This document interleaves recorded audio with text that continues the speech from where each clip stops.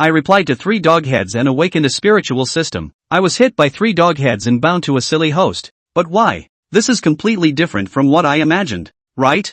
I awakened a system called Lu Ruyan. But this system is 10 points off from 12 points. I was bound to a weak high school student. But being weak is one thing. Why is there no insight? I take a tomato. And you tell me it's a red flame fruit. Your rare fruit sells for 4 yuan per kilogram in tons. This is the ghost ear. Not wood ear. A rare and excellent spiritual material that is not being snatched up. Is it that your host's brain circuit is abnormal? Is it that your system's brain circuit is abnormal? The sudden appearance of this voice in my head is really giving me a headache. I can't even buy groceries in peace. At this moment, a little cat emerged from the bushes nearby. It was the stray cat Tiger 2 that I often feed. I instinctively bent down to pet the cat. Meow. Detecting the approach of a lord-level creature. What are you doing? Run quickly. The voice appeared out of nowhere again. But this time, there was a hint of urgency and fear in the tone compared to previous times. I subconsciously stopped my hand from petting the cat. What lord? What cat demon? Just then, Tiger 2 rubbed its head against my leg. Oh my.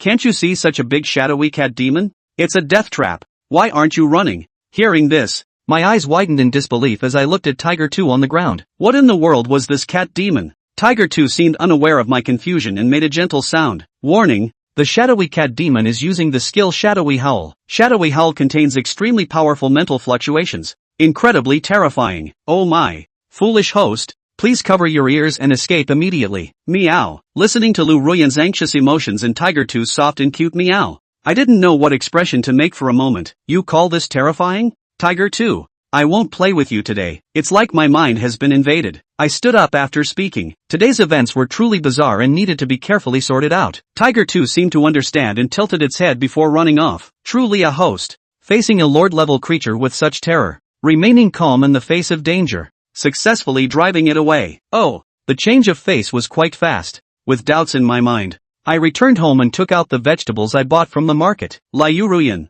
can you tell me what these are again? I've already told you once. Go check the Encyclopedia of All Things yourself. I opened the Encyclopedia of All Things, and it was already open. Current material category entries. 2. The 2 vegetables identified at the market were now presented in a different form. Red flame fruit, born by absorbing the chi of the earth fire. It has miraculous effects on practitioners of fire attribute techniques. Shadowy ear, grows in extremely dark places. Formed by absorbing the essence of the moon. It is the best choice for cultivating mental power. Oh no! Liu Ruyan was actually telling the truth. In addition, both of these entries have an option to claim rewards. I've watched a lot of videos over the years. I already have a rough idea of how this system works. Claim rewards. I muttered softly. Instantly, a warm stream surged from within me, sweeping away fatigue, clearing my mind, filling me with energy, even turning the large block of abs on my stomach into 2.5. Liu Ruyan was actually telling the truth. And my mood instantly improved. Looking at the system interface showing the time exactly 1 year later,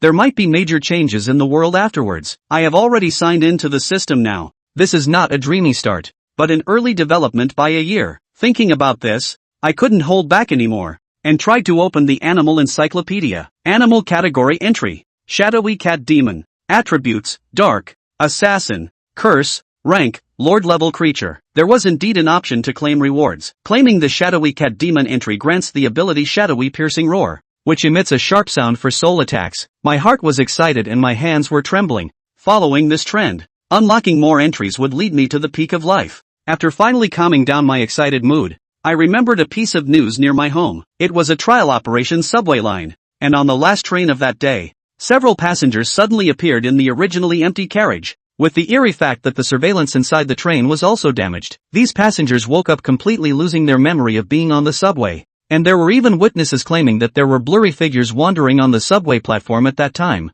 But when they approached, these figures suddenly disappeared. All these phenomena revealed something suspicious, and even experts and scholars could not provide a reasonable explanation. Later, I decided to go to the subway station to take a look. I had a good harvest when I went to the market before. So this kind of suspicious place should not be bad either. At that moment, a text message suddenly interrupted my thoughts, and the name that appeared on the screen made me slightly stunned. It turned out to be my school flower girlfriend Lin Shiyu, whom I hadn't contacted for over a month. Why was she looking for me now? Su-hu, I have been happy to know you for the past 2 years, and I think you have been too. But we both need to grow up and face a broader world. I have found my own path, and I have received the admission notice for Tsinghua University. Let's break up. Looking at these messages, my heart was calm. After all, she was a Tsinghua University candidate and the dream girl of all boys. It was reasonable for her, who excelled in academics, to break up with me, a struggling undergraduate student. I gave a bitter smile and simply replied, "Okay, this woman is ruthless,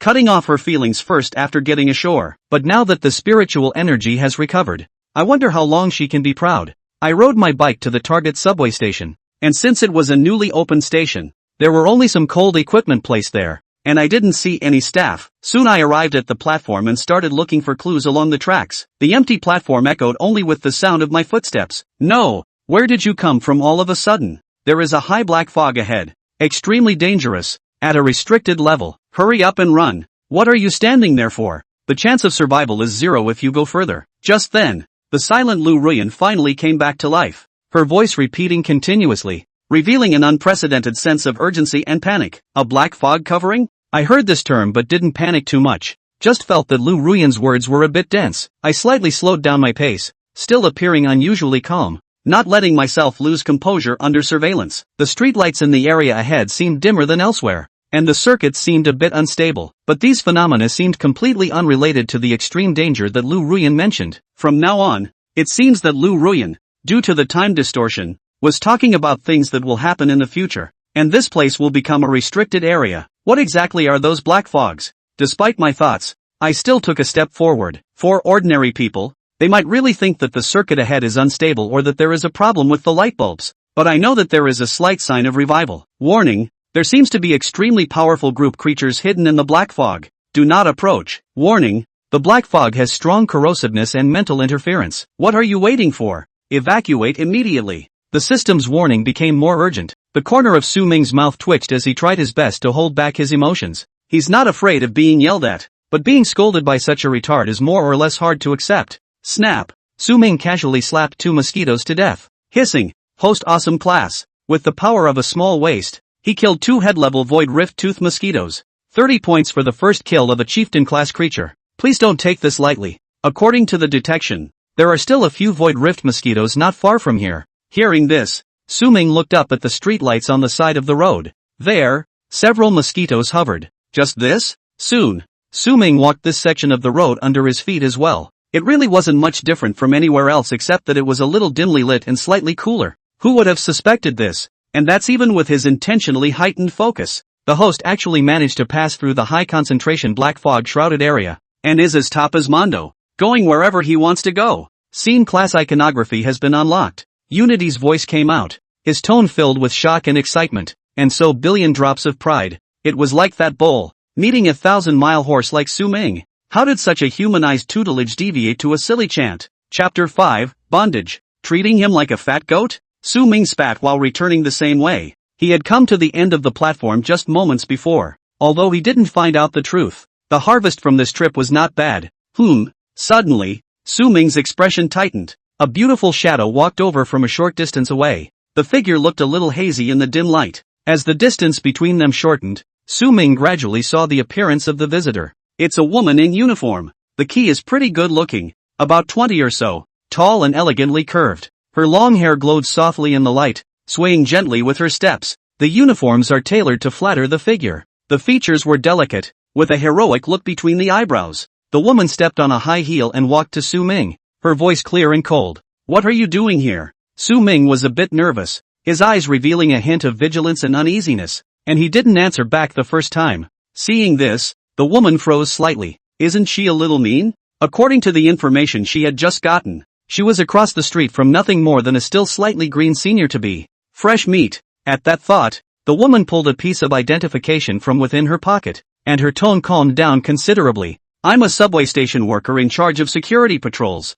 Su Ming placed his eyes on the documents. "The woman's name is Wang Qian." Su Ming breathed a sigh of relief and stammered a bit as he spoke. "Sis, I heard them say this subway station was creepy, so I thought I'd check it out before school started." The corner of Wang Qian's mouth rose when she heard Su Ming address her. "You should have seen the news earlier." "That's right, this place does get infested with outlaws, so we've stepped up our patrols." "You're a student. It's better if you don't run around at night. I'll walk you out." "Thank you, sister." Su Ming behaved himself. Life is all about acting. The two walked side by side, toward the outside of the subway station. Without another word, exiting the station, Sumin thanked him again and got on his bike. Wang Qian watched his figure disappear into the night, the softness on her face replaced by a touch of seriousness. Target has left the subway station area. No unusual behavior detected. Bureau Wang. It's just an ordinary student. There's no need for them to follow, right? As soon as the words were out of his mouth, a reply came over the intercom. Tell them to follow up immediately. There must be no half-assing it. The lords are taking this matter very seriously. It's foolproof. One failure at a time. No omission will be tolerated. Hearing the instructions, Wang Qian smiled helplessly. She was a little confused as to why she was wasting so much resources and energy on this. As strange as the disappearance is, there's no need to get so worked up about it. Is there? The manpower sent to follow up. That's special forces level. More than one student has actually run here in the past half a month. It's not unheard of for any other adventure anchors or a few people to come over drunk and strong together, go through this process every time, and secretly looking to see where they went next and if there was any unusual behavior. Subsequent rise of the public. Time and time again. Nothing works. It's really tiring. The other side. Su Ming rode his bike in the direction of the neighborhood. That Wang Qian should not be as simple as it seems. Is it the police? That Britishness is not something you'd expect from the average employee. He was average in his studies, but had experienced a little bit of everything after so many years of living alone. In contrast to his classmates, who were clothed and fed, he fumbled every day. What are the points for? Unico? The 2 mosquitoes that he had randomly slapped to death earlier had given him 30 points. Every 10 points can be exchanged for 1 attribute point. Very straightforward feature. But by the piss-poor nature of this uni, there might be some kind of point store in the future. Afterwards, Su Ming opened the new icon. Void mosquitoes. Category, dark. Flying, swarming, assassin. Rank, chieftain creature. Originating from the black mist, the void rift-toothed mosquito is known for its sharp mouthparts and high maneuverability. They can approach their prey silently in the darkness, and once they lock onto their target, they attack with lightning speed, drawing blood, often attacking in swarms, making it impossible to defend against them. It sounds awesome. Su Ming smiled. He was only interested in extracting the icon rewards. Extract the Void Rift Mosquito icon and gain the ability Phantom Assault. Phantom Attack, lock on to the target. Instantly accelerate and launch the attack. Another ability arrives. Just one word, it's ing awesome. It's a good thing it wasn't bloodsucking, or it would have been more or less diabolical. Su Ming breathed a sigh of relief. However, Unico continues to be a force to be reckoned with. Current Dark Attribute Iconography, 3, Spectral Ear. Spectral Shadow Cat Demon. Void Cracking Tooth Mosquito. Activate first level Dark Attribute Icon effect. The host's vision in the darkness is enhanced by 30% and movement speed is increased by 10%. It's custody. At this time, he was really a bit unable to sit still. He didn't play a lot of games, so he's familiar with this stuff. The bike underneath him was being pedaled up out of excitement. Unico is stupid, but the benefits are real good. Ka-ching. Suddenly, a crunching sound came out. The chain of the cottage bicycle broke because of Su Ming's excessive force. Inertia carried the car skidding forward for some distance, then slowed to a stop. Su Ming had one foot propped up on the ground. His face was a little odd and his mood was complicated. What's wrong with suddenly not being able to laugh? Luckily it's not much farther. Su Ming shook his head and got off the bike, gently patting the seat. Take a shortcut home. The path seemed especially quiet at night, with only the occasional insect song and distant lights for company. Su Ming pushed the cart, his footsteps not slowing down as he contemplated the new abilities that Unity brought with him. There's also a new scenario-based iconography, if I remember correctly. Sha. Suddenly, a subtle movement broke the tranquility of the night, awakening Su Ming from his contemplation. Su Ming looked ahead. Under the moonlight, 3 figures gradually became clear, blocking the road ahead. The man at the head of the group was stout, with some unkindness in his eyes. Su Ming slowed down his pace and had some sort of guess in his mind. It was late at night, and in such a secluded place, these people seemed to treat him like a fat goat, right? A few scum under the rule of law. If it were in the past, he would have pulled his legs out and run without saying a word. But for now, he was going to see it through. These kids nowadays, they don't have any sense of safety. Running alone in such places at night, all learning to be stupid. Just the thing to teach them a lesson and pay their tuition. Not necessarily. What if people want to come and get high on pretty girls? A few people had a talk and a laugh and came to Su Ming's side. In the next moment, the man at the head pulled out a sharp dagger with a grim smile. The blade, glinting coldly in the moonlight. Kid, the brothers won't give you a hard time. Hand over all the money. Cell phone. and payment passwords you have on you and get the hell out of here. If you don't want your parents to collect your body, don't play tricks. This little fat goat. They're going to slaughter it. Chapter 6, Burning Incense to Thank You All Later. Little Gundam. Not far. Two men dressed in black blended into the night. One of the young men frowned and grumbled in a low voice. In this day and age, how can there still be so many shameless people who tarnish the country's image and harm their compatriots, and who must sit in jail? Brotherly, let's hurry over there, and count this kid lucky to have us watching in secret. Take it easy. The older man pressed the young man who had spoken, his eyes revealing sophistication and calmness. Let's take a look first. At times like this, it's better to see this kid's depths, and these robberies normally don't dare to lay their hands on people. As long as they hand over their stuff honestly, they usually don't take a life. Really need to suffer some flesh and blood, but also counted to give this kid a memory, so as not to eat a big loss in the future. The two of them conferred while silently moving a bit closer to Su Ming's few people. Let's see what this kid will do first. If things don't go right, we'll go out and save the day. The man took a deep breath. He knew it was risky, but sometimes it was all about the gumption. In place, Su Ming took a deep breath, acting a little nervous. Show the enemy weakness first. Exchange all 30 points for attribute points. Add 1 point of strength and 2 points of agility. Money is impossible to give. If these people don't grow up, it's a good time to try your hand at them. It's hard to find live targets these days. Adding power is for punching the bastards to death in one mangled punch. Adding agility, on the other hand, was too disgusting for him to think these people were dirty and next to him. With his far superior attributes coupled with his treacherous abilities, he was invincible, and just to be on the safe side, he directly added all of his attribute points without the slightest reservation, firing on all cylinders. I don't have much money on me, and I don't want to give my cell phone, so can you let me off the hook for once? I'll burn incense and thank you later for the expensive ones. Su Ming slowly opened his mouth, his voice a little weak. Hearing this, the three men exchanged glances,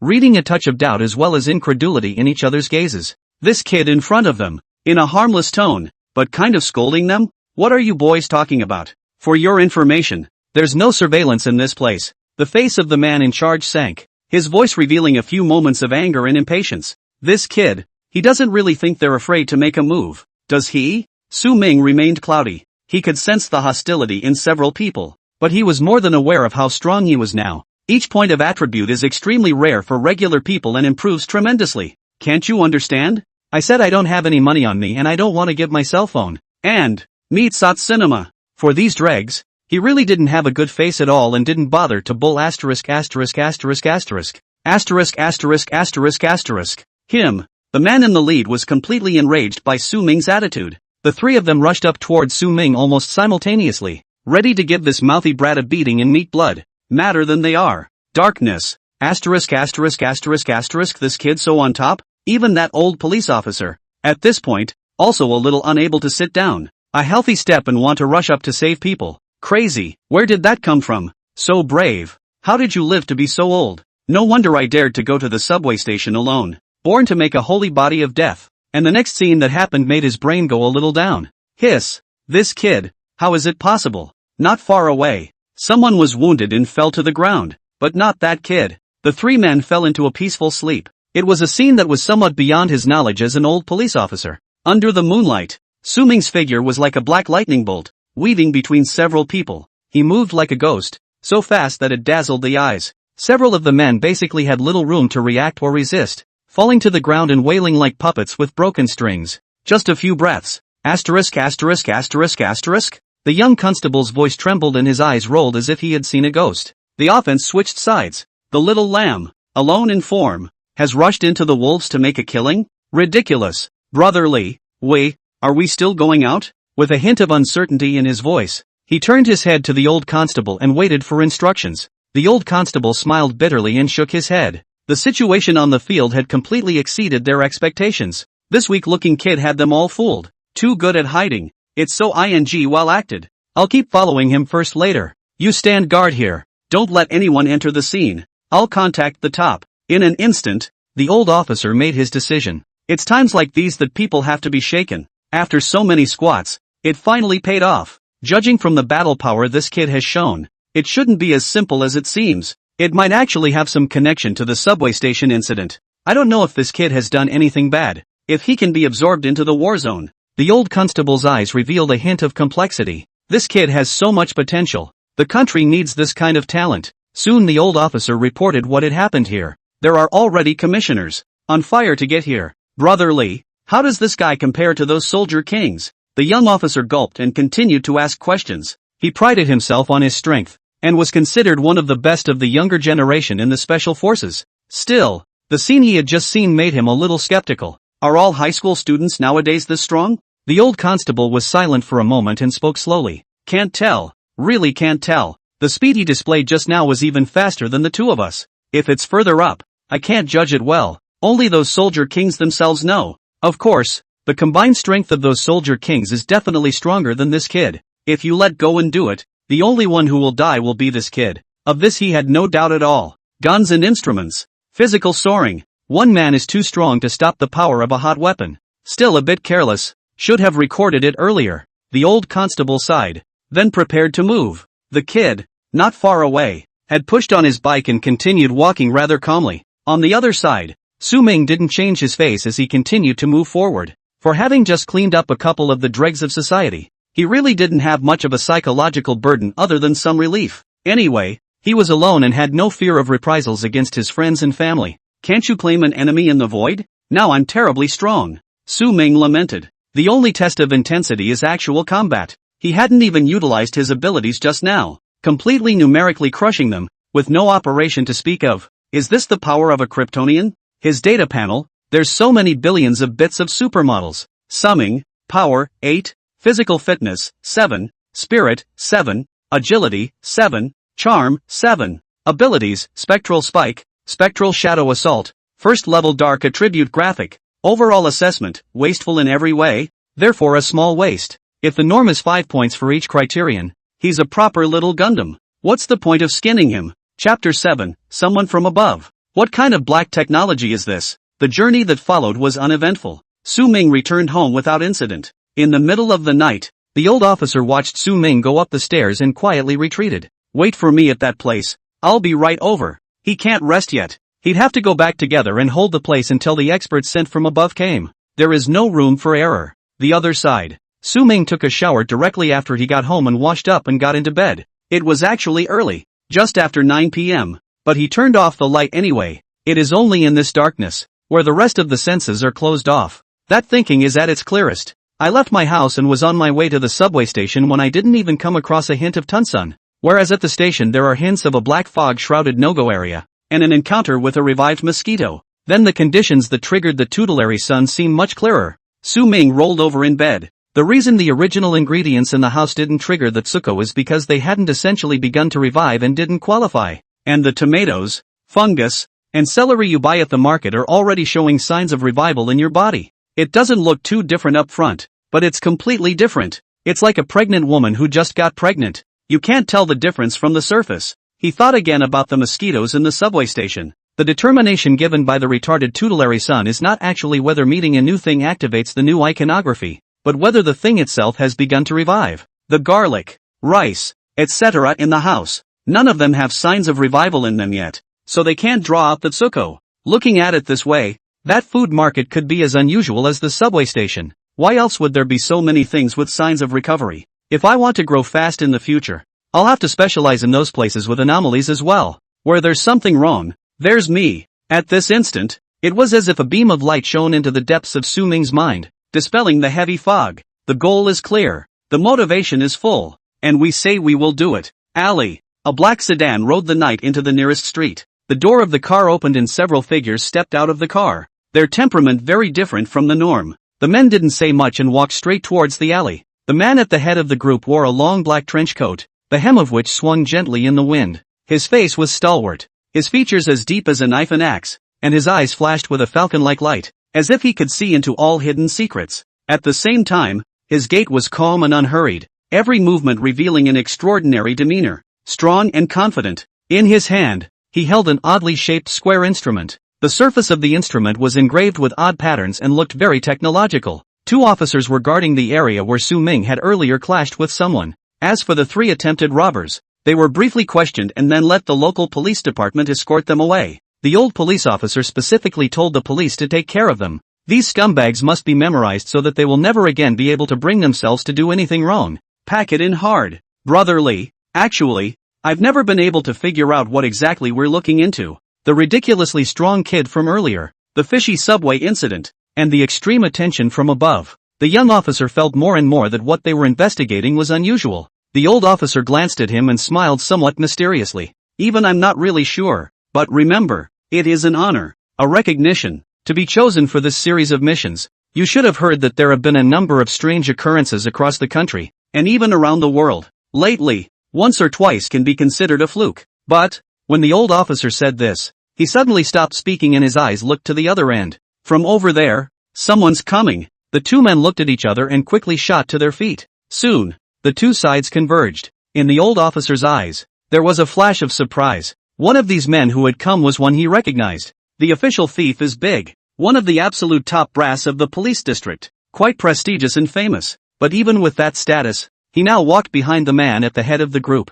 Who the hell is this guy? Earlier in the call, it was indicated that a specialist would be arriving. What could be ascertained today was that the man at the head was the so-called expert. They hoofed it straight to their city on a plane after receiving the news. The soldiers were quick and not at all delayed. Thinking about it, the old officer quickly stepped forward to make the handoff to a few people. The man in charge nodded at the two officers and climbed into a brief conversation. The general situation was previously communicated over the phone. After that, the man walked straight towards the place of conflict with quick steps. As the crowd watched, he slowly closed his eyes. What's this preparation for? The old officer stared slightly, his eyes full of incomprehension like the young officer next to him. Other than them, the three others who came had a much more serious expression. No one said anything, and the atmosphere was a little quiet for a moment. Right in the center, the man had his eyes closed and seemed to be feeling something. I don't know if it was an illusion, but the air around him seemed to fluctuate gently with his breathing. It's probably a heat wave. Dozens of seconds later, the man opened his eyes. His brow furrowed slightly and he shook his head gently, seemingly in some confusion. The old officer opened his mouth, but still said nothing. The big man hadn't even spoken, so he'd just watch obediently. Is there really no way to find surveillance footage in this neighborhood? The man opened his mouth. The old officer nodded helplessly. It's all been checked. And indeed it's not. It was also my fault that there was no live video at the time. The man waved his hand and stopped dwelling on the issue. He was still a little skeptical that the kid the two were talking about could really reach the kind of speed described. I don't see anything out of the ordinary so far. Move the machine. The man made up his mind, and then set his eyes on the instrument that he carried with him. This stuff, it's extraordinary. The instrument was not large. The body a deep black with intricate silver circuits inlaid on its surface. There was something strange about the way these loops shimmered in the moonlight. It's like the bloodline of a living thing. In the center of the instrument, there was a transparent crystalline sphere filled with a slowly flowing blue liquid of unknown origin. The man touched the instrument gently,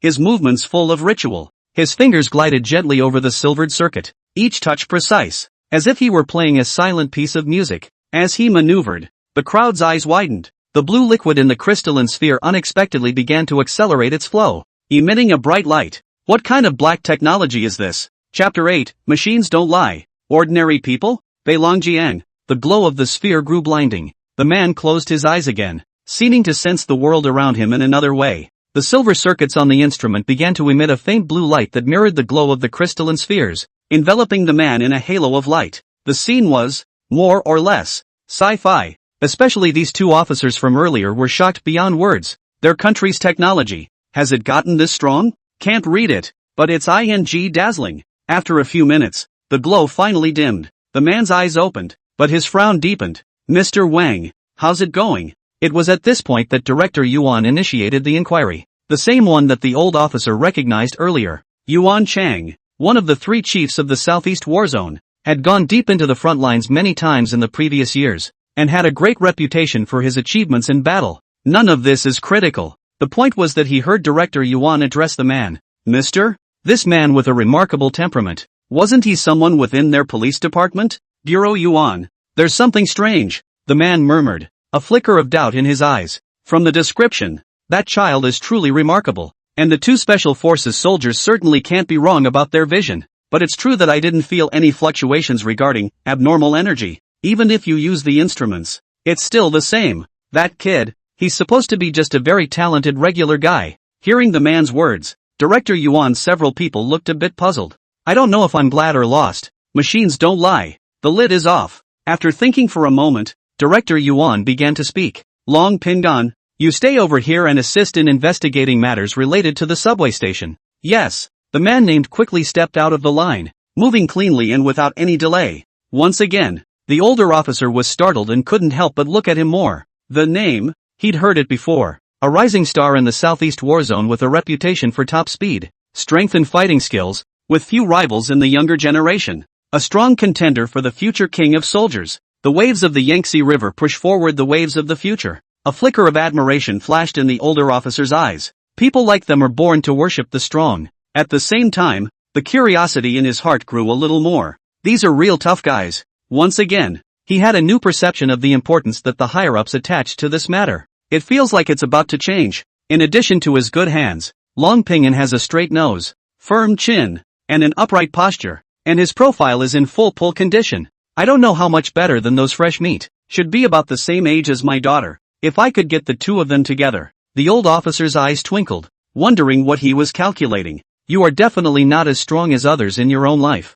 But if he could hear such a strong man call himself dad, he could wake up smiling in his dreams. Immediately after that, Yuan Chang and his group first followed the old police officer to the local Special Investigation Bureau. During this period, Mr. Wang used the instrument again at the subway station. And this time, a faint red light appeared on the instrument. Don't say anything about this to anyone but us. This is a state secret. Once leaked, it can be treated as treason at the highest level. The group came and went quickly, leaving in the early hours of the morning with the trip drawn out. Long Pinyin was left alone in Zhangzhou. As for the results of the investigation into Sumin, it's about being able to follow up and get on a little bit, but not affecting people's lives. To put it bluntly, that means no deliberate attention. After all, one has to trust Mr. Wang and the machine specially equipped by the state. Just a somewhat powerful, normal person. The old officer was full of smiles and patted Long Pinyin's back. Little brother Pinyin, you haven't eaten yet when you first came to Zhangzhou, right? Go and eat at my home.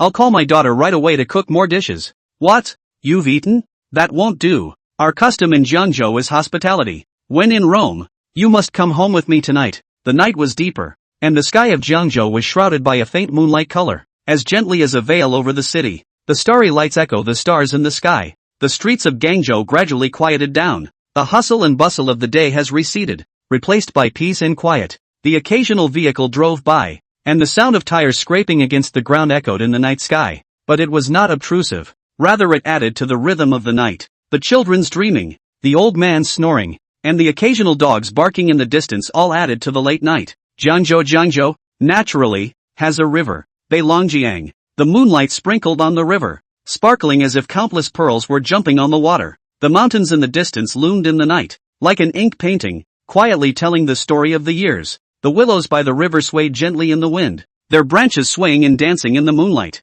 No one noticed at this time that a faint layer of silver mist rose above the river. The silver mist flowed slowly over the water, as if alive, swaying gently with the breeze. Deep in the river, an occasional low, mellifluous chirp came from the water. Like an ancient whale song, it pierces the water and echoes in the night sky. On the willow leaves by the river, tiny dewdrops began to glitter strangely, like jewels set among the branches and leaves, swaying with the willow branches. At the same time, some unknown grasses under the willow tree began to grow at a rapid pace. On their leaves, they seemed to have some strange patterns and emitted a faint fragrance. Insects in the vicinity, the behavior started to become a bit unusual. They seemed to be attracted to some kind of power, or draw strange patterns on the ground, or build tiny mounds of dirt in the corners. It seems pointless and seems to follow some unknown rule. The other side. Su Ming has fallen asleep. Perhaps he was too excited during the day and he had a dream. The dream begins with a vibrant forest. The trees towered over them, their branches and leaves shimmering with emerald green light.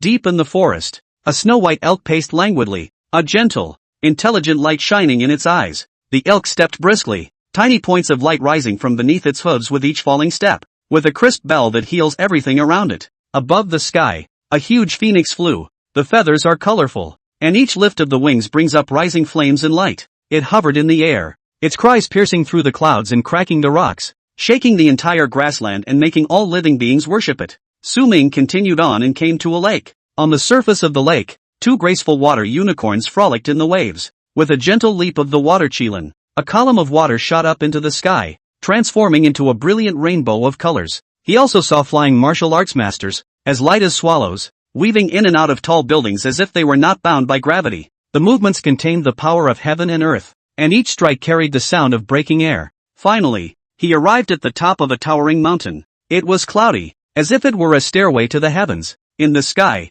a giant dragon tumbled through the clouds, interspersed with lightning and storms. A dragon's roar made heaven and earth tremble. Su-ming stood at the edge of the cliff, holding a long sword in his hand. A long sword that looked so ordinary that it couldn't be any more ordinary. In the next moment, the giant dragon moved, and so did the entire mountain. Rocks rolled down from the mountaintops, and the earth cracked under its might, as if the whole world trembled under its impact. How can mortals dare to block the dragon that breaks the sky? The dreaming Su-ming seemed to move as well, his movements slow and subdued. There were no fancy sword moves, no exaggerated movements. He simply waved his sword as if waving off an old friend. Naturally, without thinking, the tip of the sword sliced through the air without bringing up a single wind sound, without stirring up any waves. The sharp claws of the giant dragon had already touched Su-ming's head. It was also at this moment that its body stalled in midair, cracked in half, and dissipated into countless points of light. Dragon? A sword chop. Chapter 9 Dreams. Incarnation. The forest in the west? He was terribly strong in the dream. As the dragon dissipated, the dream began to crumble. Son. At that moment, Su-ming vaguely heard a call. The voice, so gentle. Su-ming's mind shook and he quickly looked up. His gaze pierced through the layers of broken scenery, and above the clouds, he saw two blurred figures. Their faces were unreadable, as through a thick layer of fog. Su-ming opened his mouth and tried to respond, but found that his voice was blocked in his throat. A little anxious, he began to struggle, but could only make a silent hiss. The next moment, Su-ming moved. He flew up toward the sky. Out of nowhere, he was bound, making it difficult for him to move or move an inch. But what's the harm in that? Su-ming reached out his hand, desperately trying to touch the figure in front of him, but the distance was like a mockery of his efforts. Just out of reach, just out of sight, so close. Su-ming felt a sense of powerlessness that he had never felt before. His heart was beating wildly in his chest, his forehead covered in cold sweat, his eyes red and his face distorted.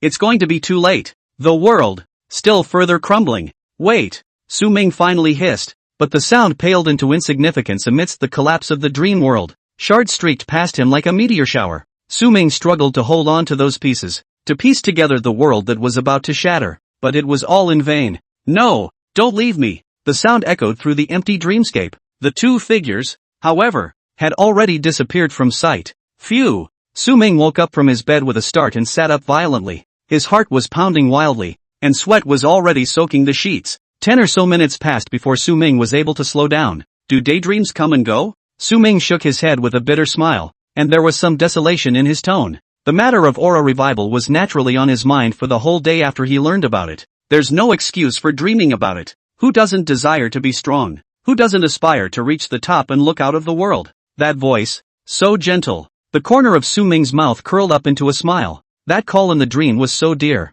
Su-ming knew that his father and mother had actually been hidden in the depths of his memory. He just didn't want to think about it or dare to think about it. According to the newspaper accounts, and Grandma Land, both his mom and dad died in the car accident when he was 1 year old. The entire car, along with the car, fell off the cliff. No one survived. The scene was so bloody and gory that it was impossible to see what it looked like. He was a year old at the time and naturally was not involved in the aftermath of the crash. All he remembers of his mom and dad exists in a few pictures. In later years, Grandma raised him alone. 2 years ago, Grandma left too. Since then, he has been alone, living in this familiar and unfamiliar city. Nope, it's survival. I miss you guys. After slightly calming his mood, Su-ming rolled over and got out of bed. He had to live a good life to be able to live up to his grandmother's years of suffering and teaching. With all this fuss, it was 6 in the morning. Pack up and get ready to report to school. Today is September 1st. He's also a true senior now. Su-ming's room was lit by a faint light. It's the break of dawn. After washing up, Su-ming gently walked to the window. Hands on the curtains, a deep breath, then a sharp tug. Hopefully today will be more promising. The curtains slid open and the dimness of the room was dispelled. The morning light poured into the house like a spring, illuminating every corner. The world outside the house is a picture of a newly awakened world. A reddish-orange sunset was slowly spreading on the eastern horizon, bringing the first rays of warmth to the quiet morning. Inside the neighborhood, some old people have already started their morning exercise. Calm and collected, Su-ming's gaze crossed the neighborhood's fence and cast to the street outside. On the street, several breakfast places were already lit up. Smoke curls up with the morning mist. Fries rolled in the frying pan and the soy milk machine roared. In the steamer of the bakery, the white air is soaring, and drawers of hot buns and steamed buns are waiting to come out of the oven. Go out and eat. Su-ming came to a few moments of interest. Since he knew about the upcoming change, he was a little stressed about school. Can't learn a thing. Soon, Su-ming descended the stairs and walked out of the neighborhood. I didn't even pay much attention to it before, and now it's an afterthought. So there are so many people out there this early. Everyone has their own thing to do. The smoke and fire grew thicker on this street. No matter what the future holds, it is still important to enjoy the present. Cherish the moment. Su-ming entered a xiaolongbao store and ordered a cage of freshly baked xiaolongbao and a bowl of steaming hot soybean milk. Small dumplings with thin skin and tender fillings and mellow soy milk are simple yet satisfying. No wonder so many people came to eat so early in the morning. Old Leo, have you heard? Last night that old forest head on the west end was haunted. Right next door to Su-ming, an old woman's voice was lowered and mysteriously spoke to the side. Cheating? Which one? Oops, it's not cheating, it's haunted. What the hell? Who are you listening to again? Old Lee returned with disbelief, but couldn't help but put his ear to the ground. Old and deaf. That's what my nephew said. His roof is right next to the edge of the woods. He said that last night he saw a light in the forest. Colorful drops, accompanied by strange noises. Not like what animals call. The old woman's eyes sparkled with excitement as she spoke. Yeah, that's a little weird. Huh? Old Lee scratched his head with a curious expression. Are those boys up to something new? No like. That nephew of mine says that the light disperses like a fog 1 minute and then comes back together, and the sound is creepy to hear. The old woman waved her hand, her face even more mysterious. Su-ming pricked up his ears, and his heart couldn't help but tighten. For the old days, he would have laughed at best at these old man gossips. But times have changed. Yes, my chickens have been out of sorts these past few days. They don't chirp at the right time, as if something is making them nervous. Old Lee seemed to be intrigued and began to talk about his doubts. Yeah, so is my dog. It's been barking at the air for the past 2 nights, like there's something invisible hanging around. The more the two talked, the more excited they became. That old forest to the west? Su-ming's heart stirred and he began to think. He had a vague idea where the place the two old men were talking about was. The school has organized several field trips there. The forest was gently encircled by a clear creek, a rare piece of pure land in the city. Scattered along the edge of the forest are a few families raising a few poultry for self-sufficiency,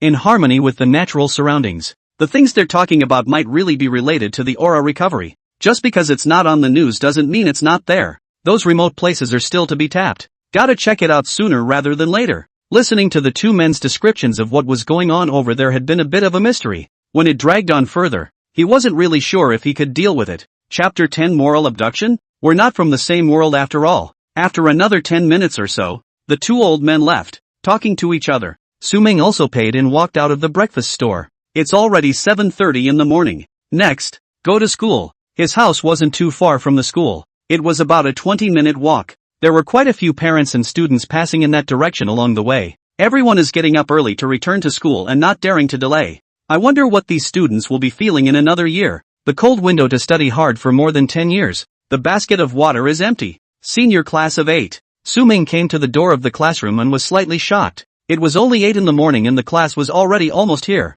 The closing time of the notice was clearly 10 a.m. The atmosphere in the classroom was somewhat depressing. A string seemed to be taut in everyone's mind. Are they all rolled like this? This is senior year. Above the podium, the homeroom teacher also saw Su-ming in the doorway and frowned slightly. He's late, and he's empty-handed. He's got nothing with him? If you want to change your destiny, how can you do it with this kind of awareness? She was well aware of the situation at Su-ming's home and wished that Su-ming could work harder. Otherwise, when you graduate from high school and enter society, you're basically wasted without connections, money, or help. You may even become a pest to society. Su-ming walked straight to his seat. His table-mate, who had arrived at some point, it was his ex-girlfriend, Lin Shiyu, who was guaranteed admission to Tsinghua. Lin Shiyu sat in her seat without looking away. Su-ming's heart moved slightly. In the old days, she would always be the first to notice his arrival, then look up and smile sweetly. Now it's changed. Of course, none of this matters. On the contrary, it made him feel more relaxed without the burden in his heart.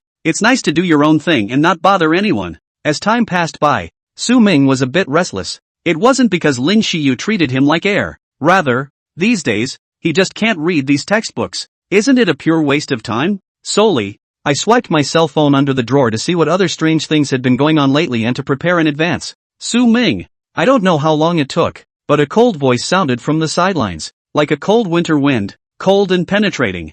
Su Ming slightly sidestepped his head. Lin Xiyu was looking at him with indifference, a hint of disappointment in her eyes. Summing, we've broken up. She spoke lightly, not a ripple in her tone. What? Su Ming was even more puzzled. That he knows. Didn't he give a reply back then? Did Lin Xiyu not get it? Thinking about it, he nodded. Looking at Su Ming's reaction, Lin Xiyu's eyebrows revealed a hint of disdain.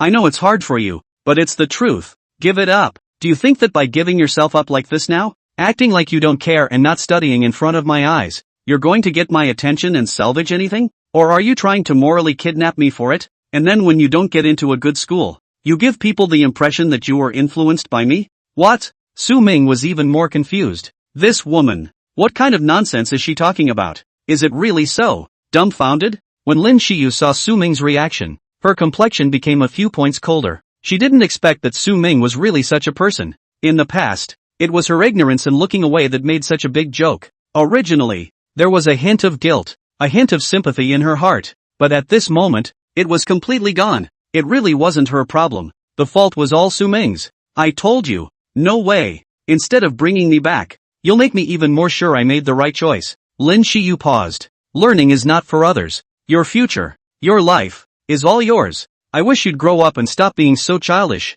Put. Su Ming didn't hold back his laughter after all. The genus is too hard to strain. So that's what he was like in her mind. Ridiculous to the core. Missy, stop reciting the spell. Don't worry. What I do nowadays doesn't have even half a cent to do with you. Like you said, we're not the same kind of people after all. After saying that, Su Ming continued to look at his cell phone. The last few moments of special affection he had stored in his heart for Lin Xiyu also disappeared without a trace at this point. He does to others what they do to him. Very reasonable. It was soon 9:40 in the morning and the class had long since arrived. The homeroom teacher at the podium began to speak. Everyone take a 20-minute break and pack what you need to pack. Classes officially start at 10 o'clock. I've posted the schedule for you. It's senior year. Not so much an opening, just get down to business. When she left, the class instantly exploded as the students chattered together. Although senior year is very stressful, after all, they are all still students and haven't seen each other for a long time. So there is always something to talk about. The gazes of many people also looked over in the direction where Su Ming was at that moment.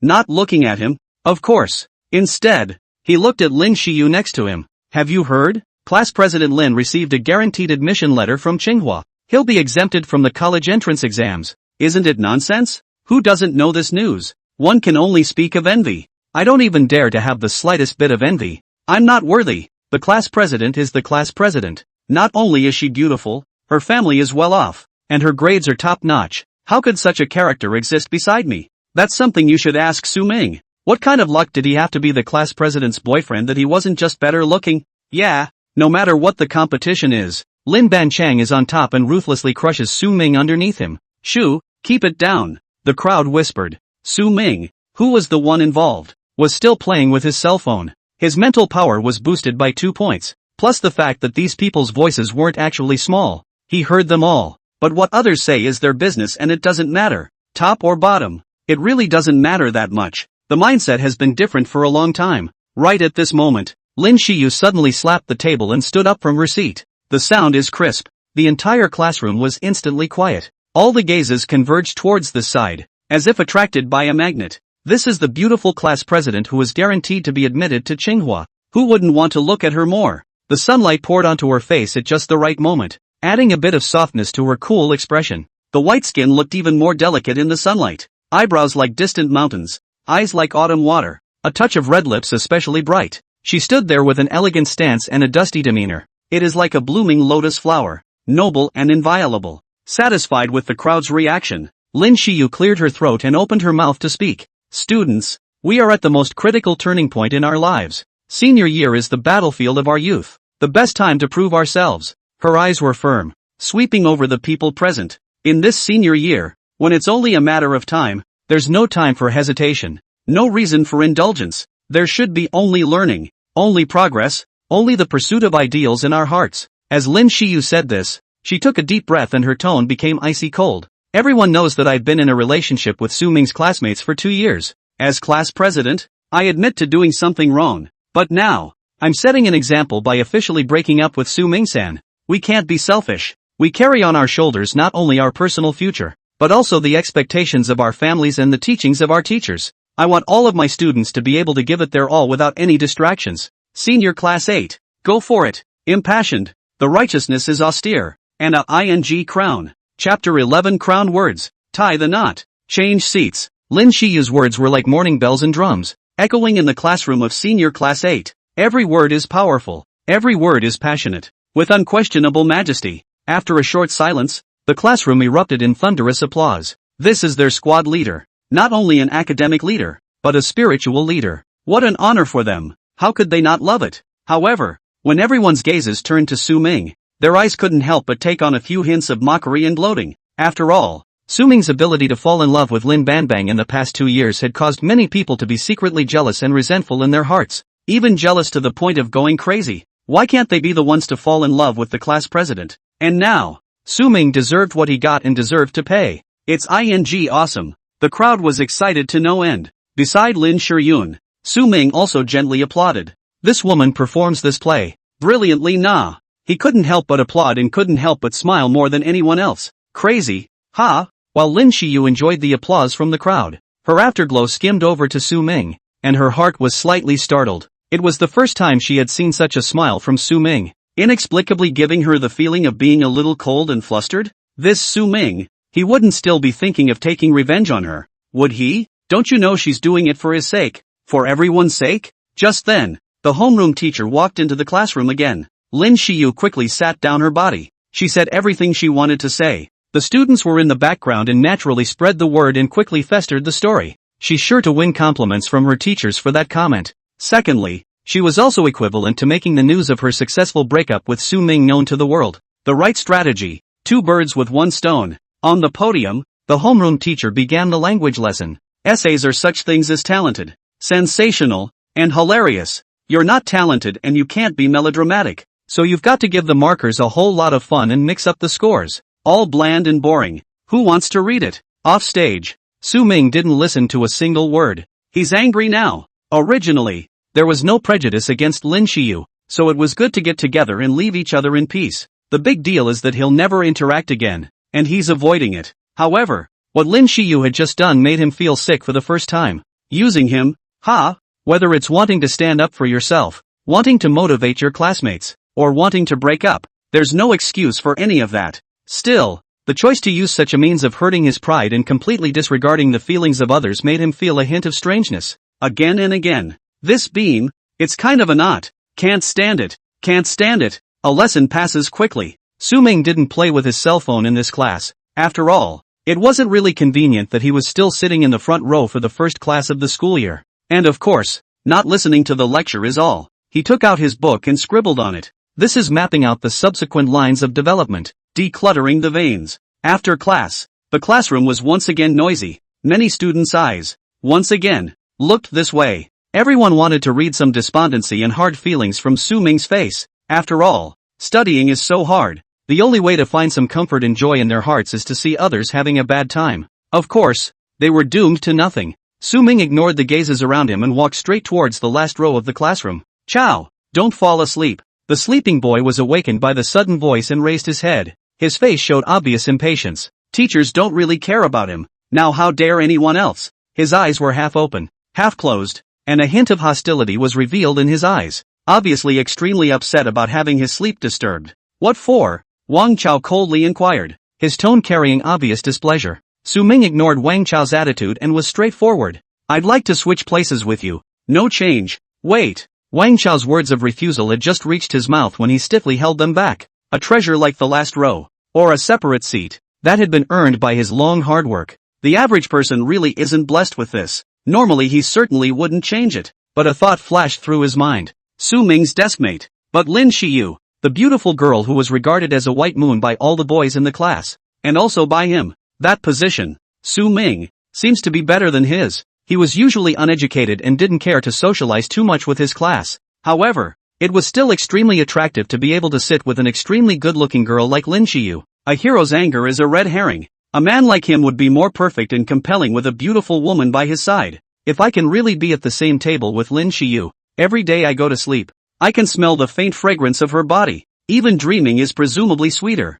Wang Chao's mind began to calculate. Although he has no interest in learning, But if he could use this opportunity to get close to Lin Shiyu, it would undoubtedly be a once-in-a-lifetime opportunity. Say one thing you shouldn't. He even spent many nights practicing his craft work alone with Lin Shiyu's clear and elegant figure in his mind. With a unique charm like mine and a monetary attack, I might even be able to get her to gradually become enamored with me. The domineering bad president and the sweet, well-behaved schoolteacher. TSK, TSK. Wang Bei became more and more excited as he thought about it. What's wrong with him not getting good grades? Wouldn't it be more of a testament to strength to just take the schoolteacher's girlfriend? Okay, deal. Wang Chao finally nodded, a hint of undisguised excitement in his voice. But can she say yes? Why should she say yes? I'm the one who switched places with you. It has nothing to do with her. Su Ming replied with a smile. Things look like they're coming together. Soon, the two began to gather their belongings and prepare to swap seats. Both parties are satisfied. For Su Ming, as long as he sat in the last row, that would inevitably lessen the attention of his teachers and classmates. He wanted to swipe his cell phone and it was easier to record and plan things. The surrounding students, naturally, noticed the commotion over here. Curiosity was whispered. Hey guys, look, it looks like Su Ming is switching seats with Wang Chao. Su Ming is willing to change? He's sitting next to class president Lin. Is he out of his mind? What can I do if I don't change? Lose face alone? Class president Lin has dumped him, so he's probably disheartened and depressed. Is he doing this to elicit the class president's sympathy and get back together? The class president is beautiful and kind-hearted, so he won't really say yes. Asterisk is so damaging. Also, Su Ming deliberately switched seats with Wang Chao. That's really poisonous. We still don't know what Wang Chao is like, because your family has some money. You're like a $250. Shu, keep your voice down. Will the class president still be able to concentrate on his studies if that guy changes over? To be honest, Su Ming has gone too far. Instead of thinking about improving himself, he's making bad revenge behind his back. If you can't get it, you want to destroy it. I didn't even see it before. He's actually this kind of person. The gossip of the students vaguely reached Su Ming and Wang Chao's ears, but neither one mattered. Wang Chao had always been shameless and had long gotten used to it. Su Ming directly treated them as if they were barking. Whatever they say, he just needs to get stronger alone. No need to explain. Strength is hard. When that day really comes, these people will turn the tide in droves again and start to flatter, curry favor and fawn over him. That's the way it is in this society. The weak are the strong. Dignity and reason. That comes with the strong. Chapter 12, Revenge against Su Ming. Enjoy the food. Lin Shi frowned slightly. She was somewhat surprised that Su Ming would actually do this. That's pretty funny. He doesn't think that's going to get my attention. Does he? He doesn't think that he really deserves me, does he? Lin Shiyu thought of Su Ming's earlier sneer. Is this your revenge,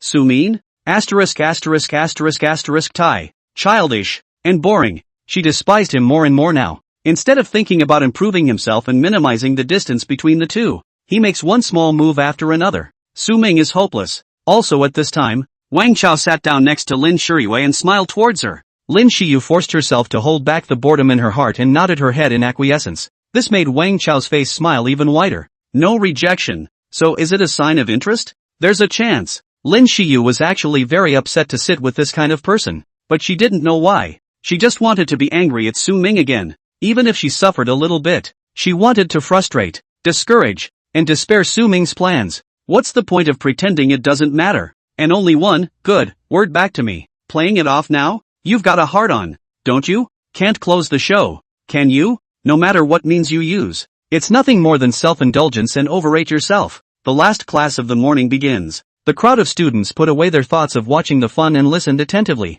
Even Wang Chao, who wanted to show off in front of Lin Shiyu at this time, did not continue to sleep. Only Su Ming sat in the last row of the classroom, swiping his cell phone. As time passed minute by minute, Su Ming was a little bleary-eyed and rested for the time being. It still feels like there are fewer channels of information just going up through the internet. A lot of more important information may still be withheld from publication. Even some of the news stories that seem bizarre and fishy are too true to tell. Su Ming sensed some drawbacks. With his current means and status, it was still too inefficient to obtain more useful information. This can't go on. Su Ming was a bit fretful, not knowing what to do. The power of the individual, after all, is still too small. Not only that, he is also restricted from running around as a senior. It's not a delay to sit obediently now and gather relevant information. Sort out your thoughts, and do some planning. But ultimately, it doesn't last long. There's nothing new for a few days at most, and you need to go into practice, into the field. If he's like this for the next year, Won't he be wasted? What's the difference between that and being in jail? Gotta do something, can't be confined here. It's probably a pain in the ass to just say you're dropping out, and you don't always get it back. This may also arouse the suspicion of someone with an axe to grind. After all, there was a wave of attention at the subway station earlier. Su Ming muttered in his heart, searching for a countermeasure. How about I commit a crime? Beat up your classmates or something? Whoever he sees as a bad influence, whoever S on him, then heal them up and give them a good smack in the face. These students are no match for him today anyway. When the time comes to take some disciplinary action, it's only right to be expelled. The more Su Ming thought about it, the brighter his eyes became. It's silky smooth, that makes sense. The bell rang for the end of class. That fast? Su Ming froze slightly inside a little. Weekday classes are boring and long. Now he just swipes his phone and a lesson is gone? After class, the students met and headed to the cafeteria. Su Ming is ready to go out to eat. Although the school cafeteria is said to be free, he doesn't have to think about saving money now like he used to. Must eat well. Su Ming. Wait. Just then, Wang Chao called out to him. Something? Su Ming slightly sidestepped his head. Wang Chao wrapped his arm around Su Ming's shoulders in an affectionate manner. Su Ming, let me treat you to lunch at noon. Let's have a good chat. Wang Chao's tone was spontaneous, trying to look like a big brother. Su Ming calmly shook his head. No, I have things to do. What did he have to talk to this guy about? Pure and simple delay. A trace of displeasure flashed across Wang Chao's face, but he still managed to be patient. Su Ming, you've been in a relationship with class president Lin for 2 years. You should know what things she likes, right? Hearing this, how could Su Ming not understand Wang Chao's meaning? This was to court Lin Xiyu and see if a toad could eat swan meat. Want a fart to eat? He was now sort of clear on what kind of person Lin Xiyu really was. As far as Wang Chao is concerned, once he is trapped, he can only play himself to death. There was not the slightest fluctuation of emotions in Su Ming's eyes,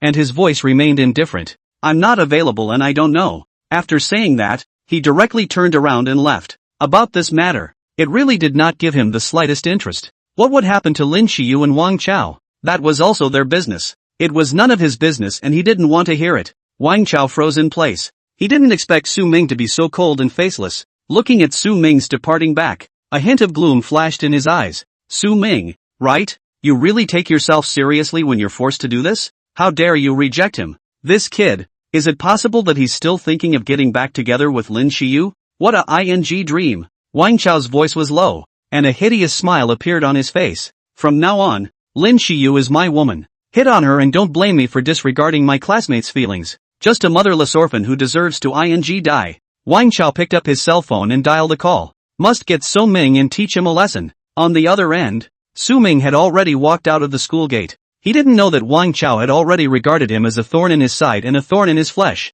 nor did he know that a retaliation against him was being planned. At this time, he had already walked into a Chinese restaurant called Chui Zhu Xian. This pavilion is decorated in a rustic and elegant manner, with a bamboo and wood theme inside. A few ink paintings hang on the wall, creating an atmosphere of serenity and tranquility. The light aroma of tea wafts through the museum, making you feel tranquil upon entering. Great place. Su Ming casually made a comment. This Chinese restaurant is not too far from their school. He had only seen it outside before because he couldn't spare the money. Su Ming chose a seat by the window and sat down. The afternoon sunlight poured through the window onto the desktop, providing him with a touch of warmth. It turns out that senior life can be so pleasant. Since it was noon, there wasn't much in the pavilion. The waiter quickly came over and handed over the menu. Su Ming browsed through and ordered a few of the restaurant's signature dishes. 1 serving of steamed sea bass, 1 serving of kung pao chicken. An additional serving of seasonal vegetables is also included, as well as a bowl of fragrant rice. It adds up to less than $80, which isn't particularly expensive.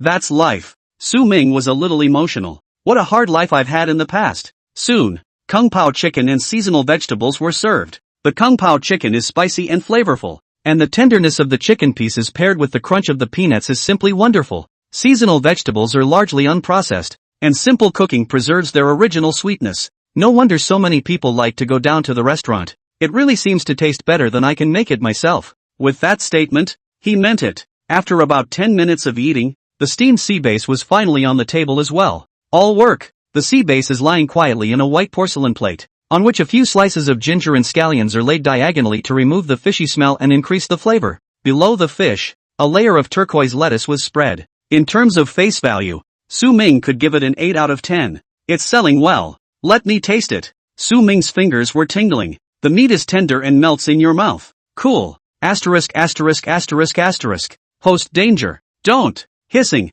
Warning. The host is devouring a lord-class creature. The bishop's lanyan fish. The flesh of the bihai lanyan fish contains extremely strong energy, and with the host's current wasted physique, there is a risk of body explosion. Host. Have a good trip. Ha? Su Ming was completely confused. Chapter 13 Aqualanin Fish. Healing? Traveling to the White Dragon River. The sudden voice from Unity gave Su Ming a start. He hadn't expected a meal, the most relaxing of times, to bring out the Tsuko. Almost choked. This Tuzi, doesn't he even have a sense of boundaries? Su Ming put down his chopsticks and a sense of absurdity surged in his heart. He looked at the steamed sea base on his plate once more, with more than a little complexity in his eyes. That's it? Surprisingly, it's a lord-class creature? An ing slaughtered, cooked, and then eaten by me? The key kinda smells good. Su Ming himself was a little tense. Immediately afterward, Su Ming took another taste. It's even better. He simply ignored what Unity-san said about energy overloading and exceeding the load.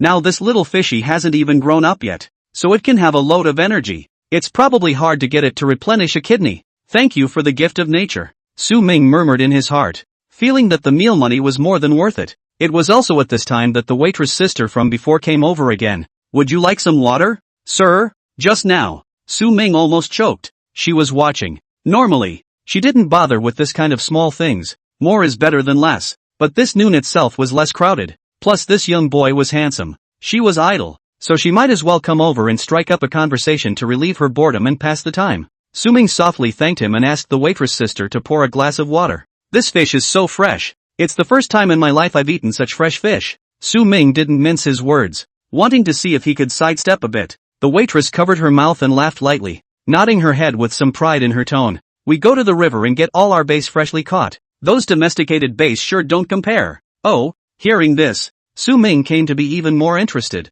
River? Which river? Su Ming went along with this topic and chatted cozily with the waitress sister as they ate. After another 20 minutes or so, Su Ming stepped out of the store and the heat wave hit his face. Just now, Missy even added WeChat with him. The sun was blazing down on the tarmac, baking the ground to a crisp. It's almost 1 p.m. The first afternoon class is at 2:20 p.m. Su Ming narrowed his eyes slightly, somewhat torn. He was thinking about whether he should visit the White Dragon River now. According to the earlier conversation with that young lady, the perch in their restaurant was specially fished from the White Dragon River. At this very moment, the trees along the road stood still, their leaves a little amiable from the sun, no longer as bright green as in the early morning. The streets were empty and the heat made people opt for rest and shelter. A few occasional cicadas chirping in the shade of the trees were still relentlessly talking about the summer heat. Cicada, why do you keep calling when everyone else is resting? I'm embarrassed to swing for the fences when you're so persistent. Su Ming let out a bitter smile and made up his mind. Even if you're short on time and hot, take advantage of this time at noon and head over to the White Dragon River. When evening comes, many people drag their families down to the river to cool off. At that time, there were a lot of people, but it was not convenient for him to operate. Unico, check out the new creature icon. Su Ming meditated in his heart. Biological class illustration. Bikai Lanin fish. Category, water attribute. Priest, marine life. Rank, lord creature. Also known as ocean singers, they often inhabit the depths of aura-filled waters and live by absorbing the essence of water and the aura of the moon. And their songs have the magical power to purify the soul and heal wounds. After reading the introduction, Su Ming was slightly stunned. Priest? It seems to be a healing creature. Thinking about this, Su Ming was a little hot. Whether in combat or in everyday life, safeguarding lives is always the most important thing. Having the ability to heal and recover is undoubtedly the key to surviving and thriving in this world. Just look at how much money those hospitals make and you can see the importance of this stuff.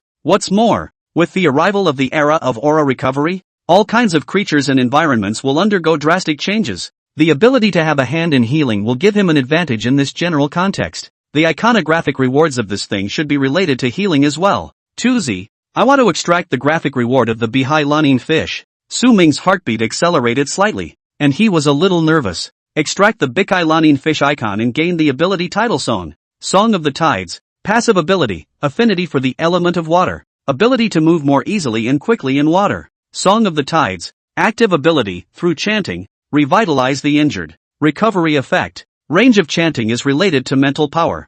Unico is awesome. Su Ming was in a good mood and couldn't help but praise him. The heart wants what it wants. Not only does this ability have a healing effect, It also comes with a swimming proficiency, true moral, intellectual, physical and aesthetic development. Slightly calmer, Suming swept a shared bicycle and headed towards the White Dragon River. The power is all that much more adequate. The White Dragon River is some distance away. Even on a bike, it's estimated to be a good 20 minutes. Suming rode along the streets, but he couldn't feel the slightest bit of coolness. Even the wind is hot. Passing through several streets, Suming finally arrived at the edge of the city. The buildings here are noticeably much thinner and the view is much more open. This weather, though, doesn't seem to be that hot. Suming also saw the river in the distance. The wide waters of the Bailong River shimmer in the sunlight, like a silver dragon snaking around the edge of the city. Suming sped up and the bike sped along the riverside path. The wind from the river gradually grew stronger, carrying the coolness of the water vapor with it, giving him a hint of coolness that had been missing for a long time.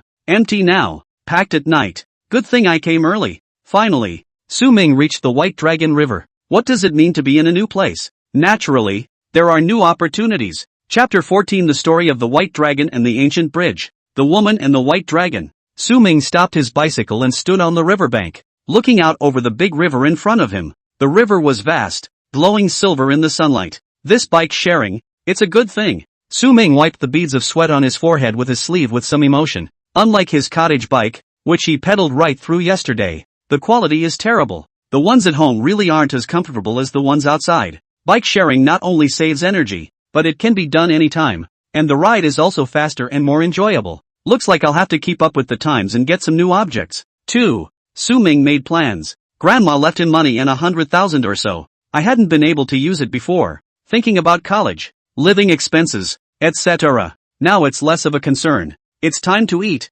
drink and change. As long as you can make yourself stronger, you won't worry about these material things later. Unico, is there a problem here? Suming rested for a moment and attempted to have a conversation with Unico. No response. This tutelary son of his doesn't give a damn about himself a lot of the time. Just like a shock. It's still up to you. Suming shook his head and started walking along the river. Earlier the waitress sister said that the base he ate was caught from here. This place, then, should already be showing signs of recovery. It was only that the area where this river was located was so large and vast that he wasn't always able to get something out of it. After 10 minutes or so of walking along the riverbank, there was still no sign of reaction from the tally. Even including Suming's own observations, there was nothing unusual. Is it just the river that has problems? You can't see anything from the shore? Or maybe that base had a resurgence somewhere else and swam over here and was subsequently caught? Suming began to wonder. As he walked, Suming's footsteps lurched and his heart felt something. If there really was a revival here, then he seemed to know where it was. Or rather, he wanted to be there. On the river ahead is an ancient bridge. At first glance it doesn't seem to be anything special, but that's just for out-of-towners. Anyone who grew up in Gangtok, even if they have never been here, has heard stories about it, and the story of this bridge. The old bridge lies quietly over the river. The stone-built bridge looks ancient and stately. It is as if an old man who has gone through the vicissitudes of life is silently telling the changes of history. Legend has it that in ancient times, the White Dragon River was not as tranquil as it is today. It wasn't called the White Dragon River then either. The river was raging and often flooded, bringing deep disaster to the people of Jiangzhou. That is, until the woman named Shiraya showed up. Bai Aya is the daughter of the Lord of Jiangzhou. She is beautiful, kind and has a compassionate heart. Whenever the river flooded, she was always the first to step forward to organize relief, and her good deeds won the hearts of the people.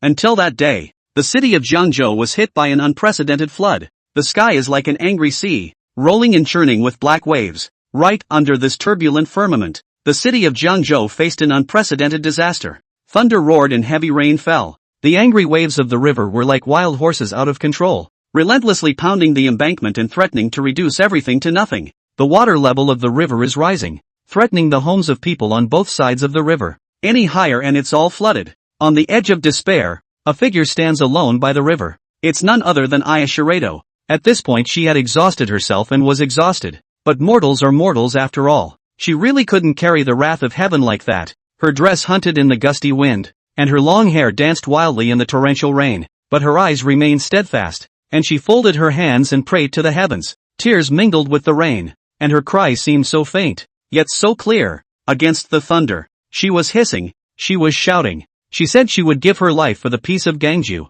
She won't run away. Even if you die, you will be with thousands of people. The people of Jiangzhou City felt this despair. Their homes, shaken by the threat of flooding, But in the face of the natural disaster, they chose to stay, chose to face the punishment of fate with Shreya. By the river, countless figures fell to their knees on the muddy banks. Helplessness and fear were written all over their faces, but more than that, they were determined and unyielding. Old men, children, women, and even those who are normally the strongest of men, all knelt in a row at this moment. They followed Shreya's example and prayed to the heavens with folded hands. The cries and shouts intertwined with the thunderstorm to form a sad symphony. It was in the midst of this despair and prayer that the dark clouds in the sky suddenly rolled over more violently and the thunder boomed. It was as if the portal to the heavenly realm had been opened. A brilliant light pierced through the clouds and illuminated the dark world. A huge white dragon emerged from the light, its silvery white scales chilling in the light of the lightning. There was some complexity in the white dragon's eyes as it let out an earth-shattering dragon roar that resounded through the clouds.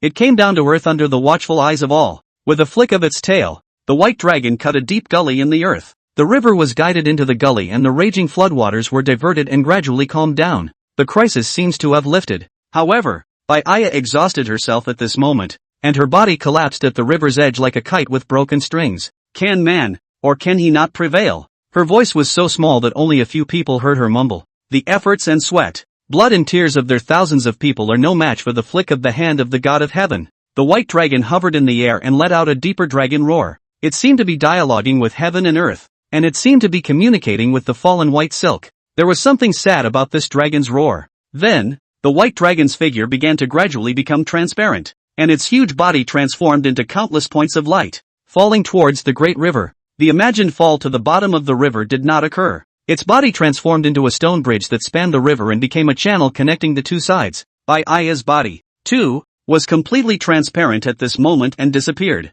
From then on, the wind and rain in Jiangzhou were favorable, and there were no more floods for several years. People are honoring the White Dragon and Shirakaba. The river was named the White Dragon River and the bridge was named the White Dragon Bridge. And they, Jiangzhou, are also known locally as Ayaju. At this time, Su Ming had already stood on the White Dragon Bridge. Under the feet is the stone plate that has survived the vicissitudes of life, and in the ears is the sound of the river gently lapping at the piers of the bridge. There is also a poem engraved on the railing of this stone bridge. The river's fury and waves are ready to pour out of the sky, and the night is not yet bright with clouds and winds. The white damask with a lonely heart stands on the head of the waves, and the rain is shocked by the tears spilling out of the river and sky. The dragon rises to the sky and breaks the firmament, and the silver armor shines in the light of electricity. The mountains and rivers lose their color at the sound of a whistle, and the torrents of water rest from their fury. The bridge is born from the dragon's soul. The moon's shadow is clear in the center of the stone arch wave. From now on, Jiangzhou will add to the scenic beauty.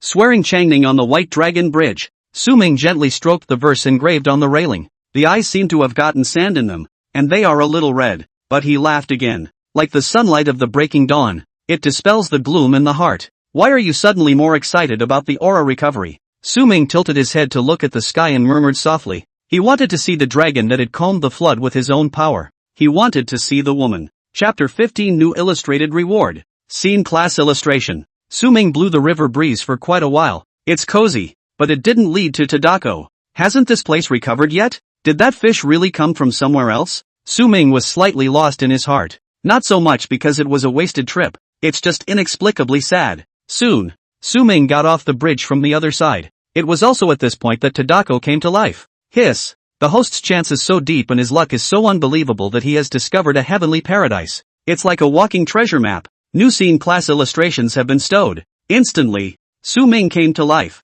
He guessed right. So those rumored stories might be true too? Since the aura is revived. If it didn't exist before, that's still called a recovery. The Cave of Heaven? Su Ming looked at the willow tree in front of him. Willow trees stood on the banks of the river, their trunks seeming thicker than their surrounding companions. The bark is a dark brown color, covered with signs of age. The willow branches are soft and long, hanging down to the ground and swaying gently in the wind. Those aren't the point. The point is that the willow leaves are full of dewdrops, glistening in the sunlight. Dewdrops in the middle of the day when the sun is blazing? It's close to having perversity written all over your face. Thinking of this, Su Ming took a few steps over and gently touched the willow branch with his hand, discovering the precious immortal wood, the Bibo Senryu. Sure enough, Su Ming's mind was shaken. He had not been wrong in his earlier concluding judgment. Most things want to be revived, provided the environment in which they are located has begun to change. Su Ming didn't rush to check the iconography. He crouched down and scrutinized the grass on the ground. There seems to be something else. The conclusion can be drawn with a touch of the hand, though, but you can't rely on the tutelage for everything. Only you are the most trustworthy. It's always good to pay attention. Observe and use your little brain. This faint fragrance seems to be coming from these inconspicuous grasses. After observing for a while, he was basically able to determine that the little grasses had also begun to undergo a revival. And the recovery should be no less than the vegetables you buy at the market at the time, because on top of the blades, strange patterns existed and the shape changed slightly. It's the same pregnant woman theory. If anything, those contraptions at the food market are only halfway pregnant. It's been at least 3 or 4 months, so I can see the signs. Rare immortal herb, cooling xianqiao, has been discovered. Su Ming put his hand up, and Unicorn's voice came out decisively, without any half delay. Yesterday at the food market, those things seem to be rare materials just like it. So far just this willow tips the scales as rare. It should be of a higher grade, right? Check out the new material icon. Su Ming did not delay any longer. Current material class icon, 5, Bibo Senryu, category, wooden, spiritual, born in the water and baptized by the moonlight. It has a beautiful form and leaves. The bark is tough and contains the essence of water. The leaves are bright green and emit freshness. The leaves and branches of the Bibo immortal willow can be used to refine elixir, which has the effect of clearing the mind and concentrating the spirit. In addition, cultivators practicing underneath it can help cultivate their mind and enhance their cultivation. Jade spirit cactus. Category, wood attribute, life attribute, Chui Ling Xian Chao. Born according to Bibo Xian Lu. Nourished by its aura. Its dew has the ability to moisturize all things. Cultivators who take its dew can nourish their bodies, speed up recovery from injuries, and prolong their lives. These are both great. Su Ming sked. It just seems that in today's world, the grass doesn't seem to produce dew. It shouldn't have recovered that far. When it has been reviving for a while and grown a bit, won't I be able to come and pick up dew to drink every day? He thinks it's feasible. The days seem more promising. In the next moment, Su Ming stood up and extracted the icon rewards. Extracted Bibo Fairy Willow icon. Spirit +3. Extracted Chui Ling Fairy Herb icon. Physical fitness +2. That is to say, rare materials add 2 points of attributes, and precious materials can give 3 points. Su Ming was in a good mood. Still not finished this time. Current wood attribute iconography, 3, Jasper Spirit Root. Jasper Fairy Willow. Jade Spirit Fairy Grass. Activate first level wood attribute icon effect. Host self-healing ability has been enhanced. Wound recovery speed increased by 20%. Feeling the changes in his body, Su Ming couldn't help but let out a groan. It's so good to get stronger. Muscles are stronger. Mind is clearer. He even felt now that those usual fruit knives wouldn't really be able to poke into his skin. If my physique was a billion times stronger, would I be able to harden myself against hot martial arts? There was some fire in Su Ming's heart. Not to mention chewing grenades raw. You should have no problem vacationing in a hail of bullets, right? Still have to catch up on getting stronger. Open the scene class icon. Su Ming continued to mumble. This one he almost forgot again out of excitement. Back at the subway station last night, he had acquired a scene-based icon, but it was then that he was just about to open it when he encountered the 3 unscrupulous thugs. When I got home from packing, I started thinking about recovery-related matters and forgot all about this one. Then went to sleep and had a very long dream that was somewhat unrecoverable all morning. While eating breakfast, I heard the 2 old men tell another strange story about the woods to the west. When he got to school not long afterward, he was laid out several more times by Lin Shiyu, and the whole thing was a bit speechless. I had a nice lunch at noon, and I even got a revitalized Bai Hawaiian fish for nothing. Immediately after chatting with the waitress lady to get information, all the way to this Bailong River without a break. The itinerary is basically pulled together. If it wasn't for the arrival of a new scene-based icon this time, he probably would have forgotten about it. Memory is just bad in old age.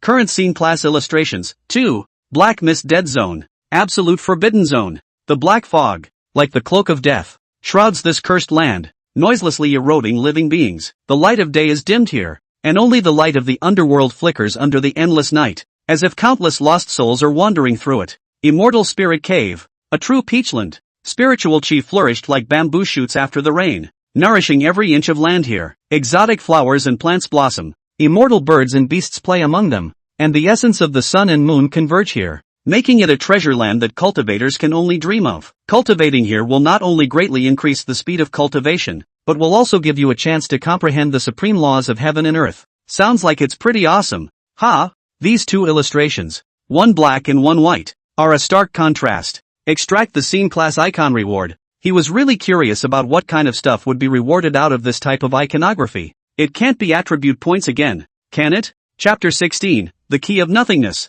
Spirit Sun Divine Tree Seed. Changing Heavens. Tadako hurriedly followed. Extracting the Black Mist Deadly Realm iconography. Rewarding the special item Key to Nothing. Key of Nothing. A plain-looking key, but the only substance in the Black Mist Dead Zone that has not been eroded. As flawless as white paper. Mue Key characteristics, pure essence. Shapeable form. Attribute empowerment. Spiritual resonance. Extracting the Immortal Spirit Cave illustration. Rewarding the special item Spirit Sun Divine Tree Seed. Spirit Sun Divine Tree Seed, a rare source of spiritual plants between heaven and earth. Nurtured by the aura of the Immortal Spirit Cave, it can grow into a heavenly divine tree, providing a constant stream of aura to the surrounding area. Hiss. After reading the introduction, Su Ming sucked in a breath of cool air. This scenario-based iconography rewards items. This stuff is good. Really? Su Ming looked at his hands. On the left and right, there is one of each. The key on the left is as plain as it is on the presentation. The material seems to be somewhere between transparent and solid,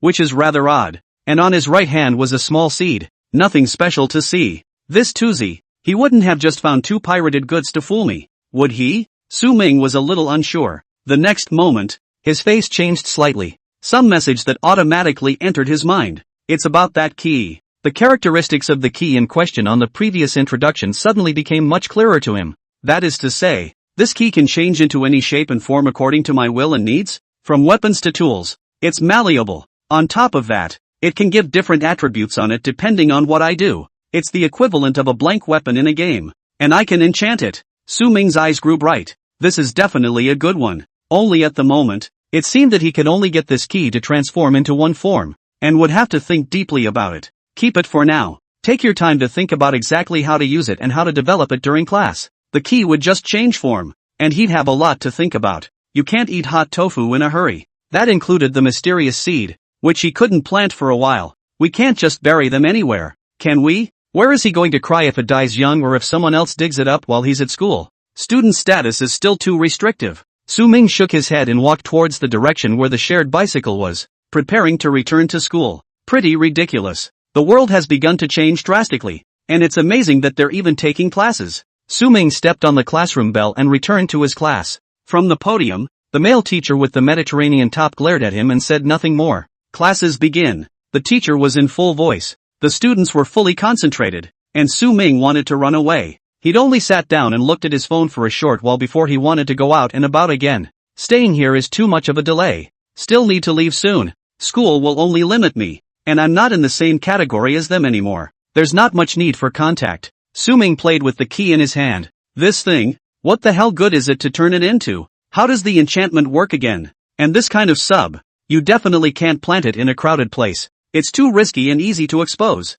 How about renting a house in the middle of nowhere? You certainly can't buy one for $100. 000. But it's still more than enough to rent one. Su Ming rambled on, passing the time. The hot summer sun is like a fireball hanging in the sky, mercilessly scorching the earth. Su Ming sat inside the classroom, feeling the poisonous sunlight outside the window, and was a bit distracted. Despite the fan spinning overhead, it seemed to be just a drop in the bucket to dispel the sweltering heat. The students naturally had their full attention on the podium, but under the torment of this heat, fine beads of sweat were uncharacteristically breaking out on the forehead. The 2 sessions slipped by. When the bell rang again, the students breathed a long sigh of relief, as if they had been given a brief moment of relief. This damn weather is too hot. It feels like a sauna. Yes, obviously yesterday I was at home in the air conditioning, and now I have to suffer this. We're just getting used to it. It's going to be like this every day. The bad times have just begun. I wish there was a downpour to wash all this heat away. Hang in there.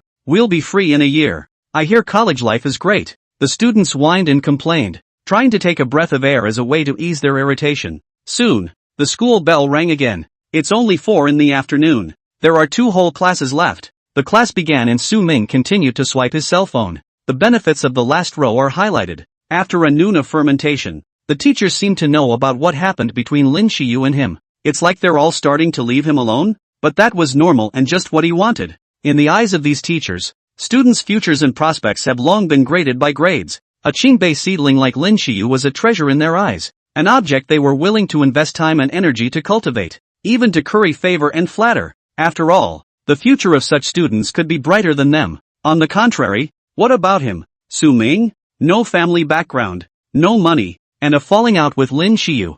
They're lucky if they don't fall in line. Achievement is the hard truth. What difference education for all is wonderful. There is. But the ones that really do are few and far between. All of a sudden, the light in the classroom seemed to dim for a few moments. It then intensified. What had been a bright blue sky was covered by a rapid influx of dark clouds. The change came so quickly, as if a giant hand was inking the sky, swallowing the light a little. The hot sun was just completely covered. What's going on? Why is it suddenly dark? I knock. The world is ending? I finally don't have to go to class? The students whispered. Although classes are in session, the change always excites the otherwise boring ones. Beside Lin Shiyu, Wang Chao woke up leisurely. Although accompanied by beautiful women, the voices of these teachers are truly too hypnotizing. He was a little confused. What's the situation? Did I sleep through the night? Is it really so peaceful to fall asleep smelling your sister's scent? Suddenly, a gust of wind whistled. Like a roaring beast, it tapped on the window with a sharp sound. The originally noisy classroom fell into a momentary silence. They felt an unprecedented chill. The wind blew them through and through. No one screams about the heat anymore. Why is it so cold? A student shuddered and snapped. The temperature in the air, it seemed, was dropping rapidly. Who crowed about a downpour before? A girl gulped, a little worried. I don't blame her for being timid. It was a drastic and harsh change in the weather, and it was perverse that they didn't have even the slightest time to react. A change of day. Chapter 17 The Great Change. Desperate to be the strongest. The wind grew stronger and the classroom windows began to click more violently, as if it would break at any moment. The excitement on the students' faces faded and gradually turned into some alarm. They do like to have fun, right? But there is the fear that they will become a joy themselves. Don't panic, everyone. Above the podium, the teacher's voice rose a few notches, trying to overpower the howling wind outside the window and maintain order in the classroom. His face was equally grave. I've lived most of my life and I've never seen such bad weather in my life. The dark clouds in the sky rolled and gathered like a raging black sea. Suddenly, a bolt of lightning split through the clouds, like the sword of the heavens, carrying the might of heaven and earth. The entire classroom was illuminated, every corner exposed to its light. Thunder roared like the roar of the gods, jarring people's eardrums into raw pain. Asterisk. Ah! The students gasped and their hearts thumped. The trajectory of the lightning was clearly visible as it drew a perfect arc in midair, seeming to split heaven and earth in two. Everyone could very truly feel this endless berserk power. Who is this who has violated the laws of heaven? The homeroom teacher hurried into the classroom, her face forced. Class, everyone stay calm and don't panic. Meanwhile, the announcement at the front of the classroom went off. School-wide announcement. School-wide announcement. Due to the sudden inclement weather, it has been decided by the city that the city schools will be closed early today. Students who have parents coming to pick them up may leave first. Given the current extreme weather conditions, we recommend that all students remain in their classrooms for the time being and wait for a moment, listening to the intermittent sound coming out of the loudspeaker. The students were finally a little more at ease, but that didn't include Su Ming. Su Ming's face was a bit ugly as he tightly gripped the key of nothingness. The key, surprisingly, was slightly hot, as if responding to changes in the outside world. Perverse? So perverse. Su Ming's eyes gazed through the window at the raging storm outside. This sudden storm may be more than simply a natural phenomenon. Su Ming buried his head and turned his eyes to his cell phone. The weather in Gangtok above shows that it's still sunny and there's not a hint of said rain. The next moment, the display changed. Thunder and lightning red alert. The emergency response to weather disasters in Gangtok was raised to level 2. There was no sign, and the notice came late. With today's technology, it was still caught off guard. Inside and out. Unscientific. The next second, the phone shook slightly. A text message came through. Greetings, dear citizens of Gangju. The current weather conditions are extreme. Please cherish the life and safety of the general public. Take protective measures, and advise all residents to stay at home and avoid going out unnecessarily. At the same time, the voice of the director of instruction came out again within the broadcast. Class, pick up the higher-ups. The weather service is closely monitoring weather developments and initial predictions are that this extreme weather will not last long. The school will ensure the safety of every student, so please remain calm and listen to your teachers. At that, the students' discussion intensified, mingling with the sound of thunder. Who's in the mood for class at this hour? Su Ming stood up. The increasingly hot keys in his hand made him unable to sit still any longer. He's got to get out there. I had a plan for myself earlier in the day. Wherever there's an anomaly, there's him. Although this business may not be safe, but there's no such thing as being squeamish about cultivation. Riches and riches, opportunities and crises, always go hand in hand. Even though you can slowly become stronger by living in a meticulous way, If you want to forge an invincible and fearless heart, then you still have to go and break through and practice. There are also gaps between the strong. Be the strongest. Su Ming walked to the classroom door. Su Ming, what are you going to do? The homeroom teacher's voice rang out with a hint of unquestionable severity in his tone. Su Ming looked a little anxious in the face of her questioning. Teacher, I want to go home. The classroom teacher frowned. The weather outside was bad enough that no responsible adult would let a child venture out in such weather. The key was that she was also Su Ming's homeroom teacher. It's so bad out there right now that it's better for you to stay in school. Su Ming gently shook his head, his mind already having the wording in mind. The radio said parents could pick up and take home. But won't I not be able to go back without my parents? Su Ming's tone revealed a hint of helplessness. But more than that, it was still firm. Teacher, I really have something I need to get back to. I'm the only one in my family. And if I don't do it, no one will cover for me. The class teacher looked at Su Ming and didn't say anything for a while. That was more or less touching. Maybe he's in real trouble at home because of this weather? Like a rain leak that floods the house if you don't get back? He's alone. He has to do everything himself. At the thought of this, the classroom teacher's heart welled up with mixed emotions. Su Ming was a bit self-absorbed, but she still didn't want to see her students suffer too much or too poorly. Then wait. Follow me. The homeroom teacher turned around and led Su Ming towards the office. Entering the office, she grabbed a large black umbrella from her desk. It's better to stay safe on the way back. Don't run around. And you take the umbrella. I've heard about you and Lin Shiyu. Don't think too much. Relationships at your age are inherently unreliable. You study hard. You still have a chance to excel in the future. Su Ming took the umbrella and said thank you. Sincerely. Still, one size fits all. Whoever is good to him, he is good to him. At the same time, Su Ming's line of sight skimmed over to the teacher's laptop on the side. The computer screen was showing real-time news broadcasts from various parts of the city of Zhengzhou. Because of this sudden storm, many places are not looking good. The image shows some low-lying areas where the streets have been flooded with rainwater up to the top. The water was running fast and trash was floating above. The trees along the road swayed in the gale, and one was even blown over alive. Stretching across the center of the road and blocking traffic, the camera switches to an old residential neighborhood in the city, where the roofs of some houses are lifted up by the gusts of wind and shingles fall all over the place. Asterisk asterisk asterisk asterisk. Check it out, guys. The other male teacher looked a little agitated at this point and tapped his desk. Su Ming didn't rush to leave and cast his eyes over as well. What's playing there is a real-time picture of the White Dragon River. The river rolled over, the waves were rough, and the water level kept rising, almost overflowing the embankment. But those weren't the reasons why the teacher let out a gasp. The reason why it was shocking was because under this cloudy sky, the river seemed to be summoned by some mysterious power and began to spin rapidly. It formed a huge column of water that shot up into the sky. These columns of water were like the body of a giant dragon, rising up from the river with a deafening roar that swept the surrounding air into a whirlpool. The water column is wide at the base and narrows as the rotation accelerates until it connects to the clouds. Exaggeration. The geography teacher, excited beyond belief, pointed to the spectacular view on the screen. This should be the dragon-sucking water phenomenon. Dragon sucker, also known as a water tornado, is a strong convective weather phenomenon that occasionally appears over water. It is a funnel cloud that extends from the bottom of an intense thunderstorm cloud, drawing water from the surface of the sea or lake into the cloud to form a huge column of water. The geography teacher sounded quite excited and gave a couple of the female teachers next to her a blast of science.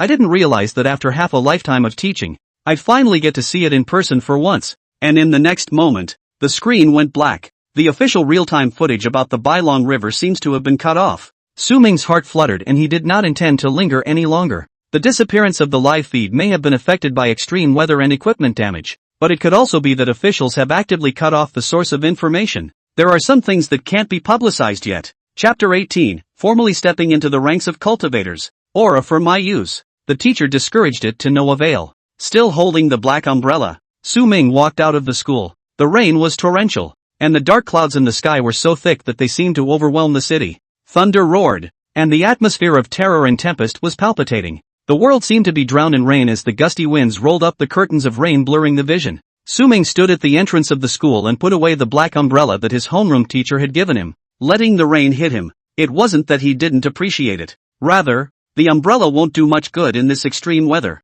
only to be destroyed. He's quite unhappy about breaking other people's things. The sky and the earth were vast, but his figure was small, and he looked especially lonely in the rain. Shared bikes shouldn't be able to be swept. Electric vehicles can easily cause short circuits if they are forced to be used in this extreme weather. His pedal-filled cottage bike, instead, is more reliable? Just very dramatic. Looking at the earlier real-time footage, there is heavy waterlogging in many places and traffic is expected to be inconvenient. Taking a cab is basically out of the question. Wasting time for nothing. After a slight hesitation, Su Ming decided to run directly to the White Dragon River. If anyone else had heard it, they would have thought he was crazy, but only Su Ming himself knew that when he was strong enough, such a way of traveling was instead the most maneuverable. Nowadays, with his superb physique and agility, this kind of distance wasn't much slower than riding a bike. Thunderstorms, many surveillance devices shouldn't be able to carry, Su Ming pondered in his heart. Combined with the dim, stormy weather and obstructed vision,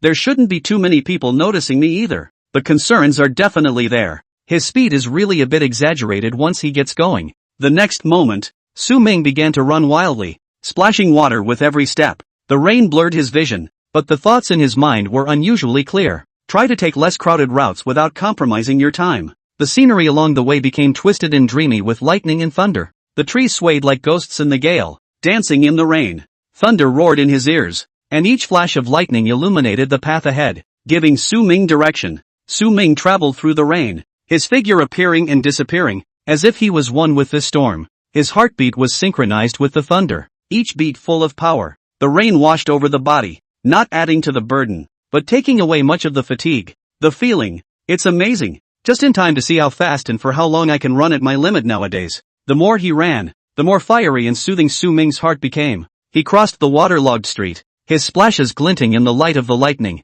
He ran across the empty square, a curtain of rain swirling around him from the gusty winds as if in his honor. He rushed through the quiet residential neighborhood, the thunder becoming his battle cry, inspiring him to keep going. Su Ming ran furiously all the way through the streets of the city. Even he hadn't noticed. There seemed to be a layer of arcane chi attached to his body in a hidden manner. As Su Ming ran, the chi seemed to weave an invisible net in the rain, connecting him to the world. His breath began to resonate with the water element in this rainstorm. Every footfall that landed seemed to awaken the power that lay dormant in the depths of the earth.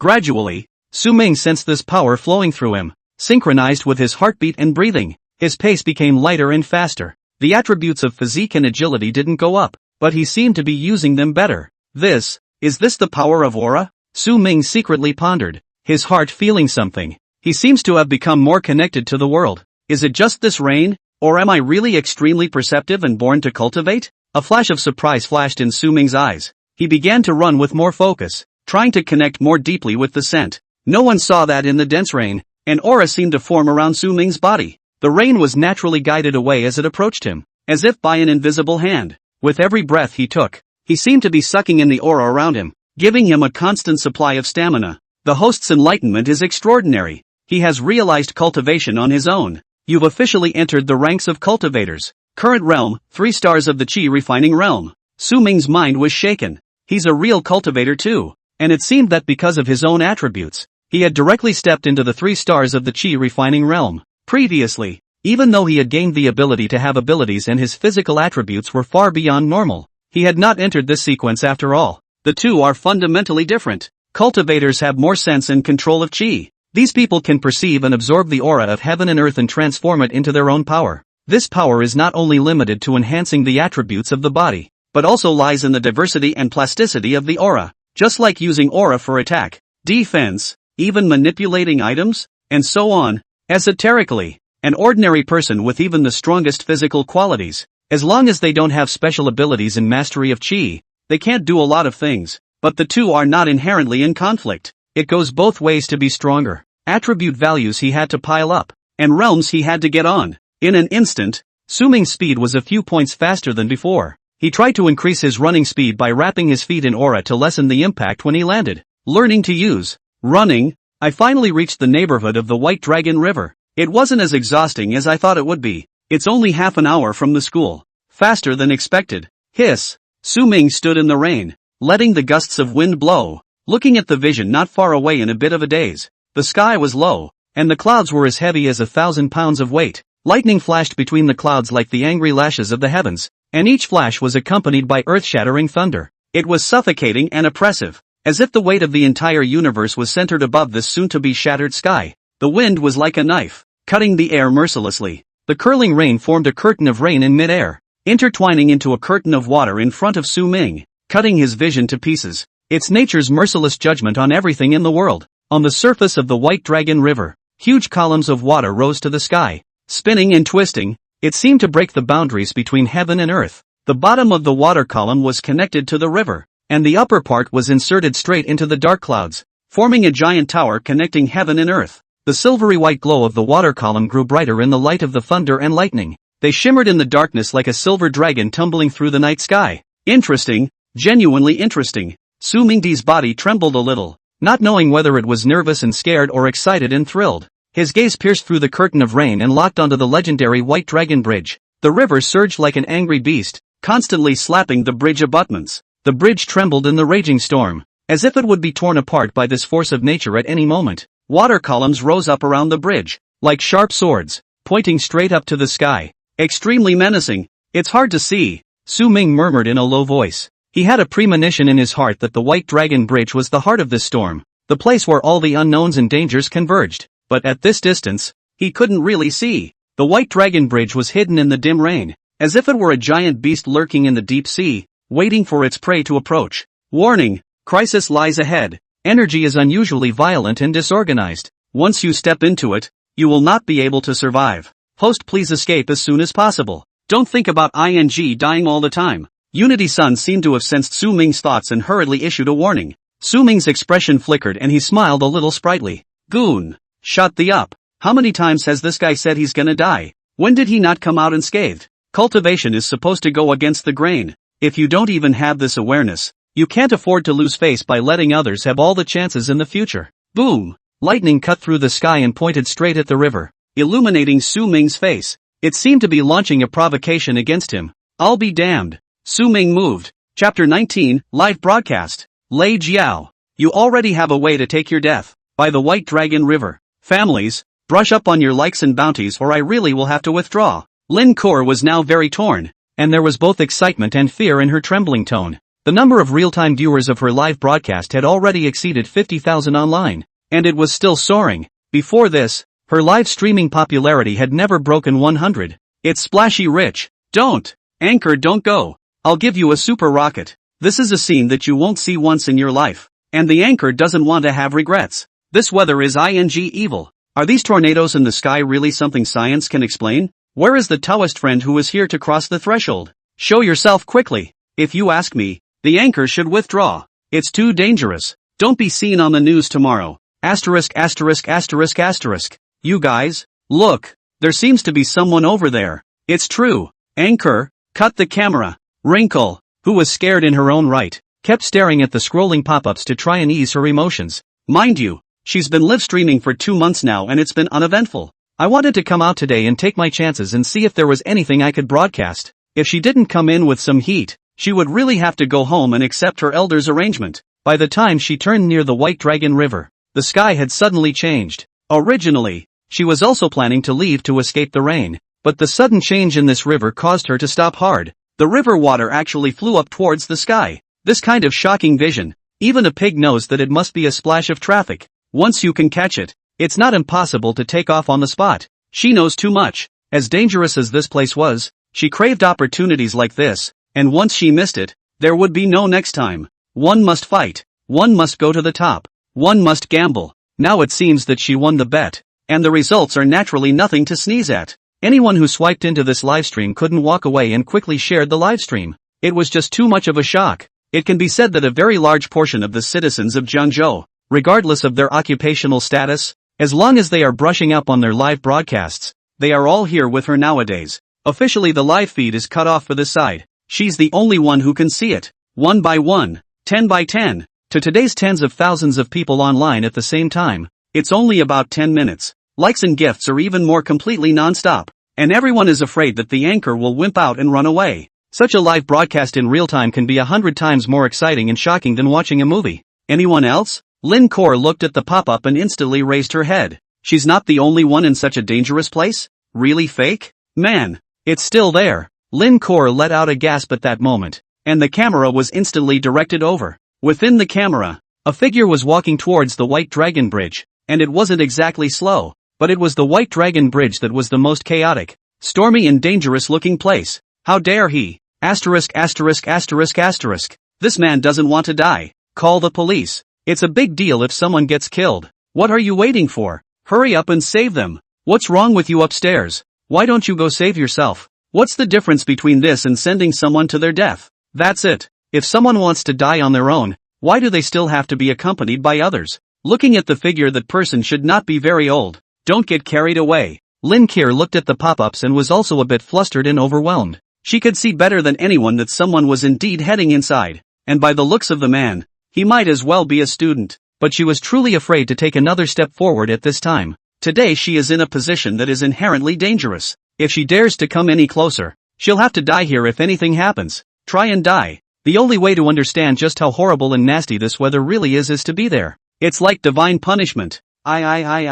I can only keep an eye on him here for you guys. I really don't dare go any further in. Everyone hurry up and come up with some ideas. There was more than a little bit of a sob in her voice. She didn't even dare to continue reading the pop-ups for fear that someone would morally kidnap her and ask her to save the day. All of her attention was now focused on the figure that was about to ascend the bridge. Don't let anything happen. On the other side, Su Ming met the thunder, his footsteps unabated. If you're here, there's no reason to back out. With one of his feet, he had already stepped into the White Dragon Bridge. The aura wasn't much, but it was still evenly attached to his body. In case something goes wrong, it's still a block. The bridge was slippery and trembling slightly, and the gusty winds around it seemed to have gotten a little more violent, like a million hands pulling at him, trying to push him off the bridge. Weird. Su Ming held the railing with one hand and stabilized his stance, his gaze like a torch. Just then, a bolt of lightning cut through the sky and lit up the other end of the bridge. Instantly, Su Ming's pupils shrunk. Not only Su Ming, but Lin Kor, who had been paying attention to this sight from afar, also let out an exclamation of surprise at this moment. Almost lost my cell phone. By the light of the thunder just now, she could vaguely see the other end of the bridge. Looks like something, like there was a creature of a very strange size. Exactly what it was too far away for her to see. I think it's a misreading, isn't it? It's not just her. Some of the people in the live feeds, too, had a good look at it. Of course, because of the reason through the cell phone, none of them had seen as much as Lin Kor did, and it was more of a speculative suspicion. Did you guys see that just now? There seems to be a bear on the other side of the bridge. Bear? That's bull. There's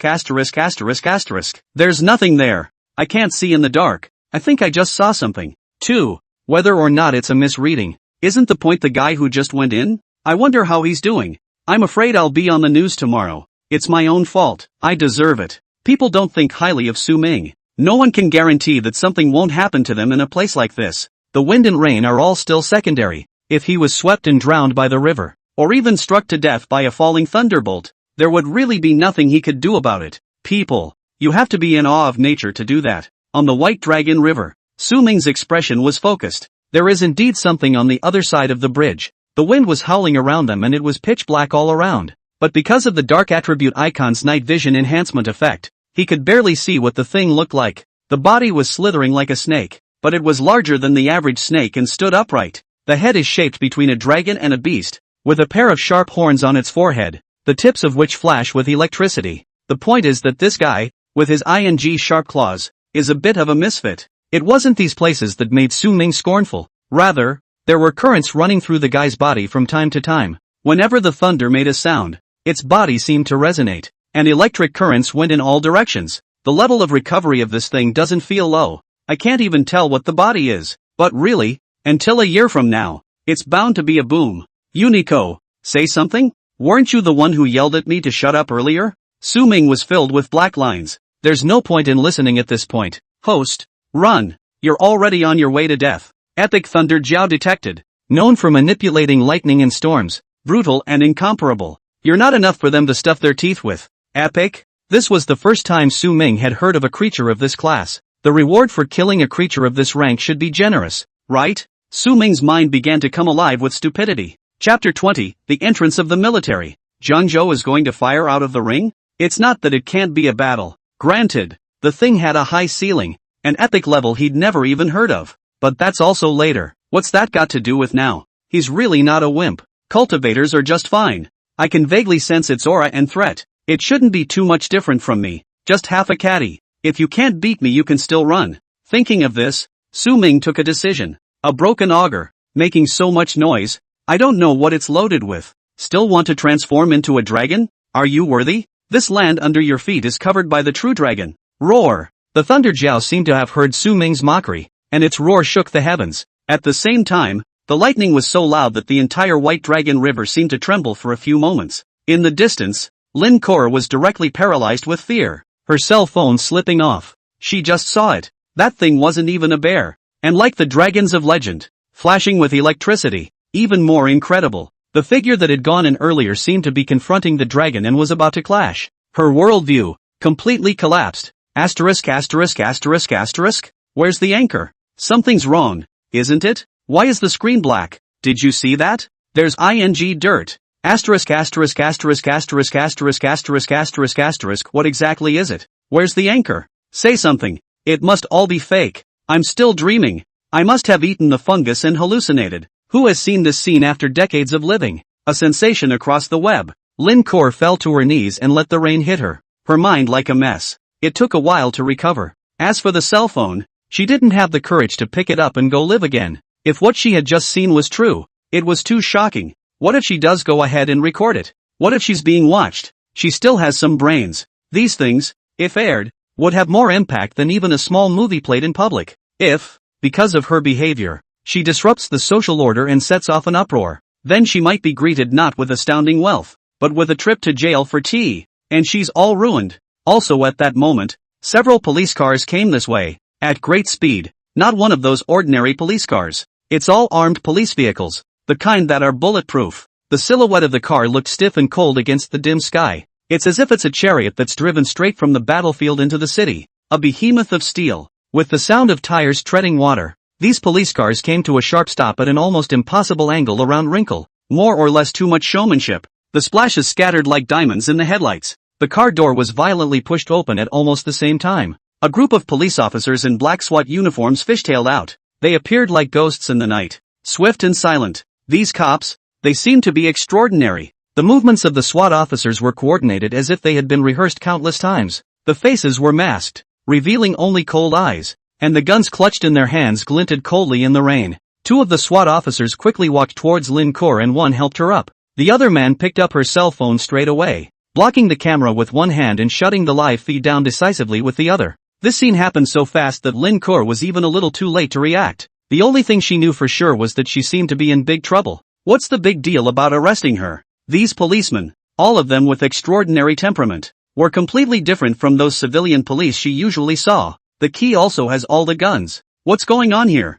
However, not many people paid her much attention. The SWAT team didn't even stop, quickly conducting a site survey layout and division of labor. Ping in. The instructions from above are clear. You must not be impulsive. Next to a police car, the middle-aged man tapped the shoulder of a young man on the side. Bureau Wang. Don't worry. I have my measure. This little guy, naturally, was Long Pingon, who had been deployed over here. At this moment, instead of being nervous, he was a little excited. It's only been a short while since I've been in Jiangzhou, and it seems like things have gotten interesting. Director Yuan does anticipate things like a god. Everyone's gazes nowadays were looking towards the White Dragon Bridge there. Lin Kor's earlier live broadcast was clear to them in the car. The reason for the late arrival was the delay due to the unified mobilization arrangement from above, and the local police force all went elsewhere for rescue. That means that none of the cops who show up here now are weak. After the incident at the subway station, they are special forces who are strong and loyal. Inside the Senior 8 classroom,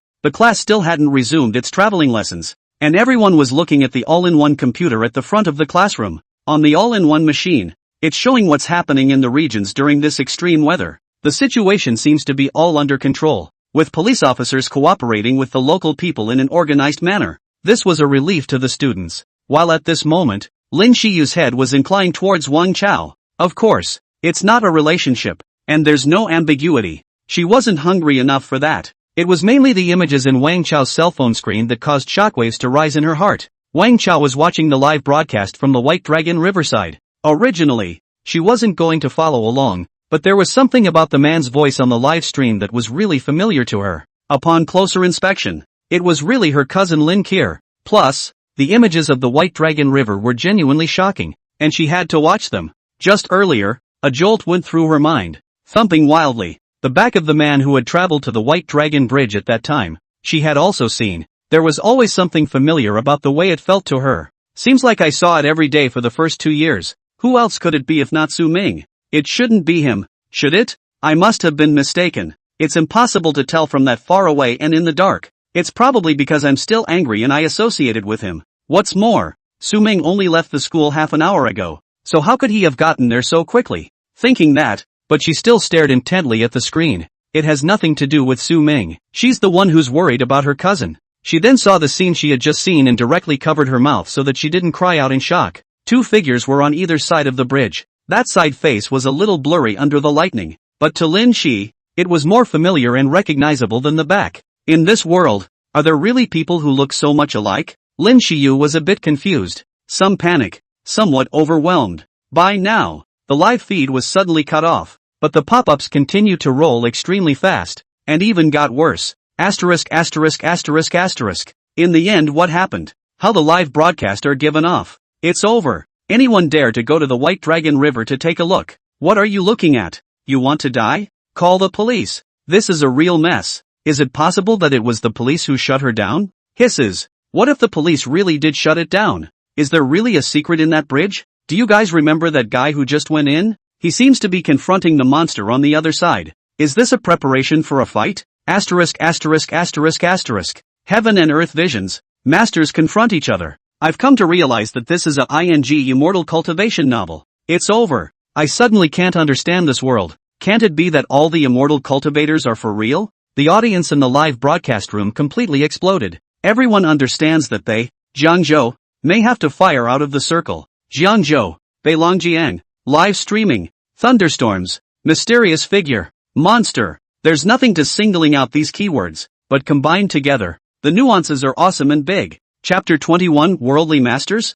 Forerunner, Battle Thunder Jiao. Su Ming might be a worldly expert? Or some legendary cultivator? Lin Shi looked at the message scrolling within the pop-up screen, slightly dazed. That's not possible. Doesn't she know what Su Ming is like? It's all fake. It must all be hype. It's this day and age. Why do people still believe in this? Boring or not, even if there really is, that person would at most look like Su Ming. Lin Shiyu took a deep breath and tried to push down the rising agitation. It can't be anyone but Su Ming. Ask your cousin in the back if she's okay. White Dragon Bridge. Dark clouds rolled across the sky like a boiling sea of ink, intertwined with lightning and thunder. Thunder Jiao seemed to sense Su Ming's mockery. This provocation ignited the anger in its heart. Roar! The roar was deafening, and heaven and earth changed color. What makes a mortal so mad? It doesn't understand. The Thunder Jiao's tail flung violently, driving up a rushing column of water. The water column was like a sharp sword, pointing straight at Su Ming. At the same time, the Thunder Jiao's body tilted forward like a bolt of lightning and quickly rushed in.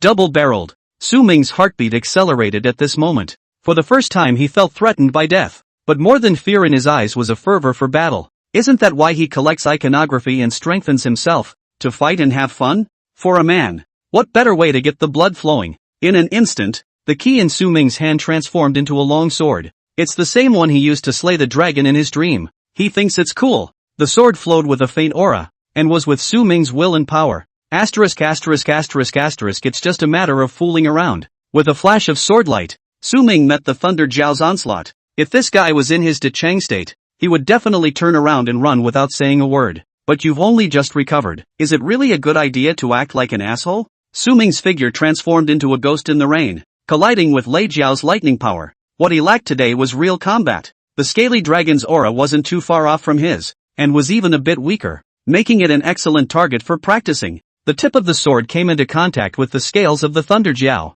emitting an ear-piercing sound of metal clashing and sparks flying in all directions. Su Ming's movements were a bit rusty, to say nothing of the sort, but he can't help the fact that he's powerful. Mighty miracles. Each of his swords carried the momentum of breaking through the air, pointing straight at Lei Jiao's body. The Thunder Jiao's counterattack was equally fierce. Its tail was like a giant whip in the gusty wind, each swing carrying the force of a thunderous thunderclap. Su Ming dodged left and right under the Thunder Jiao's attack, fully concentrating. The figure appeared and disappeared in the rain, as elusive as a ghost. Luckily, I sensed the aura on the way here and became a cultivator. Otherwise it would really be a bit troublesome. Su Ming sighed in his heart. It was this extra sense and use of qi that made him less of a mess today. There's even a bit of mastery going on. The battle intensified, with both sides going back and forth on the White Dragon Bridge. The quality of this bridge is beyond human imagination. Not far away, A bunch of SWAT officers looked serious, mixed with a bit of fire. As they watched the lightning flashes on the White Dragon Bridge,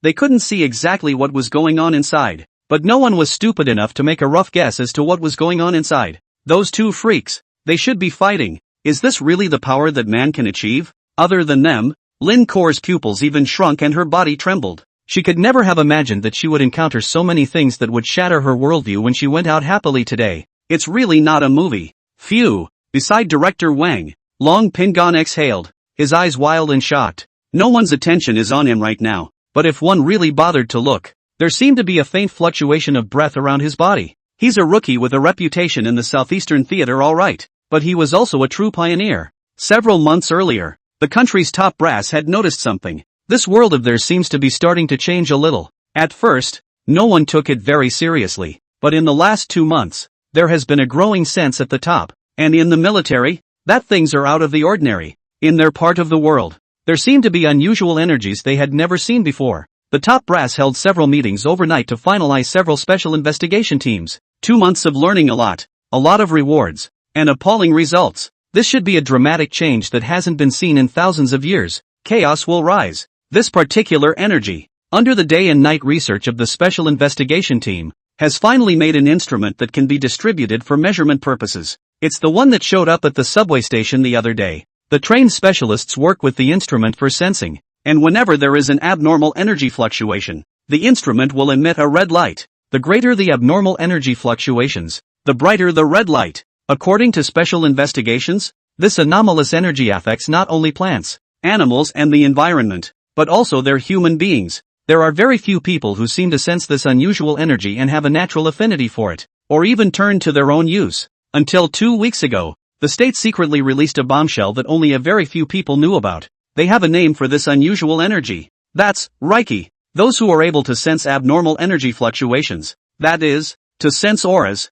are called forerunners. According to the research, those anomalies today are very similar to the aura era in the ancient rumor records. That's why the top brass initially determined that the world today may have begun to recover its aura. Depending on the degree of aura sensing, the higher-ups also drew on the system realms in the rumored records of the time. Chi refining realm, Chi sea realm, spiritual spring realm, spiritual domain realm, divine journey realm, void realm, and sage realm. Although it sounds like bull *******,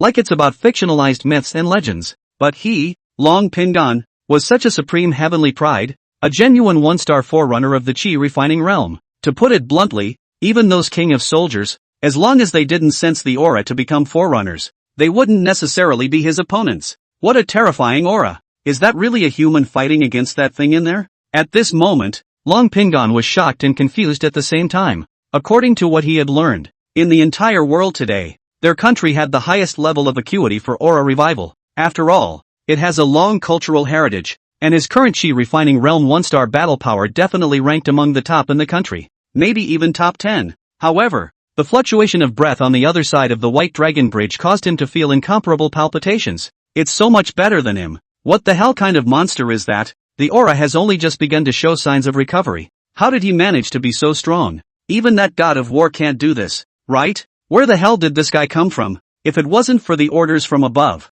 he would have loved to risk a death by rushing up there to check it out. On the White Dragon Bridge, Thunder Jiao's roar intertwined with Su Ming's sword whistle. Su Ming's swordsmanship became more and more powerful, and the tip of his sword left a trail on the scales of the Thunder Jiao. This Thunder Jiao, whose attributes are lower than mine across the board, is just right for practicing, but it can almost be over. Su Ming's eyes were ruthless, his mouth slightly opened, and a shrill whistle came out. The ability, Spectral Sharpness, activated, and Thunder Jiao, as if suffering a blow to the head, instantly froze in place. His eyes filled with confusion. Take it while you're sick. Phantom Shadow Surprise Attack was initiated. Su Ming quickly produced a residual shadow and instantly surged in front of Lei Jiao. This sword was extremely fast. The aura gathered at the tip of the sword and stabbed straight at the head of the Thunder Jiao. Even Su Ming didn't notice that a ray of thunder seemed to follow the Thunder Jiao's head and draw into the sword. Snort! After a soft sound, the head of the Thunder Jiao was directly sliced off and fell into the river water aside without a trace. The huge body struggled and convulsed violently on the bridge, then slowly collapsed without moving. Splash on the bridge. Lei Jiao. Die. Chapter 22 Extreme Weather Retreats. All is well in the Dragon Kingdom. The sky seemed silent for a moment. Hiss. The host is as terrifying as they come. First kill of an epic creature. 100 points awarded. Regarding Unity Sun's praise, Su Ming directly chose to ignore it. Immunized, the thunder in the sky faded away, and the clouds slowly began to disperse, revealing a faint glow in the gaps. It's only 6 p.m. today, and it's not even nighttime yet. This extreme weather, it should be coming to an end as well. Su Ming murmured in a low voice. He could feel the raging energy around him rapidly diminishing, and the rain was beginning to thin out. Let's get out of here first. Earlier in the day, he had noticed the SWAT officers not far away. He also knew that the men should have seen him, but he didn't want to have too much to do with these troopers these days. At least not in this place. Tonight at the most, these people will surely find me, but it won't be as crowded as it is now, and it must be a big crowd that's coming. Thinking of this, Su Ming took a deep breath, adjusted his state, and took advantage of the extreme weather that hadn't completely dissipated and his vision was obstructed to quietly leave from the other side. He doesn't exactly exclude having contact with the top levels of the state. It was said earlier that he needed an identity that allows you to not be confined to school and to have access to a wider range of information sources. Of course, he didn't want to be completely exposed to the public. People, it's better to have a little mystery, a little boundary. A few minutes later, Long Pingon frowned, always feeling that something was wrong. Director Wang, those breaths seemed to be gone. No? Director Wang was slightly stunned, somewhat not understanding. Well, the battle should be over. Why don't I go up and check it out? Long Pingon jumped at the chance. There was some difficulty on Director Wang's face. The SWAT officers who were here nowadays were naturally no match for each other in terms of skill, and they were all vaguely aware of some of the abnormal energies. But the one with the best hands would have to be the one in front of him. He was one of the few here who knew that Long Pingon was a forerunner. Director Wang dialed the phone. 3 minutes later, the phone hung up and he nodded at Long Pingon. Go ahead, be careful, and hurry if anything happens. This was naturally requested from above, and according to the weather monitor, the extreme weather showed a rapid decline a few minutes ago. By now, the dark clouds in the sky were dispersing and the rain was becoming a little milder. It should be fine. Hiss. A minute later, Long Pingon ran to the bridge. His pupils plummeted, and he sucked in a mouthful of cool air. The scene at hand was too shocking. The corpse of the Thunder Jiao lay horizontally on the bridge, its headless body still exuding a palpitating aura even after it lost its vitality. Its scales shone with an eerie blue light under the gradually clearing sky, as if the power of lightning still lingered. The power of the thunder attribute? Is it really this rare attribute? The aura has only just been revived for a short while, and there are already such terrifying creatures? This is for it to grow on. Can it really be blocked? The originally proud Long Pingon was a bit unsure of himself at this moment. He himself was at the forefront of everyone, the forerunner of the aura recovery. But how did he feel so weak now? It's not going to be fooled, is it? Long Pingon squatted down and gently touched the cold and hard scales with his hand, his heart in awe. He could feel the residual aura in Lei Zhao's body, and he could also feel how hard this guy's skin was. When this thing was alive, it should have been several times stronger than him. He might not even be able to break through the defense without using a hot weapon. With such an existence, it was hard to say who the deer would die even if the few forerunners he knew were united. Scary guy. Long Pingon's gaze ended up returning to the scaly dragon's severed neck. The cut there was flat, obviously made by a sword. Such power. It's crazy. Long Pingon took a deep breath and dialed the phone. Peace, how's it going? Director Wang picked up the first time and anxiously asked questions. Bureau Wang, you'd better bring someone here to take a look yourself. There was a hint of helplessness in Long Pingon's voice. He genuinely didn't know how to explain this scene. It was too much beyond perception. If you didn't see it with your own eyes, it would be impossible to believe it. Soon, Director Wang quickly arrived at Beilonkyo with a group of special police officers. Their footsteps came to a violent halt the moment they saw Lei Zhao's corpse, and an expression of disbelief appeared on each of their faces. What is this? A SWAT officer stammered out a question. It wasn't as if he hadn't killed thugs acting badly in his life, but this was really the first time he had seen such a contraption. Director Wang's face also became grave as he walked forward and personally examined Lei Zhao's corpse. The flat cuts, the lingering terror, all proved the terrifying strength of it and the person who defeated it. Director Wang frowned and after a slight hesitation, he instructed these SWAT officers to handle the scene. The idea from above was for him to show these elected SWAT officers a little bit of the world. Now well, he's acting like a hick himself. Since the revival of the aura is already an unstoppable event, some people need to be given a head start and prepared. Although these selected SWAT officers are not forerunners, they are strong enough and loyal enough in their own right to be the most centralized force. What's more, as time goes on, the number of forerunners is sure to increase, and the chances of these SWAT teams are a little better. All these arrangements are made to cope with the future era of full-blown aura revival. Director Wang greeted Long Pingon as he walked to the side. This creature, do you know what it is? Listening to the inquiry, Long Pingon shook his head. I'm not sure. This is the first time I've seen it as well. It still needs to be reported to the upper echelons after waiting for the special team to compare and analyze it. Director Wang nodded, his expression somewhat complicated. The things that had happened in the past few months were still a little too much for him to bear, even though he had lived most of his life and experienced countless storms. Could those rumored myths be true? Did auras and cultivators really appear a long time ago? Is it really like those fictional worlds of immortality? Unbelievable. But the evidence seems to be mounting, and they have less and less breath to even refute it. Even such a brilliant civilization would have gone down the drain at that time, and even had a break. So what had happened to it? And now, why would it begin to revive? He couldn't figure it out even if he tried. Beside him, Long Pingon smiled slightly as he listened to Director Wang sighing. His eyes were like torches and his voice was powerful. Director Wang, look at this heaven and earth. There are winds and clouds that change from time to time, but it's changes like these that breed infinite possibilities.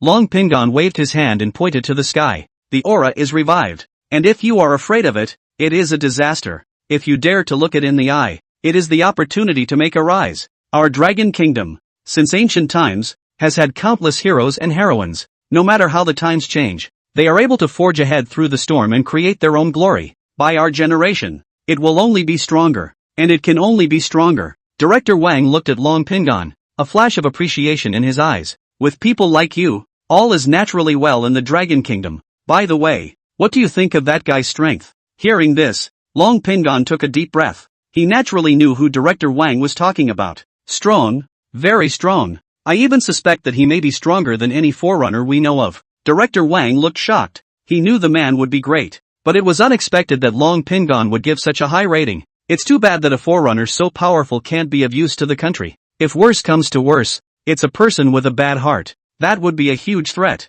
Okay, report and investigate immediately. Director Wang gave the order and was decisive. There's no time for further delay. Chapter 23, All the Internet's Hot Topics. Lightning Attribute Attachment. The other side. Su Ming has returned home. He took a shower like nobody's business. Straight away. Already have some strong mentality to deal with things. The TV was showing the real-time situation in all regions of Gangtok. This thunderstorm came and went quickly, and the damage is easing everywhere, so we should be able to recover soon. But the only thing that is not mentioned in this introduction is the Bailong River. Also at this time, Su Ming's cell phone vibrated slightly. Su Ming fixed his eyes and froze a little. How come it was Lin Shiyu who sent him a message again? What is this woman thinking? Soon. Su Ming tapped it open. So Ming, are you home yet? Don't get me wrong. As class president, it's my duty to care about the safety of my classmates. None of your business. After Su Ming read the message, he didn't choose to reply and closed the chat box straight away. He really didn't want to interact with this woman anymore. It was more or less bad luck. Immediately afterward, Su Ming swiped the video in a smooth manner. It's called a combination of work and play. In the video, the river is turbulent, the wind is gusting, lightning is flashing, and a figure is on a bridge, confronting a dark figure that can't be seen very well on the other side. Soon after, Su Ming let out a shocked cry. He then said how the video looked more and more familiar. Wasn't this the scene where he had traveled to the White Dragon Bridge at that time and then confronted the Thunder Jiao? How did it get caught on the internet? And that's hundreds of thousands of plays already. And it's still skyrocketing. Naya, don't around. Where's the publicist? Hurry up and press the heat. Su Ming was a bit headstrong. If this really checks him out and gets into the limelight, he'll still be dashing around. The only consolation was that the figure in the video, while resembling him, didn't appear to be a proper face to jump to conclusions. Su Ming quickly clicked on the comments to see what was going on now. I watched the live broadcast at that time. This video is absolutely not completely real. It's impossible. Everything's a gimmick nowadays. It's just another attempt to rub it in. Where's the official word? I'll believe what the official says now. Come out and say something. I said earlier that this thunderstorm is the Taoist friend on the White Dragon Bridge who is undergoing a robbery. Do you still not believe me? Online teach cultivation. Need private message me. The price is fair and reasonable. The White Dragon Bridge could also be an illusion. It's a video of iron tetroxide meeting lightning. Upstairs don't bull me. Even if it's a video as you say, which proves it happened before, how can it be explained? If you ask me, wouldn't the whole of Jianzhou turn this man out and the truth would be revealed? Flip my ass. Can't you see the video ends here? I reckon he's straight up dead from that. Su Ming looked at the comments and rubbed his somewhat swollen temples. It's all a bunch of. At the same time, Su Ming's mind moved. He seemed to know why Lin Xiyu had sent him a message. Was it the realization that the figure in the video looked like him? Women. Their minds are just complicated. Whatever. Su Ming tossed his cell phone aside. Next, it wasn't really his place to worry about it. Those at the top of the country should be worse off and more anxious than he is. He didn't feel the least bit guilty about letting those people help wipe his ass, because he leaves gifts for people. The reason why they didn't destroy or take away Lei Zhao's body at that time was that it was specifically left for those people to take and study. And I don't know how long it will take for them to come to me. So don't wait until I'm all asleep at night. Su Ming thought as he once again pulled out the key of nothingness. He'd found another bit of goodness in this baby. That's the ability to morph back and forth between the key and the illuminated longsword. This is so much more convenient, both in terms of concealment and portability, all pulling full stop. Suddenly, Su Ming froze slightly. The key, it seems, is somehow different. The original had no color to it. And now, it seems to be vaguely flushed with blue and purple. What's the situation? Su Ming studied it and his eyes lit up. This is the attribute bestowal in traits, or what he calls enchantment. After beheading that Thunder Jiao, the Wufei key drew on and purified some of the thunder attributes from the Thunder Jiao. Su Ming thought for a long time. He chose to infuse this lightning attribute into the longsword after transforming. Thunder, the master of killing, is the wrath of heaven. Its characteristics are swift and furious. The power of lightning has been regarded as heavenly punishment since ancient times, and is the most direct and pure symbol of destruction in nature. Its ability to rip through the heavens and strike through all things coincides with the sharpness and directness of the sword. The sword, as the king of all weapons, is known for its sharpness, directness and invulnerability. The addition of the lightning attribute would undoubtedly bring the sword's sharpness to the next level, granting unparalleled destructive power. Even the strongest defense was like thin paper in front of the power of lightning. An excellent match. Immediately after that, Su Ming closed his eyes and focused his mind. The key of nothingness was transformed into a long sword by him once again, and the power of that thunder attribute was slowly injected into the sword under his guidance. The long sword began to emit a low rumble, as if echoing the power of the lightning. Su Ming could feel the body of the sword trembling slightly, a sign of the lightning attribute flowing through it. Su Ming moved carefully, not daring to wander off. It was also training him to control his aura, killing two birds with one stone. After 10 or so minutes, Su Ming breathed a sigh of relief and wiped the sweat from his forehead. The enchantment is complete. Tiny arcs of electricity jumped across the blade, flickering with an eerie blue glow. Su Ming gently waved the lightning attribute longsword in his hand, and a tiny arc of electricity passed through the air along with the tip of the sword, making a crackling sound. Su Ming nodded in satisfaction and turned it into a key to put it away again. Trying more of that was out of the question. He didn't want to tear his home apart. Now I can only perform one form transformation on the key. In the future, if I have an extra number of transformations, I can take the other attributes I've absorbed and attach them to the new transformed weapon. Now that's what I call a true master key. He's terribly strong. Chapter 24 Ability Thunder Heavenly Punishment. Easy take.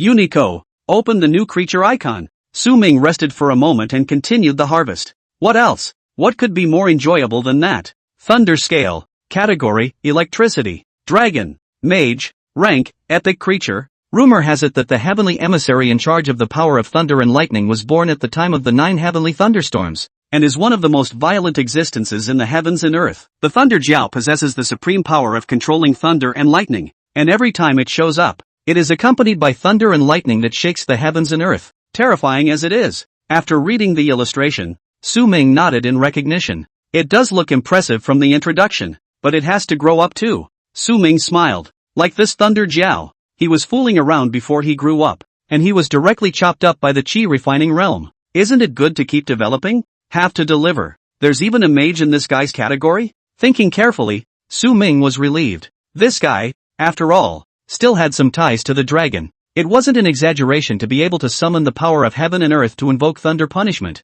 and direct thunder descending into the world. Unfortunately, it's only just revived now, and I just know how to do it, but I don't have enough blue bars to fight for my life in the flesh. Just kinda dramatic. When you met me, your death was not unjust. Unity Sun. Extract the icon rewards. Extract the Thunder Jiao icon and gain the ability Thunder Heavenly Punishment. Thunder Heavenly Punishment. Summon the most violent and purest power of thunder and lightning in nature, and in the name of Heavenly Punishment, deliver a sustained blow to enemies within range. Strike range, duration, and thunder intensity are related to spirit. Note, this ability is extremely consuming. Asterisk asterisk asterisk asterisk. After reading the introduction, Su-ming sat up from his seat with a loud bang. Don't even bother with a little bit of the master's demeanor. Excited hearts. Trembling hands. It's ing. Thunderlord. Not bad for an epic creature. Strong or not. Consuming or not for the moment. Simply summoning thunder is enough to turn any man on. Handsome and dominant. With a full sexual tension pull. When I was a kid, boys loved motorized toys. Growing up, girls like motorized toys. The ability to do this. Gotta love it. Tonight, it was destined to be a sleepless night. Everyone is out of bed. Ordinary citizens and netizens have been buzzing about the Bailong Bridge incident in Zhengzhou, and some are said to have crushed their eggs in excitement. Various spin-off news about the White Dragon Bridge have hit the hot seat, including the legend of Zhengzhou and the White Dragon River, but also after the popularization of the science. Many outsiders are fond of it. They, Zhengzhou, are considered to be completely on fire out of the circle. On top of that, the country's top brass held several meetings around the aura recovery and the Zhengzhou incident overnight. Several helicopters were secretly flown to Zhengzhou one after another. The other side. Su-ming was also self-conscious about not resting in order to wait for someone to contact him, but he didn't want to try any harder. Turn on the game and get ready to relax and unwind. As a result, the card draw was not only guaranteed but also completely skewed. So I was furious. I'm sorry for what I've done. Also tossing and turning in bed, having trouble sleeping, was Lin Xiyu. The less Su-ming returned her messages, the more she panicked. Don't even dare let your cell phone go off for fear of missing something. That video of the White Dragon Bridge was watched over and over and over again as she compared it to the others. The more you look at it, the more alarmed you become, and the more complex your emotions become. Even the clothes seem to be similar. Maybe I shouldn't have been in such a hurry to break up so early. It can wait until college before it's too late, but I'm doing it for his own good, preparing him mentally ahead of time. During that time, she also called her cousin, but no one answered. Annoying, so annoying. Lin Shi threw the bear doll on the bed on the floor. What's wrong with her thinking wholeheartedly about others? The fault is all Su-ming's. Early the next morning, Su-ming woke up from his bed, a little puzzled. He slept late last night, close to 2 in the morning. But other than Lin Xiyu sending him a message every now and then to inquire, no one contacted him anymore. With the state's ability, there's no way they can't find out I'm here, right? Is it hard to believe that I'm still too much of a rookie to attract their attention? Su-ming's face looked a little odd. Is the country already that strong? Scary as hell. The time, now, is 7 in the morning. It's not bad out there. Su-ming swiped his phone some more and found something. Those hot takes from last night are starting to trend down. The top brass are starting to come out of the woodwork? Su-ming clicked on some random comments. I have a friend who's with the Zhengzhou police. The Bailonkyo incident was purely accidental. Classic I have a friend. Have you all heard the rumors about the former White Dragon River? The creature seen on the bridge was actually a prop for the show. The live broadcast did exist, and the young lady on the air didn't mean to maliciously create a rumor, and it just happened to be captured. The weather conditions were so chaotic and extreme that there was no excuse for misreading. It's true that some people rushed in under that extreme weather, but it seems that nothing happened to them, and their lives are quite strong. Those who spread rumors are so hateful,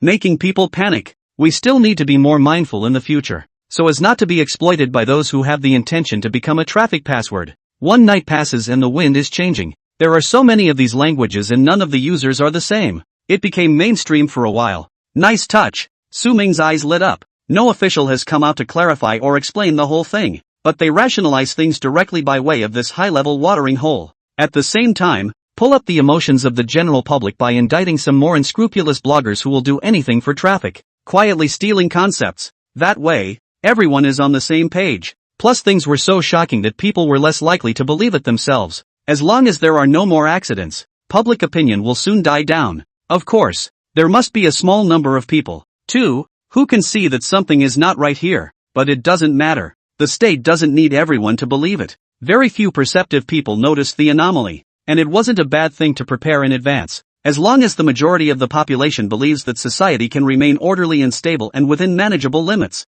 Soon, Su-ming went out the door, still eating breakfast at the same bakery as yesterday. He actually agonized for a while about whether or not to go to school. Ultimately, I chose to go ahead and check it out. After all, he still wanted to return the umbrella to the homeroom teacher. He held it all yesterday. Even when fighting with the Thunder Jiao, he put it aside. Arguably the most seen umbrella in the world. Sure, this school thing, just step into it. He didn't want to be called by Lin Shi again and then asked questions about something. Breakfast was quickly eaten. Not that I've heard anyone talk about anything strange today. At best, I was gushing about yesterday's extreme weather. After the meal, Su Ming wandered around the school. When it's about time, step into the classroom. No surprises there. Lin Shiyu was looking straight at him with dark circles under her eyes. She was just about to voice her question when the class bell rang. Su Ming directly walked past the side and returned to his seat in the last row. Not a chance in hell. Easy to hold. Chapter 25, Lin Shiyu who fell into suspicion.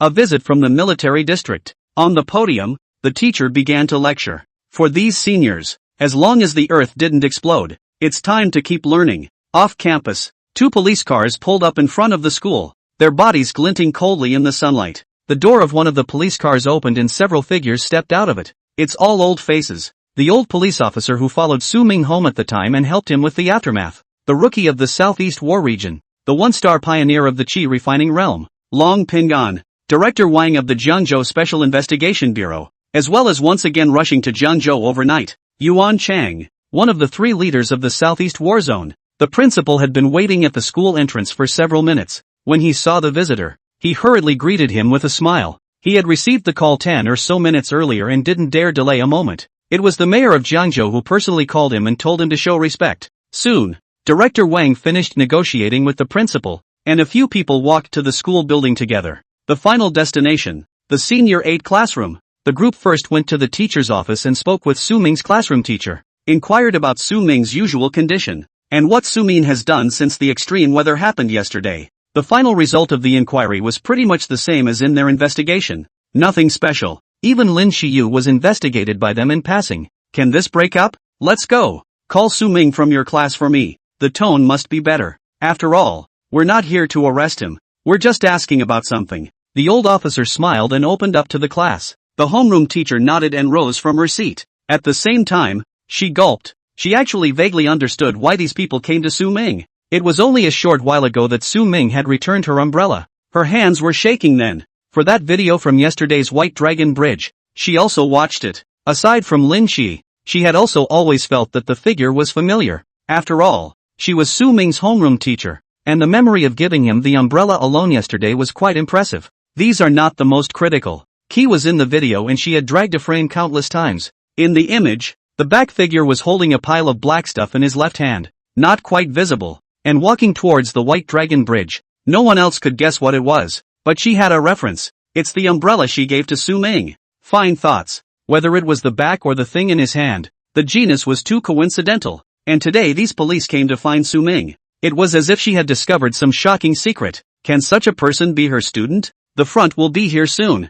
I'll go call Su Ming-san to come out. The homeroom teacher smiled slightly and prepared to call someone. Sure. She had no intention of informing a few people of these thoughts in her mind. What if you're silenced? Inside the classroom, for the teacher's lecture on the podium, Su Ming didn't listen at all. The same is true for Lin Shiyu. She was still trying to comfort herself, as much as she was bewitched. Su Ming seems to be doing nothing and dragging his feet. The person in the video is definitely not him. None of the other students reacted either. So why am I scaring myself so much? Never again after that. I'm not in the same world as him. Meanwhile, the homeroom teacher knocked on the front door of the classroom. Under the gaze of the crowd, she walked straight towards the last row of the classroom and arrived in front of Su Ming. The faces of the students were odd, and then a few moments of bloating came through. The homeroom teacher should be here to clean up Su Ming, right? After all, Su Ming not only volunteered to go to the last row of the classroom to give himself up, he also got into a mess with Lin, the class president who was guaranteed a place in Qingbei, and ruined his own career.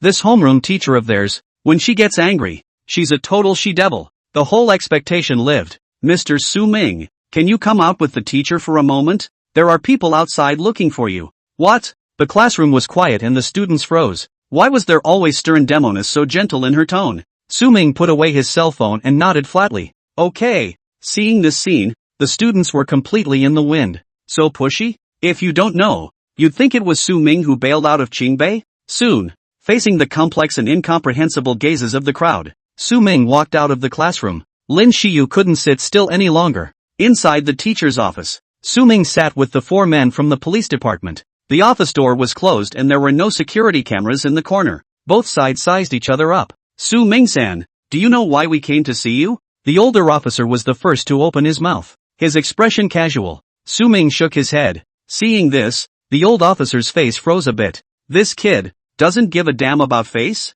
The night before last, you encountered 3 thugs in an alley. It was me and another cop who helped you afterward. The old officer scratched his head with a somewhat bitter expression. He was still planning to test Su Ming at that time, and was a little worried for him. Who knew that this kid had put those 3 down straight away, with his powerful hands? And after all that went wrong yesterday, they briefly compared them. The figure at the White Dragon Bridge turned out to be this kid on record. He gave it a quick glance, and his expression was quite wonderful. On the other side, Su Ming heard the old police officer's complaint and was a little shocked in his heart. There shouldn't be any surveillance there. Then how did this old officer know he did it, and how did he get there? Were the thugs questioned and profiled? Or have they actually been following themselves? At that time I hadn't become a cultivator yet. My sense of the surroundings wasn't that strong. It should be followed. Su Ming made a guess. This was also immediately confirmed. The old officer himself admitted it. In a nutshell, the decision was made at the top during the overnight meeting last night. For these things, no concealment shall be made from Su Ming.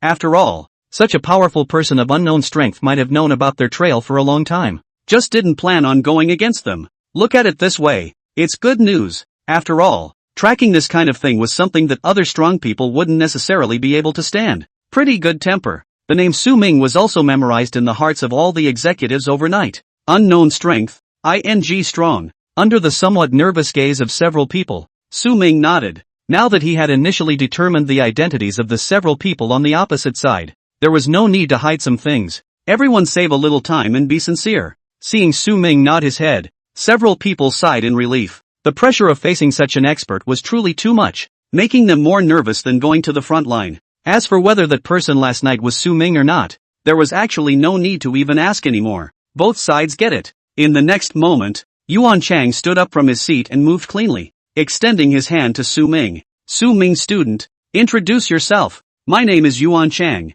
I'm one of the 3 heads of the Southeast Military Region. If anyone else had seen this scene, their jaws would have dropped. Since when did the military's top bigwigs, the front-line ghosts, need to reach out and let others get to know them? But this is Su Ming, a man who made top big shot Yuan Chang make 2 trips on a plane in 2 days. A man who had the nation's top brass holding several meetings overnight. It even fooled the national instrument. What kind of counterintuitive tactic is this to give that bunch of researchers doing EMO late at night? How could an existence as strong as Su Ming not have an aura? How could he not be a forerunner? Synthesis. They had to be humble in their attitude. Convinced. Chapter 26. Believe in Su Ming. Believe in your country, and believe in yourselves. Su Ming smiled faintly and similarly stood up. The 2 men shook hands. Su Ming had always had a good feeling about soldiers, especially those from the Dragon Kingdom, although he had not heard of Yuan Chang's name. But he knew that military leadership was different from other positions, that it was all fought out bit by bit, especially in the Southeast Military Region,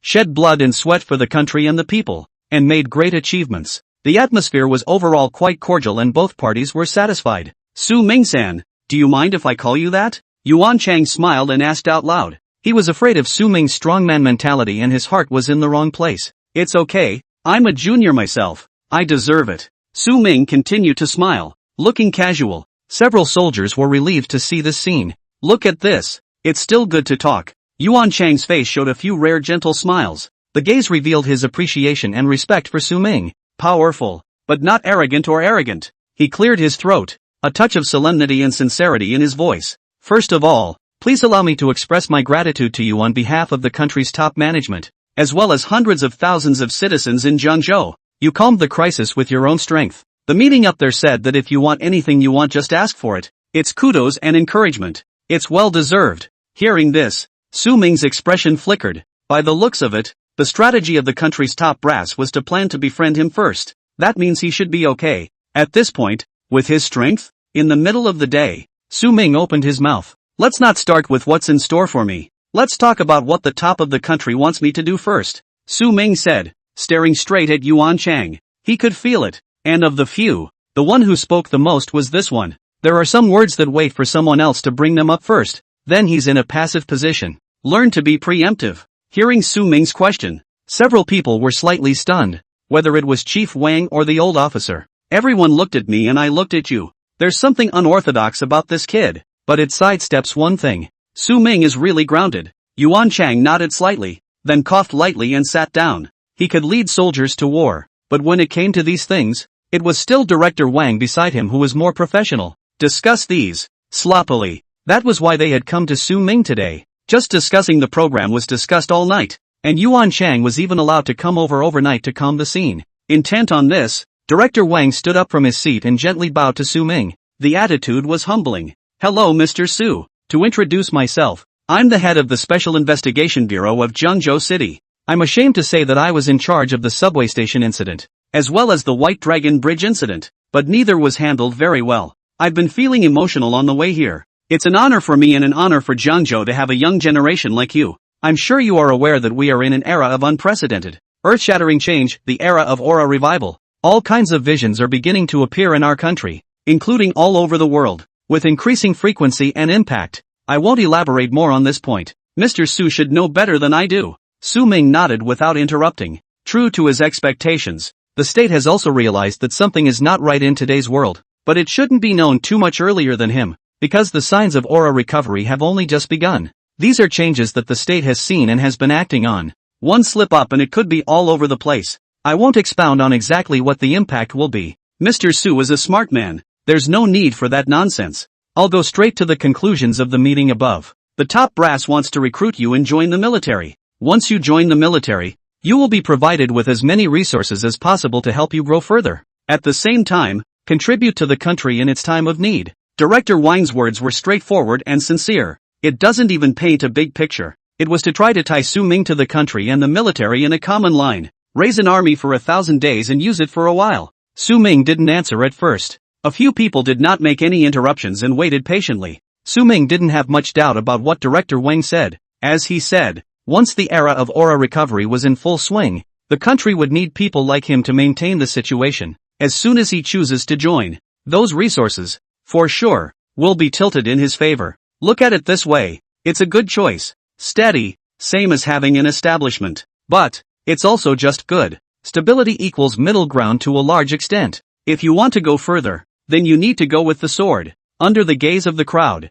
Su Ming shook his head. He refused. If he really joined the military, then he would be equivalent to changing from a student status to a military status. It sounds pushy, but it's just as subject to a lot of regulations. Changing from a school to a military district was just a change of scenery, and there were still a lot of things he wasn't comfortable doing. As for the national resource tilt, it sounds tempting, but the state will not train just one cultivator. Nor would it be so simple as to pin your hopes on one person. What's more, he wasn't really all that scarce on those resources. His direction of development and upgrading was not quite the same as other cultivators. He has the Unity Sun and the awesome All Things Illustrated. As far as Blue Star's current aura recovery is concerned, even if all those resources were piled up, they wouldn't be as tangible as him casually boosting a whole lot of iconography. So why limit yourself and join the military? It doesn't make sense. Seeing Su Ming shaking his head, the faces of the several soldiers were a bit less than favorable. Su Ming still smiled. When I was a child, I was dependent on my grandmother. I grew up alone after my grandmother left. Used to being alone all my life. Don't really fit in, prefer to be alone. But I've always known that it was the land beneath my feet, the mountains and rivers of the Dragon Kingdom that raised me. My roots are here and my soul is here. Whether in the military or among the people, I will do everything in my power to guard this land. Hearing Su Ming's words, the looks on the faces of the few people present gradually eased. It was enough for Su Ming to say that. Immediately afterward, Yuan Chang nodded. Such an outcome was actually discussed at last night's meeting. As long as Su Ming was willing to do his part for the country in times of crisis, it was fine if he didn't join the official organization. For Su Ming to be this powerful, then there must be his unique path. With his fortune and chance, if he did join the military, he might even be limited because of it, slowing down the pace of becoming stronger. The bosom of the Dragon Kingdom is not comparable to those bullet-ridden countries, or countries that know how to bully and pretend to be big brothers every day. If it were certain countries, if Su Ming dared to refuse,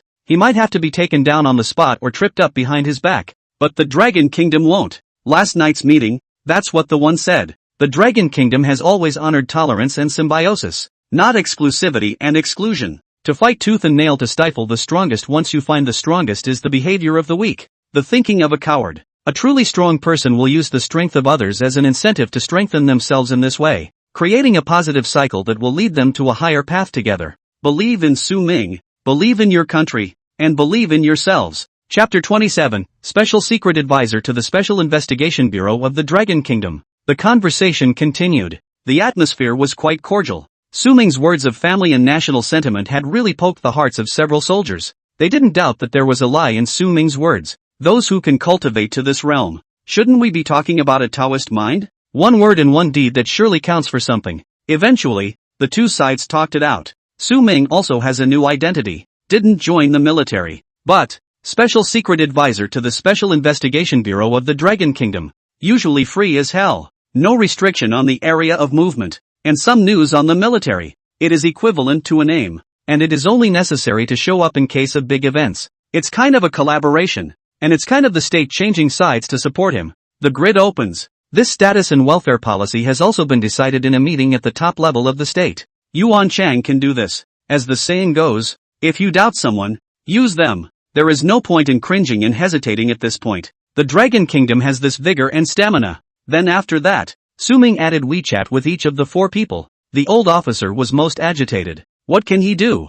First, he knew Long Pingan, and now he knew Su Ming. He hates that he doesn't have two daughters right now. Otherwise one marries Long Pingan, one married to Su Ming. A direct achievement of the strongest father-in-law ever. The group exited the office and headed off campus. The veteran officer stayed at the school for some follow-up with the school administration. Su Ming followed a few people into the car and headed to the Zhengzhou Special Investigation Bureau. As for things like classes, it doesn't matter anymore. He's in this position. Do you need it? Mr. Su, when we get to the Bureau of Investigation, can I ask you for some advice on cutting? Long Pingan did a mental struggle for a while. Eventually, he opened his mouth and looked at Su Ming, who was sitting on the side. He was a martial arts nerd and was really looking for a gap. Even if he was beaten up, it would only make him more excited. Born with an undershot body, Yuan Chang sat in the front row, his expression moving slightly, but nothing much was said. Before he came, he had hinted to Long Pingan to have more contact with Su Ming. It just so happens that they're all still young.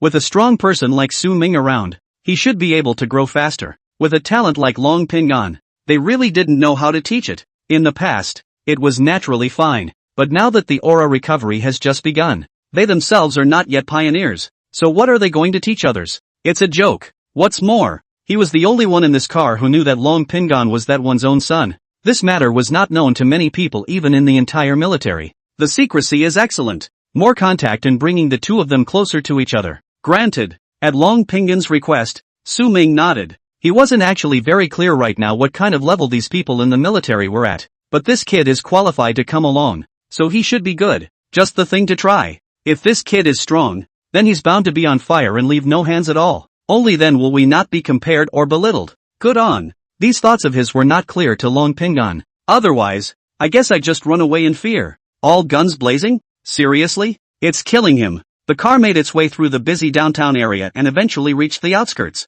Surrounded by lush trees, Su Ming looked out of the car window and a hint of surprise flashed in his eyes. The choice of location for the Special Investigation Board seems to be very deliberate. This place is secluded while at the same time facilitating a quick response to emergencies in the city, because it's a thief of a road. You know, it didn't take long for the subway station incident to happen. Even before the subway station incident, there had been some strange things going on in Zhengzhou, big and small, and that added up to just over 2 months at most. It is not easy to darken all the roads in this neighborhood in such a short period of time. Once again, the speed of the Dragon Kingdom is on display. The car eventually stopped in front of an ordinary-looking factory gate. Here we are, Su Ming student, let's get off. Yuan Chang smiled and opened his mouth, and several people got out of the car together. Ahead of them, the factory's facade was somewhat dilapidated. A sign with chipped paint hangs over the front door. It says, Zhengzhou City Waste Materials Recycling and Disposal Plant. Su Ming's heart was clear. Such a factory,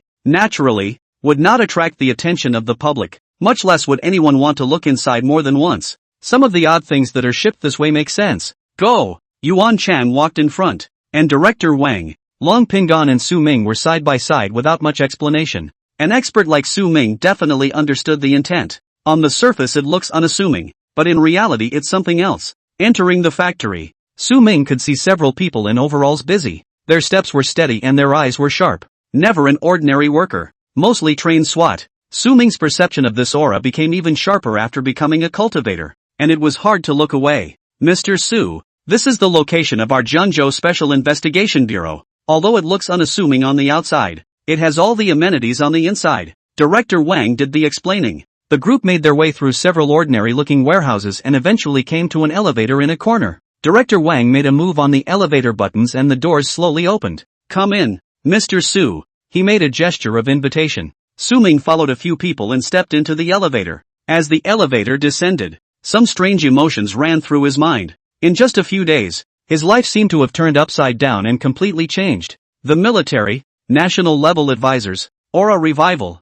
cultivators, these were all things he hadn't thought about at all before. But now it is in front of us. Soon, the elevator doors opened again. What unfolded before Su Ming's eyes was a very different scene from the obsolete factory. Spacious, bright and full of modern technology. In the center of the hall, a huge display screen showed a vertical map of Zhengzhou City. Various data streams and points of light flashed above. There's that sci-fi vibe going on. In addition, there were several people in uniform in the hall. These men had sharp eyes and upright postures. Focus and alertness were written all over everyone's face. When Su Ming and Yuan Chang's group walked out of the elevator, their gazes turned in unison. The eyes were full of respect and curiosity. Director Wang took a step forward and briefly introduced Su Ming. These are the core members of the Ganji Special Investigation Bureau. This included the young lady, Wang Qian, who had had contact with Su Ming on the subway platform earlier. She herself was a hacker with a very high level of quality within the military district, but didn't have access to these most central secrets.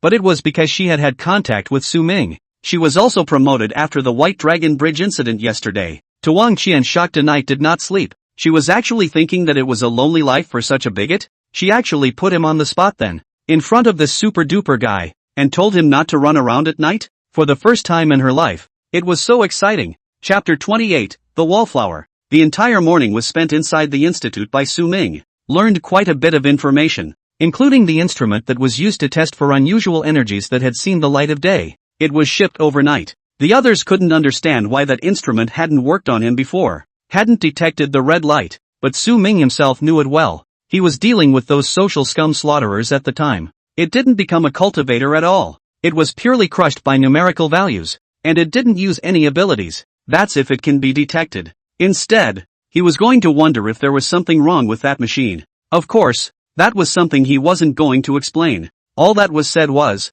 there is room for improvement in the machine. And no lie, it's motivating. People have to learn to hide. The more the country's top brass can't figure this out, the more inscrutable he will appear. This pussy, he can fake it. It's the research gurus who suffer from hair loss. On top of that, he'd had that fight with Long Pingon. The results are obvious. Long Pingon got blasted and hammered in the nose. Su Ming hadn't suppressed his own strength much in order to show off how powerful he was. Although his actual combat experience was not as good as Long Pingon's, he had grown quite a bit from the battle with Thunder Jiao. Together with the strength of 3 stars in the Qi refining realm, he beat Long Pingon to a pulp. Sure, because it's cut and dry. Point blank. Su Ming didn't summon his Thunder Longsword or even utilize any of his abilities. Still numerically crushing. It gave him a clearer idea of his strength. He is probably unique in the country and the world. Of course, floating is impossible. With the strength of the present, if he really pisses off the top brass of the country, get some airplanes and tanks or even missiles to bombard him,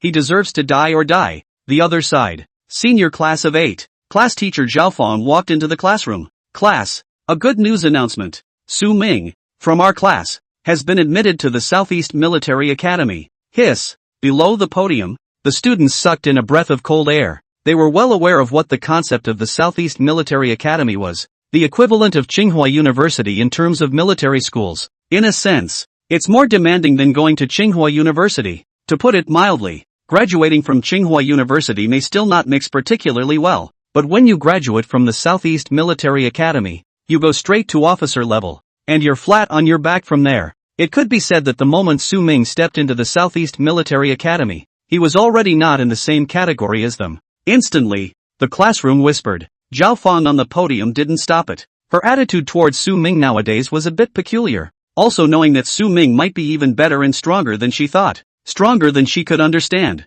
She didn't just come to say this today for the good news. More than anything else, I wanted to give these students a heads up. Su Ming, if you have to return to school later, don't mess with people without a good eye. Hiss. Su Ming usually looks unassuming, but it turns out to be so powerful? There shouldn't be any connection, right? What makes him get into the Southeast Military Academy? You can get into the Southeast Military Academy if you have connections? What are you thinking? And it's not like we don't know what condition Su Ming's family is in. That's right, don't denigrate our classmates. How come they won't let you go? Hiss. No wonder he acted like nothing when class president Lin mentioned breaking up with him before. So it doesn't matter? TSK.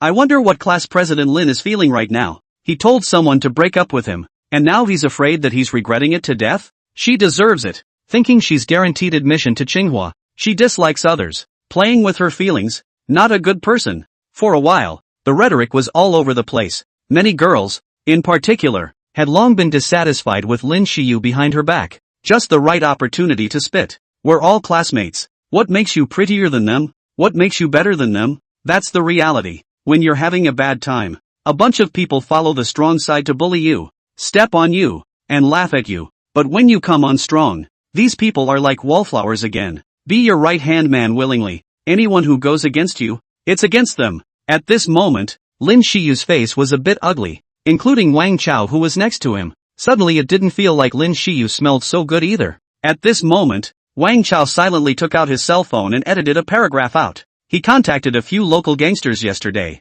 wanting to yell at them to beat up on Su Ming. Nay, the extreme weather is acting up and putting it on hold for now. Now it seems to have saved him instead. If he really gave Su Ming a beating, the beam would be completely knotted. Then he's the one who can't get down in the back. It's true that heroes have loved beautiful people since ancient times, but since ancient times, red faces have been a scourge. Wang Chao murmured in a low voice and moved the stool that much further away towards Lin Xiyu. You can't be a spermatozoa. It's better to take it easy. Bang! Suddenly, Lin Xiyu slammed the table and stood up from her seat. The classroom was instantly quiet. It wasn't that everyone was afraid of Lin Xiyu at this time. Rather, they wanted to see just what class president Lin wanted to do. On the podium, Zhao Feng also looked over, her brows slightly furrowed. She knew that Su Ming and Lin Xiyu were in a relationship before. It is also known that they are now separated. A year ago, she had advised Lin Xiyu not to continue her relationship with Su Ming, which would affect her studies. Bitterly, after all, she had always babied Lin Xiyu as her own daughter.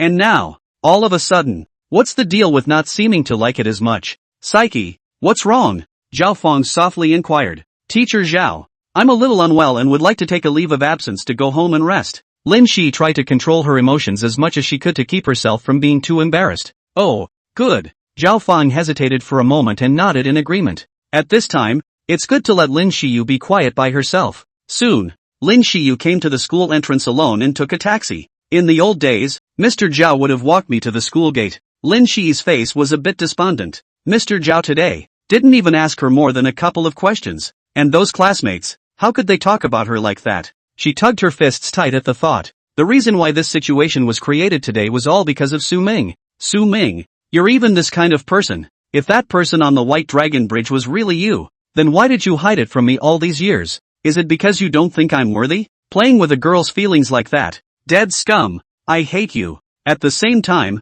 she once again dialed her cousin Lin Kier's number, and this time, hit the ground running. Chapter 29 The Cultivator's Realm Handbook. Achoo! On the other hand, Su Ming sneezed again. How can I still have an itchy nose now that I've become a cultivator? Su Ming was a little confused. Shouldn't you be in great shape and eat well? Now he was sitting with Long Pingan. The two were ready for lunch. Pingan, is it true that there are no more than 34 runners on official record now? Su Ming inquired while eating, somewhat surprised. That's over 1 billion people in the country. If there are not more than 30, not even one per province can be matched. It's too scarce. On this morning, he had learned that the official term for their kind was Forerunner. As the name suggests, it is apt that it is a pathfinder in the age of aura revival. It's just that he didn't expect the number of Forerunners to be much less than he thought. Ming, indeed, but there are probably some unrecorded Forerunners like you, but not many. As for being better than you, there shouldn't be any. Long Pingan replied with a smile. After all, by now, the aura recovery has only just begun to take hold. There are very few people who can sense it and use it. By the way, Brother Ming, the Institute has also classified a realm table for our kind of people based on the records in the ancient books. Do you want to hear about it? Say it and see. Su Ming didn't raise his head and continued to eat. It was something he didn't particularly care for. Dividing the realms based on previous legendary accounts just doesn't sound very reliable. None of them are as accurate as his retarded tally boy. You wait, I'll WeChat you. Hearing this, Su Ming lost even more interest. This was sent via WeChat, so obviously it's not confidential. Just watch it for fun. The next moment, Su Ming received a document from Long Pingan on his cell phone. Handbook on the Realm of the Practitioner. Su Ming ate while casually clicking on it, and in the next moment, His pupils plummeted. The first item on the upper realm display was all too familiar to him. It was the refining realm. What's on this record? It can't be true, can it? Is it hard to believe that these stories and the legends really happened? Su Ming didn't move and continued reading. Fortunately, Long Pingon did not notice his abnormality. Alchemy realm. Induction stage, 1 star 3 stars cultivators begin to sense the presence of aura and learn how to absorb aura into the body. Qi condensation stage, 4 stars 6 stars the cultivator is able to condense the sensed aura in the dantian and form a Qi cyclone. Qi transformation stage, 7 stars 9 stars cultivators are able to transform aura into their own power and begin to use simple spells and martial arts. Qi high realm. Qi cyclone stage, 1 star 3 stars the cultivator's Qi cyclone is more solid, and the flow of aura forms the sea of Qi. Sea tide stage, 4 stars 6 stars the cultivator's sea of Qi surges like a tidal wave, and the amount of aura increases dramatically. Tsunami stage, 7-9 stars the cultivator's aura is as powerful as a tsunami, with a strong explosive power. The realm of the spirit springs. Gushing spring stage, 1 star 3 stars the cultivator's body's aura gushes out like a spring, with a continuous flow. Spiritual liquid stage, 4 stars 6 stars the cultivator's aura is more pure, like water from a spiritual spring, nourishing the body and mind. Fountain stage, 7 stars 9 stars the cultivator's aura is abundant and nourishes everything like spring water. The realm of the spirits. Domain enlightenment stage, 1 star 3 stars the cultivator opens up his or her own spiritual domain, and the aura flows within the domain. Domain expansion stage, 4 star to 6 star the cultivator's spiritual domain expands in scope and the aura covers a wider area. Domain transformation stage, 7 stars 9 stars the aura flows freely within the practitioner's spiritual domain, forming a unique aura circulation. The realm of the gods. Divine walking stage, 1 star 3 stars the cultivator's spiritual power is strong and able to travel outside of the world. Wandering spirit stage, 4 stars 6 stars the cultivator's divine sense is able to travel in all directions and explore the unknown. Divine harmony stage, 7 stars 9 stars the cultivator's divine consciousness and aura are united, reaching the realm of mind and spirit. The realm of the void. Void hole stage, 1 star 3 stars the cultivator masters the power of the void and is able to create void rifts. Empty silence stage, 4 stars 6 stars the practitioner comprehends the mystery of silence in the void, and the aura becomes more profound. Void stage, 7 stars 9 stars the cultivator is able to travel freely in the void, and the aura is not limited by space. The realm of the saints. Saint revelation period, 1 star 3 stars N/A. Sanctification period, 4 to 6 stars unknown. Holy Spirit stage, 7-9 stars unknown. The file is that long. But after reading the message, Su Ming's mind shook. How does it feel that this stuff makes sense? Unico, come out and explain. Is this true? Su Ming inquired in his heart. However, there was no response. This Tuzi, he can't be trusted a bit when it counts. It doesn't necessarily feel fake. Is it 1 small kin per 3 stars and 1 large kin per great realm? Su Ming narrowed his eyes slightly. His knowledge of the entire cultivation system seemed to have instantly increased by so many points. It's like those fairy tale novels. It's hard as hell to break through in every major realm. But once it's done, it's a whole new world. If what this says is true, then can I achieve sainthood before the aura recovery is in full swing? Nothing else. Just because a saint sounds pushy, power is full. The two quickly finished their meal. Buzz buzz. It was also at this time that Su Ming's cell phone text message rang. A smirk appeared at the corners of his mouth as he fixed his eyes. The remittance of $1 million has been credited to his bank card. His balance instantly skyrocketed, coming in at a whopping 1.1 million. As for the money, it's considered an incentive from above as well as a franchise fee. After all, he didn't lack any resources. Not as good as money. With this money, he can acquire something. By the way, to accomplish another, more important thing. Looking for a house. The house thing though. Director Wang said he could arrange it for him, but he didn't want to owe too many favors, and he can't be completely comfortable living in these houses arranged by the state hierarchy. He's going to find his own place and plant trees. Create your own cave. If he didn't plant that spiritual sun god tree seed again, he was afraid that he would lose it. Chapter 30, Forcefully Charging the Realm. In the afternoon, Director Wang personally drove and sent Su Ming back to the city. Along the way, Su Ming's ears were almost calloused. It's all about Chief Wang sighing with emotion, lamenting the changes in the world today, lamenting the fact that he, a superstar, is a native of Gangtok. This makes Director Wang feel doubly honored, glowing, and has found a second spring. Mr. Su. The old man has a niece who is not too accomplished, about the same age as you. Half an hour later, Su Ming got out of the car, finally relieved. Ears are finally clear. These leaders, how come they either have daughters, granddaughters or nieces? There won't be any cousins back there, will there? It's horrible. Su-ming returned home and lay straight on the bed. Not having to go to school is actually kind of cool. But he's not swinging for the fences either. So many messages received in the morning. He needed to digest it. Now that I have the status of counselor in place, I don't have to be so coy about how I act a lot of the time. That's a good thing. Not only that, but he is now able to learn a lot of first-hand information as a consultant of the Specialized Research Institute. I am now 3 stars in the chi refining realm. If we go by what is said in that record, trying to rise to 4 stars of the chi refining realm is a hurdle. It's not easy. Thinking of this, Su-ming got up. His legs sat cross-legged on the bed, slowly closing his eyes as he began to try to enter the state of cultivation. After having the epiphany of running in the rain earlier, it was natural to know what to do. That is, entering the induction period, as written in the records. It can actively establish a connection with the surrounding aura and absorb it into the body. Su-ming's breathing became calm and deep. The whole person gradually enters a tranquil and ethereal realm. The obviously hot weather didn't seem to be felt at this point. Somewhat cooler. Practitioners are just fine. Save money on air conditioning. In Su-ming's perception, the air around him seemed to become active. The aura of heaven and earth flowed slowly, as his mind gradually sank in. The surrounding auras seemed to have sensed his call as well and began to converge towards his body. These auras were like tiny streams that converged from all directions. Gradually, it penetrated his skin and merged into his bloodline. However, 20 minutes later, Su-ming still opened his eyes, frowning. There's that much of a problem. Even though he was able to sense and absorb auras. However, the aura between heaven and earth today was really too thin, and it was really a drop in the bucket. It's like a tiger. You want it to eat mosquitoes to fill its stomach and replenish its energy.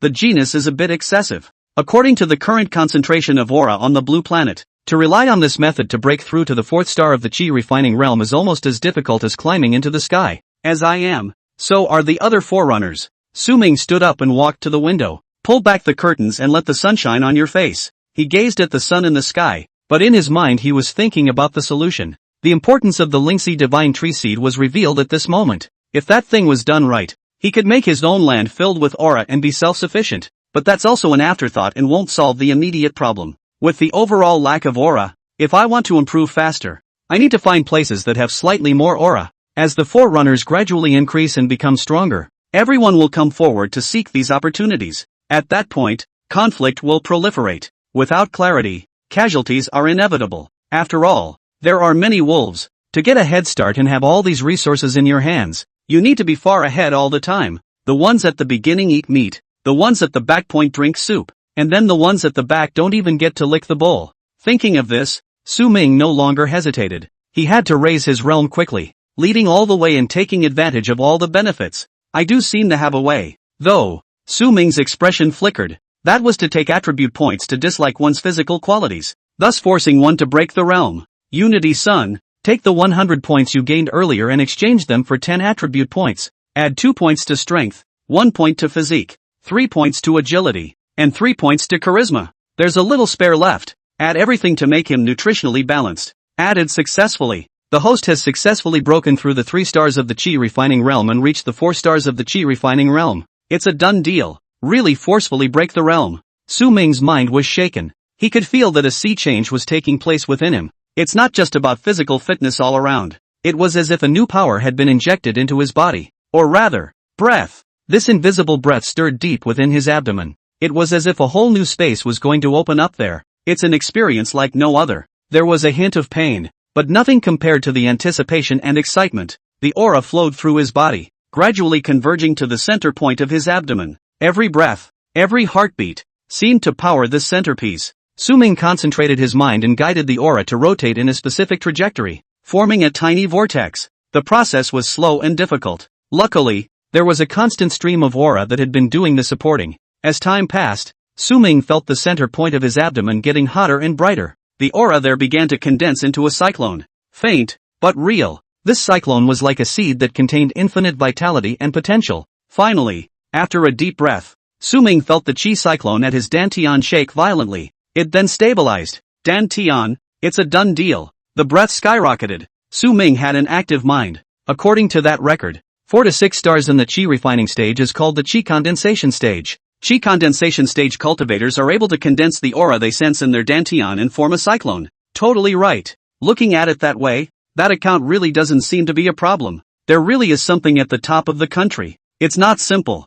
Thinking through all of this, Su Ming continued to quiet his mind. Immerse yourself wholeheartedly in the state of cultivation. The cyclone is small but contains great potential. With each rotation, it seemed to be tearing the space around it, swirling more aura into it. It's several times faster compared to before. Yes, 10 or so minutes later, Su Ming stood up. Every one of his cells was filled with vigor, and every meridian became tougher. The increase in his all-around attributes, coupled with the further development of his aura, now made him even stronger. It was so strong that Thunder Jiao from before, he might have been able to give it a hard death without using his longsword, or the crushing kind. Unico, open the data panel, Su Ming murmured in a low voice, checking his current status. Summing, Realm, Chi Refining Realm. 4 stars, Power, 10. Physical Fitness, 10. Spirit, 10. Agility, 10. Charm, 10. Abilities, Spectral Tsunami, Spectral Shadow Raid, Tidal Zone, Thunder Heavenly Punishment,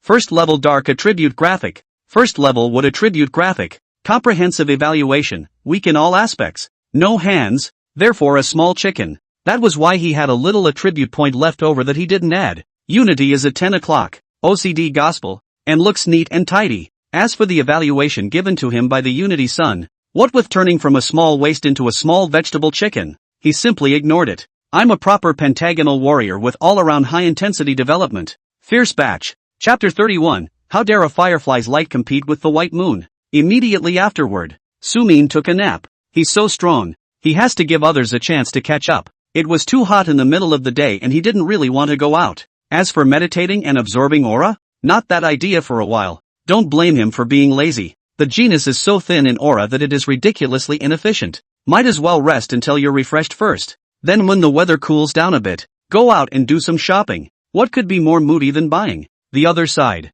Lin Shiyu had waited all morning and finally waited for the time to meet with her cousin Lin Kier. The wait is truly agonizing. She had wanted to send a message to Su Ming to question him countless times in the meantime, but at the end of the day it was all held back. Just sent no response. This made Lin Shiyu even more angry, even if she does have a bit of a problem. But facts aside, isn't there anything wrong with Soman? At this moment, Lin Shiyu was sitting alone in the corner of the cafe. In his hand, he gently stirred a cup of coffee that had cooled. The afternoon sunlight poured through the window and splashed on her face, but it couldn't take away the sadness and silence. Finally, a figure arrived at the door. It was none other than her cousin, Lin Kier. Lin Kier was wearing a large pair of sunglasses that almost covered half of her face, but her dress was unusually plain. A simple white t-shirt paired with a pair of jeans without any frills. It's a far cry from yesterday. Nonetheless, that beauty of hers could not be hidden. Her skin was as white as snow, her long soft hair was casually draped over her shoulders,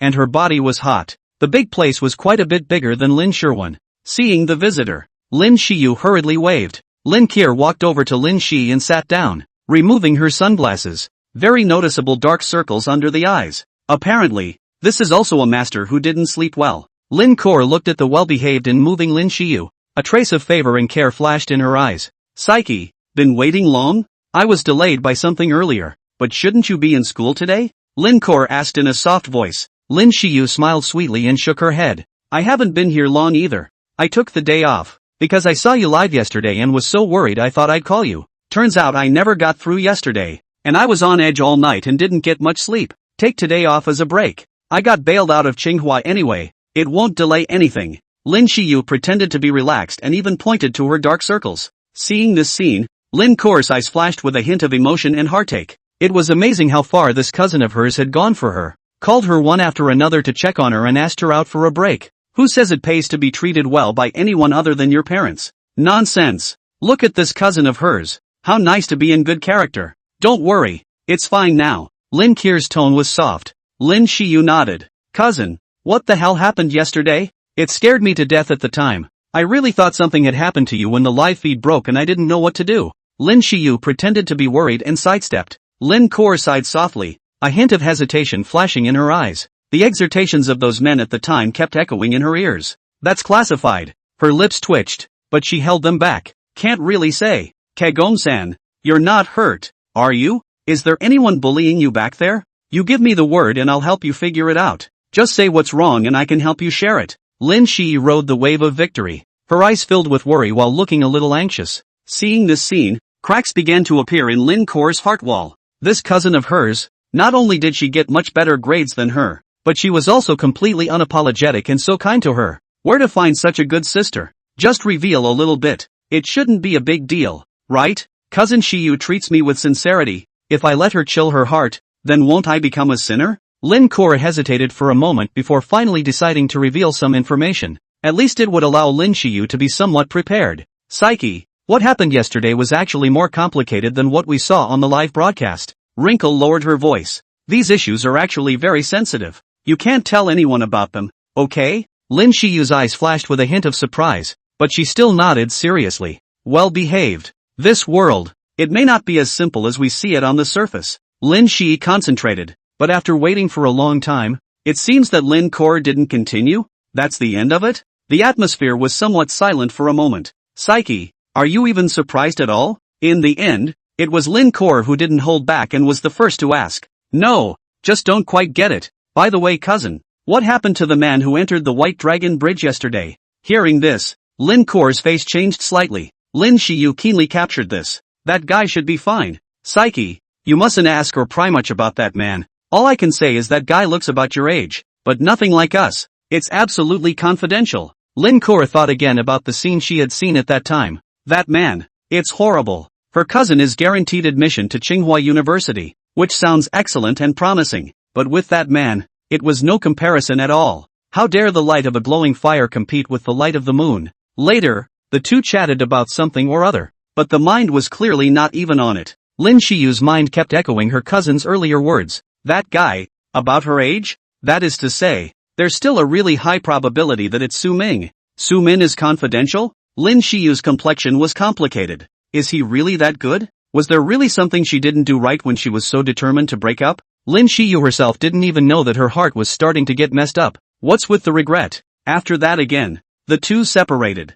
Lin Shiyu still wasn't going to go to school and chose to go home for a day of rest. Suddenly I wanted to dig out those old pictures with Su Ming and look at them out of the trash can. On the other hand, Lin Kor was planning to check out the house. After yesterday's incident, her mindset had completely changed. What works or doesn't work or is on fire doesn't matter anymore. She had stumbled upon things that were different and hadn't been able to fully digest them. She wanted to find a quiet, isolated place right now to be alone and think about life. Buy a house away from the hustle and bustle of the city. 3:30 in the afternoon. Su Ming was refreshed and got up from the bed. A cozy senior year. After packing up, Su Ming went straight out the door. This afternoon, a buying frenzy. Just rich. Just capricious. Chapter 32, Buying a Bicycle. A dog's eye view? It's not particularly hot outside today. Su Ming rode his shared bicycle through the bustling streets and stopped in front of a bicycle store. This store has a great reputation. The bikes he sells are of exceptional quality and design. There are no downsides except that it's expensive.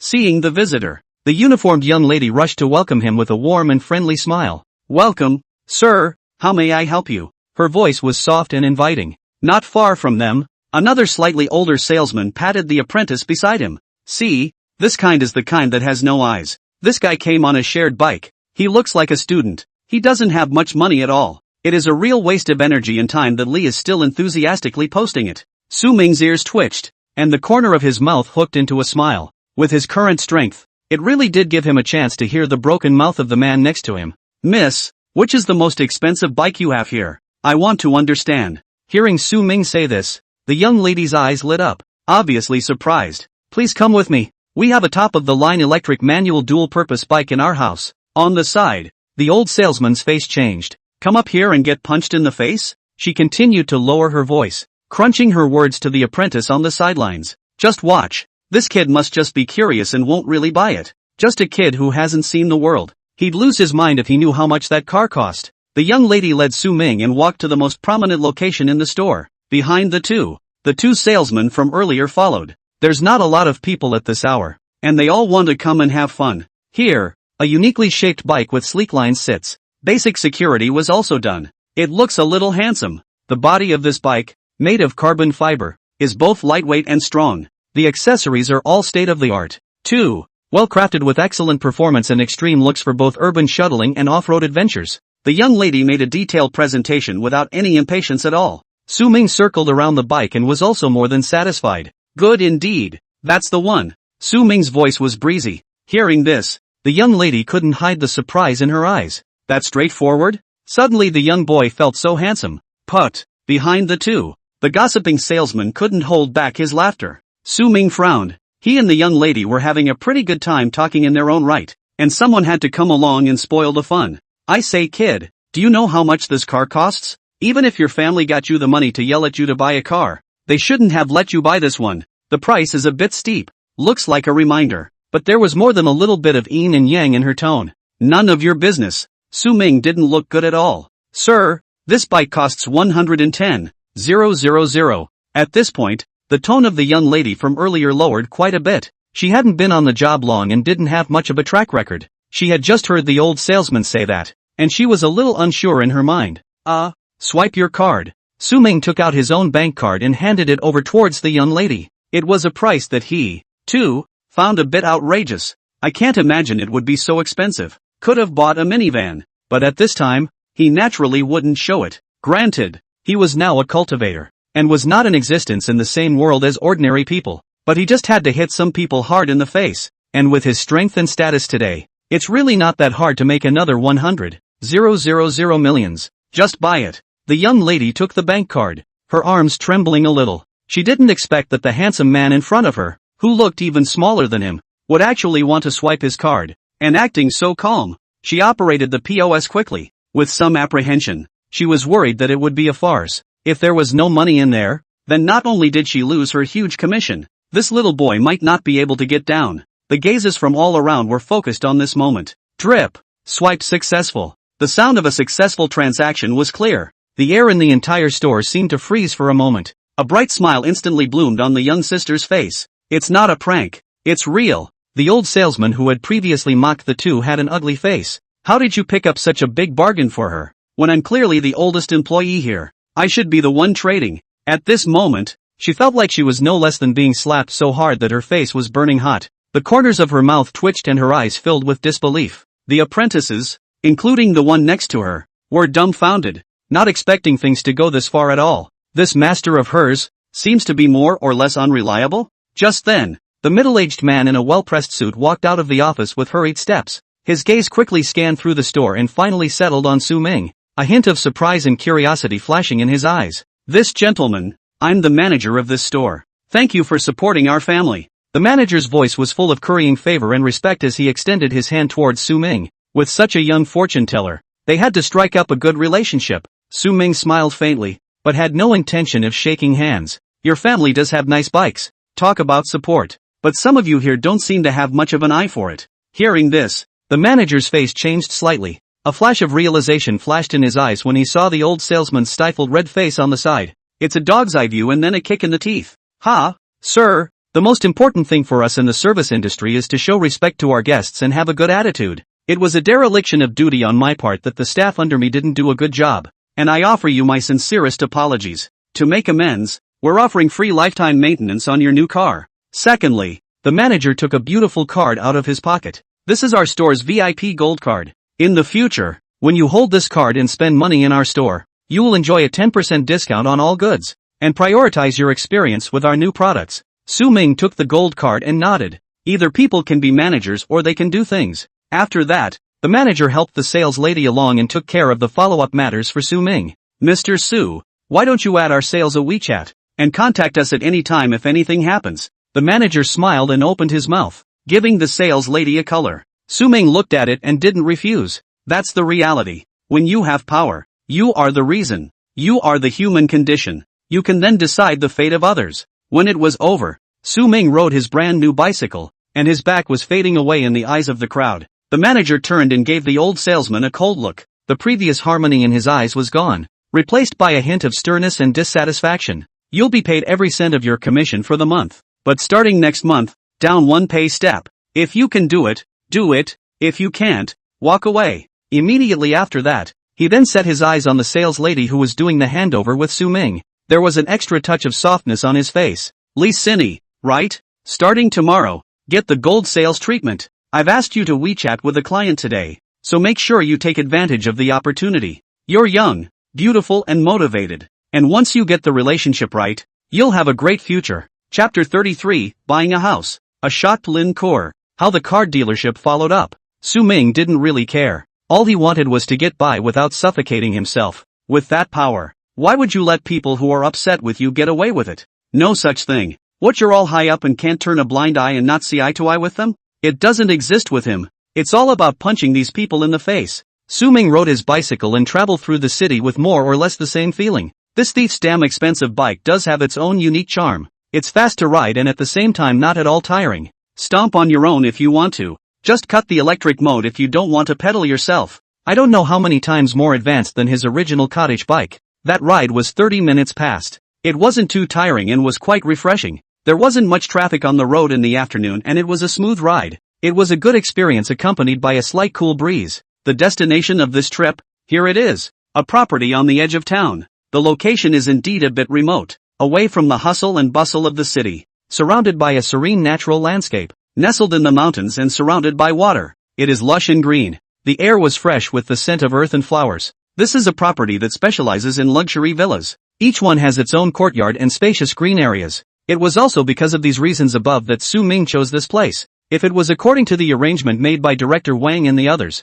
they would inevitably not have found such an inconvenient place for liaison and contact. Su-ming walked into the sales center. A salesgirl quickly greeted them. "Hello sir, welcome to our property. How may I help you?" The sales lady had a sweet voice and a respectful attitude. This time, there was no dog-eyed bridge. Su-ming smiled slightly. "I'd like to see your villas, especially the ones in more remote locations. I like the quiet." The sales lady nodded, not belittling Su-ming because he was young, and seriously introduced the property. "That's professionalism. Our villas here are all built on the hillside with a very beautiful environment. While some people find the location relatively isolated, it is this that ensures privacy and tranquility of living," the salesgirl said while showing Su-ming around the model drawings of the villa. Su-ming nodded from time to time. To be honest, he couldn't read much of it, and it all felt pretty much the same. He just has to choose the most remote one. How lonely is invincibility? Just then, Su-ming's phone rang. Su-ming cast an apologetic look and walked to the side to pick up the phone.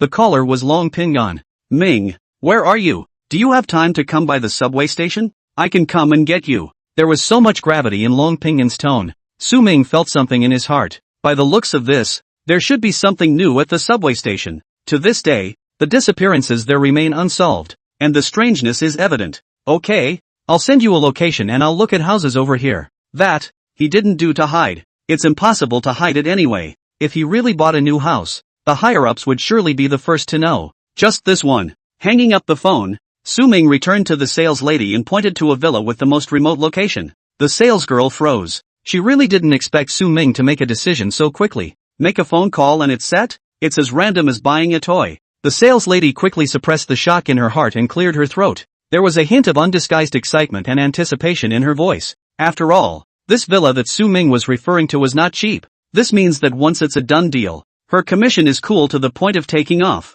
"Sir, the total price of this villa is $3,900,000. Great value for money. You couldn't get it for that price anywhere else. There are still a lot of areas around us that can be developed, and once they are developed in the future, they will definitely appreciate in value," the sales lady said while staring closely at Su-ming, trying to catch a hint of reaction from his expression. "The price is stated. Buy it or not." Su-ming's face remained calm. It was as if this number, for him, was nothing more than a piece of cake. "We offer a variety of purchase options, and you can choose to pay in full so you can take advantage of some additional savings. If you choose to pay in installments, you can make a 20% down payment and the remaining amount can be paid off over 10 or 20 years. Su-ming reached out to interrupt the sales lady's narration. "Pull out your bank card straight away." This action looked in the eyes of the sales lady, directly handsome out of the sky. Too manly. It made her heart flutter. "Here's the down payment money. Sign the contract." Su-ming's voice remained flat. It seems to have done a very insignificant thing.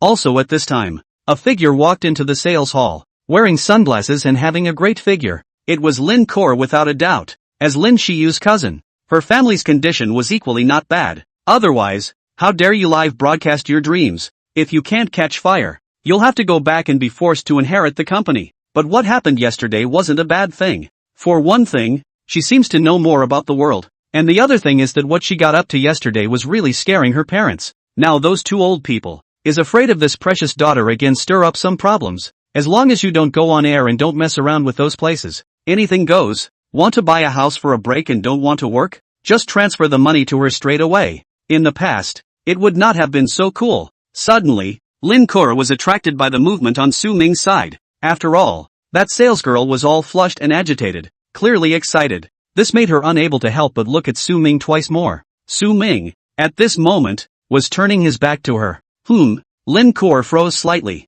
She always felt that there was something so familiar about this back, but for a moment, I couldn't remember where I'd seen it before. This man, and I know him? Of course, they're not very important. She mainly came to see the house. Some of the other socializing is really not necessary. She couldn't muster much interest either. That's why, for 22 years, she hasn't had a boyfriend. Being alone is freer and happier. If it's that one, it's something to think about talking about? Lin Kuo didn't know what was wrong, but she suddenly remembered the figure she saw at the White Dragon Bridge last night. The man looked as if he was about her age, and judging by that blurry side face, it shouldn't be bad looking either. The key temperament is in place and the strength is strong. People, as usual, love the strong. It's not unacceptable to be conquered by such a man. Lin Kuo wiped her somewhat hot little face. What had she just been thinking? Was a character like that something she could think about much? Something she could get her hands on? Also at this time, Long Pingon finally rushed over. Soon, he found Su Ming.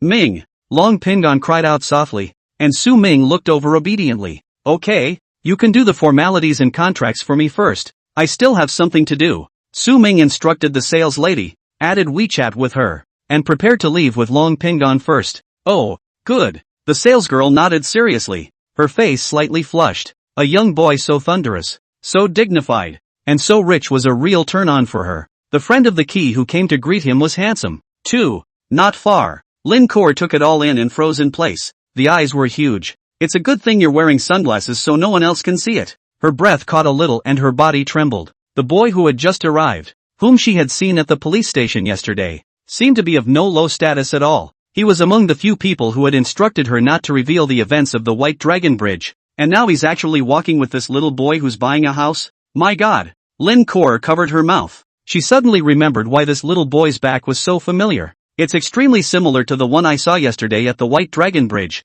Now these two are coming together? Hiss! Hiss! Hiss! Chapter 34 Subway Station Incident Update. Black Aura. Fine thoughts. Lin Kuo felt like her CPU was burning. How come I run into him everywhere I go? Is it hard to believe that I'm really related to him? All this, is it fate? I, Lin Kuo, am destined to be extraordinary? At this moment, Lin Kuo's mindset changed a bit. It seemed like all the domineering novels she'd read were coming to life. 22 years of singleness. Was it for this moment? I must be more proactive when the opportunity is in front of me. Such a strong big man and such a little white boy looking. No! Fresh meat. She was genuinely a little ticked off. Thinking of this, Lin Kuo walked towards the sales lady who had shown Su Ming the house before. May I ask which villa that gentleman just bought? What? You can't look at his profile because it's private to the client? You quietly reveal something to me. I'll directly buy a set from you too. Or full payment. And I just need names and phone numbers and stuff. And no one will know if you don't tell me.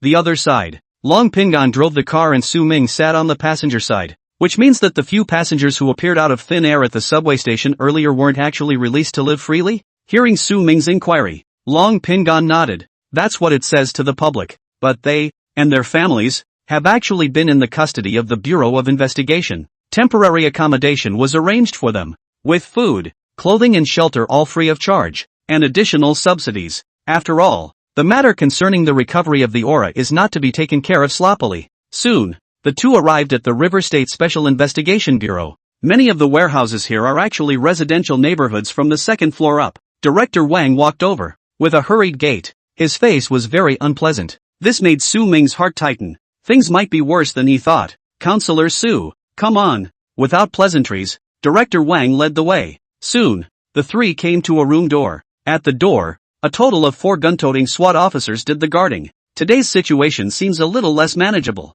Open the door. With a command from Director Wang, a SWAT officer opened the door. Su Ming's few people took a step inside. The scene inside surprised Su Ming a little. It was very different from what he had imagined. It doesn't look like a house normally used for residential living. More like a makeshift prison. In the center of the room, there was a row of fences made of alloy steel. They were cold and solid, dividing the space into 2 parts. 4 men were lying on the ground inside the fence. 3 men and 1 woman. Their bodies twisted in an unnatural position. It was as if he had suffered some kind of invisible torture in his slumber. The breathing of these people was sometimes weak and sometimes rapid. The expression on his face was sometimes calm, sometimes twisted in a strange way. Su Ming frowned. It was obvious that these people were in a very bad state. These are the passengers who appeared out of nowhere on the subway at the time. Director Wang's face was grave as he made his explanation. Counselor Su, look here. Director Wang pointed his finger to the monitoring screen on the side. The men have been on our radar since the incident at the subway station,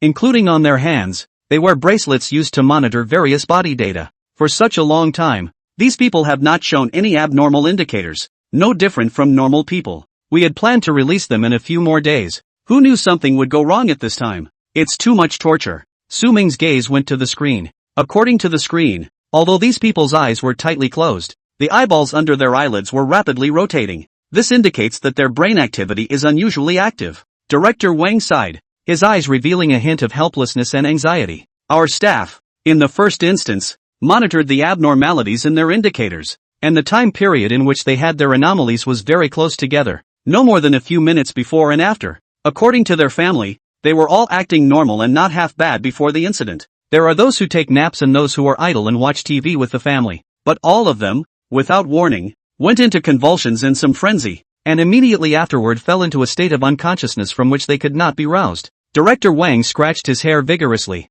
Since taking over the place, he's been getting bolder and bolder. The good thing is, these sudden and unusual people didn't hurt anyone else. For insurance reasons, it was still moved all the way in the first place to avoid any subsequent accidents. After all, today they are. It's weird how it looks. Peace. Feel anything? Su Ming snapped towards the side. After a long time, Long Pingon nodded, with some uncertainty in his eyes. I was there when they were transshipped over earlier.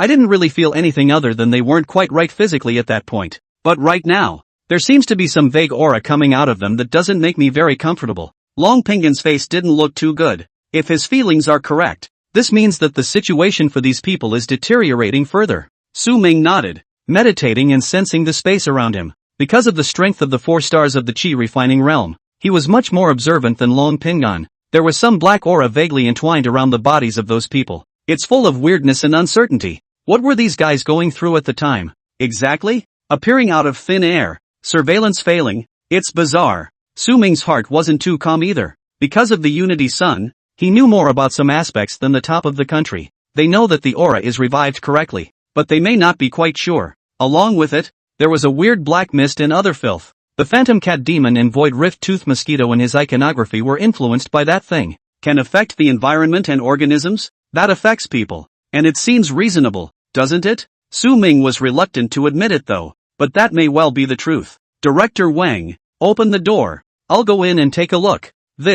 Upon hearing Su Ming's decision, Director Wang was a bit hesitant. The current situation is unclear and this is more or less dangerous. It's okay. It's natural for me to do something practical as a state councilor. If I can't do it, do you think anyone else can fix it? When Su Ming said this, it caused Director Wang to be slightly stunned. It seems to be true. Councilor Su's strength is definitely among the strongest in the country right now. If even he couldn't solve it, it would be futile for him to worry and make decisions.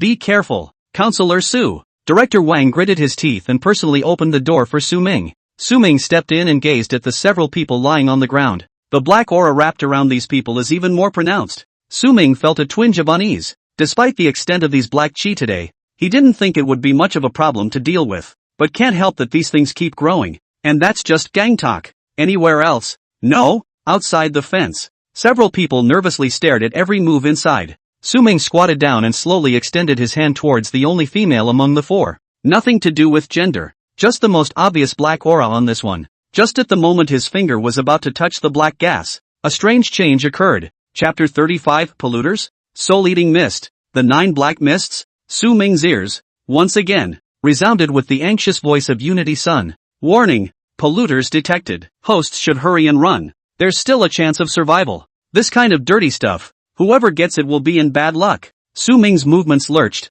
and a trace of gravity flashed in his eyes. The name, polluter, sounds unsettling. Of course, running is out of the question. He didn't even have a big problem when Unico used to say he was dead. Now they're saying there's a silver lining? Doesn't that mean it's safe? Su Ming took a deep breath and began to mobilize the aura in his body. The aura formed a protective layer, isolating itself from the black aura on them. These people's complexions were pale and even began to become transparent. It was as if I could see the veins and black gas flowing slowly under the skin. This damn thing, like aura, is capable of entering the body, and it can be practiced? Su Ming frowned. The breath of these men was faint though, but with every breath, it seemed to be absorbing and releasing the surrounding black chi, making it denser. The cycle goes on and on. The aura on these polluters is growing. If something is not done soon, the consequences will be unimaginable. This enhancement is much faster than absorbing aura. At this time, Su Ming suddenly somewhat understood why the devil paths in those novels were so strong. It is simpler to acquire and naturally improves faster when practiced.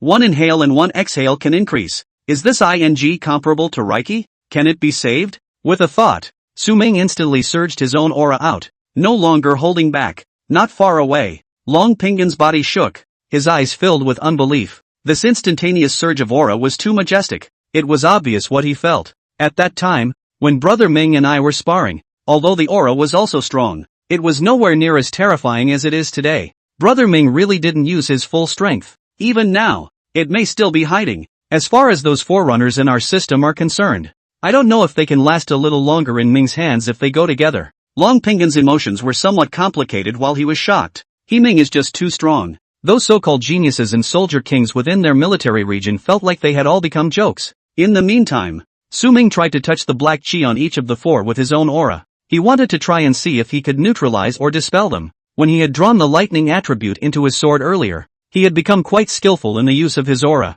Now this operation, it's not particularly difficult. The aura and the black aura began to mingle. The black aura seemed to be resisting the penetration of the aura, and Reiki is working hard to purify them. There's a little bit of an effect. Hiss. Outside the fence, several people sucked in their breath. Originally, except for Long Pingan who was already the forerunner, the rest of the few people couldn't see the aura on them at all. But now with Su Ming fighting with his aura, they could vaguely see the fluctuations in the surrounding space. It was breath flowing, like a summer heat wave. It works a little, but it doesn't solve the problem. Su Ming laughed bitterly in his heart. His aura was barely able to block and counteract the black aura though, but these black auras were getting stronger, and his aura wasn't. What's more, a number of black chi had already entered their bodies. There was nothing he could do about that part. The host is as terrifying as he is, even resisting the soul-eroding fog with his body of a small chicken. The Black Mist class illustration has been opened. Hearing this, Su Ming's mind was shaken. Open the Black Mist class icon.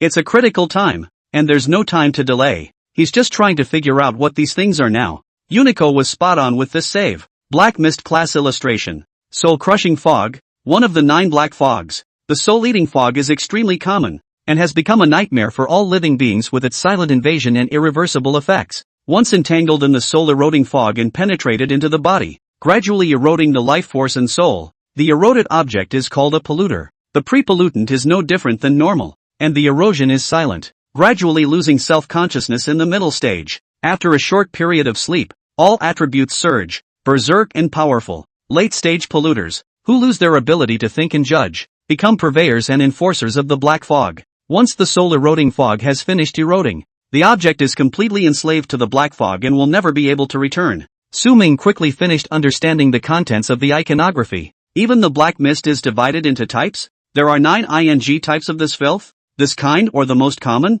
Just thinking about it somewhat made Su Ming's scalp tingle. Judging from the effects of this soul-eroding fog, it was somewhat similar to those plagues and necrophilia in the apocalypse. Word spreads and eventually the city is full of zombies. The bottom line is that it's still the zombies of the aura recovery era. What kind of concept is that? The equivalent of a bunch of zombies who can still go to heaven and use spells. It's still a living hell. A sense of crisis instantly surged up from Su Ming's back. This is going to be a bit much. Unity Sun, extract the icon rewards. Su Ming cried out in his heart. These few polluters, today, should still be in the middle of the erosion. Maybe there's salvation. Extracting the soul-eroding mist icon. Rewarding the special item Much Ado About Nothing Key Mold. Mold of the Key of Nothing, an extremely special material mold that is not eroded by any kind of black mist, and can increase the number of times the Key of Nothing form is transformed by one time. Again, Su Ming was slightly anxious. This stuff is good, but it won't save the day. Shouldn't they give an ability to purify or something? The black aura of these people lying on the ground grew even faster. His aura, already, was beginning to suppress less, especially the woman who was around 30 years old. Her whole body was almost surrounded by black gas. Su Ming was still pondering the countermeasures and was a bit frozen.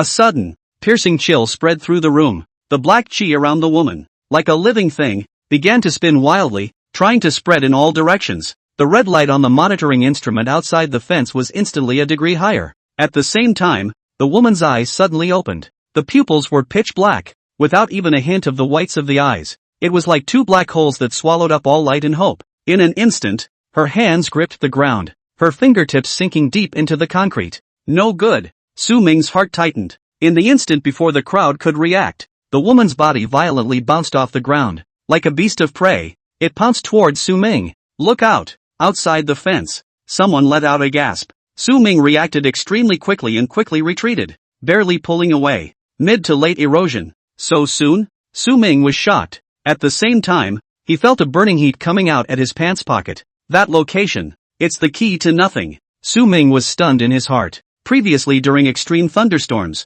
the Wunderkind key has also been hot. He had thought about it later. It was hot because the key felt some kind of energy that could be absorbed. At that time, when he used the key transformed longsword to behead the Thunder Jiao, he absorbed some of the lightning attributes from the Thunder Jiao. Su Ming's heart jumped violently. Does it say that? Chapter 36, The Scythe of Death. For the first time, mixed emotions. Also at this time, the woman with a black aura all over her body rushed up again. Extremely fast. Her fingertips were like sharp blades, tearing through the air with a sharp cracking sound. Judging from the battle power she has shown so far, she should not be weaker than Long Pingon. This conclusion, truthfully, caused Su Ming to be somewhat shocked. Although nowadays, he could easily hold Long Pingon. But that's also because he's turned on and that's why he's growing so fast. And this woman, who had been completely eroded by the black mist, had been nothing more than an ordinary housewife in the past. What gives you that kind of power? If there were more of such existences, it would definitely set off a storm of bloodshed nowadays. A lot of people are going to die. The Forerunner seems to be boosting at a much faster rate than these weird contraptions. Su Ming didn't answer the battle head-on, dodging the woman's attacks. At the same time, the air around him suddenly fluctuated. An illusion slowly coalesced into shape. It was a fish, transparent and emitting a faint blue light, like a spirit in the deep sea. Suddenly, the fish of illusion let out a loud and clear chant. The voice was melodious and echoed through the room. All the people heard the voice, like a spring breeze, and their emotions settled down. Su Ming's face, on the other hand, was not half as joyful. He had just utilized the ability of the Yi Bihai Lanin fish icon, also known as the Song of the Tides, capable of ranged healing and purification. But the black aura on the woman's body didn't have half the impact. It doesn't work on her. In the next moment, the key of nothingness was once again taken out by Su Ming. The previously acquired molds of the key to nothing have been automatically added, perhaps because of the tutelary. In other words, he now had another chance to weaponize his form, the longsword that took shape before, beheading the Thunder Jiao drew on the lightning attribute ability. This time the key of nothingness has reacted again. Wouldn't it be that this soul-eroding fog can also perform absorption? Time waits for no one. Su Ming no longer hesitated and began to perform a second weapon illusion in his mind. The mind raced, and images of countless weapons flashed through his mind. From axes to lances, from clubs to staffs, none of it really goes together. Eventually, his eyes settled on a scythe. Who says cultivators can't use such things? Sickle, the messenger of death, the arbiter of fate. That thing has an aura that goes best with these creepy contraptions. With Su Ming's intention, the key of nothingness gradually elongated and turned into a huge scythe. The handle of the scythe was long and strong enough to support its broad, sharp blade. The blade was curved like a crescent moon, its sharp edge glinting coldly in the light, like the gentle embrace of death, ready to reap life. Beyond the fence, several people were startled. They simply couldn't see how such a bizarre contraption had suddenly appeared in Su Ming's hand.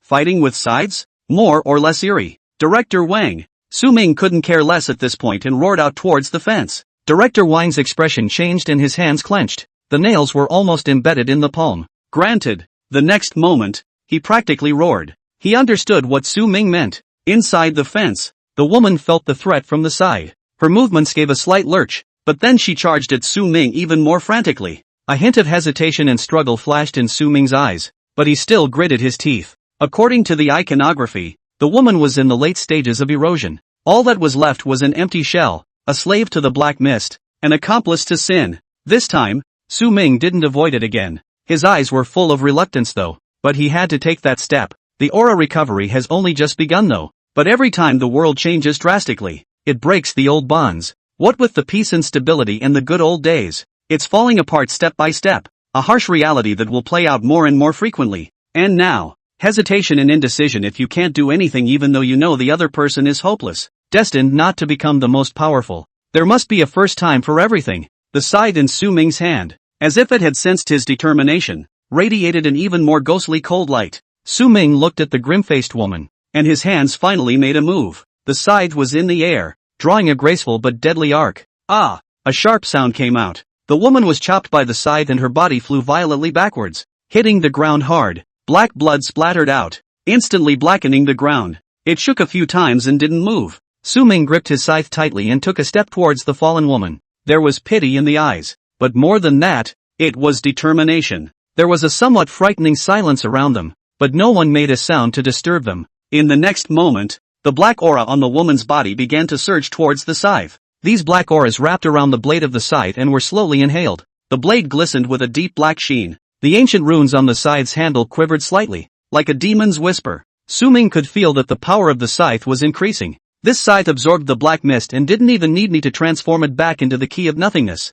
It just drew it in. Tailored? Also at this time, the other three men on the floor stood up and attacked towards him. Su Ming sighed. Close your eyes. The scythe in his hand flung across the room. A few minutes later, Su Ming stepped out of the fence. Several people didn't say anything, and there was a bit of silence on their faces. The impact of that scene just now was truly a little too much for everyone to take in. Just a few SWAT officers including Chief Wang. It's not like they haven't killed anyone in their lives, but the ones who kill are the ones who are unconscionable and bad. What have these ordinary citizens done wrong? Director Wang tapped Su Ming's shoulder at this moment. Counselor Su, don't think too much in your heart. Everyone doesn't blame you, and you didn't do anything wrong. You killed them as I promised, and as promised from above. Eliminate the hidden dangers for the people. Su Ming nodded and didn't say anything more. He wasn't surprised. Surveillance cameras are present in the room. Some of the senior leaders up there are surely aware of this, might even be watching the whole thing. These guys, they're having their bodies invaded by the black mist.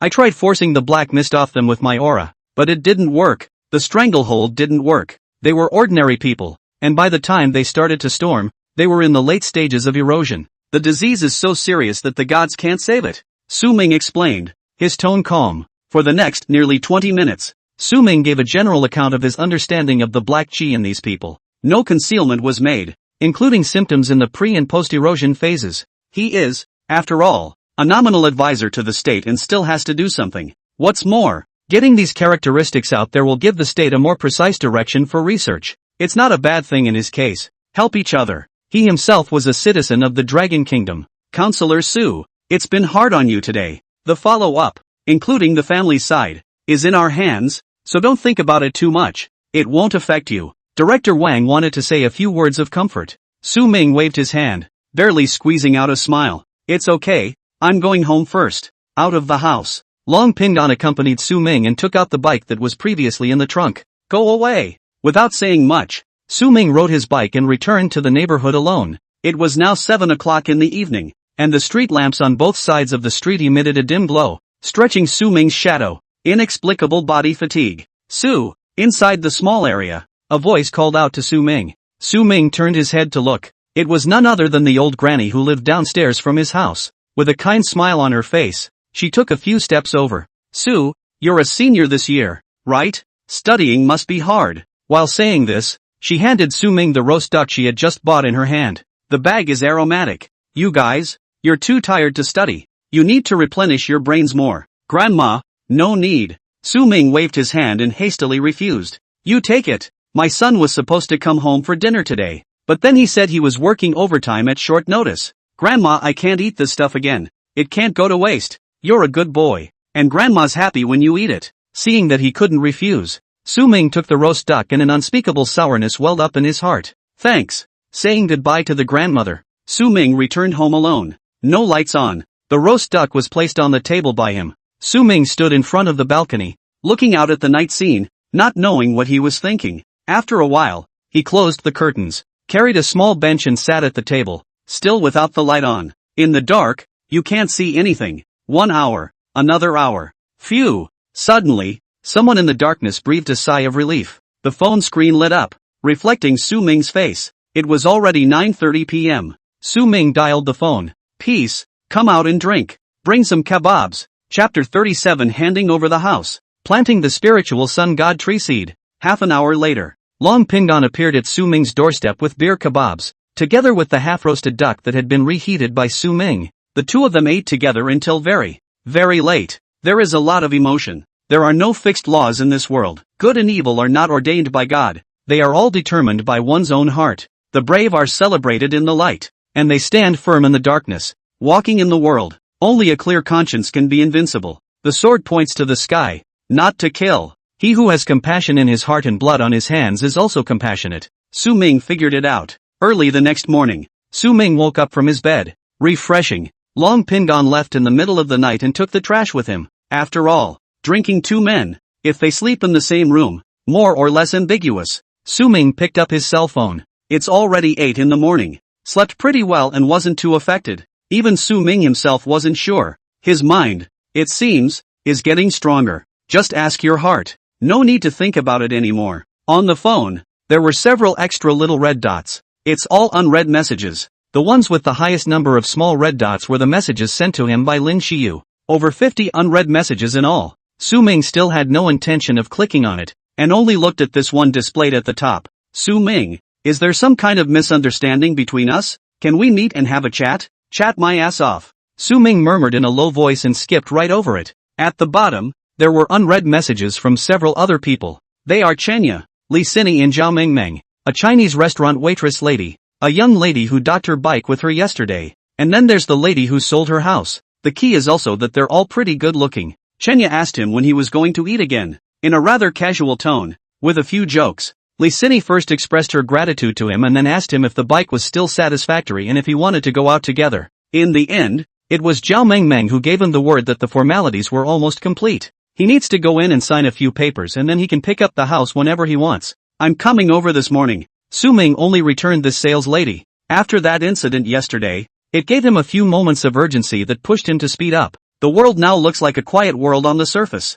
but there are dark currents. That incident yesterday is proof of that. He seems to have solved things, but he is very powerless and passive-aggressive in his choices. After casually eating breakfast downstairs, Su Ming rode his bike to the sales office on the outskirts of the city. Mr. Su. From a long distance away, Zhao Mengmeng saw the rushing Su Ming and hurriedly waved. This is her god of wealth. Because of Su Ming's presence, it also drove another lady to purchase the villa next to it at full price. Let's just say that the life of a rich person is something she can't really imagine. I can't believe I'm withdrawing my house in full just to chase a fresh meat. She got her commission, and she got it yesterday. I was even praised by name by the leader at the morning meeting today. Don't be in a good mood. Seeing the greeting, Su Ming nodded and walked over. For the next 40 minutes or so, Su Ming was signing and going through some final processes. About 10 o'clock in the morning, he got the keys to the villa. Extremely efficient, because it is a well-furnished home. It has all the basic furnishings. Su Ming also had no desire to replace it. It's good enough for him.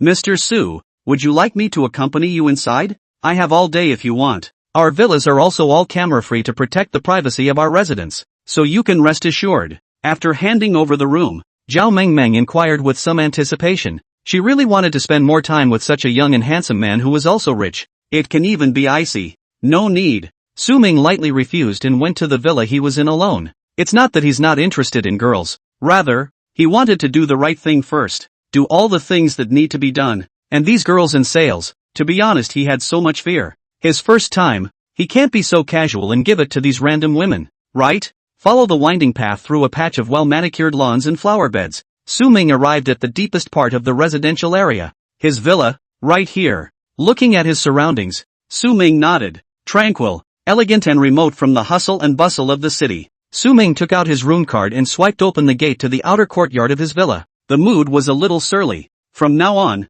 it's his turf. The outer courtyard is lush, staggered and vibrant with greenery. The whole thing is nice and convenient to give me cover for planting trees. Su Ming walked inside the villa and briefly looked at the internal scene. 3 floors in all. On the first floor is the spacious living room. The second floor has several bedrooms and a den. On the third floor there is an open terrace overlooking the entire garden. With this arrangement, Su Ming was quite satisfied. This is the only undeveloped suburb that can take such a large area at this price. In his case, the price/performance ratio is really pulled full circle. Soon, Su Ming returned to the garden once again. He had important things to do. Where is the appropriate place to plant the seeds of the spiritual sun god tree? Su Ming's gaze wandered between the surrounding greenery, pondering the best place to plant. He needed a place that didn't stand out, was still large, and got enough sun. It also has to be sufficiently stealthy. Eventually, his eyes landed on a corner of the garden. There were a few lush trees there with lots of foliage, and around them grew some low shrubs and flowers.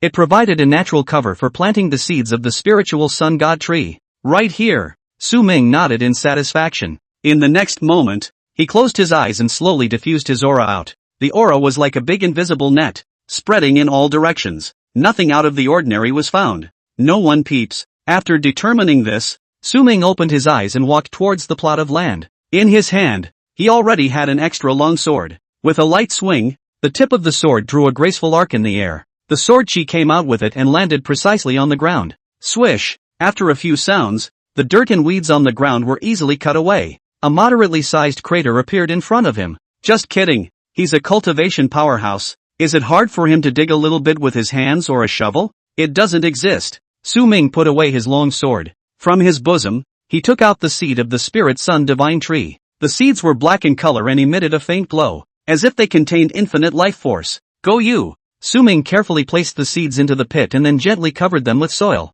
Thinking for a moment, Su Ming pressed his hands against the ground and slowly injected his aura into the soil. He wasn't sure if that would help. But try. What if it can nourish the land and the seeds of the spirit sun god tree? Right after that, Su Ming took the watering can and poured water. The kettle naturally comes with the purchase of the villa. After all, with such a large park, it makes sense to send a water bottle to show your appreciation. The other side. Zhao Mengmeng finished receiving the current guests and picked up her cell phone. She called Wrinkle. Hello Ms. Lin. Mr. Su has already moved in and just turned in his room this morning. Lin Kaur, however, bought the villa from her with full payment, and the commission is a lot of thieves. There was nothing wrong with her helping Wrinkle with some not-so-private news. It's all about the human condition. Chapter 38 Traveling to the Forest. Reiki Association. Su Ming stayed at the villa all morning and didn't go anywhere. He moved a chair and sat in the garden to swipe his cell phone. Every now and then he looks at his lot to see if anything has changed. Also at that moment, Director Wang sent a message. Counselor Su, the higher-ups would like to create a posting in their personal name, called the Reiki Association, put in today's cultivation realm system, as well as some of the more fishy news and insights. I was told to ask for your opinion. Su Ming looked at the message sent by Director Wang and fell slightly into deep thought. Is this a continuation of the Springsteen strategy that the executives are preparing for? For the unusual person who brushes up on these threads, it's just as much fun to read them. But for those who are interested, it is bound to attract attention. This includes what the post says about cultivation realms, fishy things, and so on. Once these people get some confirmation of what's in the post, it's natural for them to fall for it. Then for that segment of the population, the gold in this posting speaks for itself. You can even associate a lot of things with it. And for the national level, a posting like this would help them more easily direct where the current forerunner is headed. The more important point is also the ability to quickly target some unrecorded forerunners. In addition to these, such a place of communication will undoubtedly create a positive feedback loop. The pioneers are now crossing the bridge by touching the stones, and surely they will encounter a lot of problems in practice. And here, it may be possible to find an answer or inspiration, and take many fewer wrong turns and detours. Together with the intentional guiding environment of the top management, they share and help each other, thus promoting the rapid development of the entire cultivation community in the Dragon Kingdom. Not to mention, the posting also serves as a hub of information, collecting and organizing all kinds of cultivation-related materials and information, whether it is a cultivation experience or an observation record of the phenomenon of aura revival. Even speculation and discussion of unknown phenomena find a place here. Be able to imagine. As more and more pioneers look at this place, it will become a huge knowledge base, providing them with a valuable resource of information. By monitoring and analyzing the information within the posting, the state can also detect and prevent many problems that may arise in a timely manner. As for the cons, there are definitely cons, but the pros definitely outweigh the cons. Operationally feasible. Thinking of this, Su Ming spoke his thoughts with Director Wang. Director Wang did not reply to him again. Should be busy. At noon, Su Ming went out of the courtyard. The seed he planted didn't even react at all. This made Su Ming a bit disinterested, and for the time being, I don't care. Found a restaurant and casually dealt with it. Su Ming opened his cell phone navigation and started riding straight towards the western forest area, or be slightly more diligent. That day at the bakery, he clearly heard two old men talking. The rumors in the western woodlands sound more or less mysterious. Worth the trip. Su Ming rode his bicycle, extremely fast, through the streets. Expensive is really good for something. The key is not to get stuck in traffic. I don't know how many times he's lamented this. After about half an hour, Su-ming drove out of the city and came to the outskirts. The air over here is noticeably fresher. The scenery on both sides of the road has also changed from steel and concrete skyscrapers to tree-lined nature. Su-ming slowed down and slowly rode on the winding country roads,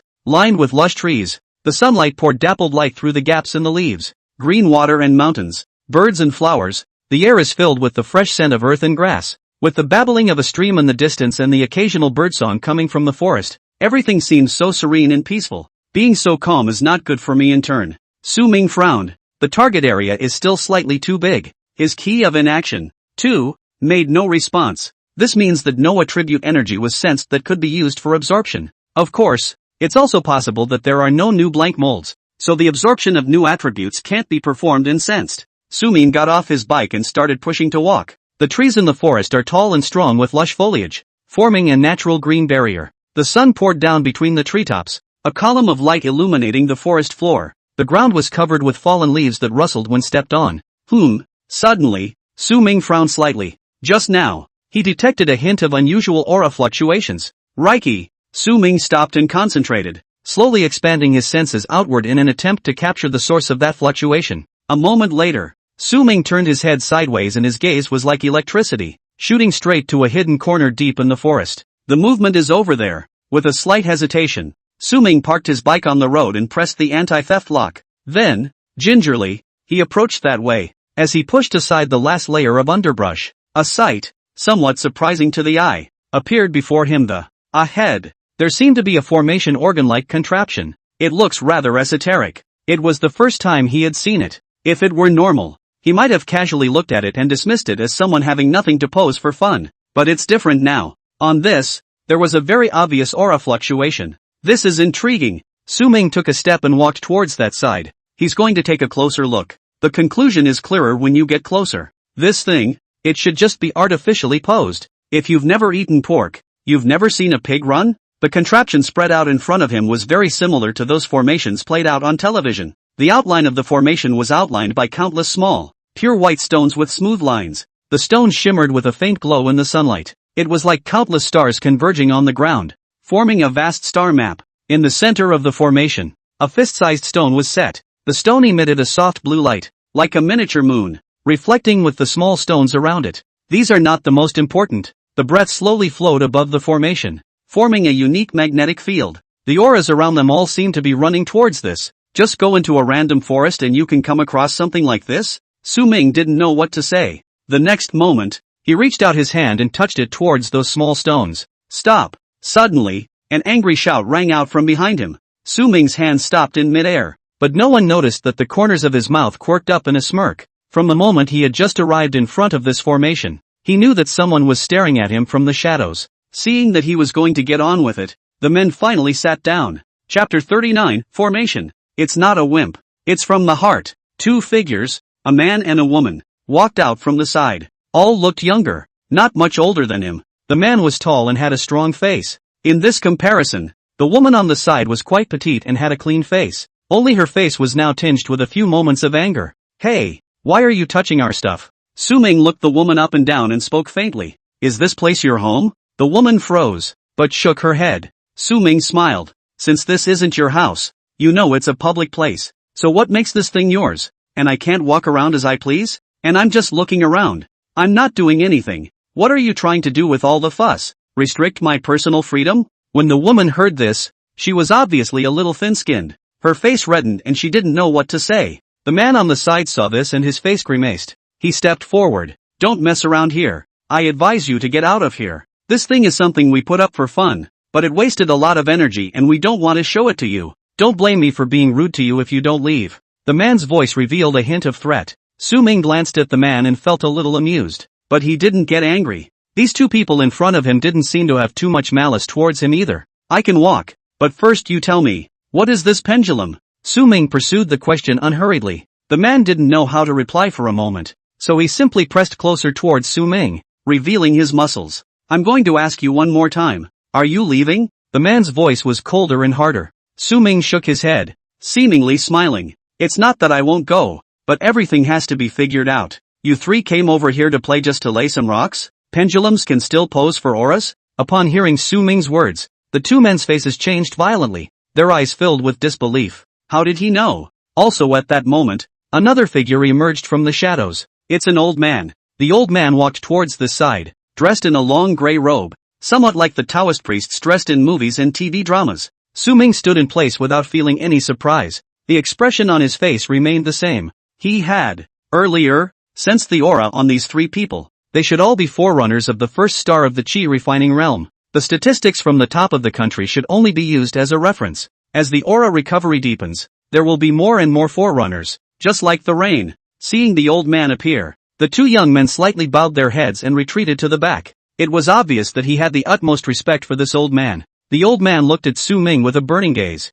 Immediately after that, he still bowed directly to Su Ming. This caused the two young men behind him to be startled. Elder giving the younger one a bow? The old man didn't say much. The reason why he bowed was also simple. Because he couldn't see through the person in front of him at all. His attitude naturally had to be more humble. It's not called wimping out. Call it from the heart. Now can we talk about what this thing is? Although Su Ming was a bit surprised, his voice remained flat. Why should I give you? You error. No fooling around. The woman behind the old man had just opened her mouth when she was disliked by the old man again. She had some annoyance on her face, but still didn't say much. Just a low mutter. Even if he's also a forerunner, we don't need this attitude, do we? How strong can he be on his own? Not to mention there are three of us. What's the point of being inferior? I'm sick of people like that. The man to the side also heard the woman's muttering and tugged on her shoulder, but in his heart, he felt the same way. Yeah, on what grounds? Dare I ask, little brother? What realm are you in now?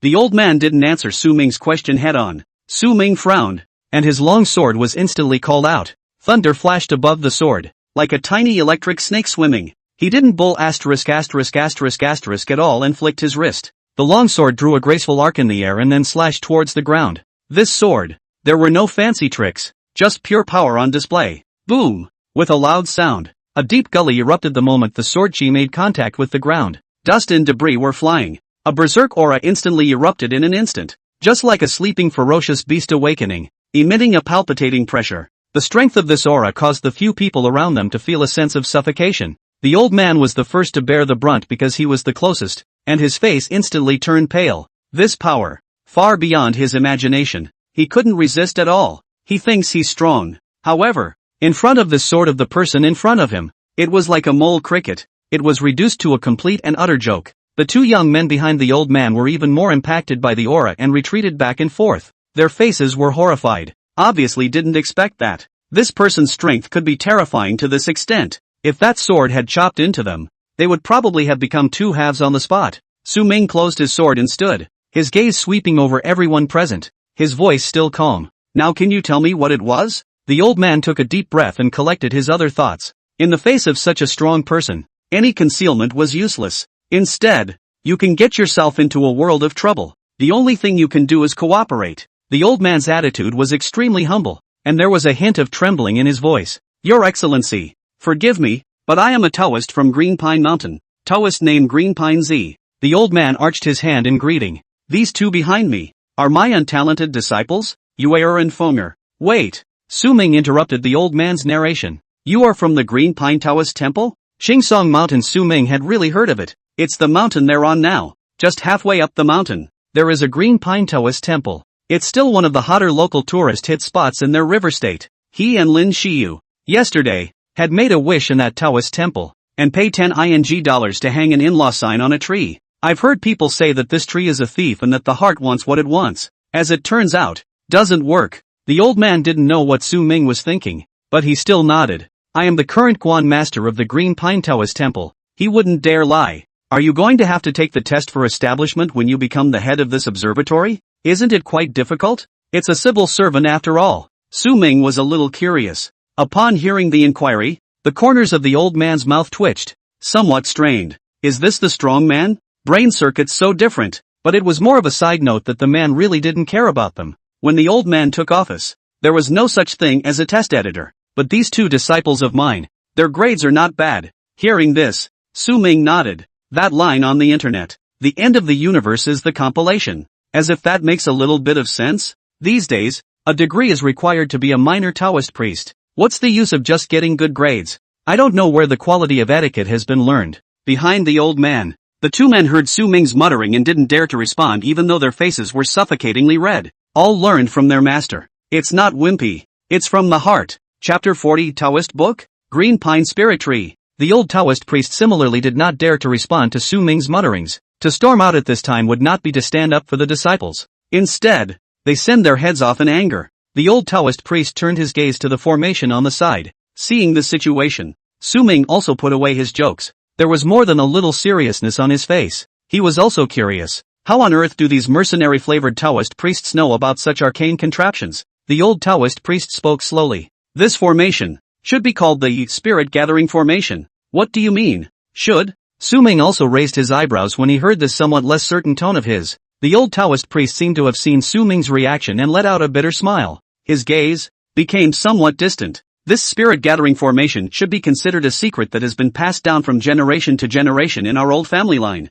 His voice carried a hint of vicissitude. Since my ancestors, I have been practicing in this Green Pine Mountain, guarding this mountain forest for generations. The Green Pine Taoist Temple, according to my grandfather back in the day, was established by his father's father's father and has been maintained for generations. It's more or less that winding. The old Taoist priest paused, seemingly giving Su Ming time to react. In our family, there is an ancient book of the Tao that has been passed down from generation to generation. That Taoist book records many subtle spells and formations, and the spirit-gathering formation is one of them. Hearing this, Su Ming's brows frowned slightly. The Taoist book that the old Taoist priest was talking about was kind of like that account that came out of the top levels of the country. It's a bit of fidelity. The old Taoist saw Su Ming's doubts and shook his head. I know, it may sound a little unbelievable. In fact, I've lived most of my life and I'm just as half-hearted about what's on there. Think those accounts are too esoteric, even a little ridiculous. The old Taoist sighed as he spoke. I have, on more than one occasion,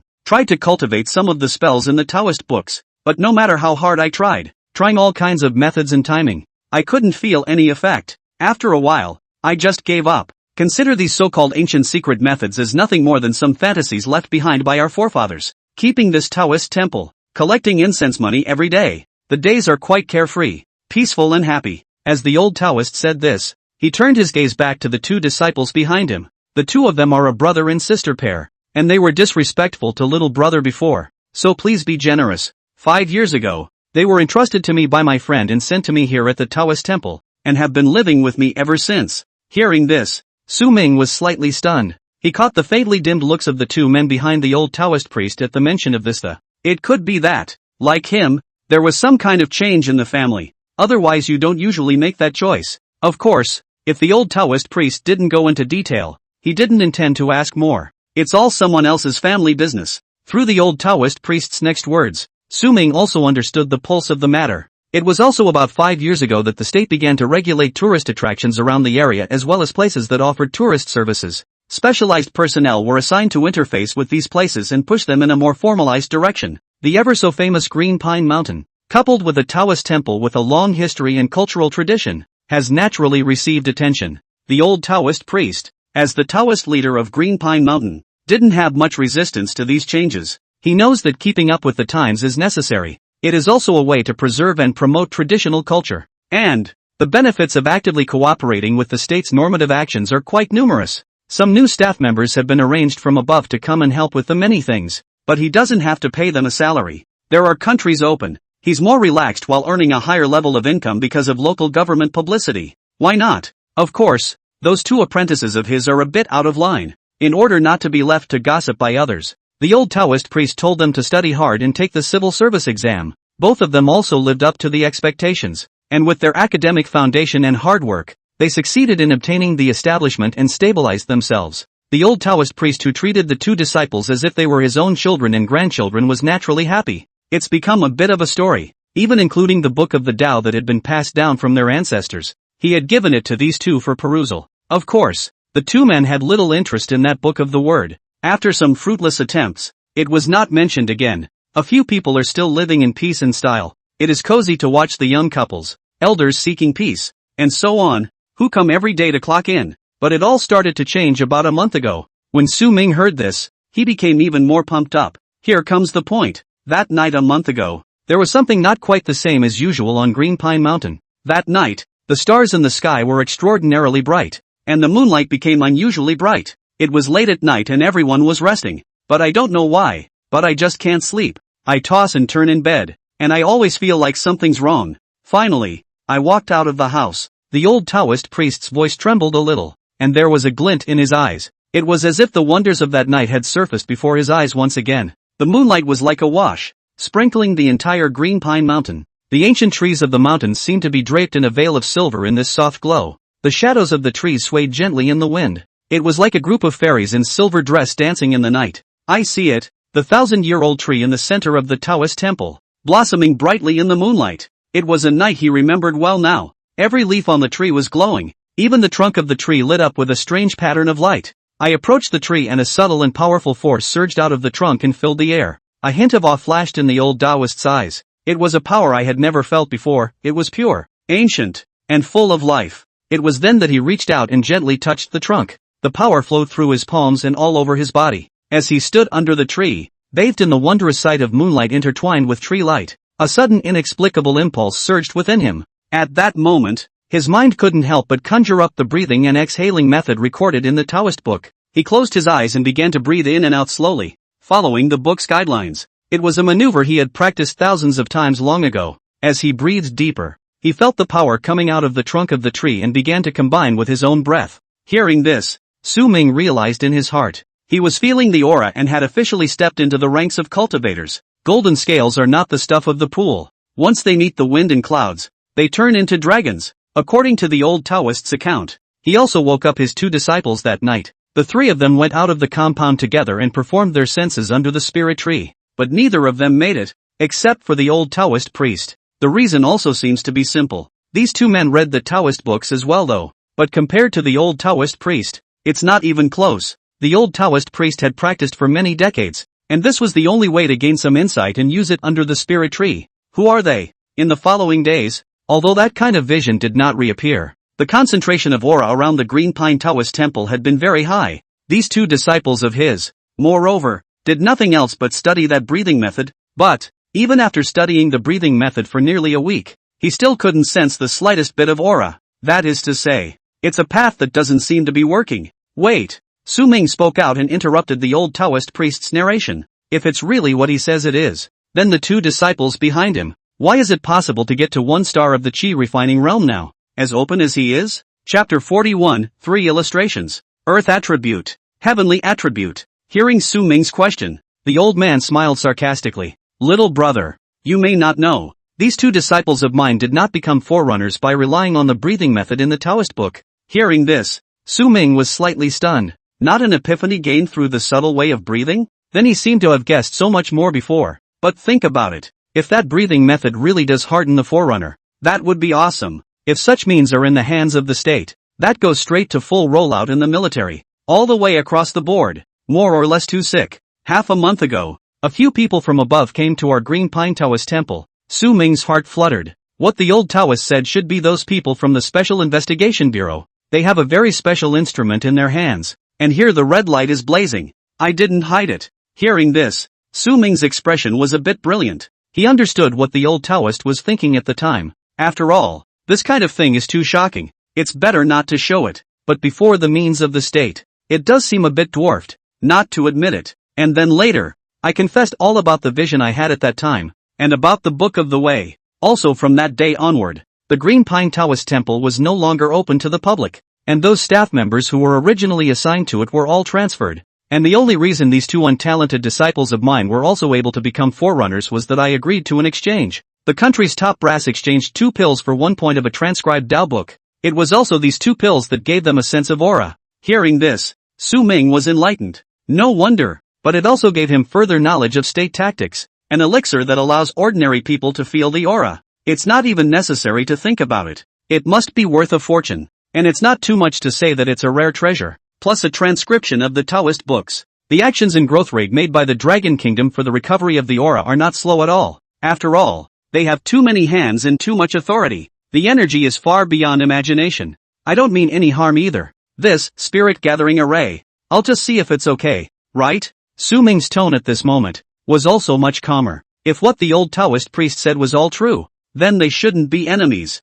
It's not like he's some bullying, indiscriminate demon. You see, I just hope you don't touch them dramatically. The formations are delicate and can easily go wrong. The old Taoist master naturally had no reason to refuse. The person in front of them was willing to talk to them properly, and it was already considered a burn. Su Ming nodded and walked to the front of the formation, reaching out and touching the stones on the edge. Rare material, spirit stones found. Formation found, gathering spirit formation. Unico's voice came out. Su Ming's eyes lit up. Enough for 2 tips. This means 2 new illustrations. It took a lot of effort to get there. Immediately afterward, Su Ming looked towards the center of the spirit gathering formation. There was another, not quite the same stone, bubbling with blue light. It's extraordinary at first glance. I don't know where the old Taoist priest got all this stuff. Thinking of this, Su Ming leapt up. He completed a nice flip in midair. With a slight hook of his finger, he made a slight touch with the bubbling blue stone. This scene gave the 3 old Taoist priests a slight look. What is this little brother doing? Juggling? Discovered precious material, starstone. This is the right place. Kind of. Su Ming was in a good mood, and even looked at these Taoist priests a lot more smoothly. Take the 3 illustrations straight away. Moreover, the starstone was a precious material just like the bebop immortal willow. Take off. Aside. The old Taoist priest still didn't make any movements, not daring to act rashly. Even if Su Ming looked like he was walking away, they were still unclear about what kind of person Su Ming really was. In case they didn't perform well enough to provoke him into killing, it wasn't impossible. The reason why the old Taoist priest had given such an open account earlier had a small heart in it, but he said that he is in touch with the top echelon of the country. He also received a commendation for providing Taoist books to the higher-ups. It's the equivalent of them having backstage. If this little brother in front of them really wants to kill them, it is also necessary to first consider whether or not you are afraid of being tracked down by the top echelons of the country. He's got this wave, and he's got his heart in the right place. At this time, Su Ming didn't care what was in the minds of these few people, and opened the new illustrated book straight away. Material class illustration. Spirit stones. Category, earth property. Energy property, deeply hidden in the earth. It draws on the power of the earth's veins and reveals its aura only after thousands of years. Spirit stones are an important medium for cultivators to refine aura and enhance their cultivation. Starstone. Category, heavenly, earthly, energy, from the meteorite outside the sky. It contains the power of the stars and is an extremely rare cultivation material. Not only can the starstone significantly increase the efficiency of cultivation, it is also a key material for refining high-level magic weapons and spiritual treasures. Su Ming was slightly surprised as he looked at the contents of the illustration. The earth attribute was the first time he had seen it, but it sounded rather unusual. And the heavenly attribute that the starstone carries, the compulsion seems to be that much higher. Scene class illustration. Spirit gathering formation. A basic and practical cultivation formation designed for cultivators to gather the aura of heaven and earth. This formation is capable of sensing the flow of aura in nature, directing it and condensing it in the center of the formation to form a cultivation space rich in aura. Are formations counted in the scenario class iconography? This was a small surprise to Su Ming. Extract icon rewards. Su Ming murmured in his heart. Extraction of spirit stone illustration. Strength +2. Extract starstone icon. Strength +3. Extracting the gathering spirit formation icon. Rewarding the aura increase scroll. Reiki increase scroll. Instantly fill up your body with Reiki. Sweep away hunger and be yourself. In an instant, Su Ming felt that he was quite a bit fiercer again, and was frighteningly strong. A 10-point increase in strength to 15 points is no small feat. This scroll is also interesting in that it doesn't have an upper limit of aura recovery marked on it. The stronger you are, the more you can utilize the wonders of this scroll. This is the equivalent of putting in a move so awesome that it's going to drain your blue bar. The result can be an instant full blue. Again, what's the concept? The mountains are leveled for you. All in all, Su Ming was satisfied. Illustrations like the spirit gathering formation were definitely no match for the Black Mist Death Domain or the Immortal Spirit Cave. The requirements for icon rewards are, naturally, not that high. Knowing what's good for you. That's not all. Current energy attribute graphics. 3. Red Inferno. Spirit Stone. Starstone. Activate first order energy attribute icon effect. Host senses the way of energy. 1% of damage dealt ignores target's defense. Asterisk.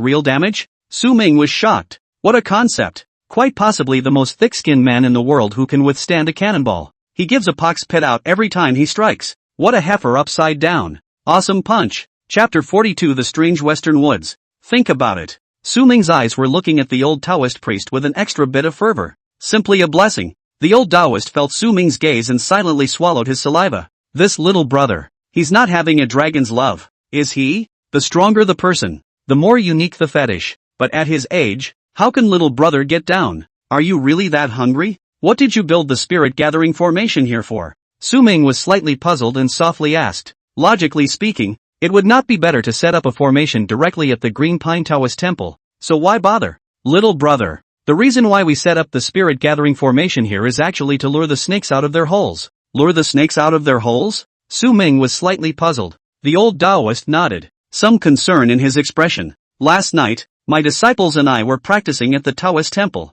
The door of the Taoist temple was suddenly knocked on with an urgent voice. Knocking on the door in the middle of the night is more or less fishy. At that time, the old Taoist priest went forward and opened the door, with some seriousness in his expression. Because of the changes in the world today, they are forced to fight a million battles. When he opened the door, he was a little dismayed. Here comes an old woman of advanced age. Besides her, there was an old man, plus a dog. The grandmother's face was filled with anxiety as she told us she couldn't get in touch with her nephew. The nephew was not far from her house, and found that he did not come to dinner as promised. She went to look for it and found the house empty. No sign of it, and no one answered the phone. She was a little worried, but there were a few flukes. Wondered if my nephew hadn't returned from his outing and his cell phone might be dead or he hadn't noticed the ringtone. But just then, she suddenly heard, from deep in the forest, an eerie cry and laughter, intertwined. Hearing this, Su Ming's expression flickered. It seems to be connected. These guys, it seems, are here for that too.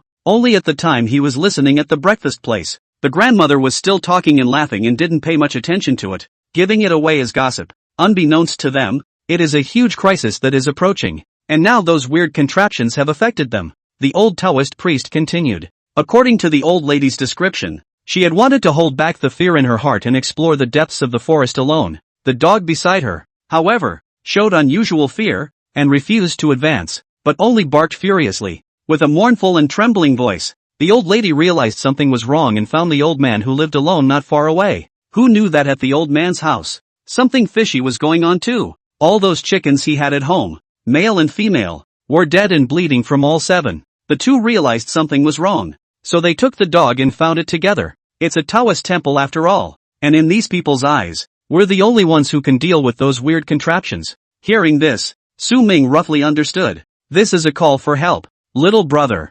Yesterday the situation was urgent, so I took my 2 apprentices and followed them down the mountain. One is to save lives for a good cause. Secondly, I also want to see if there is any relation to the changes today, and seek a chance. The night was as dark as ink, and the moonlight filtered through the treetops, but it could not dispel the layers of darkness. At that time, as soon as they stepped into the forest, they heard that weird sound. There was crying and laughing, and the voices were so far away and so close that they couldn't figure out where they came from. The sounds were especially harsh in the stillness of the night. It was as if there were countless unseen eyes peering in the dark, making people shudder. The old Taoist master and his 2 disciples were forerunners and were particularly sensitive to this unusual feeling. It was so cold that it penetrated right into the bone marrow. At the time they were a little unsure in their minds, but it was a hard walk into the woods to save the day. As he went deeper into the forest, the chill grew stronger. It even began to affect their internal breath operation, causing them to slow down. Just then, the old Taoist master seemed to see some blurry shadows weaving in and out of the forest,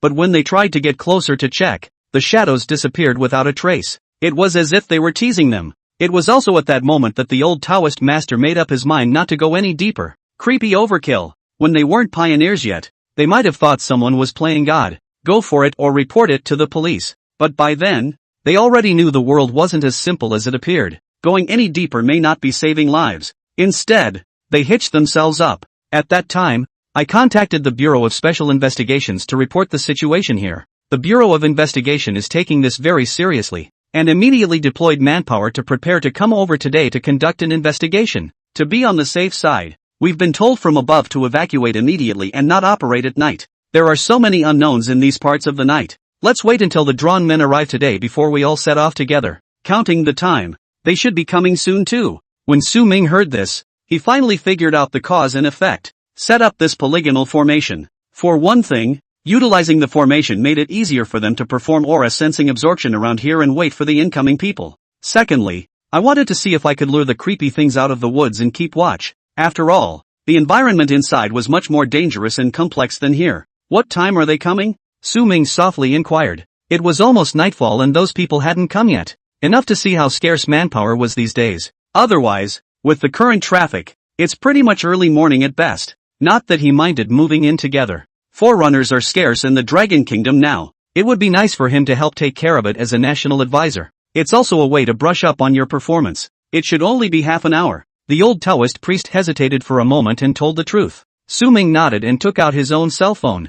Then wait. You guys can suck in aura if you want. I'll follow and wait. And we'll leave together then. Seeing that Su Ming began to swipe his cell phone and had no intention of grabbing anything from them, the few people were finally relieved. The big guy was a little overbearing, but didn't seem bad. One didn't covet their spirit-gathering array, and the other didn't demand their Tao books. Even if they had the strength to do so in a different situation, it would probably be hard for them not to move their minds. It's not bad when you look at it like that. On the other side, Su Ming didn't care what a few people thought. Have fun swiping your cell phone. Director Wang replied to his message half an hour ago. Roughly speaking, it says that the decision to build a posting was passed above. The Reiki Association posting has been established. The speed is real fast. Thinking of this, Su Ming opened the posting software and tried searching. As expected, there was only in this posting. There's not much content yet. There was only a cultivator realm system table, the same as the one Long Pingon had sent him at that time. After a brief moment of thought, Su Ming began to post. He intends to do something to contribute, as well as give to the country. As a posting patriarch, several types of illustrated posts were created by him one by one. I've contributed so much to the Forerunners. I can't say I'm paddling later, can I? Chapter 43 Reiki Association's Visitors? An organization outside the military? The time that followed was not too boring. Su Ming used his cell phone to submit spirit stones, Jasper spirit roots, and other illustrations on the posting. All of this information would be the cornerstone on which he would build his reputation. It doesn't take much thought to realize that a posting like this, established by an official, is sure to grow quickly. Getting it right now will have many benefits later. On top of that, he had added WeChat with the 3 people in front of him. It sounds more or less out of character. Cultivation of immortality and the addition of a microphone. Metaphysics and technology merge together as 2 civilizations collide with each other. It's more or less uncomfortable. On top of that, Su Ming also flipped through the friend circles of a few people. It turned out to be as boring as he was. There's no shielding people, but purely no content at all. Suddenly, Su Ming raised his head, his heart feeling something. Beside him, a majestic fluctuation of breath suddenly emanated, like a sudden ripple on a calm lake. It was strong and abrupt. Su Ming's gaze, towards the old Taoist priest, held his breath. One could only see that in the old Taoist priest's body, his breath was spinning up like a spiral. The surrounding auras that had gathered due to the spirit-gathering formation converged towards the old Taoist priest. The old Taoist priest's face, at this moment, became rosy, as if there was a faint halo enveloping it. The whole person looked as if they were a few years younger. This is a breakthrough to the 2nd star of the Qi refining realm? Su Ming murmured in a low voice, some surprise in his eyes. The strength of this old Taoist priest was somewhat beyond his imagination. The great and the good are in the people. Even those forerunners from the military were basically at the 1st star of the Qi refining realm at this moment. This is the case with Long Pingon. But when you think about it, it's normal for this old Taoist to have this kind of Taoist book in his ancestry. It's probably not simple in itself, genes or not. Plus staying in a place like the Green Pine Taoist Temple all these years, and practicing something from the Taoist books for so many years, it makes sense that a breakthrough would be possible. And when you look at the country, surely the old Taoist isn't the only one with these opportunities. Powerful wild forerunners that should grow. Su Ming thought about it a lot and was a bit emotional. To the side, a trace of joy flashed through the old Taoist priest's eyes, but it didn't show too much excitement. Of course, this was also because of personally feeling Su Ming's earlier sword. His breakthrough this time was rare though, and the boost felt great. But in front of that sword from before, it was still somewhat less than adequate. And only this time. It was only then that he realized even more how fierce this young man in front of him really was. There was once no water in the ocean, but the mountain of witchcraft is not a cloud. Having already seen that towering pinnacle, it was natural not to be complacent with a moment's progress. The old Taoist priest took a deep breath to calm his inner excitement and slowly stood up. He gently bowed to Su Ming. Mr. Su, sensing that sword of yours earlier gave me some insight. Now thanks to your blessing, I've managed to reach the 2nd star of the Qi refining realm. Su Ming smiled back. There's no need for the Taoist master to be self-effacing. This is the result of your diligent and unrelenting cultivation. It has nothing to do with me. The old Taoist nodded his head slightly, and his admiration for Su Ming increased in his heart. Not very old, but superbly strong, calm and humble. Such a forerunner's mind alone was enough for them to learn for the rest of their lives, especially those two disciples of his. If I could learn something from Mr. Su, it would all be an opportunity to create something. Thinking of this, the old Taoist master's mind took stock of the situation. Su Ming looked at the time. It was nearing 5 in the afternoon. A few people weren't continuing their cultivation, waiting for someone to come from above. The spiritual chi gathered within the spirit gathering formation had already been absorbed to almost the same extent due to the old Taoist priest's breakthrough. This side of the land, if you wanted to gather a high concentration of aura again, it would take quite a bit of time. The formation was also dismantled and recycled by the old Taoist priest. It's still the same. The blue star's current aura was, in truth, still too thin. Within a few minutes, the old Taoist priest's cell phone rang. After making contact, he looked towards Su Ming. Mr. Su, they'll be here soon. The originally sunny sky suddenly became a little cloudier. The sun seemed to be somewhat grayed out by an invisible curtain. Su Ming felt the change in the light around him, and his brows furrowed slightly. Somewhat puzzled. It's only 5 in the afternoon. Is the sun going down? Seems earlier than usual, but it could also be because it's on a mountain. He doesn't quite get it. The breeze brought a hint of coolness. Not far away, the figures of a group of people crossed the forest path and appeared in their sight. Su Ming raised his eyes and slightly froze. There was something about the way these people were dressed that took him by surprise. It's neither a military uniform nor that casual dress code. Instead, they were uniformly dressed in black, looking dignified and mysterious. There were 3 visitors, 2 men and 1 woman. There were no unnecessary decorations on their clothes. They were simple and sharp.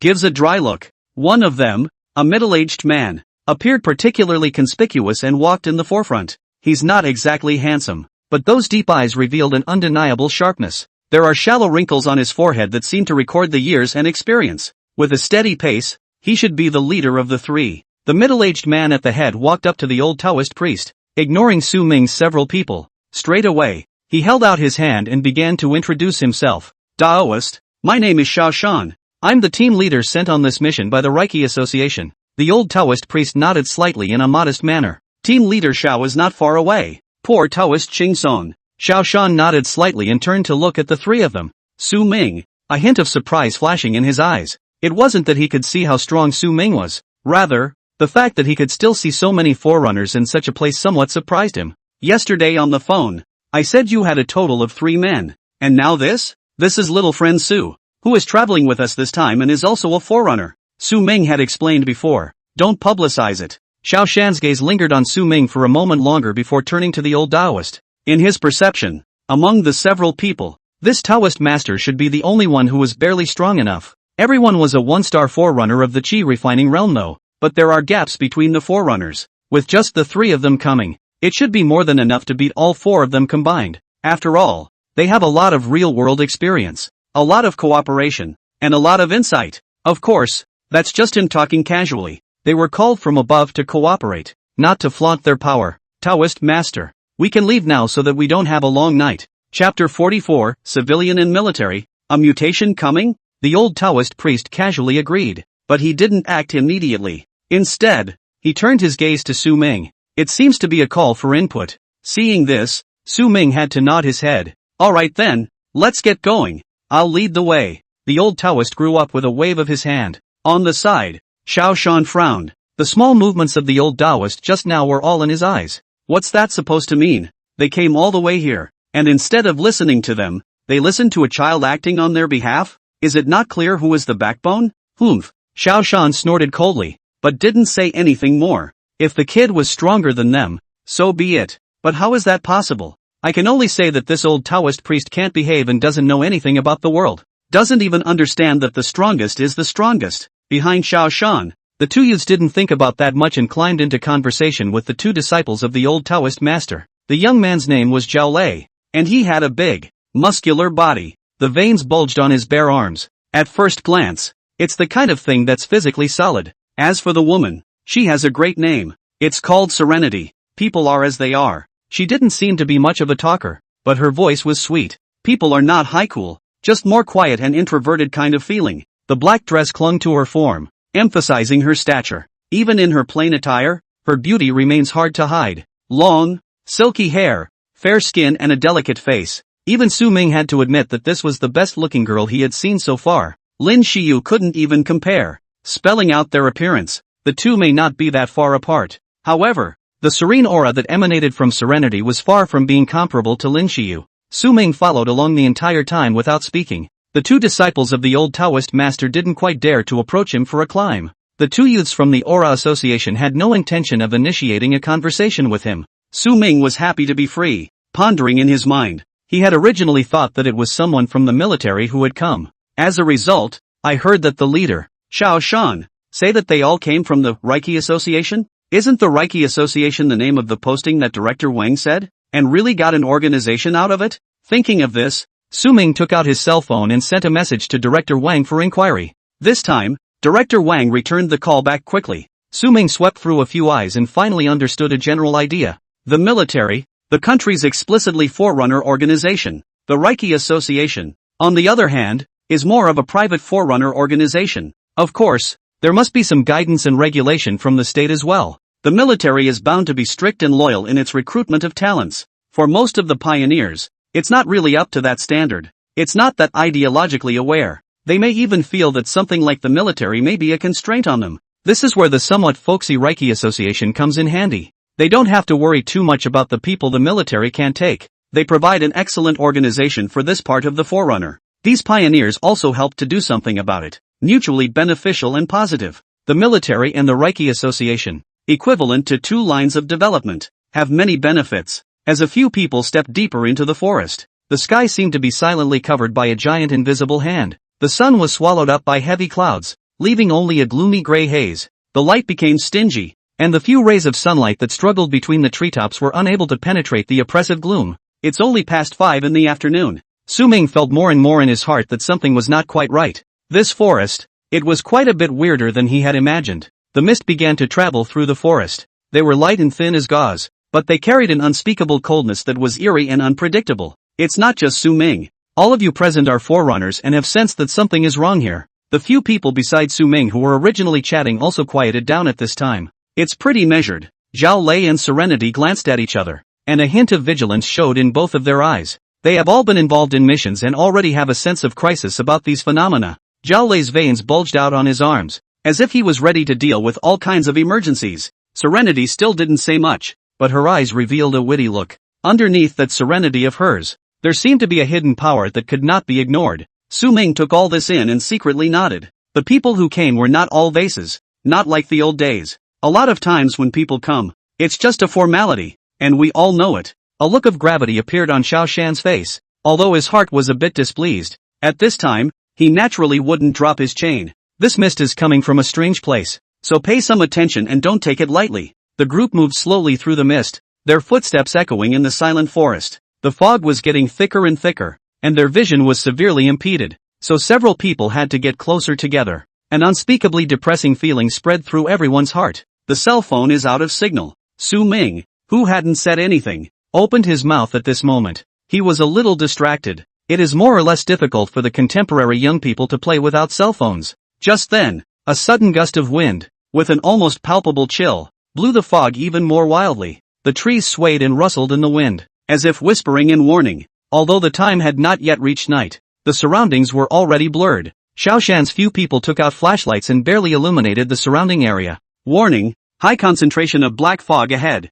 Extremely dangerous. Exclusion zone level. Warning, the host must not go forward. The chance of survival is 0. Su Ming's footsteps lurched, and then returned to his usual self, placing the phone back into his pants pocket. It seemed like he had heard these two hints from Unity before. That is, into the subway station there. He also swatted a mosquito. There's still a benefit to this retarded tally. It can be used as an early warning feature. But the black fog here, and I don't know what kind it is, feels much more revived than over at the subway station. The subway station, at that time, just got a little dimmer, and this forest today is close to having the word spooky written all over it. Ah! Suddenly, a piercing scream cut through the forest. The voice was harsh and shrill, as if something was struggling in extreme pain. Everyone's heart snapped, a chill rushing from the soles of their feet straight to their heads. The screams came and went, but the impact it left behind was like a stone thrown into a calm lake, stirring up ripples. Xiao Shan's face became extremely ugly as he clutched his flashlight. Everyone stay close together.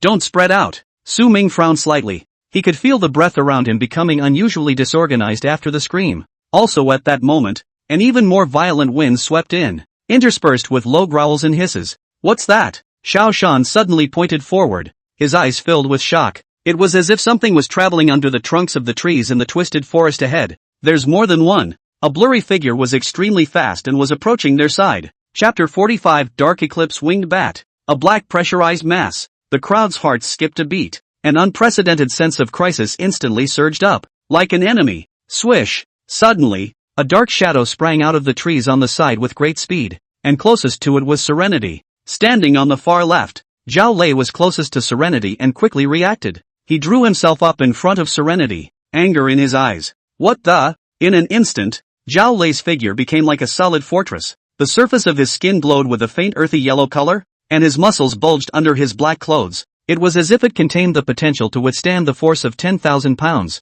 Watching the scene, Su Ming instantly put away his thoughts of making a move. Is it an earth attribute ability? It should be related to the defense class, right? He wanted to see how far these current forerunners could go. Zhao Lei crossed his arms in front of his chest as if he were a small mountain. The black shadow crashed into Zhao Lei's body. Zhao Lei stumbled but didn't fall. "This physique. It's quite good." A hint of praise flashed in Su Ming's eyes. At the same time, the old Taoist master and Xiao Shan, who were already not far away, also rushed up. The peachwood sword in the old Taoist master's hand drew a mysterious trajectory in the air. On the tip of the sword, the aura he had gathered was condensed, and the sound of the sword broke through the air. Xiao Shan swung his fist, the wind of his fist raging, like a tiger descending a mountain. "It is unstoppable." A few attacks blasted out back and forth, and the black shadow screamed miserably and fell to the ground without moving. It was only at this moment that the crowd was able to see the true face of this black shadow, kind of like a bat. The form was somewhat distorted, the eyes were empty and lifeless, and black liquid was flowing from the corner of the mouth, which looked extremely gruesome and disgusting. The crowd was slightly startled. This is the kind of thing they've never seen at all. Its fingertips were as sharp as knives, and it was clearly known for its speed and attacking power. If Zhao Lei hadn't stepped forward in time, Serenity's situation could have been dangerous. After all, everyone cultivates in a different direction. However, several people were not relieved. This contraption coming from the side could just be a platoon. The real brigade, not far ahead of them. Behind the trees in front of them was a dense mass of twisted black shadows, like a group of lurking evil spirits ready to strike. The sheer number of them is unsettling. It may have been a miss by the platoon that briefly subdued them, but the hunting instinct is such that they shouldn't be able to hold back for long. Daoist Green Pine. Let's retreat. Xiao Shan's face was extremely grave. Just now, the aura that surged out from the old Taoist master caused his heart to jump. Couldn't see much before, but just now when the two of them struck out together, he realized how majestic the old Taoist master's aura was. Far beyond him, it didn't feel like a match for the vice president of their Reiki association. It might have reached the second star of the Qi refining realm, terrifying as it was. How could there be such a strong man in a random mountain? Earlier he said he could just beat these guys. Now it seems he's a bit of a clown. But, even a 2-star Qi refining realm powerhouse would likewise not have any chance of winning when facing such a black-packed mass at the same time. The old Taoist master's face was equally not so good, but did not take the liberty of making a decision. He turned his gaze to Su Ming once again. Seeing this scene, Xiao Shan was slightly stunned. If it had been earlier, he might not have been able to hold back any longer and break into a fit of rage. But now that he was roughly clear about the old Taoist master's strength, he had to calm down and think. This Taoist priest looks at this kid over and over again. It's hard to, but how old is he? Several people didn't say anything. Su Ming squatted down at this time and touched the dirty thing with his hand. Successful tagging of the leader creature. The Dark Eclipse Winged Bat. Open the new creature class icon. Su Ming murmured in his heart. Dark Winged Bat. Category, Dark. Flying, Swarming, Assassin. Rank, Chieftain Creature. Evil creations originating from the soul-eating mist, hunting silently in the darkness with their nocturnal nature and high-speed maneuverability. It has sharp mouthparts and contains toxins that can instantly cause fatal damage to its prey, prefers to live in packs, and is extremely difficult to tangle with, but appears extremely fearful of bright light. Is it really under the influence of the soul-eating fog? Doesn't that mean my scythe can suck another wave? Before Su Ming could think more, the black pressurized piece in front of him moved. It was extremely noisy and instantly pressed toward them. It's like a black wave. Mr. Su, let's run. At this time, the old Taoist was also a bit anxious. He knew Su Ming was strong, but in the face of this unknown amount of filth, they had only despair in their hearts. 1, 10 of them, or even dozens of them. They could all try to put up a fight, but the hundreds of dirty things, they weren't enough to give a stuffing. There are so many ants. They can bite an elephant. couldn't even muster up the slightest bit of will to fight. Grass. If you don't run, I'll lead the way first. Xiao Shan was completely taut and was ready to run away with the two youths. It's that time of the year. And it's still a moot point. Even if this kid was really some kind of powerhouse, he was too damn big and too damn indistinguishable. Even if the entire Aura Association moved over, they would only be able to run away. If you don't leave at this time, you're really tired of living. Also at that moment, Su Ming stood up from the ground. He didn't want to be too flashy, per se, but these Dark Eclipse winged bats, they truly have a way of taking death. If so many Dark Eclipse winged bats were all killed, there was no telling how much soul-eroding mist could be absorbed for the scythe. He was genuinely moving. Such a large group of evil spirits and very life-fearing. You guys have a really bad life. The corner of Su Ming's mouth hooked into a smile, but his eyes were full of killing intent. Thunder is the most masculine and rigid energy in heaven and earth, specializing in evil spirits. The key he really will. A dark tide consisting of Dark Eclipse winged bats attacked, and the sense of oppression was so strong that one could not breathe a bit. Su Ming felt the gusts of wind and summoned the thunder sword in his hand once again, the corners of his clothes fluttering. Thunder light flashed above the sword's body, and the momentum was extraordinary. Seeing this scene, a few more moments of hope appeared in the eyes of the old Taoist masters, but more than that, it was skeptical. After all, there is so much of this filth that it is overwhelming. Even if Su Ming were to replicate that sword from before, he was afraid that he would have to swing it countless times before he could finish chopping all of these things. If they really waited until that time, they would probably be long dead, still not running and waiting to die? Xiao Shan also turned around and saw the long sword in Su Ming's hand and roared angrily. Although he was a bit surprised, he still didn't think that the kid could deal with this filth that was like a black tide by taking one of these. It's okay if the kid dies. The key to this extraordinary looking sword was afraid that it would be buried here as well. It's a shame. A close call. Su Ming's entire body aura instantly exploded out, like an obsidian sun rising in the forest. The light shone brightly, dispelling the darkness around them. His aura climbed up and up, just like a god of war descending and shaking the four directions. Hiss! Everyone sucked in a breath of cold air. The aura was so powerful that they could no longer find any words to describe it. Xiao Shan's few people stopped their escape and froze as they looked at this figure not far away. What a horrible breath! Maybe he can actually do it? Chapter 46, Thunder Heavenly Punishment. A change of heart once again. Xiao Shan's eyes were filled with incredulity. He felt like he was dreaming. One person. A sword. This pressure made them unable to bring up any thoughts of climbing or confrontation. It was too strong. Stronger than he could understand. The dark tide composed of Dark Eclipse wingbats all seemed to feel palpitations at this moment, stopping for that brief moment. Of course, it was only for a moment. Asterisk is never know what you're dealing with. Su Ming murmured in a low voice and gently raised the long sword in his hand. The tip of the sword gently slashed at his finger,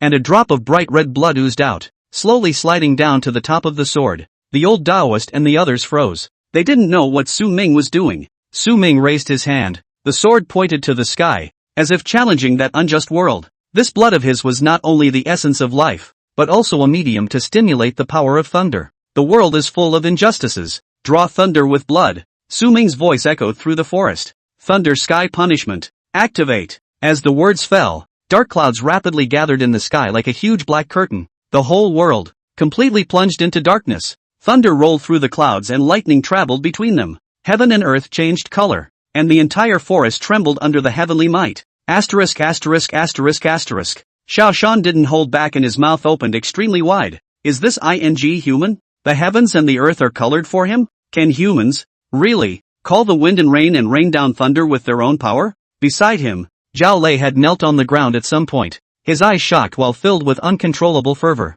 Who wouldn't desire such power? Good. So strong. Serenity mumbled out of breath. Those good-looking eyes, likewise wide with disbelief, could not believe what was in front of them. If you look closely, her originally fair cheeks actually flushed with a blush. The light in his eyes grew brighter as he looked at the man standing proudly in the thunder and lightning. Heartbeat is so fast. Behind Su Ming, a huge lightning shadow slowly coalesced and took shape. It was a thunder and lightning war god, holding a thunder hammer in his hand. He was majestic. With Su Ming's wave of his hand, the silhouette violently swung down the thunder hammer. Above the sky, countless lightning bolts danced wildly like silver dragons, cutting through the night, black as day. Thunder and lightning seemed like a torrential downpour from the sky, pouring down relentlessly. The dark tide made up of Dark Eclipse winged bats was completely illuminated. These little things, originally hunters in the dark of night, but at the moment, it was naked prey. Their originally empty eyes all seemed to have an extra point of panic at this moment. The dark eclipse winged bats fled in all directions,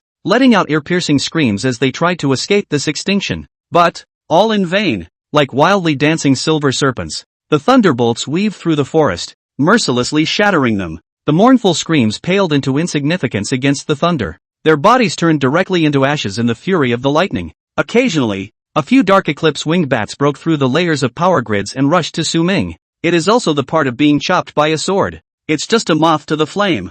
A few minutes later, there was a terrible silence all around. Except for Su Ming. One counted all of them doubted life. A bitter smile appeared on the old Taoist's face. He had actually doubted whether Su Ming could do it or not before. Well, he deserves to die. How he deserves to be skeptical. Not far away, Xiao Shan's face was pale and his heart was in waves. He was thinking back to whether he had said anything terribly disrespectful before. If he were to be held in hatred by such a superb man, then he wouldn't need to cultivate in the back. It's time to eat, drink, and then just swing for the fences and die. Come on, move on. Su Ming's voice was not loud, but it clearly reached everyone's ears. A few people looked at each other. None of them said a word, and rushed up. Xiao Shan was also relieved. Seems fine? In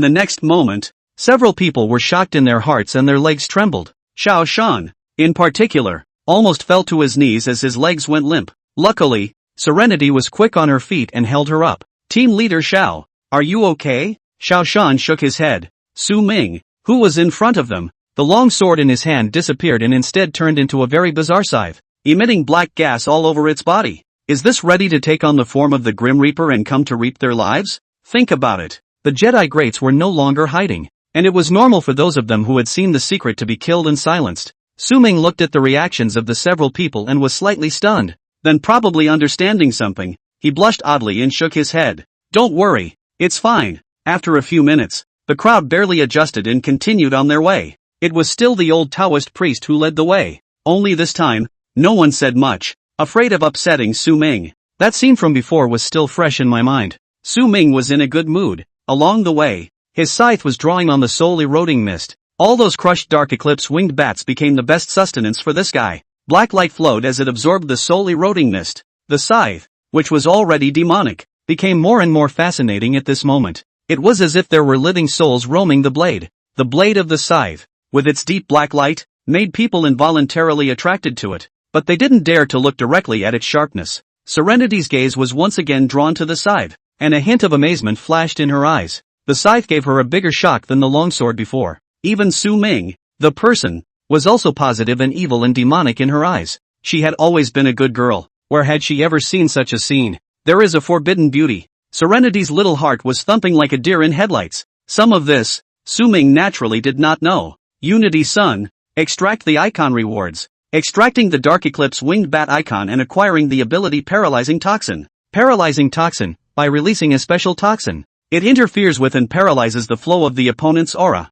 thus affecting the opponent's ability to perform aura. That sounds pretty darn good. It may even work wonders in a pinch. The equivalent of pumping someone's blue bar in a game. Some key life-saving abilities or big moves may just be a result of this draw, thus preventing them from being cast, and the battle takes a sharp turn for the worse. As for the method of use, it's somewhat similar to the Song of the Tides at the time. There are visions of Dark Eclipse winged bats proposed for toxin attacks, another great takeoff ability. The overall rating is minor divine technique. A few people walked for another 10 minutes or so. It remained foggy all the way. There wasn't much visibility around. Occasionally, one or two Dark Eclipse winged bats still appeared, but none of them were in groups like before. Su Ming didn't even need to do it himself. The remaining few began to gradually adapt to the sudden battle after their earlier shock, including the two disciples of the old Taoist master. They had never dealt with these mutant creatures before. This time was kind of their first grind, although the movements were slightly awkward. With the cooperation of Zhao Lei and Serenity,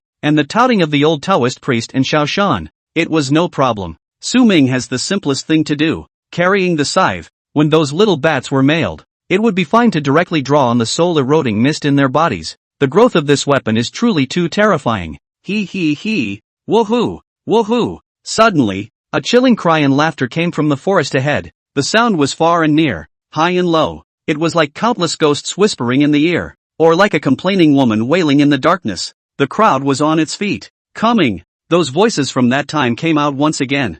they echoed in the silence of the night, penetrating everyone's eardrums and striking deep into the soul. A chill rose from the soles of the crowd's feet and went straight to their heads. Even Su Ming narrowed his eyes slightly. The scythe in his hand actually began to heat up and tremble a bit. What the heck is that waiting ahead? Chapter 47, Creepy Tentacles. Creepy voice. Traveling alone. Watch out everyone. That sound. Ah! Before Xiao Shan's words fell, a dry hand suddenly reached out from the ground and grabbed Serenity's snow-white ankle. How come she's always the one who gets hurt? Su Ming no longer stayed his hand, and his scythe flung out, cutting it off. What the hell is this? Tranquility aside, Zhang Yu's body trembled a little. How could she not have imagined that she would experience so many horrible things this time when she went down to the Taoist temple with her master? She was almost on the verge of breaking down, before they could think much about it. However, more tentacles reached out from the ground and tried to drag the crowd into the darkness. Look out! Su Ming wielded his scythe, each swing cutting off the tentacles reaching towards them with unerring accuracy. It's not just him. The rest of the group did the same and went about their business. These tentacles were not tough and could be cut off with a single blow. However, the tentacles seemed endless. After each chop, more tentacles came out of the ground again, and it simply wouldn't stop. Like chewing on Hyun Mai. It was as if they were constantly testing their bottom line. Su Ming slashed as he did so, his brows furrowing slightly. These things are, more or less, fishy. It gives the feeling of wildfire in springtime. The bottom line is this. Whether he touched or chopped the contraptions, they failed to trigger the iconography. No illustrations? Do these tentacles not even deserve a name? Su Ming increasingly felt that something wasn't quite right, and suddenly thought of something and hurriedly opened his mouth. We must find the source soon, or else. Ah! Before his words fell, a deafening scream, extremely miserable, suddenly came from the mists ahead. Like a sharp knife, it cuts through the night sky and everyone's heart. The crowd's hearts skipped a beat. This voice, like a wail coming from the depths of hell, carried endless pain and despair. More like a curse. What's that noise? Zhao Lei looked horrified. That voice just now seemed to have delivered a blow to his soul. It wasn't something his earth attribute physical body could block. No one noticed. That voice was like a sharp needle, piercing straight through Zhang Yu's eardrums. Already on the verge of a nervous breakdown, she felt as if her head was going to explode. Her hands involuntarily clutched her skull, her nails sinking deep into her scalp, but she was oblivious to the pain. The eyes were wide open. A myriad of distorted images reflected in the pupils. There seemed to be a myriad of unseen fingers, stirring wildly in the depths of her soul. Ah! Zhang Yu's screams echoed through the air, intertwined with that horrible voice from the depths of the mists. Fear, pain and despair. Moon. The old Taoist master's pupils suddenly shrunk, and he spoke out in panic. Su Ming's quick eyes and hands cut off the tentacles sticking out from under Zhang Yu's feet. No, don't. Zhang Yu's voice was hoarse and her body trembled. Has lost its sense of autonomy. At this moment, everyone noticed Zhang Yu's abnormality, but by this time, they themselves were dealing with tentacles and were overwhelmed. He. Deep in the jungle, the laughter resounded again, and on Zhang Yu's face, an equally wry smile appeared. Damn, that's weird. Even Su Ming was a bit tense at this time. What kind of netherworld tactics are these? They haven't even seen anyone from the other side and they're already screwed? This means of influencing the spirit is truly too heavenly. There is no defense, and I don't know how to defend against it. Unity. Increase that point of attributes that you didn't redeem before to spirit. Also, I should have 3 assassin artifacts now. What about set effects? Attribute points have been added. Occupation class set effect. First rank activation condition is 5 types of occupation icon. 5 types. Su Ming somewhat wanted to curse. The other iconography only uses 3 to open the first rank, and the profession class actually requires 5. He was in a critical situation and any little boost that could change his fate. Nah, Tetsuko doesn't give a damn. Taoist leader and team leader Xiao, you guys take care of her here, I'll go over and take a look. A hint of determination flashed in Su Ming's eyes. After finishing his sentence, he no longer cared about how the few people reacted, and started running forward with his scythe. Zhang Yu's situation was truly not optimistic, and if she continued to drag on like this pointlessly, it felt like she would be directly consumed to death. It's not just Zhang Yu who's talking about this. The others, in this state of both physical and mental high pressure, would likewise not last long. There can be no more hesitation. You must be more decisive. He had to find the source in order to solve the current deadlock. Su Ming's footsteps traced across the damp earth, accompanied by splashes of dirt and the muffled sound of tentacles breaking. The scythe in his hand danced, each swing carrying a harsh wind sound, cutting off the ungrateful dark eclipse winged bats one by one. The movement is elegant to the core. How could these little things resist the scythes of today? Unico, open the panel. Su Ming didn't dare to delay. The sense of crisis was so strong that he had to clearly understand his current situation.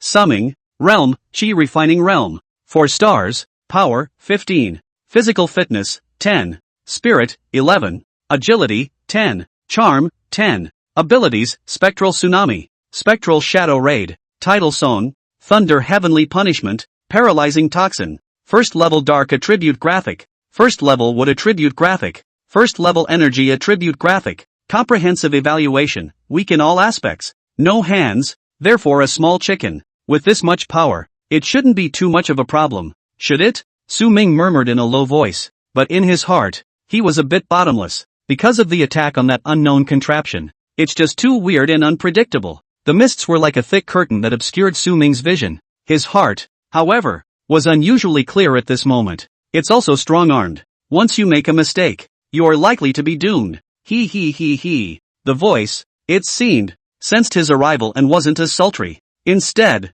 it's a little more playful. The air around him seemed to have become a few points heavier, with invisible pressure spreading around. Above Su Ming's head, several dark eclipse winged bats circled, fluttering and flapping their wings, making disturbing noises. These don't even take the initiative to attack toward me anymore. Is this something guiding their behavior? What a high spirit! Su Ming didn't raise his head, his gaze always locked on the front, locked in the depths of that unknown mist. Through his enhanced night vision, he seemed to vaguely see something. His hand, too, felt toward his pants pocket. There, tucked away was the aura increase scroll. When he used the thunder heavenly punishment earlier, it drained the aura in his body to the point where he couldn't come back for a while. Even if he basically didn't use his abilities along the way, he hadn't recovered to his peak state at this point. If I'm not careful, I'll have to use this up today before it's even warmed up. If you don't use it, I'm afraid you won't get another chance. Oh. Su Ming slowed his pace. Through the mist, he seemed to see the originator of the sound. Chapter 48, it's her? Enchanted? Ahead of Su Ming, the mists were heavy, and in this mist, there seemed to be a figure with its back to him. The figure stood in a dark clearing with no sign of life around it. It was as if it was the center of this dead world. It's a person? Su Ming was a bit stunned. A place like this, there would be humans? And it seems to be a woman. Back to back though. Her long hair, however, fell like a waterfall. Even in the dim light, it shimmered with an eerie sheen. Dressed in a long white dress, she looked a little lonely, her skirt swaying gently in the wind. But the wind, it seemed, was blowing only on her. The surrounding mist stood still as if they were immobilized. The whole scene was both anticlimactic and bizarre. Su Ming's feet didn't move. His scythe was clenched in his hand, and his eyes flashed. He knows. This figure was, most likely, the source of all this bizarre phenomenon. Unico, say something? Su Ming took a deep breath and tried to calm himself. He, the unified sun, had dropped his chain at critical moments not once or twice. It's literally playing dumb when it's time for it to give some hints. Run. Unity returned only one word, and then never moved again. It seemed as if he was afraid to speak too loudly and be implicated.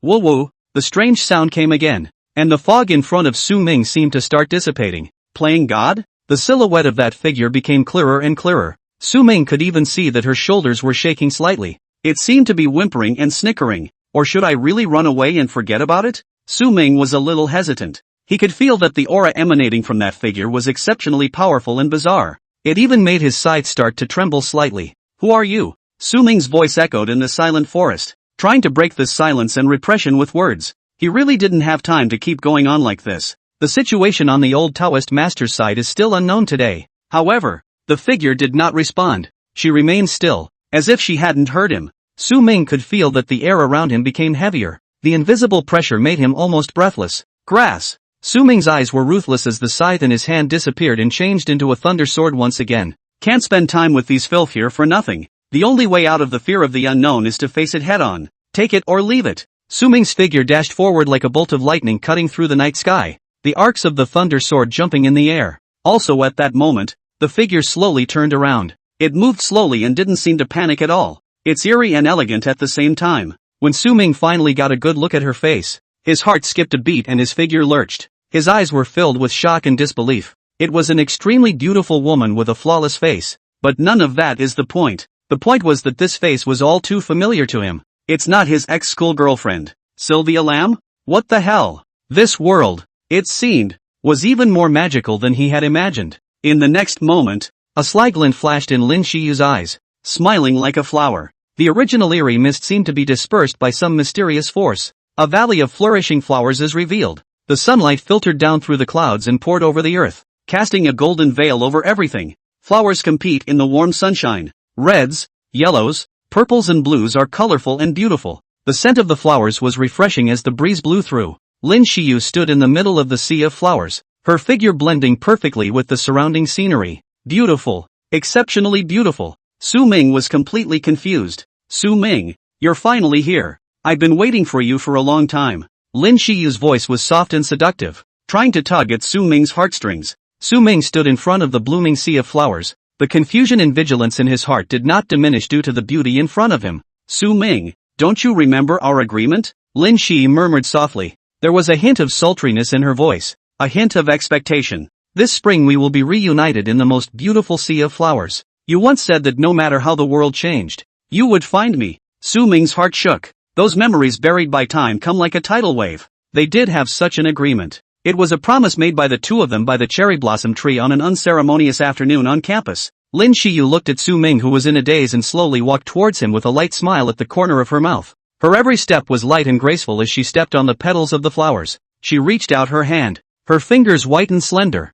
as if she wanted to touch Su Ming's face. Su Ming, do you like this sea of flowers I prepared for you? The voice was soft and full of endless temptation. The sea of flowers around her seemed to echo her words. The flowers bloomed more splendidly and the fragrance of the flowers became more intense. The whole valley is immersed in a romantic and beautiful atmosphere. The sunlight poured through the clouds and sprinkled on Lin Shiyu's body. She looked like the goddess of moving flowers. Su Ming felt his heart, at this moment, almost melting. Lin Shiyu's love words, her face, plus this romantic sea of flowers were all stimulating his nerves. It made him want to let go of all his doubts and guards, walk towards her and embrace her. Su Ming, kiss me. Lin Shiyu's eyes glittered with anticipation. She looked up slightly, a faint blush appearing on her face, a mixture of shyness and anticipation. Su Ming gazed at Lin Shi, his movements slow and gentle, afraid of disturbing the beauty in front of him. His head edged closer. It seemed to respond to her anticipation by giving her a deep kiss. Just at the moment when their faces were about to come into contact,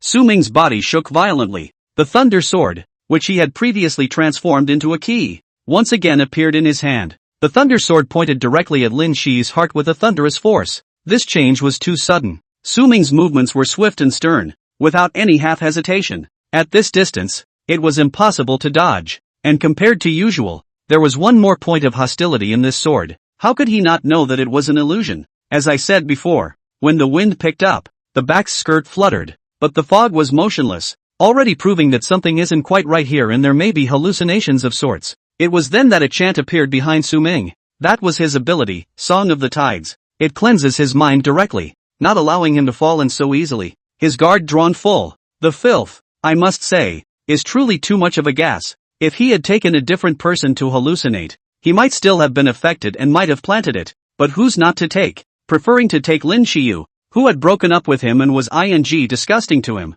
It's too much of a bully, too much, and I wasn't enough of a clown back then? With this sword, Su Ming had utilized 200% of his usual strength. That's the power of anger. Just cooperating with this dirty thing to act out the drama. It could make him sick to his stomach. Lin Shiyu's figure was like a falling leaf swept by a gale, instantly flying backwards. The blood was in mid-air, tracing a poignant arc. Damn you to hell. Chapter 49, Killing the Phantom Spectral Fox Pup. Rage. The current Su Ming was a bit angry. His figure instantly exploded, transforming into a shadow, rushing towards Lin Shuriwe, who flew out backwards. Take advantage of her illness. This once-in-a-lifetime opportunity cannot be missed. The situation on the battlefield was changing rapidly, and a single hesitation could result in a total loss. The scene around them, too, had returned to the claustrophobia of the very beginning. The thunder sword in Su Ming's hand disappeared along with the rapidly fading sea of flowers. In its place was the colder, more lethal scythe. This scythe had absorbed too much soul-eroding mist,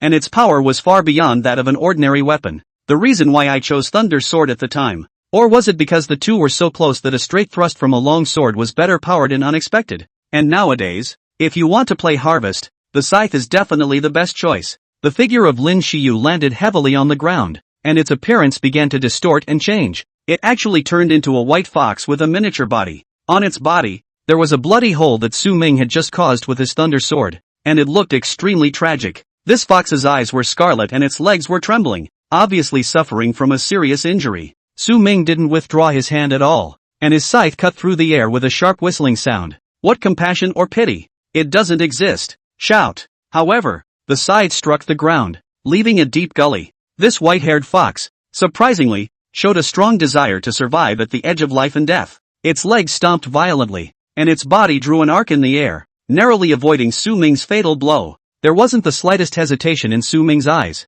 only a cold determination to continue the pursuit. This creature was stronger than any he had seen up to that point, and could not be given a chance to breathe.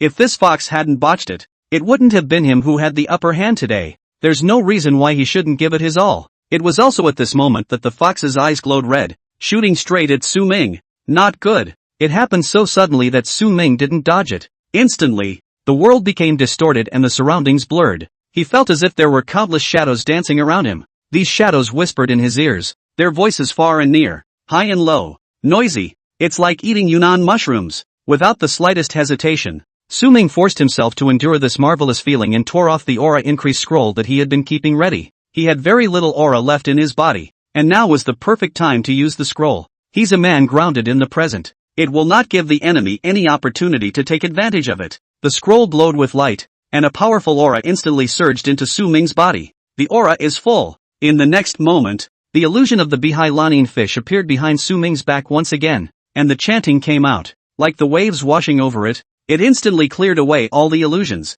Powerful purification effect. A flash of panic was evident in that fox's eyes. How could it not have anticipated that this human would be able to come out of its illusion so quickly? Die! Su Ming let out a furious shout, his voice like thunder exploding. The spectral sharpness activated, causing the already severely injured fox to freeze directly in place. It was good at hurting people with its spirit, but at this time, it was also hit by Su Ming's soul drink, like being hit by a blow in the head. Su Ming opened the ghostly shadow assault and took advantage of this opportunity to lock his body, like a ghost, and instantly rushed over. The scythe with black light drew a deadly arc in the air, aiming straight for the fox's vitals. This time, it couldn't hide. Kiki! The scythe chopped down, bringing up a gust of wind. Harrowing screams rang out, and blood spilled wildly. It's over. The host is so terrifying that he killed the legendary creature Cub Phantom Spectre Fox with his own strength. 500 points for the first kill of a legendary creature. Asterisk asterisk asterisk asterisk. Su Ming's eyes lit up as the nationalist took off. This little thing he had slaughtered was actually a legendary creature? It's awesome and cool just to hear it. And a full 500 points? But think about it. If it wasn't for the fact that this fox didn't know that Lin Shiyu had broken up with him, thus creating a false illusion, maybe he's still in hot water. This wave was a major error in decision-making by the enemy. Trying to make a play on his inner emotions as a medium resulted in not receiving a first-hand message. Pit yourself against yourself. Right now I've come into contact with a total of 4 raw object orders. Chieftain level, Lord level, Epic level, Legendary level. The first kill of a Chieftain class creature gives 30 points. Lord class creatures haven't been killed yet. The first kill of an Epic level creature gives 100 points. And the first kill of a Legendary level creature even gives 500 points directly. If there were creatures of a higher grade, wouldn't there be thousands of points for killing one? That's hundreds of attributes. Su Ming's eyes were on fire. Simply don't be awesome. After calming down a bit, Su Ming's brows frowned slightly again. With the death of this fox, the anomaly around it had begun to decline. But the old woman's nephew, there was not a semblance of a shadow to be seen. Su Ming searched the nearby range for close to 10 minutes before finally shaking his head. Not even a hint of a clue. Could it be that her nephew didn't disappear in here? Something else is going on? Or, a corpse? Su Ming's eyes flickered. Things are not over yet. I'm afraid. On the other side, the deepest part of the forest. Ancient trees covering the sky. Because sunlight is difficult to penetrate its dense canopy, the ground is shrouded in a layer of darkness all year round. There's no road here. Not even a place to land. Naturally, no pedestrians will live or pass by. At this moment, a suffocating dead silence permeated the forest. No one knew that in the deepest part of this ancient forest, an ancient crypt was hidden. The entrance is covered by disjointed roots and vines, as if nature intended it to be hidden. The crypt was eerie, the floor covered in slippery moss, and the air smelled of corruption and staleness. As if alive, black mist gathered here. They tumbled and twisted inside the cavern, seeming to harbor some ineffable power. In the midst of this darkness, a white fox with 7 tails, curled up on a rock with its eyes closed, seemed to be resting. Its body was still as white as snow against the black aura. Suddenly, the seven-tailed white fox violently opened its eyes, and a scarlet light erupted from its pupils. Like the fires of hell burning, it reflected the rage and tyranny deep within it. Kiki. It was a voice, full of pain and anger. Seven tails waved wildly in the black air. Each sweep caused a violent tremor in the cave. Rocks and dirt fell in droves, as if the entire cavern trembled under its fury. The aura that was connected to its bloodline had just become extremely weak. Loss of sensing ensued. Chapter 50, Perverted Phantom Pupil Field. Hiss. Suddenly, Su-ming felt a trace of coolness surge throughout his body. Why is it suddenly so cold? He was a little puzzled. And what he doesn't know is this. An unseen aura emanated from the corpse of that little fox and merged into his body. And I wonder how the old Taoist masters are doing? I've got it all sorted out here. So they should be okay too,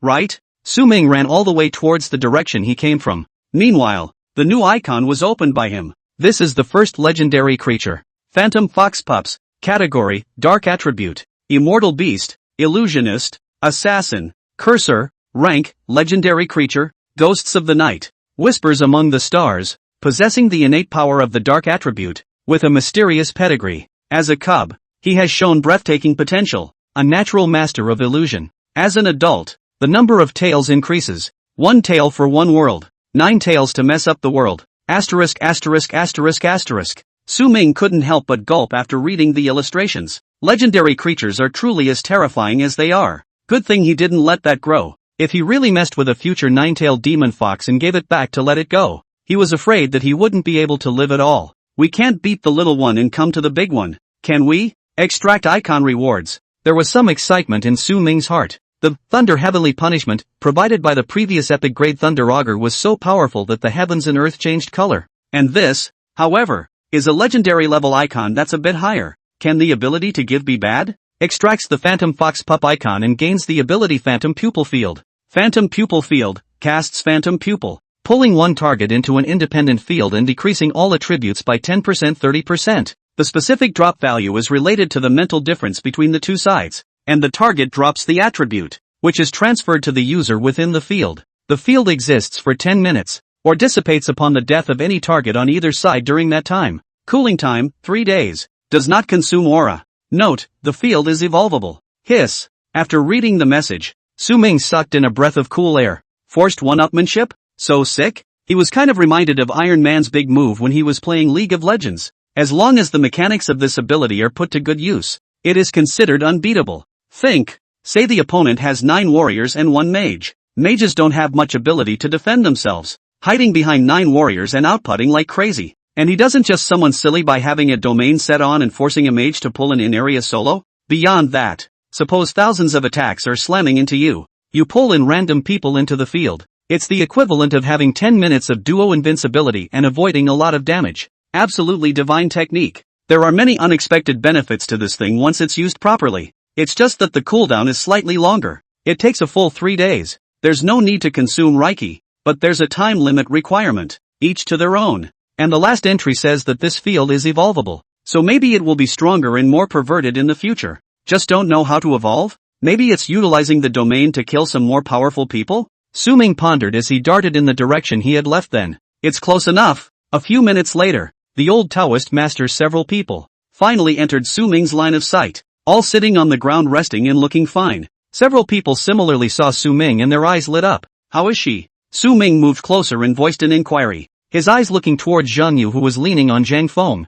The old Taoist master let out a bitter smile and nodded. Mr. Su, Yuer is no longer in any serious trouble, thanks to Miss Serenity's water attribute aura, which has the effect of clearing the mind and nourishing the spirit. You, finished? Upon hearing the old Taoist's inquiry, the crowd perked up their ears. In fact, in everyone's mind, they have more or less guessed. The disappearance of the tentacles and mist on the ground, coupled with Su-ming's return now, was the best answer. Su-ming nodded without much explanation. It did have a little trouble, which I've taken care of. Only, I looked around and didn't see the nephew that old lady was talking about. Hearing Su-ming say this, the crowd was somewhat silent. They didn't doubt Su-ming's strength. Only, Su-ming had said so it would probably be futile for them to continue investigating. Today they are more or less tired and don't want to go any further. Too dangerous. It's also too frustrating. Taoist Green Pine. Mr. Su, so are we returning now? Xiaoshan made an inquiry at this moment. He was,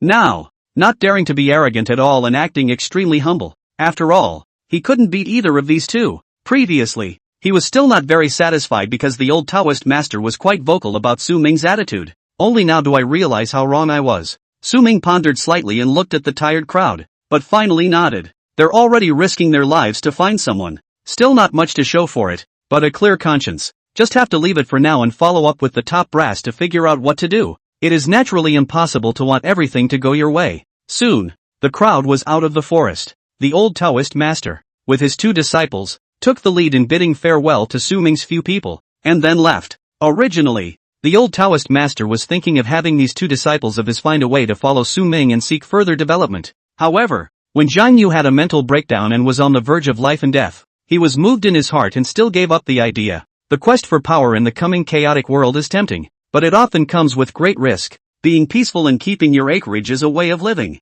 Getting by. Go ahead and give the old lady a heads up on the situation, then go slowly practiced in the Taoist temple. I don't want to ask for the top of the mountain. I just want to protect the safety of the people around me. He's old. This era is Mr. Su's and theirs. In situ, the three Shaoshan people were also ready to leave. Even now, Shaoshan was still a little afraid of Su Ming, and his heart was weak. So what? Do you guys know about the Reiki Association posting? Su Ming snapped. Zhao Lei and Serenity both shook their heads. Shaoshan was the only one who looked a little hesitant. Mr. Su, when we just got here, the vice president sent down a message that seems to be about the Aura Association posting, but we were in such a hurry to get here that we didn't look closely. Roughly, it's just to inform us that we can post any future insights, news or whatever on here again. I do think it's a bit too childish for fear of causing social panic in public opinion, but these are their decisions, so I can't say anything. So what? Mr. Su, would you like to join our association? Xiao Shan's tone was humble,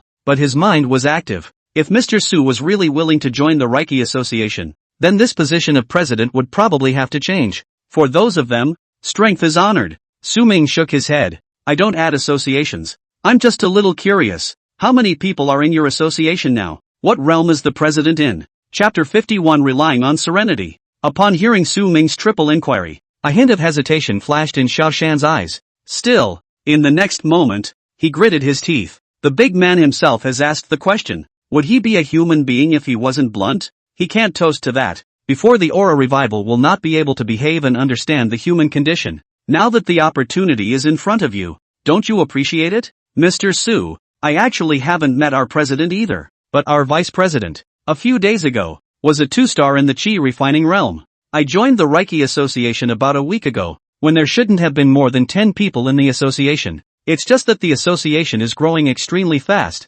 just like the speed of this aura recovery today, basically one day at a time. I estimate that in these days, our association has at least a couple dozen people. Su Ming nodded as he listened, not too surprised, because he knows it well. The Reiki Association is not an ordinary organization with the shadow of the state in it. Development is naturally not slow. It's conceivable, and so on and so forth, all sorts of organizations that are springing up. There is no shortage of those nefarious organizations. In times of peace, it's all black and white, not to mention the chaos. Okay, then I'll go too. Su Ming nodded and added WeChat with Xiao Shan, then prepared to leave. His bike, which he had just bought at great expense, was still parked not far from the trail. It's lonely, very lonely. I should have known better than to rot in the store. Wait. Just then, Serenity's voice hitched in her throat. Eventually, he mustered up the courage and softly called out to Su Ming. Her heart was beating extremely fast, and her face couldn't help but be colored with 2 faint blushes, both shy and eager. Mr. Su, please wait. Her voice was thin, but with a hint of determination. Su Ming turned around and looked at the blush on Serenity's face. A trace of doubt flashed in his eyes. This kid has a fever? Are you blushing like a bubble teapot? Can I add you on WeChat? Serenity skillfully opened the QR code and handed it over towards Su Ming. Su Ming nodded and friend this quiet sister. The water attribute aura of the sister. The phase is born from the heart. WeChat names and avatars must be cute and nourishing too, right? Immediately afterward, the corner of Su Ming's mouth twitched. Tranquility Microsoft name. Genus Some. Different? Surprisingly, it's called A Billion Girls' Dreams, and her avatar, surprisingly, is a basketball teenager in backpack pants. It reminded him of a deceased person. Hiss. Su Ming sucked in a breath of cool air and looked at Tranquility again for a few moments with an odd expression on his face. Deep blue ah. This little black guy, he's showing his chicken feet. Isn't he? Serenity's face turned even redder as she was stared at by Su Ming, and she looked sideways at Xiao Shan. Team leader Xiao. I want to stay in Zhengzhou City. Xiao Shan looked at Tranquility, his face equally odd. He had lived half a lifetime. How could he not see what Serenity was thinking?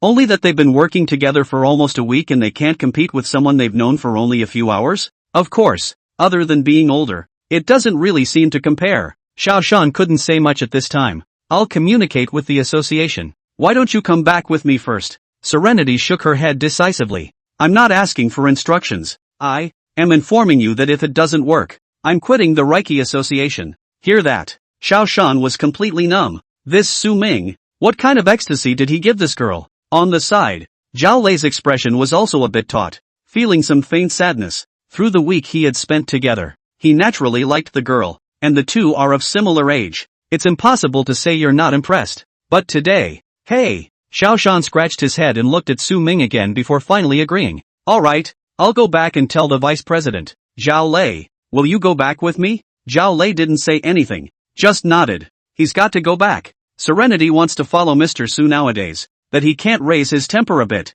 He's still very self-aware. He now just wanted to get out of this sad place. Xiao Shan and Zhao Lei left the place as if they had fled. Before escaping, Zhao Lei also had the cheek to add Su Ming a WeChat. It's also a way to get that much comfort for a broken heart. In situ, Su Ming and Serenity were wide-eyed. You have relatives over here? Serenity shook her head. Think my great Jianzhou has a beautiful view? Serenity continued to shake her head. Think there's a lot of unusual events over here and want to see them? Serenity still shook her head. Su Ming held his forehead, not wanting to bother with it, and walked straight to the bike. Serenity didn't say anything either, burying her head and following behind Su Ming. I'm going to ride home now. It's so late after all, so I'll see you next time? He didn't know what to do about this sister. It was also at this moment that Serenity reached out her small white hand and tugged at the corner of Su Ming's coat. She didn't dare look up, her eyes averted, her eyelashes fluttering slightly. The blush on her face was even more pronounced in the moonlight, like a peach ripe to perfection. And inside, she was even more choppy than on the surface. She herself didn't know how she, who had always been a good girl, could have acted so impulsively before. And something about not letting her stay and she'll quit the Reiki Association. She'd grown up, but she'd never been alone in a strange city. A certain special attribute within her body seemed to have awakened at this moment. It's more obvious than even an aura awakening. Serenity! Serenity! What the hell are you doing? Serenity spat madly in her mind. The breeze still rolled over her face, and it didn't do much good. Heart beating like a deer in headlights. Feelings she'd never felt before made her both nervous and excited. Su Ming felt a wave of headache. He didn't know what to do when this girl screwed up like this. You're not leaving? We can't stay together in the mountains and feed the mosquitoes, can we? Serenity bit her bottom lip gently and took several deep breaths, her chest heaving. Finally, she gathered her courage, her voice thin as a mosquito. Big brother Su, I don't have a place to stay. Can I bother you at your house this late? After saying that, Serenity finally raised her head and locked eyes with Su Ming. Su Ming looked at Serenity's big clear eyes and was a little winded. This girl's behavior and words were nakedly trying to make him commit a crime. Tai, what is the intention? But her eyes, and how she managed to be so clear. Is it possible that he's really overthinking this? Seriously? Su Ming repeated, and Serenity still nodded her head. Okay. Su Ming was completely convinced, his tone revealing a hint of helplessness as he patted the back of the bike. I got this bike new, or there really wouldn't be room for you. It's expensive. Don't you dare break it for me. Su Ming muttered in a small voice. Serenity listened in, the corners of her mouth quirking up slightly. She felt like she had made the trip, and it had been worth it. Big brother Su, I don't sit for nothing. I have money. Hearing this, Su Ming's face turned even weirder and his body stiffened. What's with the sudden sense of being a duck? Ding dong. Su Ming heard the ring and pulled out his cell phone. Hiss. Eyes widened instantly. He received a transfer from Billion Girls Dream. 1 in front and 4 zeros behind. A whole $10,000. It's not just a little black guy. It's a little rich girl. Yeah, you sit tight. Let's go. Su Ming suddenly felt a lot more relaxed. It's not bad money. Chapter 52, more or less ambiguous. Villa. Ballad. The night is like ink. The countryside is soft and mysterious under the moonlight. On both sides of the road, the silhouettes of the trees stood out in the moonlight. The air smells good. A few occasional frogs and insects chirping in the distance added a touch of vividness to the quiet night. Bicycle wheels rolled silently on the moonlit paved road, making a soft rustling sound. Serenity sat in the back seat, at first just gently tugging at the corner of Su Ming's coat, but with the light breeze of the night and the slight bumps of the bike, her hands unconsciously wrapped around Su Ming's waist, finding that one point of balance and reliance. It was the first time in her entire life that she had ever been on a bicycle. Ahead, Su Ming could even feel Serenity's body heat and breath. It caused a subtle emotion to well up in his heart. Anymore, he's still a normal man. Just turned 18. Su Ming coughed lightly, trying to hide his embarrassment. Hold on tight, don't fall. He shifted the bike that much faster, trying to get the gusty wind to clear his head. It should work, right? Shifting gears, a momentary push. Serenity couldn't control it and leaned forward, her chest coming into close contact with Su Ming's back. It's soft as hell. The two seemed to get even hotter. In a slightly ambiguous atmosphere, the two of them finally entered the city. Moonlight and neon intertwine, and the silhouettes of skyscrapers loom in the night. Occasionally, 3 or 2 pedestrians could be seen on the road, which made the otherwise good girl Serenity feel inexplicably nervous. And excitement. What it's like to be with Big Su. It's new and it's good. Passing through another patch of lush trees, Su Ming finally approached his villa. Su Ming turned back and glanced at Serenity. The moonlight poured over her face, gilding her silhouette with a silvery glow. Her eyes were tightly closed and her long eyelashes fluttered gently in the moonlight, as if she was feeling the wonderful night. It's really... Su Ming didn't know what to say, and a warm current surged in his heart. Here we are. Serenity opened her eyes, a hint of intoxication lingering on her face. Thank you, big brother Su. Tonight, I'll be troubling you tonight. The two walked together into the cottage and through a well-manicured forest. Moonlight poured through the gaps in the leaves and spilled onto the path, creating a patchwork of light and shadows. The serenity of the mood all became a little more relaxed and happy with it. Big brother Su's home is quiet and beautiful. She seems to like it more. The two went up to the second floor of the villa together. There are 3 bedrooms here, so pick any one you want to stay in. There are fresh toiletries in each bedroom too, so make yourself at home. Serenity nodded. She didn't pick and chose the very center of the house. Because of this, whether Big Su chose to live on the left or the right, it was closest to her. What a little wit. Okay, then you can clean up after yourself. Su Ming finished resettling her and no longer bothered with her. The girl is only borrowing it for one night anyway. Although it somewhat disturbed his Dao heart, it was also considered a sharpening of his heart. The whole thing is fine. Su Ming returned to the first floor alone, came to the quiet spot in the backyard of the villa. This was the place where he had planted the seeds of the spiritual sun god tree during the day. At night, the moonlight poured down gently like a silver veil, illuminating the land. Su Ming gazed and observed, slightly surprised, even though the seeds of the spiritual sun god tree had not yet broken through the ground, but above the land, it seemed that a faint fluctuation of aura could already be sensed. They flowed slowly through the air, rippling faintly. Not only that, the aura slowly gathered in the soil, forming a tiny but clear point of light. The moonlight seemed to be attracted to this point of light as well, and a soft beam of moonlight pierced through the gaps in the leaves and shone on top of the point of light. What a high concentration of aura! Or is it purity? Su Ming murmured in a low voice. He could feel that the aura contained in that point of light was pure and powerful. It was something he hadn't seen before. Even the spirit-gathering formation of Taoist green pine at that time didn't have a tenth of the purity of this spiritual qi. More or less violently, Su Ming squatted down and gently touched it. With his fingers, he could feel a slight pulsation coming from deep within the soil. It was as if the seeds were breathing, in some kind of silent communication with this heaven and earth aura. Seeds, seeds, you grow fast, you sprout fast. When the morning light appears and the night slowly opens, you will stretch out your tender green arms to embrace the first light. Su Ming hummed softly. A thin layer of fog had somehow risen in his eyes. Crows roost in the white trees of the courtyard, and the osmanthus blossoms are wet with cold dew. Tonight the moon is bright and people are all looking forward to it. I don't know whose home the autumn thoughts will fall on. The moon was curving in the sky, and he missed his grandmother a little. You're such a big man, and you're still so pretentious? Su Ming smiled to himself. It was a song that his grandmother used to hum to him as a child. If there is a spirit in heaven, Grandma sees him today. It should be a relief, right? A few minutes later, Su Ming's figure faded away, blending into the silhouette of the villa. In place, the leaves swayed gently in the breeze. The spot of light on the ground seemed to tremble slightly. Big brother Su. Su Ming had only just returned to the second floor when he heard Serenity shouting. Looking toward the direction of the sound, Su Ming was slightly stunned. When she was in the forest earlier, Serenity was still wearing the plainer black clothes of the Aura Association. Though beautiful, it looks like the luster has been sealed by the school uniform. And nowadays, revealing the attire inside, Serenity was wearing a soft white lace lingerie, delicate fabric that gently molded to her skin. reveals a subtle and elegant beauty. Lace edges adorned her neckline and cuffs, adding a touch of softness and daintiness. She wore a simple pair of cotton shorts underneath. The pure white color echoes the lingerie on top for a look that is both comfortable and natural, and a bit of a pisser. Her long hair hung down like a waterfall, and a few strands of hair brushed lightly over her fair neck, making her skin even more delicate and moving like snow. It's a proper little girl next door look. Serenity's small face was lightly flushed, and her eyes flashed with a hint of anticipation and shyness. Biggie Sue.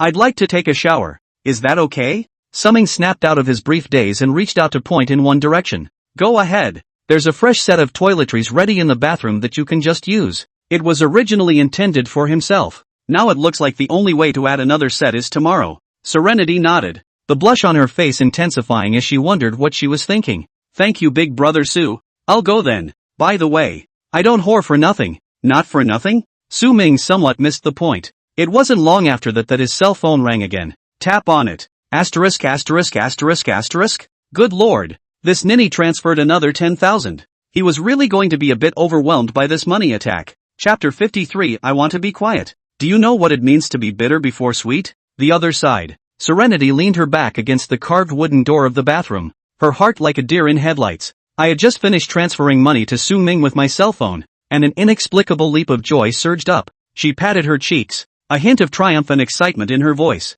Serenity, Serenity, you've done well. You've done right. Be sure to hold steady back there. 2. Raider Big Brother. Never be in a hurry. Serenity's long hair fell gently as she gently fiddled with it with her fingers, a sweet smile hanging at the corner of her mouth. Humming softly, the off-key ditty revealed her pleasure and ease. Gingerly, she removed her clothing, revealing snowy skin that looked even more delicate in the bathroom light. Serenity turned the water on and stood in front of the bathroom mirror, frowning slightly. Even I think it's cute. Just a little bigger would be nice. When she said that, she gave it a squeeze. Soft, Serenity stepped into the bathtub and the warm water surrounded her body. Close your eyes and let the water gently lap. Her heart beat faster and faster in the warm current, her cheeks tinted with a sunrise blush. In her mind, Su Ming's image unfolded like a movie screen. Every image that flashed by made her heart skip a beat. That righteous Su Ming, holding the thunder sword. Electric light flashed on the sword, illuminating his stalwart face. The divine power is great and unrivaled. That bizarre and demonic Su Ming. The ghostly light of the scythe in his hand flowed as if he was a messenger from the abyss, carrying a deadly temptation. The eyes were deep and mesmerizing, with a hint of a cynical smile. 2 different styles of dominatrix. Hissa. Serenity's hands paddled gently in the water, tears streaming from the corners of her mouth. The other side. Su Ming sat on the large sofa, somewhat helpless. He actually wanted to take a shower, but now someone else has taken the spot. And with his excellent hearing, he could hear the water gurgling inside. For some reason, he felt a little unstable. There was some fire in the belly. The art of clearing the mind and calming the chi. It still needs to be practiced. Su Ming smiled bitterly and scratched his head. Increased physical fitness brings with it more bloodlust. Thinking of this, Su Ming suddenly wanted to spit. He opened his friend's circle and edited a piece of content. I want to be quiet. After sending it out, Su Ming stopped bothering and chose the bedroom on the left to move in. What bath? No more baths. The other side. Water shelter villa. Ding dong ding dong. Lin Shiyu was just about to fall asleep when she heard a special concern tone ring out. She froze slightly. Then her heartbeat instantly sped up. This is Su Ming making a move. Finally willing to pay attention to her? She had never set a ringtone of special concern for anyone before this. But yesterday, all of a sudden, she was operating like this. She wanted to be the first to catch any of Su Ming's movements. She was afraid that Su Ming had sent her a message and she hadn't received it right away. Lin Shiyu's fingers trembled as she tapped her cell phone. The next moment, she was a little disappointed. Su Ming didn't send her a message. It just prompted a notification sent by the friend zone. I want to be quiet. Lin Shiyu's eyes flashed with a trace of complexity after reading these words. She bit her lip lightly. Something not quite right in her mind. Is Su Ming, annoyed with her? Doesn't she just send more messages these days? Lin Shiyu felt a little aggrieved, tears welling up in her eyes. Su Ming is too desperate. Thinking of this, she dialed Lin Kier's number. She wanted to give her cousin a piece of her mind. All of this was unknown to Su Ming. He was, at that moment, messaging with the old Taoist priest. According to the chat, we know that the old Taoist priest and Xiaoshan contacted the old lady and the senior management of the association respectively. The old lady was naturally very sad and emotional, but there was nothing she could do. Xiaoshan's side was in contact with the local police. intending to look for something through surveillance and other various police forces. Of course, it's only limited to the conventional aspects of looking. Daoist Green Pine. If you guys have drummed up any more formations, can you tell me about them and I'll come over to observe and watch? Su Ming continued to send messages to make inquiries. It was a statement he meant. He really wanted to visit the Green Pine Taoist Temple. In the Taoist Temple, there may be some unlockable icons in addition to spirit stones and star stones. As for formations, there is even less to say. Once Daoist Green Pine and the others figured it out, he went straight over and touched it on the end, straight up whoring out iconography and rewards. On Daoist Green Pine side, he naturally agreed directly. He's lived most of his life, and he definitely understands these human conditions, and there are many hidden benefits to befriending a humble yet powerful forerunner like Su Ming. As long as Su Ming didn't ask for these things from him, then what was wrong with him selling a favor to someone to see? Blood money is not lost. They were willingly, to be Su Ming's open illustration toolman. That said, Lin Shiyu had already ended her call with her cousin Lin Kier at this point. The mood is quite restored. She thought her cousin was right. Su Ming is probably looking for a takedown, trying to get her attention in such a way, deliberately pissing off her emotions and making her itchy with desire. The tactics are brilliant. Interpreting it from another direction, Su Ming was somewhat forgiving her. There was clearly still her in his heart. Thinking of this, Lin Shi finally smiled. She had finally made some progress over the past few days. The effort was not in vain. The other side, Lin Kier hung up Lin Shiyu's phone and came to the floor-to-ceiling window. Her eyes, all the time, looked out into the distance. The next moment, her eyes lit up. There seemed to be lights on in the villa Su Ming had bought. It's just a little too far away to see much. Su Ming should be back? Ever since she got the call from the sales lady this morning, she's been hoofing it over here with a whole bunch of household goods. Moreover, she heard that salesgirls say that Su Ming seemed to be living alone, without anyone else with him. In the afternoon, she was really a bit itchy and even ran to the entrance of Su Ming's side of the villa yard. She was looking for shade and crouched down to play with her cell phone all afternoon. However, his legs had been bitten by mosquitoes and there was no sign of Su Ming. It made her a little lost, a little sullen. It was good that earlier, her cousin Lin Shiyu's phone call had comforted her heart. That cousin of hers is so good, a guaranteed student at Tsinghua University, and she's all frustrated and soulful over other boys. So what's wrong with a little bit of bitterness on her path of unrequited love? What's more, she has a huge advantage. Close to the water. You get the moon first. Is there anything closer than her right now? Apparently not. Know what it means to suffer first and then sweeten the deal? Power is full. Chapter 54 couldn't come up with a normal name. Yikes. Inside the bathroom, Serenity had only just gotten dressed when she suddenly let out a gasp. He saw the circle of friends Su Ming had posted. I want to be quiet. Who is Jing Jing? Isn't Jing Jing her? Thinking about this, Serenity's little face turned even redder. A sweet joy welled up in her heart, but it was mixed with a hint of uncertainty and panic. Excited hearts. Trembling hands. Is this a hint from Big Brother Su? Does he kind of like me too? All sorts of strange thoughts began to tumble through Serenity's mind. Isn't this too soon? We've only just met. And I haven't done anything like that yet. The face was full of kinks and hesitations, and the blush was almost on the verge of dripping. She bit her bottom lip lightly as she paced back and forth in the bathroom. It's like a lost deer wandering through a forest of emotions. What to do? What to do? Serenity could even imagine it. The moment she opened the bathroom door, Big Brother Su was already waiting for her outside. Then both of their eyes, meeting in the dim light of the hallway, implied, when that time comes, there's an unspeakable sentiment in the air. Eventually the dry hump hits the fan. Phew, going out or not? Serenity felt her heart was in turmoil, pounding. But if Big Brother Su comes for real, I won't be able to run away with my strength. What's the saying? If you can't resist, then enjoy it. Thinking of this, Serenity seemed to make up her mind and pushed open the bathroom door. Let the storm come harder. The living room was dark. Half of them are gone. She seems to, think that much? Even the bedroom door on the left was closed at this point. Biggie Su should be resting by now. Serenity stood at Su Ming's door and hesitated for a long time, but still didn't knock. Gray rolled back to his bedroom. Wouldn't it seem too casual if she delivered herself? What would Big Brother Su think of him then? Definitely not. Midnight. We all had our own thoughts and couldn't sleep. Except for Su Ming.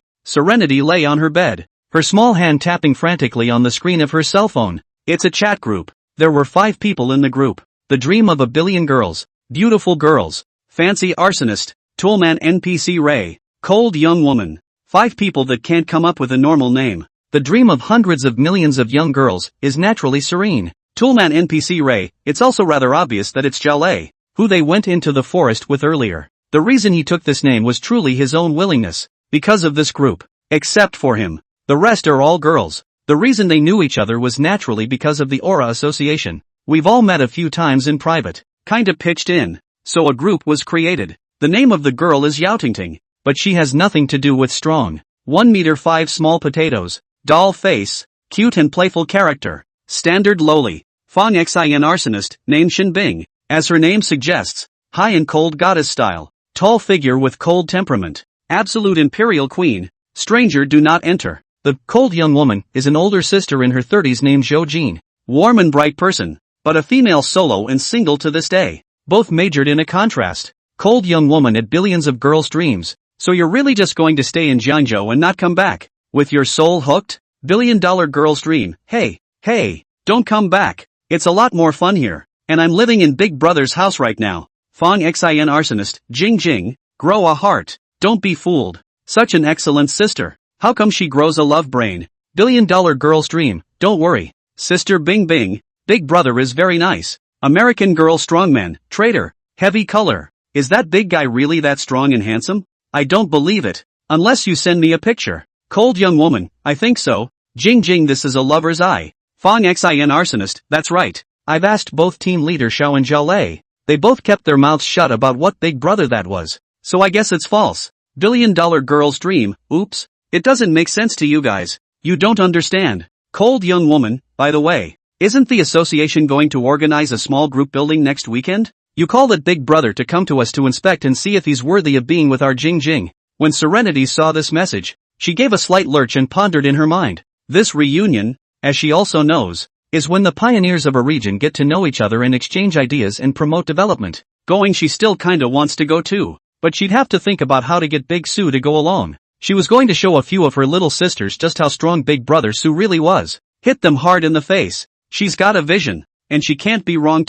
Early the next morning, Su Ming got up. By the time I'd finished washing up in the bedroom, it was 8 in the morning. Su Ming pushed open the bedroom door, slightly surprised. Serenity didn't know when, but had sat down on the couch in the living room. Big Brother Sue, you're up. Just a minute, come sit down. Serenity hurriedly greeted Su Ming as he took his seat, and ran towards the kitchen herself. She hadn't slept much all night despite her excitement, but still, early in the morning with dark circles under my eyes, I ran outside to the breakfast place and bought soy milk, buns and thin rice. I'm afraid it's cold and I even keep it warm in the kitchen. There were so few stores in the neighborhood that she walked further still. Basically, I ran the whole way there and back, just in case I was delayed. Even she, who was the forerunner, was exhausted, but she felt it was worth it. Mr. Lu Sun once said, to capture a man's heart, you need to capture his stomach first. As expected, Su Ming nodded in relief. He was kinda hungry. The key is that there really isn't much food for sale in the neighborhood,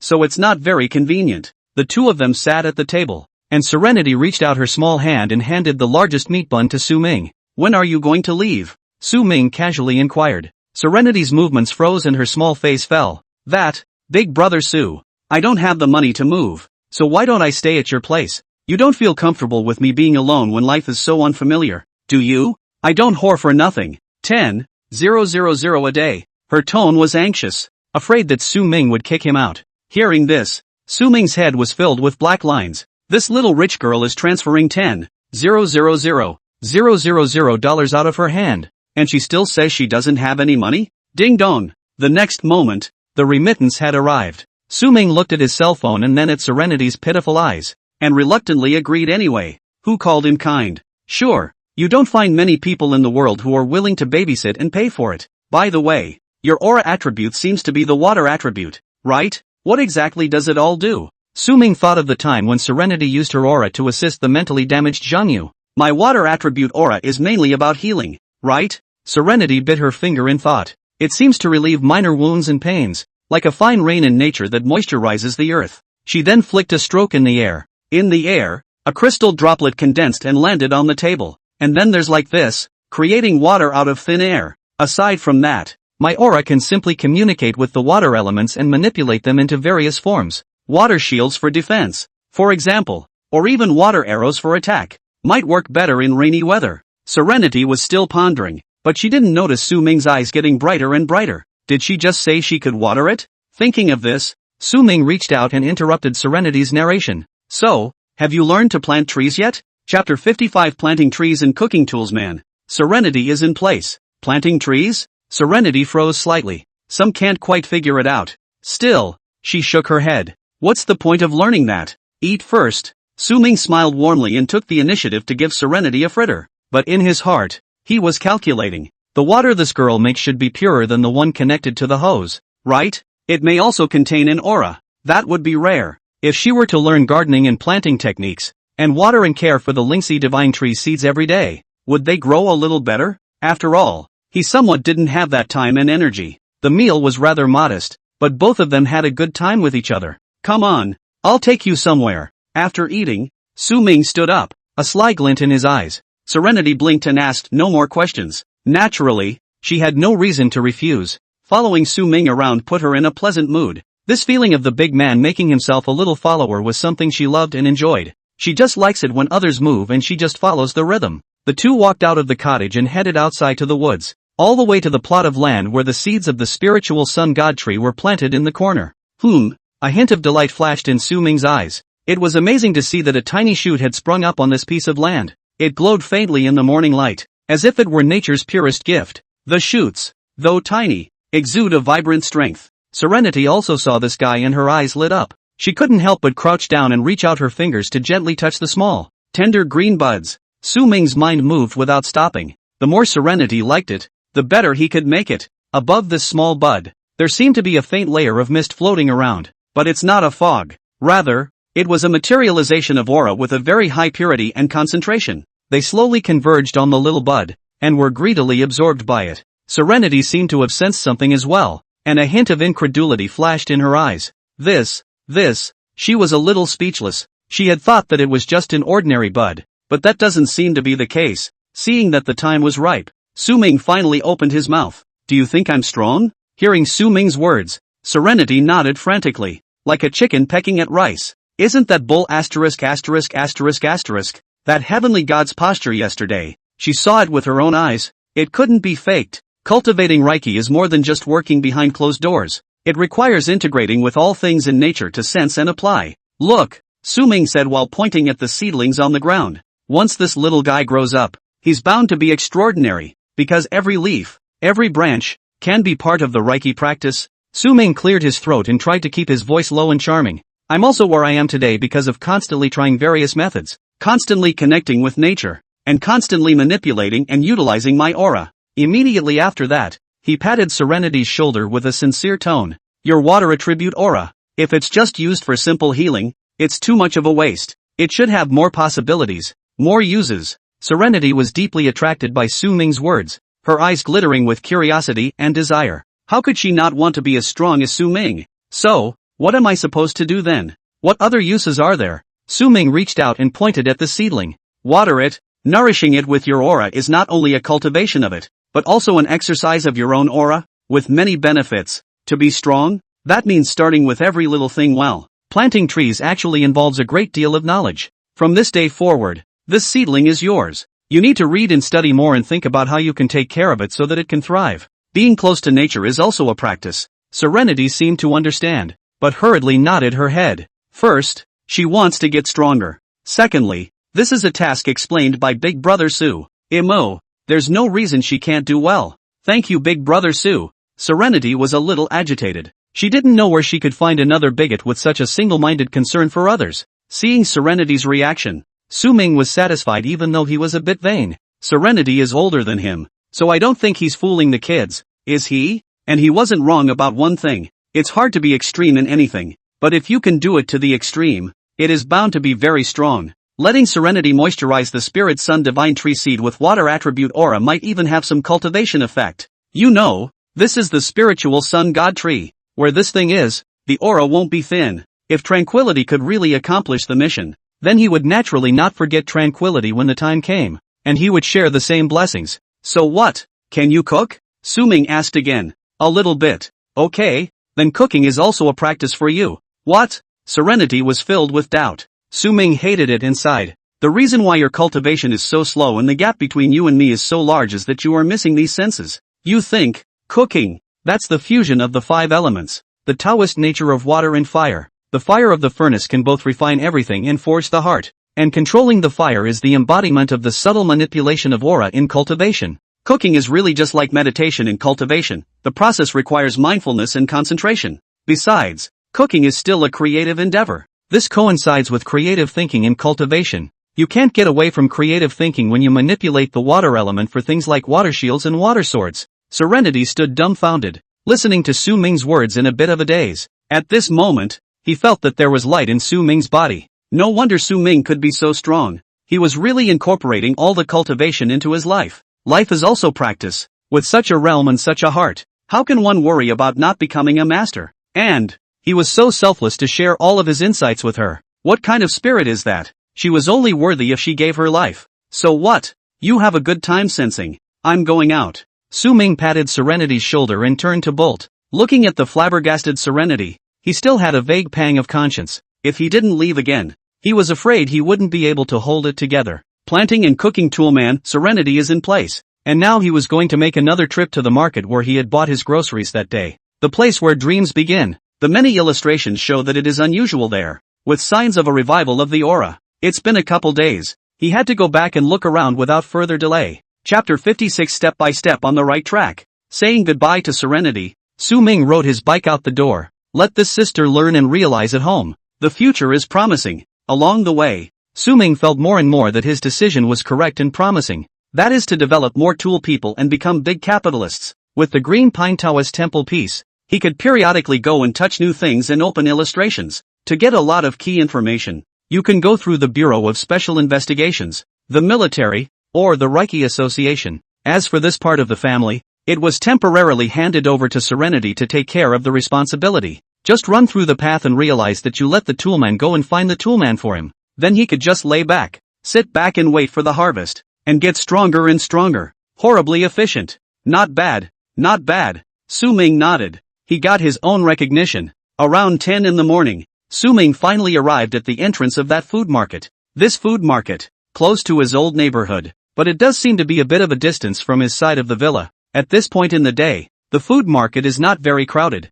although most of them were elderly people carrying baskets of vegetables. Su Ming's presence did not seem out of place. Su Ming parked his bike at the door and entered the food market. It's a little noisy in there. Vendors hawking, shoppers haggling, ingredients chopping and hacking on the counter. More or less. It touched him. Nowadays, the changes caused by the revival of the aura have become deeper and deeper. There was no telling how long this peace and quiet would last. It's still just warm water boiling a frog. And when the time comes for drastic changes, how many people will be caught off guard? How many people have to die? There is not much time left for the country. For the pioneers. For me, Su Ming muttered as he released his senses. 2 minutes later, he still frowned. Didn't find anything out of the ordinary. Is it that my perception is not enough? Or is it actually no longer different here? Not quite. Su Ming was a bit clueless and planned to take one step at a time. Without the Jasper spirit root, red inferno fruit, and underworld ear, at that time, where would he be now? Immediately afterward,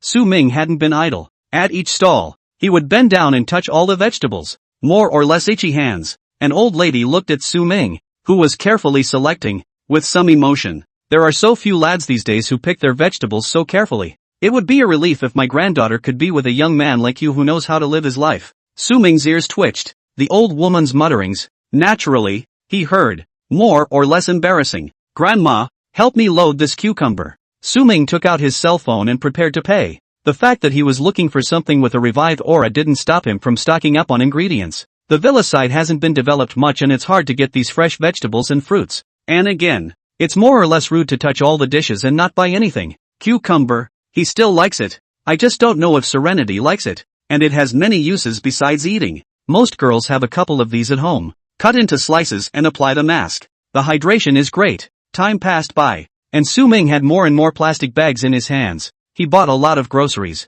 But half the market stalls were pretty much gone. And not once did it lead to an illustrated message. Su Ming even wondered if there was something wrong with Unicorn. Looks like business as usual. But there are strange points. The 2 vendors who were selling my tomatoes and celery seem to be gone. Su Ming also tried asking the other stall owners, but none of them came up with any answers. old food market, and not much in the way of cameras, and he didn't know how to go about describing it to the others. The only other clue is the brick-and-mortar store that bought the bagged fungus, Su-ming thought as he walked into the store. Somewhat reassuringly, the owner of the store is still around. Su-ming walked straight towards those bags of fungus on the shelf, touching one bag into his hand. Neither reacted much. Of course, it could be that he'd already opened the thing's iconography and couldn't open it again. Su-ming looked at the store owner. The owner, a middle-aged man, was sitting behind the register at the moment, with an old magazine in his hand. He looked a little bored. Boss, these bags of fungus, did you grow them yourself? The man shrugged.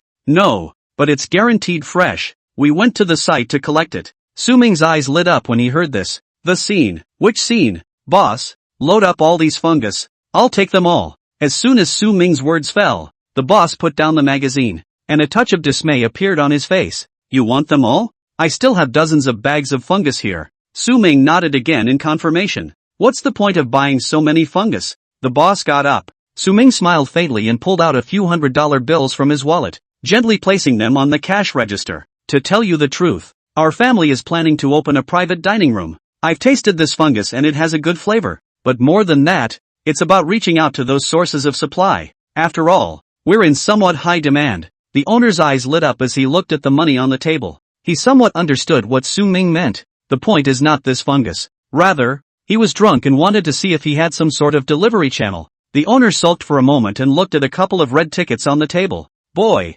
seeing as you're so sincere, I can try to make a connection for you. But this fungus, we collected it specially from the Clearwater Village side. There are a couple of old farmers over there who specialize in growing some mountain goods. When Su-ming heard this, his heart stirred. Clearwater Village? He hadn't heard of this place before, but it shouldn't be too far from here. And the fungus that showed signs of revival earlier was likely to have appeared over there and been transported here. If that's the case, then the celery tomatoes that turned into Jasper spirit root and red inferno fruit, respectively, might be the same thing. The mutation is not in the food market itself. The source is somewhere else. Maybe the owners of those two stalls before also came from Qingshui Village. At Su-ming's request, the boss dialed the phone number of the villagers on the other side of Qingshui Village in front of him, but 2 calls in a row went unanswered. Probably busy. Then after that, Su-ming added WeChat with this boss. He also transferred another $1,000 via WeChat, directly to the owner. When you ask someone to do something,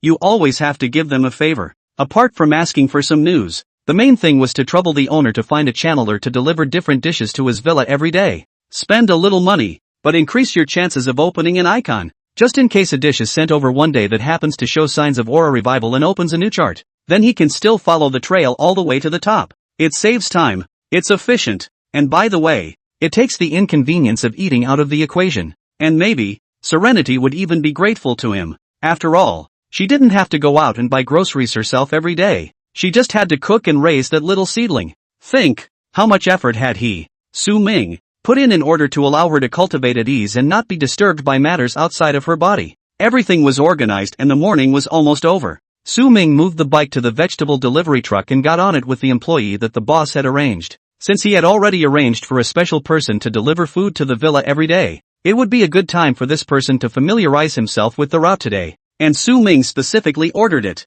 Every day the food is delivered to the villa. This employee not only has to take it from different sources, but also keep a separate record of where it was taken from. That includes this food market. Even if you see some stalls selling fresher vegetables, give the same to them. Not bad. The employee, a boy in his 20s, was honest looking. He drove the car and didn't mind Su-ming's trouble or business at all. It's just a little emotional. Maybe that's what rich people do. You're so particular about eating. You want the freshest. And, of course, he enjoyed it. This young little boss, however, offered him a net salary of $3,000 a month. It's easy to just pick out a few dishes every morning and keep track of them, and then haul them by the truckload to the villa for him. Why not? He felt sorry for the price if he wasn't serious. This kind of meat and potatoes job. A bunch of people are staring at it. Chapter 57 New Scientific Research. Anomaly Detection Watch. About 1 in the afternoon. Su-ming rode in the vegetable delivery truck and entered the villa area. Brother, your house is huge. Oldly, that is. This employee resisted a large bag of vegetables and arrived at the door of Su-ming's villa. Okay, then, please, delivered first thing in the morning every day. More variety, more walks in the food market. Su-ming gave a few instructions and took the bike out.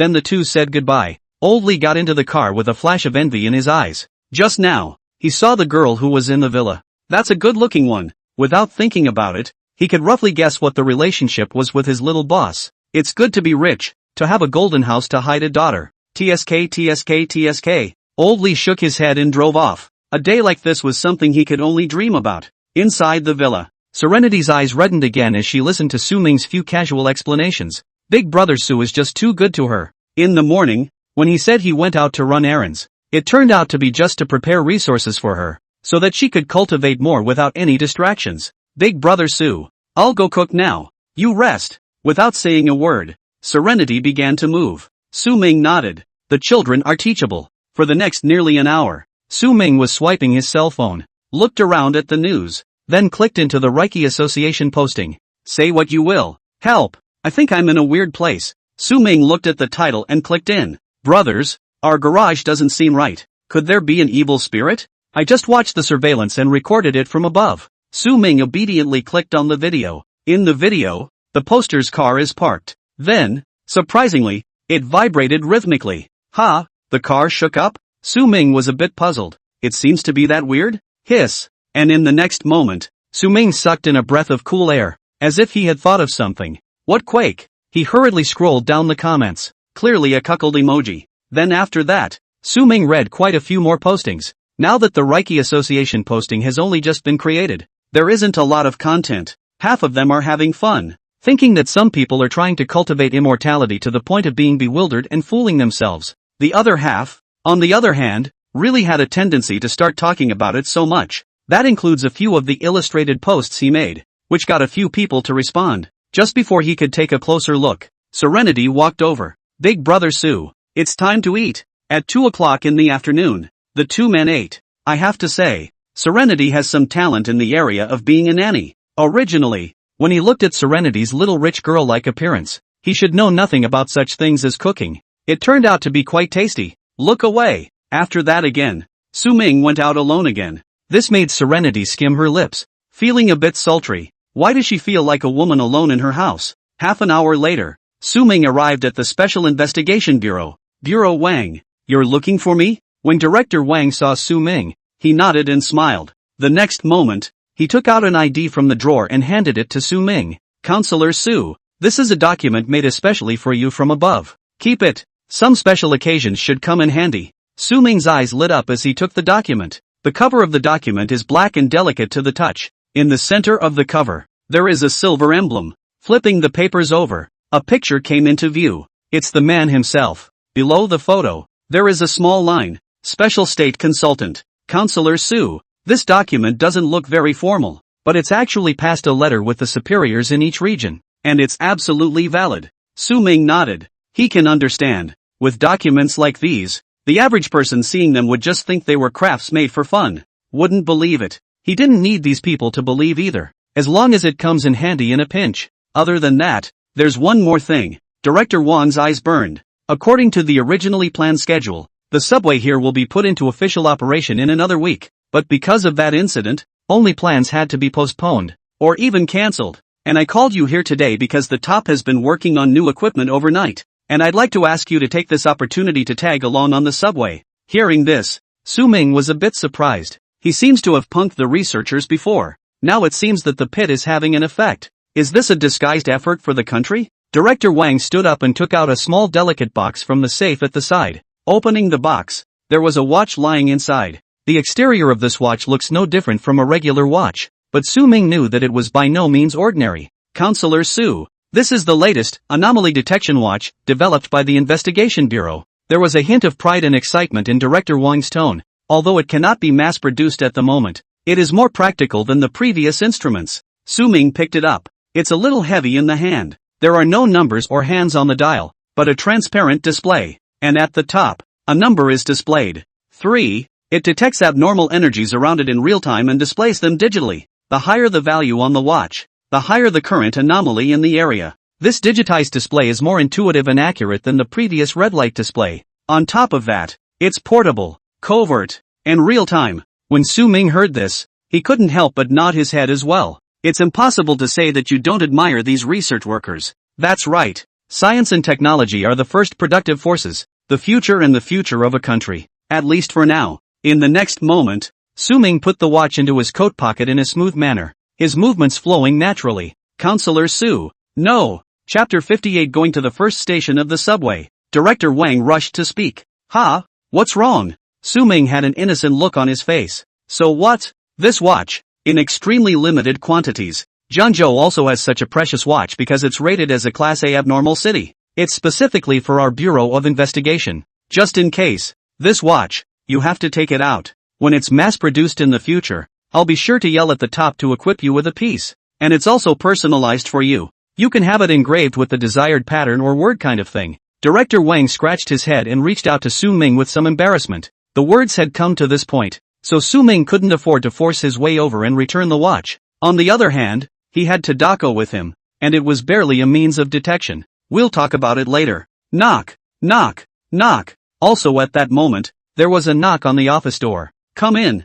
The door pushed open and two figures entered side by side. Su-ming knows them all. Two. One is Long Pingon. The other, the young lady he first met at the subway station. Wang Qian. Everyone's here. Director Wang nodded to Su-ming. We still have manpower in the Bureau of Investigation, but there's been so much going on lately. They can't even turn around. It's not just us in Gangtok, but other municipalities as well. To be honest, the whole country, at the moment, is in a state of shortage with regard to this. Besides, it's too fishy, and I don't want too many people following up on this on the front line. It's all about the people, not the people. Therefore, this time on the subway, it's just the three of you. Counselor Su takes the lead, Long Pingon assists, and Wang Qian keeps an eye on the watch and other conditions for any anomalies, bugs, etc. What we're going to do is simulate the last subway test run, and it's driverless and equipped with a remote control system. After 17 stops, the entire journey lasted a total of 1 hour and 43 minutes.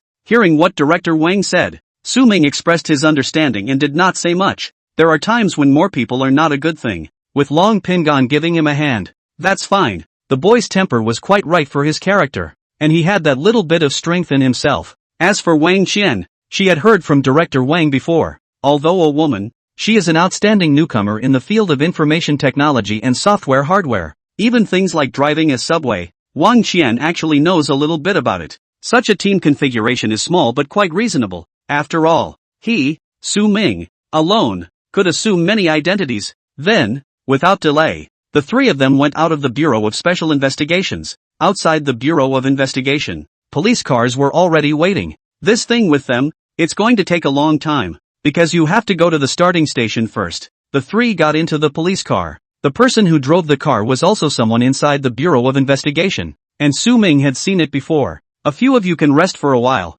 when I drive to the starting station, estimated at 5 p.m. That's also because it was a police car traveling, and the road was unobstructed. By the time they got to the starting station, they had to ride the subway for close to 2 hours to get back to where they were. It's not a long time. Thinking of this, Su-ming picked up his cell phone in the car and weighed into Serenity. Presumably, it was to tell her that she had something to do tonight and wouldn't be going back for dinner. Let her keep the house in order. There was one more message that Su-ming didn't say, but he felt that Serenity could read it. That means taking care of the seedlings. That stuff can be expensive. On the other side, Serenity received the news, and although she was a bit lost, her face was still flushed. So Big Brother Su is treating me like the master of the house too? He masters the outside. I master the inside. This feeling. She was a little horny. Is this a disguised way of saying that Big Brother Su approved of her? And the line about telling her to keep the house in order. And she gets it. It's just a subtle way of telling her to take care of herself. How could a man like Mr. So care about things like a house? Definitely referring to her. Just not willing to say so explicitly. She'd read in novels that those high-flying presidents were like that. Tough-talking, but soft-hearted. Actually thinking about her all the time. The vibe wasn't very serious for a few people. Su-ming squinted at Long Pingon. This kid, with a smile on his lips, is messaging someone. A slight glance. The other person's avatar still seems to be a girl. Girlfriend? So happy? Idle as he was, Su-ming casually asked. No. Long Pingon immediately shook his head like a rattledrum and denied it. This is Officer Lee's daughter. Officer Lee treats me very well and often eats at their house. I've always thought of her as a sister. Not a bad cook. Hearing this, Su-ming's face looked odd. This kid is a little older than him and has a tougher mouth than he does. You had your face cracked up laughing before, And you're talking about treating someone like a sister? However, Su Ming also roughly knew who Officer Lee was in Long Pingan's words. It's the old local officer who followed him in the alley. That's a bit high-handed. Several people spent the next few hours talking as well, which naturally mentions the forerunners, Wang Xian and that driver in the car. Although they were not yet forerunners, were aware of the current situation. Do you mean to say that the official count of forerunners now exceeds several hundred? Su Ming looked at Long Pingan. Long Pingan nodded, with some of the same incredulity in his eyes. Indeed, the speed of aura recovery seems to be getting faster and faster as well. There are more and more people who can sense the presence of auras. Some may also have gotten the opportunity from the anomaly to take a direct step to become forerunners as well. Hearing Long Pingan's words, not only Su Ming, even that driver and Wang Xian, were more or less moved. They know, by and large, what it means to be a forerunner. It is an unbridgeable chasm. Ordinary people, even if they are powerful and rich, are still mortal after all. But if one is a forerunner, even if one was poorly mixed up before, one has become a transcendent being at this moment. One side overlooks the stars, the other is confined to the bottom of a well. The forerunner rides in the clouds, above the 9 heavens, penetrating the wonders of heaven and earth, breathing in the essence of the universe. Not a bit more than that. That's why people like Wang Xian are as active as they are when it comes to unusual events. Close to the water, you get the moon first. They have more opportunities compared to the general public. 5 o'clock in the afternoon. Except for the police officer who drove the car. Several people from Su Ming got out of the car. Wang Qian's expression was a bit brave. Counselor Su, Pingan, something doesn't seem right. We're from the Bureau of Investigation. And the average anomaly over there is just about 3 to 4. And the values have a tendency to get higher and higher the further you drive this way. Here at our drop-off, the anomaly is a surprising 15 points. According to the table of anomalies that just came out from the top brass, anomalies of 10 points or more should be taken seriously. Su Ming's few people looked at each other with somewhat complicated emotions. This place, it should be the right place. They've only just reached the entrance to the subway station here. Chapter 59, Unusual and Unusual Subway. Following closely behind, Su Ming's few people entered the subway station. This side is much busier than the terminal. On one side is the old business district. One side is still in a state of pending development. And there are multiple subways running all the time at the subway station here. It's just that the trial subway that went wrong, including that line, hasn't been officially served up yet. The anomaly value is still increasing. Along the way, there was some gravity in Wang Qian's voice. Su Ming and Long Pingan also frowned slightly. That's a lot of pedestrians and businesses for a subway station. And there is no reason to just stop the transportation. With that much foot traffic, once you shut down all the subway lines on this side of the country, it would also cause a lot of conflict. This kind of place, once something goes wrong, I'm afraid I won't be able to close it. Long Pingan's eyes flickered badly as he thought of the possible consequences. There's not a lot of people on their side of the terminal, even if something happens to spill over into the neighborhood. But it's different here. When things go wrong, it can affect thousands of families, both in terms of public opinion and the actual impact caused. That is extremely horrible and unacceptable. The trio made their way through the bustling crowd and finally arrived at an out-of-the-way station. As instructed in their headsets, the lights around the station were a little dim, and there wasn't really anyone else. This area, it's just them. This caused a slight sigh of relief in the hearts of Su Ming's few people. Today it is still more or less a bit away from the other stations. Even if something does happen, the repercussions shouldn't be very deep, right? The anomaly here broke 25 points. And there is an upward trend. Wang Qian's voice trembled a little. The situation here, which was also synchronized to the top level, caused the first discussion. Counselor Su, hold your horses. Don't go into the subway yet. There may be a change of plans. Listening to the voice coming from the headphones, Su Ming froze slightly. This subway, they've seen it, right in front of them. There didn't seem to be much difference from those weekday subways. However, he, who was already a 4-star in the chi refining realm, had actually noticed that something was not right here a long time ago.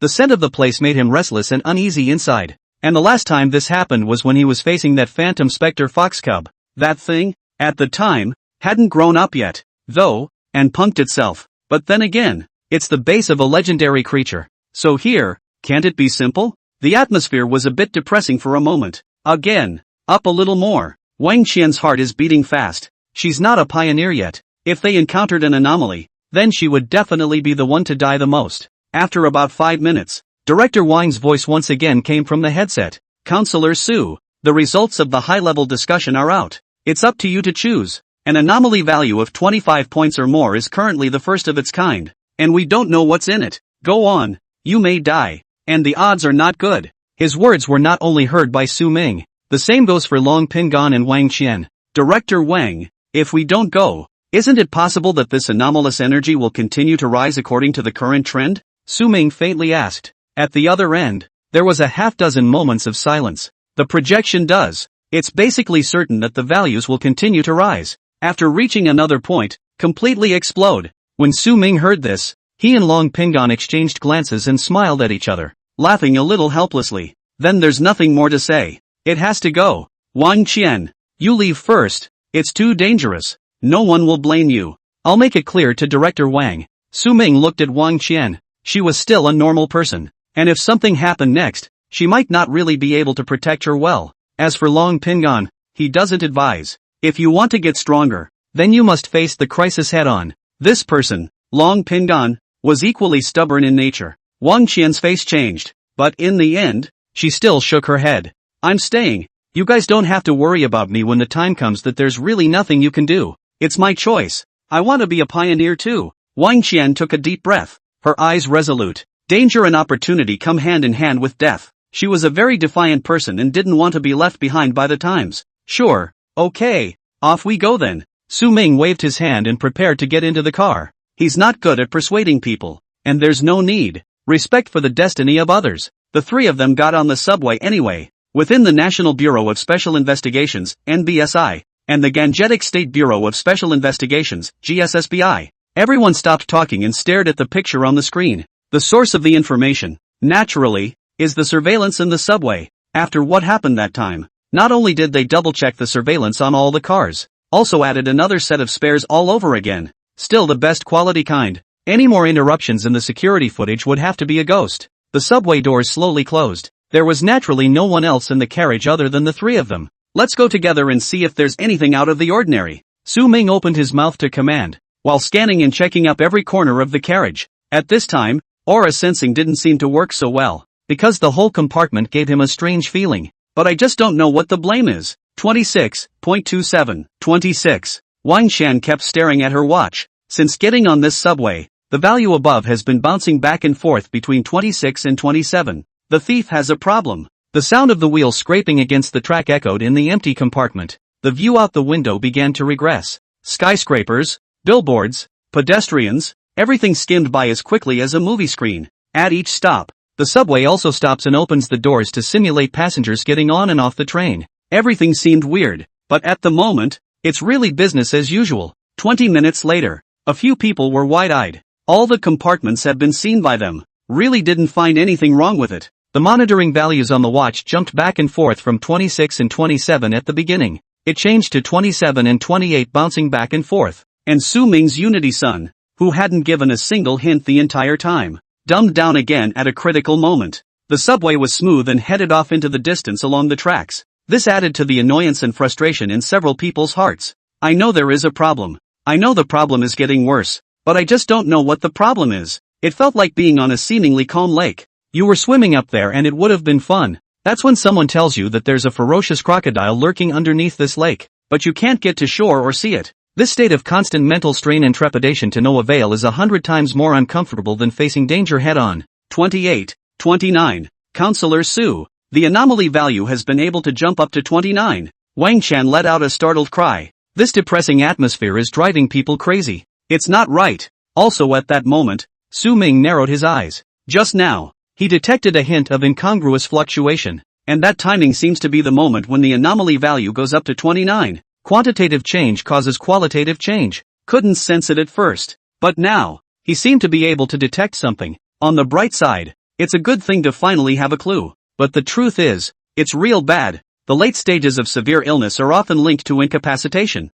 Chapter 63. Generations of the Long Family. Subway Mutation. Long Pingan noticed Su Ming's abnormality and made a silent gesture to Wang Qian. At times like these, it's important to be meticulous and not intrusive. He knew that Su Ming was too much better than him. He can't. Doesn't mean Su Ming can't. For a moment, the whole carriage seemed quieter. Even the people from the National Special Investigation Bureau and the Jiangzhou Special Investigation Bureau held their breath at this moment, not daring to gasp loudly. If we disturb them, we'll be guilty. 1, 2, 1, 2. Su Ming was somewhat shocked in his heart. He finally realized what was wrong. Wang Qian, give me the watch. Taking the watch, the value on the top jumped back and forth between 28 and 29. Hiss. Su Ming sucked in a breath of cool air and had some clarity. The first time I went to the subway platform before, the black mist forbidden area that tally said was slightly darker. You can't feel it unless you're careful. And this time, déjà vu. There is a very subtle change in the lighting in the carriages today. It was a rhythmic alternation of light and dark, as if sending some kind of signal. The jump in value on the watch is basically synchronized with the flashing lights. It's not random, Su Ming murmured in a low voice. Between the two, there is a definite connection. Also at that moment, the subway came to another stop. I wonder if it's an illusion. The moment the door opens, the air in the compartment seems to vibrate slightly. It's like something's coming in and out. This subway, Su Ming sank his voice, then jerked his head up. It's breathing. Hiss. Upon hearing Su Ming's conclusion, an additional point of horror appeared on both Long Pingdong and Wang Qian's faces. Subway, can you breathe? What an international joke. The other side. The executives looked at each other. Su Ming's conclusion was equally shocking to them. That's a phrase that if it came from someone else's mouth, the most they could do was laugh, or call out a dumbass. But it was Counselor Su who said that. The man who's so strong he's sick. At the same time, a sudden change occurred, as if to corroborate Su Ming's words. This subway, it suddenly accelerated. Metro Command Center. The originally tense atmosphere was suddenly cut through by a shrill siren. The data on the monitor screen shows the real-time status of the subway. And now, those numbers are changing at an alarming rate. How is that possible? There's an anomaly in the subway. The speed is increasing. A man rose from his seat, his eyes filled with horror. How is that possible? On screen, the metric representing subway speed has jumped the safety red line and is still rising. At this rate, it could derail at any moment. The crowd looked at each other in disbelief. Disbelief was written all over everyone's face. And trepidation. This can kill people. Where are the technicians? Eating a dry spell at this hour? This is impossible. The crowd looked different. Something big is going on. The control system of the subway is the most tightly controlled. How can? And that kind of overclocked speed can't be reached even if the limits are completely liberalized. Don't understand. A million times over. But the facts were right in front of them. The situation is out of control. The alarms in the control center grew shriller. Damn. What the hell? Inside the Zhengzhou Special Investigation Bureau, Director Wang cursed out angrily, with a hint of trembling in his voice. Who could guarantee the safety of his brothers in this situation? Metro Control Center. The techs, one counting, all moved quickly, fingers flying over their keyboards. It's almost like pressing smoke. But all that responded to them was a dead silence. The stone is sunk in the sea. It's so fishy. A technician went pale. All the buttons are out of order and we have absolutely no control over the subway. Hearing this, an ominous premonition rose in everyone's hearts. Activate emergency plan. Director Wang decisively ordered. Immediately enter a state of emergency. All planted military manpower, ready to respond to any situation that may arise. No slacking off. A moment of wind. On the subway, the three of them, Su Ming, naturally sensed that something was wrong with the situation. The speed of the car gave them some sense of weightlessness. Hold on tight. Several people clung to the handrails in the carriage in an effort to stabilize themselves. The subway was going faster and faster, and the air inside the car began to move violently. Su Ming detached a strand of aura and protected Wang Qian's circumference. If you fall at that speed, you'll get a bruised nose and a swollen face. Not only that, but they could hear the headset making a zippy noise. Couldn't hear the content at all. Their interface with the top seems to have broken frequency. Within the National Bureau of Specialized Investigations, the tension could almost solidify into ice. Grass. Suddenly, an old man in a military uniform jolted to his feet. His hand slammed heavily on the conference table with a dull thud. His face, anger was written all over it. Everyone in the room could feel his anger in a tangible way. This old man, named Long Zhantian, the name is overbearing. Although old, it revealed an unquestionable majesty. His uniform was straight and the star emblem on his shoulder patch glittered, emphasizing his extraordinary status and position. Dragon Warrior Sky. The founding fathers who left a colorful mark on the military history of the Dragon Kingdom. His life was full of legends. He has taken part in countless battles, and has received countless credits for his achievements, which have been fruitful. No exaggeration. In the military, he is the most respected patriarch. His temperament, like a sword that had been in the battlefield for a long time, was still chilling even at an advanced age. However, it was such an iron-blooded soldier who never flinched on the battlefield who was unusually anxious and angry at the moment. There was silence all around. No one dared to make any noise, because they knew that the reason why Elder Long was so angry was not just because it was too strange. Most importantly, the Long pinned on the subway was his own grandson. No matter what, bring me back safe and sound. Long Zhantian's voice was like thunder, making everyone's scalp numb, especially Yuan Chang. At this moment, his face was pale and he could not sit still. Long Pingon was brought to Jiangzhou by him. Once something happens, won't Master Long skin him? Don't look at him as one of the three heads of the Southeast War Zone. But in front of Elder Long, he was still a wimp. Once something happens to Long Pingon, he wasn't the least bit skeptical. And he wasn't kidding. Elder Long is really going to skin him. Because Elder Long's son, Long Zhanhua, also known as Long Pingon's father, has died for his country. The white-haired man sends the black-haired man away. Since Long Jigua was born, Long Zhantian had poured all his love and expectations into him. I hope he will carry on his will and become a pillar of the nation. The result is the same. The father of a tiger has no son, and Long Zhanhua has made great achievements for his country. However, while carrying out a secret mission, he was secretly poisoned by another country and died at an early age. That time, the pain was too engraved for Long Zhantian. Not only did he lose his proudest son, but he also lost a comrade who could fight alongside him. Since then, Long Zhantian renamed his grandson Pingon, sends his simplest yet deepest wishes for this child. Peace for life. Whenever he saw Long Pingon's eyebrows that were similar to his father's, Long Zhantian's heart would surge with a complex emotion. And now,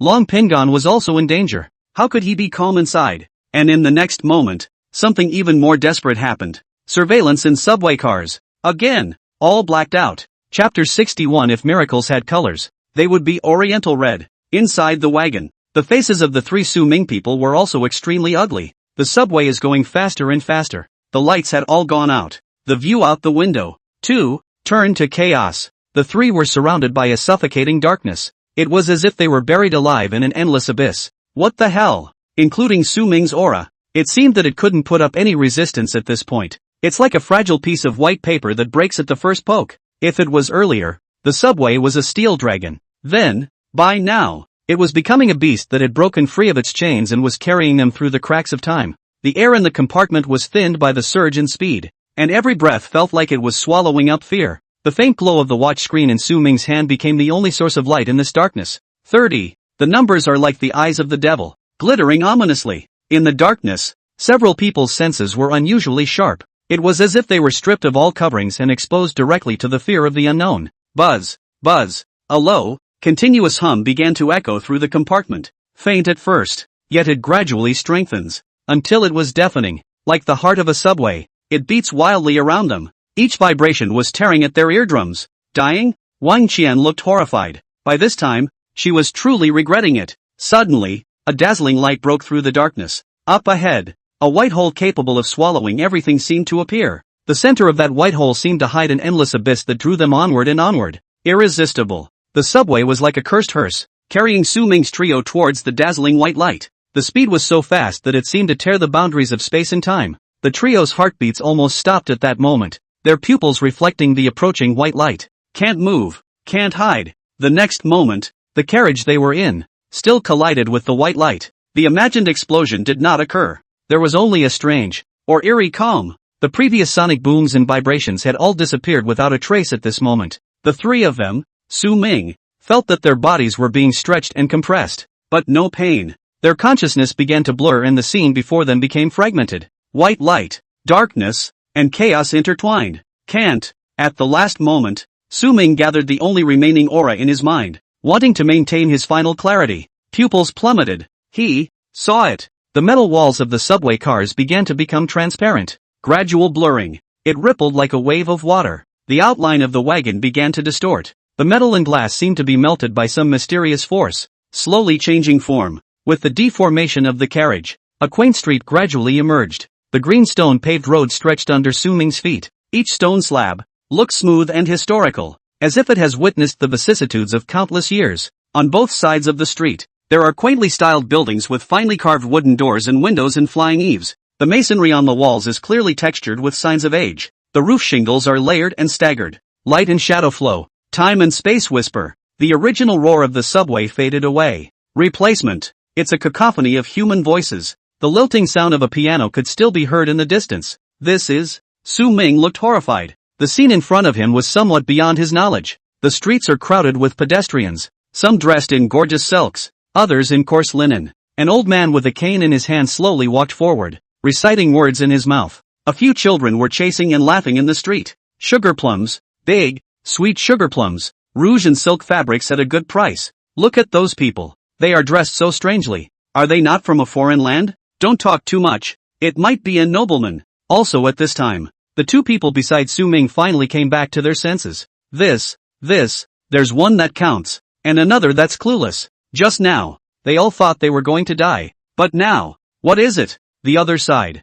National Special Investigation Agency, NSSIA, Jiangsu Special Investigation Agency, JSSIA, Metro Command Center, MCC, and all relevant departments. On either side, the atmosphere was oppressive to the core. Just a little while ago, through external surveillance, they saw a highly unscientific scene. The entire subway was covered in a white light. The white light was blinding. It was too late for anyone to think much about it. The white light suddenly disappeared into thin air. Along with the white light, there was the rumble that came from the subway's runaway overclocking, as well as the subway itself. It's all gone. It's like it never came up. Shock. Dead silence. Director Wang's face was as gloomy as water, anger and worry mingling in his eyes. The last time there was an accident, it was at the subway terminal when a few extra passengers suddenly fainted. It's barely comprehensible. But this time, Counselor Su and all three of them were still in the car and disappeared together. Still under our noses. A deep sense of powerlessness surged through all of them. They all know, Counselor Su on the subway is strong beyond perception. But now, even he is alive or dead. What role can they play? Search for the subway with all your might. Getting involved in this mission could kill you. Those who want to quit now, leave on their own. No offense. Each and every one of them knows how serious the situation is today. Others, after some hesitation, opted out. It's not that they don't have a sense of responsibility, but not everyone is willing to gamble their lives in the face of these unknowns, or rather, sent to their deaths. This technologically advanced age, such an out-of-nowhere disappearance made them unable to bring up any thoughts of struggle. The rest of the brothers immediately listened to the arrangements for action. Try to keep the people safe and keep yourself safe. If miracles had colors, they would be Eastern red. Chapter 62, Ancient Street? Altered. The other side. The Su Ming trio finally accepted that bit of reality. It was as if they had actually traveled to another time and place. It's like one of those movies and TV shows where you travel to ancient times. Ming, what should we do now? Long Pingon snapped softly. They also still had the cell phones on them and the headsets hanging from them. It's just all out of signal. I don't know. What's going on over at the Bureau of Investigation today? What has the subway become today in the eyes of those at the top? But predictably, the executives must be in a hurry today. Su Ming looked down at his watch. The values on the screen remained the same. Still, 30 points. Take a step and see what happens. Su Ming sighed softly and chose to accept reality. They also don't know if the anomalies in the subway have had any impact on the neighborhood. But they're just mudslingers now. It's hard to protect yourself. Worrying about that side is just a waste of time and effort. The key, his retarded tutelary son, was silent again at such a critical moment. First place in what you do. First place in what you run. Shame on you. Su Ming, the three of them, walked slowly on this ancient street, eyes curious and alert, surveying every detail around them, just like on the subway before. It's not just them. The walkers did the same, sizing up the strangely dressed Su Ming. Several people. The stores lining the streets are bustling with activity. The shouts of the vendors were loud and clear. The children's laughter was crisp and clear. Suddenly, Su Ming's few people stopped in their tracks. In front of them, a little girl of about 5 or 6 years of age with 2 pigtails was very cute. She was tilting her head and asking questions in a childish voice. Mommy, when is Daddy coming home? The woman squatted down and tenderly stroked her daughter's hair, her eyes full of tenderness. Dad, it should be soon. Also at that moment, Su Ming felt a tremor in his hand. The value on that watch, 30, rose extremely fast. In less than a second, it reached the 80 point. The uneasiness in Su Ming's heart instantly surged. Can we still have a good time? To die for. In the meantime, ahead of them, the smile on the woman's face froze. The voice was low and cold. Can't come back. Those eyes of hers suddenly became empty. It's not just her. The entire street, all in a moment, became incredibly quiet. The shouting and laughter came to an abrupt end. All around, it seemed to start fading. At the same time, the buildings on both sides of the street began to twist and distort. The carvings on the wooden doors and windows became hideous. The flying gables looked like outstretched claws and teeth. The The texture of the masonry on the walls seemed to be writhing. The shingles on the roof made a disturbing scraping sound. The entire street, as if eroded by some unnameable force. Eerie and spooky. A harsh, cold wind blew through the streets and the light quickly dimmed. The sun was obscured by thick dark clouds, and the whole world was plunged into dimness. Black mist, coming from their front. The faces of the pedestrians began to become distorted and something seemed to be writhing under their skin. The eyes were as black as ink, without a single ray of light. Their mouths opened in an inhuman hiss. The entire street turned into a sea of chaos. Look out! Su Ming's face completely sank. He knew it couldn't be good. It's over. These pedestrians, who were originally there, began to run towards the three of them. Their movements were bizarrely twisted, wooden and mechanical, but not slow. It's just weird. The heartbeat of the three of them, Su Ming, was like a drum. They could feel that the crisis around them was rapidly approaching. Not good to deal with. Long Pingon clenched his fists, ready to meet the battle at any time. At the same time, he took a step in front of Wang Qian's body,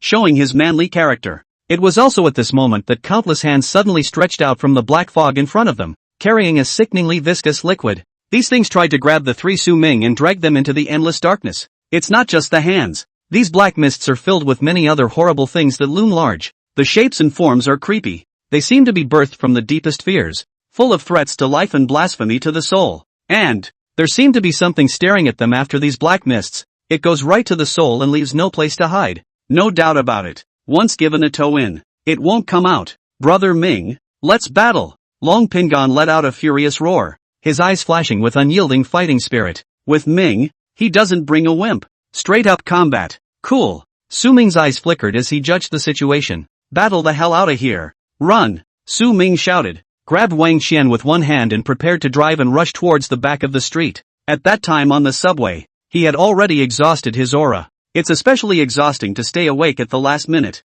That's an 80-point anomaly. He could detect something more than a little threatening in these black mists. Even at his full strength, he was not very sure of how to deal with these things. Not to mention the fact that it's like a candle in the wind. So what's the point of fighting? The biggest way to live is still to avoid these black mists ahead and find another way. That's running away. At that time, when the subway was rushing towards the white light, he actually had some more epiphanies. The white light is a fixed point, and their carriages, at that time, kept going forward. At first glance it's this subway that turns into a street. Actually, no. The focus is on the passage. The subway is just the vehicle. In fact, without this ancient street, the position they were in would have been after the white light. Then to break the game, the most important solution you should try would be to charge backwards, running in the opposite direction from the subway line at the time. That way, it's possible to run out, back before the white light. If they kept circling around with these endless black mists and weird things, they would really be dragged to their deaths in the end. You can't sit around in this kind of critical situation.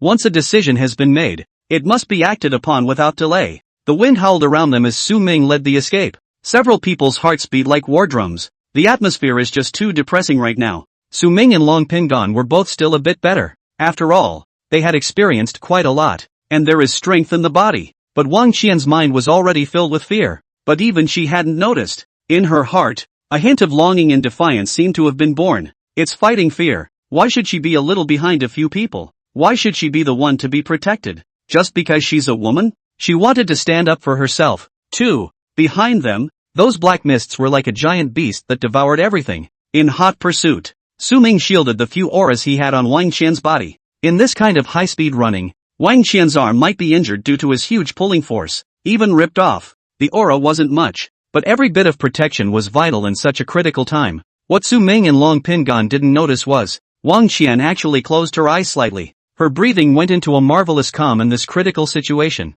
It's in sense. Grr, these filth are so annoying. But Ming, it feels so damn good to be fighting alongside you. There was some excitement on Long Pingon's face. Don't think he's usually unassuming, but he's actually a proper militant. In normal times, those peers were basically nothing better than him. It didn't interest him much, some loneliness and isolation and high places. But now, he was dying with Su Ming, who was even younger than himself and was unknown how many times stronger than him, making him feel inexplicably good. The aura in his body. Stupid. It all seemed to follow the excitement and was about to be overwhelmed. Chapter 63, Not giving a damn about living at all. Su Ming's trio ran wildly through this ancient street. Their footsteps stirred echoes on the lapis lazuli, like a countdown to life. But it's as if it's also awakening the evil beings in the ground. the lapis lazuli began to tremble. Underground. It looks like something's coming out. This made Su Ming's heart begin to tremble. This time it's a real game. It's for real. Black gas began to seep out from every stone crack.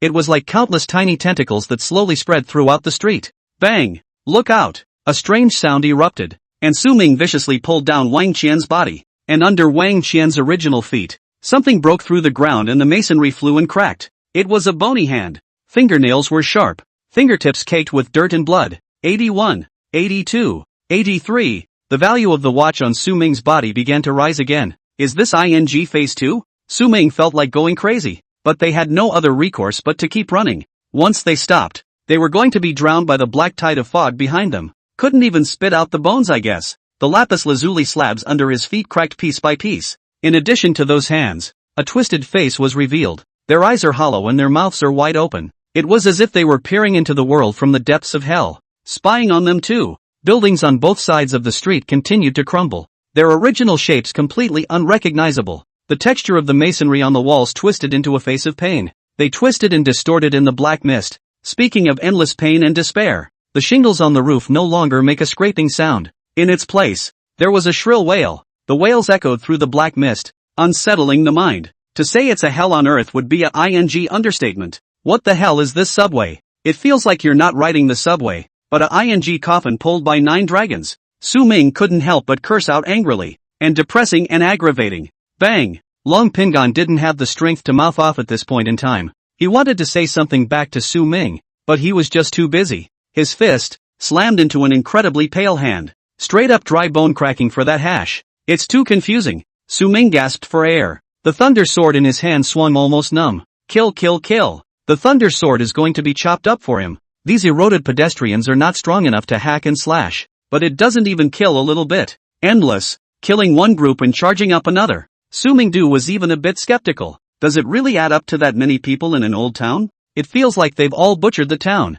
The bottom line is, he kills badly. There are no icon rewards that can be extracted. Using a scythe, he also couldn't draw any black aura from these people. Not as good as the thunder sword, which still had a shocking effect. Just a big ING loss. Those aren't the worst parts. The most troublesome thing was still the black mist that immediately drowned them. The three of them were getting slower and slower due to physical exertion. And those black mists behind them seemed to be getting stronger and stronger all the time as they were being nurtured. Under this circumstance, they will surely die. Long Pingon! Su Ming roared angrily. Long Pingon froze slightly and immediately understood. The two men's stance changed instantly. That's the battlefield acumen of the little soldier king. Long Pingon began to deal with the encroaching men who rushed up. His fists stained with blood. Su Ming, on the other hand, used all his energy to deal with these black fog illusion-derived contraptions in the rear. There's no way to run. Su Ming's thunder sword traced a streak of lightning in the air, and the lightning illuminated the figure in the black mist. The energy was unusually violent. For a moment, it actually forced these black mists to reduce their speed. It's like they get scared too. Bunch of goons. Kill, kill, kill. The thunder sword in Su Ming's hand had been swung to its limit. The thunderous light on the sword's body all dimmed. The power is greatly diminished. There is literally not a drop left of this intense combat. The donkeys of the production team were not used to plow the land like this. Su Ming and Long Pingon's movements slowed down quite a bit, and their breathing became more and more rapid. And those black mists, naturally, stomped their noses, stronger and stronger, as if mocking their powerlessness. Numb, desperate. Suddenly, a faint white light appeared ahead. Under this black fog, that white light was quite inconspicuous. But do you believe in light? Ming, look! Long Pingon let out a roar, his voice trembling a bit. A few people's eyes instantly lit up. It's an almost instinctive desire for life. It's a beacon at the end of the darkness. That heavy footsteps seemed to lighten up again at this moment. Desperate times. Hoo hoo hoo.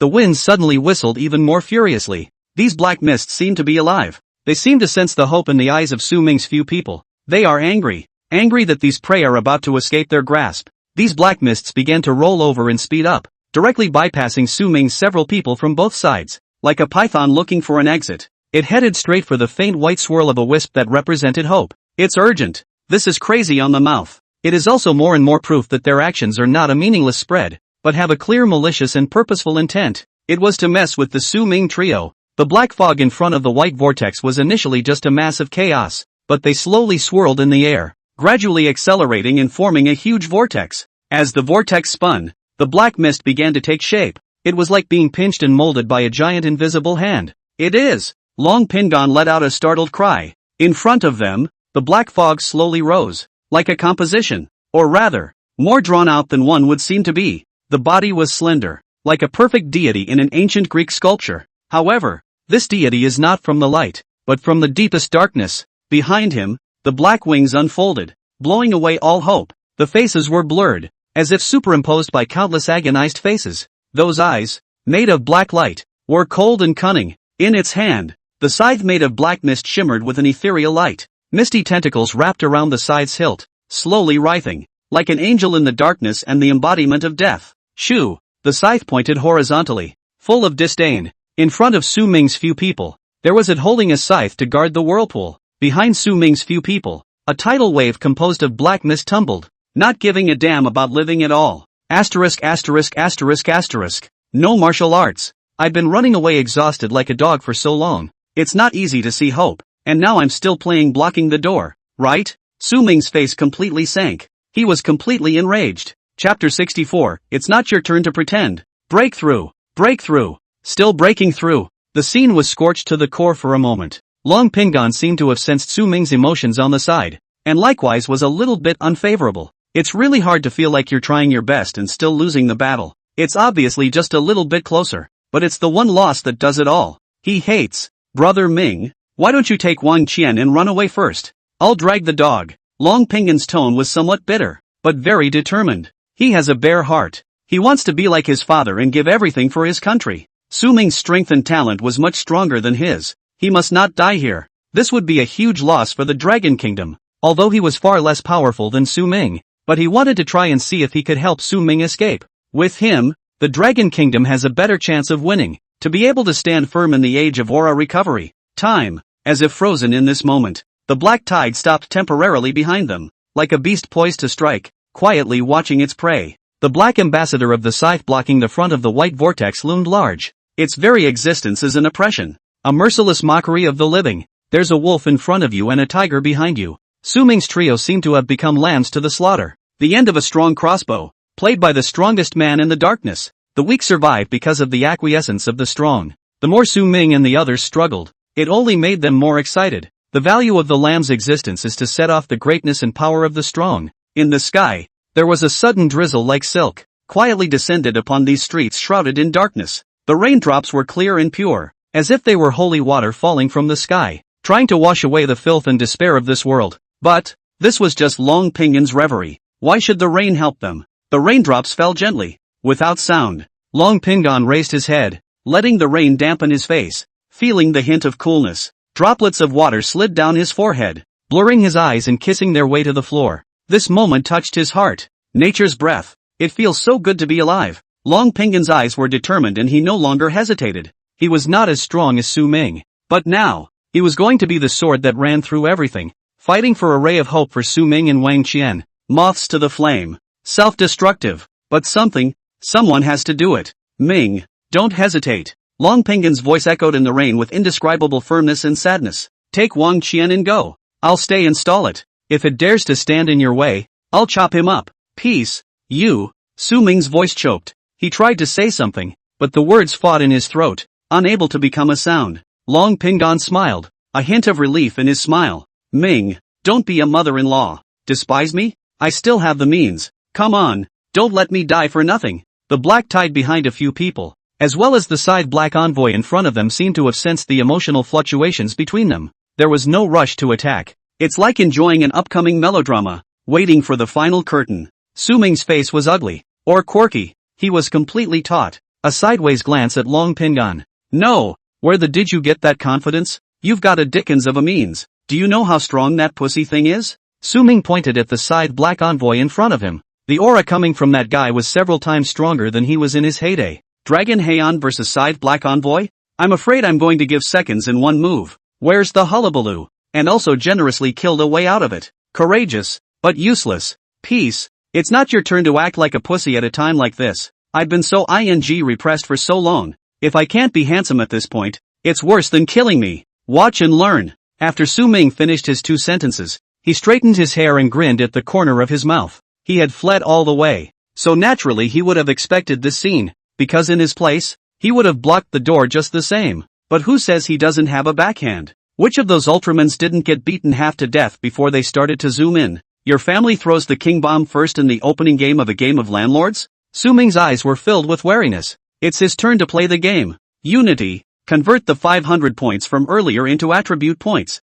Add 10 points to each attribute. Split evenly. Successfully exchanged 50 attribute points. Current power 25 points. Current physique 20 points. Current spirit blackjack. Current agility 20 points. Current charisma 20 points. The host's total attributes have broken 100. Earn the achievement, a little trial and error. Small test, all forms of attack by the host have a 10% chance of bludgeoning, dealing double damage. The host has successfully broken through the 4 stars of the Chi Refining Realm and reached the 5 stars of the Chi Refining Realm. The host has successfully broken through the 5 stars of the Chi Refining Realm and reached the 6 stars of the Chi Refining Realm. The host has successfully broken through the 6 stars of the Chi Refining Realm and reached the 7 stars of the Chi Refining Realm. Broke 3 stars in a row. Directly from the Chi condensation stage of the Chi Refining Realm to the Chi transformation stage. Thousands of variations and applications. The aura on Su Ming's body began to surge upwards crazily, like a volcano about to erupt. It holds the power to destroy everything. Again, it seems like a floodgate opening up. As the breath soared, a storm formed that was visible to the naked eye. With him at the center, it swept out in all directions. The air around them was compressed and twisted, forming a cyclone that emitted a sharp whistling sound. The rain, driven by this aura, was no longer so gentle and became furious. Every drop of rain is like being infused with power. They spun and accelerated in the air, transforming into countless sharp arrows that shot towards the Black Tide and the Scythe Black Envoy. The atmosphere of the entire battlefield changed in an instant. The Black Tide behind him seemed to feel an unprecedented threat and began to stir. However, Su Ming's aura was like an invisible mountain that pressed down on them, unable to move. In front of Su Ming, the scythe of the Scythe Black Envoy trembled slightly, but the black light on its eyes, even more so. Su Ming faced off with it, and his eyes flashed with a lightning-like light. His hair danced wildly in the hurricane winds, and his clothes hunted. This aura was like the dawn that broke through and tore through the darkness. Beside Su Ming, Long Pingon was shocked, dumbstruck. His eyes reflected Su Ming's figure, like a god coming down. It is also the master of heaven and earth, eclipsing everything around it. Ming is worthy of being Ming, so damn good at pretending. Long Pingon's heart was beating violently and his blood was boiling inside his body. The aura around him was actually intertwined with Su Ming's aura, like 2 torrents converging into a sea. It was surging and unstoppable. Inside his body, it was as if a long-sleeping dragon had awakened, emitting a heaven-shaking dragon roar. Boom boom boom. The breath, in an instant, completed the transformation. From a dying ember to a blazing fire. Alchemy Realm 2 stars. It's not over yet. Around Long Pingon, a wave of increasingly radiant golden air formed. These waves of chi centered on him and spread in all directions, forcing back the rain and black tide around him. This golden aura, it's not a fire attribute. Rather, it is the blazing yang, the most rigid and hot. 3 stars in the refining realm. In the meantime, Wang Qian, who had been protected by Su Ming with his aura, slightly moved her closed eyes. Open your eyes. Unprecedented clarity came through, as if it could see into the world. A unique aura slowly rose from within her. It was different from Su Ming's thunderous thunderclap, and also different from Long Pingon's blazing sun-scorching heat. It was like a dark current in the deep sea, calm but containing endless potential. The aura spread out, holding up an invisible net that quietly brought the chaotic battlefield under control. In a chain reaction, the trio broke through one after the other. Chapter 65, If You're a Man, come and fight one-on-one. The double sickles dance. On the side, Su Ming's mind moved, and the corner of his mouth hooked into a smile. Both Long Pingon and Wang Qian had given him a great surprise. Not only had Long Pingon reached the 3 stars of the Chi Refining Realm in one fell swoop, the attributes contained in his aura were also extremely violent. It even seemed to be even more extreme than his thunder attribute in the aspect of being too rigid and hot. Blazing sun attribute? Something. And it was more or less unbelievable that Wang Qian sensed in a desperate situation and became a forerunner. This enlightenment is truly unbelievable. No wonder it's a top-notch networker. The ability to learn is just too great. It was the aura that spread out from Wang Qian's body that he still didn't quite understand. It's not like those elemental attributes in cognition. How did the limelight get to you guys? Su Ming laughed lightly and began to focus on himself. Both of these two now had a certain amount of combat power, so he would be able to do great things without any distractions. Su Ming slowly raised his thunder sword, pointing it straight at the sky. As he did, the dark clouds in the sky began to gather and swirl. Electricity surged wildly from the thunder sword. Each arc of electricity was like a wildly dancing silver snake, illuminating Su Ming's face. Behind him, the shadow condensed by the power of thunder and lightning became more and more solid. Wearing a crown of thunder and lightning on his head, he was clad in a thunderous battle robe and looked out of the world. Su Ming murmured in a low voice, "Thunder! Heavenly punishment!" In an instant, the aura climbed to the extreme. Every ounce of aura was boiling and burning. Thunderclaps resounded through the sky. Amidst the black tide, the mongrels couldn't hold back at last and charged fiercely towards Su Ming. But their speed, it's too slow. Countless bolts of lightning moved in response, like heavenly soldiers and generals obeying orders, pouring down from the vault of heaven. A pillar of destructive light carried Su Ming's will and fiercely bombarded the raging black tide. Thunderbolt baptism. Those things in the black mist were reduced to nothingness and ashes in a matter of moments. Take what block? Roar! The black ambassador of the scythe in front of him finally couldn't sit still. Its body shook violently, and the huge scythe in its hand swung. With a deadly intent, he charged towards Su Ming's few people. The air was torn apart with a sharp whine. The black mist on the blade materialized. Good timing! Su Ming let out a roar. His thunder heavenly punishment had already resolved the vast majority of the black mist. The rest of those who missed the net were just good enough to be taken to Long Pingon and the two of them for practice. If he couldn't even solve those stray fish, Long Pingon wouldn't even talk about getting to know him. Can't afford to be ashamed of it. And he, ready to clean up the big guy.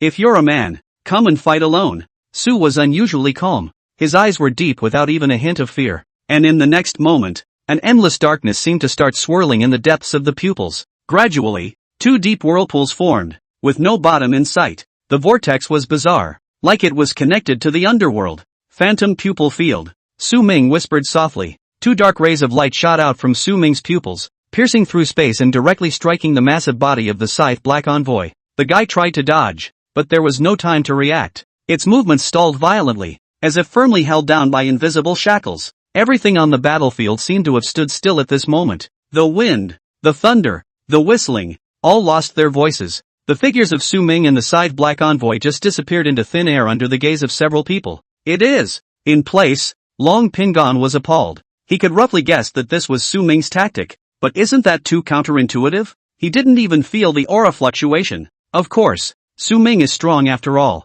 He can't be too embarrassed. Wang Qian, just leave these to me. I feel horribly strong now. Most of the black mist had gone up in smoke under the thunder. The crumbs that remained some are bound to bear the brunt of his wrath. His journey was really lousy, and naturally he was suffocating. What? Looking down on people? On the side, the corners of Wang Qian's mouth similarly rose. She wanted to give Long Pingon a scare and not be compared to him. As for Su Ming's safety, neither of them were too worried. It's not that it doesn't matter if Su Ming is alive or dead. Rather, they are perfectly capable of choosing to believe. That guy, he's not even human. He's ridiculously strong. Within the realm of the spectral pupil, there is no sky here. No earth. There was only endless emptiness, and a pervasive ethereal light. Su Ming and the scythe black envoy stood against each other. Or rather, the two floated in the air, each holding a side. The scythe black envoy didn't come charging up again the first time. After being pulled into this realm, it clearly felt itself weakening as a black light flickered in its eyes.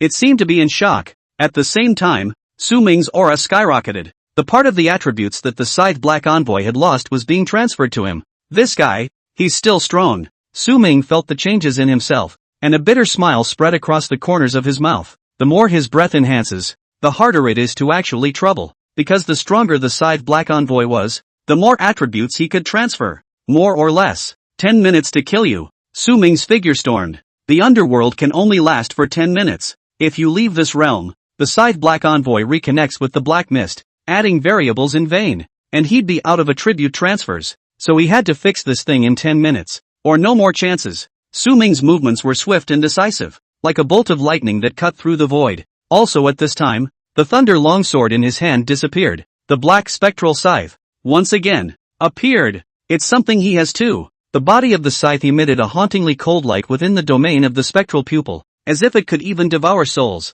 It's even more intimidating than that guy's scythe that he conjured up with the mist. Your scythe, it's transformed from black mist, and my scythe specializes in absorbing these black mists. Who are you to fight me? Ding! Su Ming was not convinced at all, and the two scythes clashed in the air with a crisp sound. The scythe black envoy felt an unprecedented anger, and a black light flashed in his eyes. It was actually taunted by this kid? The scythe waved, carrying the aura of death as it launched a fierce attack at Su Ming. Su Ming didn't avoid it. The scythe in his hand was equally fast, and he touched it head-on. Within his realm, even if there was a gap in strength between the two sides, they still had the capital to fight, because he has a tribute transfer on his body. The stronger the enemy, the stronger he is, and he can go 3 for 7 with anyone. Ding! Ding! The void trembled. The two sides drew a trajectory in the air as killing intent danced. Not you die, it is I who live. Chapter 66, Killing the Scythe Black Envoy. A small test of the bull's knife. Extra, please praise. Every time the sides collided,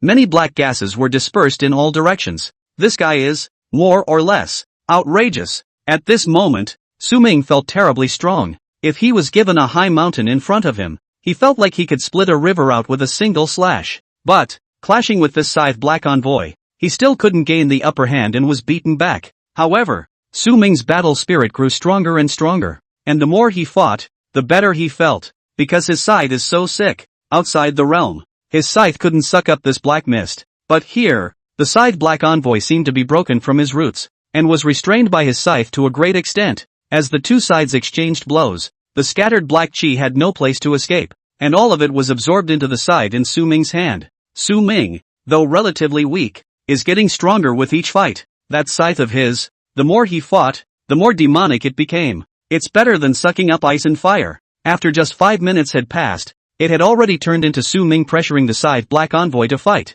The offense and defense are different. The guy's body, becoming more and more illusory, shriveled up from being sucked. The scythe black envoy seemed to be feeling fear and tried to pull away from Su Ming. By this time, however, it was too late. Su Ming's scythe kept it locked on. The attack became more and more violent, and his body shape was like a ghost weaving within the domain of the phantom pupil. The scythe black envoy fled in all directions, not daring to fight Su Ming head-on again. Can't hit it at all. How do you play when the opposite side gets stronger and stronger? Just like the sucker punch? It has to be towed. Drag it out until this field disappears and returns to the home stretch. It is truly powerless in the face of this hanging ratio. I'll ing you up. The more Su Ming fights, the more he gets. How badly he was chased then. How hard he is now. He's going to double back. The field was still 3 minutes away, and he was already giving it his best shot. 2 minutes. 1 minute. Half a minute. Spectral spike, control. Ghostly shadow assault, locked attack. Scythe black makes nowhere.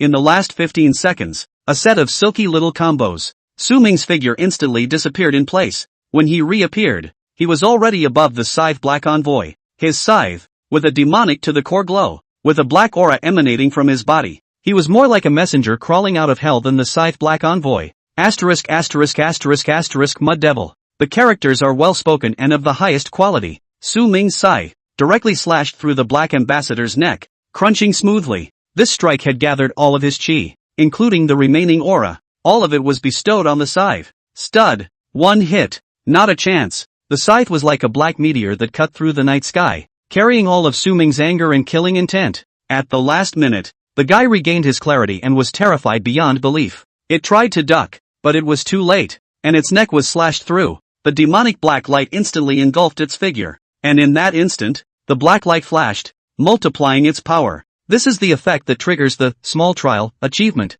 A vicious blast that does double damage. A mournful howl came out. The body of the scythe black envoy began to dissipate, turning into strands of black mist, all of which merged into Su Ming's scythe. Dead. So powerful. I'll call you Death Scythe from now on. Reaping souls and drawing power. Worthy of the name. In an instant, the chaos around them disappeared. The light is starting to seep in. Su Ming looked calm and felt slightly drained. The scythe black makes life and death, and the attributes transferred to him naturally lost their effect. It's over. The field dissipated. Should have caught up and solved that guy before the last minute. The upgrades introduced in the field. I wonder if they worked. Take a good look next time. Su Ming pondered in his heart and looked at the scene around him. All around, though, it was still a wreck. Those black mists, however, were gone. Ming. Long Pingan spoke out excitedly at this point. Su Ming looked over sideways and smiled slightly. The matter of the moment is clear enough. He took out the scythe black envoy inside. Long Pingan and Wang Qian were outside,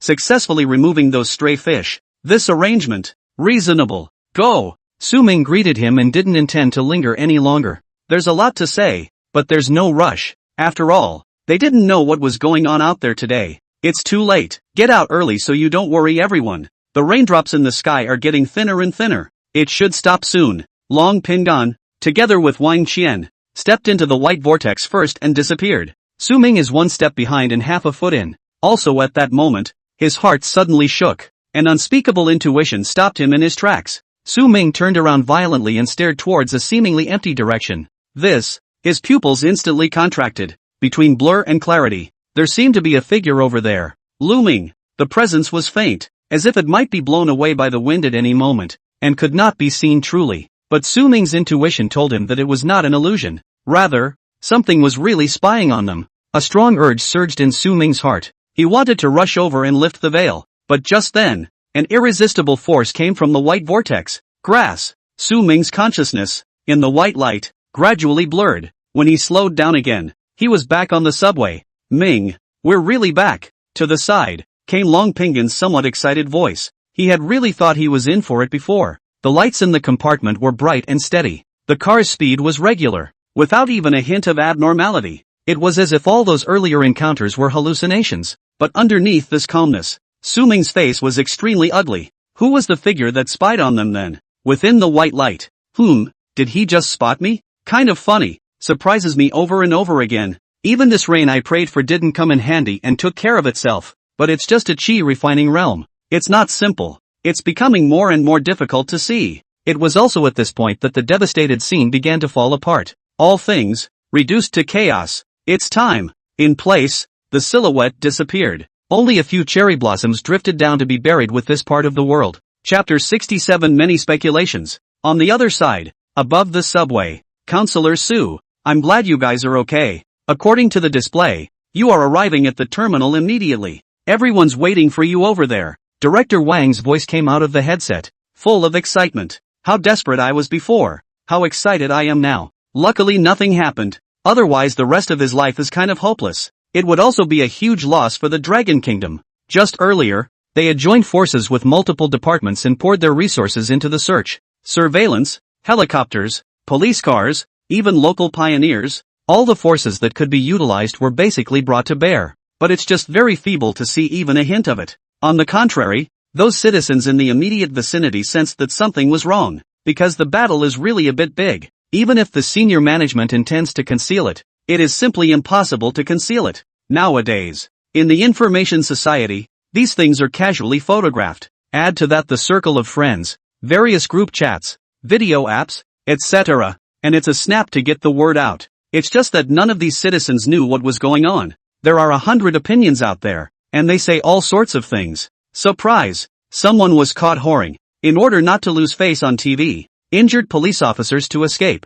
Very fast. Helicopters are dry out. Don't talk nonsense. I clearly heard that a military exercise is being held. Hold your horses. Can't it be an alien invasion? You're practicing so close to the city? Trying to catch a walking $500,000? Why did I hear it was some big star messing around with hookups and ended up sleeping with the top rich second-generation female fan? As a result, the person's father was enraged and now wants to move that kid. Don't even guess. It's actually me being bored to go grocery shopping and experience the life of the people. Those are my bodyguards. My house is in the neighborhood. But I don't think there's anything where the police car is headed. There's just one unopened subway line over there. Is there any chance it's a trial subway? I'm a little bit convinced by the news above. Just test run the subway is most unlikely. You're home to do a simulation experiment but also to move the helicopter. A little bit of brain. The discussion was unbelievably heated, with everyone making guesses. The only way to have fun on these humdrum days is to find it online. The three of them, Su Ming, calmed their emotions down a bit on the subway.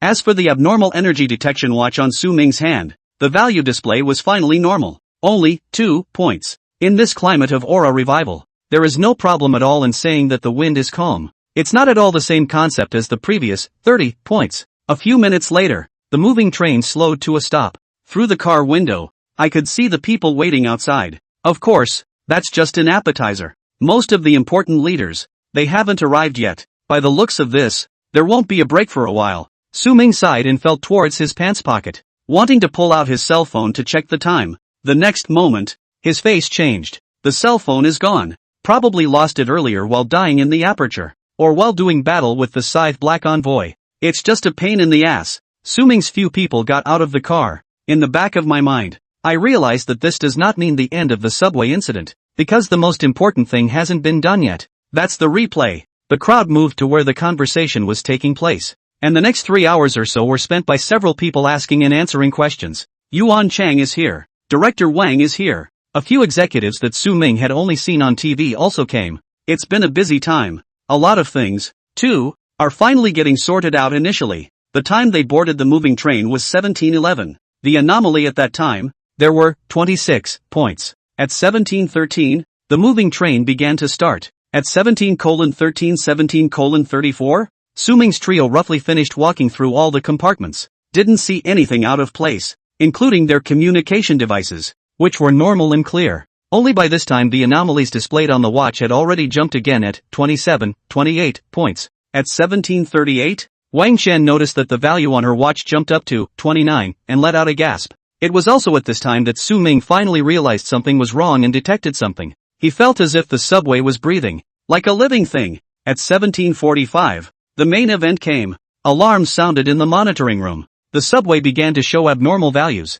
and the subway accelerated abnormally and gradually lost control. At this hour, the subway was just traveling from Station 8 to Station 9, Blue Sky Plaza to Spring Creek Bridge. At 17:48, the subway had just overclocked the entrance to the 9th station when the surveillance in the subway car went black. All departments have lost contact with the 3 Su Ming men. It was also at this time that Su Ming, who was inside the carriage, realized that the value on the watch screen had reached 30 points. At 17:49, departments viewed the subway through external surveillance, with mixed feelings in their minds. The subway is still accelerating, and at 17:51, the crowd managed to shatter their perceptions through the surveillance shown in the tunnel. White light appeared suddenly, covering the entire body of the subway. It only lasted for a few seconds before the white light dissipated again. Along with the white light, the subway disappeared. For the next few hours, they were mobilizing all kinds of resources and searching, especially around this tunnel. The most manpower is dispatched. After all, it was from here that it disappeared. But nothing. Just as despair spread to its peak, a miracle happened. The subway surprisingly reappeared out of thin air, intact, on the stretch from platform 16 to the final terminus. Signals, controls, monitoring, etc., that were previously cut off, are also back to normal. It's like a dream. It's unreal. The crowd also saw the unhindered Su Ming several people once again through the carriage monitor. And that point in time is 1848. At 1852, the subway arrived at the terminal. If the subway was running normally the whole time, it would have arrived at 1856. That's 4 minutes faster. According to the technician's projection, those 4 minutes of quick exit just happened to be the same minutes that the subway saved by accelerating abnormally until it disappeared into thin air. And because of that, everyone came up with a horrible guess. While the subway appears to have disappeared out of thin air, the timeline connection is a given. If Su Ming and the others didn't get out of the vortex before the realistic 1856, they might never get out again. Souls are buried forever in that world. It's doubtful, but that's the general vein of things. Su Ming's few people also told what they had encountered within the white light. One by one, the streets of ancient times, the sudden changes, those eroded humans, the black mist, the horrible sights, etc., were not made to hide their way to escape. Su Ming's chi skyrocketed and heavenly god descended. Long Pingon broke through the 3 stars of the refining realm, and Wang Qian became the forerunner. One thing after another. These executives were shocked beyond words. Can't imagine a bit. The respect in everyone's eyes when they looked at Su Ming was a few points more. The look was also a bit complicated. Which one of those who can stand here today is not immensely good? 1 in a million? But compared to Counselor Su, what kind of trash are they? According to Long Pingon's description, Counselor Su's handsomeness was just too much. The momentum was like a rainbow through the sky, and the power of thunder shook the 9 ghosts. How's this for power? They couldn't imagine it, and they just hated that they didn't get to see Counselor Su with their own eyes. Chapter 68, The Land of Misplaced Space. Hourglass of Time. The time soon came to 10 o'clock in the evening. The top brass are still discussing it. Su Ming sat on the sidelines, nibbling on the handmade pancakes that the staff sent over. After being tired for so long, it feels like a thief to eat dinner just now. He has said all that needs to be said, and will leave it to these executives to take their time and figure it out next. He has also seen the professionalism as well as the efficiency of the members of the Special Investigation Bureau. This one subway incident of theirs was divided into 10 or so volumes of separately bound information, and the Bureau of Investigation has a tentative name for that white vortex and the world inside the vortex, respectively. The white vortex is temporarily known as the temporal light hole. The world in the vortex is temporarily called the world of time and space. There were several places, too, that were hammered home by everyone. First of all, How did those scenes that were so beautiful suddenly become that way? Is it all caused by those black mists? Was the reason for the aura breaks in their later life also related to those black mists? Those black mists. What kind of horrible things are they? If the speculation is true, then can they hold back those black fog invasions while facing the revival of the aura? It feels hard as hell. And another topic that was highlighted was the rain they had at the end. According to Long Pingan, the rain was incomparably clear and seemed to be completely unaffected by the black mist. It was abrupt to come quietly on that occasion. Is that rain ordinary? Is it a coincidence? Or something else? Counselor Sue, the cell phone is here for you, including the phone card. Everything has been done. Just then, a young girl came trotting up, her face a little hot. The man in front of me is so handsome. Su Ming nodded his thanks and took the phone, slightly emotional. That original cell phone of his had more than likely fallen into a world of white light and could not be retrieved. The executives know about it too. The first time, he was given a new one. Still a one-stop shop. The phone configuration is naturally nothing to write home about. Internally dedicated and powerful. It was also decided at the time that a car would be assigned to Somen directly. Nah, Su Ming doesn't know how to drive that thing yet.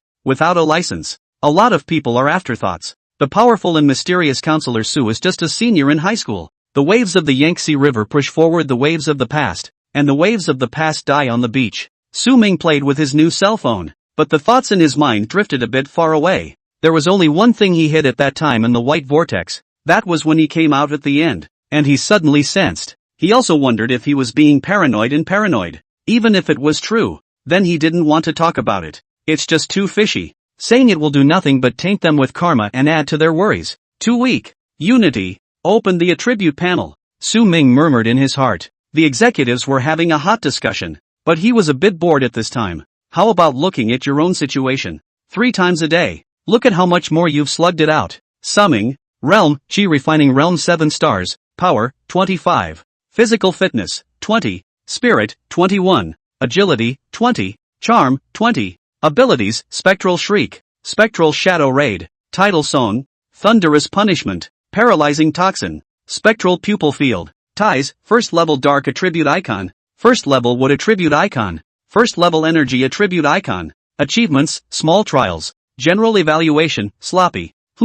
After reading the panel, the corner of Su Ming's mouth hooked into a smile. Without realizing it, he's even sicker. Broken 100 attribute points, plus various mechanisms and abilities. Hanging on is just crunchy and fierce. The evaluation given to him by the unified sun had also gone from being a little punk and a little chicken in the beginning to being a sloppy one nowadays. I just don't know what the charisma value is for. Don't end up adding useless. Su Ming murmured in a low voice. It can't just be about superficially attracting girls, or even attracting male gals, can it? The first sword on the shore. First cut the intended victim. A woman. It would only affect how fast he could draw his sword. More or less. It's a shame that there's no iconography or anything for killing that scythe black ambassador. Suddenly, Su Ming froze slightly. The creature class iconography is indeed still the same. Unchanged. However, the scene class iconography, today, shows a total of 4. Black Mist Dead Zone, Immortal Spirit Cave, Spirit Gathering Formation, and Never Before Seen. The wrong place? Without hesitation, Su Ming opened the icon. Mistaken space, existing in the cracks of time and space. It is the intersection of history and reality. The flow of time in the land of Wrong Hollow no longer follows common sense, and the boundaries of space are blurred. A single step may span 1,000 years, a single moment may be a sea of change. History reappears here. Reality is lost here. It is both a treasure trove for explorers and a tomb for adventurers. After reading the message, Su Ming's scalp went a little numb. There's something a little less ordinary about this iconography. The risk factor is extremely high. He knows from his own experience how horrible it really is in there. According to the representation on the icon, the white vortex we encountered on the subway earlier should be the entrance to the land of Wrong Hollow.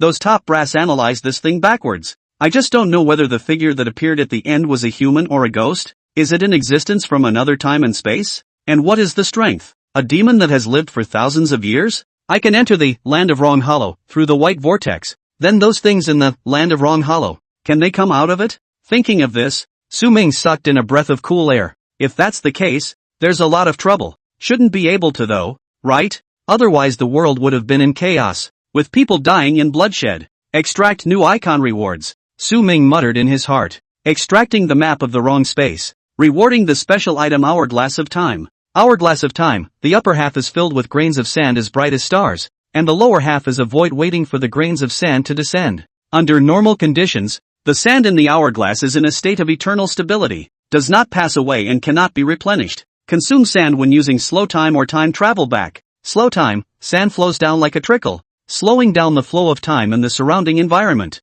Time rewind, sand is rapidly pouring down, forcing a long river of time to reverse the flow of the surroundings, realizing a meter reversal. Hiss. Artifacts. Chapter 69. Is there any reward? Su Ming sucked in a breath of cool air after reading the item description. The originally tired body was refreshed at this point. The reward? And the magic touch? Well. Su Ming was a little excited. Can this kind of time-tied stuff be simple? Against all odds. Awesome class. In the next moment, the hourglass appeared out of nowhere in his hand. Some of it sinks in. The sand inside is really as described in the introduction, like stars in the sky, emitting a shimmering light. It's very nice to look at, including how this thing should be used. Su Ming also had a moment of clarity. Unico is still a force to be reckoned with at these times. Also at this time, Director Wang walked towards Su Ming. Su Ming put away the hourglass. Counselor Su, you've worked hard today. By itself, I wanted to honor the three of you, but the money was too tacky for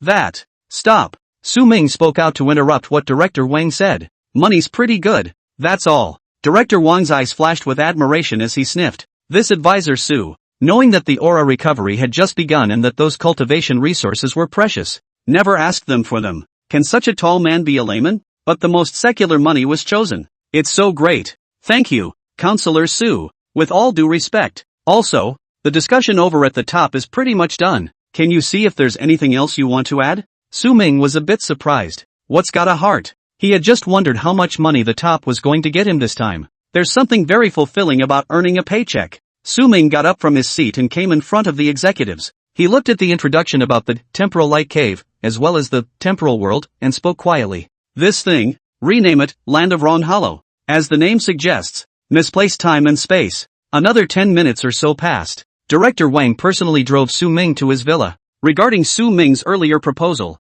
the senior management still chose to agree. Let's change the name to Land of the Ron Hollow. Who made Su Ming strong? If not him, who? Strength speaks. As for Long Pingon and Wang Qian, they also had their own matters respectively and did not join him. In the car, Su Ming used his new cell phone and skillfully downloaded and logged in WeChat and other basic software. Several unread messages. Su Ming ignored Lin Xiyu and the others and tapped into the chat box with billions of girls' dreams. This little black guy avatar is Serenity. Naturally, in the chat box, Serenity asked him several times at different times how soon he would be back. It's on the way back, so get some rest and don't mind me. Su Ming replied the message back and then started swiping the video. Soon, he also swiped the video about that afternoon discussion. The heat is extremely high. Director Wang, don't you want to press public opinion on the video? Su Ming was a bit surprised. The video about the police cars and helicopters being deployed has had more than 6 million views. It's not as good as the White Dragon River incident at the time, but it's pretty much out of the loop. Director Wang looked more casual and shook his head. Counselor Su, you may not know. Now there's a definite change in the direction of our strategy. As long as the news is not particularly shocking or far-reaching, the higher-ups are now choosing to stay out of the way and let the news flow out naturally. Don't admit it. Don't explain it. Let everyone guess for themselves. This would be a disguised way to prepare the public. Some people may not believe it at all and watch it for fun, others may get suspicious. And everyone has a different level of sensitivity to these things. But as soon as there are more and more news and events like this, there will also be more and more people who will pay attention, believe in these things, and begin to feel and begin to prepare. This is not abrupt and not too difficult for the general public to accept. Completely blocking the news is likely to catch them by surprise and cause heavy losses when the time comes. To officially come down and admit it now is also bound to cause panic, which is not conducive to development. Listening to Director Wang's explanation, Su Ming fell into deep thought. It seems to make so much sense. A lot of times, it's about going with the flow. The other side. Got it. Grandpa. Don't worry. I have my measure. Long Pingon hung up the phone, slightly silent. This call, naturally, was from his grandfather. Long Zhantian. Come up here and give him a good scolding. Still, the two talked a lot after their emotions calmed down. Long Pingon knew that his grandfather was worried about him, but it's what he wants to do. He wanted to be stronger, and he was eager to fight. He had wondered countless times if his father would not have been sacrificed if he had been stronger. He wants revenge and is willing to go to great lengths to get it. Following Su Ming, He reached the 3 stars of the chi refining realm in one fell swoop. It is a demon. His grandfather knew the gold content of it better than he did. Pinyin, Grandpa won't stop you. And Grandpa is proud of you for getting stronger. Your blazing sun attribute, the only one in the current stats, is extremely rare and strong, but you're the only grandchild Grandpa has today. I don't want our country in hot water, but more than that, I don't want you to leave me someday too. By the time Su Ming returned to the entrance of the villa, it was already close to 1 a.m. The night was dark and the stars were twinkling in the sky. Saying goodbye to Director Wang, Su Ming entered the villa. As soon as he opened the door, he saw a petite body standing in the doorway. Big brother Su, you're finally back. Tired? Do you want something to eat? I cooked a midnight snack. The one who spoke was naturally Serenity, taking the initiative to trot over towards Su Ming. She didn't ask what Su Ming had been up to. Hearing this voice, a touch of warmth surged in Su Ming's heart. It had been a long time since his grandmother had been gone, since this feeling of someone waiting to come home. For a moment, the look he gave Serenity was a bit softer. If you can't, you can recognize Serenity as a sister and charge her less. Of course, what Su Ming had in mind, Serenity didn't know. Otherwise, I'm afraid I'd be spitting blood in anger. Is she trying to be a sister? Big straight man, aren't you resting yet? Su Ming casually inquired. Serenity shook her head, looking a little excited. I'm used to being a night owl. By the way, big brother Su, want to go check out that sapling? Hearing this, Su Ming's heart stirred. It had been so long again, and how was the sapling doing, he wondered. Just in time to test some of the results of Serenity. Walk. The two of them walked towards the corner where the spiritual sun god tree was planted. The moonlight poured down, casting a silver veil over the place. When Su Ming's gaze fell on the sapling, he couldn't help but be slightly shocked. The thing was growing much faster than he expected. Compared to the tender sapling in the morning, it is now taking the shape of a small tree. The sapling stem became more upright and 3 tender green leaves appeared brightly. Gazing to check, compared to the thin aura of other places, this place was obviously much more abundant. It was already half as effective as the spirit-gathering formation of Taoist green pine at that time. This is talking about concentration only. If it was more than pure, it was far more than the spirit-gathering array at that time. This is the gold of the sacred tree. Well done. Su Ming didn't mince his words of praise. Serenity's small face was red and she was clearly excited. What else could be more pleasant to the mood than to hear Big Brother Su's approval? Immediately afterward, the two men went to their respective bedrooms to rest. As for Serenity's offer to eat her bottom, Su Ming still shook his head and refused. I've only had pancakes before and I really don't have an appetite for noodles. He wanted to lie back down on his bed and sort through the day's events again. By the way, think about what you're going to do tomorrow. That, Big Brother Su. The two returned to their bedroom doors separately, Serenity looking a little coy. You say? Su Ming looked over sideways. That, you see that I did pretty well today. Is there any reward for that? After saying that, Serenity blushed like an apple. This kind of active begging for favors still made her a little shy. Where she had done this before. Want any rewards? Su Ming was slightly stunned. It's, next time you go out somewhere, can you take me with you too? Serenity gathered her courage and chose to look straight at Su Ming. Today she waited directly from noon until the wee hours of the morning. It was a taste she didn't like very much. She wanted to be with Su Ming. Chapter 70, A New Direction. Xing Shui Village. Meeting Serenity's eager gaze, Su Ming froze slightly. He had been treating Serenity like a tool person. As if it was that much of an overkill. It's only right to take them out to see the sights once in a while, right? Okay. I may have to make a trip to Clearwater Village recently, so if you want to follow then, we'll be together. Receiving Su Ming's reply, Serenity arched her eyebrows and was very happy. The two then went back to their separate bedrooms. Simply washing up, Su Ming laid back on the bed and put his cell phone aside. Late night is good for thinking. There should be more than that one in the land of Wrong Hollow. After we left, what became of the original land of Wrong Hollow? Continue to exist in the void, or crumble away, including my cell phone. If it does fall in there, is there any chance of encountering it again? Will we still see that mysterious figure in the future if we set foot in other places of misplaced space? Su Ming was a little annoyed. The last guy he had perceived had lingered in his mind. It's the unknown that's scary. The other side. Serenity remained awake, tapping away on her cell phone. Stay up all night champion. It's still the same chat group.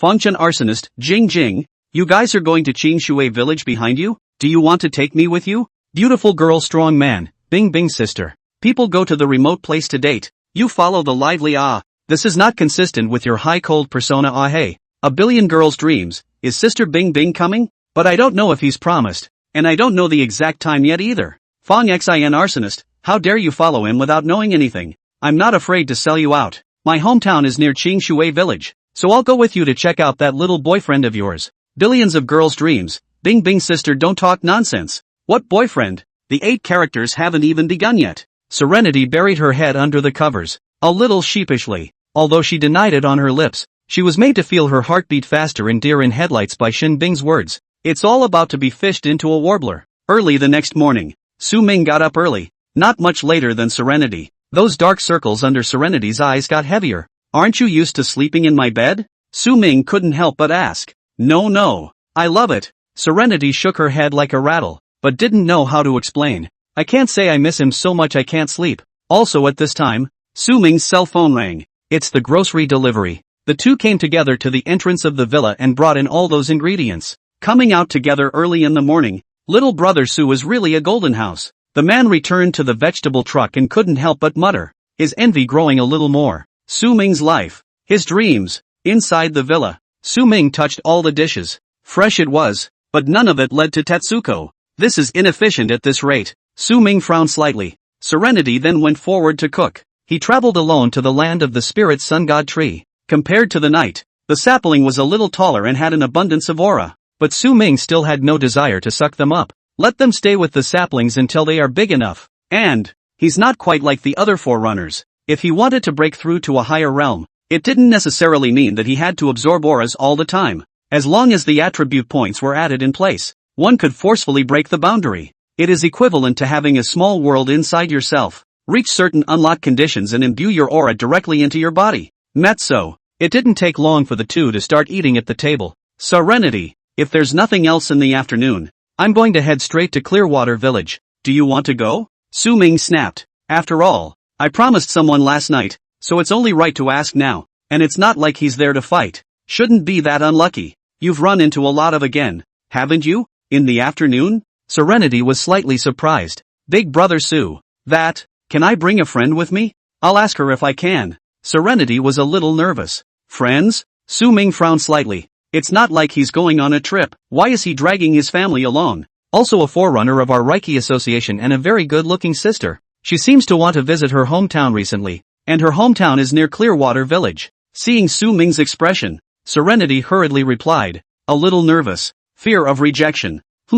Is it also a forerunner? Or is it near Shimizu Village? When Su Ming heard this, he narrowed his eyes slightly. If that's the case, it's not impossible. He checked last night and there was indeed a Clearwater Village in their neighborhood. The place seemed remote, not many people, and not very easy to get around. The only best way to get there is basically by car, which can take more than 2 hours. He didn't know the area well and didn't know how to drive. Originally, I was thinking of asking Director Wang if he could send a driver or something, but now it seems that Serenity's side seems to have a bit of a claim. Ask your friend. It's not impossible. Also, we don't have a car, so it might still be a pain in the ass trying to get there. Su Ming's eyes were somewhat meaningful. Serenity had been staring at Su Ming and instantly understood what he meant. That's a promise. But got to have Sister Shin Bing as a dual-role tool person as a driver and tour guide. Yeah, I'll ask right away. Serenity pulled out her cell phone straight away. Regarding the matter of letting Sister Shin Bing be a tool person, she had no resistance at all. In her eyes,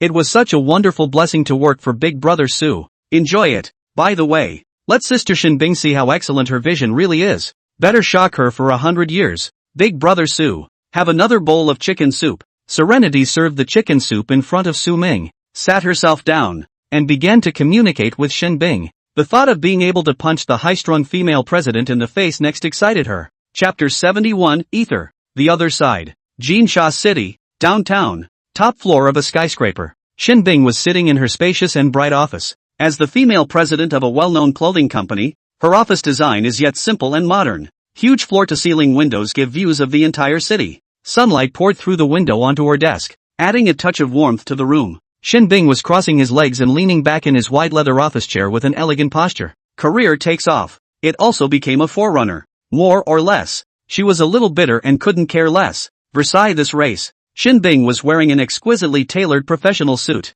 the dark blue fabric accentuating her tall figure and cold temperament. Her long hair was simply tied behind her head, with a few strands of broken hair hanging casually by her cheeks, adding a bit of unintentional softness. His eyebrows were picturesque, his nose was straight, and his red lips were pursed, revealing a majesty that could not be ignored. Even on a lazy morning like this, her beauty and poise were enough to turn anyone's head. Inside the office, beside Shinbing, there were several busy employees. However, these few people all tried to remain as quiet as possible so as not to disturb Shinbing. The high-strung nature of this president of theirs was something they really didn't want to deal with too much. Nice to look at is nice to look at, but daring to look at it is another matter. Just then, Shinbing's cell phone rang.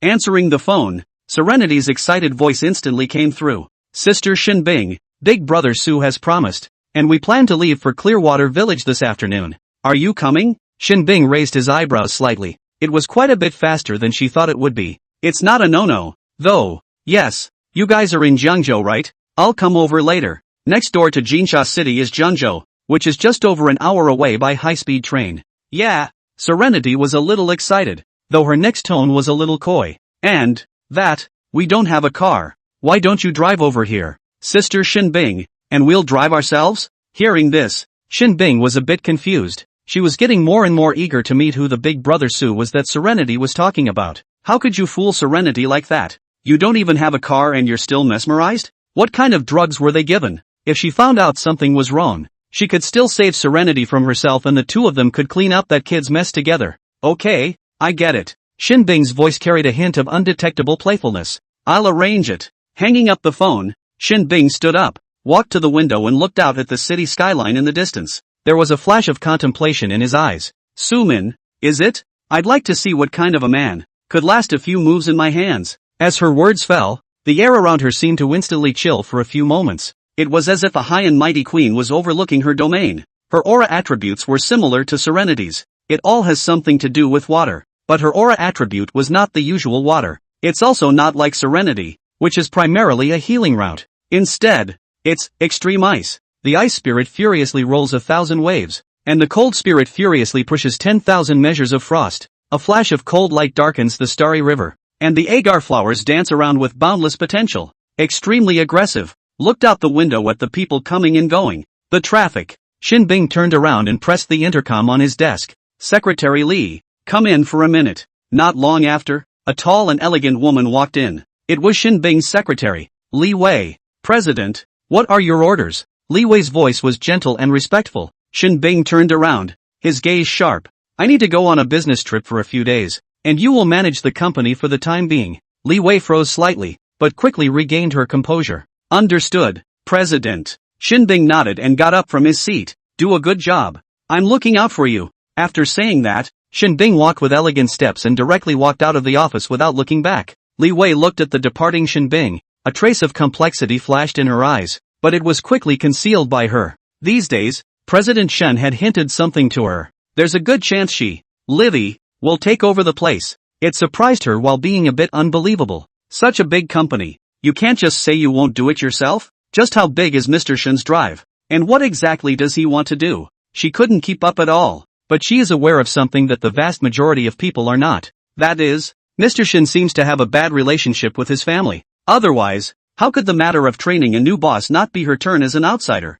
The other side. Serenity looked excited. Big Brother Sue. Sister Shinbing has promised to depart from Jinsha City and should be here by noon. I'll plant a tree and then fix lunch? Su Ming nodded and smiled slightly. She was so proactive. So naturally it was not good to disturb her positivity. Su Ming could sort of see that Serenity was a born toolman saint body. All morning, Su Ming spent his time swiping videos, posting, and chatting with Long Pingan. Long Pingan and Wang Qian currently belong to the Jeongjo Special Investigation Bureau. Naturally, it wasn't as laid back as Su Ming's status as an advisor. The two are still working with the Special Investigation Bureau today, analyzing yesterday's subway incident. However, from the chat with Long Pingan, Su Ming did get some information about Wang Qian's situation. The aura that this woman had awakened was very special. After a nightly discussion, it was named the Ether property, and the only one known to exist. Ether, a concept that has been reflected in many cultures, often associated with the nature of space, spirit or life.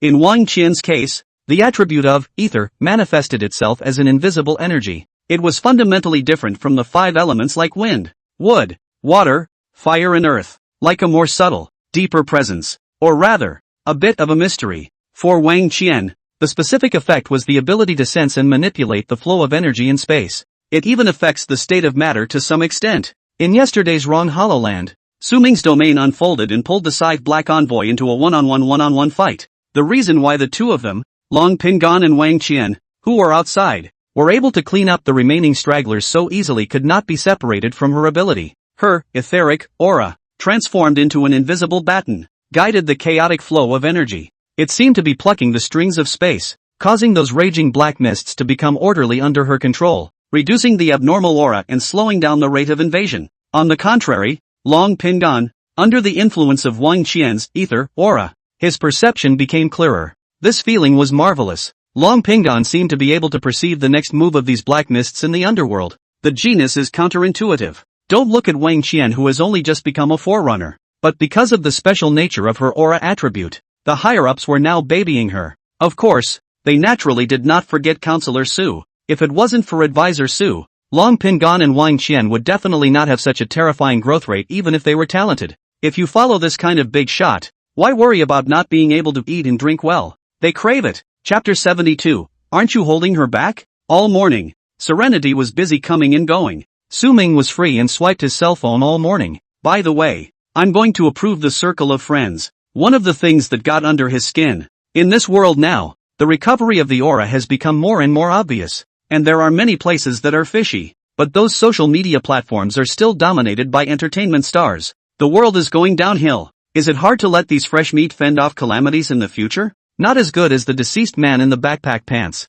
Even though his time has passed, there are still legends of him in the rivers and lakes that have endured. Just look at Serenity's WeChat avatar. Close to 12 noon. Serenity came trotting in. Big brother Su. Sister Shinbing will be here soon. I sent her the location. When Su Ming heard this, he got up from his seat. Come on, let's go together and wait for her at the door. After all, you have to have someone else as a toolman, and it's always better to have a good attitude. A few minutes later, Su Ming and his two men arrived at the entrance of the villa. Also at that moment, a silver gray car came from not far away. Smooth lines and advanced styling. It's worth a fortune at first glance. Like a silver dragon traveling through the sky. Kind of cool. Su Ming surveyed the car. I just don't know how many punches he can hold up. The vehicle slowly stopped in front of the villa. The car door opened and a tall figure stepped out of it. It was Shin Bing. A classic black dress with clean lines and a smooth cut perfectly frames her delicate figure. The legs were wrapped in silver stockings, outlining long,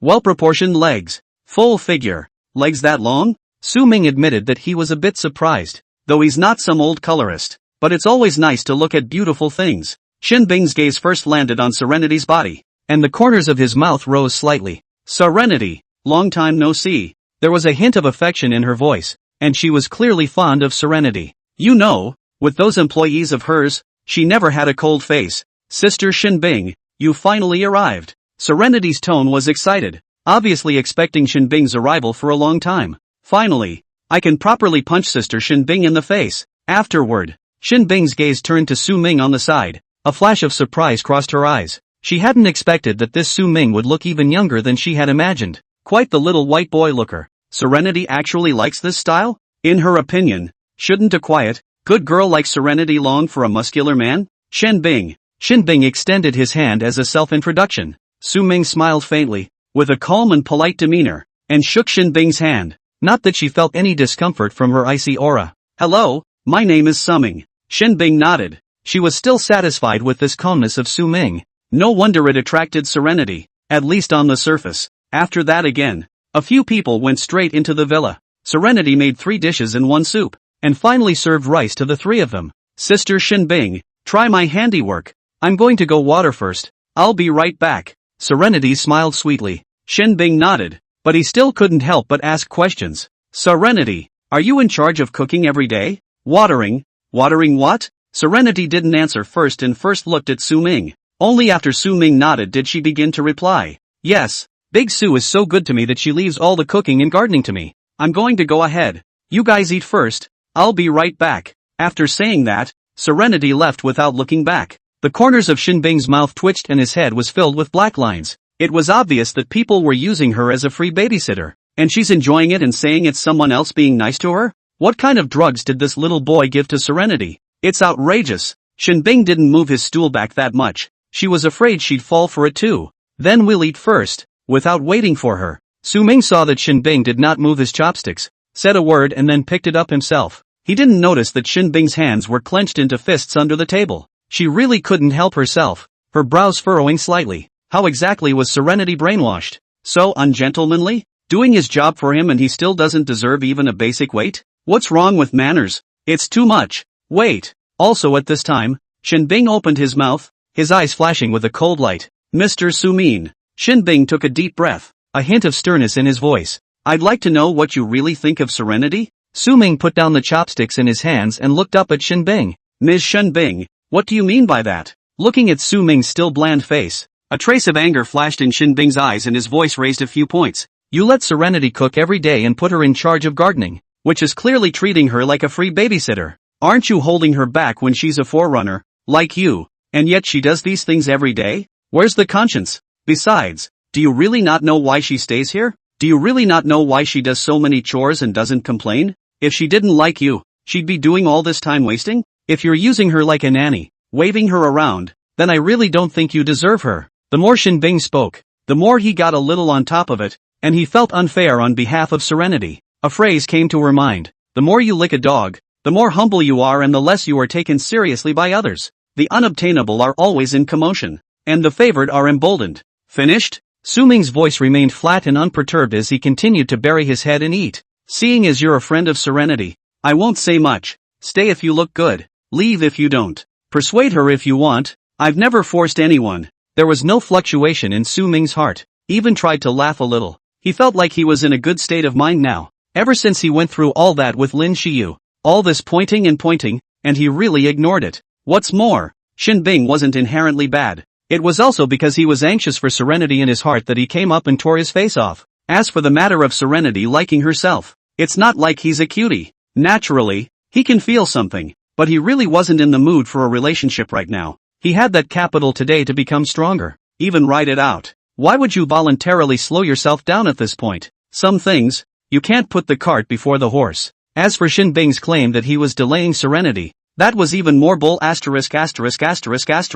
What? Could be a better chance to get a chance than to stay by his side? It's that confident. Shinbing was a bit choked up when he saw Suming's attitude. Her earlier questioning was as harsh and direct as a cold winter wind. However, Suming's response was like the still water in a deep pool, rippling. It made her feel like she had strength with no place to put it, like she was hitting cotton. Anyway, think about it. Shinbing's temper instantly disappeared and he began to pick up his food. That or she didn't know that Serenity was still transferring money to Suming backwards every day. Otherwise you could probably just choke to death. Also at that moment, Serenity ran back from outside the villa with a happy face. Chapter 73 Departure. New location. Extra shift. Sister Shinbing, is my cooking good? Serenity had just taken her seat and asked questions towards Shinbing, a hint of anticipation flashing in her eyes. She didn't think much of it, though she sensed the stillness of the atmosphere. After all, Shinbing herself was a cold personality. Biggie Sue isn't talkative either. Then she's the only one who can liven things up. Shinbing smiled faintly and nodded, not making a big deal out of it. It was close to 1 o'clock in the afternoon when the meal was finished. The sun was shining outside, and several people opted to take a short break before heading out. Shinbing pulled Serenity into the bedroom, not knowing what to say. Suming was happy to be free and continued to lie on the living room sofa and brush his cell phone. Not a moment later, Suming's phone vibrated and he received a message from Serenity. Big brother Su, can I take Sister Shinbing to see the sapling? Suming thought briefly and finally stood up. Since we're going, we'll go together. It's just perfect to watch it and head straight out the door before it's too late. He was still pondering a question. That is, if you can set up some kind of array-like contraption. Secure his piece of land. Where would he cry if it was vandalized someday? Though he had instructed earlier not to allow the sales office to arrange for anyone to come to his villa for gardening and other daily tasks. But it's still not very solid when it's unguarded. If a thief or something got in, his head would be a whole lot bigger. When we come back this time, ask Chief Wang, Daoist Green Pine, or whatever, if there's anything we can do. He also thought of the game Zombies. It would be nice to grow a bunch of plants to arm him with this villa. When the time comes, there's going to be some really scary stuff that you can't beat. Then he goes straight home and prepares for positional warfare. In no time at all, several people arrived at the sapling. To be precise, it should now be called Little Tree. Hiss. This time, on Shinbing's indifferent face, there were always a few more points of shock and surprise. This is. She seemed to have so much understanding of why Serenity liked to water. The small tree in front of her hadn't grown yet, but the scent around it was familiar to her. An eager, It's a ing aura. And it's still such a high concentration of aura. How did that happen? When Serenity saw Shin Bing's expression, her heart was unbridled. Just earlier, she had been educated by Shin Bing about how she had been brainwashed. Now what? Speak, Sister Shin Bing. This little tree is what I watered and grew up. And Big Brother Su personally instructed me to cultivate water attribute aura. Affinity with nature leads to further enlightenment. Serenity strikes while the iron is hot and educates in reverse. Shin Bing gulped. If it were before this, she would have thought it was still Su Ming's brainwashing. All bull asterisk asterisk asterisk asterisk. But now seeing a small tree with such a strong aura, she was silent. If she absorbed all of this aura here, she felt that she could make a breakthrough and reach the second star of the chi refining realm in one fell swoop. At this time, she looked sideways at Su Ming. Su Ming's expression remained bland, but Shin Bing's mindset had changed. This little boy, he seems to be so much more handsome. It's not right. So, when do we leave? I'm still familiar with Clearwater. It's right next door to our village and I've been there a few times. Leave the driving to me no problem, and lead the way by the way. Shin Bing was afraid that if he stayed here any longer, he wouldn't be able to resist urging himself to suck up all this aura. Even she didn't realize it. It's like she's starting to readily accept being a toolman. This kid seems to have something. Su Ming looked at the time on his cell phone. 1:40 p.m. The sun was still big, but it was past the worst of it. Alright then, let's go. The group arrived outside the villa. Also at that moment, Su Ming slightly side-eyed him. Not far outside the villa was a young woman. He hasn't seen it. Probably the occupants of that villa not far away next door. He had seen a light in that villa in the early hours of the morning on his return, indicating that it was inhabited. The woman seemed to see him as well, and the two exchanged glances. Su Ming didn't take it too seriously and got into Shin Bing's car. The three then drove off. Lin Kor was left alone in the same spot. She stood at the door of the villa, her eyes following the fading car.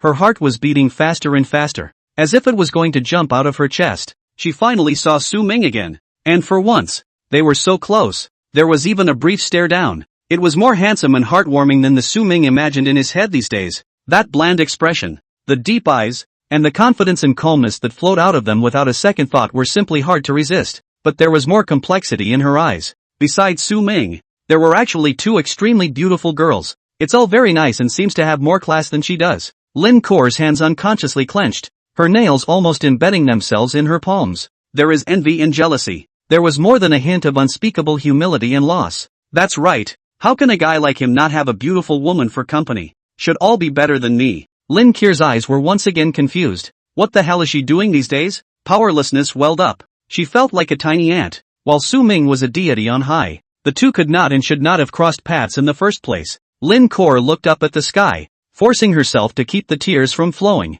After a good while had passed, she still picked up her cell phone and dialed her cousin Lin Shiyu's number. The two of them talk about nothing these days. She also knew that her cousin seemed to be experiencing some emotional crisis and was having trouble with her younger boyfriend. The two are now, sort of, in the same boat. Should be able to find some common ground. On the other side, Su Ming frowned slightly. He had seen Lin Kor, who was frozen in place, through the rearview mirror earlier. That woman, does she know me? It doesn't make sense. It couldn't be that someone had a crush on him and saw that he had bought a villa and specifically bought one next to it, could it? No random fiction writer with a normal brain would dare to write that. It's too bloody. Chapter 74. Has there been a change in the Cherry Blossom Kingdom? Car. Serenity and Shin Bing chatted every now and then, but it's all talk about nothing nutritious. Su Ming continued to swipe his cell phone. He was struggling with a question right now. If there's still a signal and internet after the aura recovery is in full swing, would the aura fluctuations of those cultivators have an effect on it? If that's the case,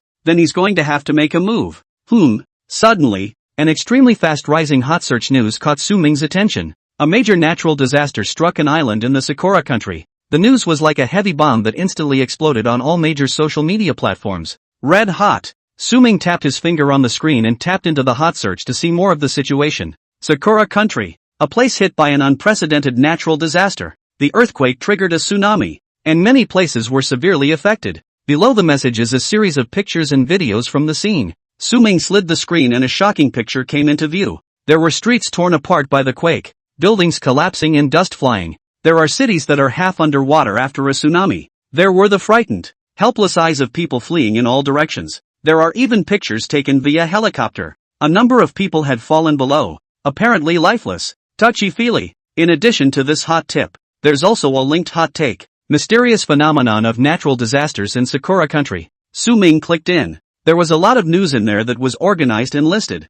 Before the earthquake, there was an unusual blow in the sky. When the tsunami hit, witnesses reported seeing huge shadows moving underwater. After the disaster, some survivors claimed to have heard non-human whispers in the rubble. It's not just about organizing a list of messages. There are also a lot of pictures and videos of the interview attached. The day before the earthquake, I witnessed a strange light in the sky. Not the usual red or orange, but a deep purple color. The night before the earthquake, the owls in our town were unusually active, hooting and hollering nonstop all night long with a mournful sound. In addition to these interviews, some of the images clicked very well. It was obviously daytime, but the sky was unusually dark because of this disaster. The sky and the earth changed color, and there seemed to be some inexplicable points of light flickering in the black clouds. Countless cracks appeared on the ground, and these cracks were not only bottomless, but also faintly bubbling with black gas. Someone photographed the floating rock, but there is no video, only pictures. Suspecting AP picture. There's a lot of news like that.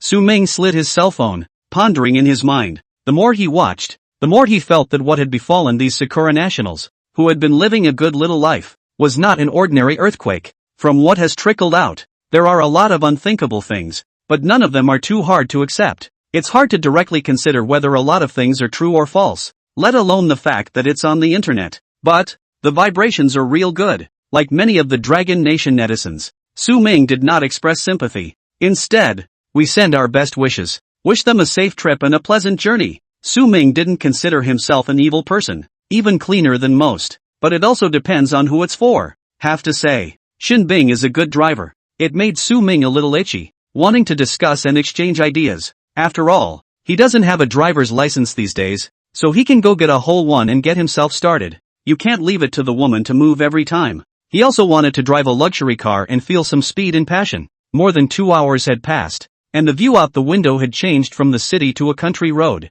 It's all mountain roads next, harder to drive. It should be half an hour away from Clearwater Village. Shin Bing's voice came. Su Ming nodded and began to look out the window. Cell phones are boring to swipe at once for a long time. As for the news he had seen earlier, he wasn't going to think much about it for now. Take care of the moment first. Even if there really was a problem on the Sakura countryside, it was none of his business. He had also brushed up on a lot of Dragon Nation netizen comments earlier. They all say it's just karma. Day in and day out, nuclear sewage is discharged at the drop of a hat. There were also a lot of Dragon Nation netizens discussing whether there would be some weird creatures affected by radiation because of this incident. Some have even said that it seems to have taken hold. They saw some not so normal looking sea creatures in some of the photos that didn't get deleted in time. Su Ming rolled down the window of the car, wanting to get some fresh air outside. It's 4 p.m. and the sun isn't blinding. The weather was mild and comfortable. The trees lining the road were lush and leafy, casting a cool shade. The air was filled with the aroma of earth and grass.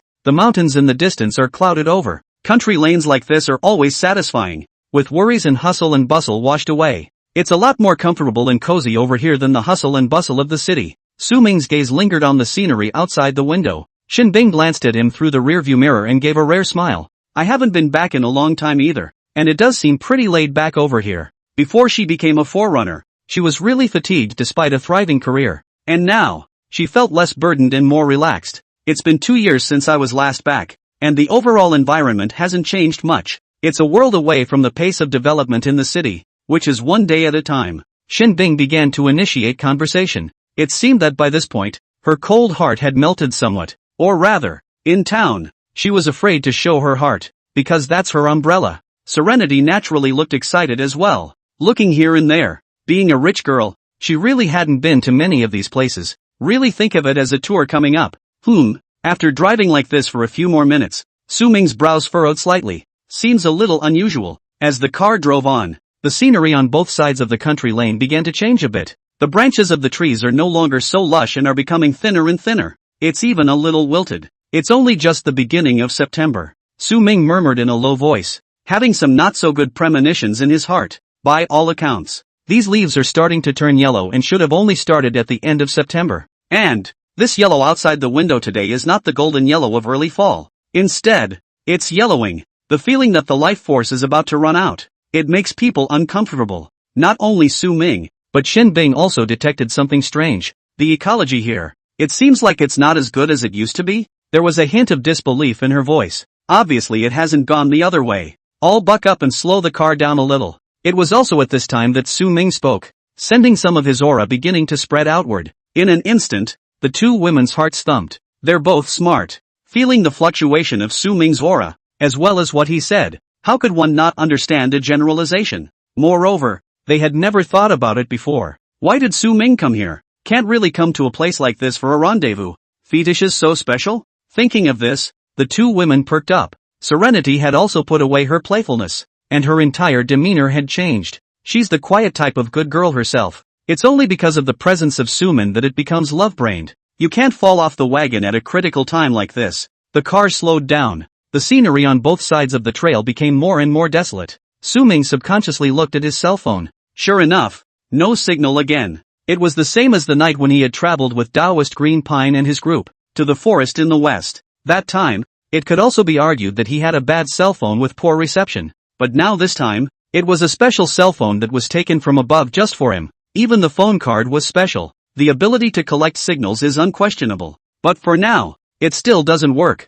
It can only mean one thing. This place, something is fishy. Chapter 75, Grey Mist? Existence of Alteration? Spirit Soldier? The atmosphere in the car was, for a moment, a little depressing. Clearwater Village, coming soon. Shin Bing's tone wasn't very good. As the car traveled, the road ahead was more than just desolate. It's also starting to get fuzzy. It was shrouded in a light gray mist. The fog was different from the usual morning fog. It seemed unusually thick and carried a disturbing aura. Su Ming's few people, as forerunners, felt even more of a resistance to the mist. This breath and aura seemed to be naturally incompatible. This mist, could it be one of the 9 black mists? Su Ming murmured in a low voice, but his heart was somewhat bitter. He knew that there might be something different in Clearwater Village. After all, the source of that fungus was here. Otherwise he wouldn't have rushed this way. He was thinking that this place should be like that cavernous place in White Dragon Lake. That's why there were contraptions like the Bibbo Immortal Willow or the Chweling Immortal Grass. Thought I'd come over and start some other material-based iconography.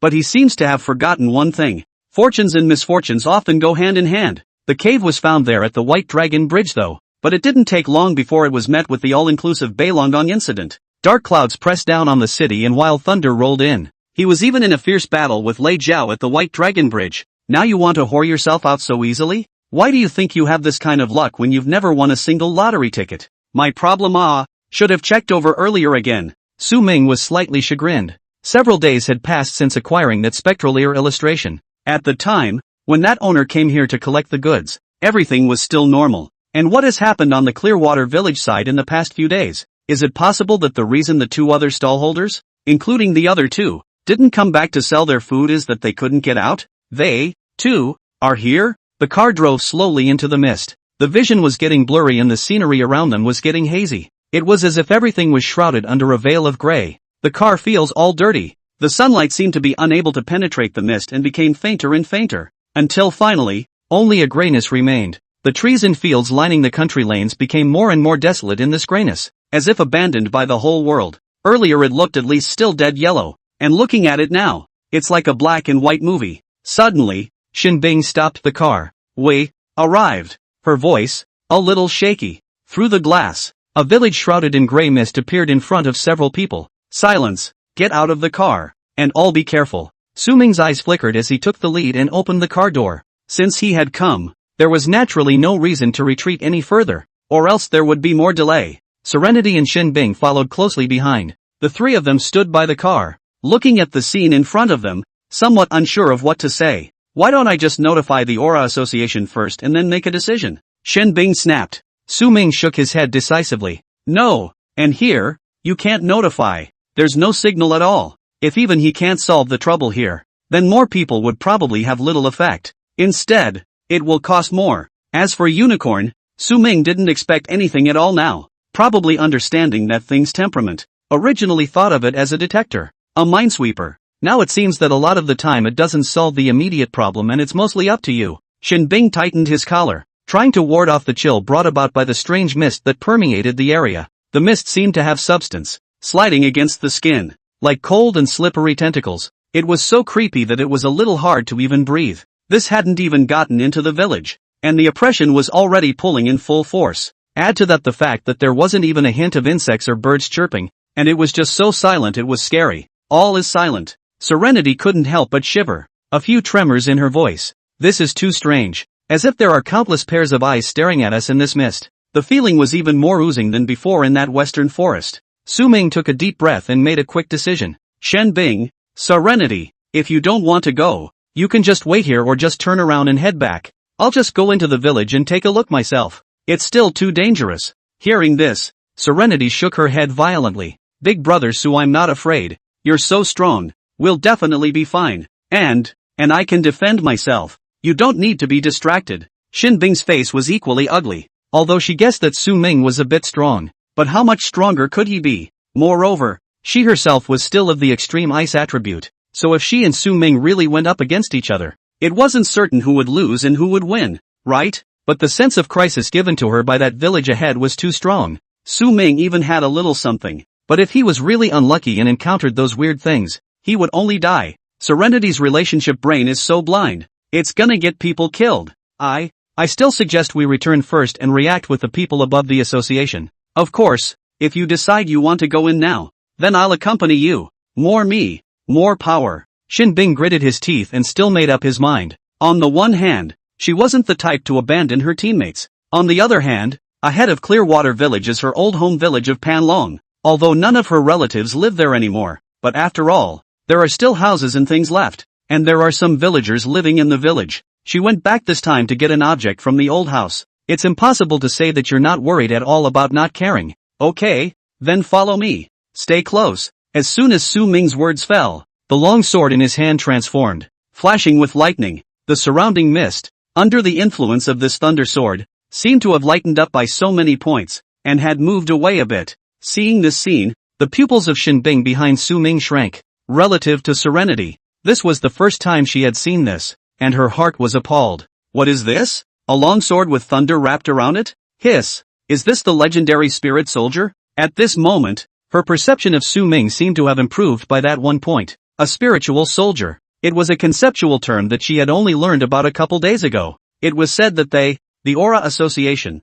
had a total of 2 spirit weapons. One of them, she didn't know what it was, and the other one, as many in the association know, it's called the Frostbite. It seems to be used by the president of their Reiki Association. The body was crystal clear, and the blade exuded a silky cold aura, as if it were 1,000 years of unbreakable ice. Its blade was incomparably sharp, and even a slight wave of it could instantly make the air around it condense into frost. Those who could possess a spirit weapon were definitely the topmost group even among the Forerunners. The piker is not guilty of a crime. If you don't have the strength, possessing such a thing will lead to killing instead. Thinking of this, Shin Bing swallowed a mouthful of saliva and first glanced at Serenity, then stared at the thunder sword out of his mind. The berserk aura overflowing from above she could feel. Extremely terrifying. That said, Serenity really doesn't seem to be exaggerating. The ones who keep looking away seem to really be them. This Su Ming is only at this age. He can't already be a top-tier powerhouse of the 2-star or even 3-star chi refining realm, right?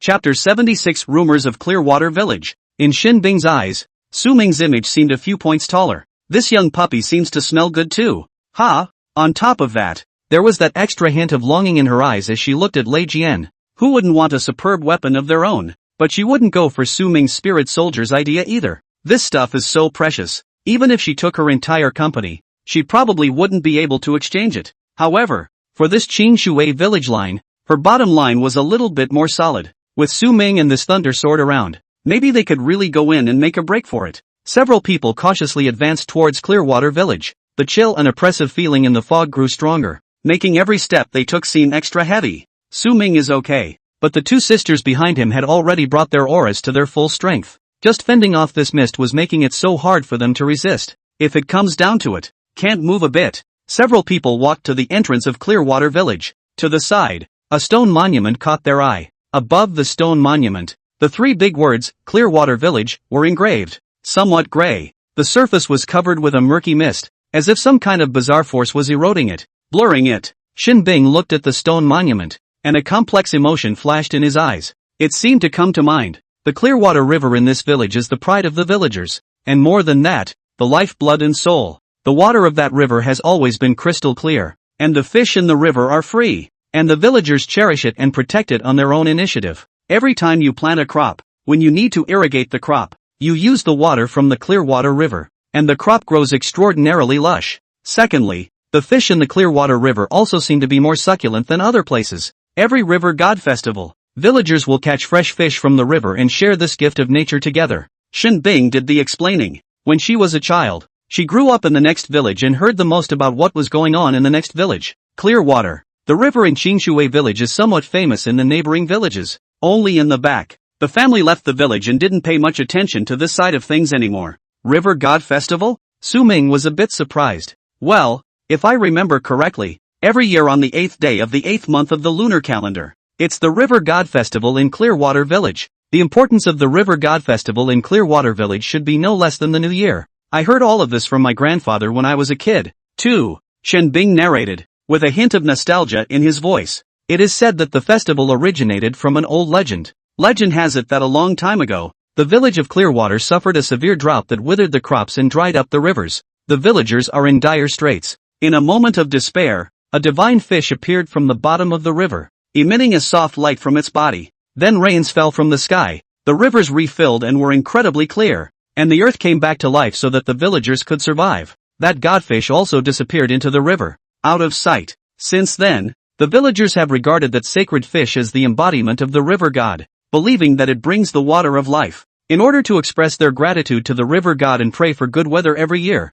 the villagers hold a celebration on the 8th day of the 8th month of the lunar calendar. They would build altars by the river and offer flowers and food in honor of the river god. On the day of the festival, villagers will dress up in full costume and gather around the Clearwater River for a ritual. A prayer is recited by the village elders to ask the river god to continue to bless the village and bring in a good harvest and peace. The rest of the people sang and danced until late at night after the elders had finished chanting. After listening to the narration, Su Ming nodded. The more remote these places are, the more attention is actually paid to some of the etiquette and customs, as well as the culture of the local legends. None of this is really excusable, but it also vaguely made him detect a hint of familiarity. This scene, some déjà vu. There is also an allusion to the previous White Dragon Bridge, and then something happened. Should it, maybe, could it be a coincidence? Su Ming's few people took a deep breath and stepped forward, walked past the cairn and officially enter the village. An eerie wind suddenly blew, stirring the fog around them even thicker. The wind seemed to carry some kind of low whimper.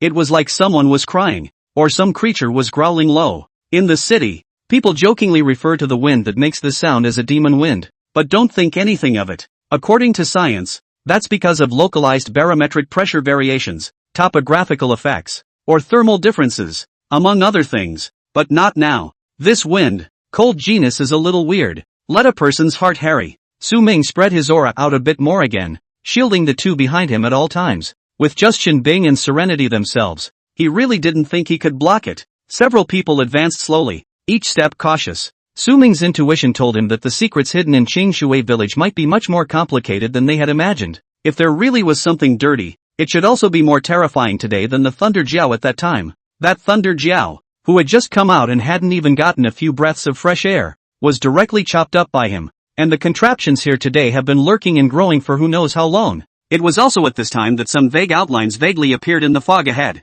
It should be a house. Focus your attention a little more. Don't take your little lives for granted. Su Ming instructed again. This place gave him an even weirder feeling than the western forest before. If this place was divided into leveled areas like in the game, then this would be a level 10 area. The two behind him, Shen Bing, were at most level 1 and 2, pure rookies. It wouldn't even be a big surprise to be killed in seconds straight away. These outlines became clearer and clearer as the few people drew closer. It's all houses indeed. However, the doors and windows of these houses are closed and there is no light, giving the impression that they have been abandoned for a long time. Su Ming took a deep breath and slowly reached out his hand, resting it on the aged wooden door. With a gentle push from him, crunch, a sharp, long sound cut through the silence, seeming a little more ominous in this atmosphere. An air of decay came over him. With a slight chill, it was as if an evil spirit that had been imprisoned for a long time had been released at this moment. It's very wrong. Su Ming was the first to enter, and the two women followed closely behind,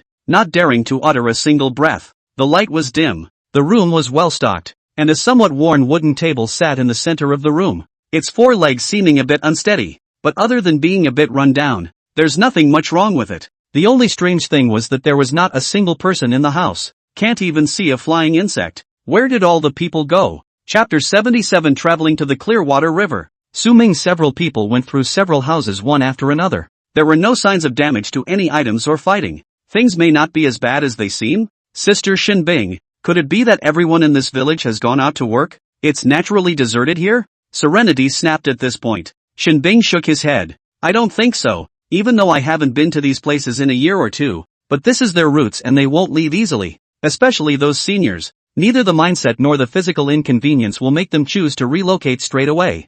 I was under the impression that this side was a big planting village because of the clear water river, and the villagers didn't have the slightest problem being self-sufficient, and nature's alive and well, and tougher than you think. Even if no one really took care of it, it would only be full of trees and weeds, and wouldn't be as desolate and weird as it is now. Suming also shook his head with a bitter smile at this time. He knew better than these two sisters. Those residents certainly haven't moved, because that owner of the food market was here a few days ago, collecting fungus. Let's just say it hasn't been long since this sudden change of heart happened. The timing is just so catchy. At that time, that boss didn't get through to the villagers on this side of the phone. Most likely not, these villagers are busy. Rather, it has suffered a change of heart. This village was quite a bit larger than Su Ming had imagined. Not to mention people, you can't even see a dog. If it wasn't for Su Ming and the three of them, it wouldn't be an exaggeration to say that this place was a dead land. Where are the people? Such doubts appeared in the minds of all. The collective disappearance, if it was on the active will, would have been to do what? No. Suddenly, Su Ming seemed to have thought of something. It's September, all right, but if you convert today to the lunar calendar, what number is it? Thinking of this, Su Ming quickly took out his cell phone and opened the calendar function. Even though there is no internet here, these most basic software functions don't require an internet connection. Hiss. In the next moment, Su Ming sucked in a breath of cool air. Today is the 9th day of the 8th month of the lunar calendar. Yesterday, then, was the 8th day of the 8th month, the River Gods Festival, as Shinbing called it. Is it hard to believe that there is really a relationship between the two? The reason why something happened here has something to do with the River God Festival, the so-called river god in the water? Once that thought came to mind, it never lingered. It's too coincidental to be a coincidence. If it's really what I think it is, then aren't we a day late? Su Ming clenched his hands into fists, somewhat chagrined. A lot of times, it's just so dramatic. One slow step. A tiny lapse can lead to a huge difference. Shenbing, yesterday was the River God Festival. Do you know where the villagers are holding their celebrations? Hearing Su Ming's words, a flash of shock flashed across Shinbing's eyes. Yesterday was the 8th day of the 8th month of the lunar calendar? She hadn't really thought about it in that way before. Follow me. Shinbing quickly reacted and prepared to lead the way. That place of celebration doesn't really have to be looked for very intentionally. It's right next to that Clearwater River, and she really knew the direction where the Clearwater River was located. Having been there a few times as a child, a few people walked out of the room and began to head in the direction where the Clearwater River was. Bang! Also at that moment, a loud noise came from behind him. The crowd was shaken and immediately turned back. Only a plank, which should have fallen to the ground from a beam, was seen. Such a coincidence? Is that a warning against us? Su Ming narrowed his eyes slightly. The way things are going nowadays is really too weird. If the board really fell to the ground because of this, as he thought, it would be horrible.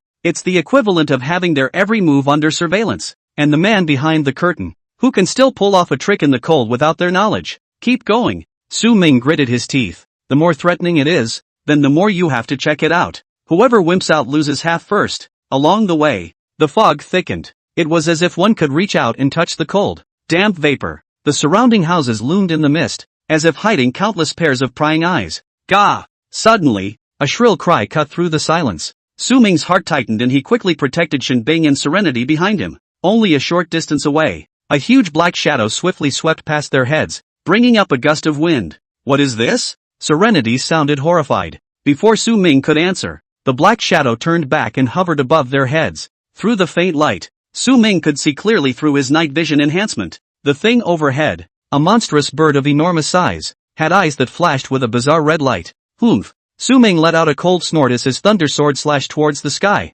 trying to just get rid of the thing with the lightning carried by the sword's power. However, the strange bird did not launch an attack. Instead, they flew directly toward their front, avoiding damage and disappearing into the haze. This is Probe Soldier? A few people didn't dare to slack off and continued to move forward. If that thing rushed down towards them, Su Ming had the confidence to just give it a chop. At some point, the road became muddy and a little slippery underfoot. It takes a lot of effort to take each step or you'll fall into it. Be careful. Su Ming voiced a reminder, only to see Serenity's feet slip and nearly fall. After a few more minutes of walking in this heightened state of tension, the trio stopped walking. Ahead of them, a fork in the road appeared. Go left or right? Listening to Su Ming's inquiry, there was some hesitation in Shen Bing's eyes. As far as she could remember, there didn't seem to be such a fork in the road. Did there? Was the road redone in the last couple years? She had no recollection of it at all. Looking at Shen Bing's reaction, Su Ming was somewhat silent. Where else could he not understand that Shen Bing was not clear about this place either? Several eyes scanned back and forth between the two forks, trying to find any possible clues. The fog was so thick that it made it difficult to see what was in front of them, as it obstructed the vision. Boom! Su Ming's aura dispersed outwardly and pressed towards these mists. In an instant, these gray auras in front of them actually dissipated a bit. What power! Shen Bing was once again shocked. If she went all out, she should be able to force some of this mist back as well, but it certainly wouldn't be as easy and fluid as Su Ming. Both paths, too, are much clearer. There are some footprints on the dirt road to the left, not very clear, but they shouldn't have been stepped on for long. Su Ming was meticulously observant. His intuition told him that the footprints might have been left by the villagers on their way to the Clearwater River. Shall we go left then? Shen Bing inquired with a sideways glance. However, Serenity looked a little hesitant. Big brother Su, sister Shen Bing, look at this road on the right. Serenity held out her hand, her voice trembling. Su Ming looked along with what Serenity was pointing at, and his pupils shrank. The road on the right appears to be narrower in comparison to the left, but looking deeper, the sides were covered with dense weeds and vines. You know, they hadn't seen such lush vegetation since they had entered the village. All wilted. By all rights this should be good, but the color of these things, they're not the normal green. It's not even yellow. Instead, it was glowing with a faint reddish light. It looked eerie in the dimly lit surroundings, like it was dripping blood. They seemed to be writhing slowly, like living entities that were greedily observing their uninvited guests. Chapter 78, Ghosts Hitting the Wall? Illusion? Being put on the spot. Plus more. It's kind of gross. Serenity wrinkled her nose, forcing her discomfort. The visual impact in front of her was a bit hard to bear, to be sure. Beside her, although Shen Bing did not speak, her face was equally no better. Go left first, then come back if it's not right. Su Ming sighed and made the decision for a few people. There may be traps on the left side as well, but from the looks of it, at least it's not as diabolical. Along the dirt road on the left, Su Ming several people walked for about 20 minutes. Despite the fog still lingering and obstructed vision, nothing untoward seemed to be encountered. The ground under your feet still feels solid, including the footprints on it, which had been there all along, proving that they hadn't gone wrong. However, after walking for another 10 or so minutes, an unsettling premonition gradually rose in Su Ming's heart. It's not right. Very wrong. This road, how come it all feels the same? We're not going too fast, but we should have finished a path, right? A few people stopped in their tracks, suspicion beginning to erupt at that moment. It always felt weird somewhere. In the next moment, Su Ming took a deep breath and used his thunder sword to cut a gully in the ground. Keep going. A little faster this time. 10 minutes later, Su Ming's trio saw a gully in front of them. It was the same one that Su Ming had scratched out with his thunder sword. What's going on here? Serenity pointed to the ground, sounding slightly horrified. How did that gully run in front of them? Kind of like having an encounter with the legendary ghost wall.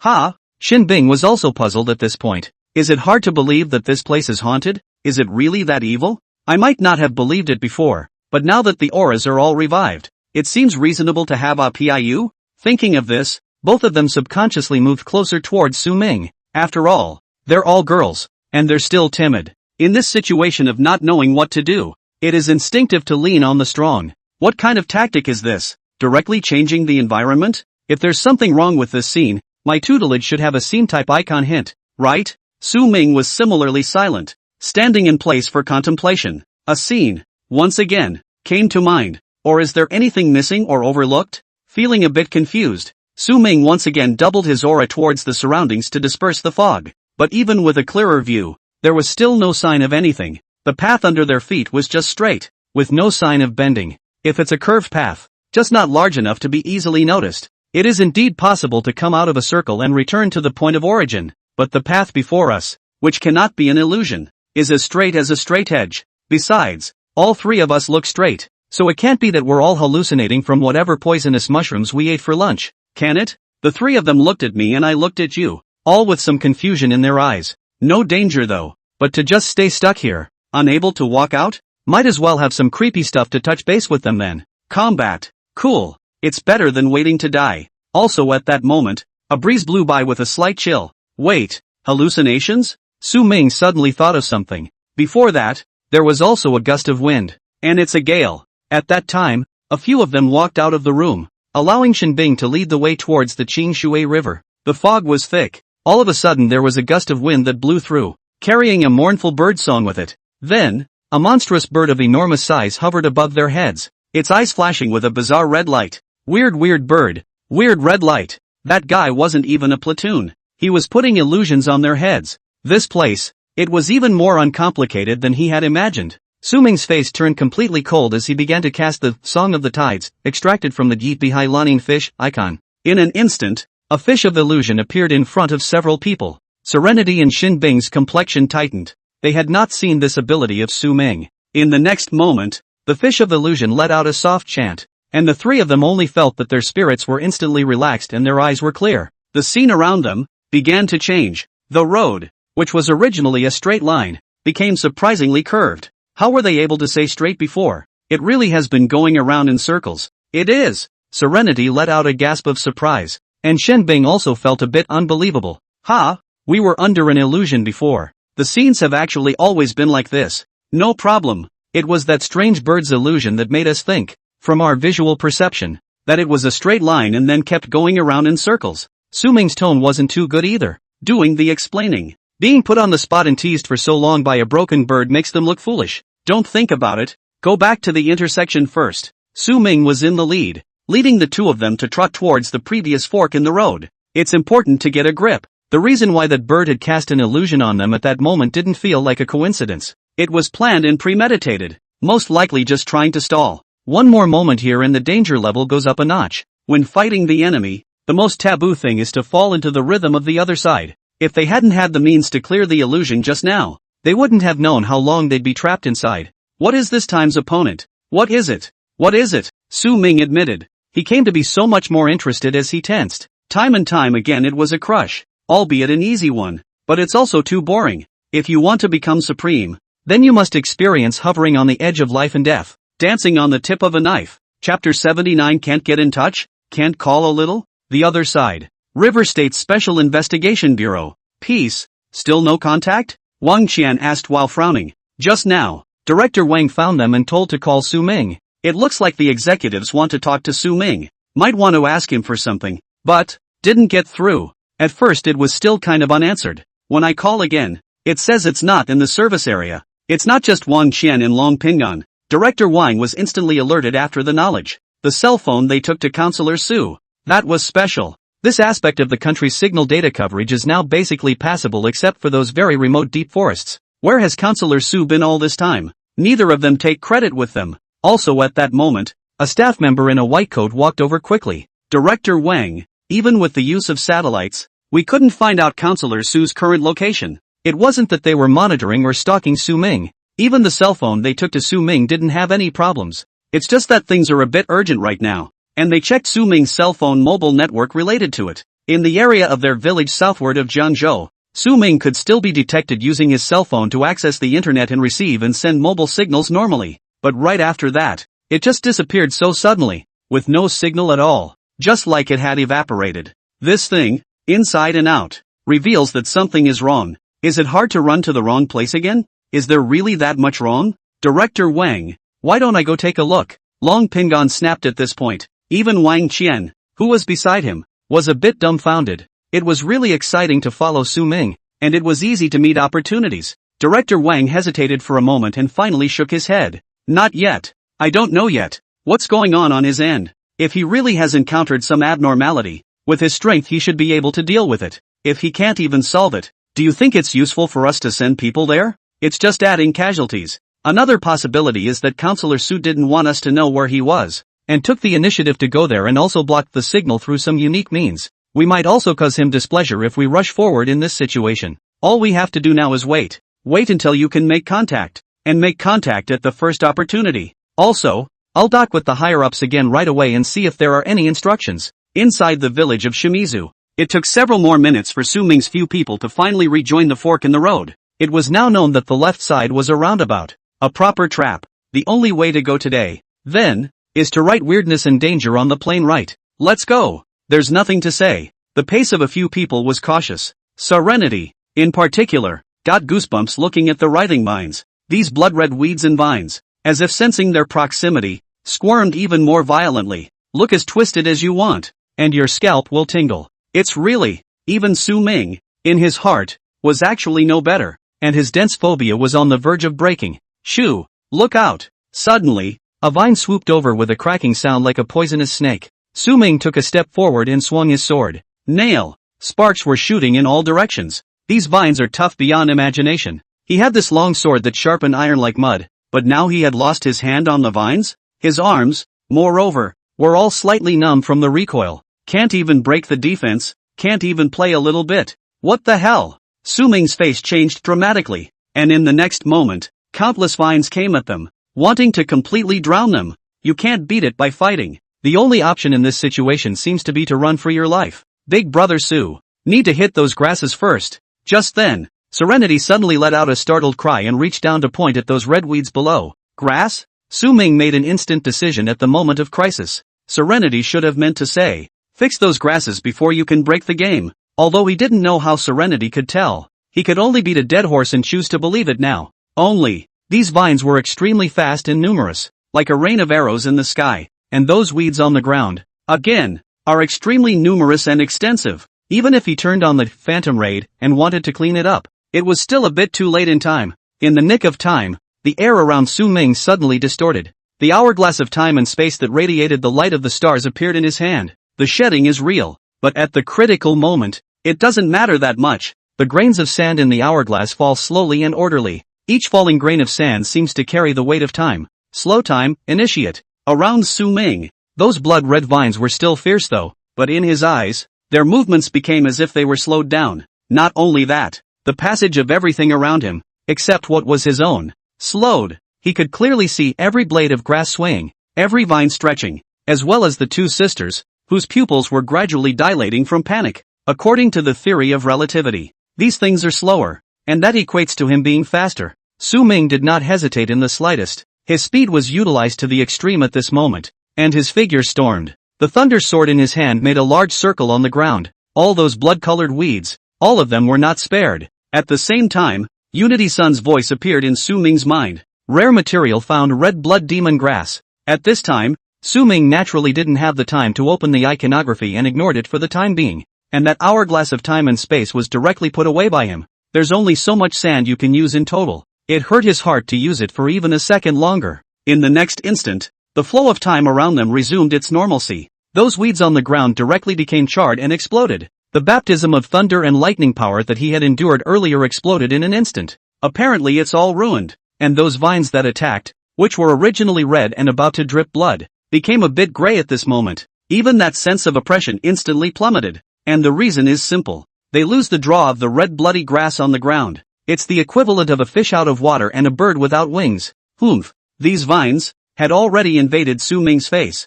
but compared to before, one day at a time, it's a complete paper tiger. The thunder sword in Su Ming's hand transformed into a death scythe in an instant. Shoo! The blade of the scythe cut a black light through the air. Not to say that thunder sword wasn't good. Rather, the attack range of the scythe is generically large. This mowing of the lawn is a great feeling. Su Ming's movements were fluid and flowing, the scythe waving a large windmill in his hands. These vines, which broke at the touch of a button, couldn't resist a bit. It's like cutting wheat. It was only a few seconds. Click, click, click. The vines that were originally flying in the sky all fell to the ground and piled up into a small mountain without moving. Asterisk asterisk asterisk asterisk ing awesome. The corner of Su Ming's mouth curled up into a smile. Turns out mowing the lawn is such a stress reliever. Chapter 81 Chop surprises the world. Grass is dust. Mutant attribute? Behind Su Ming. The two sisters witnessed this and their legs went a little weak. The corners of Xin Bing's mouth opened slightly, and his eyes were filled with incredulity. She now knew that Su Ming might be stronger than she thought,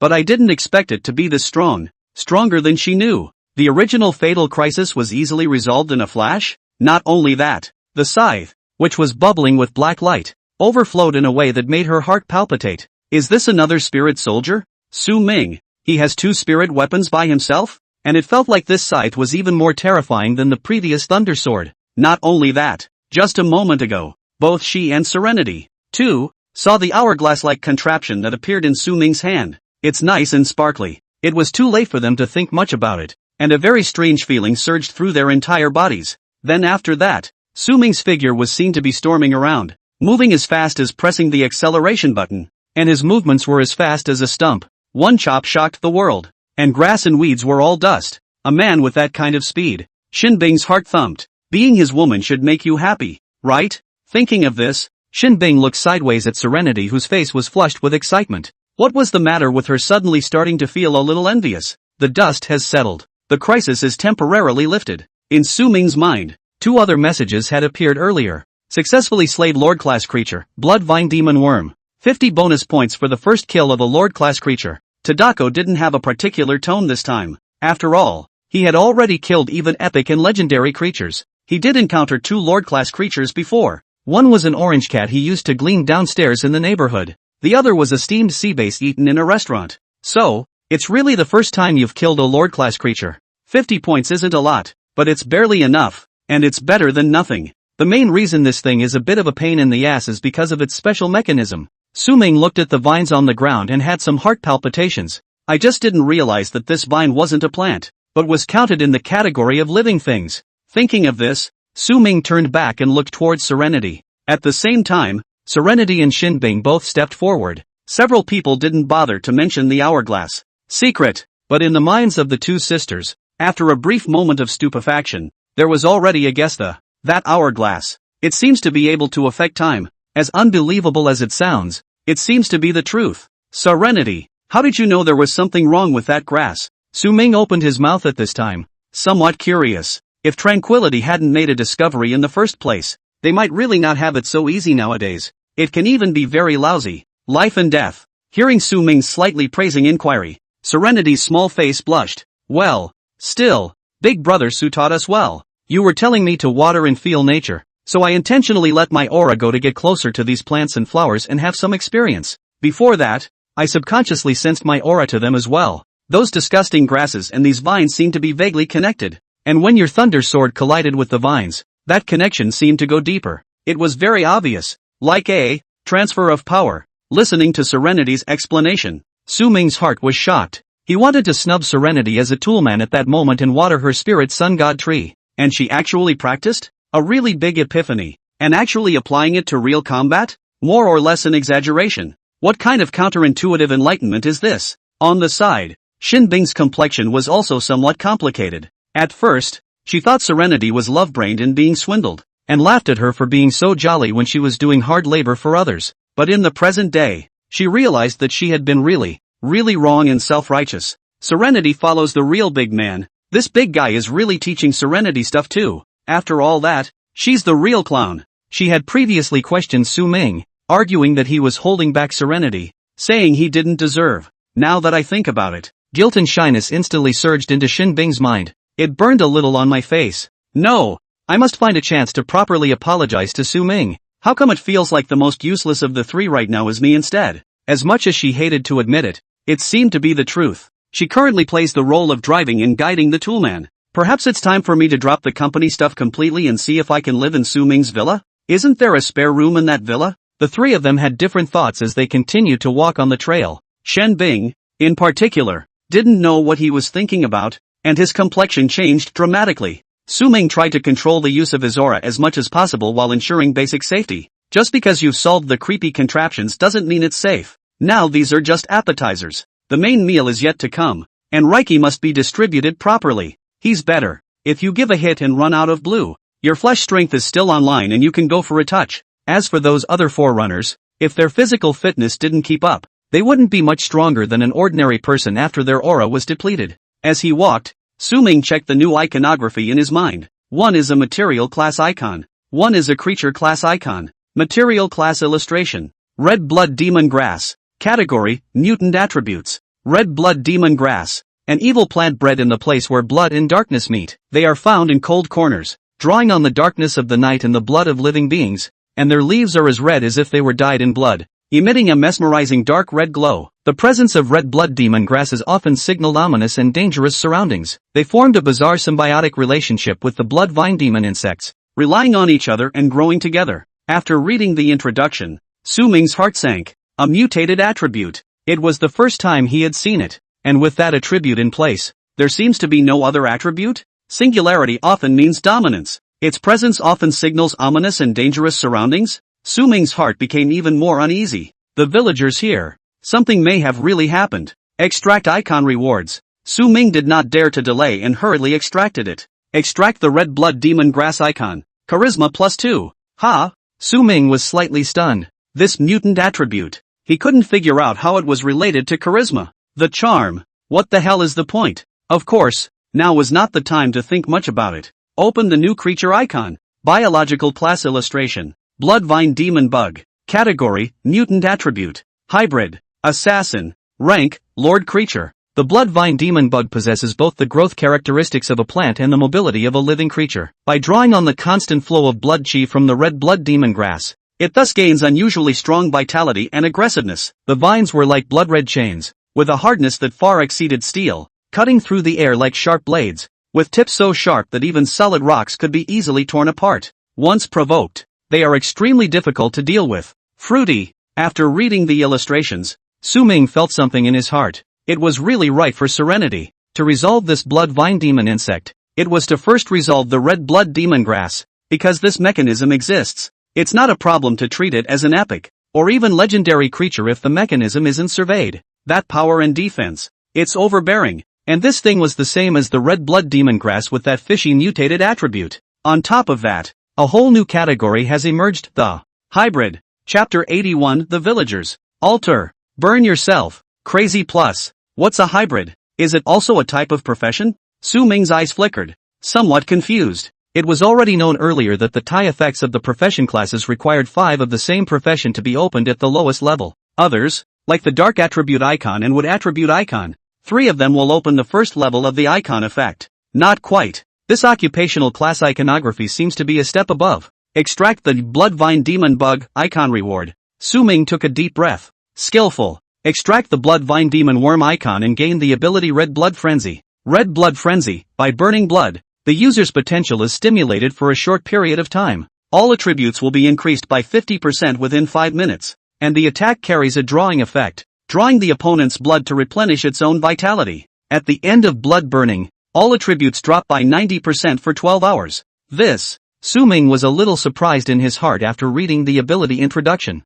This ability is somewhat similar to the game's Bloodthirsty Berserk, forcing up the battle and then going into a period of weakness. 5 minutes of Warlord. Drawing on the opponent's chi and blood? It's kind of similar to a berserker. The more you fight the stronger you get. However, if you don't get it done in 5 minutes, you're basically at the mercy of the people. There's not much more to say about this ability. It's fine to call it a minor divine skill, but be careful when using it and consider the consequences. Used well, it's a god of war that everyone fears. If you don't use it well, it's a death wish. Gathering their wits, the few continued on. Instead of relaxing from the previous encounter, they became more vigilant. These things, they were scarier than they thought. Especially for the 2 sisters, it felt more like a vase. In the face of absolute strength, it was difficult for them to even defend themselves, let alone operate a bit. If Su Ming hadn't been here, they might have been accounted for. All pay some attention. Something's not right. Su Ming narrowed his eyes slightly. Further ahead, though those mists in the air didn't deepen, but, interspersed with a faint odor of blood, it wasn't just him. The 2 girls behind him smelled it too. Hiss. I know. Just then, Shin Bing suddenly spoke out. Take this bend in the road and it's a land with a wider view. It's also where those villagers usually hang out. If a sacrifice is to be held, it should be there too, because that Clearwater River, that's at the edge of that land. Hearing this, not only did the several people not show joy, but their faces became even more ugly, because it was said before, there's the smell of blood up ahead. If those villagers were there, wouldn't that mean? The odor grew stronger and stronger, as if an invisible net was tightening around the throats of the crowd, and the bend in the mouth that Shin Bing had said appeared in front of several people. I'll go first. Su Ming's voice was soft, and he took the first step forward, quickly looking over toward that side. Then, the pupils shrank. Su Ming made a silent gesture and greeted the 2 men as they came forward. Hiss. The 2 sisters followed, and without fail, they sucked in a breath of air. The scene ahead was more or less bizarre. The land is now full of people. It should be the same villagers they were looking for, but now these people, all of them, had their backs to them, motionless, like a statue. It looked eerie in the dim light. Su Ming's gaze was as sharp as a knife, piercing through the fog ahead. At the very front of these people, there was an altar-like platform. There seemed to be some strange designs painted on the floor of that table. A breeze blew by, and the corners of the villagers' clothes fluttered slightly, but they still didn't do anything else. Are they all dead? The idea is more or less terrifying, but no other explanation can be found. Su Ming couldn't perceive any of them breathing on his outwardly released aura. Suddenly, a villager in the last row slowly turned his head. That face of his was twisted and distorted, and there were no eyes in the sockets, only two dark voids. The mouth opened slightly as if to speak. Prepare for battle. Seeing this scene, Su Ming's heart sank as he reminded the two to pay attention. Yet another 10 seconds or so passed without much else winding up. The villager who had turned around remained standing there.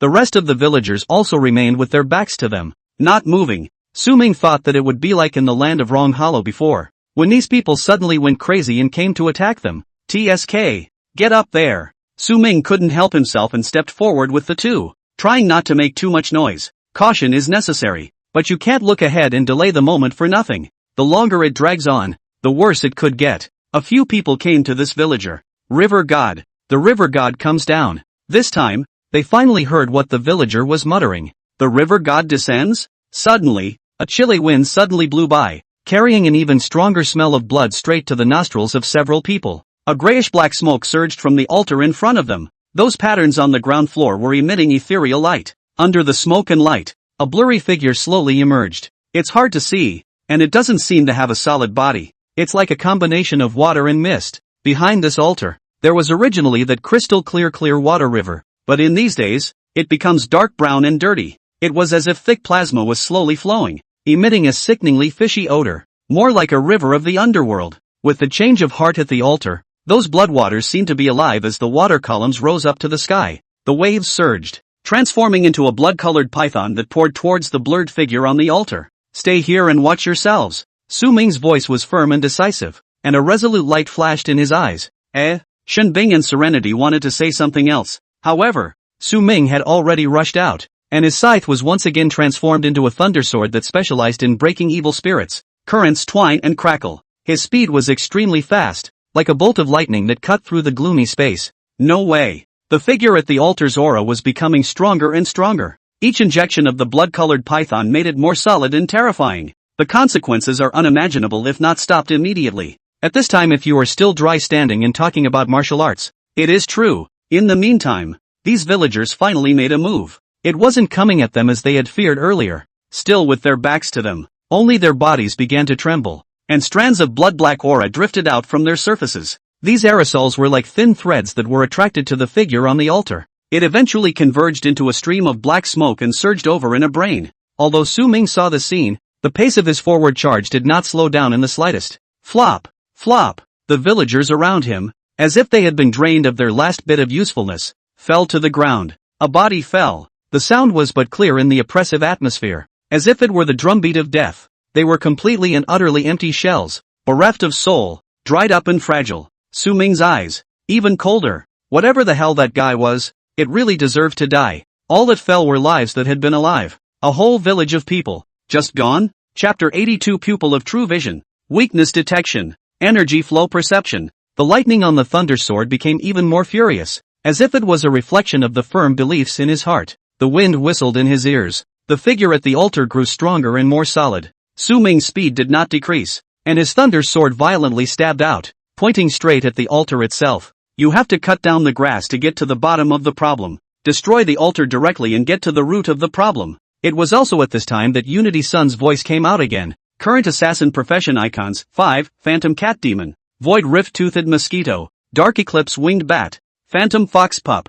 Blood Vine Demon Insect. Activate first level assassin profession effect. Passive ability Pupil of True Sight has been assembled. Shin Megami Tensei's pupils. Weakness detection. In a battle, the pupil of true vision can instantly analyze the opponent's physiological structure, energy flow, and fighting style, identifying the weak points of their defense or key nodes of energy flow. Energy flow perception. The pupil of true sight can sense the flow of aura or life force within the opponent's body, identifying the source and circulation path of the opponent's power, thus predicting the opponent's attack patterns and defense habits. Hiss. Good stuff. Though there was that much of a delay with this Tsuko. However, Su Ming chose to forgive in a split second. because this reward is, in fact, too superb. He waited more. What happened? With the pupil of true sight, it could greatly make up for his lack of experience in battle, adding wings to his wings like a tiger. Even the opponent's attack methods and weaknesses could be detected, and the attack trajectory could be predicted. It's this metaphysical feeling that's the most powerful.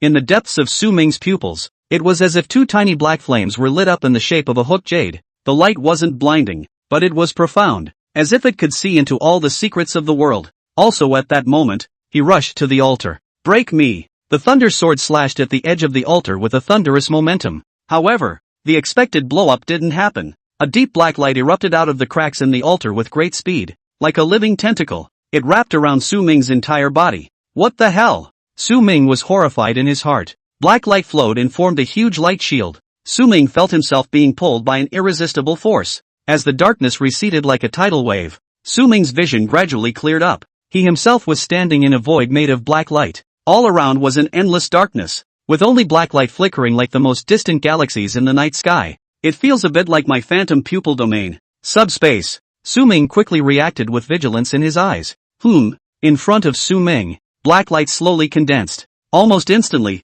a figure was formed. This fellow's body was magnificent, standing several feet tall, with a radiant light blue light emanating from his body. The upper half of his body resembles a human and is dressed in a robe. The robe is embroidered with a design of a raging river, which seems to speak silently of his deep connection with water. But instead of legs, its lower body was a huge fish tail. The scales shimmered with a mysterious blue light. The light flowed between the swinging of the fish's tail, and that face of his was handsome and majestic, with three-dimensional features like carvings, especially those eyes, which were like deep lakes, were mysterious and unfathomable. Long blue hair hung down like a waterfall, gently dancing with the wind. All over his body, he exuded an air of sanctity and inviolability. Mortal, why do you dare to dishonor the gods? Who gave you the audacity to disrupt this sacred sacrifice? He opened his mouth. The voice was like rolling thunder, echoing in this black light space with an undeniable majesty. God? Su Ming let out a light laugh. Moralistic stuff. Under his pupil of true vision,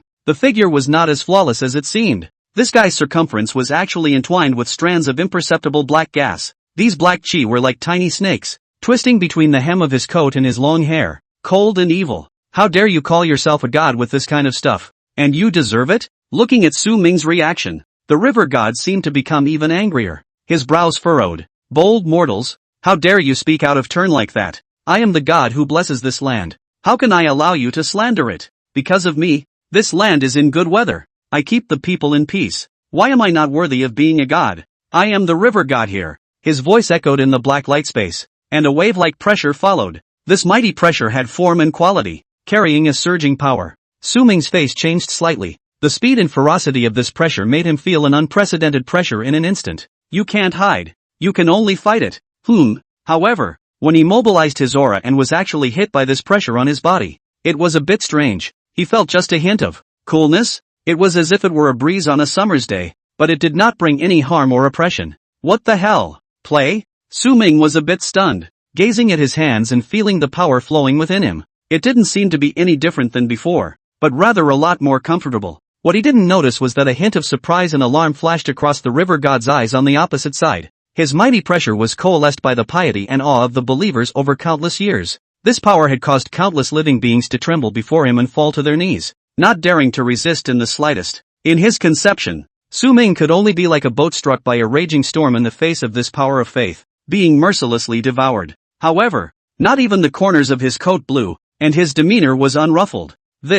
How is this possible? The river god murmured, his voice trembling. He was suddenly somewhat unable to read the person in front of him. Even if there was an aura present in this person, it shouldn't be able to ignore the power of faith. By definition, these are two tracks. Su Ming raised his head, and his pupil of true vision saw the change in the river god. That black aura around him obviously dispersed quite a bit in that instant. Is this, in fear of him? For a moment, the contempt in Su Ming's eyes increased. That's it? Your might is but a bluff to me. Su Ming's voice was cold. But yeah, you're just a dirty creep. Where's the might? If they were true guardians, how could they suck the life force from the villagers? And how could they shroud the land in fear and darkness? Your so-called asylum is nothing but a fraud, and the sanctity you put on is nothing but a mask to hide your greed and evil. When the river god heard this, his expression stagnated and he shouted out angrily, "Don't talk nonsense. This is to gain greater power to keep this place thriving forever. Ugh. I Chanama. Su Ming's body rioted and began to charge forward. He hated this kind of moralistic guy who did meticulous things, though he wasn't sure why that pressure didn't work on him. But that's a good thing. Straight up Mang is done. True power does not come from the oppression of the weak, much less at the expense of others. Your so-called might is nothing but a castle in the air, built on delusion. Su Ming was running with his sword and sniping at the same time. To deal with this kind of gods who have deceived themselves, he has to destroy their hearts and minds, with a two-pronged approach. Ignorant mortals, how dare they provoke the gods 5 times and 3 times? The river god roared, clearly annoyed at being poked and prodded. Since you're so insistent, don't blame me for being merciless. I'll definitely let your soul fly away today. Chapter 83 Battling the River God. They're one of a kind? As the river god's words fell, his face began to twist up. The aura of his body completely transformed. From the original light blue glow to a deep black color. Showdown's over. No more pretending. Like the deepest night, it no longer hides the dark nature of its origin. The black gas lingered, and his figure loomed in it,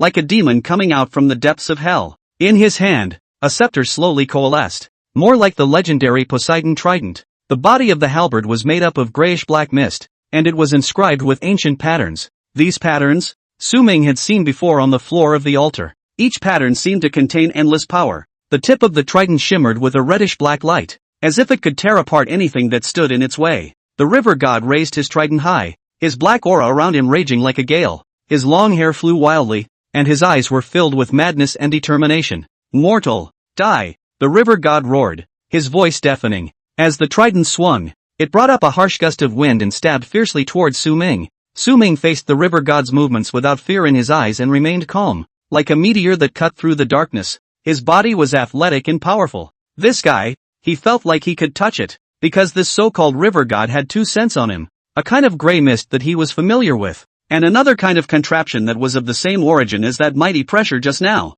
kind of like the power of faith. In the 2 auras of the river god, the power of faith was far stronger than the gray mist. That power of faith, however, seemed to be ineffective against him. Don't know why that is, though, but that's still wimpy. Su Ming's eyes glazed over when he saw the river god wielding his trident and stabbing fiercely. It's an unusual weapon. Wherever the blade pointed, space trembled violently. On the trident, black energy churned like a raging tide. With each swing, it seemed as if it could tear apart the heavens. The dark energy fluctuations around it spread wildly in all directions like shocking waves. Nice weapon, but you... No. Su Ming's eyes were incomparably stern, and his true vision pupil was operating extremely fast. The pace of his feet changed rapidly like a phantom, and his figure was ghostly and erratic. Come and fight. The thunder sword in his hand blossomed with bright and dazzling electric light at this moment. It's like a blazing sun. The trident and the thunder sword fiercely clashed and intertwined with each other. It was like 2 stars colliding in the night sky. Boom! Deafeningly loud noise, like thunder in this closed black light space. The strong impact caused Su Ming's body to be involuntarily jolted backward by several steps as the gusty wind blew. After stabilizing his stance, he did not make the slightest pause, and once again flew forward like an arrow off the string. When the river god saw this, his eyes widened in anger and his mouth let out a succession of angry roars. The voice seemed like a roar from the 9 hells. Chilling. He was a little disbelieving. One must know that this trident of his has an extremely extraordinary origin. But now, surprisingly, it didn't directly split the kid in front of him with his weapon. That long sword, what level is it? But he didn't dare to think too much at this time, and the trident in his hand danced more and more swiftly, because the kid came charging back up. His moves became more and more severe and tricky, and each strike contained a terrifying power that was enough to break mountains and split the earth. But Su Ming was as good as being able to predict his moves, narrowly avoiding the attacks time and time again. Simultaneous counterattacks. Scumbag, that's it? Su Ming let out a furious curse as his figure flashed, instantly circling around behind the river god. The thunder sword in his hand flickered with palpitating electric light, stabbing viciously at the river god's back with a thunderous force. This place was one of the several weak areas judged by the pupil of true sight. The river god's reaction was also as fast as lightning. A sharp turn. The trident in his hand carried a whistling sound of wind. Clang! Precisely blocking this fatal blow from Su Ming. However, Su Ming would not let go of this fleeting opportunity. With the pupil of true sight in place, his battle awareness rose by more than double. Screw this! Su Ming violently kicked out. A kick that gathered his aura. It was like a meteor crashing to the ground, hitting the river god squarely in the abdomen. This place, too, is judged weak, and it's a higher priority than the back. Ow! The river god ate the pain. and a pained expression instantly appeared on his face. He defended himself against the thunder sword in Su Ming's hand, but how could he not expect that this little brat would directly kick up? So unmartialized? Kid, you've completely angered me. The river god's will to fight didn't decay in the slightest,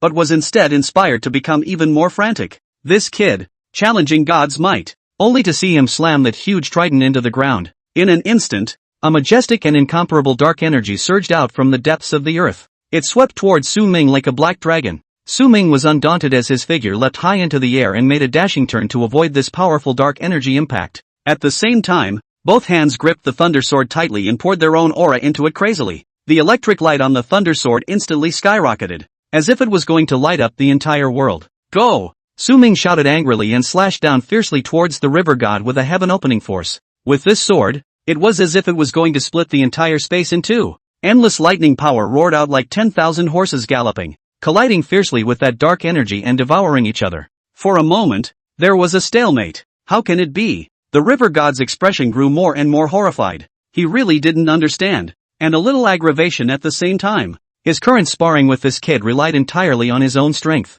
The most proud and threatening power of faith seemed to have no effect on this kid at all. It's just annoying. It was reasonable to say that the power of faith was a marvelous thing. It is impossible not to be suppressed if the faith in the other person is weaker than one's own. But this kid is just fine. Could it be that this kid also has believers? In the same category as me? A god emperor who also absorbs the power of faith? Don't fight yet. We should be able to work together. Thinking of this, the river god pulled down his face and hurriedly spoke. I'm cooperating, Nima. Su Ming charged again, not giving this guy any chance to catch his breath at all. Hearing Su Ming's angry scolding, the river god's face became even more gloomy. He had shown weakness like this, and this kid still stomped on his nose. It was too much. A soldier can be killed, not dishonored. In an instant, the aura on the river god's body exploded once again. He wanted this kid dead and then absorbed the power of faith from him. Chapter 84 8 Stars of the Chi Refining Realm. The sin is unpardonable. Add more, burn yourself. The battle between the two grew more and more intense.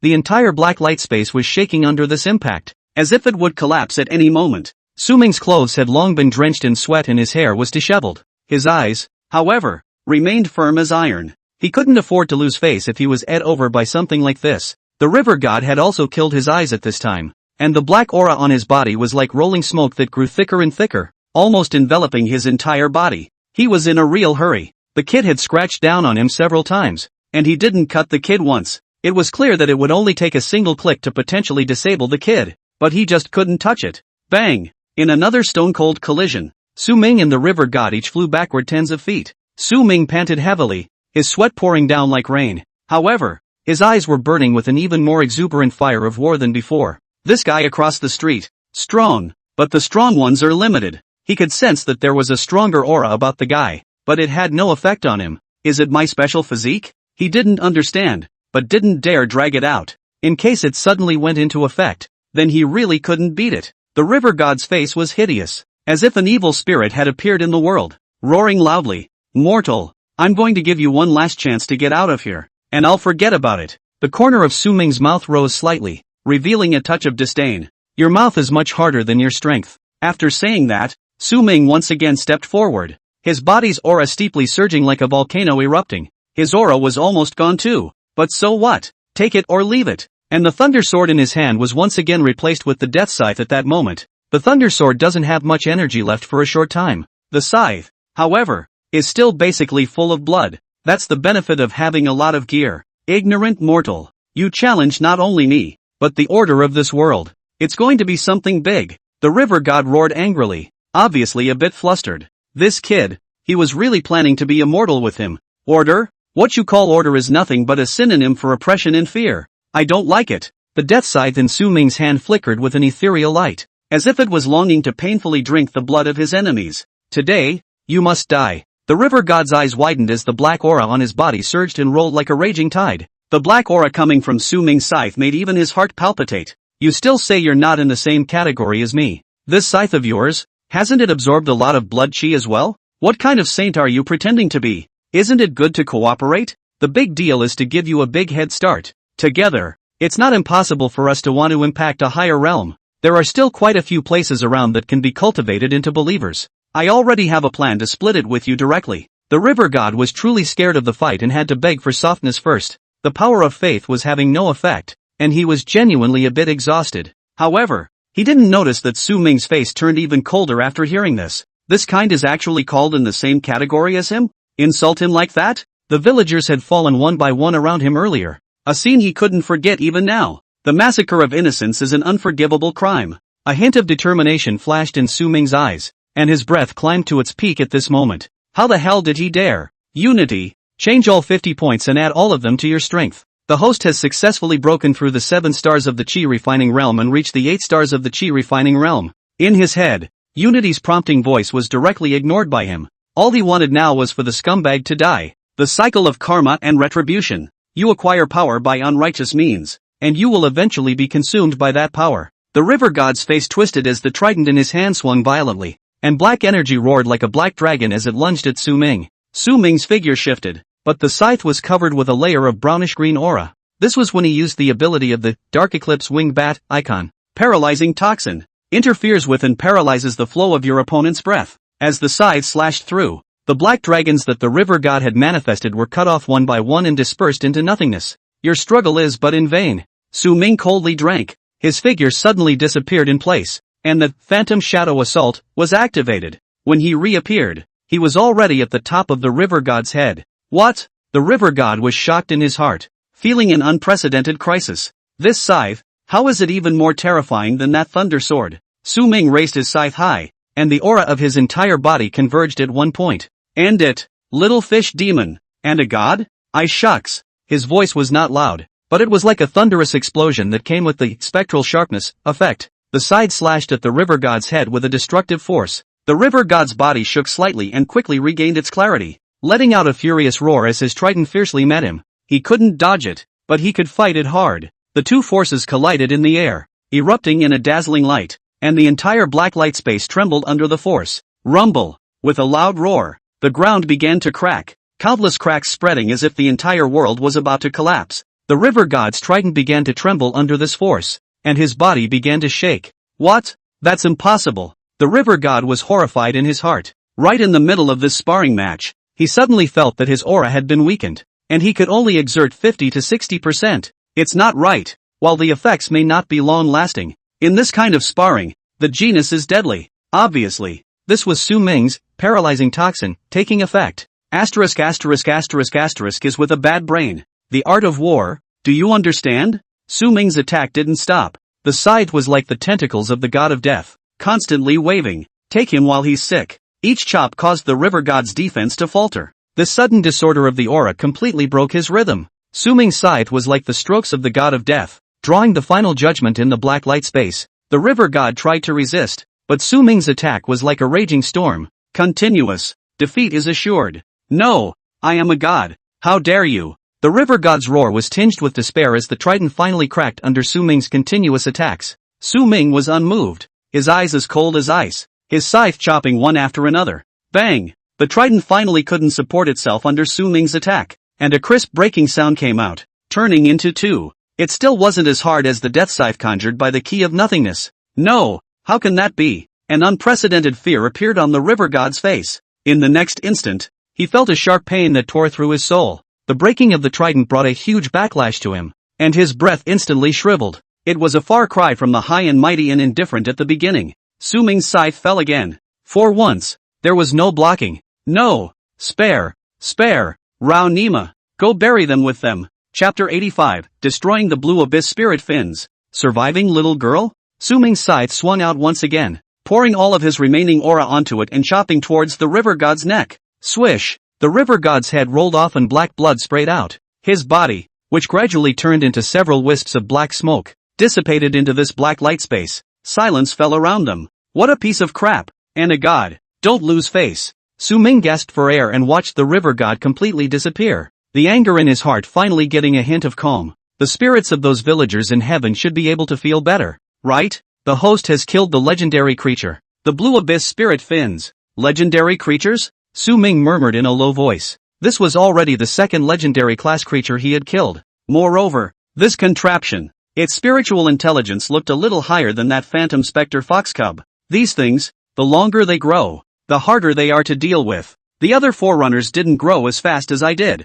Then the farther back the creatures go, the stronger they will become, and plagues all around will be almost a certainty. Even if I slack off, I might not be able to keep up. Su Ming frowned. It is already foreseeable that there will be more and more of this in the future. The casualties will surely be heavy. Let's not talk about slaughtering villages. Those creatures grow up and slaughter towns and destroy cities are possible. He was too split up to tackle every place. And that was just around Jianzhou. He hadn't even visited the rest of the place yet. But it's safe to assume that there must have been other places that were experiencing these as well during the same time frame. It could be just like here, a whole village of people without lives. Or even worse, can the military, pioneers, etc., who went ahead, solve the problem? In the case of the river god who had just charged against him, ordinary firearms and instruments would probably have a hard time breaking through the defense. The main war effort now is still the military, and all those heat weapons and strategic machines. The beginnings of a war have been ignited. This world,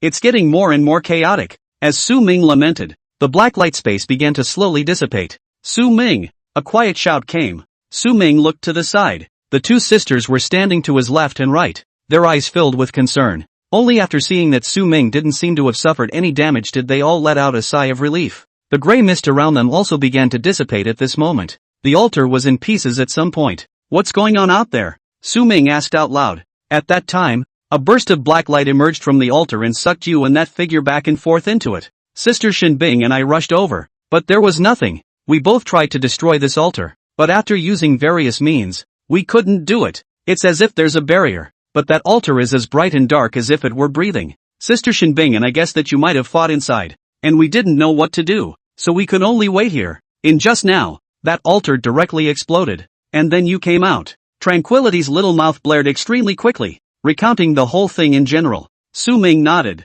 Seeing that now the surrounding scenery is slowly starting to recover and the fog is dissipating, it already proves that there should be nothing here, and the crisis is temporarily lifted. Su Ming shifted his gaze to the villagers who had fallen to the sides again. Not a single survivor. All but empty shells. Become a victim of that mongrel. Phew. Su Ming took a deep breath and took out his cell phone while giving the two Serenity a general account of what happened inside. He wanted to see if the signal was back up as well as contact the Bureau of Special Investigations. After all, there's no way they can clean up the mess over here, right?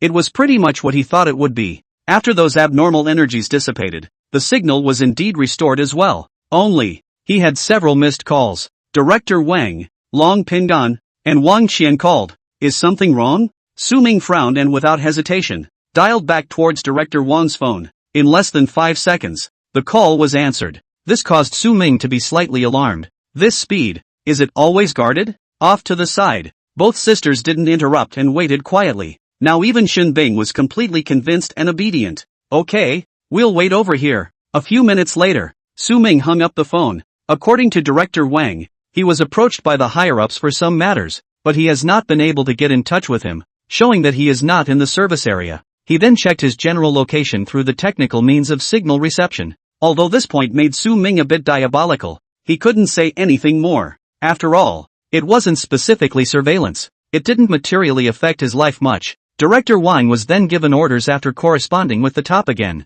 He took Long Pingan, Wang Qian, and a small team of SWAT officers and rushed to this neighboring town in a police car, but did not go any further and waited for instructions. Well, wait until Su Ming calls back. And now, hearing Su Ming's brief explanation, they were ready to set off over. After all, what happened to this village, and these villagers, was serious enough of a case to be their duty. This whole thing is fishy inside and out, and it's really not over yet. Take it to heart, all of you. What's being shown so far is just appearances. Su Ming looked at the two Serenity people and was just about to say something, but also at that moment, his eyes looked to a direction and instantly rushed over. Over there, there's movement. Serenity and Shinbing were slightly stunned, reacting and rushing to follow. Then the two men's eyes focused ahead. The figure of a little girl, appearing in their line of sight, was being blocked by Su Ming. In place, Su Ming looked at the girl, his true vision pupils turning quickly. There was a faintly imperceptible surprise in his eyes. The girl shouldn't be very old, 14 or 15 at the most, not very tall. Her face was a little pale and dusty. The hair is also slightly greasy and should have not been washed for several days. Most of all, it was her watchful eyes, as if it were a frightened deer, ready to run away. Who are you? How did you get here? Su Ming's voice was as soft as it could be. trying to calm the obviously frightened child. Serenity and Shin Bing also trotted up at this time, their eyes equally filled with doubt and concern. The little girl's appearance was too sudden. It was particularly unusual in a place where a village had just been massacred, and they had, before, gone into several rooms and seen no sign of anyone. The little girl looked at Su Ming, and a trace of panic flashed in her eyes. She clutched the tattered rag doll in her hand as if it were the only thing she had to rely on. Seeing that there was no escape, she didn't answer immediately, but took a few steps backward. It seemed to be assessing the intentions of the strangers before them. "Don't be afraid. We won't hurt you." Serenity crouched down at that moment and spoke in as gentle a tone as she could, her eyes full of tenderness. On the side, Shin Bing also nodded, trying not to look cold. The little girl seemed to sense their goodwill, and the caution in her eyes diminished slightly. After a moment's hesitation, she chose to open her mouth. My name is Shade, and I live in this village." Chapter 86, The Unknown Past? There was a tremor in her voice, obviously not fully recovered from the fear. "Shadow, where is your family?" Serenity snapped softly, but when she asked, she immediately regretted it. "Just over by the altar." Basically all the villagers fell there. Then the parents of this little girl. She seems to be a bit tongue-tied. True enough. The little girl's eyes darkened and her body trembled slightly after hearing Serenity's question. I don't know. When I woke up, the village was gone and I was the only one left." Her voice was getting lower and lower, obviously trying to suppress her fear and unease. Hearing this, Su Ming frowned. Beside him, the two sisters' hearts also sank. Several people realized that this little girl might be the only survivor of this disaster. For a moment, several people looked at the little girl with a little more pity in their eyes. "Shadow, don't worry. We'll help you. Feel free to say so." Serenity opened her mouth, trying to make her tone sound softer. The little girl hesitated slightly, but eventually handed her hand to Serenity. "This sister looks friendly, not like a bad person." A glimmer of hope flashed in her eyes, as if she were grasping for a straw in a storm. This scene was seen by several people, Su Ming, and their hearts were somewhat unfavorable. How old is this little girl? Just have to endure these things that are unacceptable to normal people. Su Ming, in particular, was somewhat silent at this time. How much better could he be in his own life? If he hadn't been empowered by the unified sun, he might have mixed worse than others. Though the mouth has always disliked Tetsuko, but deep in his heart, he grasped the opportunity and cherished it more than anyone else. Su Ming took a deep breath. He knew that now was not the time to dwell on those emotions. He needs to know the truth. Su Ming also squatted down with a kind face. "Shadow, can you tell us what is happening in the village these days?" Hearing Su Ming's words, the little girl bit her lip, a hint of fear and confusion flashing in her eyes. But in the end, it took courage. "In our village of Clearwater, there has always been a story." The little girl told the rumors that Shin Bing had told before. Once again, the general idea is that the encounter dries up, the divine fish descends, the gifts are sprinkled, and the people make offerings. This rumor was known to several people. "Well, then what?" Su Ming signaled the girl to continue. "If that's all it was, she couldn't have been that scared. There must be something else." Me. The little girl's lips quivered, as if she were struggling to know whether to speak or not. "Don't be afraid. We've got you covered. Look around. All that foggy stuff, hasn't it all cleared up? Trust us. It's all okay." Serenity could see at this point that something was wrong with the little girl and began to cheer her up, knowing in kind big sister. Aha! The skin of the little girl's mouth was about to be bitten off, but she still nodded fiercely, tears glistening in her eyes, fingernails embedded in clenched fists that were on the verge of dripping blood. I'm not actually from Clearwater Village. My parents left when I was very young and was adopted here by the village chief." As soon as she opened her mouth, a few people's minds were startled. "Gone? Is it dead?" Especially Su Ming, whose eyes were filled with horror. How is this little girl's experience becoming more and more like his? There was something familiar about this plot to him. All lost their parents from a very young age and were then raised by the elderly. However, the more surprising thing was yet to come. "Grandpa Mayor is very kind to me and treats me like his own daughter. The villagers say that I'm very lucky to be able to follow my grandfather, the village chief." At first, I thought so too. Su Ming. Several people didn't say anything, silently listening to the little girl's narration. They knew that something was going to change back there. Grandpa Mayor is the most authoritative and respected man in our village. He is the one who leads all the villagers in the rituals of the River God Festival every year. We are all the most loyal followers of the River God. And the village chief is like the River God's word here. We are grateful and honor the River God. So naturally we are grateful and honor the village chief. These have been years of good weather and good times for families. We have also become more and more respectful of the River God. and the rituals have become more solemn and sacred every year. And everyone is steadfast to the words of the village chief, and all believe more in what the village chief said, that we have what we have now because of the river god. Without the river god, we wouldn't be where we are now. As the adopted daughter of the village headman, it's only natural that everyone loves me too. But, when little Shadow said this, that emotion that had smoothed out a bit seemed to be bad again, and her body trembled. Serenity patted Shadow's back and continued to be soothing. We all know that the main event, or change, should be coming up from here. One night in the middle of the night, I woke up and realized that Grandpa Mayer wasn't at home. Shadow's voice was low, with a hint of trembling. I was a little scared, but I don't know where I got the courage to go out and look for him. According to Shadow's description, it was a moonless night. Stars sparsely dotted the night sky as if they were abandoned pearls. She walked alone through the village, surrounded by silence. Only the occasional chirping of insects broke the night. For some reason, she unconsciously walked towards the Clearwater River. In the past, she used to be there with her grandfather, the village headman, watching the faint silver light in the river that was beautifully colored by the moon. But when, on that day, she walked in that neighborhood, she saw a scene that she cannot now forget. A few villagers were standing on either side, and in their midst, a villager was tied and struggling. The villager tied up she recognized as Uncle Lee from the next house, usually treats her kindly and brings her a few pieces of candy every now and then. And those villagers on either side, she recognized, Uncle Lee in the west, Uncle Wang in the south. All of them were nice and kind to her. At first, she didn't quite understand what these people were doing, but soon, she covered her small mouth to keep from letting out a gasp. Uncle Lee, who was struggling, was thrown directly into the Clearwater River by those men. There was a ripple in the water. Then calmness returned, as if nothing had happened. What shocked her even more was this: the one directing it all turned out to be her grandfather, the village chief, whom she had always loved. Chapter 87, Is she a deviant? A traitor? Today's third chapter, Charge. At that time, she still felt the coldness and strangeness of the village chief from such a distance. Isn't Grandpa Mayer the guardian of the village? Isn't the river god's most faithful follower? He is also the one who performs the ritual prayers on the River God Festival every year,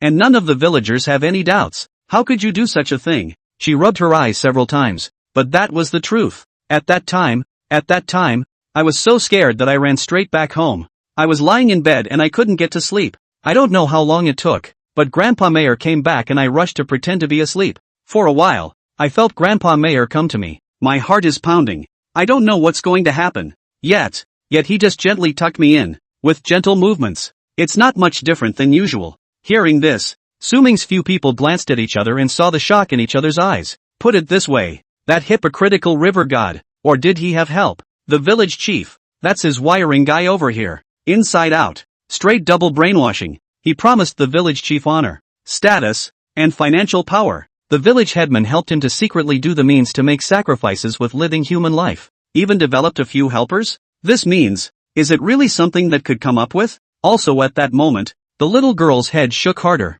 lips quivering, panic in his eyes. It seemed that what came next she was more reluctant, more afraid to remember. It's as if these things have just begun and are far from over. Su Ming gulped. He had a feeling that this was much more than what was going on. It's just the beginning. Behind this, there is something more. And no one knew that his pupil of true vision was operating to the extreme at this moment. Serenity. Su Ming spoke softly. Serenity froze for a moment and immediately understood. Water aura surged from her hand and gently floated towards the little shadow. This aura of hers has a calming effect. Indeed, after being moisturized by the water, little shadow's trembling body slowly calmed down. But the terror in her eyes was not something that would go away for a moment. On the side, Shenbing similarly bit her lip when she saw this scene. Not that it's much sympathy for little girls. Instead, I felt more and more useless, just like a log. On the contrary, Serenity, judging the battle situation in the moment of crisis, found the source in the first place and cooperated with Su Ming to reap the rewards.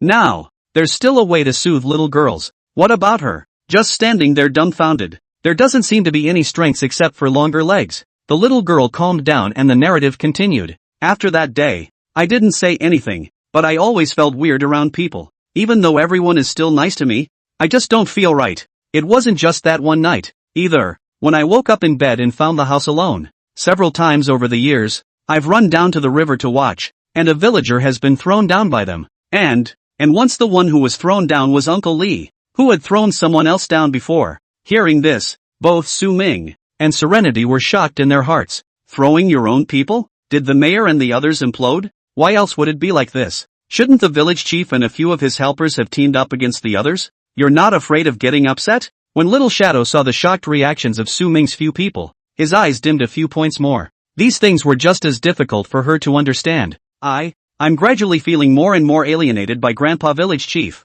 even though he still treats me that way. That night, I saw Zoe, who I grew up with, thrown down. Her mom and dad were crying the next day, saying that Zoe was missing. The villagers went to comfort them, but none of them went to look for them and seemed to shun them, even if the people who disappeared into thin air were their loved ones. I thought that it was they who didn't know. I couldn't hold it back any longer and I started telling the adults who usually treat me the best about it and spilled the truth. But they don't even seem to understand. They even yell at me to keep my mouth shut and start to intentionally alienate me. I'm giving it to more and more people, but no one believes it. Everyone is starting to isolate me. I don't know if I'm doing the wrong thing or not. Am I really sick? Little Shadow's body shivered again as she said that. Grandpa Mayor found me that day, and his eyes weren't as soft as they used to be. I thought he knew about it too and was going to make a move on me and I was scared. But he didn't hit me or scold me. He just said that what the eyes see isn't always true. After that day, he loved me like he always did. Maybe the fault really is mine.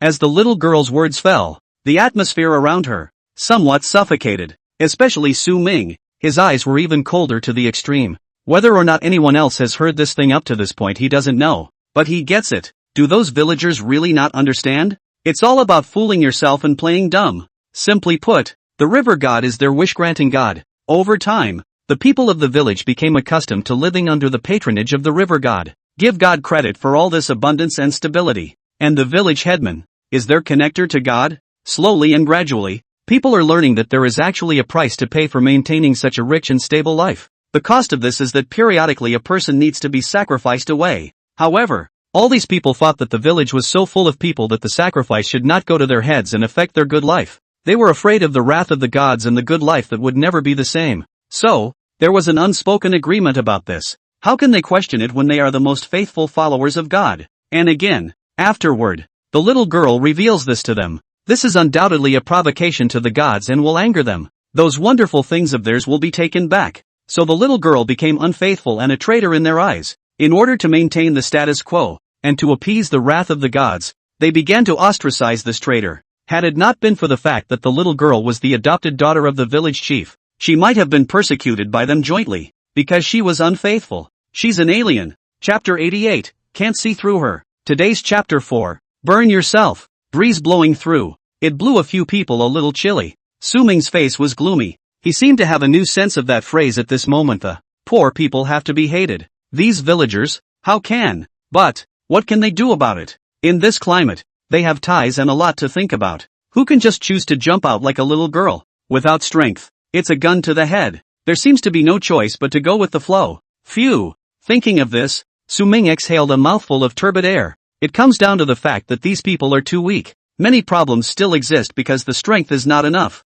Little Shadow's words continued, and the hearts of the several Su Ming people who listened to them became more and more unfavorable. The night before the river festival, the village chief came to Shade's room with a complicated look and gently woke her up. Little Shadow looked at the village chief, a bad feeling welling up in her heart, because at this time, the village head, with a complex expression, was a little bit different from the past days. There seemed to be guilt and helplessness in his eyes, but Shadow's face showed no fear. The village chief took out a beautifully wrapped candy and handed it to Shadow. Shadow, this is the last candy Grandpa will give you. The mayor's voice was low, with a hint of trembling. Eat it and get a good night's sleep. Shadow looked at the candy, her mind still calm. She knew that after eating this candy, she might never wake up again. I think it will be thrown into the river, right? On her face, however, a small smile appeared. If it's really her fault, then people should forgive her when she's thrown down, right? Little Shadow raised his head and looked at the village chief, a hint of reluctance flashing in his eyes. She wonders if the village chief's love for her is real,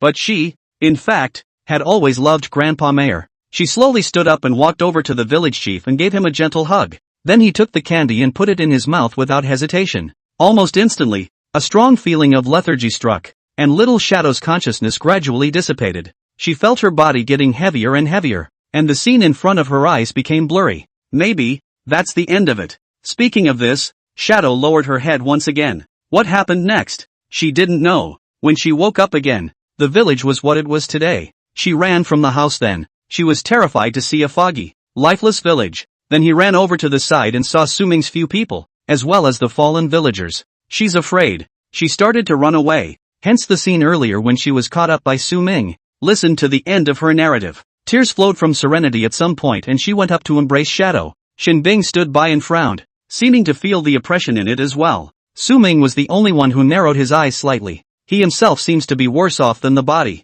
There is empathy, but not much. It doesn't seem right. There's something about this that doesn't quite make sense. And with his eyes of true sight, he saw what the other two sisters didn't. Also at that moment, a siren came from the distance. A few people's gazes looked over toward that side. With the damage to the altar, the fog that had enveloped the village had thinned. The silhouette of the police car is clearly visible in this dusk. Serenity gently patted Shadow's back, trying to give her some comfort and tell her not to worry. Tires scuffed the dirt as 4 police cars quickly pulled up beside them. The car door opened and a group of uniformed police officers stepped out. The one at the head was naturally Director Wang. Long Pingon and Wang Qian were also there. As for the others, they are also special police officers from the Special Investigation Bureau. Counselor Su, are you guys okay? Officer Wang's voice was low and his gaze revealed a hint of concern. Nothing serious. In the following 10 minutes or so, Suming briefly recounted the causes and consequences to Director Wang, including Long Pingon and Wang Qian next to him. They also heard it clearly.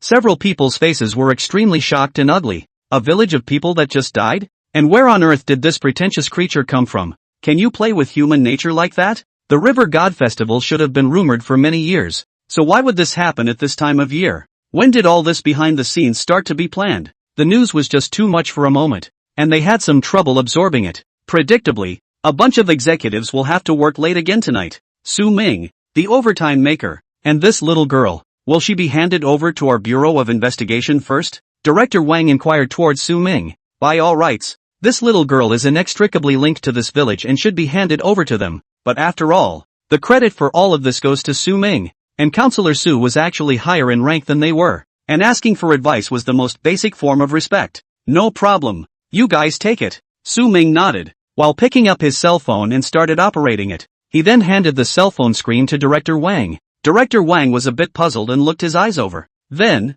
his pupils shrank, because on Su Ming's cell phone screen, 3 lines were written. Check this girl carefully, stay hidden, and let me know if you have any news. It may not be as simple as it seems. She's a forerunner. Earlier, he had seen the fluctuations in Xiao Ying's aura through the pupil of true vision, and that fluctuation, as she recounted to the villagers being thrown into the river, was obviously violent. Volatility didn't seem to give him exactly the same feeling of fear, of dread, when he fought against that river god before. Such a fluctuation in his aura seemed to be the case when the other party was extremely angry. Going by the story that Shadow told earlier, she didn't know if she was wrong or not. It was more like she was confused and scared and looked innocent. There was something about the angry state of mind that didn't fit the persona she had set up, and by the end of the thing, why wasn't she thrown into the river? On the contrary, all those villagers died by the Clearwater River? What has changed in the meantime? She said she didn't know. Is it true that you don't know? Or are you hiding something? What makes her able to stay intact under this village of slaughter?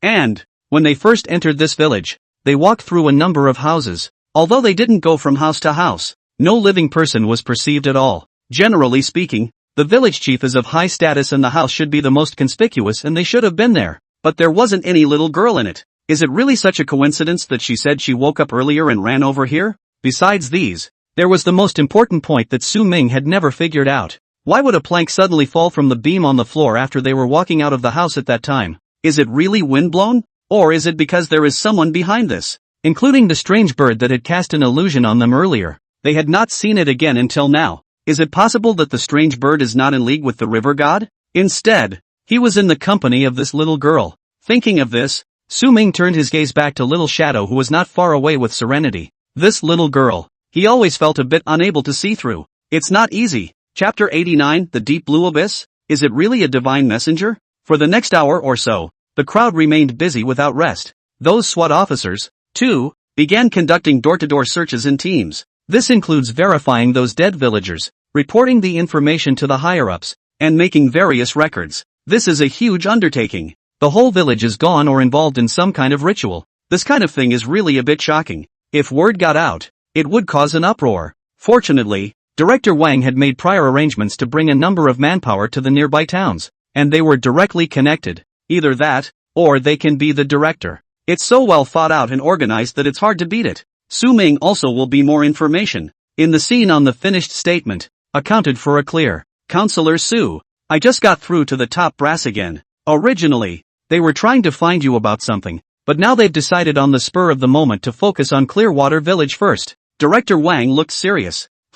What's it to me? Su Ming was a bit surprised. I'm not too sure about the specifics, but it seems to be related to the Sakura country. Did you know there was a mega earthquake over there? According to our further investigation, it's not that simple. Su Ming nodded. He'd brushed up on quite a bit of Sakura Nation in the car on the way over. It does seem fishy from the information that has trickled out. Only, what did the executives want by calling him about it? It's not like the earthquake had anything to do with him. Is it hard to believe that you want him to make a trip to Sakura country? Shouldn't be possible, right? Nowadays, we don't even have enough manpower to make arrangements for ourselves. And we still have to go out to foreign countries? There's no way we're still going to be involved in some bull ***** rescue, is there? But, since the executives have said to focus here first, let's not think about things over there for now. You can't chew too much. Then after that, Su Ming also personally moved to check out the houses of these villagers, especially the house of the village headman that Shadow had identified. The house, surprisingly, was at the far end of the village, not like the ones that looked the best on the outskirts as he had first guessed. This side of the house, they really hadn't been there before, but that didn't mean that Shadow was able to clear her name in his mind. He still gave Director Wang a few more words and asked him to privately investigate in detail whether there was any clues in this. If this little girl was as extraordinary as he thought she was, then this means of stealing and concealing the truth is not difficult for her. There can be a one-time barricade, then naturally there can be a second time. His pupils of true vision, seeing the aura fluctuations in little Shadow's body, could not possibly be false. Let's see how long she's prepared to hide it, and what excuse she'll make then. Fear not, fear not, fear not, fear not, fear not, fear not, fear not, fear not, fear not, fear not. Around 10 o'clock in the evening, Su Ming, Serenity, and Xin Bing were ready to leave. During this period, Xin Bing also took a few special police officers, plus Long Pingan, and traveled to the village where her old home was located, which was not far from here. In order not to attract attention, the only person who followed Xin Bing out of the car at that time was Long Pingan. The two of them circled around the village and also met several people who greeted Xin Bing. These villagers were somewhat exclamatory. The girls at that time, had they grown up to be so beautiful now? Including Long Pingan, who was also considered by them to be Xin Bing's boyfriend. Xin Bing also only smiled at them in the most basic way, out of politeness. Not that there were any dogged bridges or conflicts. And these villagers, too, looked completely unaffected by the Clearwater Village incident. This is a further indication that it shouldn't have been long since something happened over there. After Xin Bing returned to the hut where his old home was located, he just took a photo album from the drawer and returned to the Clearwater River with Long Pingan once again. That's fine, Counselor Su. You guys pay attention to safety along the way, and keep in touch if anything happens. Director Wang waved at Su Ming and his group. As for them, they can't leave yet. They have to wait for someone to come from above for another docking. Soon, Su Ming's three got into the car and prepared for the return trip. It was still Shan Bing driving, and the destination was Su Ming's villa, which meant, basically by default, that she would be staying there tonight as well. After all, it was early in the morning when we got back. You can't have someone else follow you around for a day and act as a driver, and then end up with no place to stay, right? Just as soon as he got into the car, Su Ming slightly closed his eyes. Shen Bing, wait a few minutes before you leave. Shen Bing and Serenity were stunned, not knowing what Su Ming was going to do, but still chose to do as they were told. Su Ming also opened the creature class icon from his heart at this time. He wanted to see if the iconography obtained from killing that river god could provide some clues. It had been so busy before this that he hadn't really had much of a chance to do any checking. Not that it's impossible to squeeze in a little time. Rather, it's in situations like this that aren't particularly critical. He wanted to find a comfortable setting and take his time watching. What's not to like? Creature class icon, 8, Phantom Cat Demon, Void Split Tooth Mosquito, Bekai Lanine Fish, Thunder Jiao, Dark Eclipse Winged Bat, Phantom Fox Pup, Bloodvine Demon Bug, Blue Abyss Spirit Fins. One of the new illustrations, naturally, is the Blue Abyss Spirit Fins, the same scumbag who calls himself the River God. Blue Abyssal Fins. Category, Water Attribute. God Envoy. Rank, Legendary Creature, a mysterious being from the deep blue abyss. with the upper half of its body in the shape of a human and the lower half of its body being a fishtail covered with spirit fins. When the spirit fins dance, they can trigger the resonance of the water element, controlling profound water spells. He can summon raging waves of water, or make the water flow into ice. Su Ming's heart tightened as he looked at the contents of the iconography. Is this bastard thing really a god's messenger? Is that thing even worthy? Messenger of God. A messenger of God? If these so-called God's ambassadors are like this, then there's no need for them to exist, just hypocritical contraptions. It's just that. This pack, it doesn't seem to be too easy to deal with. Su Ming's eyes flickered. River God. It doesn't sound like it's a battle-hardened God Emperor. Then how terrifying would the battle power be if those other divine messengers also manifested one by one after the aura revival? But to be blunt, things like God's ambassador are bull ********. It's just a guy who's stronger, overriding the crowd. Only this deep blue abyss. What is it? Su Ming looked at the iconography introduction and was slightly puzzled. Is there anything else like the blue abyss spirit fins in that place? Where is this place nowadays? If that's really not a good place to hide a lot of guys, then Su Ming really wanted to take advantage of the fact that they hadn't revived yet and directly strangle them all at the source. Let's go. Hit the road. Su Ming opened his eyes. Got a few leads, but they won't come in handy for a while. Shin Bing didn't say anything, just nodded and started the car. Her trip out had been a real eye-opener. Originally, she thought that the president of their Reiki Association was already a top-class existence, and she, too, is the best of the best. But today, at first sight, the genius gave her a painful punch in the face. There was no need to say that Su Ming was too contrary and slapped her countless times. Even Long Pingan, who had returned to the village with her today, had that aura faintly emanating from his body that frightened her to the core. It seemed like it would be pinched at any moment. The two look about the same age, so why is there such a big gap? What she doesn't know, of course, is this. The reason why Long Pingan gave her such a strong feeling was that apart from being in a higher realm, there was also an attribute restraint. Her extreme ice attribute was indeed extremely valuable. However, in front of Long Pingan's blazing sun, it still wasn't quite enough, pinning her down for dead. Chapter 90, A Perverse Ability. Fuchikyu bestows blessings, the usefulness of charms. Along the way, a few people didn't talk much, mainly because Su Ming barely spoke. The two sisters were a bit embarrassed to say anything. I'm afraid I'll disturb Su Ming playing with his cell phone. After all, Su Ming had only just experienced a great battle and needed to rest. Also, so many people died there in Clearwater. More or less, it will have some effect on their state of mind, and their excitement will not be high. After all, the dominant tone in society nowadays is still smooth, stable and prosperous. There is so much conflict and contrast between the two. Regarding his views on Little Shadow, Su Ming still roughly said a few words to Serenity and Shin Bing. Tell them to grow a pair and not get fooled too badly. After all, that little girl's emptiness was a bit beyond even him. Serenity nodded at first, though she felt sorry for Shadow, but she still trusted Su Ming more. By the time a few people had returned to the villa, the time was past 3 a.m., and the moon and stars were thin. Serenity took Shin Bing and went to check into the vacant room on the right. Su Ming was alone and arrived at the spiritual sun god tree. This divine tree seemed to be that much taller relative to noon, but it seems to have passed the time of its fastest growth and is starting to plateau. When it's a little longer, you should be able to sit here every day for absorption, right? Compared to that spirit gathering formation, this is obviously much more advanced for me, and it still consumes basically nothing. Mezzo. After watching for a short while, Su Ming also returned to his bedroom. Although he was now at the 8th star of the Qi refining realm, his body and mind would still remain tired, and basic rest was still needed, especially after arriving at Qingshui village. The things he encountered were so complicated that he needed to digest them slowly in his mind. After a simple wash, Su Ming laid back on the bed. The time was nearing 4 in the morning. Toon-chan. Extract the new icon rewards. Extract the deep blue abyss icon and gain the ability Abyssal Stream Blessing. Abyssal Stream Blessing, with the essence of water and the blessing of the Divine Messenger. Combat ability and recovery power are greatly increased in a short period of time, transforming form and manifesting divine power. For 5 minutes, the power of the river god possesses you and you receive the following divine gift. Water Current Shield automatically forms a water shield that surrounds your body, absorbing some of the damage and converting it to your own life. Spirit Fins Burst. When attacking in melee, there is a chance that Spirit Fins Burst will be triggered, dealing additional water attribute damage and causing the target to fall into a short-lived immobilization state. Divine Mighty Oppression creates a sense of oppression on surrounding enemies, reducing their will to fight and slowing down their mobility. Baptism of Divine Grace. During possession, purify yourself of all negative statuses and undesirable effects once.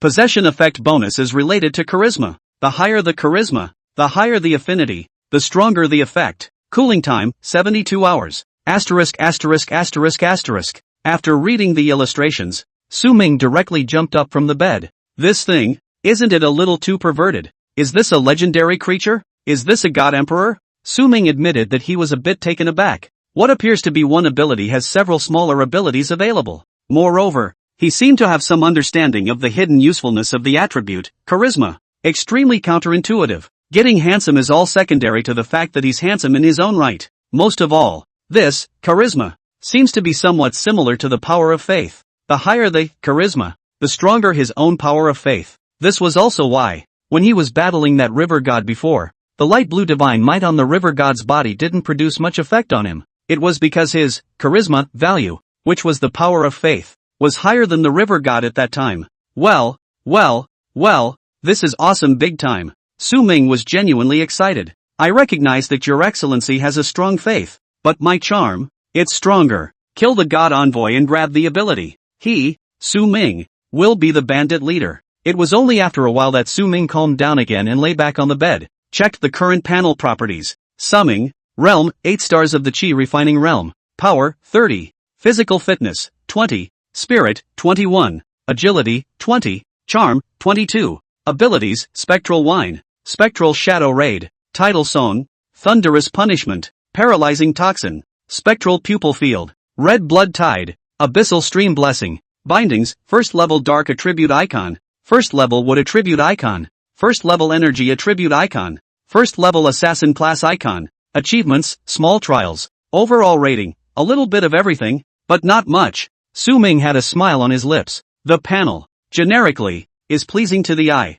something that gets stronger as it grows. He was satisfied, but these god ambassadors, what exactly are they? And what are the requirements to become one? The aura recovery has only just begun. Why does it feel like they've been laying out for a long time? Are the rumors of the White Dragon River again really like what's circulating now? By Aya, the daughter of the Lord of Zhengzhou City, and the mayor of Clearwater Village. River God, Thunder Scow. Su Ming swallowed his saliva and did not dare to continue to think about it for fear of giving himself a CPU dry burn. From now on, Zhangzhou will add to the scenic beauty. Swearing Changning on the White Dragon Bridge. If the Beilongjiang incident is also a case of favoritism and playing with the people, then how ironic this verse really is. In the midst of his rambling thoughts, Su Ming still entered dreamland. At 4 o'clock in the morning in Zhangzhou, everything was silent, and only a few street lamps emitted a dim light. The streets were empty, with an occasional breeze blowing through and rolling up a few fallen leaves. Nor will anyone notice that a piece of cherry blossom, which shouldn't belong to this season,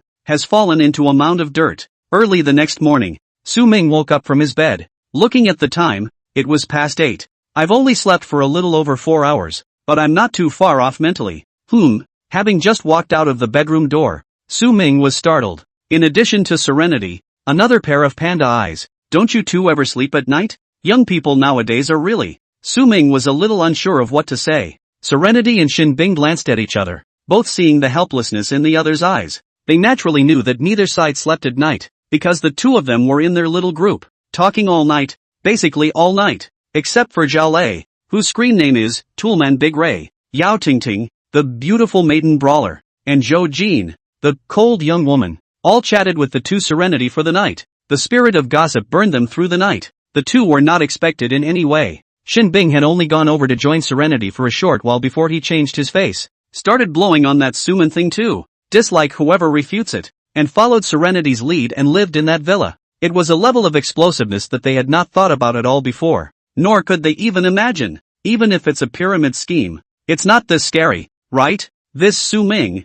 where the hell is he? They kind of want to call the police. Chapter 91, City Ratings. Stupidity. Today's copy added. Sometime later, the three of them, Su Ming, came together to the entrance of the villa. The old grocery delivery guy drove up with today's groceries. Only the complexity in his eyes couldn't be hidden a bit at all. Snap. When he got in the car again, he still couldn't resist giving himself two big bids. This little boss Su. There's actually another superb girl in the villa? 3 of them together? The key was still his favorite high-flying queen style with such long legs. Animal. 2 animal. The other side. Su Ming touched all the vegetables as usual. No gain. Serenity went on to cook and water. Xin Bing silently followed her and played the hand. These household chores were still too rusty for Shin Bing, having not done them at all before. It also led to some not-so-nice feelings she was now developing. If I continue to be so useless, Su Ming won't kick me out, right? Just a moment after she woke up, she had given Li Wei, the secretary in her company,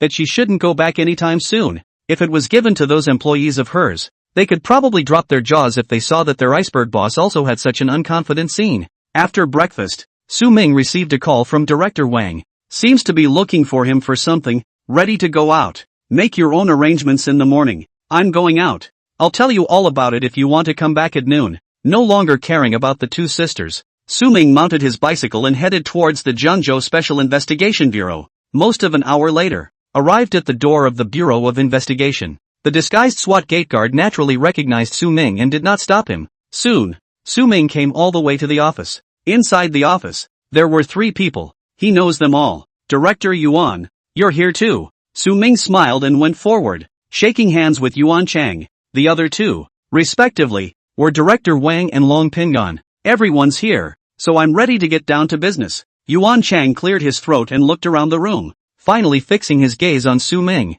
Su Ming was slightly surprised in his heart. What's this about? I can't believe Yuan Chang had to say it himself. And it's not just Yuan Chang. He saw a hint of gravity in the eyes of both Director Wang and Long Pingan. Things, I'm afraid, are not simple. Everyone should be well aware that ever since the aura recovery era kicked off, it's impossible for our lives to be as peaceful as they were in the past. There's nothing wrong with saying it's the biggest change in 100 years, 1,000 years, or even the biggest change in history as we know it. And now, I'm sure a few of you have sensed that the situation is intensifying and heating up rapidly, including us, the so-called leading cadres. Want to have a good rest? That's impossible. Things simply can't be dealt with. Last night, the senior management once again held several emergency meetings to conduct a more comprehensive assessment and analysis of the current national aura recovery. Yuan Chang's expression was serious and his tone revealed a hint of urgency. Based on the feedback from all over the country, we rated the degree of aura recovery in each city in the country overnight. At the moment, the ratings are tentatively 5 in total.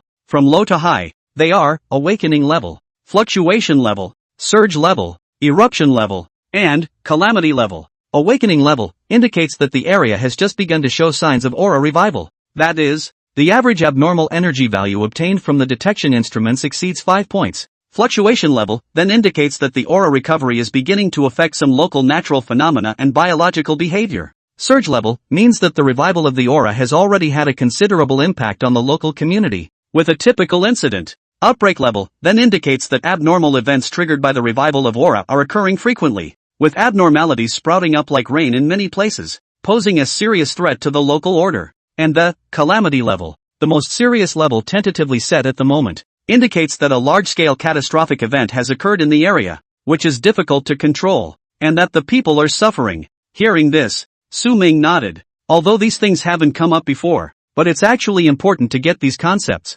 ratings, sorted out ahead of time. It is easier and also more efficient to do things when such a standard exists and is adjusted and improved in time. Do not fight unprepared battles. Based on the rating results, we're starting to establish special military districts with Reiki association branches in each city. Nowadays, all cities rated as fluctuation level and above have initially set up local special military districts and branches of the Aura Association. As of 9:13 this morning, all cities in the country have entered the awakening level. The average value of abnormal energy exceeded 5 points. When Yuan Chang said this, Su Ming was slightly shocked in his heart. He could see this day coming, but he didn't realize that this day seemed to be coming quite a bit faster than he had imagined. What it means is self-evident. All over the country today, it's like they're all under an active volcano that could erupt at any time. Hey, Yuan Chang sighed, looking somewhat helpless. These things were really giving him a headache these days, but he's going to keep talking anyway. The higher-ups have decided that they're going to start placing a city protector on all cities rated fluctuation level and above.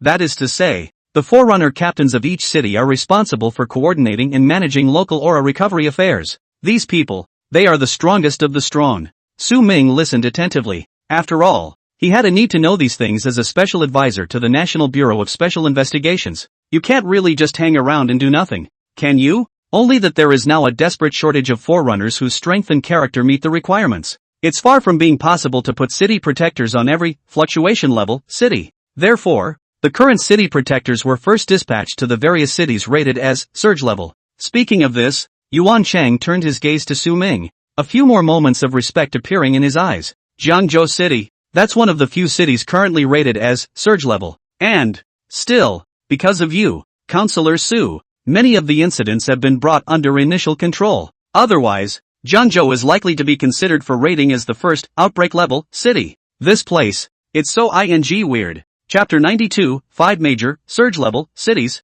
See Battle of Bibo City. For Yuan Chang's swear words, Su Ming's few people were not surprised. Even if they were in their place, they would be just as likely to break their defenses and start cursing. The Guangzhou subway incident, the Beilongjiang incident, the Zibian Lindsay incident, and the Clearwater Village incident. It's 4 things, and they're all bumping into each other. Even if you look at the whole country, it's unique at the moment, born to attract abnormal bodies. And it seems that all 4 of these things are not over yet, and there is no small amount of involvement behind them. Can't play a bit. Yuan Chang calmed down slightly and continued to speak. At the moment, there are more than 30 cities that are recognized as fluctuation level, and like Jiangzhou, there are 4 other cities that have been rated as surge level cities, the cities of Kunyang, Bibo and Nanha, respectively, and the city of the apocalypse. Yuan Chang's face was grave. For these cities to be rated as surge level, as Jiangzhou, the things that happen to them are naturally bizarre. The PR hasn't stopped trying to keep public opinion down in these parts,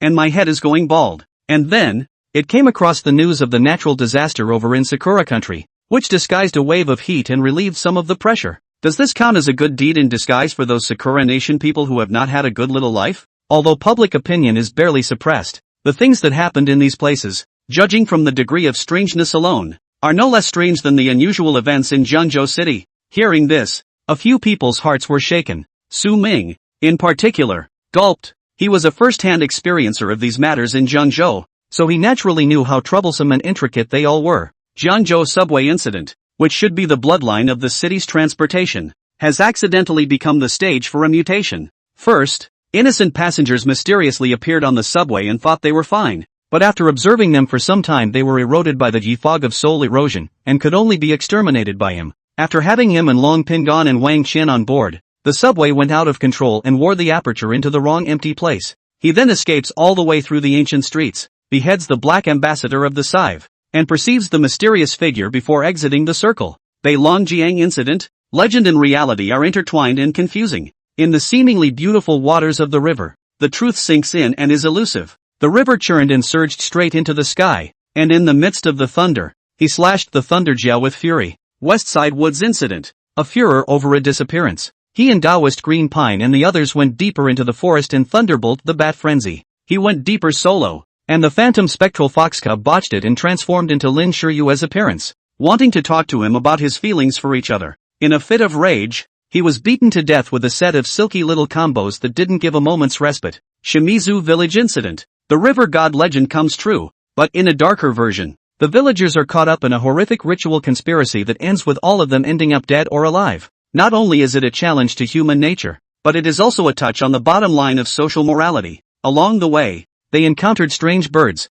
cut down blood-colored vines, ended the river god, and met Little Shadow. The whole 4 events, one more than the other, had exhausted him physically and mentally, and there seemed to be a hidden agenda behind them. The source, or the man behind the curtain, has yet to be unearthed and uprooted. Now, Yuan Chang said that what happened in those few surge-level cities was just as fishy as this. It's a wonder you don't get a big head then. Yuan Chang slowly opened his mouth when he saw that several people were almost done thinking. Now then, I will give you a general idea of what has happened in these 4 cities. Aside from Director Wang, Su Ming and Long Pingon were both a little more serious. Director Wang, on the other hand, had a bitter smile on his face. He was at the meeting last night. At that time, through the video conference, he saw the heads of the special investigation bureaus of those cities, one more than the other, with dark faces. Though there are more fishy incidents in Gangtok than any of those places, but they've got Counselor Su here. Those places? No. Let's start with Bibo City.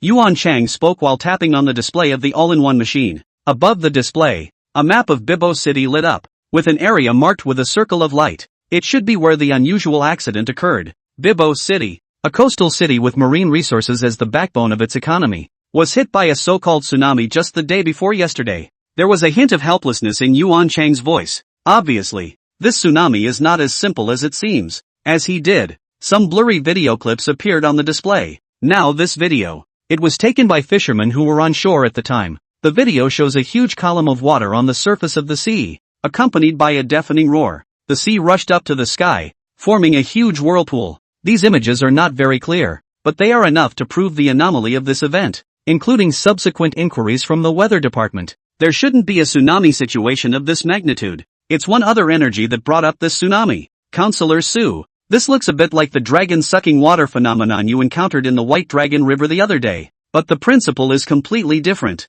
Look here. You guys, in the video, there were quite a few boats on those seas at the time. And in the next moment, some huge black shadows were seen seemingly tossing about in the waters. The movements of these black shadows seemed to be swift and powerful. From time to time, ships were dragged into the whirlpool, never to be seen again. The video paused here, and Yuan Chang reached out and pointed at the dark shadow, zooming the video screen a few times. These black figures are the sea beasts, we'll talk about later, while claiming to the public that it was someone's pick, as well as deleting the pictures that went out from various channels and giving those people warnings. It barely suppressed the matter. But actually, they are real. Quite a few abnormal creatures of the marine system have really appeared. Su Ming and Long Pingon gazed at the display, a hint of shock flashing in their eyes. From the picture, these sea beasts should not be small in size, and there are still a lot of them, and they move swiftly and differently. Obviously no ordinary sea creature. That harbor in Bibo City has been extremely badly affected because of these guys. Yuan Chang continued. The ship was destroyed, and those who were on board were basically out of luck. And the sea was so heavy that it was impossible to even find the bodies. The news was quickly blocked, and after telling the public that it was an ordinary tsunami accident, all the people in that area were urgently moved far away. Now that area has been fully taken over by the military. The display switched to some photos of the rescue scene. Some shipwrecks can still be seen on the water. When all those people were moved, the military followed up. The first batch mobilized more than 40 highly trained special police officers. There are also 2 one-star pioneers of the chi refining realm among them, our military men. We engaged those sea beasts in battle. Chapter 93 Multiple Marine Life. Decision. Those sea beasts are very fierce and aggressive, and they seem to have some intelligence. Yuan Chang's tone became more and more serious. After they had been making waves for some time, they rushed toward the mouth of the bank. At that point, our first military forces were just about ready to break out into the first wave of head-on conflict. As Yuan Chang narrated, the screen on the display switched to some intense battle scenes. Yuan Chang's voice tightened, pointing to a few blurry, huge figures in the picture. These guys are not only tremendously powerful, but they are also exceptionally agile, able to weave through seawater so quickly that it's hard to pinpoint their whereabouts and trajectory. The screen showed the sea beasts tossing and turning in the water, creating huge waves that shot towards the SWAT team on the shore. The SWAT team dodged and took cover while using the firearms in their hands to fight back. Bullets poured towards the sea beasts like a rainstorm, and a splash instantly exploded on the surface of the sea. Some of the smaller sea beasts, blood spattering from their bodies, were killed by the bullets, but there was also a part that was unusually cunning or directly resisted hard. The skin of a portion of the sea beasts is exceptionally hard, and it's difficult for an ordinary gun attack to cause effective damage to them, and they seem to be able to sense danger, retreating quickly to deeper areas when they realize our fire is concentrated. On the display, the sea beasts dive underwater whenever the SWAT team's fire is focused, use the cover of whirlpools and currents to avoid attacks. However, they did not stay away, but lurked in the sea, attacking again from time to time, causing great pressure on the SWAT team. Not only that, they used the sea as cover to launch surprise attacks. Yuan Chang continued his description, rubbing his temples. These guys are actually quite aggressive with their raids. Even the jets of water they shoot out of the sea are very high pressure and cannot be fought hard. This battle of enemy darkness and having to hold the line makes it difficult for the SWAT team. Su Ming and Long Pingon stared intently at the display with furrowed brows. The behavioral patterns of these sea beasts were obviously much more complex than they had expected. But thinking carefully, Su Ming was relieved. The guys he killed nowadays didn't seem to have low spirits. No brainless enemy is really scary. It's the brains that make it unstoppable. We tried a variety of tactics, including setting traps and using special weapons, but none of them worked very well. Yuan Chang sighed. These sea beasts, they have an extremely high level of adaptability to their environment. For a moment, there was no better way. Only a stalemate. The image on the display screen changed again, and a scene of some SWAT officers patrolling the beach appeared. Their expressions were serious, weapons in their hands, and they watched the sea warily. For the moment, we are not only redeploying our manpower to that side again, there is also a heightened alert across the country, all along the coast, while more solutions are sought. Yuan Chang frowned. Granted, they move quickly, but after all, resources are limited. and the situation itself is now extremely complex everywhere. The threat of these sea creatures will always be there if the root causes of the problem cannot be addressed. Instead, they will only get more and more tired, demoralized and depleted. Su Ming pondered for a moment, a few hesitations in his tone. In today's situation, it's more often than not necessary for the Forerunner to step in, isn't it? The use of larger heat weapons in this environment is not well concealed from the population, and the effects are not always particularly effective. It's easy to cause panic. Apart from these, with today's technological means, it's not really easy to understand these sea beasts more deeply and find out their weaknesses. And if there is a very powerful Forerunner, going directly to the close contact and hand-to-hand combat, can get the information feedback more timely. Yuan Chang nodded in agreement to what Su Ming said. That's right, and that's the focus of our current research. The higher-ups have organized a team of experts to conduct deeper research into the behavioral patterns and physiological structures of these sea beasts. There are not enough Forerunners, only numbers. The longer this tug-of-war drags on, the worse it will be for us. A solution must be found quickly. Immediately afterward, Yuan Chang opened another file. The image is once again in focus. This time it's a series of close-ups. The appearance of those mysterious creatures called sea beasts was captured. These are a couple of sea creatures that we've photographed from multiple angles, and a few of the biggest headaches so far. With a hint of seriousness in his voice, Yuan Chang pointed to a few still shots on the screen. The first thing that comes into view is a close-up of the head of a sea beast, similar in appearance to a sea serpent, but more hideous and huge. The head was wide and the eyes showed a deep red color with a cruel glint. The skin was covered in thick scales, each with dark stripes that appeared unusually hard. This sea beast, we'll call it the red-eyed sea serpent, for now. Its head is so hard that our bullets are basically ineffective in hitting it, and its eyes cannot look directly at, where the eyes on the SWAT team basically have to transfer a half a day, directly short period of time to lose the ability to fight. Then the scene switched to another sea beast. It has a flattened body, like a giant ray, but the edges are covered in sharp, jagged teeth. The back also has a row of sharp spines. As it swims through the water, these spines stand up like a sharp blade. This kind, we call it sawtooth demon rays. Just last night, several of the unmanned picture-gathering ships we rushed out to see were easily torn apart by its body. In addition to that, Su Ming's group of people also watched a large translucent jellyfish with a very strange and demonic appearance from the display. Don't know exactly what that guy is capable of yet though, but there's a saying,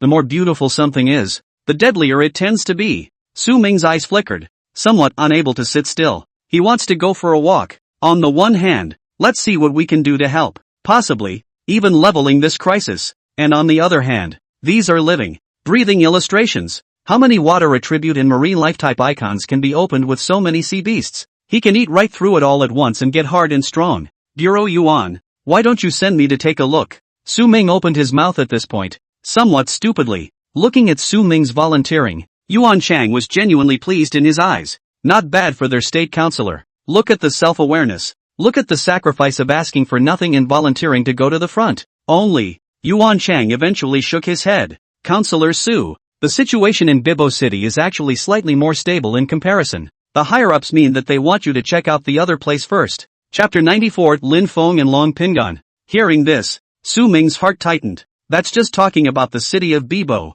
What may be harder to tense up is yet to come. And a ING master. Phew. Su Ming took a deep breath and tried to calm himself down. It's too messy. But, it's a crisis. It's also an opportunity. Yuan Chang secretly nodded when he saw Su Ming's attitude. Although Counselor Su was strong, he was still willing to listen to the arrangements in many cases, and did not rely on his strength to have no one in his sight. Genuinely excellent. Counselor Su, as I said before, all the cities that are rated as surge level have arranged for city protectors to go over there. I'll show you the profile of the protector who traveled to Bebop City. After a bit of maneuvering, the information presentation was pulled up on the all-in-one machine. Name Lin Feng, age 23. As for the realm, it was the same as Long Pingan, surprisingly reaching 3 stars in the chi refining realm. From the picture, the face is rigid and so little handsome. It's this kid? To the side, Long Pingan suddenly let out a startled cry. Su Ming was a bit surprised and glanced sideways at Long Pingan. You recognize?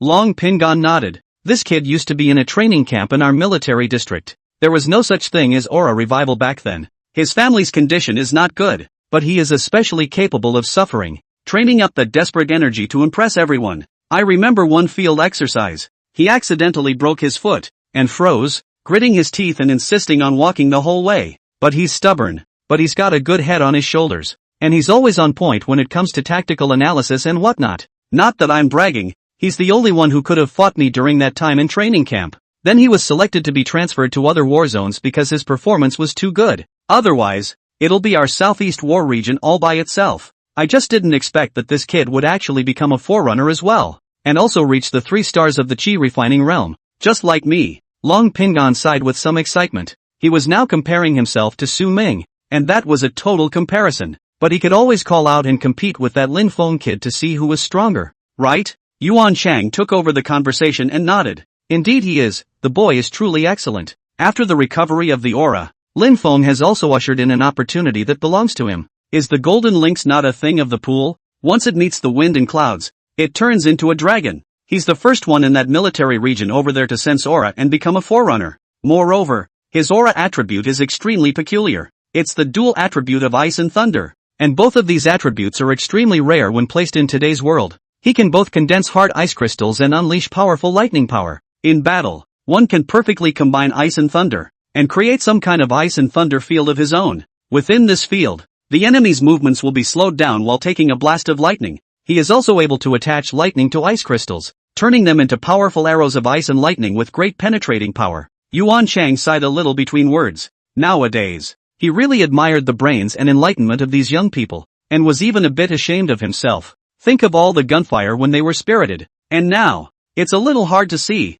With his unique aura attributes and his own hard power, Lin Feng has been involved in several unusual incidents handled by the military region. 2 days ago, in a deep mountain forest with very high abnormal energy, he struck with ice and thunder and instantly suppressed the small wave of beasts organized on the mountain. Extremely valuable time was bought for the support of the following troops. If it wasn't for him, that military's 10 or so people would probably be gone. But it's also because he's been dealing with unusual events that he's improved quickly, and the higher-ups are willing to put more resources into him. Yuan Chang couldn't help but show appreciation on his face as he said this. It was juniors with such top-notch character and strength that the higher-ups were willing to spend more resources to cultivate, to get better feedback. On the side, Long Pingon's eyes brightened the more he listened. When he had time, he was going to look for Lin Feng. Catching up, by the way, cut and thrust. Okay, back to business. After resting for a moment, Yuan Chang's expression became serious again. Counselor Su, the higher-ups and my wishes are actually more for you to make a trip to South River City. Su Ming didn't interrupt and listened quietly. The situation in South River is actually causing a lot less public opinion and influence compared to Bibo. Moreover, even up to now, the top management is not tilting much manpower resources toward that side now. It sounds like there's not much of a crisis level over there, but it doesn't stand up to deep scrutiny, because once you knock deep, you realize that the situation there is much more urgent and must be resolved as soon as possible. The problems in South River began with a park in the center of town. Yuan Chang's voice was low, and every word carried a sense of urgency. About a month ago, the plants in that park started to look abnormal. Wait. Suddenly, Su Ming interrupted Yuan Chang's narration. He thought of a story he had read on the news. On that day, he had just gotten the tutelage and started brushing up on those anomalies on the internet. Among them is this one. The flowers in a park in Manhwa City seem to break the laws of nature. Even after the blooming period, they still remain in full bloom with no sign of fading, and plant experts have already gone to study them. Su Ming brought up his idea. Yuan Chang was a bit surprised, but still nodded. Yes, that's it. Also a month ago, that side was blocked off from the general public. In the beginning, although the top brass did keep a record there, it wasn't really taken to heart to the same extent as other places. After all, it's much better for a piece of life to flourish than to be dead. The community, even if it passes on that there is a public opinion, is going to find it rare and marvel at it. There was a special crew that went and collected a flower from there to prepare as a sample. But when that flower was gathered from above, the flower directly withered rapidly and its vitality drained away. Initial speculation is that the reason for this anomaly is related to that soil. It's only when you leave that soil that it's no longer alive. So it's not a big problem overall. However, starting about a week ago, that place suddenly changed. It became alarming to all. Chapter 95, Changes in Manhwa City as well as Kunyang City. Su Ming frowned slightly and didn't bother. Striking? What the hell happened? Well, Yuan Chang no longer sold out. Counselor Su, just look at the pictures. Hiss. Su Ming looked at a few pictures one after another and eventually sucked in a breath of cool air. The pictures were actually taken in the same place, but they didn't make him recognize them at first. The shots are all of that park. In the first picture, the flowers that defy the growth cycle are so delicate that you can't see a single sign of fading. In the second picture, the flowers are still there. However, the originally lush trees and grass around them were now showing a withered and lifeless color. In the third picture, the blight is no longer confined to that small area, but is beginning to spread around. What was once a lawn is now littered with dead leaves and dry trees. In the fourth picture, the dieback extends further. Even those plants that were originally far from the center of the park are not spared. In the fifth picture, there is no longer a trace of green to be seen in the entire park. All the plants, dead, the soil parched and barren. In the last picture, the blight is even affecting the park beyond. Some neighboring streets are lined with trees that are also beginning to show signs of yellowing. Not far from the leash. From the first image to the last image in 1 week, Yuan Chang's voice was low, but it was with just one sentence that caused Su Ming and Long Pingin's pupils to shrink. That's it for a week? The speed of this radiation is too much. What the hell is that? Does it have anything to do with the flowers? This desolation and blight is spreading at an almost daily visible rate. A layer of gray-green gas is faintly visible. Experts have tried a variety of methods, but so far, no effective means of containment has been found. It's like borrowing a lifespan before and doubling it back now. It's a bottomless pit. It's not just plants that are affected by these. Even small animals that didn't get out in time are showing abnormalities and even dying. We've had military personnel in protective suits trying to go deeper inside in the last few days,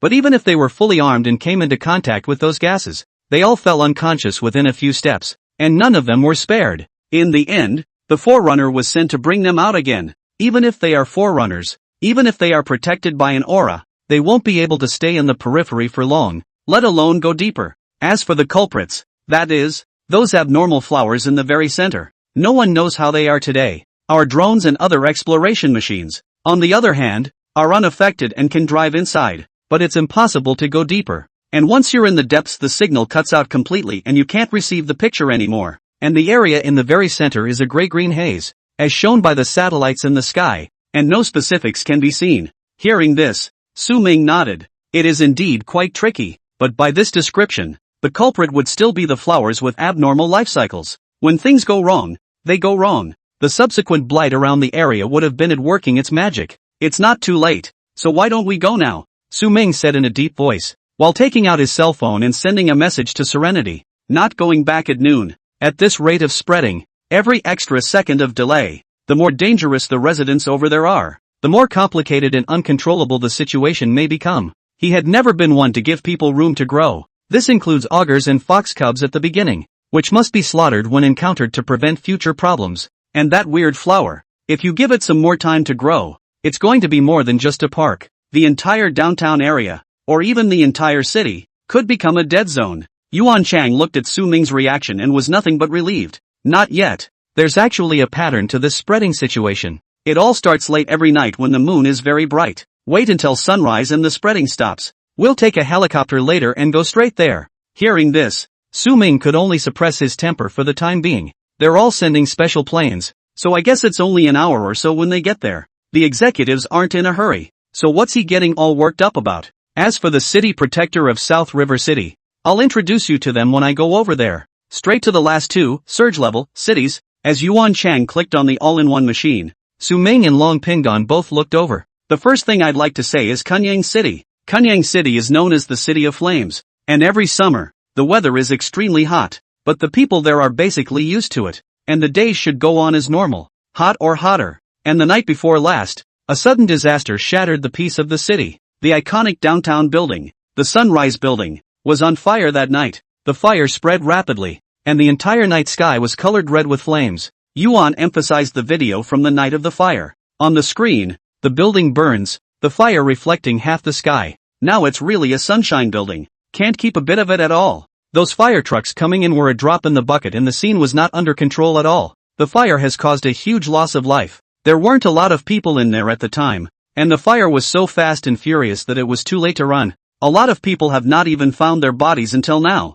probably burned right to the ground. This incident was taken extremely seriously locally. After all, it was an iconic building in the center of a city with very dense foot traffic. But after the discovery of the anomalous energy levels bursting through there, our military took over those resource deployments. It took a night of delivering water to quell the fire. The screen switches to the Rizhao building after the fire. What was once a magnificent building is now in ruins. The building's exterior walls were burned and peeled away, revealing twisted steel bars inside. The windows on some floors were completely gone, leaving only blackened voids. As for the interior decoration and facilities of the building, be it elevators, staircases or office partitions, and so on, all were mercilessly destroyed by the flames, leaving only piles of ash and debris. The entire Rizhao building, including the surrounding area, was originally densely populated with many businesses, but because of this incident, enforcement action has been taken. Using the building as a center point, area restrictions and closures began outward. The actual impact is even greater than the tsunami in Bibo City, in terms of public opinion and on the quality of life of the people. As a follow-up, our manpower began investigating the cause of the fire at the first incident, but the investigations so far still have not found the source. Said to the public that they are still investigating, may be affected by the hot weather, and we ourselves have discovered through detection that the anomalous energy in the building is very high, reaching nearly 30 points. That is to say, this fire is not as simple as it seems, but is related to today's aura recovery. Currently, we have sent military forerunners to investigate inside the building. We're not sure if we'll end up with anything, and the risk factor is high. As for the city protectors chosen for Kunyang City, they are still being finalized, but they are all 3-star powerhouses of the refined Shi realm as well. Yuan Chang paused and took a deep breath. At first glance, it looks like this fire is behind us, and the next major step is the aftermath and investigation. But not really, other threats have emerged. Chapter 96 Citywide Energy Abnormality? Deadly Battle to Defend the City? A new threat? Su Ming murmured in a low voice. Yuan Chang nodded, his expression somewhat serious. Shortly after the fire, massive electromagnetic interference began to appear around the Rizhao building. A video of a traffic monitor appeared on the screen. A number of vehicles, out of control on neighborhood streets, have caused multiple accidents. We're announcing to the public that the initial explanation is that this is influenced by the sun's magnetic field, but we know that this is nothing more than a stopgap measure. After all, this stuff sounds like bull ********.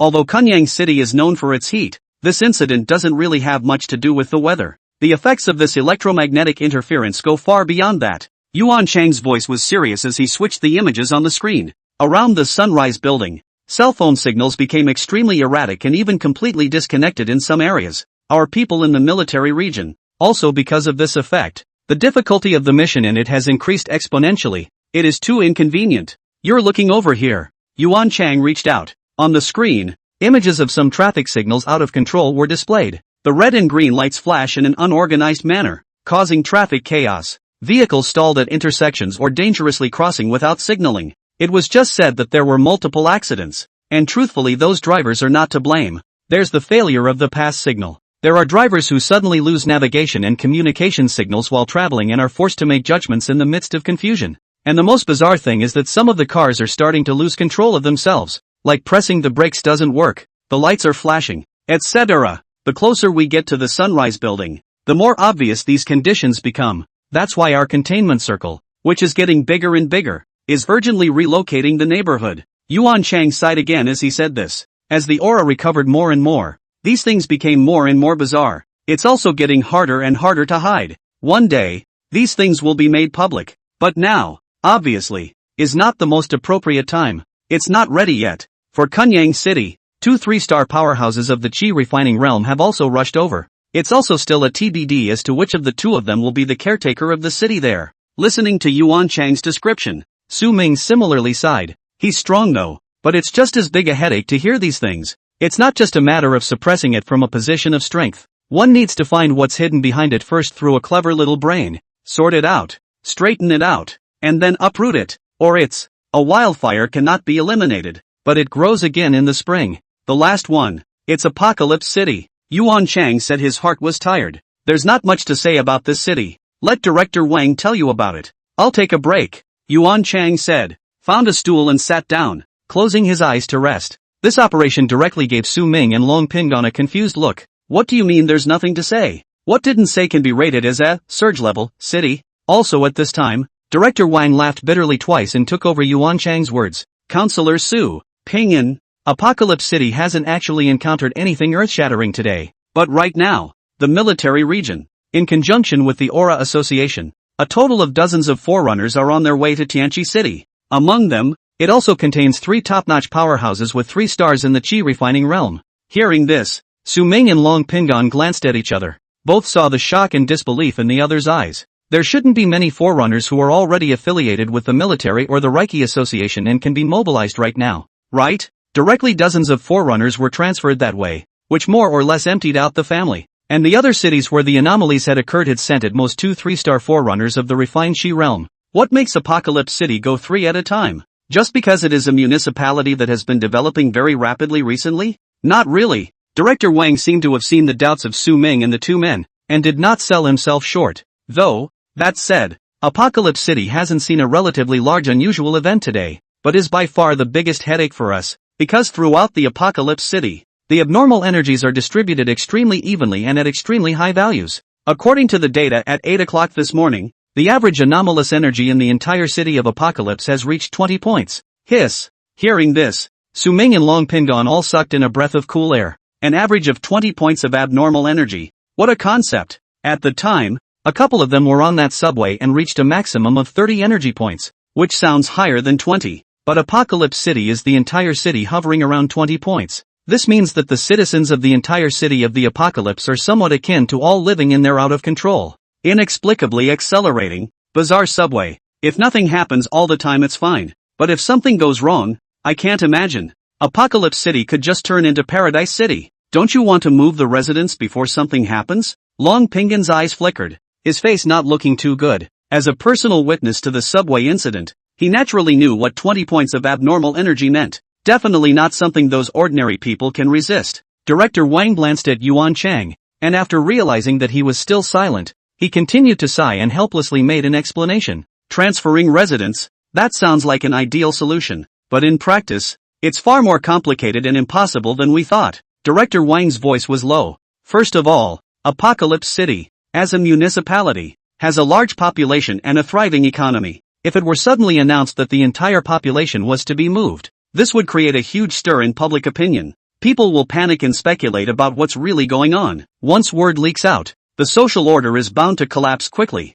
Even demolition has nail households. You suddenly say you want them all to leave. What will they think? Will they not make a fuss? Moreover, even if everyone cooperates and transfers millions of people in a city, the amount of work and the complexity involved is not something that can be accomplished in a short period of time. We need to consider transportation, lodging, supplies, and a host of other issues. With such a large population movement, it is difficult to organize it effectively and to ensure safety and order during the transfer. In addition, there will always be people who can't leave for whatever reason. Critically ill patients in hospitals, for example, require specialized medical equipment and care, and the risk of transferring them is extremely high. There are also key infrastructure workers who, if they leave, the entire operation of the city will be affected. To put it nicely, it's a transfer of citizens. To put it bluntly, if you really did that, you'd be abandoning the city. Long Pingon's eyes instantly glazed over when he heard those two words. Abandon the city? What an insulting word.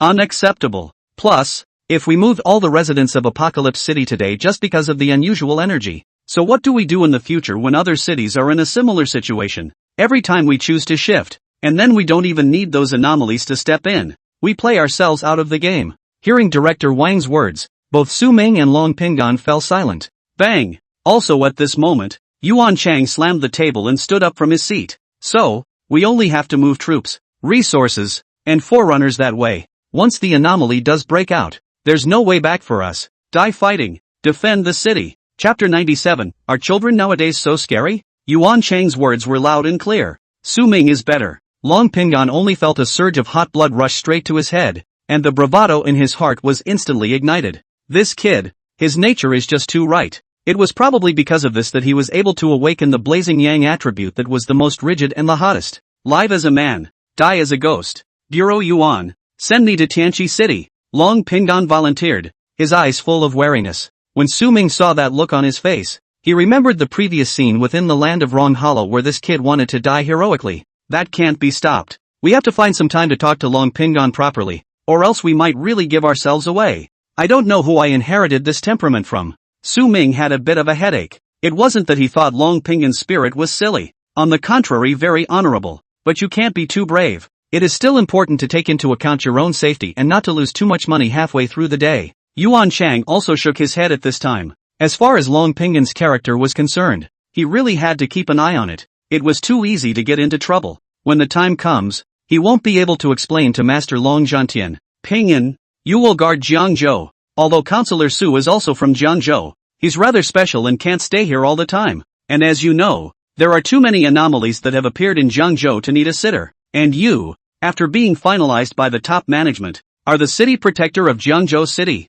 Hearing Yuan Chang's words, Long Pingon was stunned in his heart. He actually became the city protector of Jiangzhou City? It instantly felt like the responsibility and pressure was once again several levels higher. Long Pingon took a deep breath, nodded, and said no more. Taking a stand in all that is not necessary. He likes actions to speak for themselves, but something like abandoning the city, it would never happen by his nature. The land of the Dragon Kingdom, not an inch of it. If it really comes to that time, he will recommend Xian Yuan with his blood, and protect the mountains and rivers in eternal peace. Even if I die, I will not be ashamed to be a hero in the world. That's pretty much all I have to say on my end. Let's have lunch together at noon. It was about 1 p.m. when the helicopter arrived. Counselor Su, we'll put you on the plane when the time comes. Su Ming was slightly surprised when he heard Yuan Chang's words. Bureau Yuan, won't you join me? Yuan Chang shook his head with a bitter smile. He was actually eager to follow Su Ming up and see the style of advisor Su. Even try and get a head start on being a forerunner. But things are really too much. High-level executives of his caliber are basically wearing several hats nowadays. And there are so many things to do that they are simply too busy. I was thinking of welcoming retirement. But now I have nothing to look forward to. Not only that, the executives have actually thought about utilizing resources to see if they can stack Yuan Chang as a forerunner. But he refused. First, he thinks he's too old to use it on him in a cost-effective way. Those resources today are in very short supply. Not that they can be built. Leave it to the more talented and opportunistic youngsters. Second, he's a proud man. Old steeds in the stable. He's going to be a forerunner in one fell swoop by his own sense of what's going on. Piling it up with those heavenly treasures was not worthy of his status as the head of the war zone. Counselor Su, there has been some progress in the investigation of that little girl from Clearwater Village. It was also at this point that Director Wang picked up the conversation. He basically stayed up all night for these things. It was just over 6 in the morning before I squinted for so much as an hour or so. Tired is really tired. That little girl, full name Yan Ruoying, is 14 years old. The father, Yan Hong, and the mother, Wang Li, are both villagers in the village next door to Qingshui Village, Baiyan Village. Not a bad day for a family of 3. 10 years ago, Yan Ruoying's parents both disappeared. The police were dispatched at the time but didn't investigate. There were no suspicious signs in their homes, either. The furniture items were also there, not like they were ready to move or leave. According to the villagers' statements at the time, there was also nothing unusual before the case, and the neighbors were all on good terms. Only the 4-year-old daughter remains. It just so happened that on those days, the village chief of Clearwater Village happened to be in White Rock Village on business. When they heard about it, they came to us and begged the police, saying they wanted to adopt the little girl. After all, he's been childless all his life and wants to have something to think about. The police themselves at the time didn't know what would be better for that little girl. Together with the fact that the village chief of Clearwater Village is highly respected and trusted by the villagers, they agreed. The follow-up also secretly followed up for a while, and that village chief did treat the little girl very well. When Su Ming heard this, his eyes flickered terribly. Had it been a different scenario, it wouldn't have felt like anything. But now that so much is known and has happened, it's a bit intriguing to go back and look at it again. Parents' double disappearance for no apparent reason. Village chief still in their village. Couldn't it be the village chief's handiwork, getting the parents into the river and raising their daughters away? But what was the motive for the killing? Were they already sacrificing the living when there was no sign of aura revival at that time? Did the village chief already know something hidden? Su Ming felt a headache. This scenario, while esoteric, could really be true. After all, the Taoist master Ching Song, whom he had met earlier, had that very Taoist book. Even with the great extinction of the dinosaurs, there are still some fossils that exist today. It was reasonable to have some remnants and rumors documenting the break in that aura cultivation era. But the village chief is dead. The identity match verified it. If he was still alive,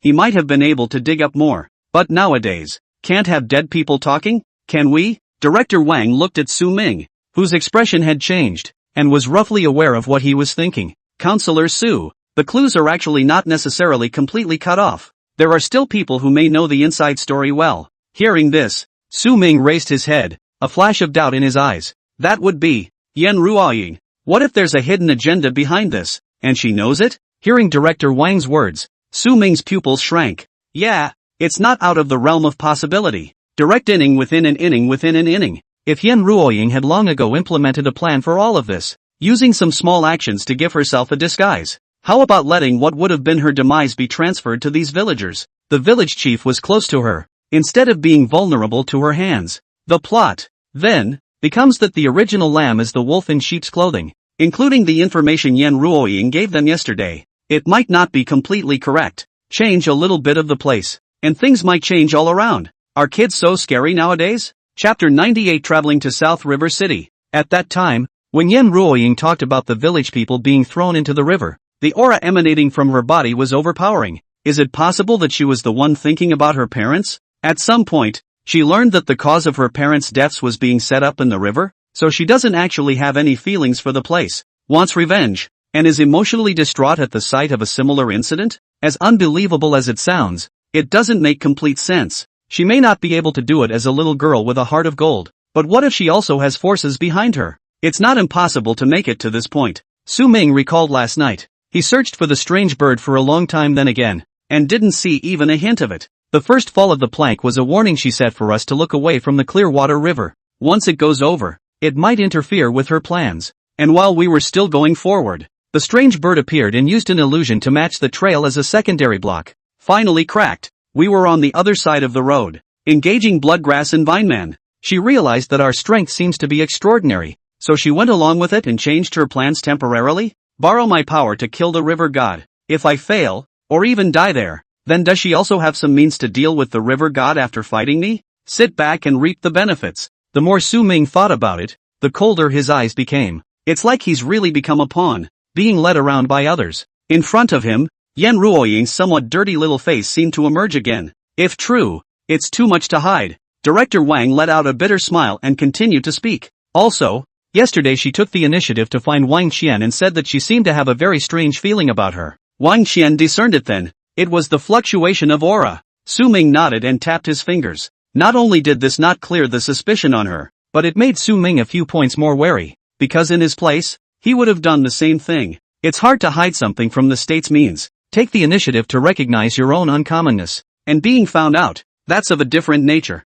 Moreover, by recognizing herself as a forerunner in this disguise, she was able to obtain resources to develop further. 100 benefits and no harm. It's not the same thing as those who turn themselves in for crimes. Of course, all of this is speculation. Specifically whether Yen Ruoying had concealed it, what the purpose was, and whether it was good or bad, only to be seen later. Now do what you have to do. Follow the rules and processes, and just keep it in your mind. A few more people chatted for nearly half an hour, then moved to the small dining room inside the Bureau of Investigation. The four ate together. It's all home-cooked, but still hearty and colorful. After the meal, Yuan Chang personally drove and brought Su Ming to an open clearing. There's even a place like this hidden in our downtown? Su Ming was slightly alarmed. I still see too little in general. I need to move around more and familiarize myself with the terrain. It's in the city, but it's noticeably far from the hustle and bustle of the city. In the center of the clearing, an army green helicopter rested silently. The two of them walked up, and Su Ming surveyed the helicopter. The fuselage has smooth lines and is painted military green, reflecting a cold sheen in the sunlight. The next moment, the helicopter's hatch opened. Counselor Su, this is Zhang Xiang, one of the best pilots in our military region. Yuan Chang smiled at the introduction. He'll be in charge of this mission to take you to South River City. Zhang Xiang turned around and nodded to Su Ming. Hello, Counselor Su. Rest assured that I will deliver you safely to your destination. He was directly attached to the Southeast War Zone, usually specializing in serving the higher-ups, and had vaguely heard of some of Su Ming's exploits. To Su Ming, it was a heartfelt admiration. Okay, Counselor Su. I'll send it here then. Yuan Chang gave Su Ming a military salute. Su Ming nodded and smiled back. Tough luck, Bureau Yuan. Then, let's get going too. Hatch closed. Su Ming followed Zhang Xiang's instructions, fastened his seatbelt and prepared to depart. Target, South River. The roar of the engines gradually increased, and the propellers revved faster and faster. Eventually, the helicopter slowly lifted off the ground. Through the window, Su Ming watched the scenery below gradually become smaller, and an unprecedented feeling surged in his heart. It was the first time he had ever been on an airplane since he was old enough to fly. Viewed from above, the complex becomes a grid of small squares and the roads a thin line. Vehicles and pedestrians then become the size of ants. Free and open. It was as if the whole world was at his feet. I also don't know what realm it takes to be able to fly directly on your own without the help of external forces. Su Ming's heart yearned. Who hasn't dreamed of flying when they were a kid? Direct feet in the air, higher and higher. Counselor Su, is there a trick to becoming a forerunner? Zhang Xiang opened his mouth at this time, his tone of sincerity mixed with some embarrassment. The trick? Su Ming narrowed his eyes slightly. You should know about the thunderstorms in Jiangzhou at that time, right? I then ran in the pouring rain, and as I ran, I felt a force of affinity, and my breath connected with heaven and earth. It's a done deal. He didn't know how to describe it, but that's the truth. No lie at all. Of course, it doesn't have to be that he's just incredibly enlightened. It was also likely because his attribute values were all at a level that normal people could not reach. Combined with the environmental factors of the time, the air was full of anomalous energies that complemented each other as forerunners. Hearing what Su Ming said, Zhang Xiang laughed dumbly, then still shook his head. That's not too far off from what they were told in the military district. It was a very subtle feeling that required enlightenment in it. For some, it may be as simple as eating, but for them, it's hard as hell. But there is one thing. Strengthening your body should make it easier to sense those auras. So don't get discouraged in practice. Zhang Xiang nodded as he listened to Su Ming's encouragement. The military district had also taught them before that the heart was also important, and was even the cornerstone of becoming stronger. If you give up on yourself because you can't be a pioneer, it's hard to succeed anywhere. A lot of things may not bear fruit when you try, but there's nothing if you don't try. The next time, Zhang Xiang did not disturb Su Ming and drove seriously. In his perception, people like Counselor Su must usually be very tired. The helicopter flew out of the city and into the countryside. Su Ming didn't play with his cell phone either, basically looking at the scenery. Below, a field of green. In the distance, the mountains stretched out, outlining graceful curves. The great and powerful Counselor Su were almost there. After some time, Zhang Xiang's voice came out, causing Su Ming to come back to his senses. The helicopter began a slow descent. Su Ming's gaze looked through the window and saw the gradually zooming South River City below. The city was slightly different from the bustle of Jiangzhou City. It appears more Jiangnan style, by the mountains and water. Unique flavor. South River City. Here I come. Chapter 99, specializing in all kinds of disobedience. The strong winds carried by the propellers kicked up dust on the ground. Su Ming felt a slight bump, and then the helicopter stopped. Counselor Su, we're here. See you later. Thanks. Su Ming greeted Zhang Xiang, unbuckled his seatbelt and got out of the helicopter. In place, there were already several people waiting. Although they were all dressed in civilian clothes, they stood erect and had firm eyes. Obviously not ordinary people. Seeing Su Ming come down, one of the men who looked a bit older walked forward and extended his hand to Su Ming. Counselor Su, welcome to South River City. I'm the head of the South River City Special Investigation Bureau. You can call me Old Lin. Director Lin's voice was calm and strong, and there wasn't a hint of slackness to be seen. Hello Director Lin, just call me Su Ming. Su Ming didn't put on airs and shook hands with Director Lin. That's how he is. He does to others what they do to him. The other three also came forward in turn and introduced themselves to Su Ming. They are all members of the South River Special Investigations Bureau. One of them, also, is an expert in the botanical department. It was this same expert who went ahead to the park a month or so ago to check out the specifics. Only, through the pupil of true vision, Su Ming had only discovered that there was an aura flowing from Director Lin's body. That is to say, except for this director who is a pioneer, the other three are still in the category of ordinary people. But that's normal. Even if their Jiangzhou City's Director Wang is still an ordinary person today, those who can become forerunners at this point in time remain few and far between. Counselor Su, please come with us. We have a vehicle ready to take you to the bureau. Hearing Director Lin's words, Su Ming frowned slightly. Director Lin, why don't we just go over to the park and take a look? Director Lin was slightly stunned, then spoke. Counselor Su, you've just arrived and you've had a tiring journey. Why don't you go to the Bureau of Investigation first for a short rest and we'll discuss it in the long run. Now in the Bureau of Investigation, those pioneers who cooperated in this matter are also present, including the recently arrived protector. Su Ming shook his head with a firm expression. Director Lin, I'm here to solve the problem. Time is running out, and the sooner we figure out the situation, the sooner we can take control of it. That gray-green scent is so weird. I want to go and find out as soon as possible. Come what may. Then he was not willing to drag it out. Check it out early so he can have it in his mind sooner, or else he'll be itching for it. If things could be resolved quickly and he could free up time to do some more, why not?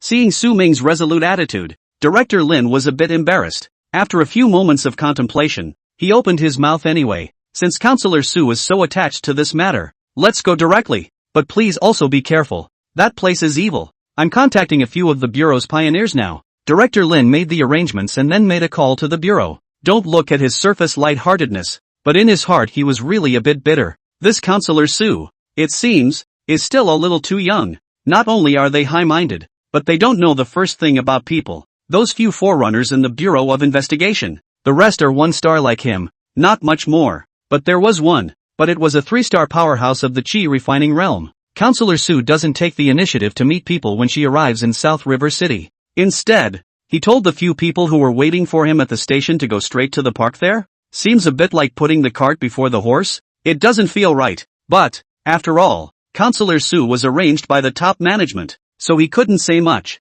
And arranging for a so-called consultant to come over at this point in time shouldn't be as simple as it seems. Therefore, he might as well not offend either side and go along with Su Ming's wishes. As for those people in the investigation bureau, he could only say clearly that it was at the behest of Counselor Su and had nothing to do with him. Although they may be discontented in their hearts, they will not point all their fingers at him as the director of investigation. That's the learning curve of being a leader. Fruity. In the next phone call, the tone of those at the station really wasn't very nice. Why is this counselor just coming over and instructing them instead? A so-called consultant. So strong? Those of them who are soldiers. Not a big fan of this kind of writing, per se. Can you fight with them? Talk with your fists. Of course, although several people were dissatisfied, they still didn't trip up Director Lin, stating that they would come right away. Regardless, they are also forerunners affiliated with the military. It is reasonable to obey the organization and follow orders. Sure, if this counselor really doesn't have any skills, he's still tugging like a 250. When the time comes, you'll get a beating with your head covered, and then you'll die denying it. In the car, Director Lin breathed a sigh of relief. He was caught in the middle of the two sides of the fence, which was a bit difficult to do. Now he just hoped that this Counselor Su, who looked just as young as he was, didn't fool around. Otherwise, if he really pissed off those forerunners, he was afraid that he wouldn't be able to close the deal, and he wouldn't be able to explain to the higher-ups. Counselor Su, you should already be clear about the situation on our side, so I won't go into detail about what's going on in the park, but those forerunners the military sent to assist, I'll give you the benefit of the doubt. Su Ming nodded and didn't retort. Anyway, it's good to hear it in the car nowadays. If those forerunners had listened to him, he wouldn't have said anything, and everyone would have been happy. But he didn't mind beating up those guys if they didn't obey his mobilization. As a national-level advisor, he tidied up the kids and thought the top brass wouldn't say anything. On the military side, a total of 4 forerunners were sent over to help.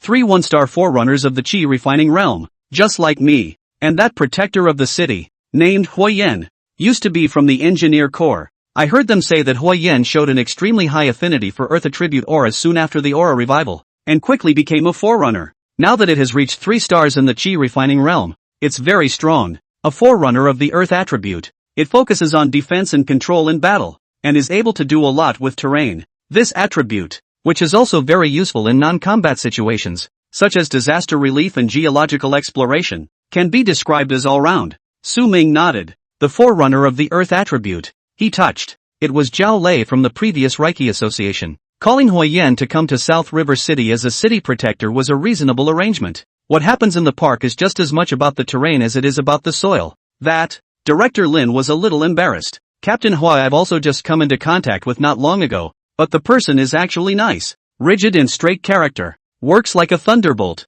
Just a bit hot-tempered. You'll have to be more careful when you deal with him. Su Ming smiled and didn't take it to heart. Hearing Director Lin's meaning, it's because he's afraid he'll get into trouble with someone. Hot-tempered? Try skinning one in front of him? He specializes in all kinds of disobedience. The car was quiet again and no one spoke. Su Ming cast his gaze out of the car window and began to survey the city. It is true that the overall prosperity of Nanha City is not comparable to that of Jiangzhou, but it has its own unique flavor. The streets are lined with green trees, and the leaves rustle in the breeze. The river is crisscrossed with sparkling water, reflecting the ancient buildings along the banks. This Jiangnan flavor, he really liked it. And the girls in Gangnam are very watery. If the trouble settles quickly, see if you can find time to shop around. Ask if there are any other anomalies along the way and give it a go. The corner of Su Ming's mouth hung up in a smile. Mainly a traveling work both. Chapter 100 Arrival at the Park. 100 chapters in. Ask for favorable reviews. Please read it. Shortly afterward,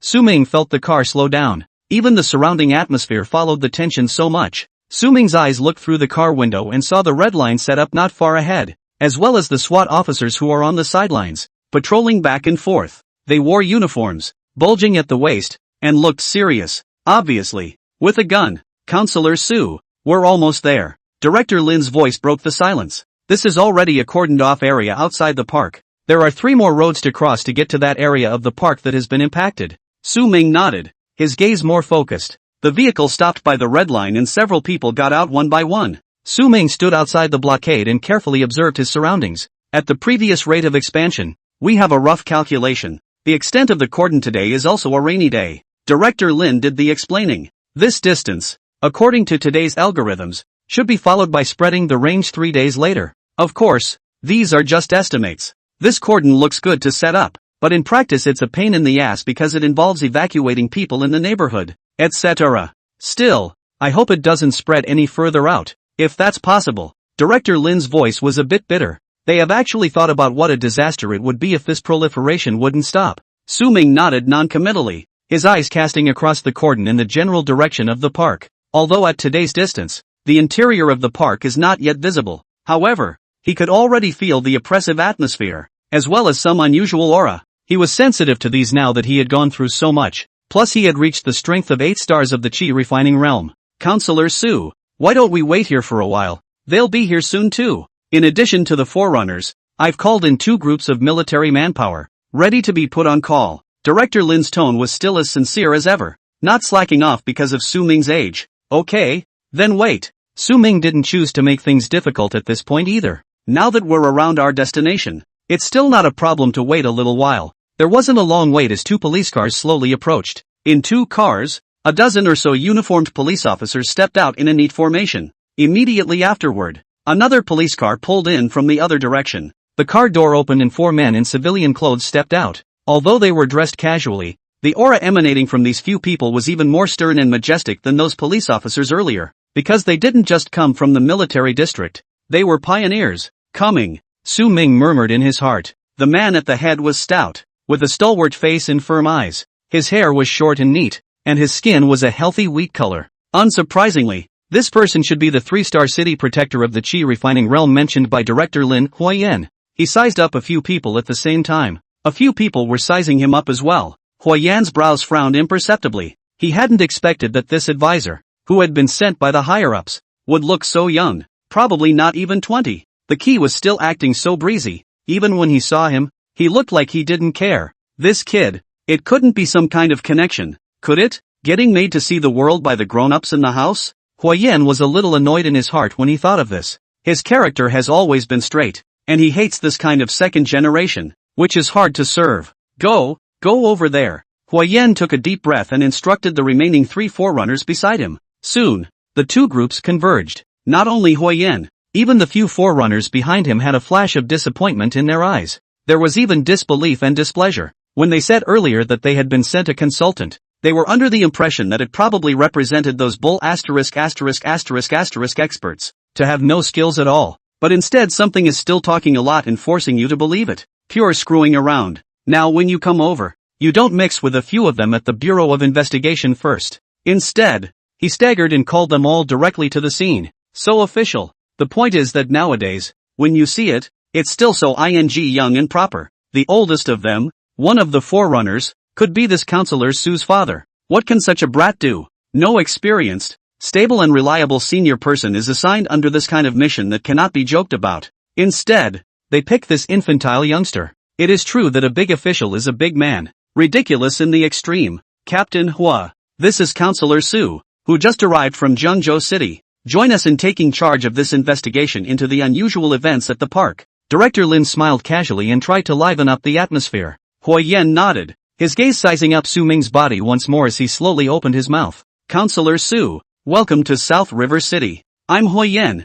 the city protector of South River City. Su Ming smiled slightly. Just call me Summing. As for the few people behind Huiyan, Su Ming didn't bother to ask. They didn't take the initiative to introduce themselves, so naturally he didn't bother to say much to them. Now that everyone's here, let's get ready to go into the park. Su Ming's voice remained flat, and his gaze was cast towards the direction of the park. Hearing this, a few more disdain and irritation came out in the expressions of the several forerunners. Is this a game? Just go? None of them would last long in there. And yet this so-called Counselor Su was talking so easily and comfortably? Do you really think that place is your home? Okay, show Counselor Su around. At this time, Huayan opened his mouth instead, chopping his head. The youngster doesn't know much, but he's still active in his work. When he was allowed to truly feel how terrifying that place was, naturally he wouldn't be as casual as he was now. At that point, he's bringing the dominance in the flow. Just let this counselor Su be an honest face. Don't interfere with their work. Led by Director Lin and Huayan,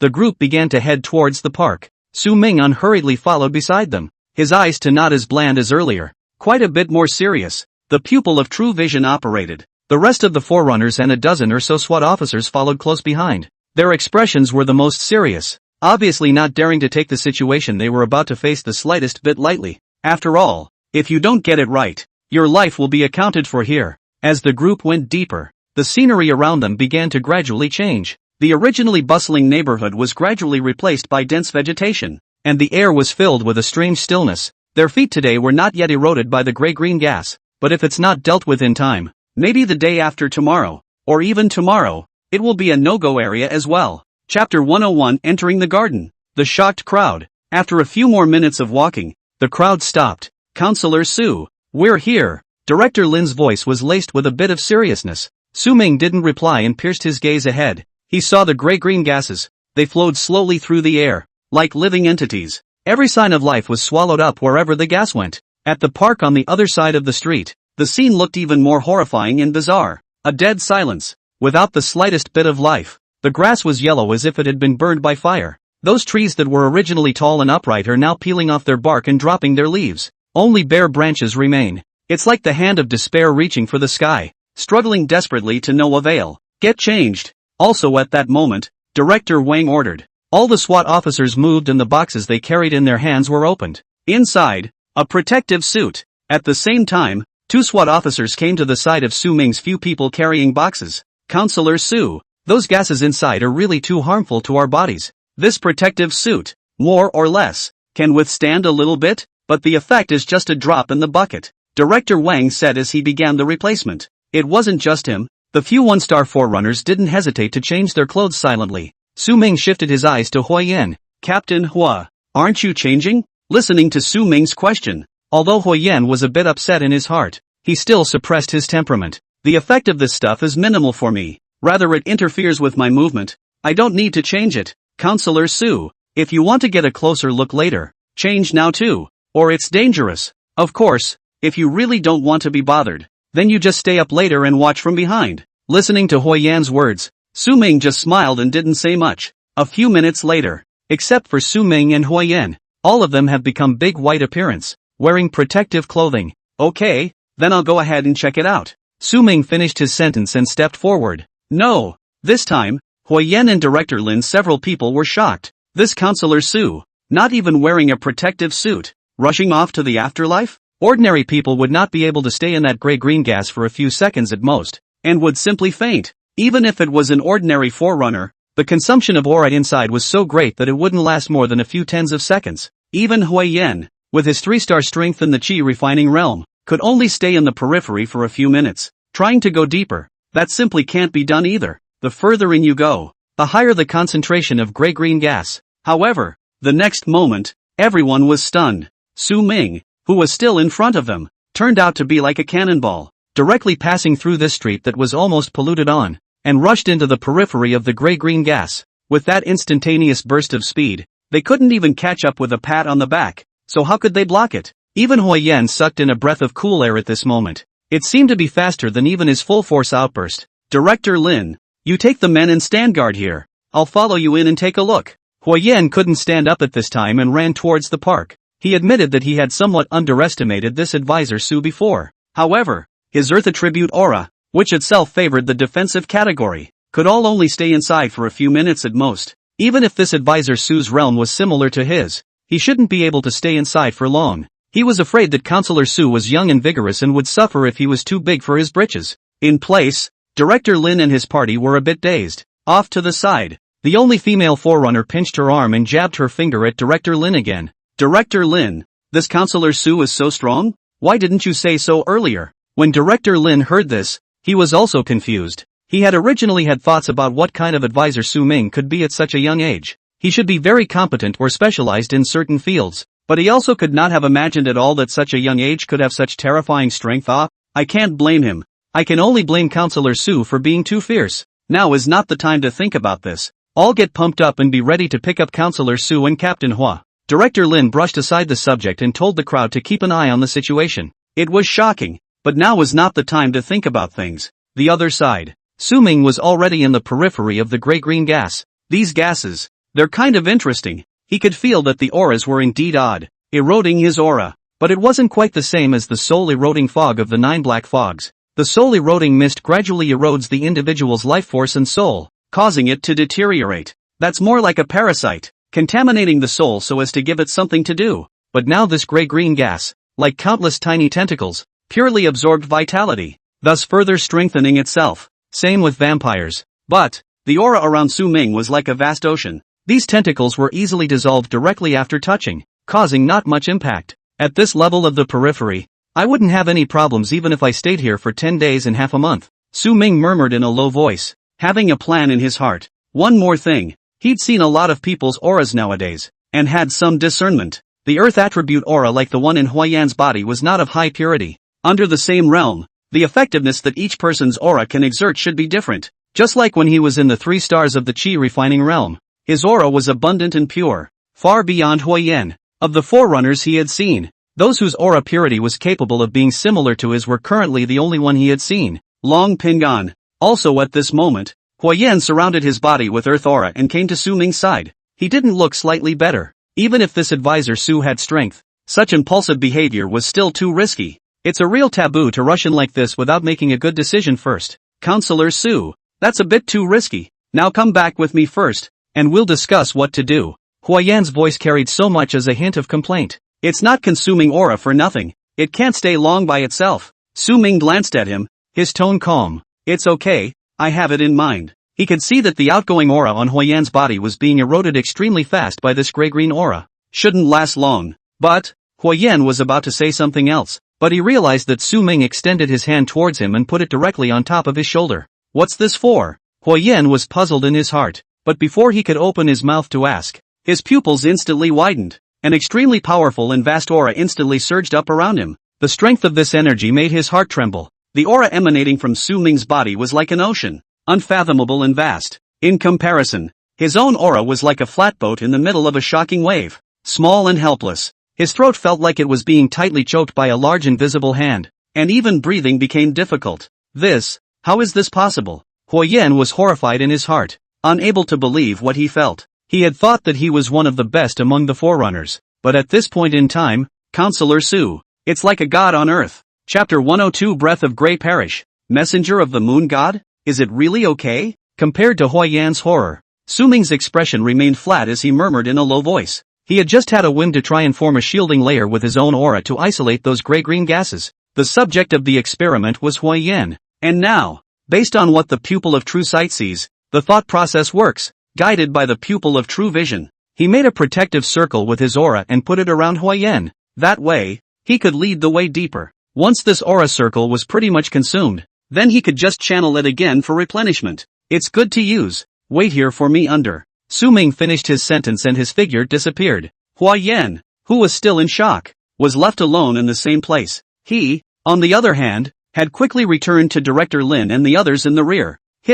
Director Lin and his group, looking at Su Ming, who had returned quickly and with a breezy face, were all a bit nonplussed. One counted, and all of them sucked in their breath. What the hell is this? This was especially true of the previous forerunners who were disgruntled towards Su Ming and had eyes full of questions. At the moment it was as if a spell of immobilization had been cast on him, and he was frozen in place. There was no longer the slightest hint of contempt or disdain in their eyes. In its place, there was only deep awe. They also felt the aura fluctuations that came from over there just now. Even though they were separated by a large distance, it still shocked them to no end. Those of them, they have always been honored by their strength. Previously, I thought that the so-called consultant was nothing more than an embroidered pillow that relied on connections for gold plating or experience. Now, as in a dream, I realize how stupid and ridiculous my thoughts were. Doesn't the top brass see things so urgent and important than they do? Would take these things less seriously? At the thought of this, each one blushed and was somewhat ashamed. I'm going to go in with Captain Hua and see if there's any video equipment.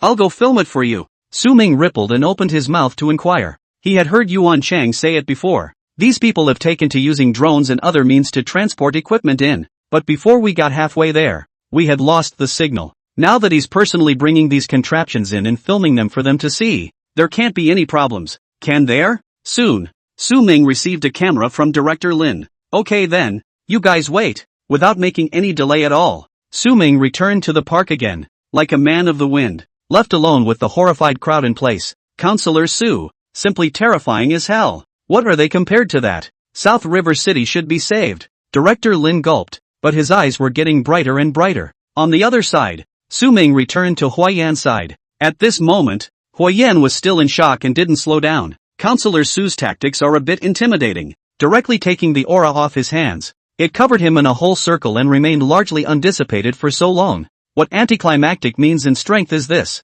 Take that. Su Ming gave the camera to Huayan. There's naturally some reason why this guy was allowed to follow. He needs a tool man to hit the ground running. You can't just shoot it yourself, can you? Huayan took the camera and fiddled with it gently, recognizing his new identity. It's not that complicated. It's just easy to shoot if you do. Go! Su Ming walked deeper into the park. This time, Huayan, without a trace of temper or questioning, immediately followed. He's still got to film Counselor Su. Whoever dares to say a single word of no to Counselor Su from now on, then he'll be in a hurry with anyone. It was also at this time that Su Ming suddenly slowed down, because in his mind, there came the long-lost voice of Tadako. The tiny host is quite powerful, even resisting the breath of Grey Parish by virtue of his thin aura. New Black Mist class illustrations have been collected. Breath of Grey Parish? Su Ming's eyes lit up when he heard the news from Unity Sun. It's critical moments like these that Unico finally gives another wave. Thinking of this, Su Ming made a stop gesture towards Huayan and prepared to check the contents of the iconography in his mind. Huayan was a bit confused, but still did as he was told the first time, pulling his spiritual power to the extreme, though he didn't understand why he had to stop here. But Counselor Su must have his reasons for doing so. He himself just couldn't feel it because he was weak. Thinking of this, Huayan took the camera and filmed the surrounding scenes in one by one, not daring to miss anything. If he didn't find anything wrong, then he planned to go back and take his time watching the video for review. Strong people, they are constantly learning. Beside Huayan, Su Ming had already opened the icon. Black Mist class illustration. Breath of Grey Parish. One of the 9 black fogs. The Breath of Grey Parish, a relative rarity among the 9 black mists, originates from an ancient imbalance in the laws of nature or the resentment of certain creatures. When the moonlight penetrates the clouds and pours over the earth, the fog awakens from its slumber and begins its deadly spread. This fog expands only in the moonlight, a messenger of the moon god. It wanders through the night, greedily absorbing all vitality and transforming it into its own power. The speed of diffusion and the erosive power increase with it. A vicious cycle. Wherever they go, life withers and everything withers. If not contained in time, everything in the world will be mercilessly devoured by it, turning it into a lifeless realm of death. A little something. Su Ming read the message and gave his comment. This was the second of the 9 black mists he had seen. Even before, in Qingshui village, the fog there didn't seem to belong to the existence of the 9 black fogs. You can see the gold content of these 9 black mists. Natural laws out of balance? What does that mean? Su Ming was a little confused, and it was the line in the introduction that made his head spin the most. This Breath of Grey Parish is the messenger of the moon god. What do you mean? Is it hard to be the same as the river god? Both existences that want to cause trouble and wreak havoc on earth? River god didn't sound like it had touched him much yet, but Luna is different. The moon has long been recognized as a symbol of beauty and romance. It is a deep touch of homesickness in the heart of a traveler wandering in a foreign land. It is the ardent expectation of reunion among loved ones. It's romance in the eyes of lovers. It is also the inspiration of the poet's pen. The bright moonlight that sprinkles the earth, like a gentle veil, soothing everything in the world, bringing peace and tranquility. It is easiest to evoke the warmest and softest emotional ripples in people's souls. And now, because the presence of the Breath of Grey Parish has overshadowed its imagery, it was like the fangs of a demon, brutally devouring life. It's a breeding ground for death and disaster. Such an evil being, a subordinate of the seemingly bright and flawless moon? Some of it is unacceptable. The sun symbolizes unstoppable light, majestic power, and vibrant life. The moon, on the other hand, contains qualities of deep and inexplicable mystery, dreamlike softness, and fickleness. To be compared to the sun is enough to highlight how unfathomable and vast the power latent in the moon is. Su Ming had some chills in his heart. If this Breath of Grey Death is really a messenger of the moon god, then this moon god must be powerful beyond imagination and must be hiding an unknown side. Could he have a single chance of winning if he really went up against an existence like that? Chapter 103 Flowers in a Gray World. Phew. Keep going. After a while, Su Ming took a deep breath and greeted Huiyan to continue. Regardless of what the facts really are, there seems to be no turning back for them. Instead of being scared and depressed all day, why don't you go up to the top of the Mang? Isn't it just the God Emperor? It's not like he hasn't killed before. It was still afternoon, and the sunlight poured through the thin clouds onto this place shrouded by the breath of grey parish, somewhat ghastly. As he went deeper, the grey-green aura around him became more and more dense. It was as if a substantial barrier had formed, blocking the two from advancing. Su Ming's complexion became more and more grave, and his aura bulged around him, fending off the eroding aura. Nowadays, this place was eroding its aura at a much faster rate compared to before, including Huiyan's side. He struck an aura over again to strengthen his protection. Otherwise, if he didn't pay attention and got Huiyan killed, he wouldn't be able to live with it in his heart. Extract new black mist class icon. Su Ming murmured in his heart. Originally he had planned to find an auspicious time and place to open it in, but now there was no way out. It would be nice in case what you open saves the day. Extracting the breath of grey peril icon. Rewarding the special item Wu Fei Key Mold. Mold of the Key of Nothing, an extremely special material mold that is not eroded by any kind of black mist, and can increase the number of times the Key of Nothing form is transformed by one time. This, Su Ming was a little unsure of what to say. He had wondered then if it could be this thing. This was because this was the thing that was rewarded when extracting the soul eroding mist, which was also one of the 9 black mists. Before, at the same time, he felt his pants pockets get a little hot. I don't need to see it to know that the originator is again the key of inaction, because the thing, sensing a new energy that it could absorb. Can it also absorb these breath of grey parish? Su Ming's mind moved. If that's the case, then the reward isn't out of the question. Just what would be the best form to transform this key of nothingness into this time? He hadn't thought it through, mainly because in his previous perception, he wouldn't think about these things all day long. That long sword was a manifestation of the sword that was based on the sword that beheaded the dragon in that dream. The death scythe, on the other hand, was that he had always liked watching those death movie flicks and thought that a weapon like a scythe was evil and cool. Hesitate for a moment. Su Ming still planned to enter the deepest part of the room first to see the culprit before saying anything. There's no chance of modification. Then the whole thing has to fit. These grey perishable breath in the air, such as if you can really absorb. There is no hurry this half a moment. It doesn't dissipate somehow either. Besides Su Ming, Huiyan carried the camera and followed very closely. The grey-green gas here was at a concentration that alarmed him. If it wasn't for the protection of Su Ming's aura, he would probably have become a dried-up corpse long ago. Even the footage from this state-of-the-art camera is not particularly clear because of the gases. It's the same as a mosaic. As the two of them went further in, a low whimper began to come from the otherwise silent environment. It was as if there were countless agonizing souls, struggling and crying out in it. Su Ming's heartbeat couldn't help but speed up, and fine beads of sweat oozed from his forehead. When he reached this position, even his aura began to run wildly for defense, and Su Ming channeled wave after wave of aura towards Huiyan's body. I'm 8 stars of the Qi refining realm.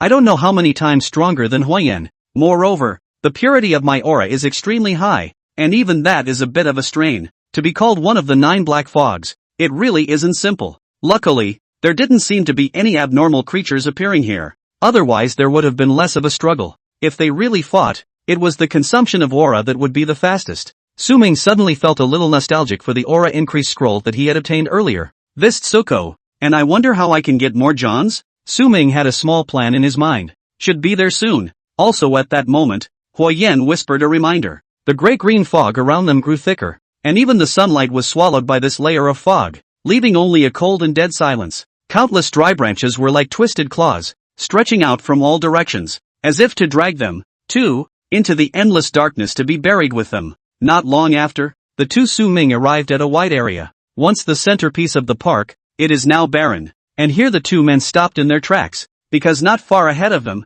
the scenery was a little different. In the midst of this grey-green world, the unusually demonic flower appeared in their sight. This is the only one, but you can't take your eyes off it. Its color is so bright it's a little unnatural. Under the shroud of the breath of grey parish, it seemed particularly abrupt and bizarre, dainty and colorful. It was a stark contrast to the deadness and decay around it, as if two worlds, out of place and frightening. Is that what's messing with this thing? The petals of this flower show a deep red color. The edges were tinged with an eerie purple color, as if they had been soaked in blood to the point of mutation. On the petals, there seemed to be a few drops of crystal dew still hanging, reflecting the faint light. Huiyan was very knowledgeable and set up the camera directly towards the flowers over there and started focusing. he suddenly fell a little in love with photography. Kind of funny. Su Ming's pupil of true vision operated extremely fast, taking the flower completely into his sight. The aura emanating from this flower caused even he felt palpitations. It was the source of the breath of Grey Parish and the emperor of this land of death.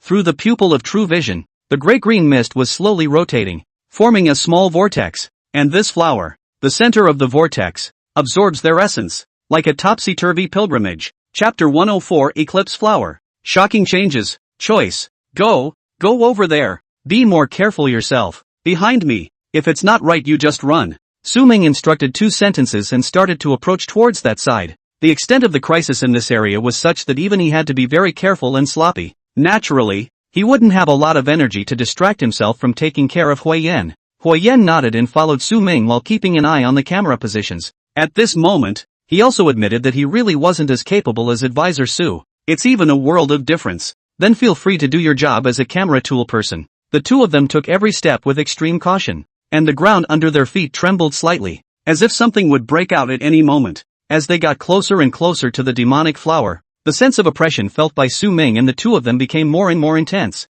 especially Hui Yan, even with Su Ming's aura protecting him. At this moment, his forehead was seeping with sweat as he exhaled loudly. If Su Ming had removed his aura at this time, he had no doubt that he would be lying here in seconds, sleeping peacefully. Just stand here and don't come any closer. Su Ming once again struck an aura into Hui Yan's body and moved a little closer himself, taking a step in front of the flower. The petals quivered slightly. It seemed to greet them, and to laugh at their ignorance and boldness. Su Ming's gaze was as sharp as a knife, taking in every detail of the flower through the gray-green mist. The flower's rhizome is deeply rooted in the soil, and the land around it takes on an unnatural grayish color. In that case, it shouldn't be the soil. After all, the land had given way to being sucked directly into a grayish-white color, devoid of life. Su Ming let out a light suspicion with some surprise. He had wondered earlier why there was even such a thing as dew on the petals of this flower. It was a bit out of the ordinary. Now take a closer look. It's not a dewdrop at all. This was the congealed liquid that contained the essence of the breath of Grey Parish. It's already pure to the point of dripping. They rolled over the petals, glowing with an eerie green light, like the tears of a demon. It's also like an eye. While Su Ming was observing the flower, how could the flower not be scrutinizing him? What are you looking at? Little thing. Su Ming frowned slightly and surprisingly crouched down in the next moment. This one action made Hui Yan's heart skip a beat as he watched behind him, leaning so close, really not afraid of any accidents. Encountered close to the face to kill? After squatting down, Su Ming had even more palpitations. Even his aura began to deplete exponentially at this moment. It can suck more than even a chimera. Su Ming wanted to reach out and touch it, but hesitated for a moment and held back. Touching it, though, may acquire the illustration. But I'm afraid I'm going to give myself problems and my body won't be able to handle it. This greenish liquid is not clean at first sight. What if I catch a skin disease? Of course, that doesn't mean he stopped there. From his pants pocket, Su Ming pulled out his Wu Wei key. In the next moment, the bottom end of the key of nothingness gently touched the petals of this demonic flower. This thing of his, all laws are inviolable. The petals trembled slightly, but Su Ming jerked the key away just in time. Because in his mind, the voice of the Unity Sun had been heard. Discovered special icon Eclipse Flower. Special class illustrations are now open. Su Ming was shocked in his heart. Another brand new type of iconography. He had never heard of it before. At the same time, he had some unanswered questions. Shouldn't things like flowers and plants belong to plants? Why is it a special class that I've never heard of? Open the icon. Su Ming didn't make any delays while keeping his guard up. He wanted to see just how special it was. Special class illustrations, Eclipse Flower. Category, mutant attributes. The embodied product of the breath of Grey Parish. Mysterious and deadly. This flower unites the power of chaos and resentment and contains endless vitality. Yet it is never satisfied. And its desire for vitality is as insatiable as a gourmand's. The petals are brightly colored and demonic, luring living beings to come closer and become its sustenance. In the depths of the stamen, the power of extreme Grey Perishing is hidden. And wherever it passes through, life is wiped out, leaving only barrenness and deadness. After reading the illustrations, Su Ming's eyes flickered badly. In that case, this flower really isn't a plant or an animal. It represents the will of the breath of Grey Parish. Special enough indeed. But this thing, it's actually that mutated attribute too? Extract icon rewards. Su Ming didn't make any delays. Late is late. This was also the first time he had extracted the rewards of this special class of iconography, and he didn't know what would be there. I hope to give a little Extract the eclipse flower icon and get a copy of the ancient and modern journal. Attention! There is a chance that special events and rewards will appear after checking the log entries. Ancient and modern logs? Special events? Su Ming pondered briefly, then opened the log. He'd like to see what was going on. Eclipse mist log is open. It is rumored that in those ancient and distant past years, every time there was a lunar eclipse, a mysterious ghostly mist would quietly emerge. This is the severe punishment that the moon god has sent down on the earth. Whenever the earth is consumed by endless greed, wantonly destroying the balance of nature and trampling on the law of what should be a harmonious coexistence, the moon god will be shaken with rage. Her sacred and inviolable will, transformed into this rolling mist of ghosts, sweeps the world with a surging momentum. This mist is called the lunar eclipse spectral mist. It contains the anger and punishment of the moon god, as if it were countless pairs of big invisible hands that want to cleanse the world of all sins. However, time flows on, and the years change relentlessly. Unexpectedly, this lunar eclipse spectral mist originally controlled by the moon god seems to have gradually broken free from God's bondage and no longer obeys God's will.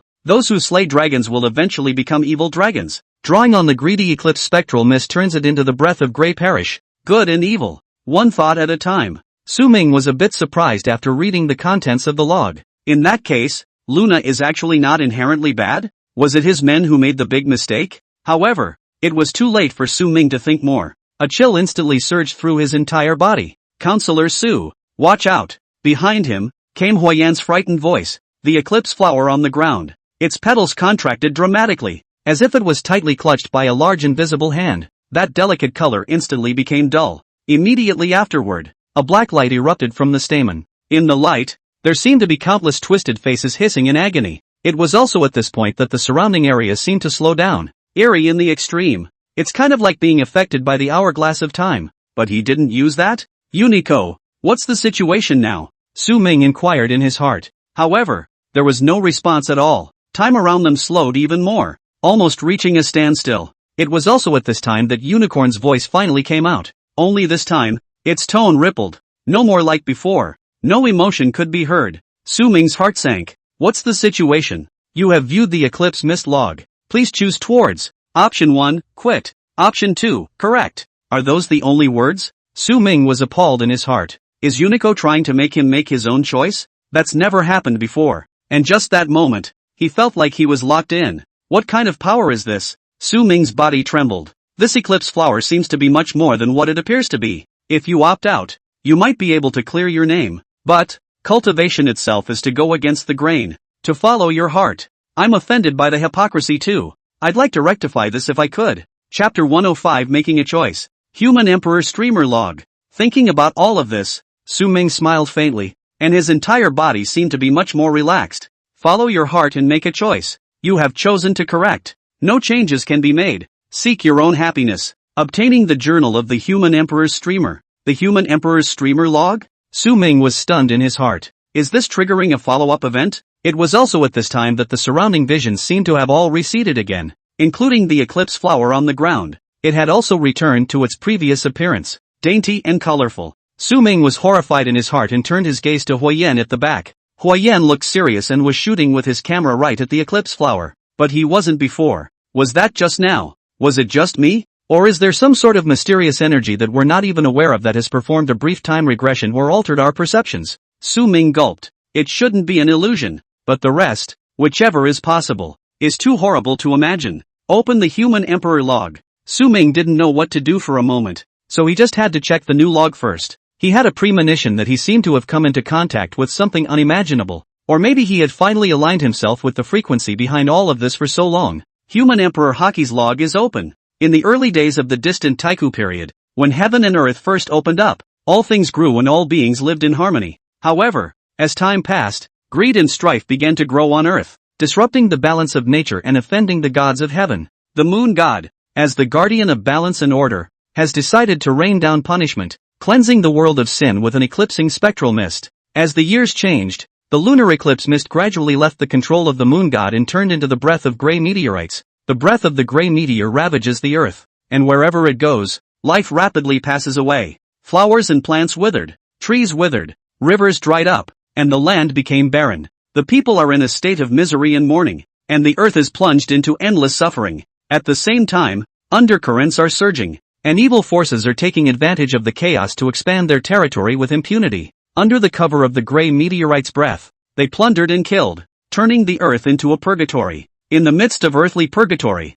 a man fights his way up from a bath of fire. Ragged clothes, haggard face, but unmistakable eyes. A piece of unburned fabric, which he used as a banner, raised high and shouted with his arms. Desperate survivors have responded by joining the fight to guard the last clearing. War is raging and blood is being spilled. At every moment, fresh lives fall in grueling battles, and corpses are strewn everywhere. Yet, those indomitable souls, their spirits will not be dispersed. A wisp of white gas, like smoke, rushes straight into the flag in the man's hand, traveling side by side in another way. They suffered heavy casualties, but that brazenness grew stronger. Every swing of the sword, every charge, carries the determination to die together. Swords and swords crisscrossing, shouts of murder shaking the sky and the earth. The flag is rattling in the wind, its bloodstains streaked with the blood of our own brave men and the stained blood of the enemy. Vow to kill your way out of certain death. The injured have not cried, the dead have no regrets, and they only seek to protect the peace of their homes. The man is in the front,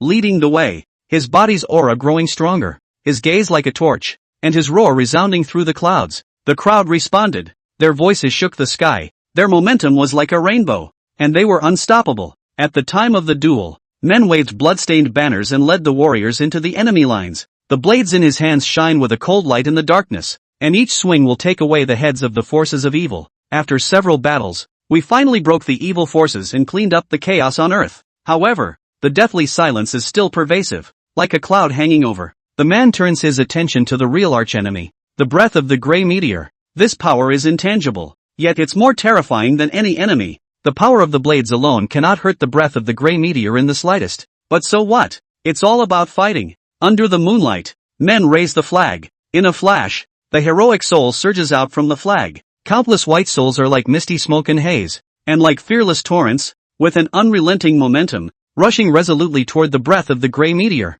The souls collide fiercely with the gray meteor's breath, and every instant, there are heroic souls that turn into radiant white dots and go up in smoke amidst mournful howls. Every instant, too, the breath of the gray meteorite diminishes like boiling soup and snow under the onslaught of souls. Both sides are in a fierce battle. Killing intent rises to the sky. Though the breath of the gray meteor is powerful and unrivaled, the souls are going forward and backward, fearless of life and death, like moths to a flame. Into the battle. Under the moonlight, the number of English souls gradually thinned out, and the breath of the gray meteor became thinner and thinner, until finally, all the heroic souls on the flag have faded away and turned into starlight in the sky. And the breath of the gray meteor is only that tiny bit left, but it is still struggling tenaciously. Man with remaining brother, eyes red and face determined. They burn their lives and blossom with splendor to the core. The rays of light intertwine into ancient and mysterious runes, carrying the power of destroying the heavens and destroying the earth. Tightly surrounding that last bit of gray meteor's breath, the life force of all the people poured out like a torrent.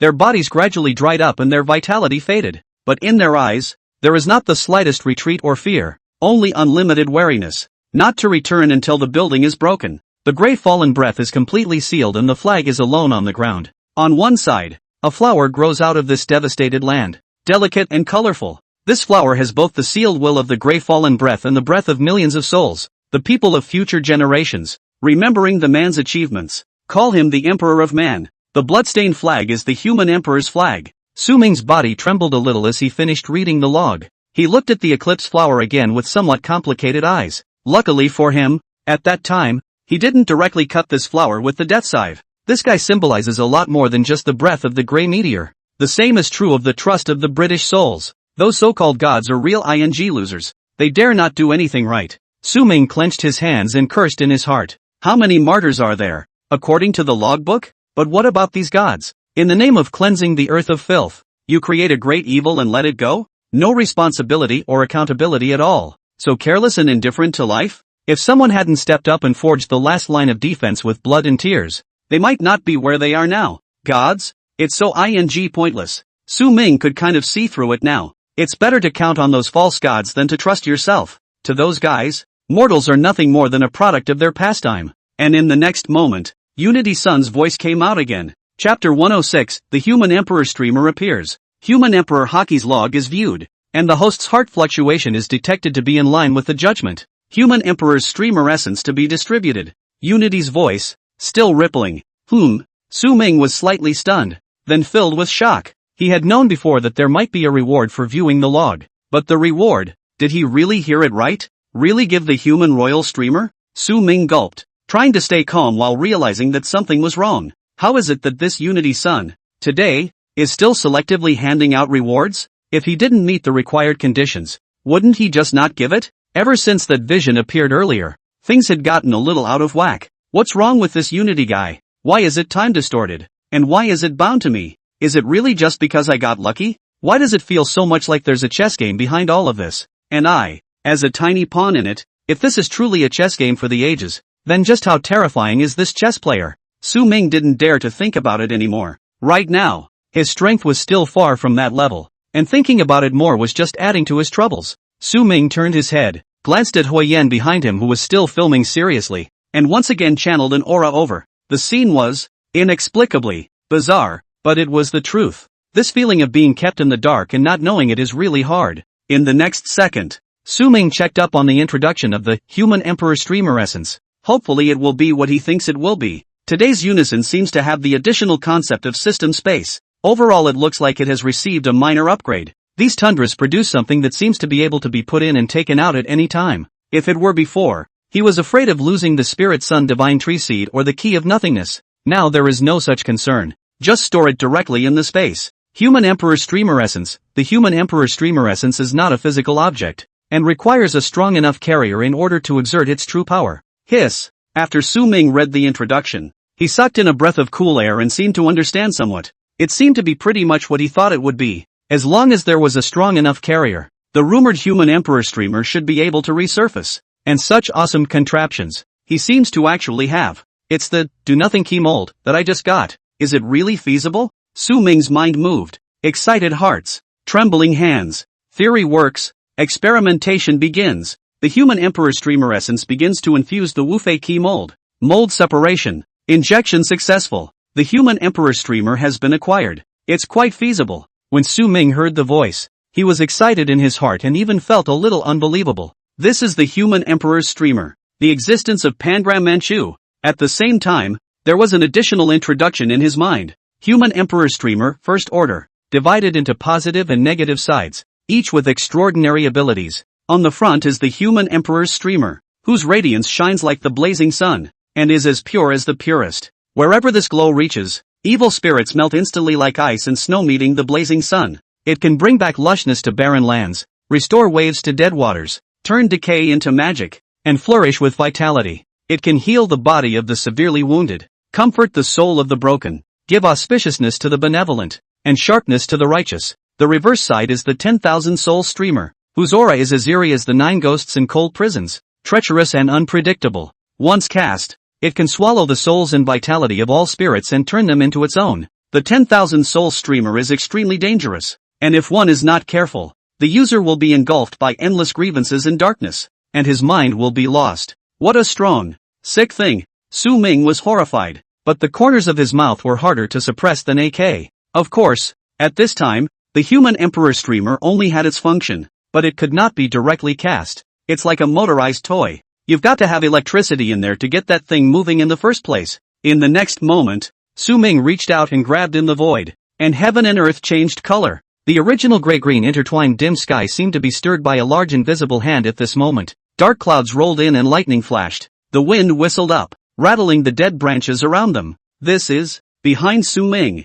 Huiyan's eyes were extremely wide, almost dropped the camera out of shock. The pressure was too terrifying. Is he still human? Huiyan looked at the scene in front of him. His brain went blank and he lost his sense of thinking. Only a dazzling light fell from the sky, piercing through the layers of clouds and shooting towards Su Ming. At the same time, beams of light as black as ink rushed up from the ground and intertwined with that light. At the center of this intersection of yin and yang, a huge flag slowly coalesced and took shape. The Human Emperor's Streamer is now in the world. On the front, a faint golden glow emanated from the entire body. The sun, moon and stars, mountains and rivers are embroidered on the streamers, and every stitch contains the supreme principles of heaven and earth. On the reverse side, there was only a deep black color that gave off a chilling aura. Strong, too strong. Su Ming couldn't help but swallow a mouthful of saliva once again as he felt what was in his hand. It was a power that made even his own heart palpitate. Moreover, According to the description information given by the Unity Sun, today the human emperor streamer was only of the first rank. If we go all the way up in the future, how scary will this thing be? To say that it was an artifact on par with the hourglass of time was not an exaggeration at all. On the other hand, hourglasses are expendable, and the more they are used, the less they become, and the human emperor streamer will only get stronger. At this exact moment, the surrounding gray perishable breath seemed to have sensed the powerful threat of the human emperor streamer. Like a furious beast surging up more and more violently, they gathered towards this side in a vain attempt to compete with the human emperor streamer. Humph. Su Ming did not have the slightest worry in his eyes as he inserted the human emperor flag into the soil with one hand, though it was unknown why these gray meteorite breaths that had been sealed away had reappeared. But nowadays they are really somewhat less qualified in front of this human emperor streamer. Su Ming's mind moved, and the 10,000 soul streamer burst into black light, as if opening a portal to the abyss. It was as if the entire park's gray meteorite breath had been summoned by some sort of call, and it began to frantically surge towards the 10,000 soul streamer. The 10,000 soul streamer seemed to be excited as well. Countless twisted souls tumbled and struggled on the surface of the streamer, emitting ear-piercing screams, like welcoming a new companion into this eternal torment. At first, the breath of the gray meteor seemed to carry a provocative and aggressive intent. Like a giant gray python, it wrapped around the 10,000 soul streamer, trying to draw on this powerful force. Soon, however, they realized something was wrong. The suction force of the 10,000 soul streamer grew stronger and stronger, and the originally positive gray meteor's breath began to become alarmed, tried to escape, but it was too late. Chapter 107, The Rapture of the 10,000 Souls. Recognition. Human Emperor 1 Soul. The spirits on the streamers began to revel, extending countless tentacles and firmly grasping the breaths that tried to escape. It had been too long since they had savored these sweet-smelling scents. The wails and screams were a chilling mix. The air currents formed by the gray meteor's breath converged towards the 10,000 soul streamer like a tornado, growing faster and faster. The entire park, as it were, suffered a post-apocalyptic holocaust, as the last trace of the gray meteor's breath was sucked into the streamer. The black light of the 10,000 soul streamer became even deeper and more demonic. The surroundings, however, were calm once again, seemingly out of place. The gray-green mist around them had disappeared. The sun was falling and it was golden and warm. Su Ming looked toward the eclipse flower. Under the sunlight, the light above the flowers shimmered and began to gradually become illusory. The colorful aura curled up and floated towards the front of the human emperor's streamer. In the next moment, the golden light on the human emperor's streamer became even more brilliant and dazzling. Above the streamers, the sun, moon, and stars seemed to be infused with new life, and the mountains and rivers began to flow with a spiritual luster. A vast righteousness gushed out from the streamers, like the cries of ancient heroic souls. Solemn and solemn. Su Ming felt something in his heart and looked towards it, his vision becoming indistinct and deep in a split second. In that radiant and dazzling golden light, it was as if he had traveled through the long river of time and space. Countless heroic souls appeared above the streamers, dressed in battle armor and holding weapons, their faces solemn and dignified. Some were gray-haired, some were young and handsome, but without exception, their eyes were filled with fervor. In the next moment, these heroic souls bowed towards him in unison. A nebulous bond connects the two sides.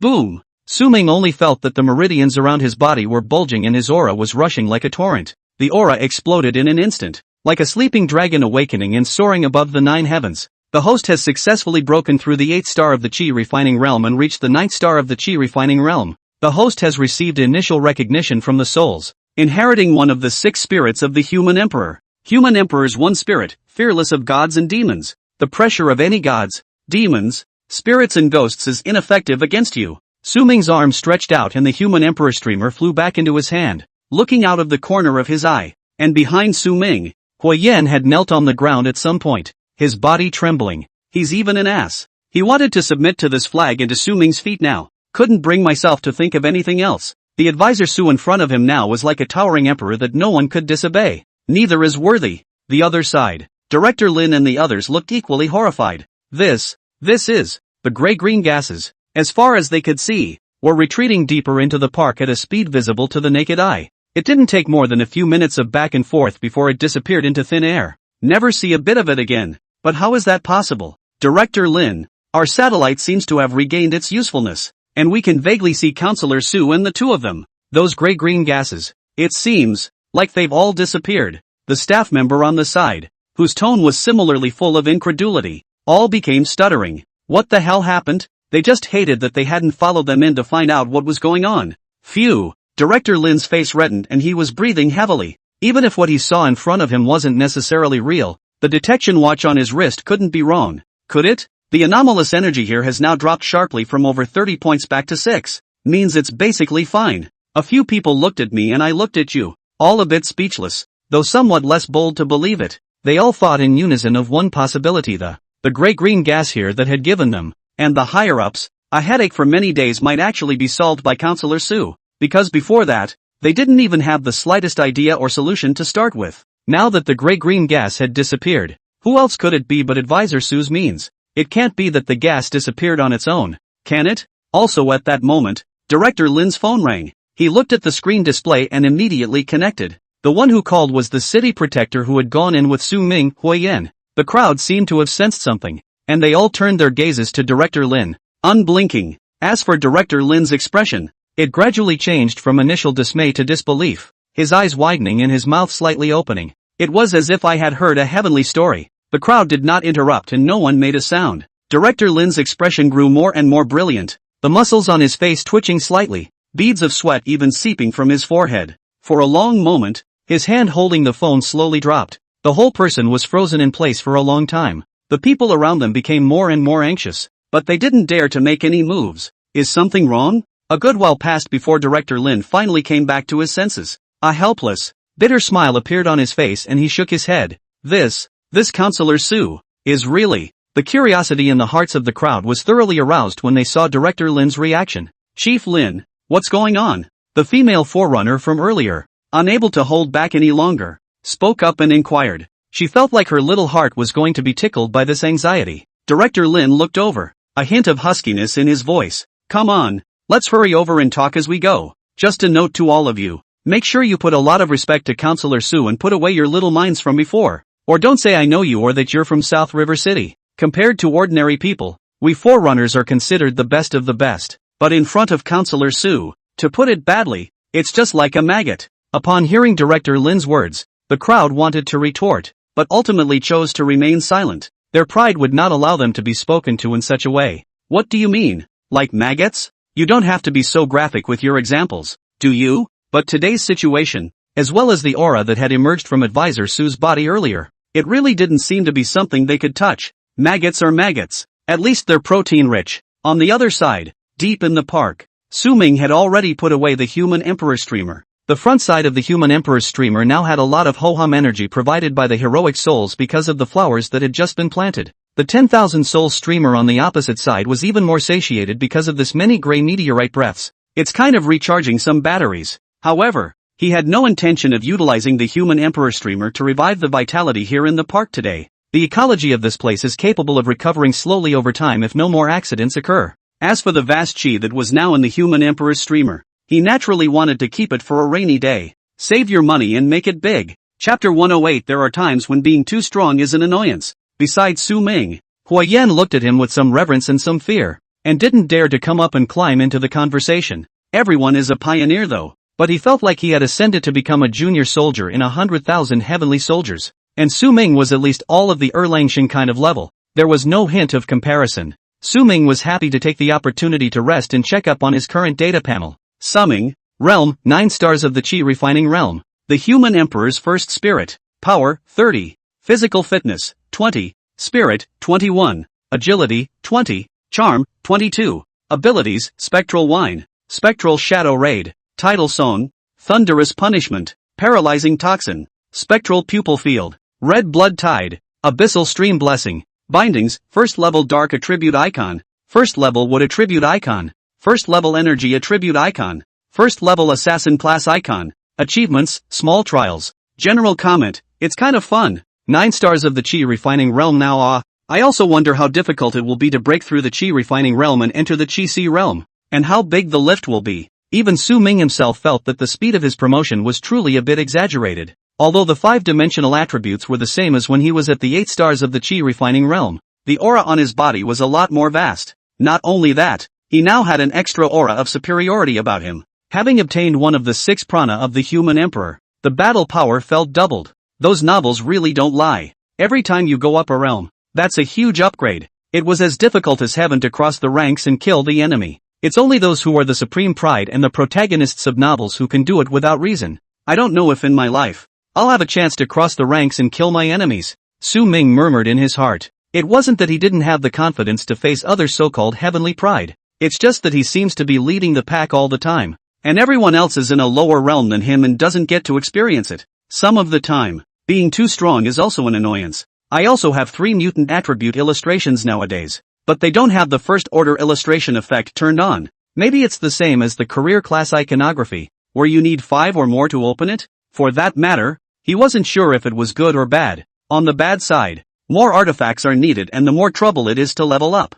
But on the plus side, it's often the more extreme something is that makes it harder to achieve the conditions, and the give and take is often directly proportional. A few minutes later, Chief Lin and the others always came trotting in. The first thing he saw was Su Ming, who had a bland look on his face, as well as Hui Yan, whose face was full of reverence and whose back was wet. Counselor Su, Captain Hua, good job. Director Lin didn't know what to say, so he only smiled and walked over to the two with a respectful attitude. His hand was halfway out, but he retracted it. After realizing how ridiculously strong Advisor Su was, he was a little less daring. Strength is too unequal, and it becomes intimidating. Also at this time, Su Ming took the initiative to shake Director Lin's hand and smiled faintly. It's just a matter of serving the people. He was in a good mood now. After all, this trip was really big, beyond imagination. Several illustrations. The realm was once again elevated, plus the most important human emperor streamer. Even these people, in his eyes, were much smoother.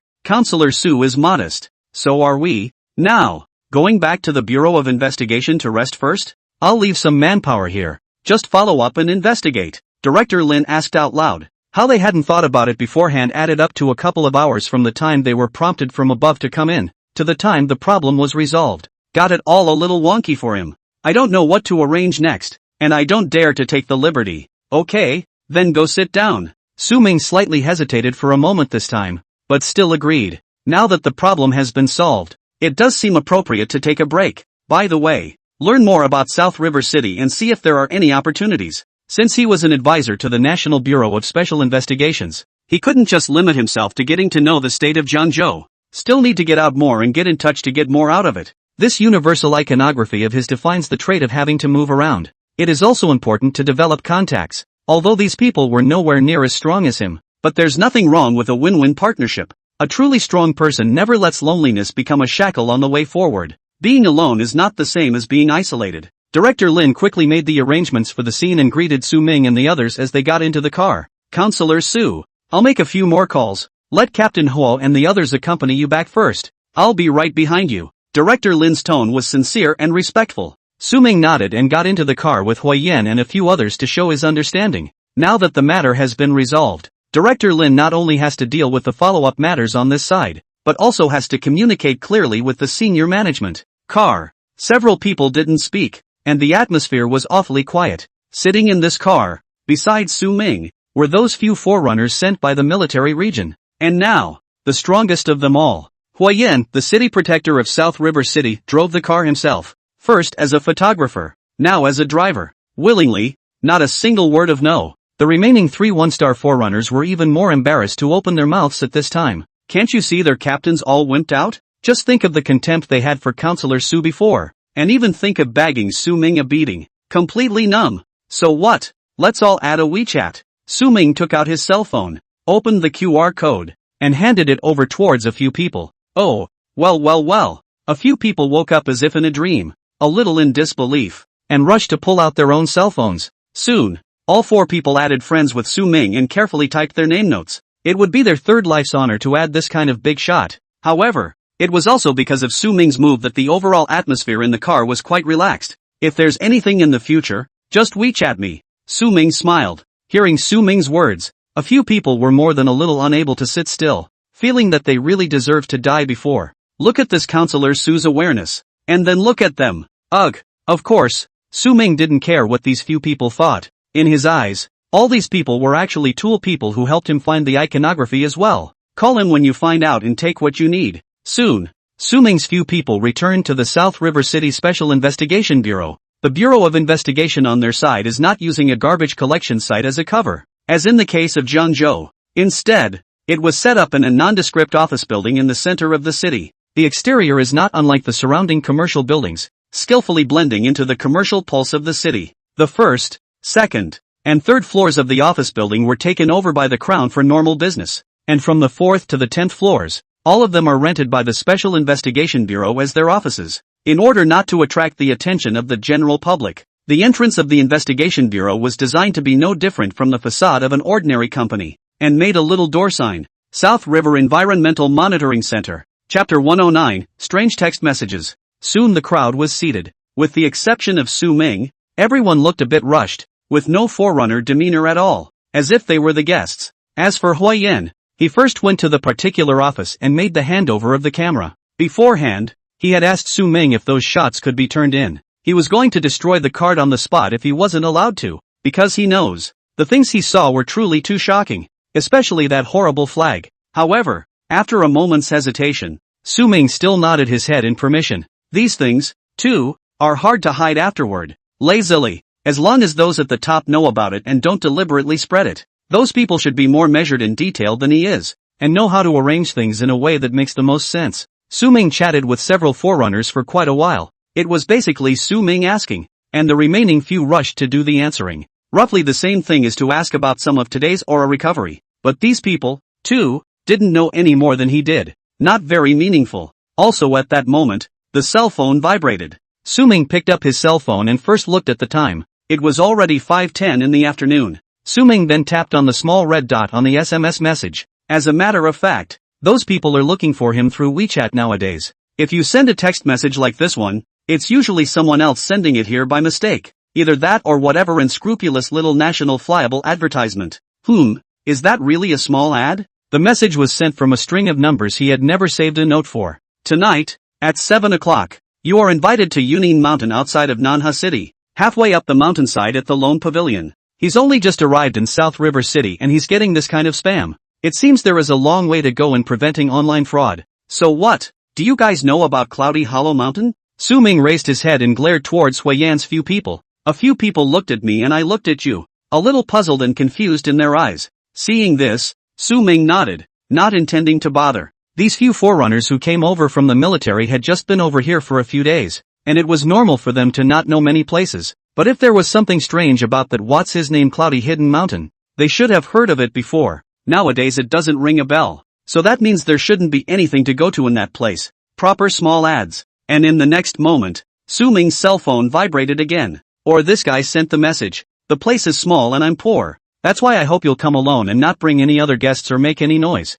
Waiting for you, Counselor Su. This. After reading the message, Su Ming's eyes flickered badly. The presence of those last few words has made it clear that this is not a nuisance advertisement. It's not unusual for ordinary people to look up my phone number and send it out in a widespread group. But just call me Counselor Su. Kind of funny. If this text message had called him Su Ming directly, he might not have felt anything, as an ordinary information leak, but it directly speaks to this level of his identity. It was specifically directed at him. Very uncomplicated. At the same time, the office door was pushed open. Commissioner Lin rushed back from the parkside, and his line of sight was the first to lock onto Su Ming. Counselor Su, I've already given a clear explanation to the higher-ups about this side of things. Thank you this time. This thank you from him was extremely sincere. How could such a strong man not be from their South River City? Do you want to have fun in our South River City next? I'll be the host, and I guarantee you'll have a good time. Should I say no? We still have a great view here. Green hills and green water. Su Ming smiled. Director Lin, you go about your business. I'll just stroll around by myself. Isn't there a cloud-covered mountain on our side? Su Ming inquired seemingly casually, but his eyes were secretly observing Director Lin's reaction. Director Lin was slightly stunned, then spoke. Counselor Su, let's go all the way south from here to the mountain outside of the city. It's Yunin Mountain. It's not a treacherous mountain there, and it's quite secluded, but it's not exactly an attraction. So you're interested in it? Su Ming nodded. I'm going to go over there and check it out. Upon hearing this, Director Lin immediately responded enthusiastically. Then why don't I walk you up there? I'll just go by myself. I'll contact you if anything happens. When Director Lin saw Su Ming shaking his head in rejection, his expression moved slightly and he said no more. He was smart enough to react to the fact that Counselor Su was probably there for something. Not for a little karami like him to pry into. It wouldn't be polite to ask any more questions. Okay, is it time to leave now? I'll get someone to drive you? Su Ming nodded. That would be a problem. Soon, Su Ming got into the car. The one who drove the car was the same plant expert who had received him with Director Lin earlier down at the helicopter. There wasn't much communication between the two in the car. Su Ming tapped on Serenity's WeChat and informed him that he wouldn't be going back today. He then sent a message to Wang Qian. Asked Wang Qian to help him check the information about the phone number that texted him. It was only like 10 minutes had passed when Wang Qian replied to the message. Counselor Su, this phone number is very old. It was registered before when real name authentication was not required. It's not easy to find out who's behind the use for a while. Mainly because he has no communication records for the last couple of years other than a text message to your cell phone, which he basically hasn't used. But through technical means, I can determine the location of the most recent use of this number. Located on the outskirts of Manhwa City, on a mountain called Yuning Mountain. Is it still really posted here? Su Ming returned a word of thanks and then put his cell phone away. The corners of his mouth, however, curled into a smile. He had originally thought that there had been nothing that particularly touched him after he had collected the breath of the gray meteor in South River City. But now this text message is a real unexpected surprise. A small city of South River. Crouching dragons and hiding tigers. More or less expected. Counselor Su, we're here. After a while, the driver's voice came. After the car stopped, Su Ming thanked him and got out of the car. Now that it's close to 6 p.m., I'm really hungry. If you don't have anything good for me later, then you'll have to treat him to a bamboo shoot stir fry. Su Ming stood at the foot of the mountain and looked ahead. At this time the sky has gradually darkened. The afterglow of the setting sun sprinkled on the earth, giving everything a layer of golden veil. The mountains look serene and mysterious in the reflection. The whole mountain did not look too high. The mountain is gentle and soft lines. The vegetation is lush and verdant. Occasionally there are a few wisps of golden clouds in the mountains, gently floating with the wind, just like a fairyland. This place, it's nice to look at, but it doesn't sense any danger or abnormality. Su Ming murmured in a low voice, but the curiosity in his heart increased by a few points. Who was it that had found him in this place, and why had he chosen it? It couldn't be a girl with a crush on him, looking for him to do something shy in a forest like this. He's still young, and series is not an option. Get up there. Su Ming smiled faintly and prepared to move. The time given to him on the text message was at 7 p.m. He was now enthusiastic about going to his appointment an hour early, and hoped that the man was prepared and wouldn't let him down too much. Chapter 110. This guy seems a bit fierce.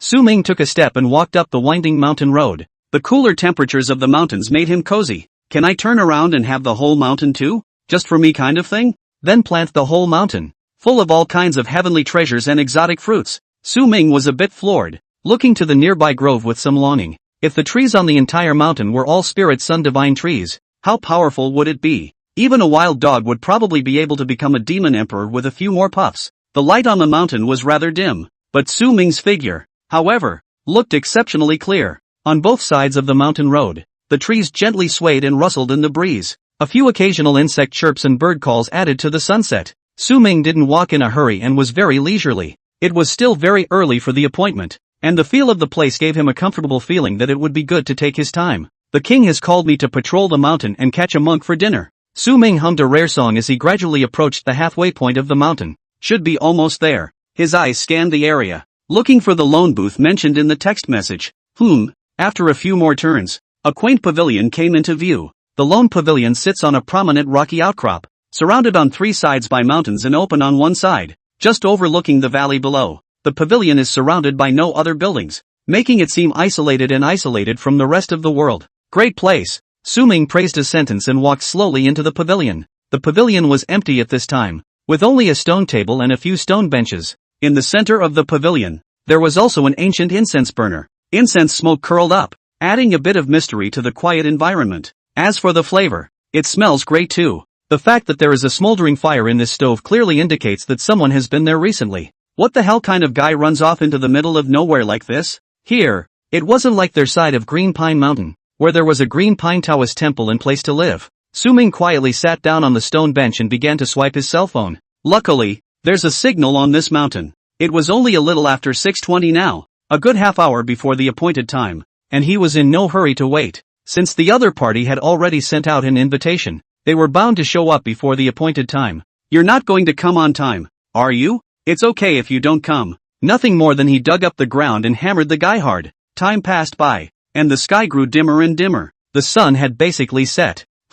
Suddenly, Su Ming's gaze froze slightly. Just now, the last rays of the setting sun disappeared completely into the horizon, And the moon, straight and seamless, rises quietly. The conversion seems a little too fast to be normal. The silvery white moonlight pierced through the thin clouds and spilled onto the earth. It was as if it had been drawn by some mysterious pull to this lone pavilion. The rays of light converged into a pillar of light, just illuminating this ancient building located halfway up the mountain. This phenomenon, it's unusual. While Su Ming was curious, he also secretly raised his guard. If it's a natural phenomenon, that's fine, but if it's an artificial means of controlling the moonlight over here, then the power is more or less terrifying. Su Ming raised his head, his gaze passing through the eaves of the pavilion and gazing at the bright moon hanging in the night sky. The moonlight was like water, clear and translucent. The incense burner in the pavilion dazzles in the moonlight like a dream. This aroma, it can't be some sort of hallucinogenic device, can it? Su Ming thought darkly. He had been hit by more than one illusion by now. Now when I see these things, I have some reflexes and can't help but think in that direction. Luckily, there was Song of the Tides, which came in handy for more than just one critical use. It's 6:53. Is that guy really going to be on time for his appointment? Not ahead of time at all? Su Ming smiled and stood up from the stone bench, walking to the edge of the pavilion. As far as the eye could see, the valley was beautiful in the moonlight. Sasha. Just then, a slight sound came from Su Ming's ears. It was the sound of leaves rubbing in the wind. An aura, if any, entered Su Ming's perception. Finally, Su Ming's gaze, cast towards the right front. At the end of that moonlight-shrouded mountain forest path, a figure loomed. The man seemed to be walking from the moonlight, his white clothes fluttering gently in the wind, like a fairy in the clouds, stepping on the moon. The moonlight stretched his shadow long, yet no discord could be seen with his surroundings. Something that's pushing it, Su Ming murmured in a low voice, making a judgment. The man walks down the path with a light step. Each footfall did not disturb a single blade of grass or tree in the surroundings. The steps seemed to follow some sort of arcane rhythm. And in his hand, he carried a delicate teapot, the heat curling up. When he was at a distance, his face was bright and dark, not really visible. And when he entered the pavilion, Su Ming finally got a good look at the visitor. Grass, so handsome? Su Ming slandered in his heart. This guy, he was countless times more handsome than those traffic stars he had seen. The face is clear and beautiful, and there is a light and dusty air between the eyebrows. Eyes like a clear spring, but also like hiding endless stars, deep and bright. A head of black hair tied up casually. A few strands of disobedient broken hair in the breeze gently fluttering, adding a few points of spontaneity and dashing. The corners of his mouth rose slightly, with a smirk if anything. The smile is like a spring breeze, warm and intimate, and as if separated by an elusive distance. His stance was as straight as a pine, and his white coat was as snowy as an immortal coming out of a painting. It's both transcendent and unearthly. This guy, if you put him in one of those novels, he'd be a proper big protagonist. What a hegemon, what a god of war. It's not as ascetic as this white real person's outfit. It's probably just the readers of the novels that can barely suppress this guy from the looks of it. Su Ming made a judgment in his mind, but his attention was focused to the extreme. Under the operation of the pupil of true vision, the person's outward breath was probably only 3 stars of the chi refining realm, but the chi that flowed through him was something he had never seen before. It wasn't like the regular kind of aura, but more like it was made up of countless tiny points of light. These points of light slowly flowed around him like a brilliant river of stars. It's weird, but it's pretty. This guy seems a bit fierce. If you go and become a gigolo, you'll be able to eat and drink, and you'll have an RV. Why don't you go and live off your face? Why do you have to be so curly? Chapter 111. A Taoist priest who can tell fortunes? Jiang Wei, Counselor Su, I've kept you waiting. Introduce yourself. Poor Taoist Jiang Wei. His voice, like a mountain stream flowing through, was ethereal and pleasant. All the irritation and restlessness quietly dissipated at the sound. Taoist priest? This ing male version of Daji. Right. This tone of voice, those girls can carry it? Su Ming slandered in his heart. But on the surface, he smiled back. No harm done. The appointment itself was at 7 o'clock, and I was the one who came early. Jiang Wei gently nodded, his eyes revealing a hint of appreciation. This heart of Counselor Su is frighteningly strong. Only Jiang Wei quickly stepped forward and placed the teapot in his hand on the stone table, then pulled out 2 compact cups from within his white coat. 2 cups of tea, from which were poured. Counselor Su, in fact, I've long realized that you've come. It's just that this tea has to be boiled slowly and can't be left alone. If I give it away and ruin it, I really don't have anything I can hold to entertain you. That's why I stepped on the spot to get there, and I beg your pardon. Hearing what Jiang Wei said, Su Ming came to be a little interested and looked his gaze over. Then if I hadn't come, wouldn't you have prepared this tea for nothing? Jiang Wei shook his head, his tone calm but confident. You will come. Su Ming didn't know where this Taoist priest got his confidence and looked sideways at the tea. The tea took on a light golden color, like moonlight melting into the water, glittering with a bit of light. Light smoke billowed from it, but it did not dissipate, but formed a small swirl at the mouth of the cup. It's like a galaxy spinning in a mysterious way. It looks positively superb. If you view this tea, you can view heaven and earth. Jiang Wei murmured softly. His gaze was deep, as if he could see the mysteries of the universe through his tea. Each tea leaf carries the breath of the mountains. Every drop of tea reflects the cycle of the sun and the moon. To savor this tea is to speak with nature and resonate with the universe. Counselor Su, please. Jiang Wei gently raised his teacup, his movements elegant and natural. It was as if he and Su Ming were not strangers meeting for the first time, but old friends who had not seen each other for many years reunited. Please. Seeing this, Su Ming was also not polite, gently resting on the bottom of the cup, bringing the teacup close to his lips and taking a light sip. He had looked at it before with his true sight pupils and didn't find any weird or bad vibes. The flavor of the tea blossomed on the tongue, light and sweet with a hint of imperceptible bitterness. This is followed by a mouthful of sweetness that lingers. Good tea, Su Ming heartily exclaimed. His spirit lifted. Someone like him, who hadn't drank much tea, could sense the tea's unusualness at the first moment. After the tea enters the body, the whole body feels a little more cool and cozy. Even the flow of aura seems silkier. Notice the host is drinking Spirit Rhythm Immortal Tea. Drinking Class Illustrated is now open. Rare material Spirit Rhyme Grass illustrations have been collected.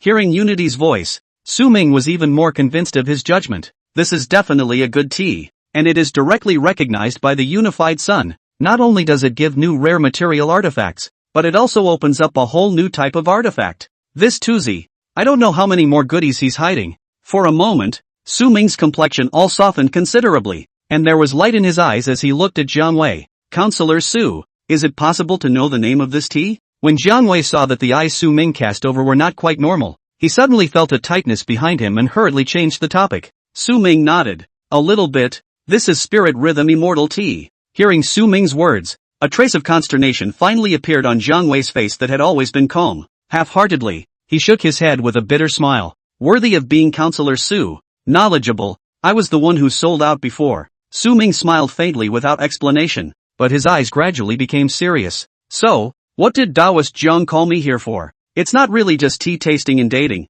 is it? Could it be that you think I'm good looking? As soon as Su Ming's words fell, his body's aura steeply erupted. The originally mild aura instantly turned into a wave of frenzy. Like a sleeping dragon awakening, it surged towards Jiang Wei with an out-of-this-world pressure. Of course, it wasn't on fire, only about 30% of it. With his current realm with the charisma, the human emperor won spirit, and other things. Just this 30% aura alone should be able to directly make an ordinary forerunner around 5 stars in the chi refining realm unable to raise his head and kneel on the ground. However, in the face of this sudden pressure of Su Ming's aura, Jiang Wei remained calm. Obviously there was more than just the apparent 3-star realm of the chi refining realm. He gently put down the teacup in his hand. The smile, if any, on his face. It was as if Su Ming's aura oppression didn't have the slightest effect on him. Jiang Wei raised his eyes slightly, his gaze calmly meeting Su Ming's scrutinizing eyes. Counselor Su, keep drinking? Su Ming smiled faintly when he saw Jiang Wei's behavior. You like to pretend,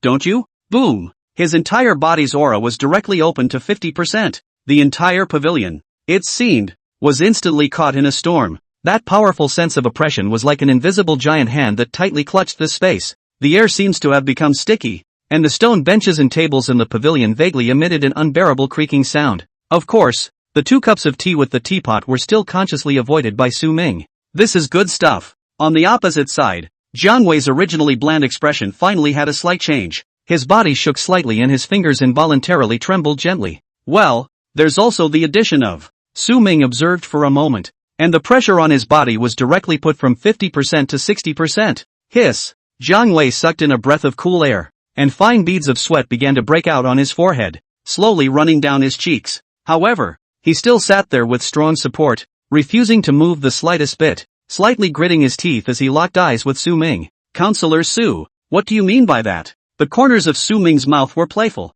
and he didn't respond positively. I ask, you answer. How did you know who I was? And how do you know I'm over here nowadays? Jiang Wei's body trembled slightly, but a helpless smile appeared on his face. Counselor Su, the reason why I called you here in the first place is because you're strong and want to see it. And the most important point lies in the fact that I figured something out. Something to do with my own destiny in life, and something to do with you, and the changes in the world today. In that hexagram, my future destiny is basically to die a violent death, and there is only one sign that has a chance to change my destiny against all odds. That sign. It's the next best thing, but also the only solution. It's about crossing paths with you as soon as possible. When Jiang Wei said this, he felt all the aura oppression on his body disappear into thin air and instantly sighed in relief. Unsurprisingly, it was Su Ming who withdrew the pressure. Jiang Wei wiped the sweat from his face, let out a bitter smile, and began to spit. Counselor Su, you're still really scary. Xiao Dao, with this fine skin and tender flesh,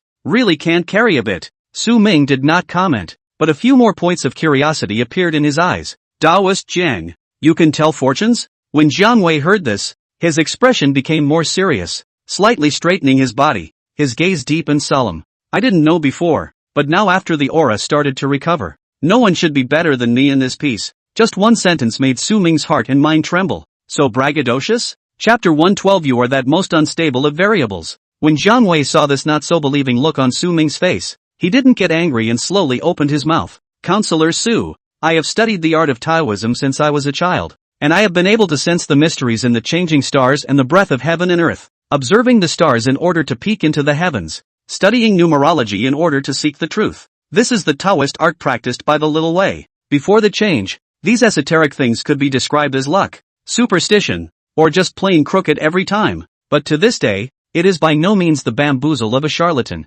Jiang Wei smiled and looked up at the stars in the sky. The stars revolve and have their own laws. The destiny of man is also in it. Now with the aura, I can really use the stars as a guide and the trigrams as a medium to peer into the heavens and predict the future. As Jiang Wei spoke, the stars in the night sky seemed to resonate with his words, their light flickering slightly. He slowly stood up, his white clothes fluttering in the wind, a white coat fluttering in the interweaving of moonlight and starlight. The two of them walked together to the outside of the lonely pavilion, and Jiang Wei slowly raised his hands, his 10 fingers gently plucking in the air as if he were playing an ancient zither. It seemed to be weaving an invisible net that captured the power of the stars. What a fast hand! It's coming out of the stump. Su Ming narrowed his eyes slightly, a little shocked in his heart. The surrounding aura was fluctuating. He had a feeling that the next scene might be beyond his perception. With Jiang Wei's gesture, the stars in the night sky began to change subtly. The light of some of the stars gradually increased, while others slowly dimmed, seeming to breathe regularly.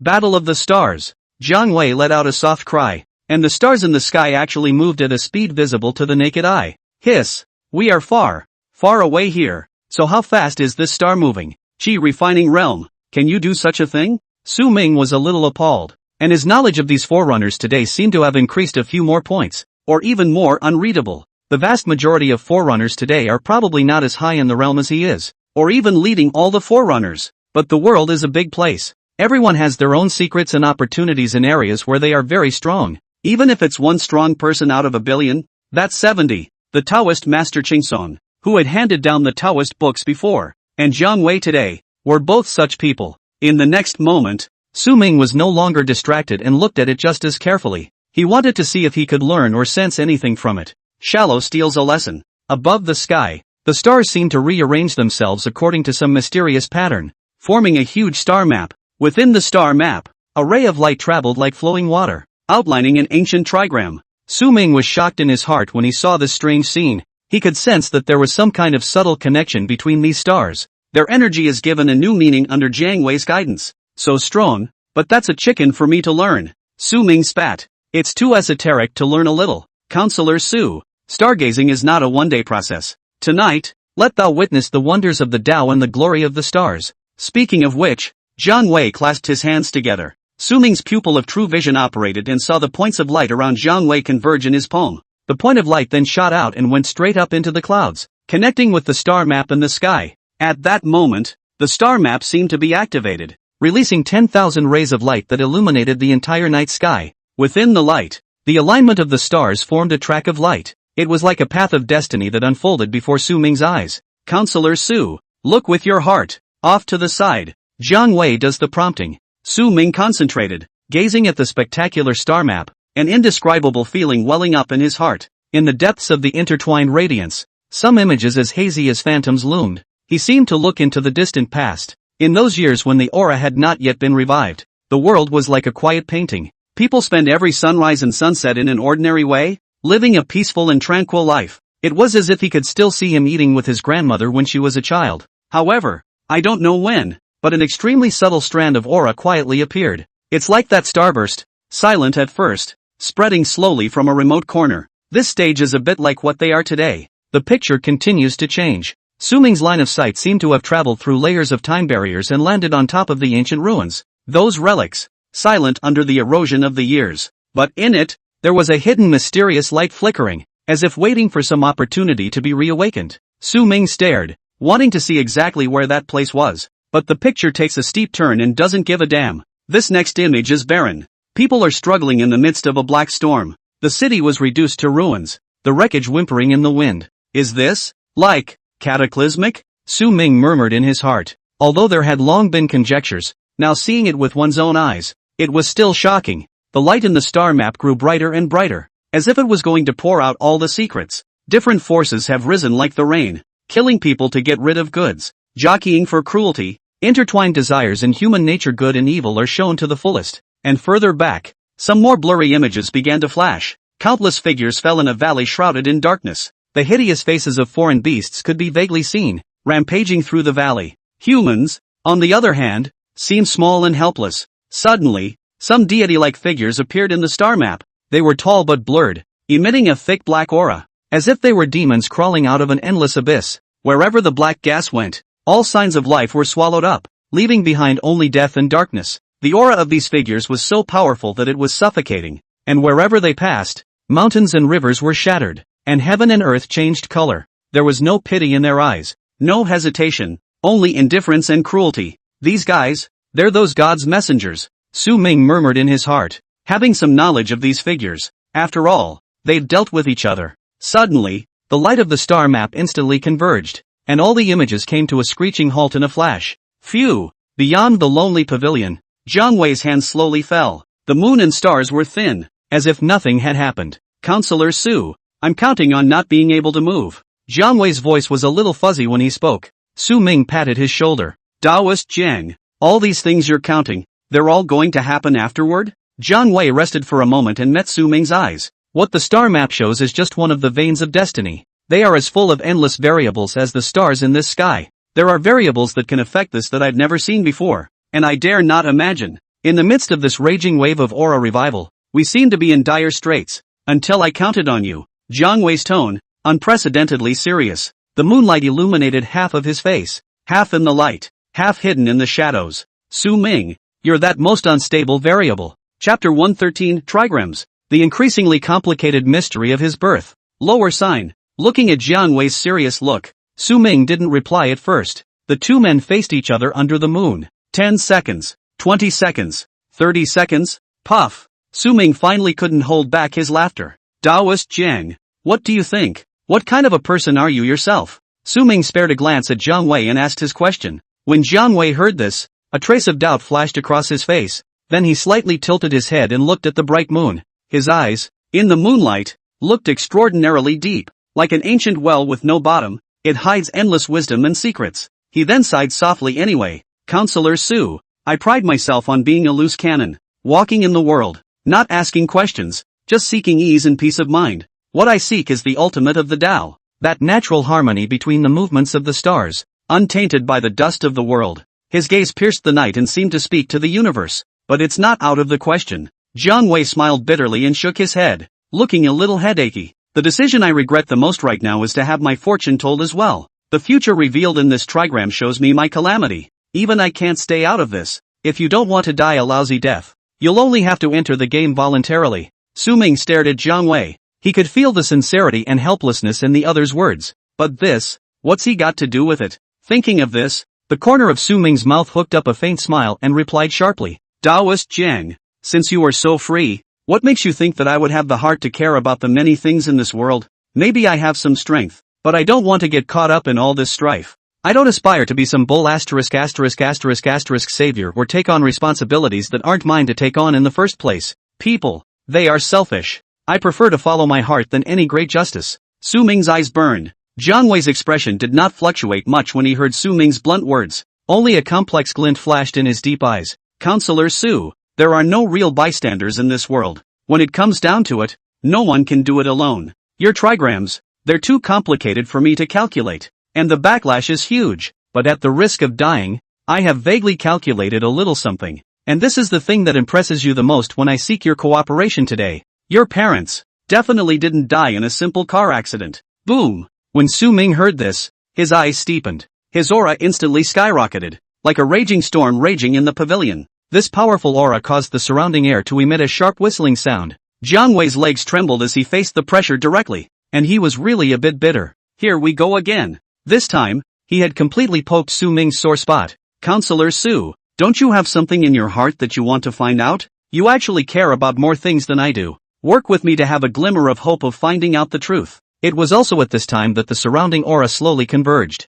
Su Ming looked deeply at Jiang Wei and opened his mouth to inquire. My parents, how the hell did they die? Jiang Wei straightened his sleeves. For the average person, I can figure out their cause of death relatively easily. But when I was counting your parents, I was almost backfired to death.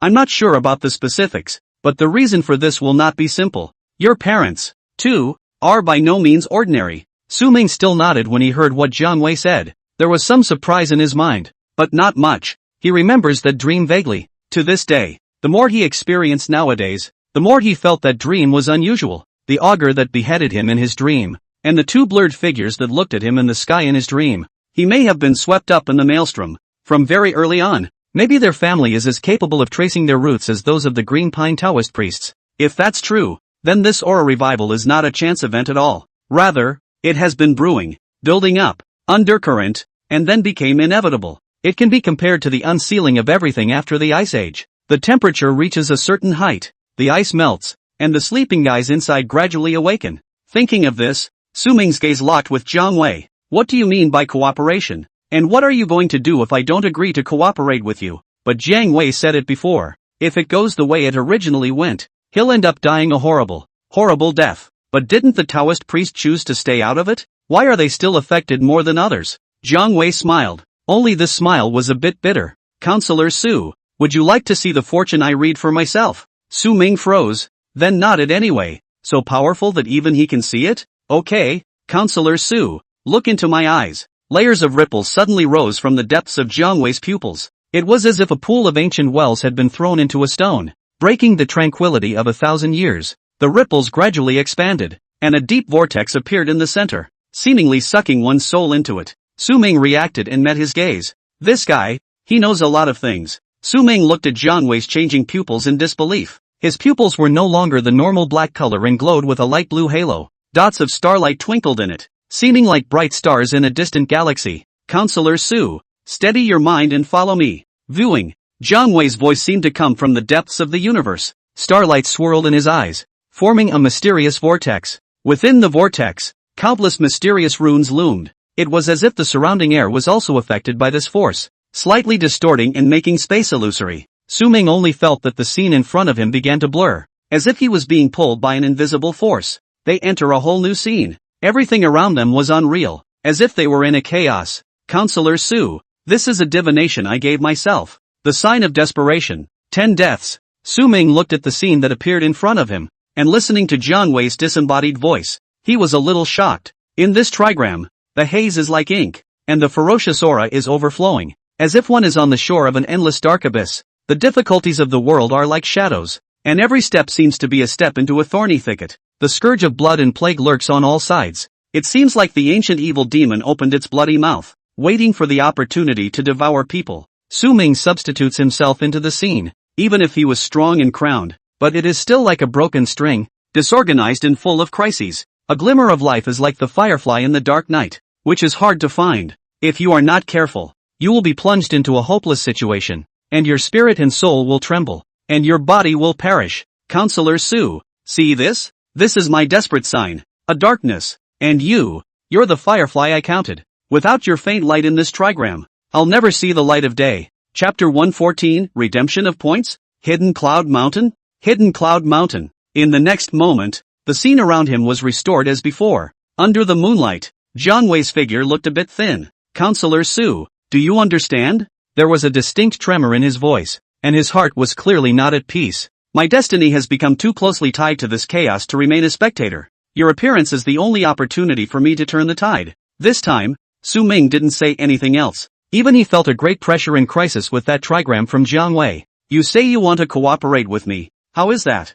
It's easy. Jiang Wei answered dryly this time. Aid you and help you become stronger. Use my powers to help you seek opportunities and avoid misfortune. The stronger you are, the greater my chances of survival. When Su Ming heard this, his face was a bit odd, even a bit unbelievable. What makes him so good that he can whore out such a strong top-tier toolman for nothing? The point is still that people are particularly proactive? Can pie really fall from the sky? Okay, do you want to make a note or something? Su Ming didn't even think much about it and directly agreed. Even if it's a pie in the sky, he's going to eat it, because this genus smells so good. The ability that Jiang Wei is showing nowadays, that's a bit like Zhang Zia, Mr. Zhuge, Zhang Liang, Lu Bowen and this kind of thing. Truly the strongest assist and you don't have to look twice. And then after that, the two returned to the pavilion. It's better to say this is a collaboration than to say it's for the love of power. For a moment, the two were much closer to each other, drinking tea, tweeting and talking about life. Taking this opportunity,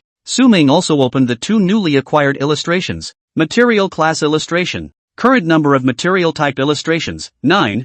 Spirit rhyme grass. Category, wooden. Spiritual. It is often found in valleys where auras converge. Bathed in the nourishment of heaven and earth's aura, its leaves are as thin as silk, with a slight golden glow, and its stems are flexible and rich in spiritual energy. Lingyun grass exudes a unique fragrance that is refreshing. The leaves can be made into spiritual rhythm immortal tea, which has an excellent taste and many benefits, and is a good ingredient for medicine. Extract icon rewards. Su Ming did not make a delay. Extract spirit rhythm grass icon. Spirit +3. Current spiritual attribute graphics, 3, spectral ear. Bibus fairy grass. Spirit rhyme grass. Activate first order spiritual attribute illustration effect. Host's aura recovery speed increased by 10%. Ability use CD reduced by 10%. That's not a bad effect. Not bad at all. Su Ming's eyes lit up. That's giving a blue buff. When the mental attribute icon is upgraded even higher later, is it as if one is playing infinite firepower? Inexhaustible blue. Ability cooldowns are still low, banning spells one after the other, and straight up brainless releases. Perverted and counterintuitive enough. Immediately after that, Su Ming opened up a whole new drink category icon. Drink class illustrated. Spirit rhythm immortal tea. Based on spirit rhyme grass. Extracting the essence of the sun and moon, drawing the spirit of heaven and earth, and carefully concocted through the secret method of Taoism. The color of this tea is like gold. The aroma is clear and quiet. A sip, lips and teeth, lingering aftertaste. Its effect is extraordinary. Not only can it refresh the mind and purify the heart, but also has the strange effect of harmonizing the aura in the body and accelerating cultivation. Drinking it for a long time can prolong life and strengthen the body, and it is a rare and precious tea for cultivators. This spirit rhythm immortal tea is indeed a good thing. Not only is it enjoyable in life, but it is also an aid in cultivation. This is how life should be, enjoying yourself while getting stronger. Beautiful. Su Ming was quite emotional in his heart, while at the same time pouring himself another cup from the teapot and sharing a drink with Jiang Wei. Extract icon rewards. He was a little impatient. After all, it was still completely unclear to him what the reward would be for this type of iconography. Extracting the Spirit Fairy Tea icon to get the bonus Spirit Fairy Tea crafting recipe. Points redemption function is on. Every 10 points can be exchanged for a cup of Spirit Rhythm Immortal Tea. Su Ming's eyes lit up, right at the same time that Unity Sun's voice sounded just now. The process of making this tea automatically entered his mind. Learned. But what's most interesting is this new feature of redeeming points. You can redeem such a cup of tea for every 10 points? It doesn't sound like it's very profitable either. But don't forget, what if there are other effects of those drinks afterward? If it's all available through redemption, that's awesome class. Because of the points exchange, he didn't need to consume raw materials and eliminated the tedious production procedures. As far as the Spirit Rhythm Immortal Tea production process that he had just learned in his mind was concerned, it was really cumbersome and not something that could be done by just taking boiling water and steeping it. Jiang Wei didn't lie to him when he said he couldn't stay away from people before. But isn't it time to expand this way of obtaining points? He hasn't gotten points in ages. Currently, the only avenue for him to gain points was to make first kills of creatures of all levels, which was too limited. New avenues are yet to be tapped by him. Another few minutes passed, and Su Ming and Jiang Wei drank all the tea in front of them. Not a single drop left. Perhaps in later years, when the aura has recovered even more, this tea will become more common. But in today's world, it's really a case of drink a drop less. Taoist Jiang. This Spirit Rhythm grass. Do you still have it? Looking at Su Ming's unkind gaze, Jiang Wei shook his head. His smile was tinged with a bit of helplessness. Counselor Su, if I still have spirit rhythm grass, I will not be stingy.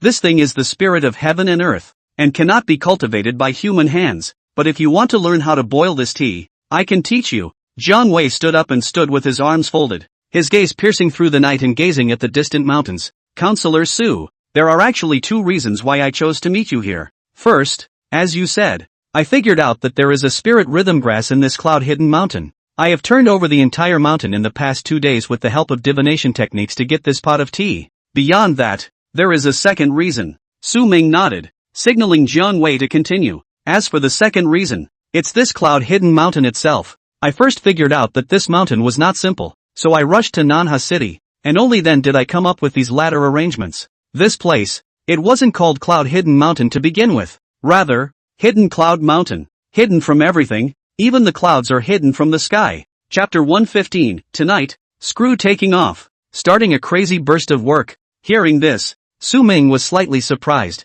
Since ancient times, the mountains seemed to be cloudy and hazy, and according to Jiang Wei, the original mountain directly covered up all the clouds? What kind of power was that? And what kind of great mountain was that? So heaven-defying. Jiang Wei nodded, reconfirming. This is also the result of my rummaging through the records and divination in the past few days. And it should be true. There seemed to be a Taoist temple on this mountain at that time. The reason why that cloud was even hidden in it might also have something to do with that Taoist temple. In the Taoist temple, there may be countless overwhelmingly powerful people, except that I've been searching for the past 2 days, and I haven't found any ruins or anything related at all. When Su Ming heard this, he finally understood a little. It's nighttime, but there's still plenty of light here, so why don't I look with you again? Su Ming opened his mouth to inquire. If there really was some kind of relic, he didn't necessarily want the contents for himself, but the iconography, it's mandatory to open it. Who knows? Jiang Wei shook his head. It can't be found. The time hasn't come yet. I'll continue to keep watch here for the next few days. It should be coming out soon. A lot of things can't be forced. Talking about a coincidence of origins. And, Counselor Su, you may not have time to stay here all the time. Speaking of this, Jiang Wei's gaze was a bit odd. Su Ming's heart fluttered. This Jiang Wei seems to know something? You had better go forward and stay in Apocalypse City first thing tomorrow morning. There are some things that should be impossible to hide. Hearing this slightly serious tone from Jiang Wei, Su Ming's heart sank. Apocalypse City, one of the 5 current, surge-level, cities, the one where the city's average anomalous energy is pushing 30 points. What do you know? Su Ming looked sideways at Jiang Wei, his eyes narrowing slightly. This guy is so good at math. Cultivate him more. He's definitely a capable military advisor and right-hand man. On top of that, because of Jiang Wei's appearance, it made Su Ming's heart slightly hot and moved. He wondered if he was going to organize a small elite team. There are not too many people, but they must be precise, like pulling on Long Pingan, Wang Qian, or whatever. Jiang Wei shook his head, somewhat despondent. Exactly what happened cannot be calculated with my abilities today, but when I look at that trigram, the sky tilts to the northwest, the earth sinks to the southeast, the stars are dim, and the sun and moon have no light. The whole city is stormy, the fury is in the air, and there's no escape from the bloodbath. If you go over there, you might be able to change the situation a bit, not to mention that you're a state councilor and deserve to go. So, I'll guard this side and continue looking for the relics, and you get there as soon as possible. According to that trigram, the apocalypse of Apocalypse City is close. Su Ming nodded and stopped thinking about it, chatting with Jiang Wei for a while longer. Ryoga looked at the time. It was close to 10 o'clock in the evening. By the way, Ginger, do you have any more goodies there? I don't want it. I'll just look at it all and grow a pair. Seeing that the conversation was almost over, Su Ming opened his mouth to inquire. It's a calculation he made a long time ago. This guy is so good at math. He should have gotten more than just the spirit rhythm grass as a good thing. A walking library of illustrations. If it wasn't for the fact that he had learned in the chat earlier that this divination art was extremely heaven-defying and difficult to learn, he would have wanted to try it himself. I don't know some of the ones that would catch your eye. Come on then, let's go and show you. Jiang Wei didn't think there was anything wrong with it. After all, he wanted Su Ming to become stronger right now. Sincerely. This incense? Su Ming similarly stood up and pointed over to the incense burner. He'd had this incense burner burning for a long time since he'd come to the pavilion, and it smelled great. This incense is just the most common incense. All Taoist temples or similar places have these contraptions. You want it? I'll send you some back. Jiang Wei smiled and walked out of the pavilion with Su Ming. He hadn't been so extravagant as to take all the heavenly treasures and burn them. Really just the most common incense. As the night deepened, Yunnan Mountain appeared even more mysterious and unpredictable. Su Ming and Jiang Wei walked out of the lonely pavilion together and stepped onto the path leading to the top of the mountain. According to what Jiang Wei had said earlier, he was now living at the top of the mountain.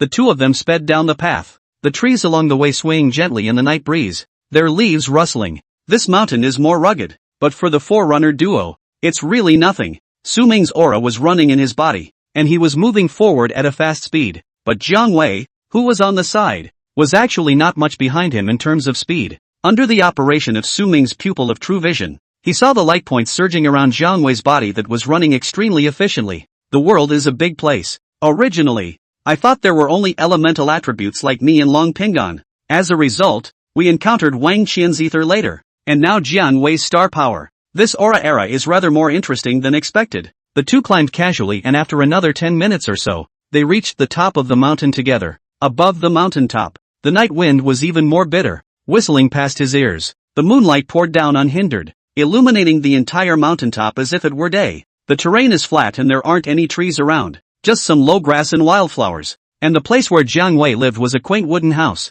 The cabin stood silently in the moonlight, as if it were one with the entire mountain range. The cabin, and I don't know who left it behind. I cleaned it out and stayed. Jiang Wei smiled and explained, a little surprised like Su Ming. This is a place where people actually live? And what kind of person would have chosen to live here before? The two were in no hurry to enter the house. On the side of the summit were steep cliffs, slashed by knives and axes, falling 1,000 feet straight down. Su Ming and Jiang Wei walked to the edge of the cliff and looked down. The clouds below, illuminated by the moonlight, were like a golden sea, sparkling. These clouds were layered, sometimes rolling like waves, sometimes calm as a mirror. What kind of power is it that hides all these clouds? Is it really not a rumor? Su Ming was a little emotional. They stopped for a moment before the two headed toward the cabin. Inside the house, a faintly stale odor permeated the room. Jiang Wei lit the candle and walked to a corner of the cabin. There was a medium-sized wooden box. Jiang Wei brought the wooden box to the table and gently opened it. Inside, something was being placed. Here, this is my whole body. Jiang Wei's tone is witty. The first thing that caught his eye was a stone that emitted an ethereal blue light. The surface of the stone had mysterious patterns, as if they were the trajectories of the stars in the universe. Jiang Wei handed the stone to Su Ming and opened his mouth to explain. Counselor Su, this is a meteorite fragment I stumbled upon deep in the cloud-hidden mountain. It should be called the Starstone. Su Ming held it in his hand and played with it. He knew that this Jiang Wei stuff was real. This was because he had seen this item before at Taoist Green Pine Spirit Gathering Formation, and had also opened the iconography. So it's normal that there are no graphic cues today. But it's a side note that Jiang Wei is really good at finding good stuff. Walking little radar. There seemed to be quite a lot of stuff in the crate besides the stone. Tonight, screw taking off. Chapter 116, Opening the Atlas. New departure. Explosive shifts start tomorrow. Under Su Ming's expectant gaze, Jiang Wei took out another cloth bag from the box. Within the cloth bag, a crystal clear leaf was taken out from it, with a faint light flickering above it. Counselor Su, take a look at this. It's also something I turned up in the mountains, but it's the only one. As for the use and name of this thing, I'm not sure. Su Ming's mind moved and gently touched the leaf with his hand. This golden mold is surely something extraordinary. Discovered a rare material. Spirit cloud leaves. The corner of Su Ming's mouth rose when he heard Unity Sun's prompting sound. This feeling of sitting back and parsing by the second is just too good to be true. Open the new icon. Without any hesitation, Su Ming directly checked the contents of the iconography in his mind. Spirit cloud leaves. Category, wooden. Spiritual. Born above the 9 heavens, absorbing the essence of clouds and mist. It took 500 years to coalesce and take shape. Its leaves are as green as jade, with golden aura flowing between the veins. A rare wonder between heaven and earth. And when contained in the mouth, it can naturally dissolve and clear away distracting thoughts.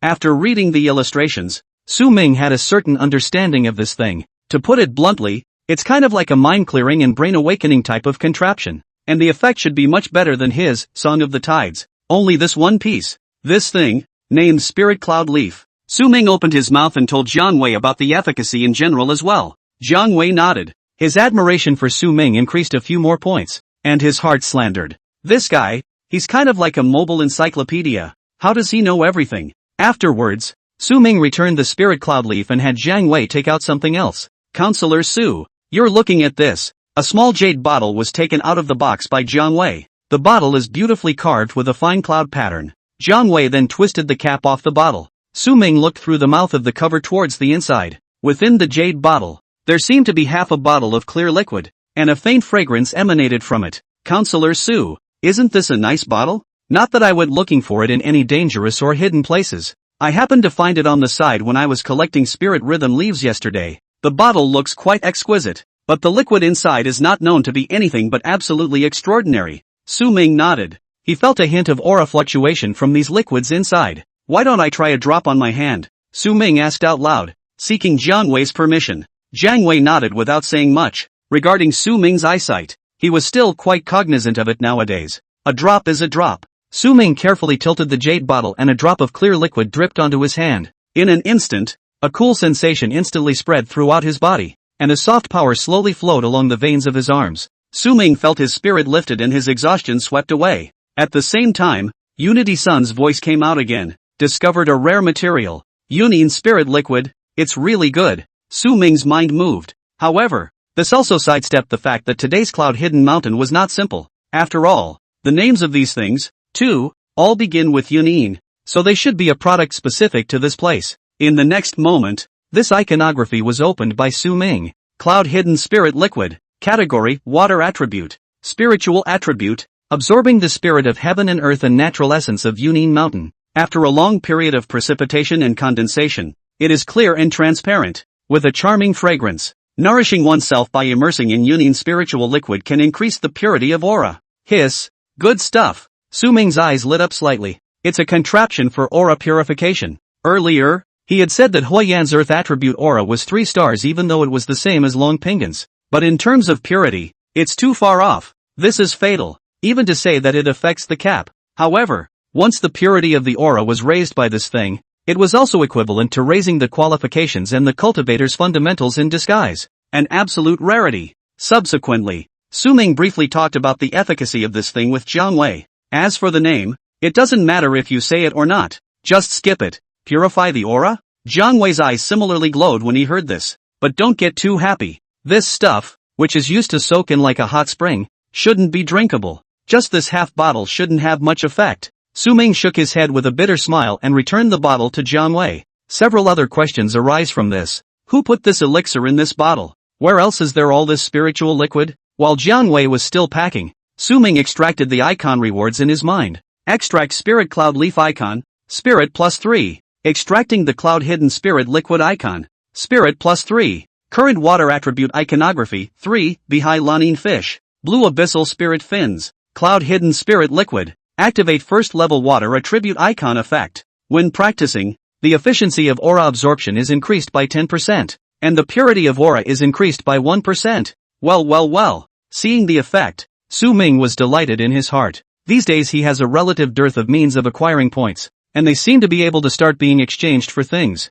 Then if he wanted to raise his realm again, a lot of the time it might not really be so good to rely on the Unity Sun to exchange points for attribute points, but rather to rely on self-generation to absorb the aura. The higher the realm, the faster the aura is absorbed, which makes it more cost-effective. The increased aura absorption efficiency of the water attribute icon becomes quite useful, and the Spirit Sun Divine Tree in his house should be about to grow just enough to articulate. As for the purity of that aura, not to mention, even if it was 1%, it was likewise extremely heaven-defying. Thinking of this, Su Ming was in a great mood. Then after that, the two looked at a few more things. Mostly stuff related to Daojitsu Chinkun, none of which triggered the iconography. Slightly regrettable. After a set of procedures, the time is close to 11:30 in the evening. Su Ming pulled out his cell phone and sent a message to Director Lin of the South River City Special Investigation Bureau. The general idea was that he decided to go to Apocalypse City first thing in the morning to help him get his itinerary in order. Secretary Stephen Lam also replied in the first instance,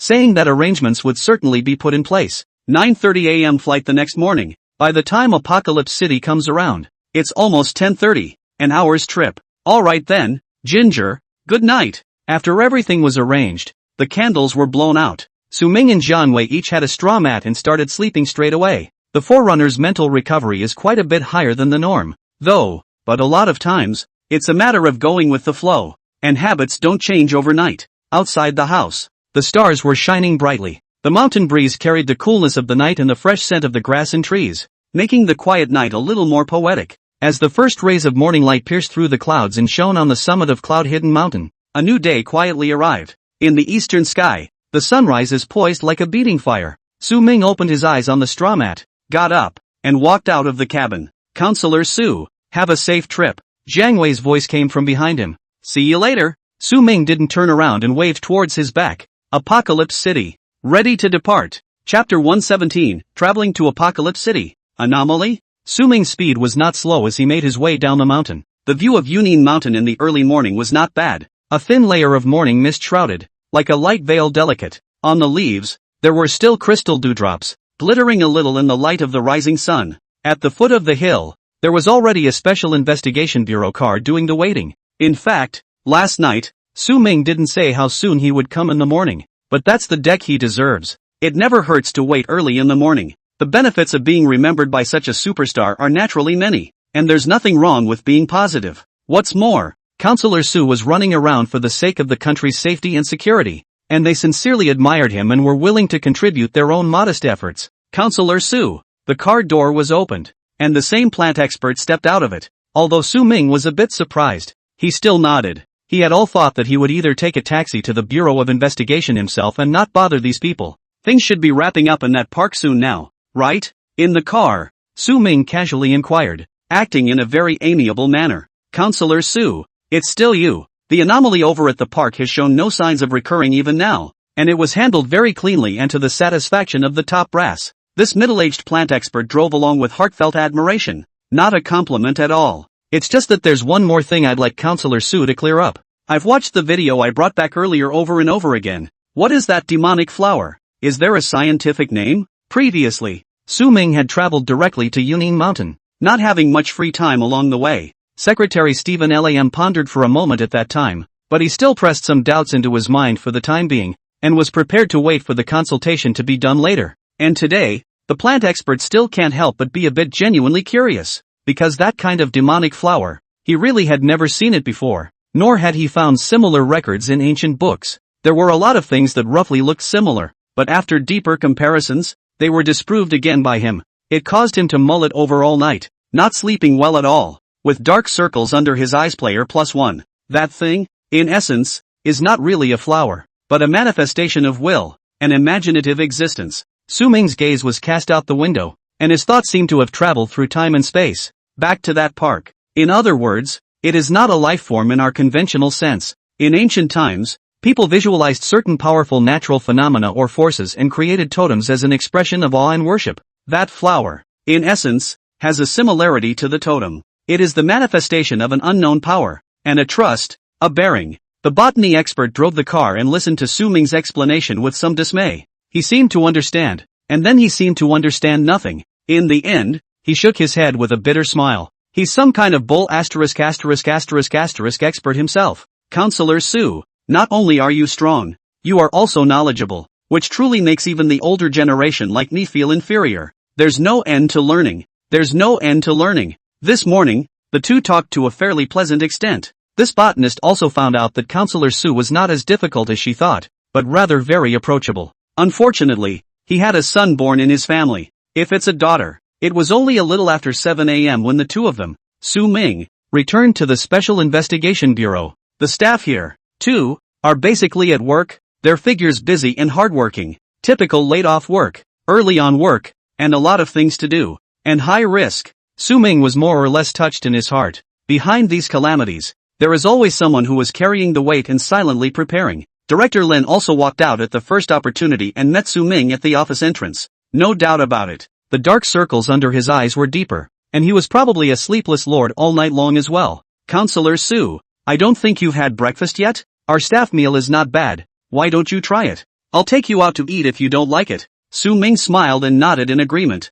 and the two of them headed downstairs to the staff restaurant together. There was still some time before the 9:30 for the plane ride, so there was no need to be in a hurry. Inside the dining table, Su Ming ate a bowl of beef and rice noodles, a fried egg, and 2 fries. The flavor is really okay. After the meal, Su Ming and Director Lin went back to the office, plus a couple of staff members and a good bit of chatting. The general idea was to ask a few more details about the situation that I didn't have time to ask yesterday. Su Ming recounted some things, but he didn't mention much about the human emperor streamer, and a few people didn't ask much. We all understood. People, they still have to have some secrets. They saw in the video that the flag was strong, but weren't sure exactly what it was. After all, the concept of a human emperor was still too shocking to be released today. Soon the time came to 9 o'clock in the morning. By this time, a few people were about done with what they had to talk about. Su Ming swiped up his phone to himself, preparing to head to the boarding place in a while. That ninny Serenity also sent him a picture early in the morning.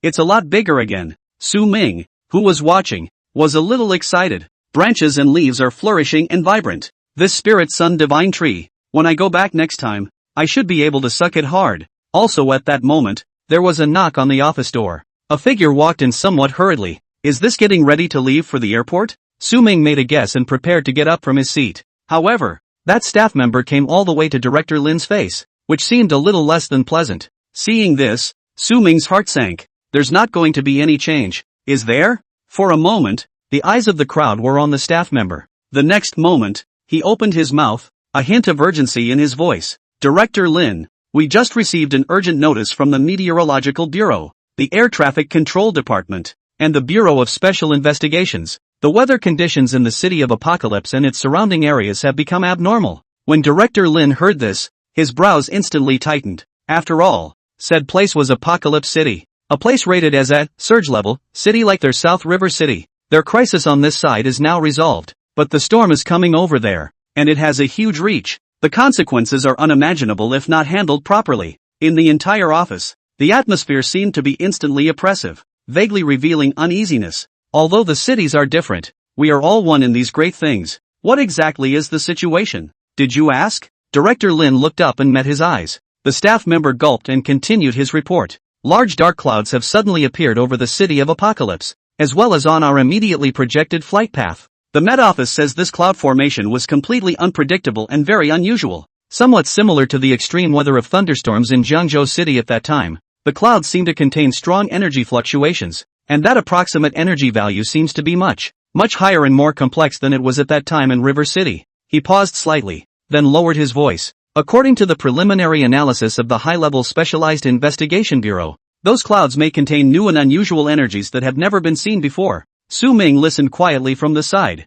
and a hint of alertness rose in his heart. The sense of crisis instantly surged up. A new anomaly? A little too scary. Anomalous energy pushing 30 points straight across the city, plus Jiangwei's fortune-telling for the city of the apocalypse. Urban cataclysm, it might actually be coming. Can you block it? Chapter 118. The storm is coming. Preparing for war. Please ask for favorable comments. Go on, Director Lin murmured, and the staff hurriedly nodded. At this time, ATC has decided to suspend all flights to Apocalypse City and its surrounding areas, and that includes the plane we arranged for Counselor Su. This arrangement, in fact, makes sense. There's just too much of a risk factor. Once an airplane crash occurs, there is basically no life to live, and survival is basically infinitely close to zero. If some danger does occur in extreme weather, no one can afford to pay for it. Even if Su Ming was a forerunner and very strong, in that situation, it would probably be hard enough. Not to mention, airplanes that need to be flown by someone,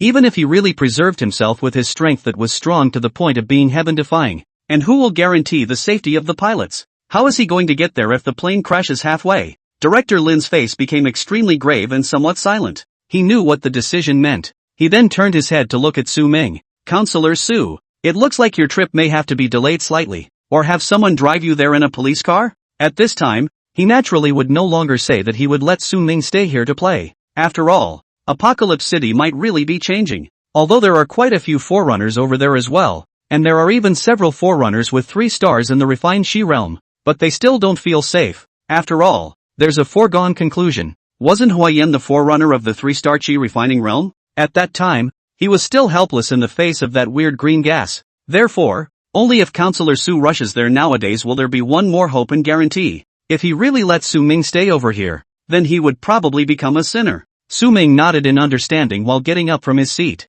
Safety first. If the airplane doesn't work, then change the tools. Just the police car. Get over there sooner rather than later. The distance between these two cities was really a bit far, and he would be lying if he said he wasn't anxious. It's an hour by plane. In the case of a police car, even if the lights were on all the way through, it would probably take more than 4 hours. The other side. Inside the Special Investigation Bureau of the City of Apocalypse, the tense and austere atmosphere had reached its peak. This was a day that they had actually anticipated. But when the real thing feels like it's coming, it's impossible to say you're not nervous or scared. The stakes are just too high. On a large display on the wall, a weather radar map showed a large anomalous red area. It covers almost the entire city and its surrounding area, with the center area being the reddest. In today's Apocalypse City, the clouds were so dense that there seemed to be thunder brewing in the clouds, threatening to erupt at any moment. Director Lee stood at the command desk, his eyes glued to the data on the screen. Inside the office, there was the sound of phones and keyboard tapping. All forerunners, all military squads, immediately proceed to their respective areas of responsibility according to the predetermined plan. Director Lee's voice echoed through the communication equipment within the command center. Remember, our first priority is to ensure the safety of the citizens. Secondly, to minimize public opinion and the panic of the citizens. Don't end up scaring yourself silly when the storm doesn't come. And, everyone stand by for new orders. If the signal is broken and you are in a desperate situation, do not give up on your own. Keep the faith. It will wait for support. Everyone is trying. It's not just Director Lee who is up there giving instructions. Below that, there are also the heads of the major boards, arranging their respective things. It's a whole city. It's too big, both in scope and impact, to withstand failure. At the time, Bibo City was scorched by the tsunami at just the harbor. They're afraid that if this really goes full-blown and hasn't been dealt with yet, it won't just be a surge-level city. It's likely to reach outbreak level, or even catastrophe level. We must do well. We must be steady. We must not disorganize ourselves, much less like the Sakura country, which made such a big mistake straight away that the whole island over there was devastated with life and misery. After a few days of things festering and settling down, some of them had also figured out some of the events on the Sakura Nation side of the island. If proper arrangements can be made in advance and there is a certain amount of strength and capital for confrontation. In fact, so many people will not die as in the case of today, and public opinion cannot even be suppressed. To put it bluntly, it's still not strong enough and everyone's hearts aren't that aligned. At the same time, the citizens of the entire Apocalypse City had almost all received such a message. Various channels such as radio, TV, cell phone texting, internet, and local media apps are available. Dear citizens and friends, extremely strong thunderstorms are expected today. For the sake of everyone's personal safety, today the city's units non-essential suspension of work, school closure, violation of please report directly. There are prizes. Citizens are urged to stay at home as much as possible, keep doors and windows closed, and avoid going outside. On the streets, propaganda trucks drove slowly by, and the notices were repeated over and over on the loudspeakers. That includes some neighborhoods, where staff went door to door to make sure every citizen received the message. Citizens were a bit surprised by the sudden thunderstorm notice though. However, most people heeded the arrangement and returned to their homes, closed their doors and windows, and waited. What's more important than your life? Your money? Your studies? Of course, it's not unheard of for those who don't listen, but most still wimp out when they hear the penalty for violating the law. We can all see something of the weather conditions today. Early morning is supposed to be a time of first sunlight and clear skies. Yet the sky here today is completely dominated by layers and layers of dark clouds. These dark clouds were like a raging black tide, constantly churning from the sky, as if they were going to swallow the entire city. The outline of the city, too, seemed to be blurred by the dim sky. The skyscrapers have lost their former luster,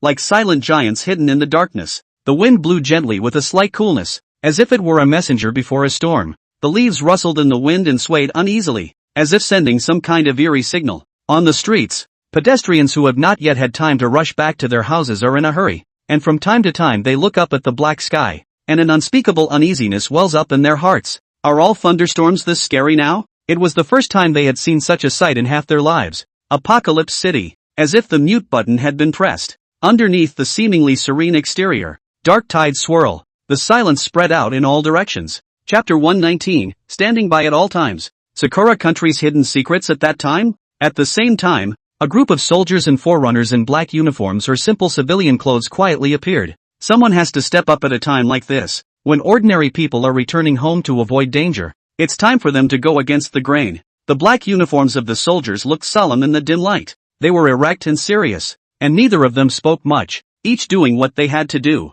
The scattered forerunners had the same gaze. There is no doubt that these people are proud and value this second life opportunity more than anything else and are very life-affirming. But in such matters of family and state, they don't allow themselves to fall off the wagon. These forerunners are more capable of sensing that something is wrong in their surroundings than ordinary soldiers. Because of this weather, it seemed as if it was causing some blockage to even their aura's operation. Somewhat unbelievable, but it's the truth. Outside an old residential neighborhood, a scarred middle-aged man in civilian clothes stood at the entrance to the neighborhood. He was one of the three-star forerunners of the Qi refining realm who had come to Tianqi City this time, and he was strong and powerful. This aura, it's so perverse that even I have some palpitations. The scarred middle-aged man's gaze constantly scanned the surroundings, wanting to detect some clues and make preparations in advance. The light from the street lamps poured over him, making silent companionship and dependence. At the edge of the city, a military vehicle sped past, raising a cloud of dust. The soldiers in the car were focused. They don't know what their enemies are all about,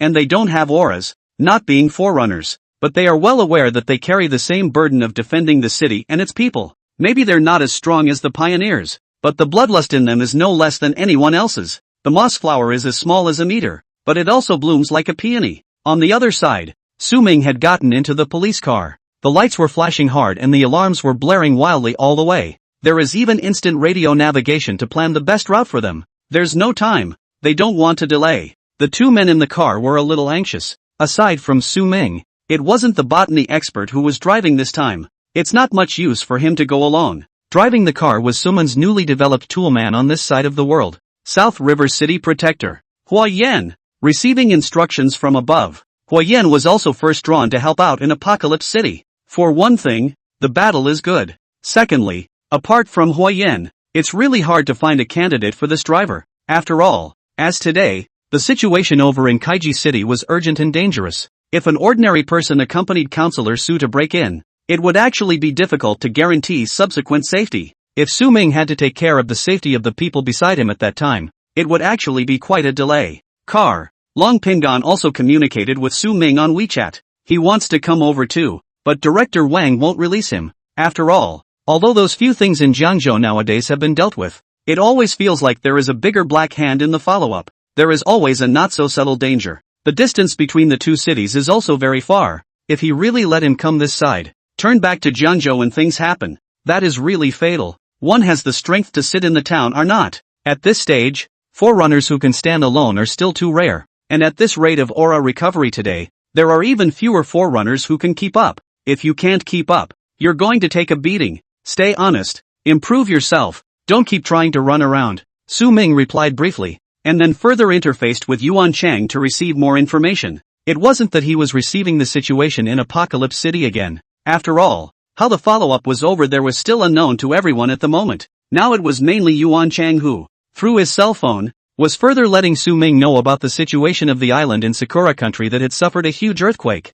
Now that so much time has passed since that incident as well, more and more hidden secrets are being unearthed. Even if the top management of the Sakura kingdom desperately wanted to hide it, paper can't wrap fire after all, and there will always be omissions. Counselor Su, you may not quite believe it, but after our in-depth investigation, it seems that the originator of that disaster really had something to do with Sakura. A message from Yuan Chang's side appeared on Su Ming's cell phone screen. When Su Ming saw this, a trace of dismay flashed in his eyes. The earthquake on that island in Sakura country was related to Sakura? These two things, they can be connected? It's like talking about a person who ate a bowl of fried squid for lunch, and then when he gets home from work in the evening, he hears from his boss that he's been fired. It sounds similar, but it shouldn't be related at all. Luckily, the message from Yuan Chang's side came again with a detailed explanation. At the time of that earthquake in Sakura country, many people mentioned that there were visions, and there were many related news and pictures. The only thing you don't see mentioned by anyone on the internet. But according to our investigation, there is a piece of news that has actually been extremely suppressed and concealed. There's actually a small area of cherry blossom trees on that island. You should know that the blooming season of cherry trees is usually in March or April. And even if the blooming season is delayed, it's impossible to say it's September. But the night before the earthquake, all those cherry blossoms bloomed. The pink petals are cloud-like and delicate, swaying gently in the wind. Seeing this one message, Su Ming frowned. Cherry blossoms in September, all blooming overnight? It reminded him of that park in South River. When things go wrong, they go wrong. What kind of anomaly has befallen this Sakura country? We were able to find out because a local resident posted a message online to share the spectacle with everyone. Although this message was deleted by their side's top management after the earthquake, we still caught some traces of it. That place, there's definitely a big problem. Nowadays, The place has been controlled by the relevant organizations on their side, and outsiders can't get access to it. But this one thing, together with many other anomalies, makes it 100% certain that the so-called Great Earthquake had something to do with the revival of the aura. All the way, Su Ming talked to Yuan Chang quite a bit. At first, the higher-ups were thinking about whether or not they wanted Su Ming to be embedded in their cross-country rescue team, to see if they could go over there and get in touch with more of the situation. However, it did not take long before conditions began to arise in the Dragon Kingdom as well, and for a while there was only one thing to do but put it on hold and keep his home first. Otherwise, when the time comes to steal home, there is not even a place to cry. One more thing, the entire world, today, is in turmoil caused by the revival of aura. It was only that the Dragon Kingdom and the surrounding places, seem to be recovering their auras to a much faster degree, presumably based on the research done by the top brass today. Most likely because the land under their feet was itself going to be more prosperous than other places in the aura era of that time. It's the central area of that era, where the powerful converge. Other places can only be described as barren compared to this place. Chapter 120 Fogging. Apocalypse City. It's only 10:30 in the morning today, outside the house. However, it was all dark. A dark cloud is pressing down on the city. It is a pity that Su Ming was not present, or high and low feel a bit of that flavor of Jiangzhou City at that time. The streets, dimly lit, struggled against the ink-like darkness. It was as if at any moment it would be swallowed up by endless darkness. The wind became more and more urgent, emitting gusts of sharp whistling sounds like roars from the abyss. Those stores that should have been bustling with activity during the day are now closed, with no one in sight. Only the faint light on the sign was flickering, the last vestige of stubbornness to hold on in this darkness. In all corners of the city, the military and the forerunners are becoming more and more vigilant, including guns and instruments, which were already in their hands. At this point, there's no more hiding and covering up. Their eyes, roving back and forth in the darkness, spared no sign of abnormality. Together we build a steel wall in the darkness. Citizens were hiding in their homes, looking out through their windows at the darkness outside, and for a moment they lost track of time and couldn't tell what time it was. At first, there may be some excitement and novelty, but gradually, the uneasiness and fear in their hearts began to slowly germinate and grow. How it was getting darker and darker. No different from night. Where's the thunder? Where's the rain? How come it hasn't hit and gone down yet? Many of the babies still swaddled in their homes cried out at this point, as if they couldn't stand the oppressive atmosphere of today. The adults comforted, but their eyes began to reveal concern. Because, whether it's TV, radio or various channels, there are constant reports of weather updates and safety tips. Read it over and gently laugh it off. But what about twice, 3 times, or even swiping? Isn't that too often? Are they being warned of something and just not being able to say it explicitly? Many members of the public, also at this moment, from the internet and other channels, including seeing those uniformed figures under the lights outside the house, smelled a hint of something wrong. Is it really just what the internet says about preparing in advance for extreme weather disaster relief? Why does it feel like a billion times scary? Inside the Special Investigation Bureau of Tianqi City, Director Li's nails were completely embedded in his palms, and his emotions were complicated. According to the citywide anomalous energy detection coming from the screen, the average has reached 29 points, all the way up, one step away from 30 points. Rumble. Outside the house, amidst the thick dark clouds, there was a faint roar, but it didn't seem quite like the usual thunder, as if it were the roar of a beast about to break free from its cage. The entire Apocalypse City, as if held tightly by a big invisible hand, waited for the final verdict in this darkness and the depression before the storm. Nor did anyone notice a few wisps of imperceptible mist rising faintly from some out-of-the-way corners of the city. They are like transparent strings. If anything, in the dim light, it was impossible to see much at all. Everything on the streets seemed unaffected as well, with the occasional citizen outside hurrying home. No one noticed the subtle anomaly, including the people of the military and the forerunner. All of them were tense and mentally focused, but there didn't seem to be any particular feeling about these mists. After all, the wind that blows now and then is so brisk that you can't really tell. Everyone's focus is still on wondering when the thunderstorms and the pouring rain will occur. After all, there is the example of the city of Guangzhou at that time for reference, including the previous analysis related to the Thunder Jiao. A very small portion of the military people involved in this operation, as well as all the forerunners, were told quite a few things. There's some bottoming out there, but not much. This damn weather, it's not just a bluff that ends in a false alarm, is it? Some of the SWAT officers who were arranged on the outskirts of the city looked up at the sky at that moment, and then murmured in a low voice, if that's the case, it couldn't be better. There's a surprise. There are some exciting things that can be done or not done. Time passes. The black clouds in the sky remained. But the wind on the ground was stronger. And those mists, it seemed, were beginning to become progressively more pronounced. They are like a growing undercurrent that slowly converges and increases. What started as wisps became continuous, like a grayish-white veil gradually woven together. First, it flowed slowly on the ground like a hidden river, then start climbing slowly along walls, poles, etc. Well, is it still foggy? Finally, a number of military men and pioneers noticed the change in the weather. It should be normal. It means it's about to thunder and rain. All of you fight again. An officer makes a prompt at this point. He had seen a lot and had heard some of the science before. Thunderstorms are prone to fogging up in front of the weather, a phenomenon known as prefrontal fog.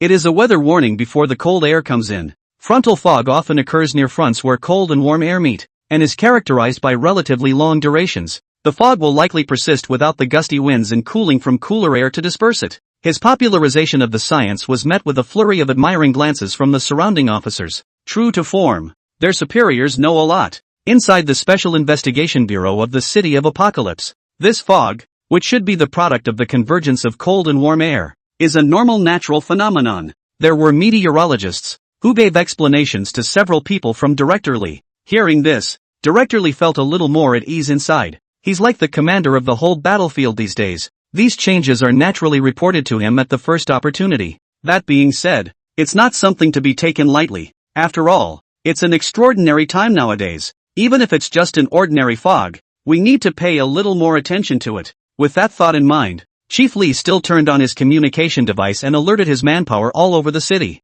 It's fogging up, so cheer up a little more everyone. Whether it's a normal change in the weather or something out of the ordinary, it's not something to be taken lightly. We have an unusual opponent and can't afford to lose. Report any anomalies at the first sign of trouble. The minutes ticked by. The crowd also felt increasingly distraught. The wait is a real ordeal, a real torture, and it requires a high level of tension at all times. What's more, they're under pressure from both sides. In addition to those anomalies, there are the citizens. For the vast majority of the public, not knowing what is going on today, it is easy to make wild guesses and press on. If this unusual weather never dissipates, there will always be people who can no longer restrain themselves and start behaving badly. Things were more complicated then. In addition to these, a lot of social media apps are starting to have high-level PR teams plugging in and getting involved. Some of the more sensitive comments that dealt with the situation in Apocalypse City today were deleted or hidden at the first opportunity. There were also some PR employees who specifically prioritized the words Apocalypse City,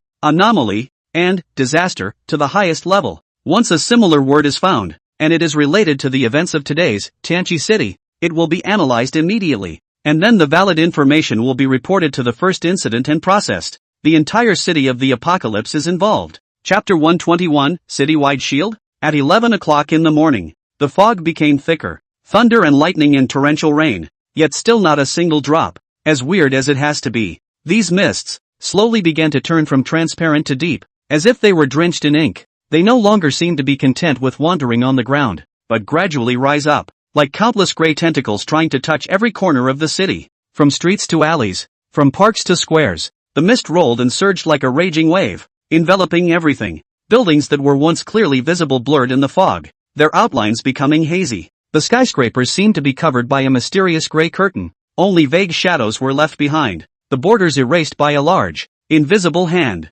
Is the color and spread of this mist normal today? Director Lee stared at the meteorologists, as if he wanted to look a few people inside and out. Grass. Can this be normal? Several experts looked at each other, and a few moments of horror, confusion and helplessness showed in their eyes. Nowadays, the fog really seems to be a bit beyond their understanding. Seeing this, Director Lee gritted his teeth. How could he not understand? Not daring to delay, he issued another directive for all parties to be on alert. Watch out for this fog, and bring the gas masks you're equipped with if you have to. All squads keep an eye on their neighboring teammates, and once again, be reminded to report any anomalies at the first opportunity. The entire city of the apocalypse was gradually transforming into a city of fog. The lights on the streets became wavering and nearly extinguished under the erosion of this gray mist. The light, too, seemed to be lost in this fog. Wariness and uneasiness appeared in the eyes of the military and the forerunners. They were now standing in this thick fog, and their bodies began to feel a hint of unusual coldness.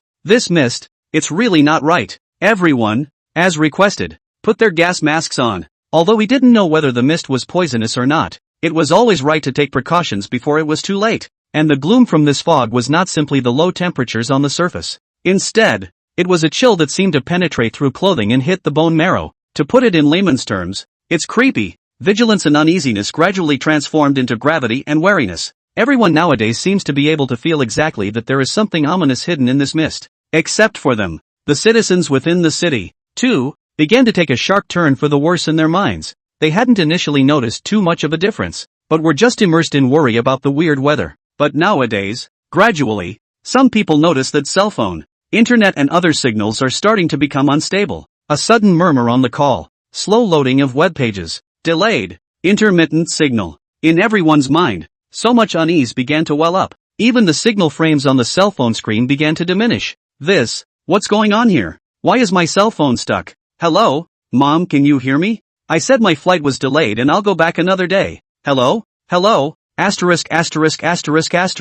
How come the game is so stuck halfway through? I'm 0 to 10, it's really not that I'm a puddle. It's a real network problem. This radio, it really should be replaced. It's full of ing noise again. What? You guys are stuck too? Citizens are at home and are increasingly noticing that something is wrong. It doesn't seem to be their own cell phones that are having problems, and it doesn't seem to be their own home internet that is stuck. The entire city of Apocalypse now seems to have turned into this. Messages are slow to send. Pictures load in circles all the time. Phone calls come and go. Anxiety, restlessness, began to spread in everyone's mind. How do you live without the internet these days? It's amazing how much of an impact a thunderstorm can have. Inside the Special Investigation Bureau of the City of Apocalypse, cold sweat was already seeping from the foreheads of those staff members who controlled the communication equipment. Just a few minutes ago, they had already realized that something was wrong through data monitoring. As those mists spread, things like the signaling network here seemed to start to fail to keep up, interfered with too much. When Director Lee and the others knew about it, their faces were even more somber, and they hurriedly made all the arrangements. This, in fact, after all this experience, has been done to presuppose that there is also emergency communication equipment. After all, this has been encountered in many places when unusual energies have appeared. But now that such a situation has really occurred, it still makes everyone's heart tremble. Still, the scope of this one is just too big and affects too many people. If the entire city's network and signal were lost, it would undoubtedly plunge the entire city into a true abyss of terror. This state of isolation, lack of access to outside information and complete isolation is like a blind man losing his guide stick and also suddenly becoming deaf, completely lost in the dark. Thieves are hard and desperate. At that time, the order of the entire city will be like a sandcastle swept by a gale, instantly falling apart. People will become a headless fly, bouncing around in confusion and disorientation.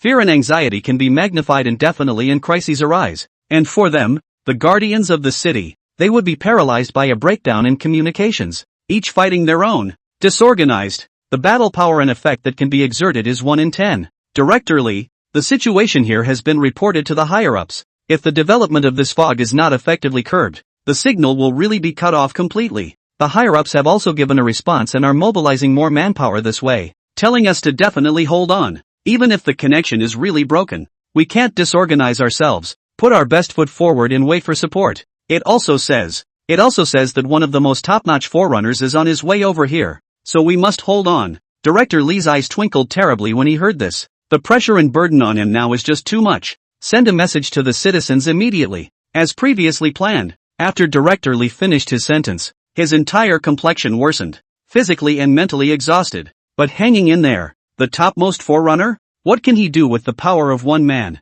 Director Lee narrowed his eyes slightly and muttered softly, a little confused, but one can only choose to believe. Just wish those backups would have come a little quicker. On the other side, the crowd of staff members had already edited several messages and sent them out again to the entire Apocalypse City as well as the surrounding area before the signal was completely interrupted. Citizens, please be aware that due to the weather, communication in our city may be affected to some extent. Please do not panic. Wait patiently at home, and at the same time pay attention to your personal safety and do not approach while closing doors and windows. Please always choose to believe. Many people received messages on their cell phones, more than once. Because of today's command senders, there is no telling if these citizens will be able to successfully receive it all at once. The signal interference and shielding caused by this kind of abnormal energy was something they had never encountered even in their lives. As much emotion as you can soothe. Chapter 122, They're Coming. Compare that to the rowdy, noisy citizens inside the house because of their concerns. The sky outside the house was like a dome of silence, oppressively enveloping the entire city. The gazes of all the top brass were now on the apocalypse city, and in the next moment, there seemed to be some slight change in the air. Crystals, 1 drop, 2 drops, it's raining. The raindrops, delicate and silky, began to fall silently from the sky. All pay attention. It's starting to rain. The military and forerunners on the ground were the first to feel the slightest chill on their bodies. They had, beforehand, set up several shelters from the rain, and now they were all running under cover, because it had been emphasized in the meeting above. These things are weird these days. Beware of anything new and be prepared for anything. Even these most common rainfalls, once they are contaminated, may be problematic. Fear not.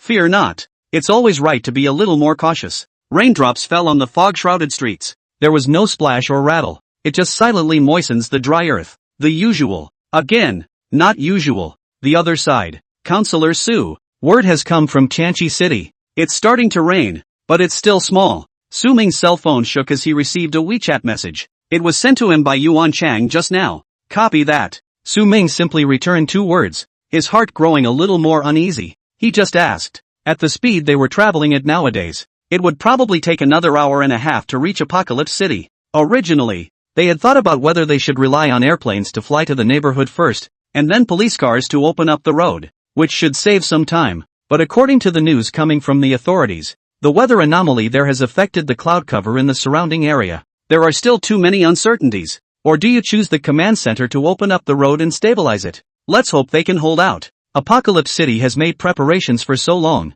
and there are also 3 3-star powerhouses of the Qi refining realm, as well as a large number of Qi refining realm forerunners, who also have quite a good battle power. Su Ming shook his head and only chose to believe. They, the Dragon Kingdom, had the least shortage of talent. Only, what is basically certain now is that those anomalous contraptions are going to be very difficult to deal with. Can't take any chances. Those who defend it are the ones who wander around at the tip of the knife fighting for their lives. And just earlier in the chat, Yuan Chang mentioned one more thing. As in the case of today's kaiju, there have been all kinds of signal disturbances and magnetic field disruptions. This, in fact, is very similar to the city of Kunyang, which had a huge fire. It was then that the magnetic field was similarly affected around the wreckage of the Sunrise building. It's not just cell phones that don't work and have bad reception. Even the cars and other mechanical equipment were affected with a lot of problems. The two sides today seem to be in the same boat. It will definitely cause great difficulties for the top management to transfer manpower resources to Tianqi City again.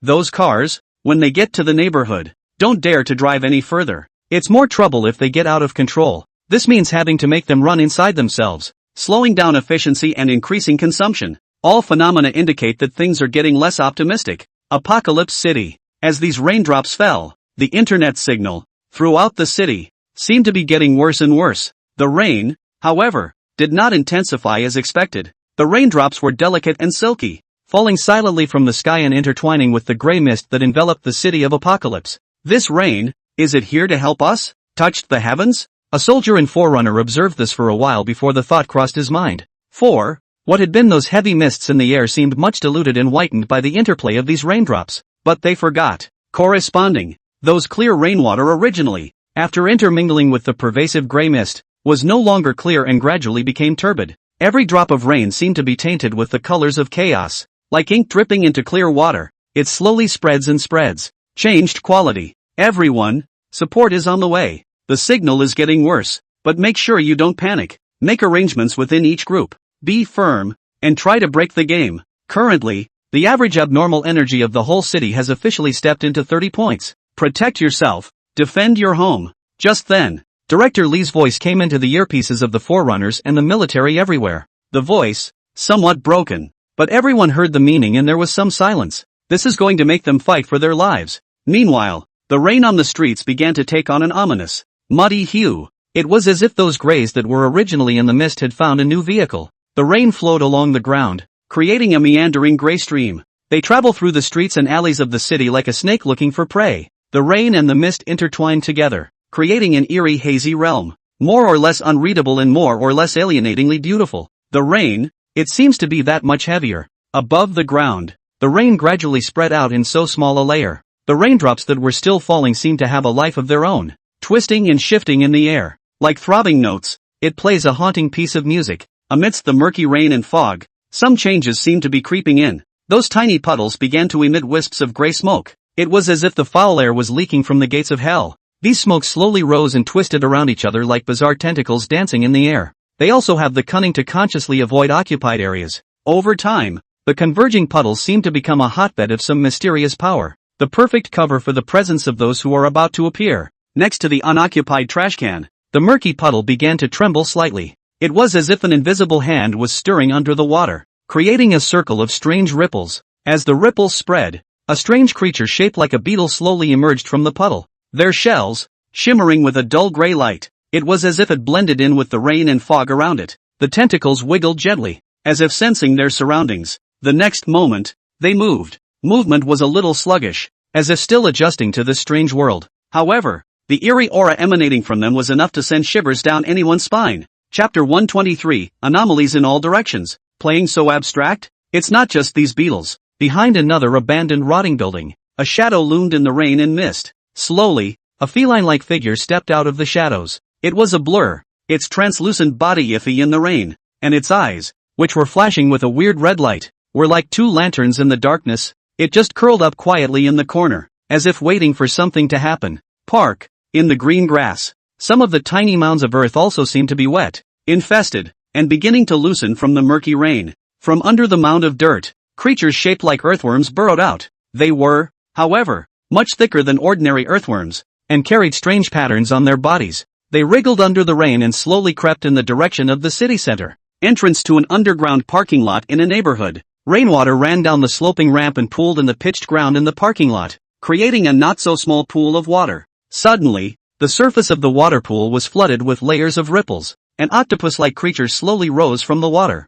Its tentacles were wet and covered with strange suckers. Each sucker, as if it had a life of its own, wriggled slightly. The body took on an eerie dark gray color that blended perfectly with the gray surroundings. It was as if it belonged to this chaotic world in the first place. The top of an old bell tower with rainwater running along the walls. A miniature puddle had formed between the cracks in the masonry that had been eroded over the years. In the puddle, several creatures shaped like birds of prey but with a gray glow quietly appeared. Their wings were translucent, as if condensed from mist, and each flap brought up a faint air current. They all stood silently above the bell tower, letting the rain slide down their feathers, as if they were hunters waiting for their moment. There was a gurgling sound as rainwater continued to pour in around the drain deep in the alley. Suddenly the lid was toppled open and a rat-like creature came out of it. The fur was wet and the scarlet eyes flashed, followed by a second and a third. Messed up. In all directions, complete chaos. Director Lee, several detection points throughout the city are experiencing a surge of abnormal energy.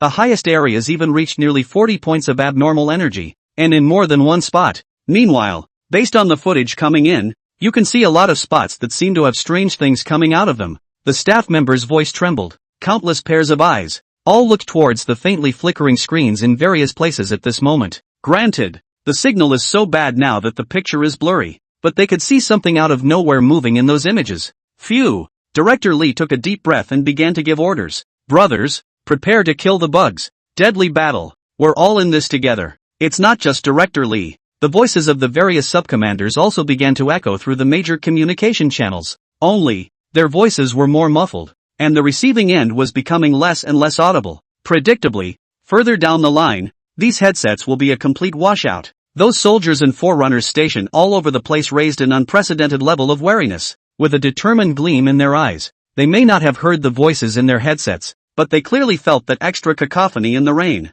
Whatever the hell it is, touch it first to find out who's really Big Brother. The other side. Su Ming was also the first to receive a message from Yuan Chang. The general gist of it is that there seems to have been quite a bit of filth all around Apocalypse City. The battle was fought, but because of the signal reception problems, a lot of the information they didn't get. Even the satellites in the sky were now in a state of chaos when looking at the City of Apocalypse. Their response to the City of Apocalypse is becoming delayed and disconnected. Phew! Su Ming clenched his fists, though he's no saintly mother. But after all, he had said that his roots were in this land beneath his feet. Now that I see the growing homes, and the innocent citizens, and the brothers who fought to protect their homes threatened with their lives, I feel more or less uncomfortable and anxious. Bloody hell! On the side, Hua Yan also seemed to realize that things were getting more and more unpromising, and his eyes reddened a bit, but he couldn't do anything but drive seriously. The gas had been pushed to the max by him. Even on the side of the traffic control center, arrangements were made for him to clear the route ahead in advance.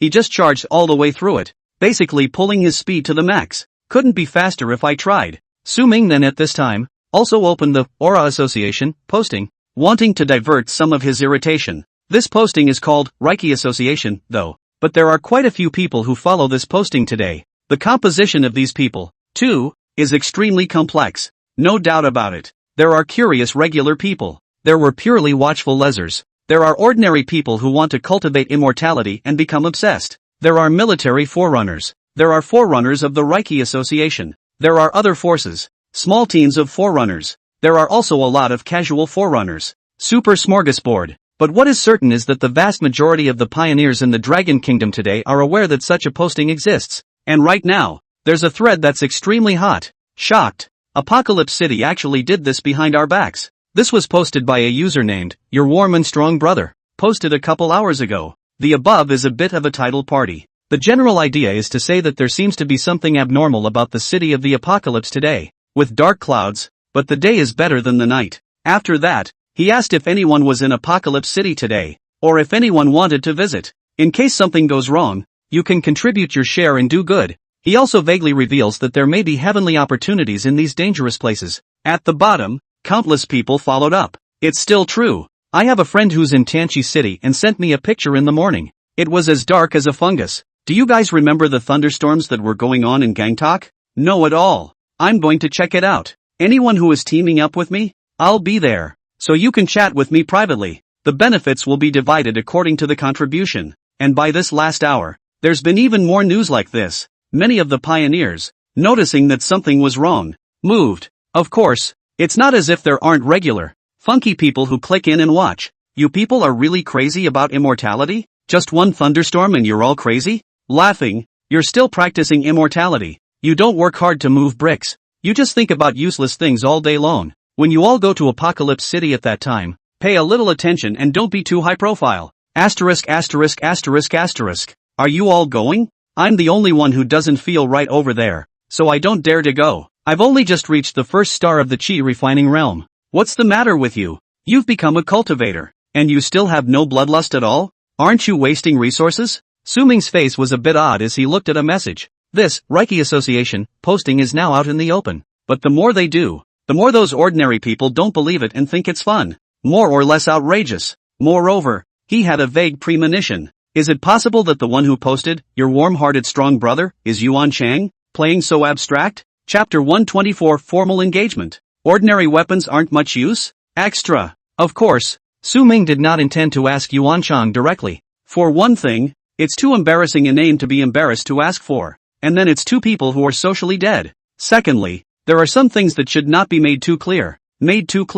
It's better to be heartfelt, because with this move, he was secretly guiding more forerunners who weren't under the jurisdiction of the military or the Reiki Association, trying to get them to go forward to support Apocalypse City or do something by leading them. Even if they can't solve the problem, they can all more or less take some pressure off and buy them more time. It's not good to be out in the open. Not only that, if the crisis in Apocalypse City was resolved, there were more chances that these loose forerunners who didn't make it out would be contacted, documented, and recruited by them, regardless of whether this person is Yuan Chang or not. It's still considered a clear conspiracy. Su Ming made an evaluation in his mind. If these people are really in any kind of danger, there's no one else to blame. Those anomalies and missteps have been laid out in plain sight. If they still chose to go forward at this time, it was also of their own free will, with something in their hearts. Be an adult and pay for your behavior. Apocalypse City. In that dark, narrow alley, a small group of large rats with wet fur and scarlet eyes scrambled out. People have no idea,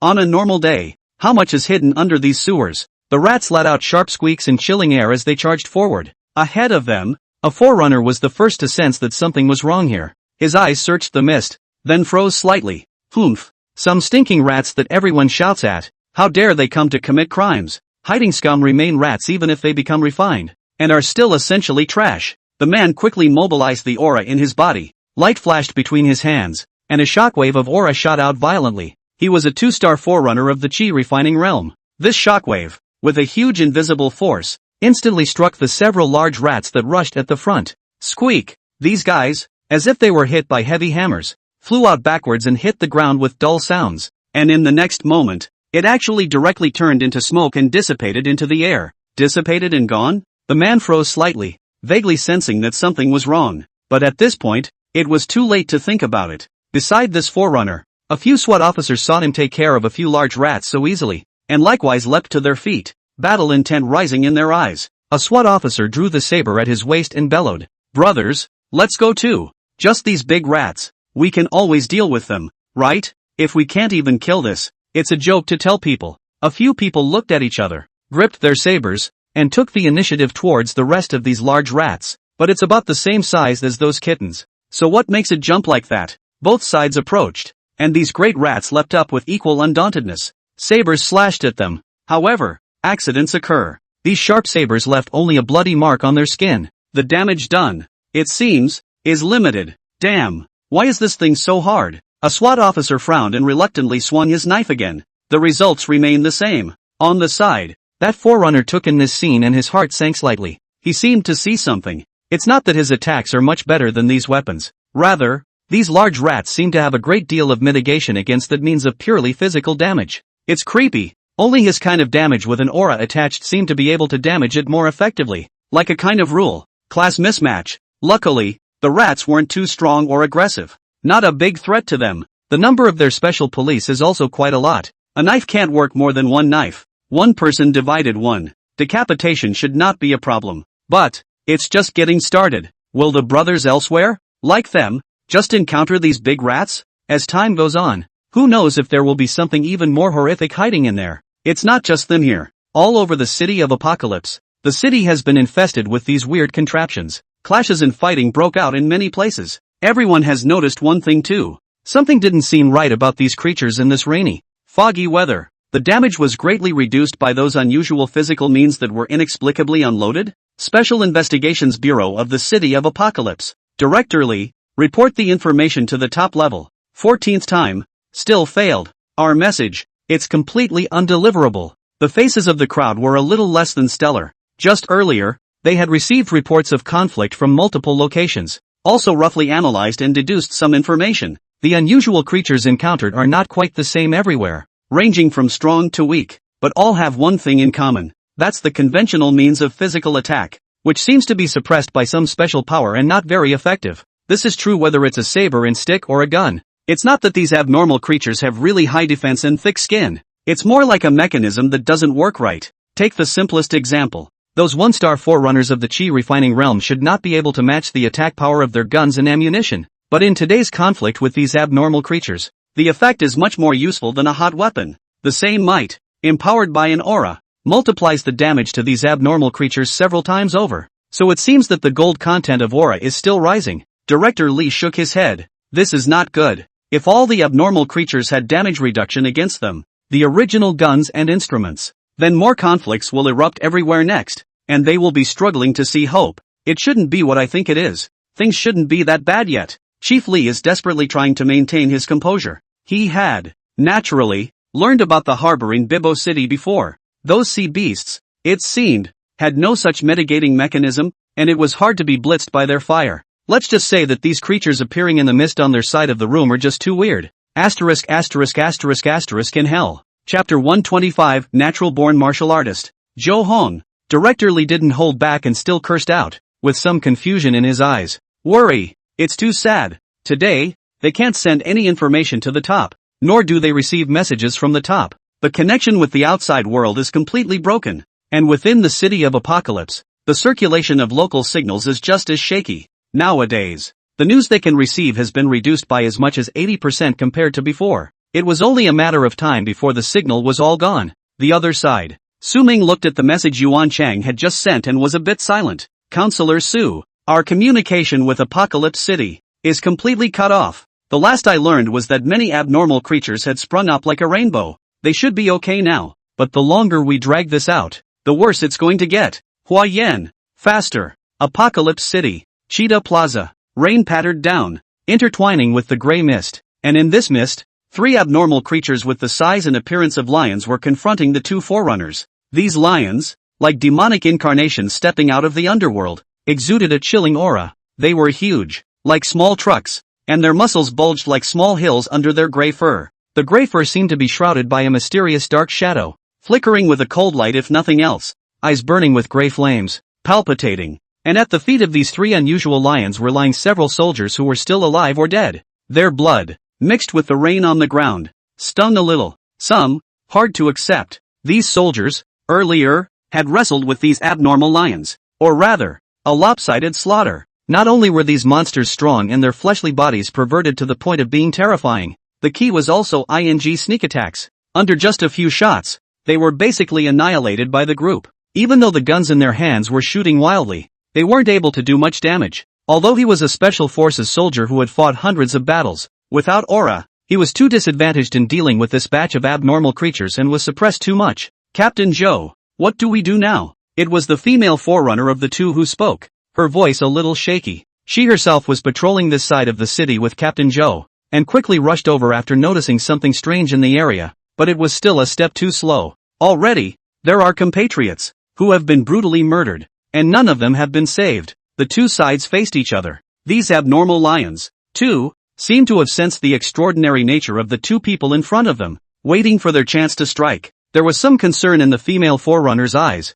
and she looked sideways at Captain Joe next to her. She knew that Captain Joe was strong. It might still be the strongest of the several three-star forerunners of the chi refining realm that came this way this time, but now that she was faced with these behemoths, she was still weak in her heart and had no bottom. Because she wasn't good at fighting and had only just become a forerunner not long ago, she was still a star in the chi refining realm. On the side, Captain Joe took a deep breath and didn't reply at first. He could roughly sense the intensity of the aura on these three gray lions. If they were divided according to their realm system, they should all be at the 3-star level of the chi refining realm. Is it going to be 1-on-3? Or a lion whose physical strength is much stronger than ours? These are the kings of the beasts of the steppe. The rain pattered down, hitting his stoic face. Droplets of water slid down his cheeks, but they couldn't quench the blazing light and battle intent in his eyes. The body trembled and his hands clenched. But it is not fear. Instead, it was excitement. And so much more. He happens to have itchy hands and craves high-intensity combat. That's the right flavor. The corners of his mouth, since it was not appropriate to do so, rose so slightly. His name is Joe Hong. His childhood was not quite like that of a child in an unusual home. From an early age, he began to be closely associated with the martial arts. No one pushed him. It was all because of his love. He was introduced to martial arts novels at a very young age and was so captivated that he couldn't help himself, reading one book after another, over and over again. Every day, he made a fuss about going up the mountain to learn the art, and he cried, and hanged himself. The family couldn't do anything with him and decided to take him for a try. Maybe it's just a 3-minute thing. After realizing that practicing martial arts is not really fun, it is natural to back off. But, things went beyond everyone's expectations. Since he's been on the mountain, he's lived in a grueling training environment. He woke up at dawn every day and sweated in the humble practice room. The look and energy of hard work and desperation shocked everyone. What happened to the promise that everything would be fine once the novelty wore off? His parents couldn't bear to watch and were so distressed that they wanted to take him away. But they couldn't even drag him away. His master, on the other hand, could not afford to part with this good material. Instead, he offered to pay for the return of all tuition fees and begged his parents to keep Joe Hong here. A direct wave of inverted Big Dipper. Joe Hong, a born martial artist. At that moment, his master's words echoed throughout the hall. After that, no matter spring, summer, fall and winter, no matter how cold or hot, Joe Hong never had a hint of slackness. Countless times he has been injured while practicing kung fu, but has never cried out in pain. Time and time again, I fell down and then tenaciously got up and continued to practice hard. Not only are they hard-working, they are also extremely perceptive, because in his heart, he carries a burning dream of martial arts. I dreamed that one day I would be like the heroes in TV dramas, practicing chivalry and fighting with my martial arts skills. His senior brothers, one by one, were overtaken by him, and Shifu. Where is there any junior? After taking him in, the master never took in another child. However, the sky is the limit. A few years ago, his master passed away due to illness. Joe Hong was a bit overwhelmed and then went down the mountain. Results: he realized that he had no education and was somewhat out of touch with society. Not to mention being a big hero, as people say. It's hard to support yourself independently. Today's society is so realistic and so cruel. At first, he went to work as a security guard for half a month. Then it was not to be, and a lot of effort was made. Finally, by chance, and with a good background, he was able to get some work as a martial arts double in a movie. The days are always a little better, and the one that made him feel most emotional Or was it a while ago when I was introduced to the Great Chronicle of Etienne Tuolon, where I acted as a stand-in for the character of Brother Wooji? Every time, when he leaned on the special effects and watched the various magical martial arts he performed in the screen, his heart was filled with envy and longing. It's also very unpleasant. Was there any point in all his years of hard work? People are masters down the mountain. The Dragon King returns, and the Overlord lives, and when he gets off the mountain, he can only act out other people's dreams of being a hero in the virtual world of a TV show, suffering silently from all kinds of hurt and the loneliness of being completely unnoticed. It's so ironic. Chapter 126, Jo Hong. 1 against 3. What the hell is it all about? Jo Hong asked himself this more than once, but thinking of his master's illness and death, and all the years of personal teaching, he had no choice but to grit his teeth. And a little over a month ago, the gears of fate, at last, began to turn. On that day, he was in the middle of a stand-in fight shoot. Everything has changed. It was windy outdoors that day. At that time, in his mind, he suddenly sensed something. A direct kick, without the aid of any instruments or special effects, shattered the box 5 meters away out of thin air, gave everyone in the room a dry head that didn't spin. Phew! After recalling for a moment, Jo Hong's eyes became somewhat deeper. Now that he had managed to get this chance to change his destiny against all odds, he desired and cherished it more than anyone else. He was afraid that all this was just a dream. His master was absolutely right. Budo. That's his whole life. Moreover, his awakened aura attribute really wasn't too far off from that Brother Wooji in the TV series. The main character in the movie is armed with the 9 suns. He, on the other hand, had likewise awakened a yang attribute aura, blazing and rigid. There was a slight resemblance to Long Pingon.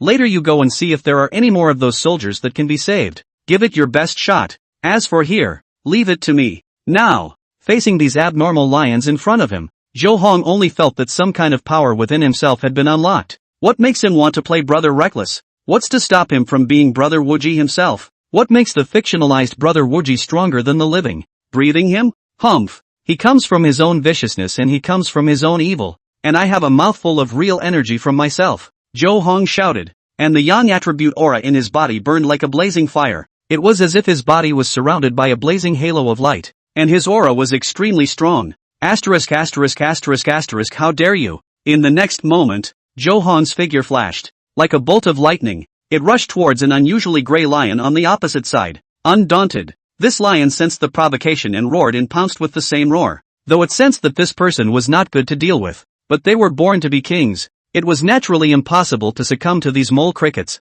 If you dare to provoke, you must die. The sharp claws carried a harsh wind sound that seemed to tear the air apart. Jo Hong was not panicked. His footsteps were exquisite, as light as Lingbo Weibo. He flicked sideways and skillfully avoided the lion's pounce. So many years of martial arts training, plus a sense of those chivalrous jungle vibes. That's not even imaginary. The key point is that he has a substitute. Too many TV shows. Imagine what the masters in the TV show should do. And he does it today. It's the same as hiring a large to go on top. Shoo! The wind whistled. As Jo Hong dodged, his right fist clenched, bringing together the blazing aura. On his fist, it seemed to be covered with this layer of pulsating flames as it slammed hard into the lion's abdomen. Bang! The fist collided with the lion's belly with a dull thud. Roar! The gray lion was knocked back several steps by the punch, his legs trembling as he let out a roar of pain. Even this ground was deeply marked by its retreating claws, water stains sinking in. Also at this time, the other 2 lions were equally unwilling to show any weakness,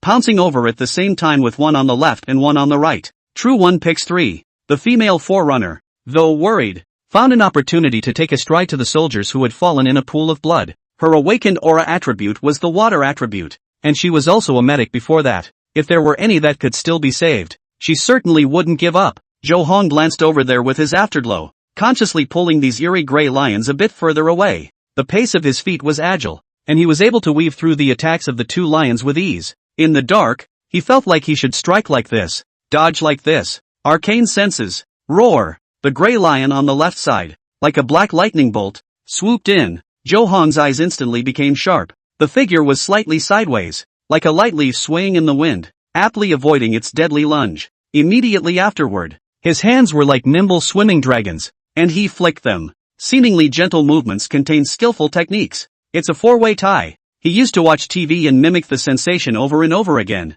It was as if the impact of this gray lion had met an invisible vortex and was skillfully let aside. Weird. So weird. The lion pounced, and due to inertia, His body lost balance and almost fell to the ground in a lousy manner, his claws making several marks on the ground. Meanwhile, another gray lion, not being martial, attacked from the other side. That silly choice of one-upmanship or turn-based behavior. They're not stupid enough to do that. It's natural to not let the opportunity pass when you can swarm. The lion wrestles with the hare, but also uses its full strength. How to be effective? This gray lion was silent, not letting itself make any noise at all, and leaped high into the air, trying to pounce the human right back down with his own weight and strength. Nay, the Johong in this state of enlightenment was simply too terrifying. In the moment of life and death, Johong's hands shook violently, transforming into the Shaolin Dragon Claw hands starting stance. The fluctuation of breath around him, he sensed, trying to pull a sneak attack. Are we? The 10 fingers of his hands were spread out, with the tips of his fingers slightly clasped inward, like the claws of a dragon. The muscles of his arms were clearly defined, strength surging darkly in them, and every breath was accompanied by the flow of internal energy. At the moment when the lion lunged, Johong's hands were like 2 scaly dragons coming out of the sea, swiftly and accurately grabbing the lion's forelimbs. His fingers were strong, like claws forged of steel, embedding themselves deeply into the lion's fur and controlling its movements. Roar! Don't bark! The gray lion ate the pain and made a sound, but Johong's roar was even louder. He bellowed, his arm muscles bulging, and using the gray lion's own impulse, he skillfully turned around, driving the lion's massive body up and then violently flinging it outward. The gray lion arced through the air like a giant sandbag, and with the sound of whistling wind, it fell heavily to the ground. Bang! The ground shuddered, and the rainwater was splashed up several meters, forming a hazy mist. Roar! Captain Joe, be careful! Suddenly, the female forerunner, who was looking on in awe, was the first to come back to her senses and hurriedly let out an exclamation of surprise. The gray lion from the very beginning, at some point, once again approached and opened its bloody mouth. Those sharp teeth, chilling in the dim light, bit towards Johong's neck. Johong's eyes flinched as he quickly raised his left hand, his aura instantly condensing as he slapped out his palm. Gray lion stumbles backwards on impact, his body position shifting as Johong narrowly avoids it. At the same time, his right hand reached out like lightning and accurately grabbed the gray lion's neck. I'll strangle you. His arms were sinewy, his muscles taut, and he flung them downward with all his might, slamming the lion hard into the ground. A body of pride and 2 sleeves of murder, with 3 feet of severity. There is no one who can defeat you in all directions. Chapter 127, invite the big one to come up? Suffering in all directions, staying up all night to add more. Johong's bravado was great, and the aura of his body was a bit more mysterious and majestic. Isn't that a lion? Taking Destiny's throat directly with his bare hands. Boom! The gray lion was smashed into the ground by his neck grip, directly smashing out a large pit with a lot of splashes. Roar! The gray lion let out a mournful hiss, and in the next moment it actually turned into gray smoke and began to dissipate. The first of the 3 gray lions was destroyed by him just like that. It was also at that moment that the other gray lion, who had adjusted, took the opportunity to feel behind him. The sharp claws attempted to directly open up Johong's head. Roar! Another roar came out, and the roar didn't come from the mouth of a gray lion trying to pull a sneak attack. Instead, it's Johong. Under the crisis and anger, he thought of the TV series, The Lion's Roar, one of Shaolin's 72 stunts. At the moment, he's like a conceptual god, inviting people to come on board. All those genre moves from TV dramas and novels were surprisingly all working out for him nowadays. Extremely counterintuitive. Angry shouts exploded in the air. The yang attribute aura was like a volcano erupting in this instant, blazing and powerful. Before the gray lion even touched Johong, it was instantly shaken out by this powerful aura impact. That huge body directly tumbled several times in the air before falling. There is not much physical damage, but at the moment it was a little confused. As a lion, the king of all beasts, its aura naturally needs no introduction, but this mole in front of him, he actually shook it off with a lion-like roar? Inverted Big Dipper? However, Johong couldn't care less what it thought. Nowadays, he was still immersed in that metaphysical state, hands itchy and eager for a fight. How dare you froth at this hour? Johong bellowed angrily, seeing the right moment and preparing to deal a fatal blow to this guy. He once again gathered his entire body's aura in his hands, which were red hot. In the next moment, Johong launched his hands forward, and a dazzling firelight shot out from his hands. This firelight carried a furious momentum and instantly struck the head of this gray lion. It didn't even have time to let out a full wail as its head exploded open. Immediately after that, his entire body turned into gray smoke and merged into the air once again. Ah! Not far away, the female forerunner covered her mouth. The scene in front of her was really beyond her knowledge. She knew that Captain Joe was strong,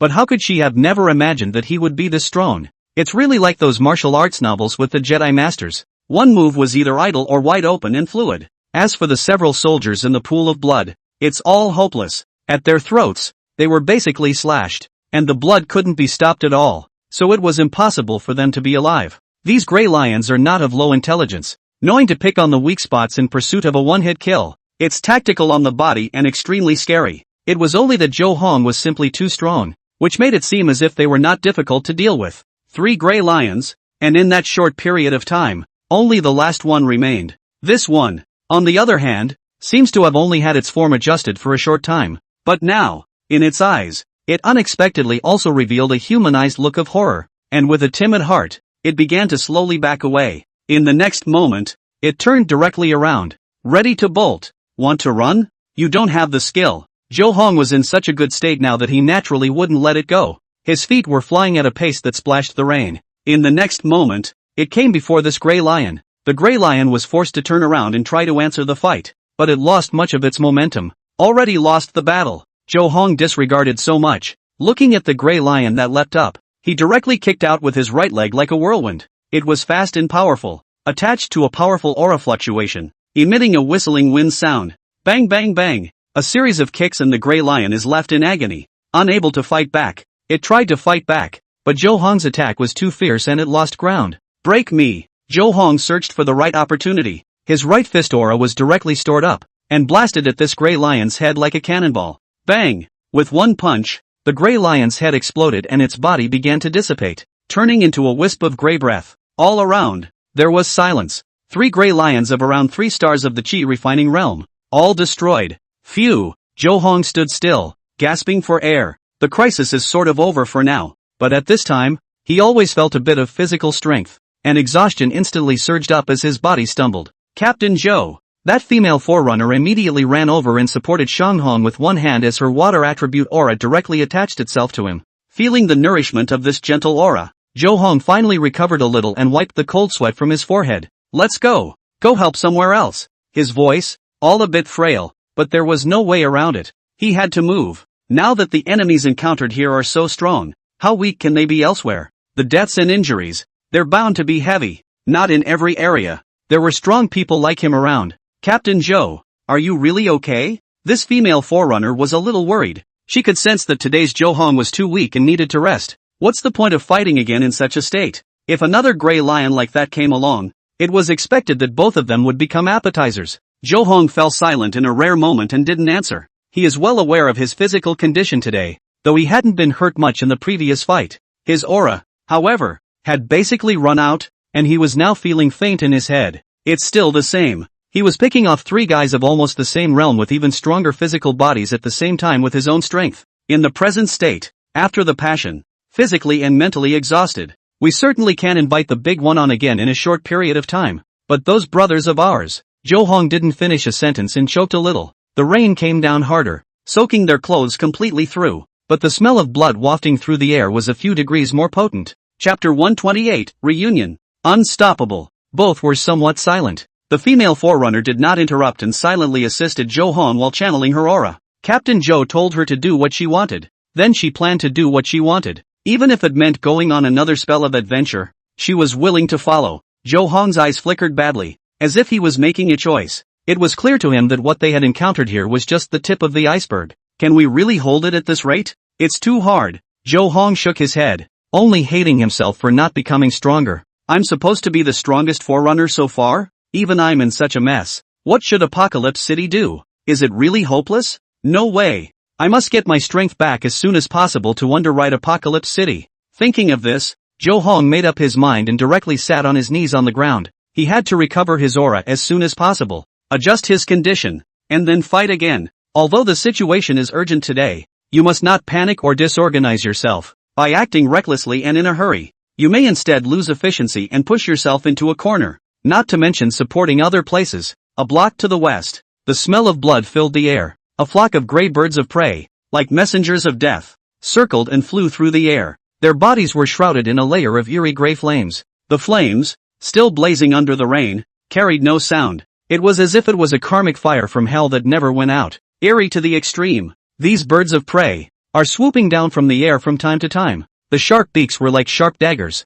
attacking the special forces below with a harsh wind. Bang bang bang! Bullets were fired. That's right, there's a fierce battle going on between the two sides. Whenever these gray birds approached the crowd below, the gray flames on their bodies would also grow a few more points, wanting to devour them all and turn them into ashes. Be careful with their flames. You can't touch them too many times. Someone roared in the confusion as a reminder, because they had already discovered that if they were touched by the flames of these gray birds on their bodies after a certain number of times, they would be completely finished. The flames would spread quickly over them as if they were attached to the bone. Even if you were able to take off your clothes right away, it would be largely ineffective. The fire, it seemed, had been planted in their bodies. At this rate, we'll all die here. Why don't we pull out first? One of the special forces soldiers seemed to break down a bit and muttered out loud. Even those whose mental quality was far beyond the norm were somewhat unable to withstand it. When they are called upon to fight crime, they are obliged to do so without saying a word. But dealing with these weird contraptions is something that really gets under the skin of some people and makes them want to run away.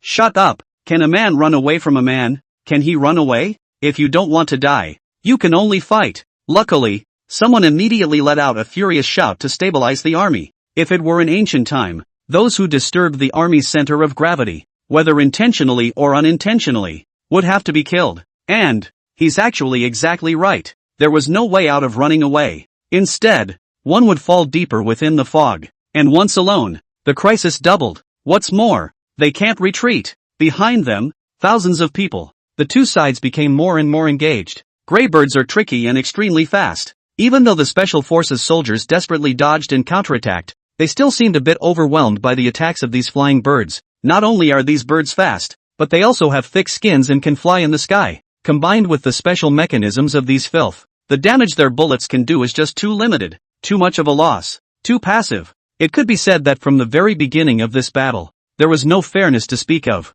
and there was no way it could be an even match. Asterisk asterisk asterisk asterisk your grandma. A Special Forces soldier had just raised his gun, ready to fire. The two gray birds, one on the left and one on the right, attacked like black lightning, their sharp beaks instantly cutting a deep wound in his arm. Hiss! Gray flames, too, stained his arm, and it glowed with a black light. Ah! The man let out a roar of pain as the gun was dropped to the floor. The flames, starting from his arms, burned up his entire upper body in just a few seconds. Another few seconds passed and the whole body became a gray fireman. No matter how much it was tapped, this fire could not be extinguished. Watch out! Everyone spread out more. Don't save your bullets. Hit harder. The man on the sidelines hurriedly let out a shout, and the crowd quickly responded by scattering in all directions. Another brother is finished. The shrill whistles and gunfire of the Greybirds flooded the territory, as one Special Forces soldier after another fell to the Greybirds' attacks. Some were pecked in the vitals. Some were directly engulfed by the flames and rolled around on the ground in agony,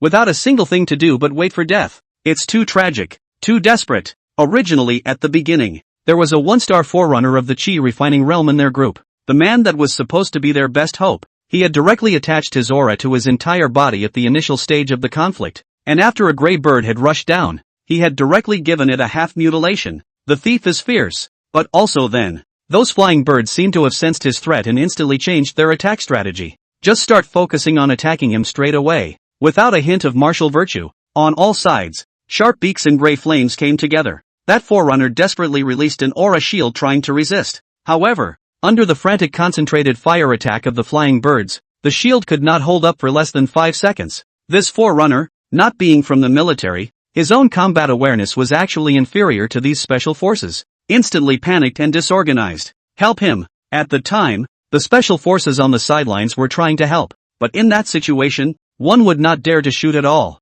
and it would be easy to be injured by mistake. They didn't have any good means, only to take those sabers and slash them up. But the damage inflicted was rather limited and couldn't be solved at all for a while. That forerunner without his aura didn't have much of a physical difference from them. The special forces, it quickly collapsed. The body was wrapped in gray flames and gradually lost its vitality. One of the first to die. That's what demoralized them. Bang! Bang! Bang! The gunfire continued. It was like they were sounding their own death knell at the same time they were shooting these gray birds. The situation is becoming clearer. They couldn't block it. As time went on, there was less of both gunfire and the shrill whine of gray birds. On the ground, more and more Special Forces soldiers fell, gray flames burning silently.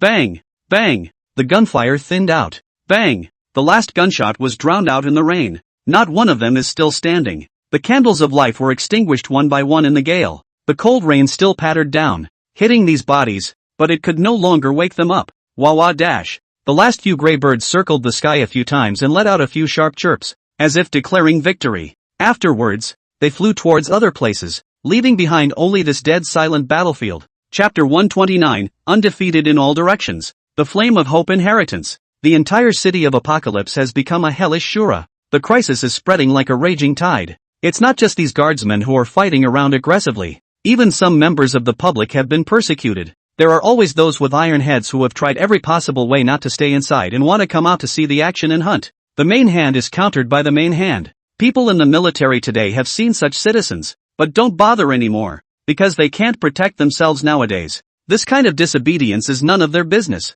and most of those citizens who have made a fool of themselves have really gotten what they wanted. Attacked by an unusual creature, dead as a doornail. Some members of the public who had taken refuge in their houses also met with misfortune. All those doors and windows that were left open became entry points for disaster. Several gray birds flew in like ghosts, wreaking havoc with their sharp beaks and gray flames. The inhabitants fled in fear or tried to resist, but nothing worked. Even those special forces with firearms had trouble resisting, so what could they do? There are also more than one place where similar scenarios have occurred. In the corner, a housewife clutched her child with despair in her eyes. In the next moment, the gray bird still charged relentlessly.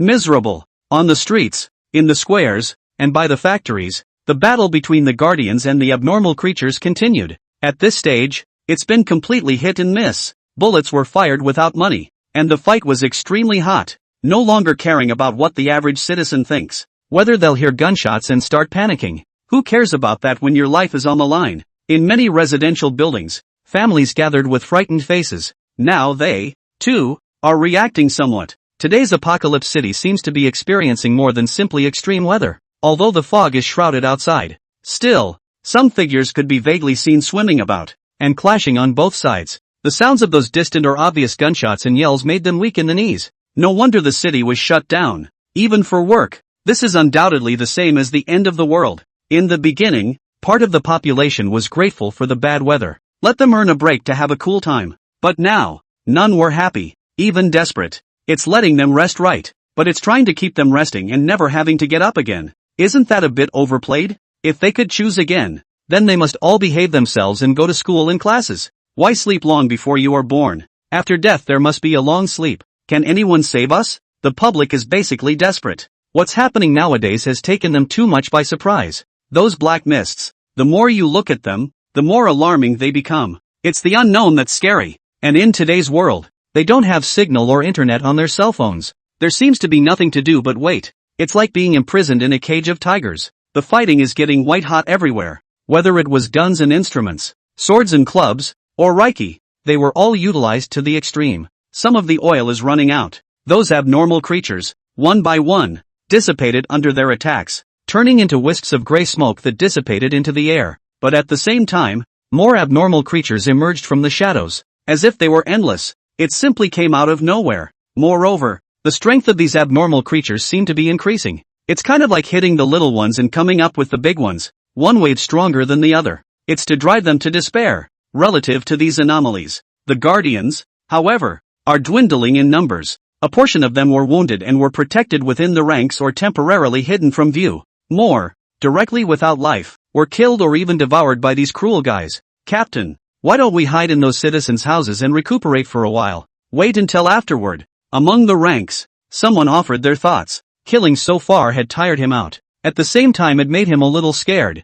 During the fight, they were bent on avenging their dead brothers and fought these guys with fire. The instinct to survive gave way to anger, and their minds were unusually sharp not to think of anything else. And now that you get the residual breath, you'll calm down a little bit. Start being a little more life-affirming. No one wants to just die if they can. No. The captain's voice was cold, barely hesitating. Take that thought back. The captain wiped the rain from his face, his eyes a little red. He's already had a number of brothers die here. He also knew that if this continued, the casualties in their ranks would increase. Even his entire team, himself, would fall here. But in any case, there is no retreat to the homes of those citizens. If you want to rest, you can rest anywhere. Meditate in place. But going to someone's house and hiding? No. If the other teams, all of them, Think like that, then who's out there defending the enemy? If we hide in there, the other teams will be under even more pressure. The more of these scumbags they'll have to face. If you really do that, you'll be considered an abandoned soldier.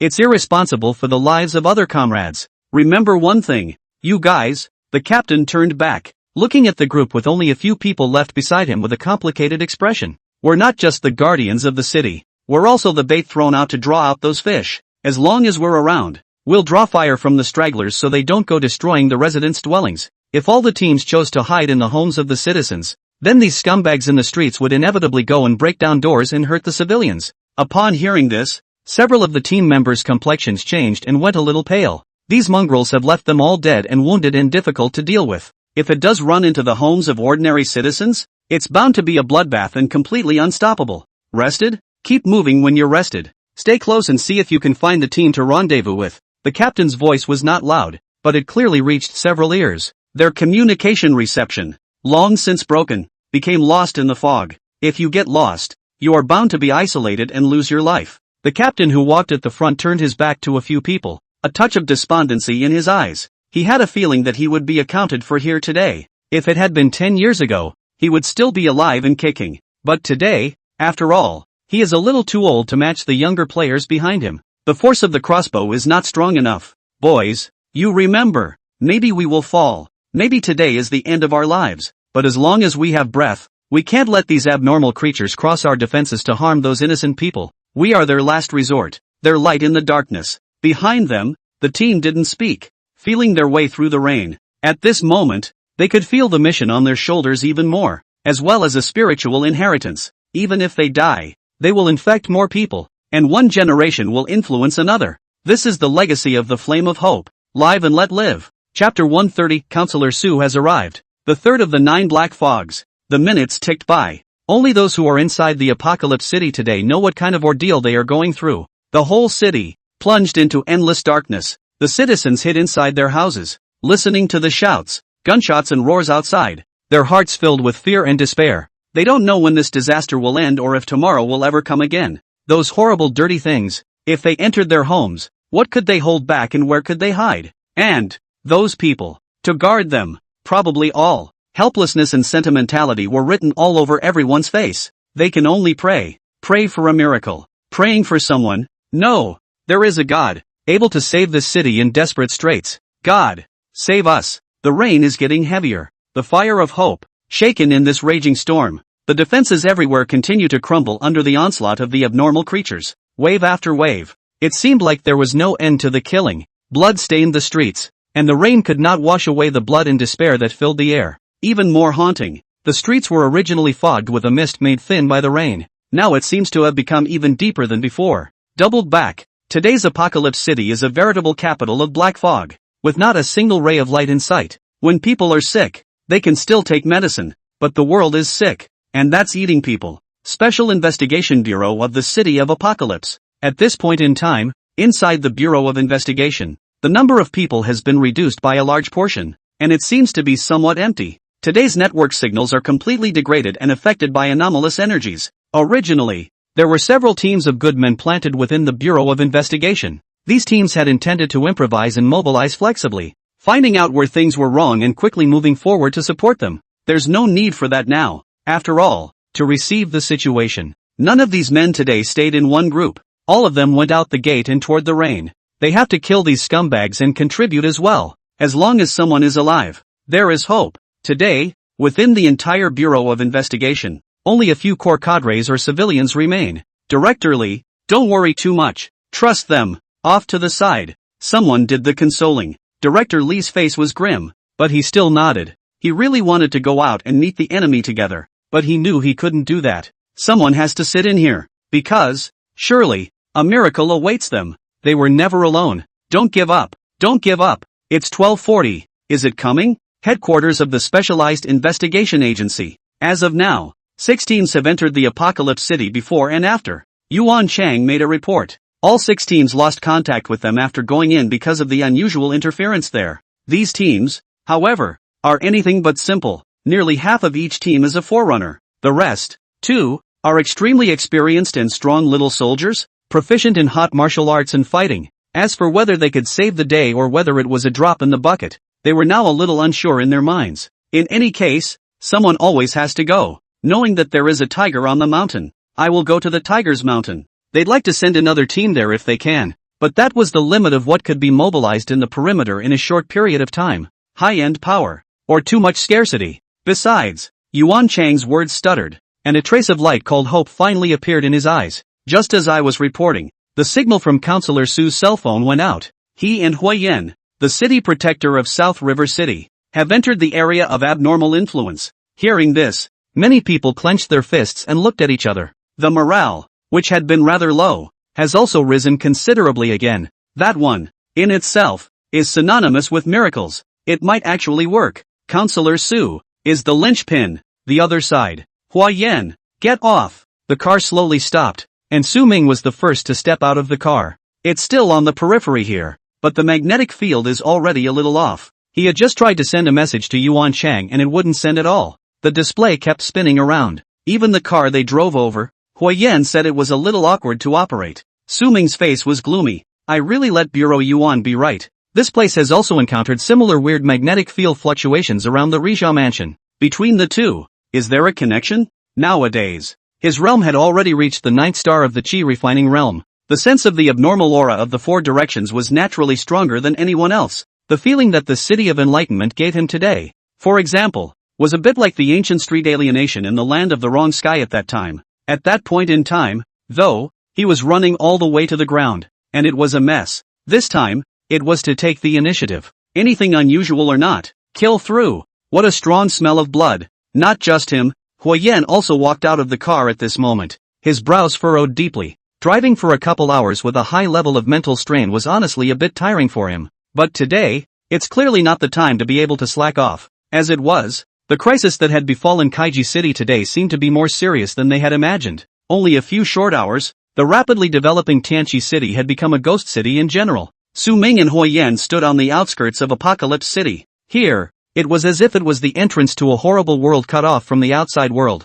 Ahead of them, several police cars were parked silently on the side of the road. It should also be the manpower that came over earlier to provide support. Looking deeper into Apocalypse City from here, there was so much overlap with even the impression of the underworld. The thick black fog was like a demon with teeth and claws, rolling and surging over the city, completely obscuring the sky. In the darkness, some vague outlines of buildings were faintly visible. The wind howled and the pungent smell of blood hit his face. The rain crackled on the ground, but it couldn't wash away the scent of despair that filled the air. Warning! You have officially entered the Black Mist Dead Zone. Extremely dangerous. Evacuation recommended. Su Ming heard the voice coming from Unity in his head. Only in the present day, Unity's voice remained flat, not as emotionally anxious and panicky as before. But now, too, is not the time for research and emotion. Is it extremely dangerous? Su Ming narrowed his eyes slightly. Unico was talking about a year later. But today, there has been a big change here. There's still hope for a solution now. If we wait for those things to really gestate here for one more year, only then will we really not be able to wrap it up. Su Ming called out the thunder sword and held it in his hand as the electricity flowed. Now that we already know it's the Black Mist Dead Zone, that grayish black mist that now enveloped this Tianqi city was most likely one of those 9 black mists. Now, there were 2 of the 9 black mists that he knew and had collected. They are the soul eroding mist, which erodes the soul, and the breath of gray perish, which draws vitality for its own use. And here, it's probably time to encounter the third one. Chapter 131, Mist of Retrospection. Reign of Retrospection. After observing slightly for a moment, Su Ming externalized his own aura and sensed towards the surroundings. The present-day Forerunners, except for him, basically can't do that, because the fog and unusual energies here are overbearing. But, he's Su Ming. Not only did he have the 9-star realm of the Qi refining realm, his aura was vast, and its purity was also extremely high and overbearing. These black mists nowadays were really a bit unable to stop him. At the same time, Huiyan's complexion changed slightly as he looked towards Su Ming. He once again felt that terrifying and simple aura, almost didn't hold back and fell to his knees again, though the aura wasn't directed at him. But just the pressure that flowed from this aura alone made him think of Su Ming, who was like an emperor on earth at that time, with a golden flag in his hand. Counselor Su. It seems to be even more terrifying. Perverted. So perverted. With him here, Apocalypse City should be saved. It's a pity that he's only one person after all. If there were a few more strong people like Counselor Su, then there would definitely be no worries in the future. Huayan's eyes flickered and he completely became Su Ming's little fanboy, brainlessly recognizing it. Of course, he was well aware that the idea was quite unrealistic. This kind of powerhouse that was strong beyond comprehension, having one of them would already be quite anticlimactic. It is the creation of heaven and earth rolled into one, suppressing everyone and breaking the strong. If there were a few more like Counselor Su, then he might as well run headlong into the ground. Taoist heart is directly broken to pieces. Still be a fart master. On the side, Su Ming didn't know what Huayan was thinking. Closing his eyes and sensing the surrounding situation, his complexion became more and more gloomy. There might be more filth hidden in these black mists than he thought. It harbored extremely dense and abnormal energy fluctuations that were very active. Those manpower originally arranged. Now I'm afraid it's a lot of bad luck. He had a general understanding of the battlefield situation over here through his chat with Yuan Chang earlier. It's a bit impolite to evaluate Apocalypse City with a surge level city again. It's not at all an exaggeration to say that it's explosive level, or even calamity level. The key has no signaling network, and it's a pain in the ass to look both ways. In the midst of his thoughts, Unity's voice came again. The host is swimming within the mist of retrospection, and the mist of retrospection iconography has been unlocked. The host is in danger under the reign of retrospect. The reign of retrospect icon has been unlocked. Su Ming froze slightly and withdrew his perception. Unlocking two icons at once? To not be so awesome. But this is also a side note that the situation here today is indeed extremely complicated. Fog of retrospection? Reign of flashbacks? Those two names sound like they go hand in hand with each other, complementing each other. The red blood demon grass and blood vine demon bugs that he had encountered in Qingshui village before were like that. Open the icon. Su Ming didn't dare to delay and chose to view it. It's always right to have a uni to do some science first. It is not said that if you know your enemy and know yourself, you will not be in danger in 100 battles. At least it won't be a double take. Not even knowing what they're dealing with. Black Mist class illustration. Current number of Black Mist type iconography, 3. Fog of retrospection. One of the 9 black fogs. Extremely special mist, also known as the mist of eternal life. The fog of retrospection wanders the edge of life and death, possessing the eerie power to extract the very essence of living beings. It does not bring death, but brings life to a state between existence and nothingness. For a long time under its shroud, living beings were slowly stripped away, and eventually turned into a thin wisp of gray smoke that drifted away with the wind. The fog of retrospection lies quietly dormant when not activated, as if waiting for the wheel of fate to turn again. Each dissipation is not the end, but the beginning of a new cycle. What does it mean? Su Ming was slightly confused after reading the iconography introduction, and his mind couldn't turn too much. The mist of eternal life? It sounds so bull **** and evil, like it's cajoling people. A state that doesn't bring death, but is somewhere between existence and nothingness? Is that still human? Su Ming admitted that he wasn't very good at this comprehension. The introduction given by this illustration reminded him of the equally arcane Jiang Wei. God talks in mysterious ways. On the bright side, it's profound, but let regular people listen to it. And it's bull *********.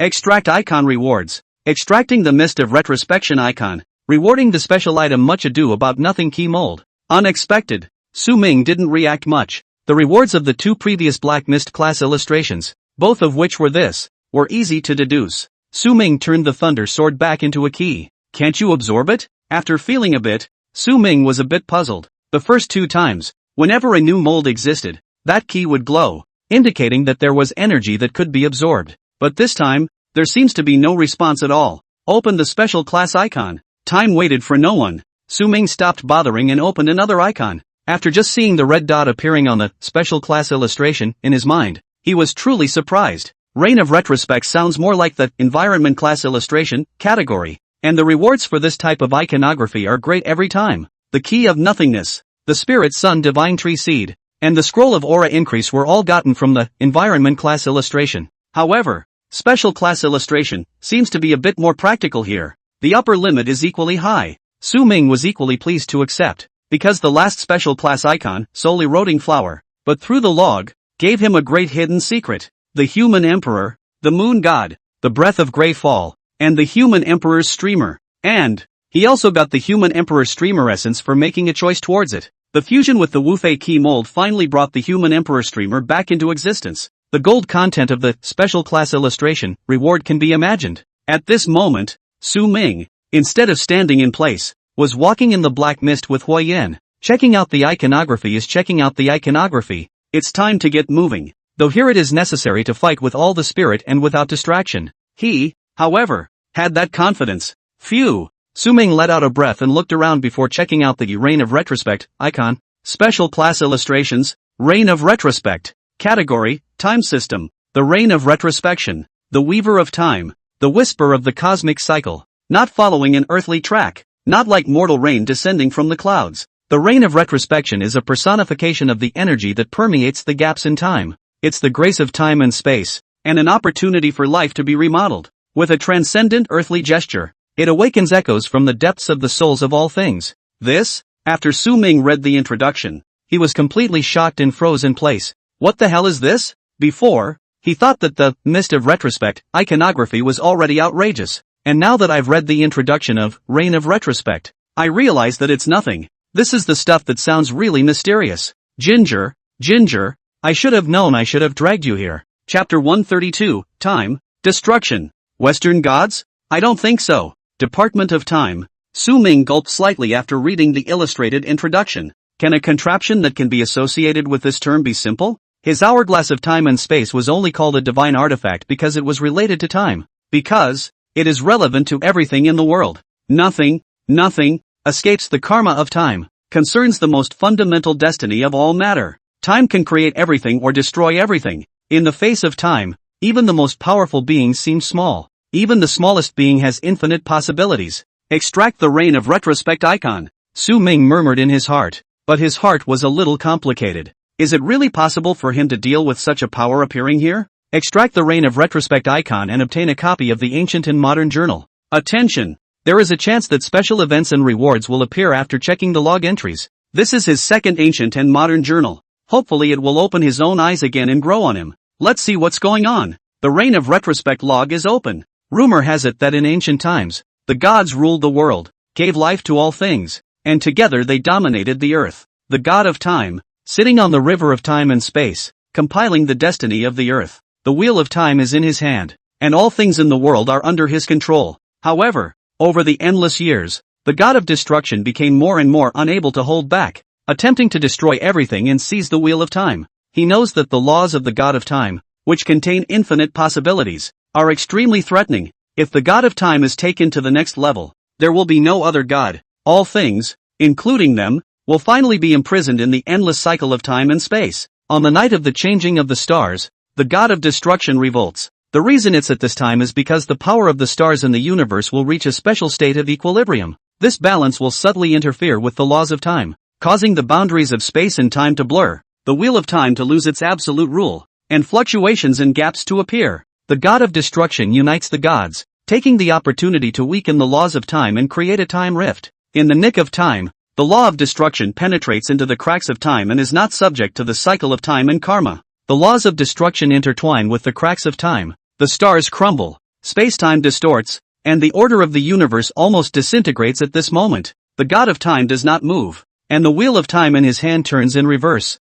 All things rewind. The entire universe, as if in an eerie silence. In the next moment, time and space began to flow backwards, and the crumbling stars began to reunite. When the god of destruction saw this, the laws of destruction surged crazily, using the gap in spacetime to break through the boundaries of time, and the laws hedged against each other. A ripple of space and time emerges. Sabotage. Track back. Sabotage. Backtracking. Some kind of balance has been achieved. The gods watched the battle, and none of them made a move. The dignity of the gods makes them disdain to engage in sneak attacks. No one thinks twice about how they helped the god of destruction break into the laws before. If they say they didn't help, then they didn't help. Suddenly, a strange change appears. Everywhere spacetime ripples, turning into spacetime black holes, and the black fog begins to spread outward. This mist, it came so fast that none of the gods reacted to it, and have never seen it before. At this point, the message suddenly breaks off. Su-Ming wanted to continue checking, but found that the subsequent content was very vague and completely unreadable.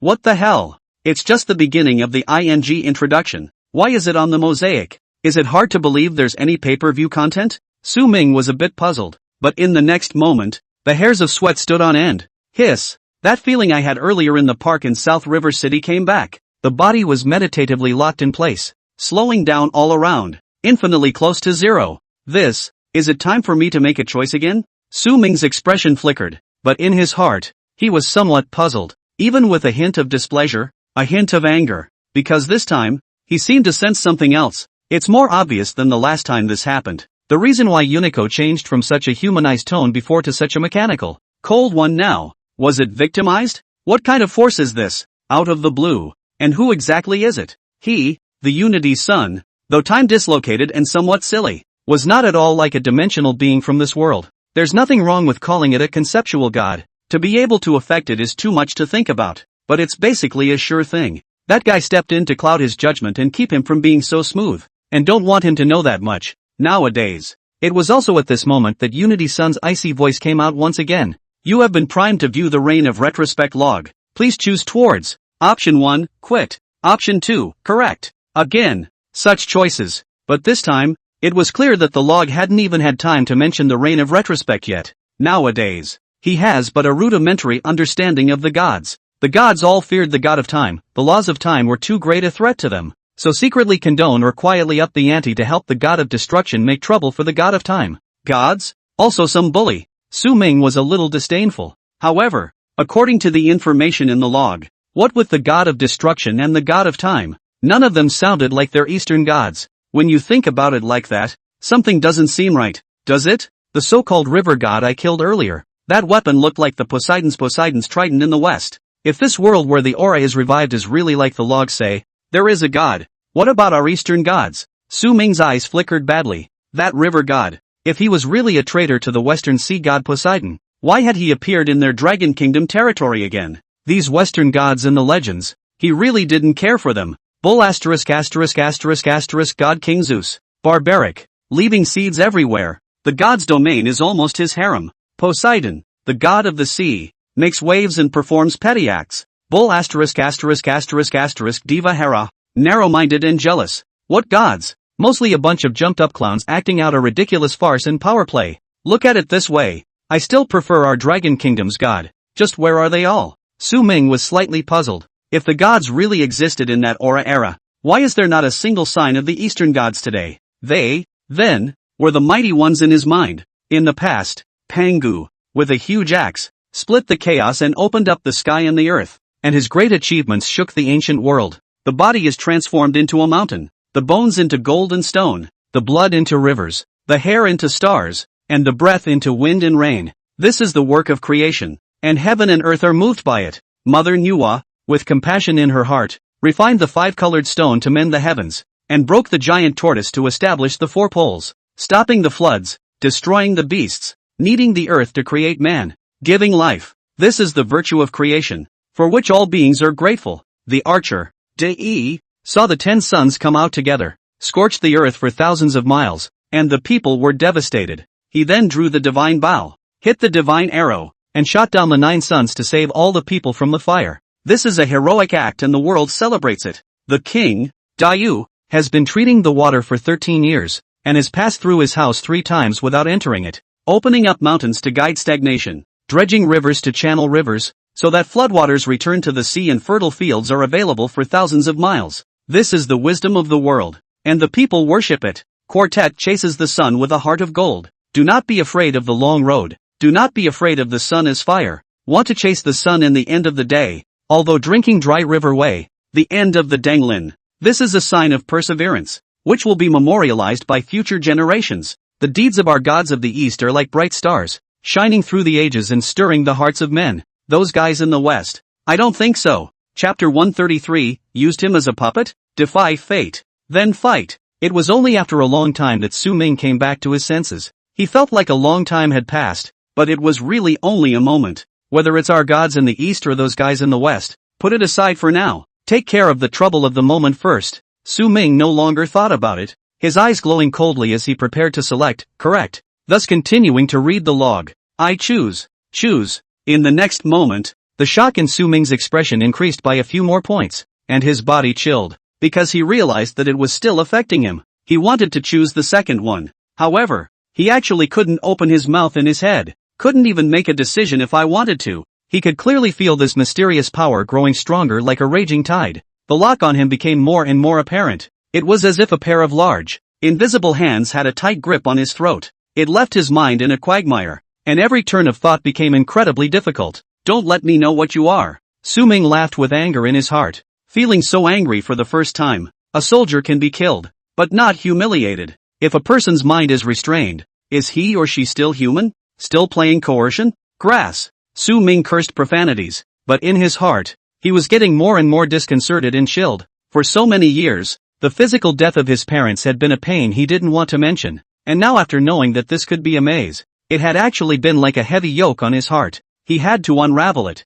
had to find out the truth. If he was swayed by this unknown force at this very moment and chose to compromise, his future path would surely be controlled by others. Deep in the fog, becoming a puppet in front of people but an empty shell behind the scenes, a pawn at the mercy of others. It would be better to die. Everything around them seemed to have frozen, so oppressive that it took one's breath away, and a voice seemed to come from Su Ming's heart. It was a whisper from the depths of a distant universe, letting his eyelids gradually close to nothing but blackness. Give it up. The voice was beautiful, pleasant and seductive. It's trying to get him to opt out, trying to get him to give up resisting. Hiss. Su Ming bit down hard on the tip of his own tongue, and a moment of pain instantly restored a trace of clarity to him. The taste of this blood. It's kind of sweet. I never had a chance to pick before. Didn't have the strength. But now, it's different. When a person is angry to the extreme, he or she is unusually calm instead. Su Ming seemed to understand the meaning of the words now. The next moment, his eyes snapped open. The damn thing wanted him to close his eyes, so he was going to do the opposite. The pupil of true vision began to operate with incomparable depth. On top of that, in the depths of these pupils, a layer of golden light unexpectedly rose, as if an ancient divine fire was burning. The pupil of true vision, combined with the breath of the human emperor. These are the eyes that can see through falsehoods and penetrate the true nature. The might of the human emperor is not afraid of ghosts and gods. Golden light flowed, and cracks seemed to start appearing in the originally solidified space. Su Ming's sight pierced through the layers of black fog, penetrated the invisible lock, and saw so much as a strand of almost imperceptible silk thread. The thread loomed and twisted around him, with the other end nowhere in sight. Is this the same damn thing that's trying to influence and manipulate all this? Just one thread and you want to sway me? Take me for what? Su Ming clenched his teeth as the light in his eyes grew hotter. This feeling of being looked down upon is very unpleasant. He stared intently at the strand of silk, as if to cut it off with his gaze. The silk thread, too, seemed to sense his hostility. It began to tremble slightly, as if by surprise, as if sends out a provocation. I'll be damned. Su Ming took a deep breath and focused his entire body on his eyes. The pupil of true vision intertwined with that golden light, creating a fierce confrontation with this silk thread. If this guy's name is destiny, he chooses, then, to make war on fate, using me as a puppet on strings. As a puppet? You're just going to sneak around and make small moves? Come out if you can. How could Su Ming not know that the guy behind this silk thread should have some restrictions on his body and not be able to come here directly? Then he's a wimp. The silk threads trembled more and more. It seemed that the being behind it, too, felt shock and anger. Dare to resist? Suddenly, the filament glowed even brighter and began to glow further. Nothing more than that. Although this pressure was even greater, the corners of Su Ming's mouth grinned instead. This filament feels to him nowadays a little like the gods who struck out against the god of time, fearful of his future growth. He wants to stifle it early and not give it a chance. Rubbish. Su Ming forced himself to endure the pressure and spat out 2 words from his mouth.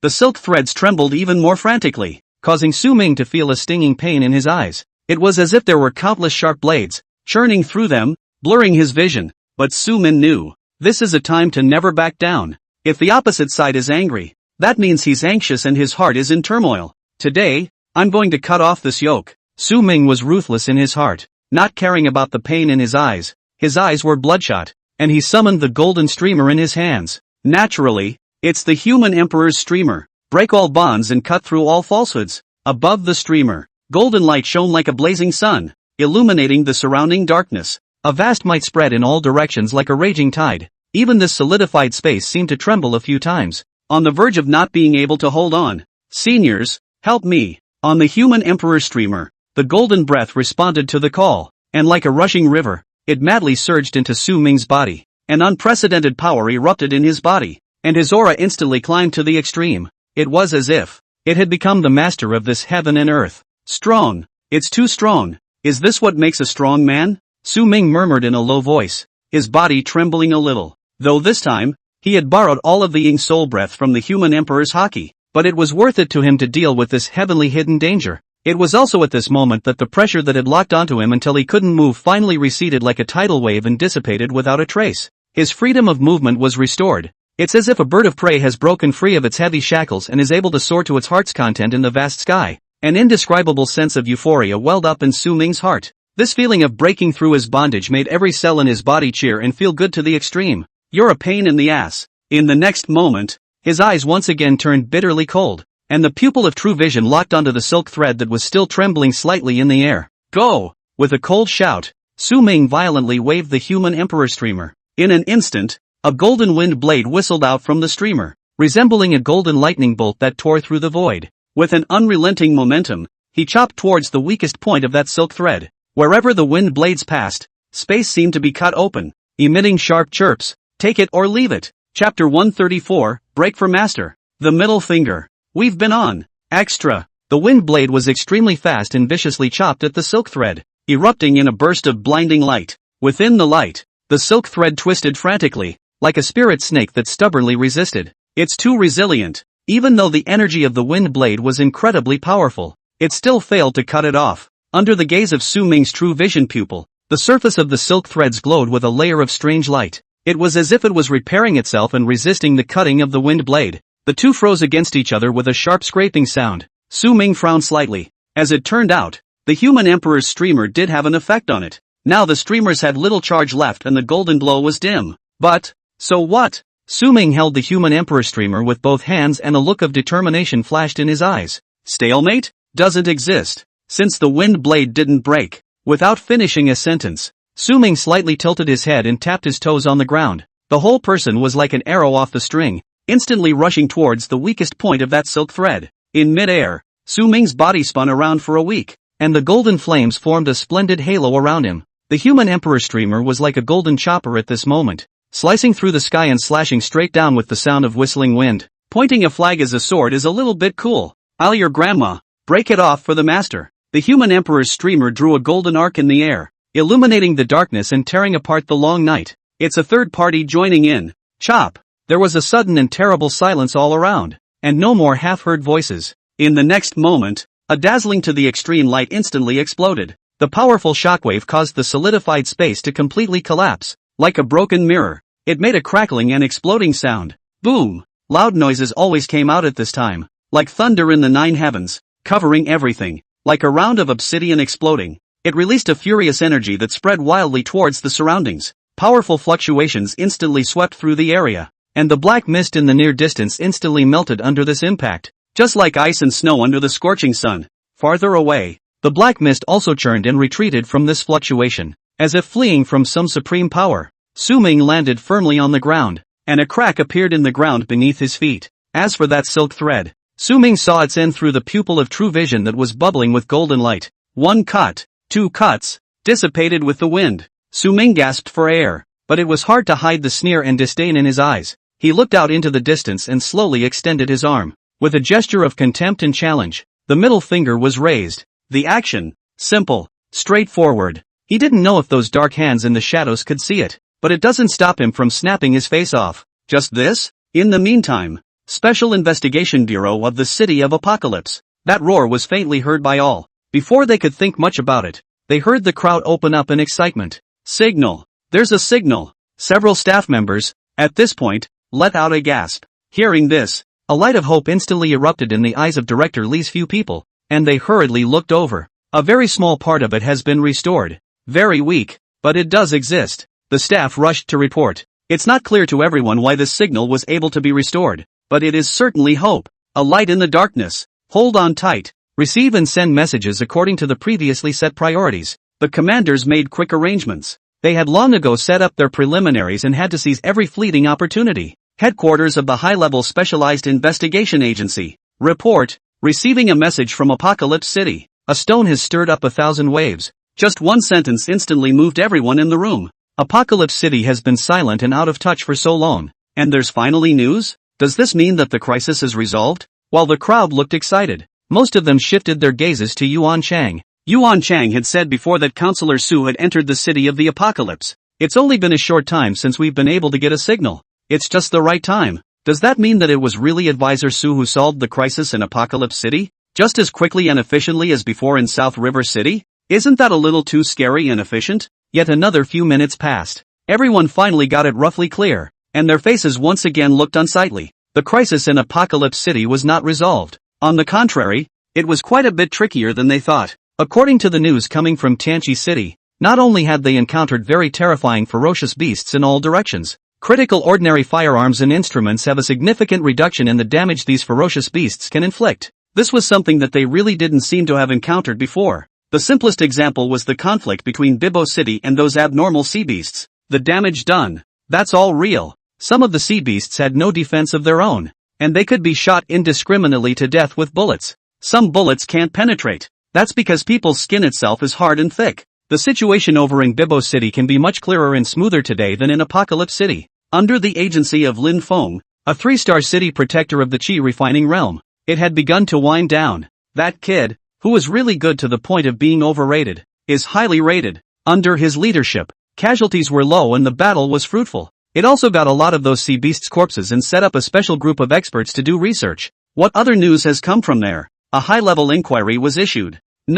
A few of the staff didn't look too good. The signal's not picking up again. Just now for a very short period of time, there were only a few successful transmissions of the signal over there. Upon hearing this, the crowd was again somewhat silent. However, the heart is much less cloudy than it was before. Things don't just happen for no reason. It shows that there is still hope for everything. Special Investigations Bureau of the City of Apocalypse. The signals are all down again. When Director Lee heard the staff's report, he just nodded lightly. A fleeting opportunity. And they took it. It wasn't just the anomalies of those creatures that were successfully reported to the higher-ups. Also just now, messages were sent through the device to the Guardians at various locations within Apocalypse City. Though that signal cut out again within seconds. But all the soldiers, the Forerunners, who still wore their communication devices, all heard the not-so-clear phrase, hard at work, we've been. Chapter 135, There is Hope When You Are Alive. The Conspiracy of the God of Destruction. Hard work, we have been. All corners of Apocalypse City,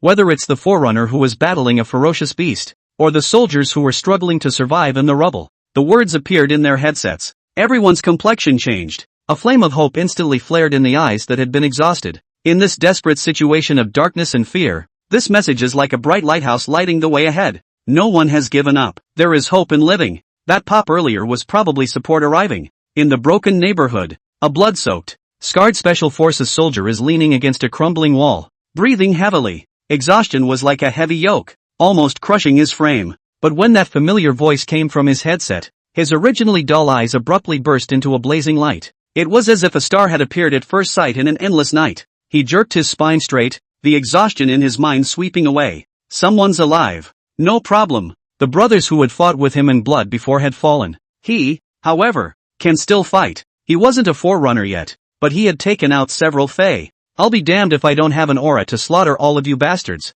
They weren't abandoned. And neither was Apocalypse City. In the underground parking lot, several Forerunners were splattered with sewage and gasping for air. Together, they had just decimated a bizarre large octopus. Though several people had suffered considerable injuries and were temporarily incapacitated, but none of them are dead. The voice in the headset was heard by them, and their faces broke into a pleased smile. Guys, grab some rest and then fight again. We must not disgrace the Forerunners. The eyes of several people grew more determined and eager. The aura brought about by that burst just now was felt most clearly by them. The Forerunners. It's horrible. If it's really a tactic from their side. So how strong is the Forerunner who can save the game in this situation? And why would they not want to be that strong? The battle with these abnormal creatures was dangerous though. However, they could all detect that the aura in their bodies was stirring. The only way to become stronger is to fight in real battles. In all corners of Apocalypse City, passion was reignited. That's the power of words. The other side. Huyen knelt down again. He was now a little confused and appalled as to what was going on. As far as he could remember, it was clear that both he and Counselor Su were still probing and walking through the black mist. But suddenly, there seemed to be so much dismay in the brain. By the time he came back to his senses again, powerful aura fluctuations had already dispersed out in all directions, and golden light was in full bloom. In front of him, the terrifying and incomparable flag in Advisor Su's hand appeared again. The key pose is still handsome and thieves want to submit. Straight away it brought him to his knees again. Bad. There's not really anything wrong with my brain, is there? Got amnesia? Huyen was a little skeptical. Su Ming, on the other hand, didn't make an explanation. He gently stroked the surface of the streamer, then put away the human emperor streamer that was out of charge. Now on the front side of the streamer, the Hao Ranning Chi had basically just been borrowed by him in its entirety, severing the thread. The opposite side of the 10,000 soul streamer, although it had birthed a lot of gray meteor's breath, should not be used here. If that thing is released, all the living beings in the neighborhood will suffer. Hua Yan, go ahead and move freely. See if you can meet other people and go for some support. Su Ming made his command and stayed in place himself. With Hua Yan's strength, it shouldn't be much of a problem if he wanted to defend himself here. Moreover, he was still an earth attribute aura, which was more resistant to fighting. Oh, okay. Hua Yan hurriedly stood up from the ground without asking any more questions. He wasn't too embarrassed. It's not the first time I've knelt for Su Ming anyway. He knew that Counselor Su was strong beyond comprehension and was not in the same category as him. By tagging along, he might slow down Counselor Su's pace. Might as well go it alone and see where you can help and play a part. Then I'm off. In the next moment, Hua Yan's aura mobilized and rushed towards the front. He had actually thought about giving Counselor Su a word of caution himself, but he finally gave up. He doesn't deserve it. Counselor Su is so strong. It's not his turn to worry, so he might as well take care of himself. In situ, Su Ming slightly closed his eyes and felt the surrounding atmosphere. He had just transformed the flag into a sword, and although he thought his movements were cool,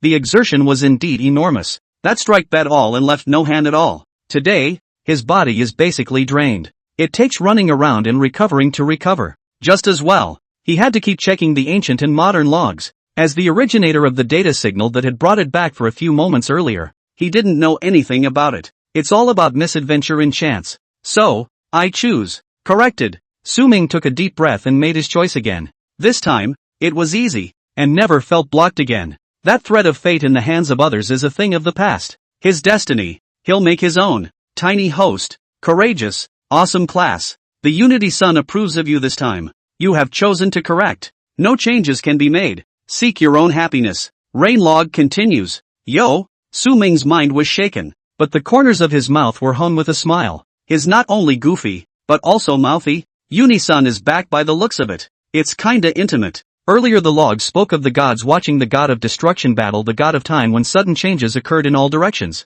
A lot of unheard of black mist spread out from the black hole in space and time. In Su Ming's mind, there was actually a certain amount of speculation about the next plot development. Continuing to check the logs now was to provide further confirmation of his suspicions. Recalling the rain journal, too, the black mist filled the air. The stars lost their color, and the breath of the universe seemed to freeze at that moment. The gods were shocked. An unprecedented fear and confusion appeared in their eyes. This black mist, a presence none of them have ever seen before. It seems to follow no law and fear no divine power. The black mist is like the cloak of death, covering the entire battlefield and swallowing up all light. These black mists begin to invade towards the gods. The god of destruction stood in the midst of the black mist, a devious and insane smile on his face. The situation on the field was made possible by him. What this black mist represents, only he knows a thing or two. This so-called battle, from beginning to end, is a deal between him and Black Mist, a shocking conspiracy. Chapter 136, The Knife? Su Ming frowned slightly as he looked at the contents of the ancient and modern log. In that case, this black fog seems even more mysterious, or bizarre. Which of the 9 black mists is it? Though, judging from the introduction, it shouldn't be the fog of retrospection, or else a fog that can affect even the gods. Apocalypse City would definitely be 100 times more miserable than it is now. Would it be more or less outrageous that even these so-called gods are helpless? Besides, none of the gods have ever seen this thing, so how did the god of destruction get involved with it? This black fog, where exactly did it originate? Su Ming continuously asked questions, but no one was able to respond. But what he could be sure of was this black mist that the gods had encountered. It was weirder and stronger than any of the 3 he had seen today. Su Ming gently shook his head, recovering his aura while continuing to check the contents of the log. Don't have a clue. So we'll see first. Other gods who think they are using the god of destruction to eliminate the hidden dangers in their hearts, not realizing that they, themselves, have long been pawns on the chessboard. What the god of destruction desires is not just the fall of the god of time, but to plunge the entire universe into chaos. Only a world dominated by destruction and chaos is his feast. In keeping with the way of destruction, in the black mist, came the wild laughter of the god of destruction. He's a complete madman, destroying everything. The black mist rolls over, like 10,000 horses galloping, and sweeps toward the gods. The gods are backing away, quickly adjusting their state and looking for a way to deal with it. Even though this black mist is weird as hell, they're gods, they're not that easy to deal with. Opposite the god of evil, the god of time's eyes also revealed a look of gravity. By this time, we all know what's going on. The roulette wheel in the hands of the god of time runs wildly, attempting to rewind time and retreat back into this endless black fog. But in that space-time rift, there are not only the laws of destruction, but also the black mist. Within the law of the god of destruction is tainted with the power of the black mist. Or rather, the god of destruction has become part of the black mist. This is why the gods are now somewhat helpless with this black mist, because the source cannot be traced. The source, in that rift in spacetime that is not affected by any law. The key to this rift, or their previous secret power together to help the god of destruction create it. This ing. Su Ming looked a bit dumbfounded. It's the equivalent of selling a child and counting the money for someone else. Pit yourself against yourself. These gods play with real flowers. That spacetime rift that is not affected by any laws should only disappear on its own with the passage of time. That is to say, before that rift disappears, the gods have no means to completely extinguish the black mist, only to hide from it. According to the logs, the god of destruction has also become part of the black mist. The black mist can't be completely exterminated, so he can't die. That wheel of the god of time, and because of all this, cannot affect the black mist or the gods who are tainted with it. What the? It's totally dead? The more Su Ming thought about it, the more alarmed he became, and he sucked in a breath of cool air. This game of chess by the god of destruction seems a little too masterful. Is this really something that the god of destruction,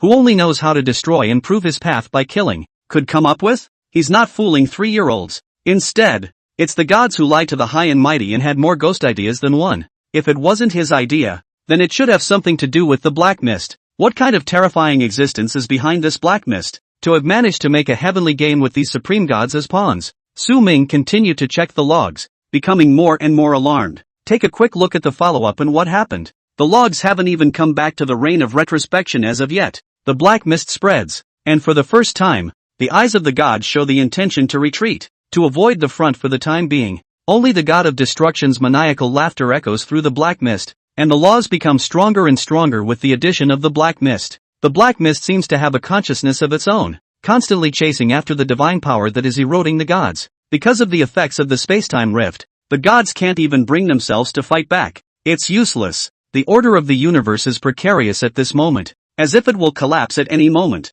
However, just on the verge of this despair, an eerie silence suddenly fell over the field. The sound of the gods fighting, the tumbling of the black mist, the cracking of the stars, everything comes to a screeching halt at this moment. The gods seem to be locked and fixed in place. Before they could think much, a dazzling to the extreme light appeared at first glance from beyond the distant sky. The aura of that light took their breath away, as if it was going to tear the entire universe apart. Immediately afterward, a sharp air-breaking sound came, about to pierce their eardrums. A sword, like a beam of meteors speeding by. Knife? Su Ming's pupils shrunk. The log? He was getting a bit confused. How could it be a knife? It was a scene that was so out of character. It's like playing some game where a tree branches in the middle of the road. Then the prompt, "This road is blocked. You can't pass," is just as ridiculous. Why? Whether it was the black mist or the gods, that was a near unsolvable existence. But a knife that can make these guys move and cut through the void? Su Ming gulped and continued to check, but his body was shaking a little.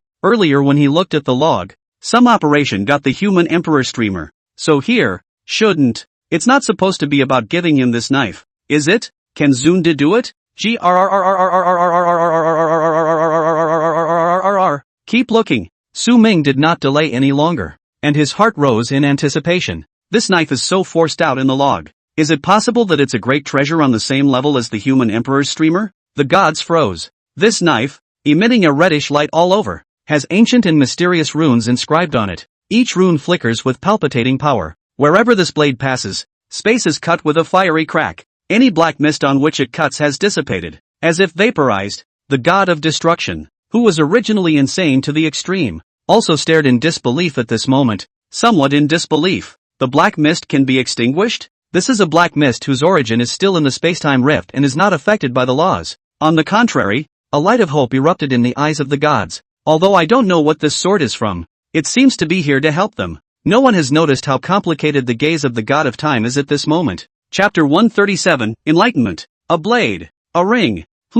Su Ming read this and had a certain guess in his heart. According to the log, the gods were truly unaware of the knife's origin, including the god of destruction, who was surprised by the uninvited guest. But, the god of time, it seems, knows something. This is his helper? After all, if he can control time, then he may know the future, or even the present, which is a flashback from the future. It's not too outrageous to make some unreadable moves with such an ability, is it? Su Ming scratched his head. His strength in the refined Shi realm nowadays was not even on the same level compared to those divine laws. There's no telling how far those guys can really go. You can only guess for yourself. Might as well keep reading the log really. The change of heart on the field has undoubtedly left the gods in disbelief. Only the god of time, with a deep glint in his eyes. The next moment, the wheel of time in his hand. The pointer began to dial at extreme speed. The gods changed their faces and looked over, for they could feel the power of the wheel, which seemed to have been catalyzed to the extreme at this moment. Suddenly,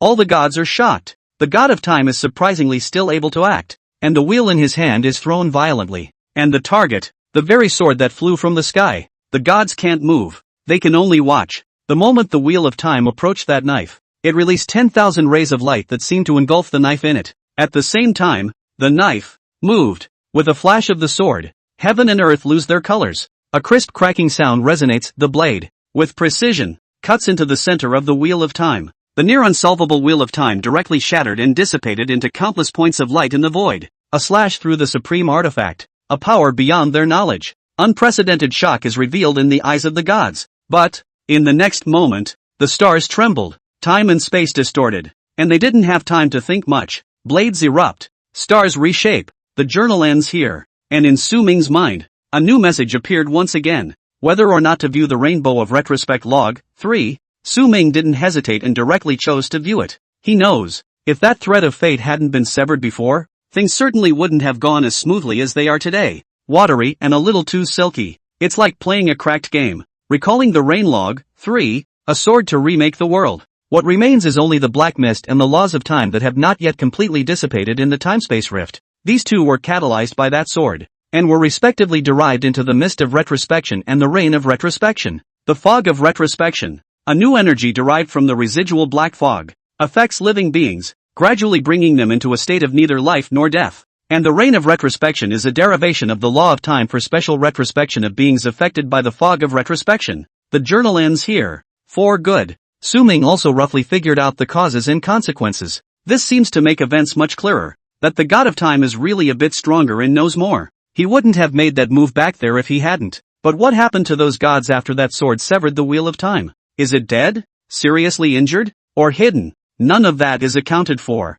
And this sword, if it has an owner behind it, then how terrifying is that owner, that even the gods are easily taken. Of course, it seems like they're all Western gods. And what agreement was made between the god of time and the owner of this sword? Grr, what's with all the new questions? Su Ming's eyes flickered terribly, feeling that things were getting more and more confusing. But, regarding the rain of retrospect and fog of retrospect, he seemed to have figured out something. It's like the two ends of the cosmic cycle. One is the end, the other is the beginning. Except that nothing can really go back to the way it was. Once glass is broken, even if it is repaired well, the cracks must be there. Even if it can return to its original form, the essence is already different. Combine that with what happened to Kaiju City today, for example, and it seems easy to understand. Su Ming murmured in a low voice, finally figuring out what exactly had happened to Kaiju City is today. First, it was some unnoticed places that spearheaded the fog of retrospection. It could be in some meadow, some ocean, or even anywhere imaginable. And the fog of retrospection gradually affects the beings who are in their midst. These beings, because of their low spiritual intelligence, don't know how to avoid these mists that have a strange odor and remain in them. As time passed, they were eventually transformed into what is known as the eternal mold, that is, those mists, the eternal life that turns into mist. It's still true. Su Ming smiled, not knowing joy or anger. What's the point of living like that? Might as well be dead. Su Ming looked out ahead at the rain that was still falling, and his eyes grew more and more bitter. It's reasonable to say that if it's just these mists, they can't actually affect Apocalypse City too much at first, because it should take a long time for this mist to transform the entire city into that state of immortality. And people, unlike those animals, are able to react. But once a guy is behind it, things are different. Su Ming felt a coolness welling up behind him. Nowadays, when analyzed in this way, the genus is a bit scary. If it does work for the manipulators to manipulate the whole city to transform all of them into that foggy state,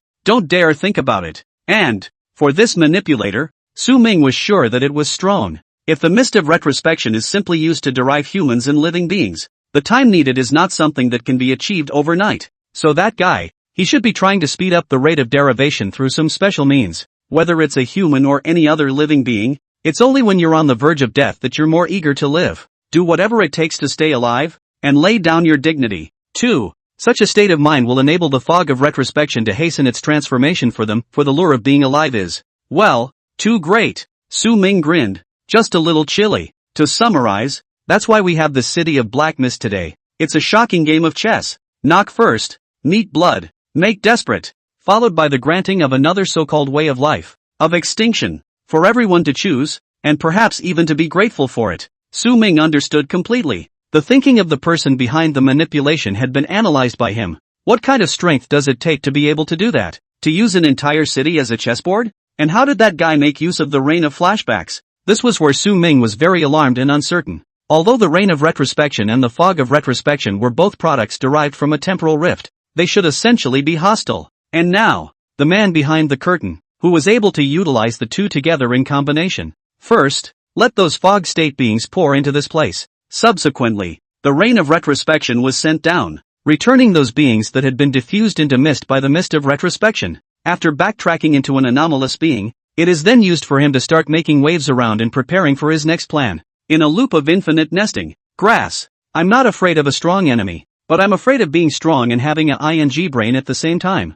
Thinking about all this, Su Ming was completely taut. Chapter 138. This is the Tang Blade. Time and space are at large, and the spirit is cut off from the red dust. It was only after a while that Su Ming was able to reorganize his thoughts and his mood gradually calmed down. He wasn't the type of person who was born strong, and there were a lot of things that took a little bit of thinking through. Growth, too, comes one step at a time. For that matter, the pressure, naturally, is there. And it's not small, though he had once said that it wasn't really his intention to be in charge of this mess. However, he has also said outright in front of director Yuan and others that this is the land where he was born and raised, that his roots are here, and that he will do his part. Now that you have recognized the status of special advisor, you have to take on some responsibility. Granted, the stronger you are, the more you can do as you please, but there are some bottom lines that he's holding on to. Would it be human without them? What's more, when we were at Cloud Hidden Mountain, Jiang Wei also said, the board is too big for them to stay out of it.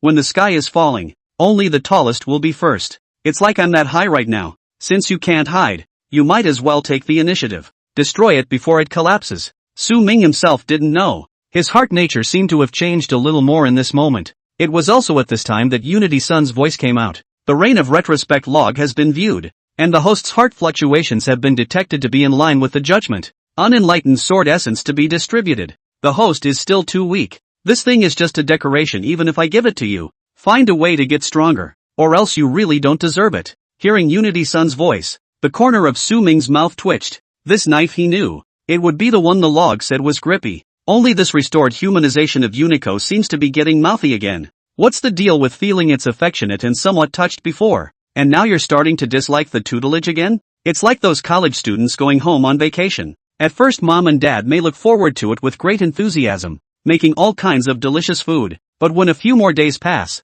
it's annoying to see you. You're an eyesore, and you don't know how to do anything. Might as well get the hell out of school. Spit it out. The corner of Su Ming's mouth rose, revealing a smirk. Such good stuff, always a pleasure to the heart. And this essence, he knows what to do with it. After all, at that time, there was a precedent of the human emperor's streamer essence. It just happened to be able to fuse with his newly acquired key mold of nothingness. Su Ming checked up on the item description. Unenlightened Blade Essence Spirit. Unenlightened Blade Essence Spirit is not a physical object and requires a strong enough carrier to realize its true power. It's not exactly what he imagined, not to mention. Not a single word. Phew. Su Ming took a deep breath and the corners of his mouth rose. Start the operation. The unenlightened essence of the sword begins to infuse the Muwei key mold. Mold separation. Injection successful. The unenlightened knife has been acquired. It's done. Hearing the prompts from the Unity Sun in his mind, Su Ming smiled even more. Here comes this high-fashion knife. At the same time, the introduction of the sword surfaced in his mind,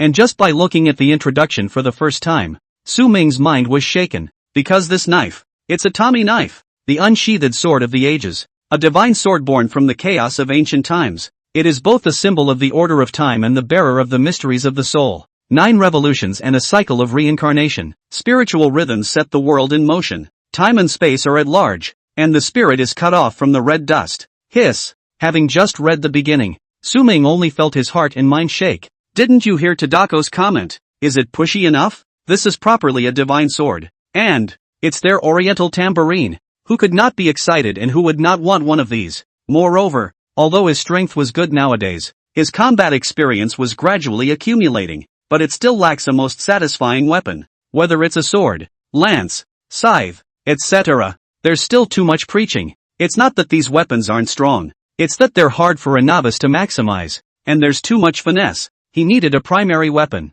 the kind that could be practiced first and still be extremely strong. And the knife, just right, because the knife is so versatile, it's easier to excel in combat in the hands of a novice. Splits, slashes, and stabs are quick to pick up, simple yet dominating. As long as you master the basic power technique, you can show a lot of power in the sparring, and also very flexible. On top of that, the oriental tanged swords, he would feel great using them. It is a cultural and spiritual legacy. Sure, the most important point, still based on the description in the previous log, was that this tang blade was strong beyond comprehension. If you don't use it, then what? Phew. Su-ming calmed down slightly and continued to look at the introduction of this tang blade. Hopefully there will be more surprises to come. Years of tang knife unsheathed, unsealed. This knife not only takes life, but also time. The life of the living is imprisoned in the knife, which is used as the nourishment for the spirit of the knife. Breath of the Ancients. One seal. The blade contains the breath of the Ancients, capable of breaking the sky and the universe, causing all laws to pale before it. Fate's radiance. Second seal. The light of the sword reveals destiny, reflecting the past and future of living beings and revealing the deep mysteries of the universe. Temporal decapitation. 3 seals. A blade of the ages can cross time and space, separating souls and spirits, causing strong enemies to instantly go up in smoke. 9 turns of spiritual rhythm. For seals, spiritual rhythms flow within the sword, and after 9 turns, it can awaken the power of slumber, reverse life and death, and reshape the wheel of reincarnation. Hiss. Strong. Too strong. Su-ming gulped after reading the introduction. None of the abilities that came with the lifting of these 4 seals were anything he dared to think of before. Absolute war sealing. It's worthy of being called the Tang Blade of the Years, a blade that cuts through the years and directly draws on the opponent's time and lifespan. What a sick mechanic. What a supreme rule. What a favorite. Even Su-ming himself admitted that this golden finger of his seemed a bit too outrageous. Now that's a knife that had to be practiced. Chapter 139, Do They All Play So Perverted? Extra shift. However, it should be difficult to sheath the sword, let alone unseal it. Each of these 4 layers of seals is estimated to be as difficult as heaven. Thinking of this, Su-ming no longer hesitated, and with excitement, he called out the Tang Blade. Let him see if it's handsome. The air around him fluctuated slightly, and Su-ming only felt a slight sinking in his hands. The imagined change in heaven and earth did not appear. Instead, it rippled as if nothing had happened. It was an extremely stark contrast to the time when the human emperor streamer appeared in the world. Su-ming's heart surged as he felt the weight of the aged Tang blade in his hand. It's real, although it had yet to be sheathed. The heavy texture already allowed him to feel its extremely extraordinary underpinnings. Handsome. Damn handsome. Su-ming looked at the knife sheath and became more and more satisfied. The body was dark black in color, with countless lines engraved on it, as if they were traces left by the years. On it, there was a hidden black light flowing, as if a long river of time was slowly flowing in it. The mystery is immense. Su-ming reached out his other hand and gently stroked the sheath. He could feel that the blade inside contained an extremely powerful and palpitating force. Like a raging tide, it could break through the restraints and surge out at any moment. According to those novels I've read, usually in this kind of absolute divine weapons, there should be some kind of artifact spirit present, right? Su-ming made a guess. Only, no one in the world should be able to give him an answer nowadays. Or, could it be that in here, there is an ancient and powerful old grandfatherly soul sleeping, waiting for the time to awaken? What's with the inexplicable desire to shout up 30 years east and 30 years west? Su-ming shook his head. The handle of the knife is crafted from an unknown black material that has a warm and comfortable texture in the hand. It fit his palm perfectly, as if it was supposed to belong to him. At the end of the hilt, a faintly reddish stone was set. It was like a beating heart, adding a mysterious aura to the entire Tang sword, like it was alive. This tanged knife, both in terms of underpinnings and in terms of appearance, it pulls out all the stops. It's wildly awesome. Su-ming liked it more and more and loved it. It was mainly because he didn't have much culture, or else he would have chanted a poem high and low. His lightning-attributed longsword, a scythe that absorbs soul-eroding mist, could be very useful at certain times, but on a normal day, he'd really have to replace this Wei-in guy. Su-ming gazed at the Tang blade in his hand, and an inexplicable impulse surged in his heart. He wanted to get a glimpse of this divine sword, wanted to feel its true power. With that, Su-ming took a deep breath and gripped the hilt of the blade with one hand, attempting to pull the blade out of its sheath. Will there be a miracle? However, no matter how hard one pushed, the hilt and the sheath seemed to be fused into one, not moving at all. The two fit together like the most perfect patchwork in the universe, with no gaps or flaws. On Su-ming's forehead, fine beads of sweat began to seep out. His arms began to tremble, but the sheath remained as steady as ever. He even tried applying a trace of aura into it, but it still didn't have any effect.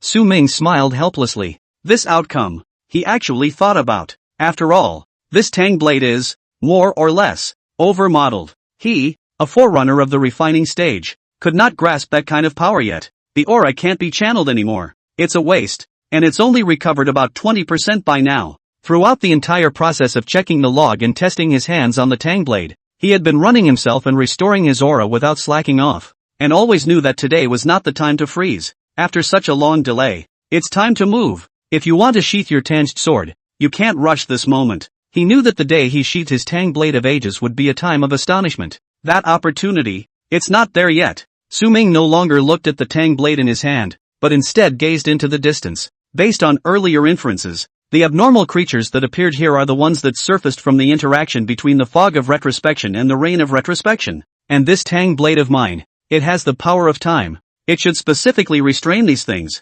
even if it's not sheathed. Killing these minions should be no problem. Thinking of this, Su-ming moved, although it had only recovered less than 30% of its aura, but it should be about the same. A commercial street on the west side of Apocalypse City. The once smoldering atmosphere is gone, replaced by chaos. All of these stalls, one or the other, had collapsed, and there wasn't even an intact one to be found. The signboard of that big bone buffet, the horizontal one of the word big, was all touched off because of the previous fight. It became the human bones buffet. The rain washed over the streets relentlessly, as if trying to sneakily wash away the tragedy that had occurred here, to wash away the sins. But how is that possible? A few of the forerunners were backed up against a dilapidated storefront, their bodies covered in scars, blood intertwined with the rain, staining the ground beneath his feet. Or not. The middle-aged man among them had a hoarse voice, and his eyes revealed deep powerlessness and despair. They had already fought to their limits. Their auras were almost exhausted, and it was difficult for them to even grip the weapons in their hands. Breathing became more and more rapid, and each inhalation was accompanied by a sharp pain, as if even the soul was trembling. It's really not holding up. Hey, only brothers in the afterlife. The other forerunner let out a bitter laugh, his voice weak and his eyes beginning to fade. It seems to have accepted its impending fate. In front of them, a mutated tiger was slowly approaching. It was also inflicted with considerable damage by these few human mole crickets though. But, still, it won. The tiger stopped a few steps away from them, slightly bowing his head. He looked at the forerunners who were like lambs to the slaughter, the corner of its mouth hooked into a cruel smile, as if it was enjoying this pleasure of controlling life and death. Several people could clearly see the sharp fangs and the salivating tongue in the tiger's mouth, and the scent of death came over them. Brothers, do you regret it? It was the same middle-aged forerunner who half closed his eyes at the moment, asking questions while preparing for death. Kind of. I was going to make it big and make it big again in this new era. What's the point of messing with it? This big guy, it should have 4 stars of the chi refining realm. Aren't we giving it away for nothing? Next time I'll run for sure and definitely won't get in front of you guys. The slightly younger forerunner spoke back, then looked sideways with pity in his eyes. Old Lee, are you okay? There, a wiry forerunner lay bloodied on the ground. Line my ass. Can't you see I'm laying flat? He was the most injured. His voice was weak, and his vision was blurred by a layer of blood and water, making it difficult to see the outside world. Damn, I've managed to make a name for myself, and I'm going to die before I can even find a daughter-in-law. You too, when we get on the road together later, whoever turns into a girl, let old Lee have a good time too. Roar. At the same time, the tiger opened its bloody mouth, ready to give several people a fatal blow. Okay, go down there and I'll make you feel good. Several people closed their eyes, bitter smiles on their lips, and finally flirted. Die, and die with a smile on your face. In the nick of time, a figure cut through the rain and the wind howled. An unsheathed Tang sword made a splendid arc in the air, directly through the body of this tiger. At the same time, a teasing voice came out. Do you forerunners, all of you play this sick? Chapter 140, I'm here, and that's enough. It was not a loud voice, but it clearly reached the ears of the three people present. What do you mean they're playing too sick? Can't you even talk before you die? Wait. It was the young forerunner in the center position who first reacted. The tiger's body paused in that instant. Its fangs less than a foot from his head. Time seemed to freeze at this moment. There was no blood and flesh flying. No screaming and wailing. This huge body actually dissipated directly, turning into smoke and surging in one direction. And in that position, a knife. One unsheathed knife. Don't play so perverted in the future. It's time to find a wife properly. There's still the 5 fingers girl available if you can't. The one who spoke was naturally Su Ming. He didn't know what was wrong with these people nowadays, playing so fancy. All three of them had their breath caught in their throat, their eyes filled with shock and incredulity. Obviously, it hasn't come back to haunt him. That tiger. No more? At the same time, behind Su Ming, a small illusory fish emerged enchanted. This was when he used Song of the Tides on a few people and healed them a bit. Although it will consume some of the few auras available, but it's quite worth it to use it on these warriors guarding the frontier.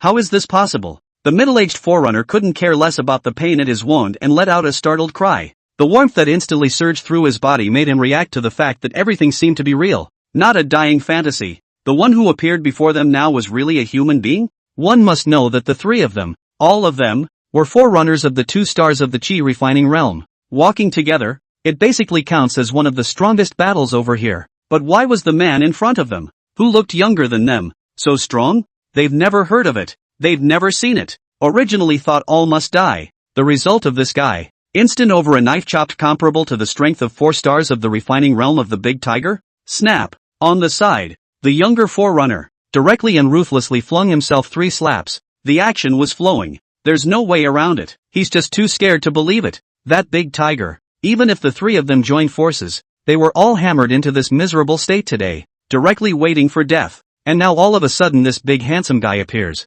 On what grounds? The key to this tang knife. Even the sheath is not even ing drawn out. Isn't that a bit too much? It turns out that if you're not a girl, you'll get a great hero to come to your rescue. Su Ming closed his sword and stood, rainwater sliding down his cheeks, his stance looking incomparably tall at this moment. In the next moment, he turned away from it, no longer looking at it, his voice flat. Nothing is impossible. It's just that the strength isn't there yet. When you're rested, fight if you think you can, and flee if you can't, or just go back to your side of the Special Investigation Bureau. I'm coming, and that's enough. Su Ming's figure quickly disappeared, leaving the 3 people who were supporting each other and getting back on their feet alone in the same spot. Who is he? A few people looked at me and I looked at you and shook their heads. Forerunners from other places coming to support? But why are they so strong? The scene before that they couldn't even comprehend until now. What happened to the promise that we'd all start at about the same level? However, this does not prevent the fire of hope and passion from being kindled in their hearts. That Slash just now was just too handsome and dashing. Apocalypse City, because of him, may be saved. The 3 of them looked at me and I looked at you, and all of them couldn't help but let out a bitter laugh. One man, saving a city. It sounds ridiculous, but if it's that guy, it seems like it could really work. Oldly, little one. What you guys said before about turning into a sister in your next life to let me have a good time as a brother may not be possible for a while. Why don't the 3 of us wait until this crisis is over and find a place to have a nice drink and buy some soap or something? On the other side, Su Ming sped through the streets, the rain splashing tiny splashes under his feet. Only, he didn't get even a single drop of rainwater on that knife of his. It was avoided in droves. As if in awe, the 3 forerunners that were just saved were not actually the first wave. Before this, he had encountered a number of unusual creatures and saved several sets of desperate forerunners and soldiers. It's like a divine weapon. Behemoth, vicious beasts that made them despair and killed them. In front of Su Ming, none of them could carry a light blade. Simple, crisp and unrivaled. And Su Ming told them all the same thing. Protect yourself, fight if you can, and if you find it really dangerous, then retreat to the Bureau of Investigation first. Don't try to be brave and add to the casualties. With him, it's enough. The reason for this, because along the way, Su Ming had also seen quite a few people's corpses. It's not unheard of for teams to be regimented and bloodied. And, through the pupil of true vision, Su Ming could see more clearly than everyone else and knew the secret of the mist of retrospection. These pioneers, the soldiers, did not understand the nature of these abnormal creatures. Even knowing that, there's not much that can be done, because these guys, they can't actually fight. Upon receiving a blow that maintains their current steady state, they will turn into smoke and dissipate back into the air. After waiting for a period of recohesion, it can be reproduced again through the rain of retrospection. To put it more simply and bluntly, every death of these scumbags is a preparation for the next resurrection. These are things that he can't tell these people today, or the effect on morale and confidence will be too great. Fighting like this, with the strength of these soldiers and forerunners today, there is almost no chance of winning. Of course, that's not an absolute statement. Even without him, Su Ming, there was still a chance to control the situation as long as he kept sending power to Tianqi City. It was because he had seen a forerunner kill an abnormal creature earlier with his pupil of true sight, and after the abnormal creature dissipated, the overall concentration of the mist it turned into was a little thinner than before. That is, each time they come back to life, they will actually be weaker than the last. But, in today's casualty situation, using the Sea of Men tactic to kill them is too inefficient, too dangerous, and the deaths and injuries are too heavy. Also, no weapons of mass destruction can be used. Those missiles, or even more violent contraptions, should be able to punch through these guys, but they, too, basically just gave it a flat in this city. Synthesis. Might as well give it all to him. His Tang Blade of Ages could directly absorb these time-related fog of retrospection as it beheaded these mongrels, fundamentally preventing them from coming back to life. Besides that, the characteristics of this Tang sword of his he always remembered. Not only does it take life, but it also takes time. The life of the living is imprisoned in the sword, and it is used to feed the spirit of the sword. It's true that there is an artifact spirit. If the power of time drawn from it reached a certain standard, perhaps the sword spirit would wake up. And, it's still the same. He kills these scumbags. Only one cut. Chapter 141 Black Light. Alteration. Question. Su Ming was like a meteor that cut through the darkness, winding through the streets of Tianqi City. The rain was flung into a hazy mist under his extremely fast weaving. The beast in front of him blocked the way. Su Ming leaped up high, rotating his body in the air,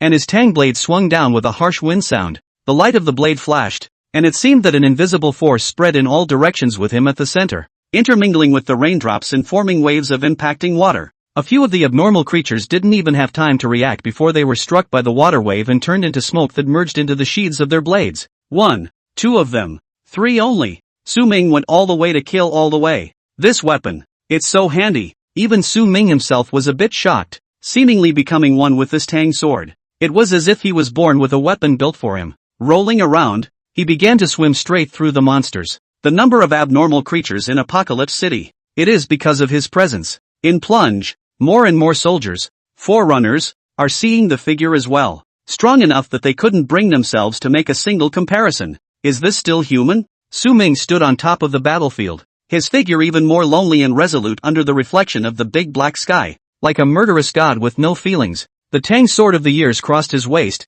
and although it was not sheathed, it caused the air around him to tremble. Apocalypse City. Saved. This guy isn't even human, but a god of our dragon kingdom. The voices of countless soldiers and forerunners carried excitement and trembling that was hard to hide. Su Ming's heroic posture, the elegance of that slash, was deeply imprinted in their hearts. With me there is no enemy. I think that means people like him? Su Ming traveled around like the brightest star in the night sky, leading the crowd's gaze and direction, ignited the fire of hope in their hearts. The dawn of victory lies ahead. Suddenly, Su Ming stopped his pace of continuing to run, and a jolt went through his heart. An unspeakable feeling of death instantly surged into his heart. Something doesn't feel right. Can't it really be that smooth? Su Ming murmured. Time seemed to have stopped at this moment. Even the raindrops hung in midair and stopped falling. Boom! Immediately afterward, a heart-rendingly sharp whistling sound rang out. In the distance, a black light was like a dark thunder that tore through the sky, steeply rising into the sky. This black pillar of light appeared extremely abruptly, as if it was a demon that leapt out of the dark abyss, with endless evil and terror. The loud noise seemed like a prelude to the collapse of the world. It shook people's eardrums and made their hearts tremble, like 10,000 ghosts crying and howling, and like a group of devils laughing wildly. What's the situation? Something seemed to be awakening in that black light. Its power was expanding rapidly, like a black hole, devouring all light and hope around it. Inside the residential building, the residents who had been nervously watching the situation through the windows, the color of blood on their faces instantly faded at this moment.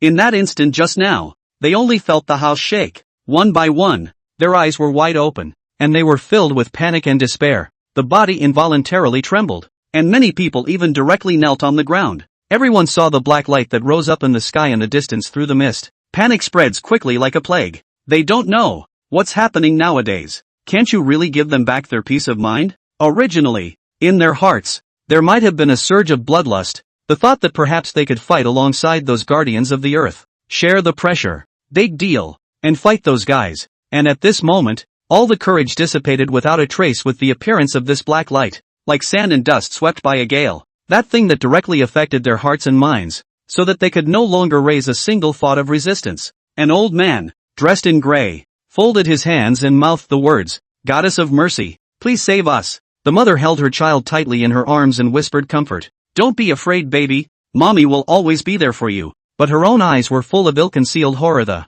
Her husband, who still lives over at the office, doesn't know what's going on, and I don't know if I'll get a chance to see you again. If you don't get it right, you'll be separated from the world. The bottom line is, they can't even get a phone call to each other. Torment, too much torment. Some residents sat paralyzed on the ground, staring blankly at the sky-charging black light in the distance, muttering under their breath, "It's over. Everything is over. This is the God of heaven getting angry. Someone must have violated the heavenly laws." In an old neighborhood, a pair of aging seniors sat on a couch, holding hands. "Old man, it's a good thing we didn't rush our son and granddaughter back, and it's a good thing they said that whatever plane was delayed. Otherwise, the old lady didn't continue, just the cloudy tears that stayed down her cheeks. Above the ground, both the soldiers and those who preceded them, their feet felt heavy, the black light reflected in their eyes. Even those guardians who had previously seen Su Ming's terrifying strength and had managed to rekindle their hope. At this moment, their hearts also seemed to have fallen back into an endless abyss.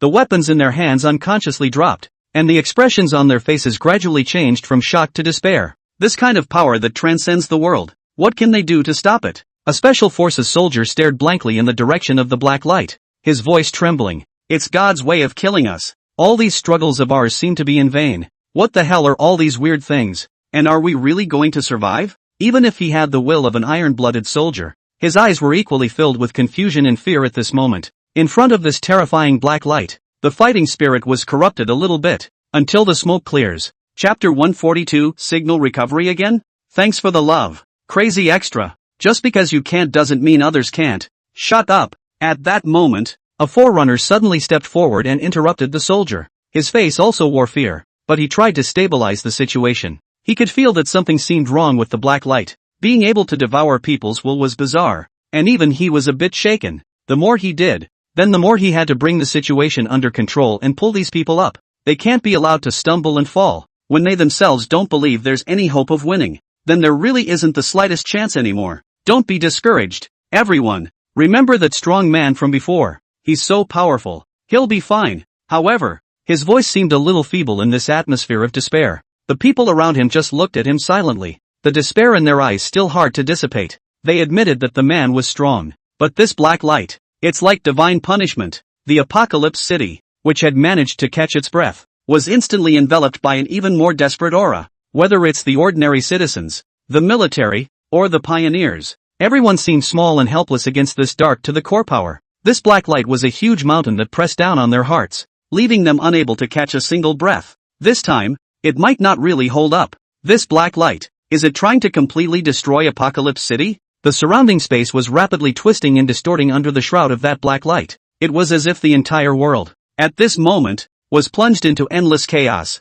The fog that originally filled the air, as if summoned by some irresistible call, converged in the direction where the black light was. Those abnormal creatures everywhere, including the ones that were fighting the Forerunner and the soldiers, also stood still and solidified in their figures at this moment. It then dissipated like smoke, surging madly towards the location of the black light at a staggering speed. Soldiers and pioneers everywhere saw the scene. Not only was there no relief, there was no hint of joy. Instead, the mood sank to the bottom. It was clear to them all that the dissipation of these guys would not be the end of the crisis today. Rather, the beginning of a new catastrophe. On the blacklight side, are they preparing to build a monster that will destroy everything? Desperation filled the air like a tidal wave, one wave higher than the other. The entire city was wrapped tightly in the shadow of death. People want to escape, but they can't. They can only suffer this in silence. The heart, as if gripped tightly by a large invisible hand. It could be pinched at any time. That area around the black light. I'm afraid that it's going to be a vicious one.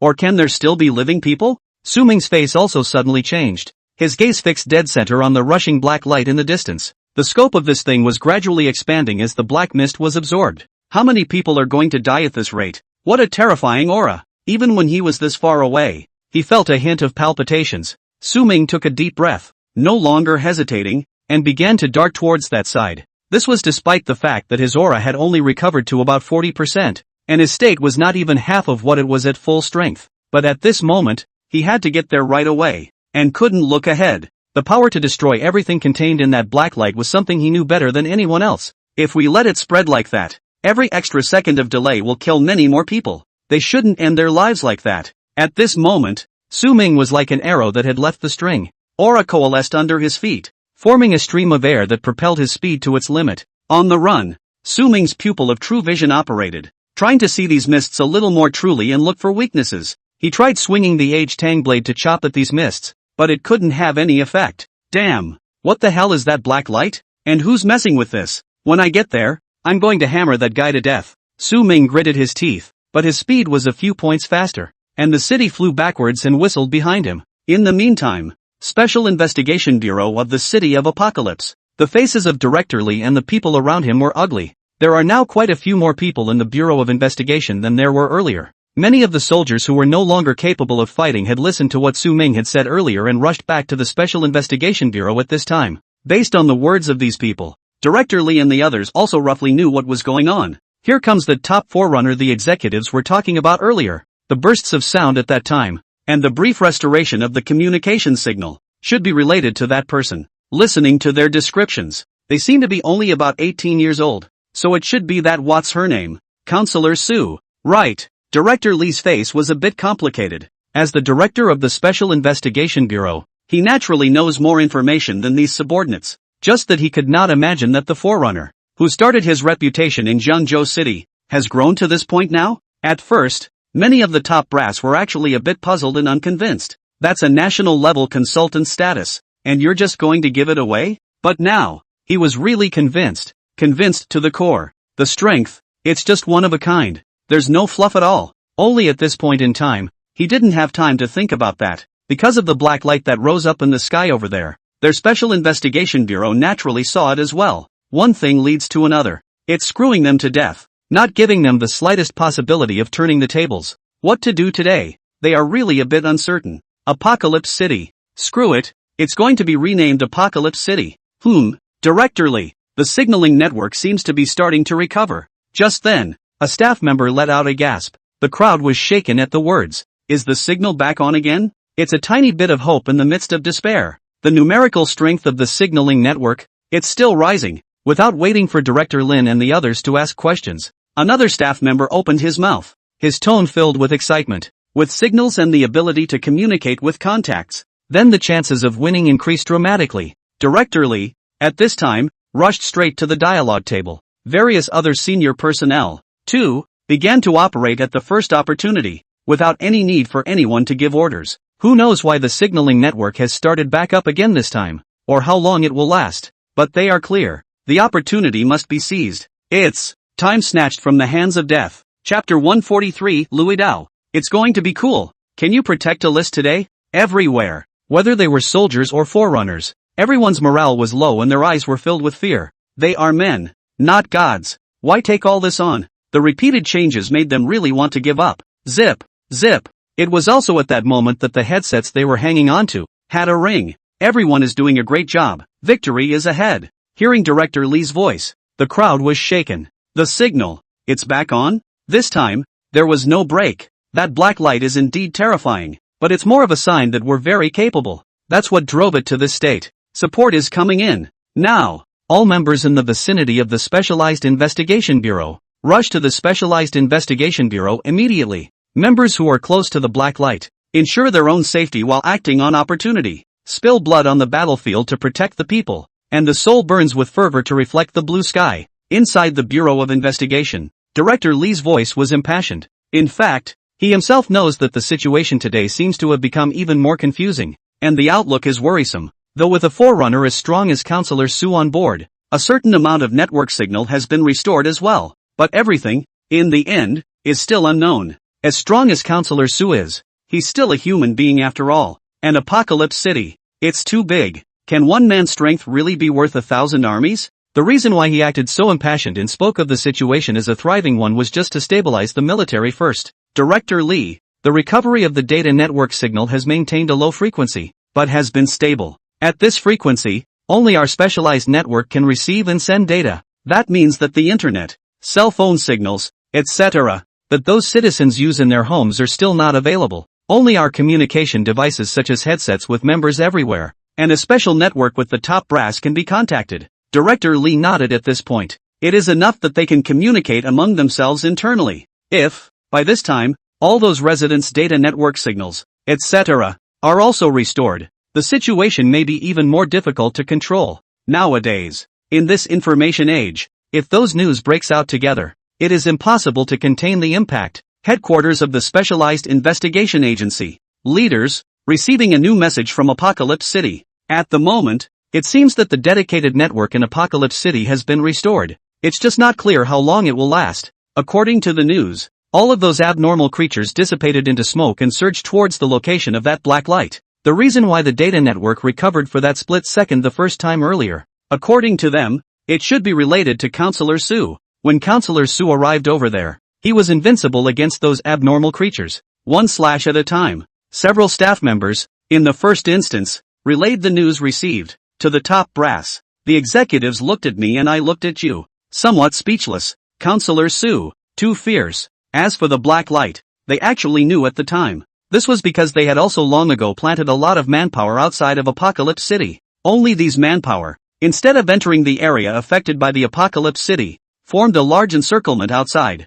or isolation rings. Don't let those citizens out there travel around Apocalypse City and do a good job. By the way, the first time to monitor the Apocalypse City within the potential for new movements, to relay the report, and the moment that black light appeared, those of them were able to vaguely see what was there, utilizing instruments of ultra-high magnification and distance. Once communications were restored, everyone moved. Inside the Investigation Bureau of Tianqi City, Director Lee was also slightly relieved. Although the situation today is becoming more and more confusing, with the high-level docking arrangements, it is always much better. Even the pressure feels much lighter. As for those outside opinions, it was even less something he needed to worry about. Don't even think about it. The public outcry must be big and plentiful, exploding at all points, but it has nothing to do with him. On the upper floors, someone has been operating continuously, and the computers are probably smoking from the presses. Report. Contact has been made with the Reserve City Protector Zhou Hong, who is now rushing over to Blacklight.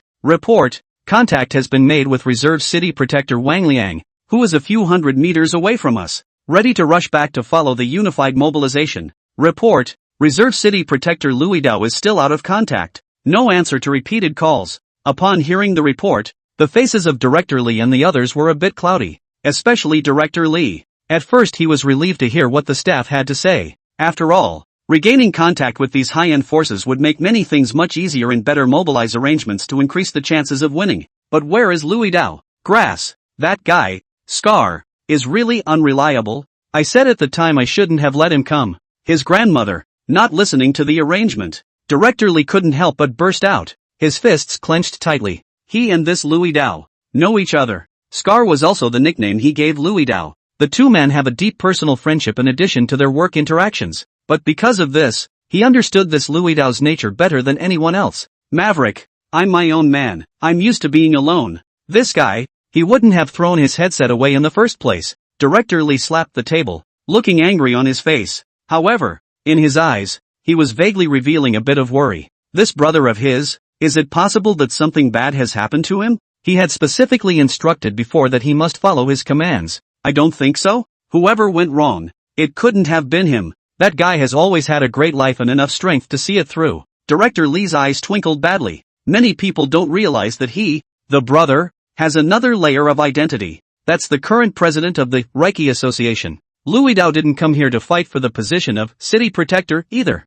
It's about trying to solve the anomaly. Because he was the director of the Special Investigation Bureau of Apocalypse City. His brother, who was his brother, wanted to help him. Scar, you'll be fine, right? Still waiting to drink with you. The other side. The area where the black light is located. This is my luck. And it's really. The man let out a bitter laugh. Somewhat helpless and despondent. If Tranquility and Shinbing were to see this person, they would inevitably let out a gasp. Because the scar on the man's face was all too familiar to them. It was the president of their Reiki Association, Louis Dao. The strength is extremely strong and mysterious. About a week ago, He was already a top powerhouse with 3-star strength in the chi refining realm. It was also from the time he received this deployment mission that he was a maverick and chose to go it alone. He has the strength and capital to do so. The middle-aged man who was then under that old residential building, with the faint street light for company, was him.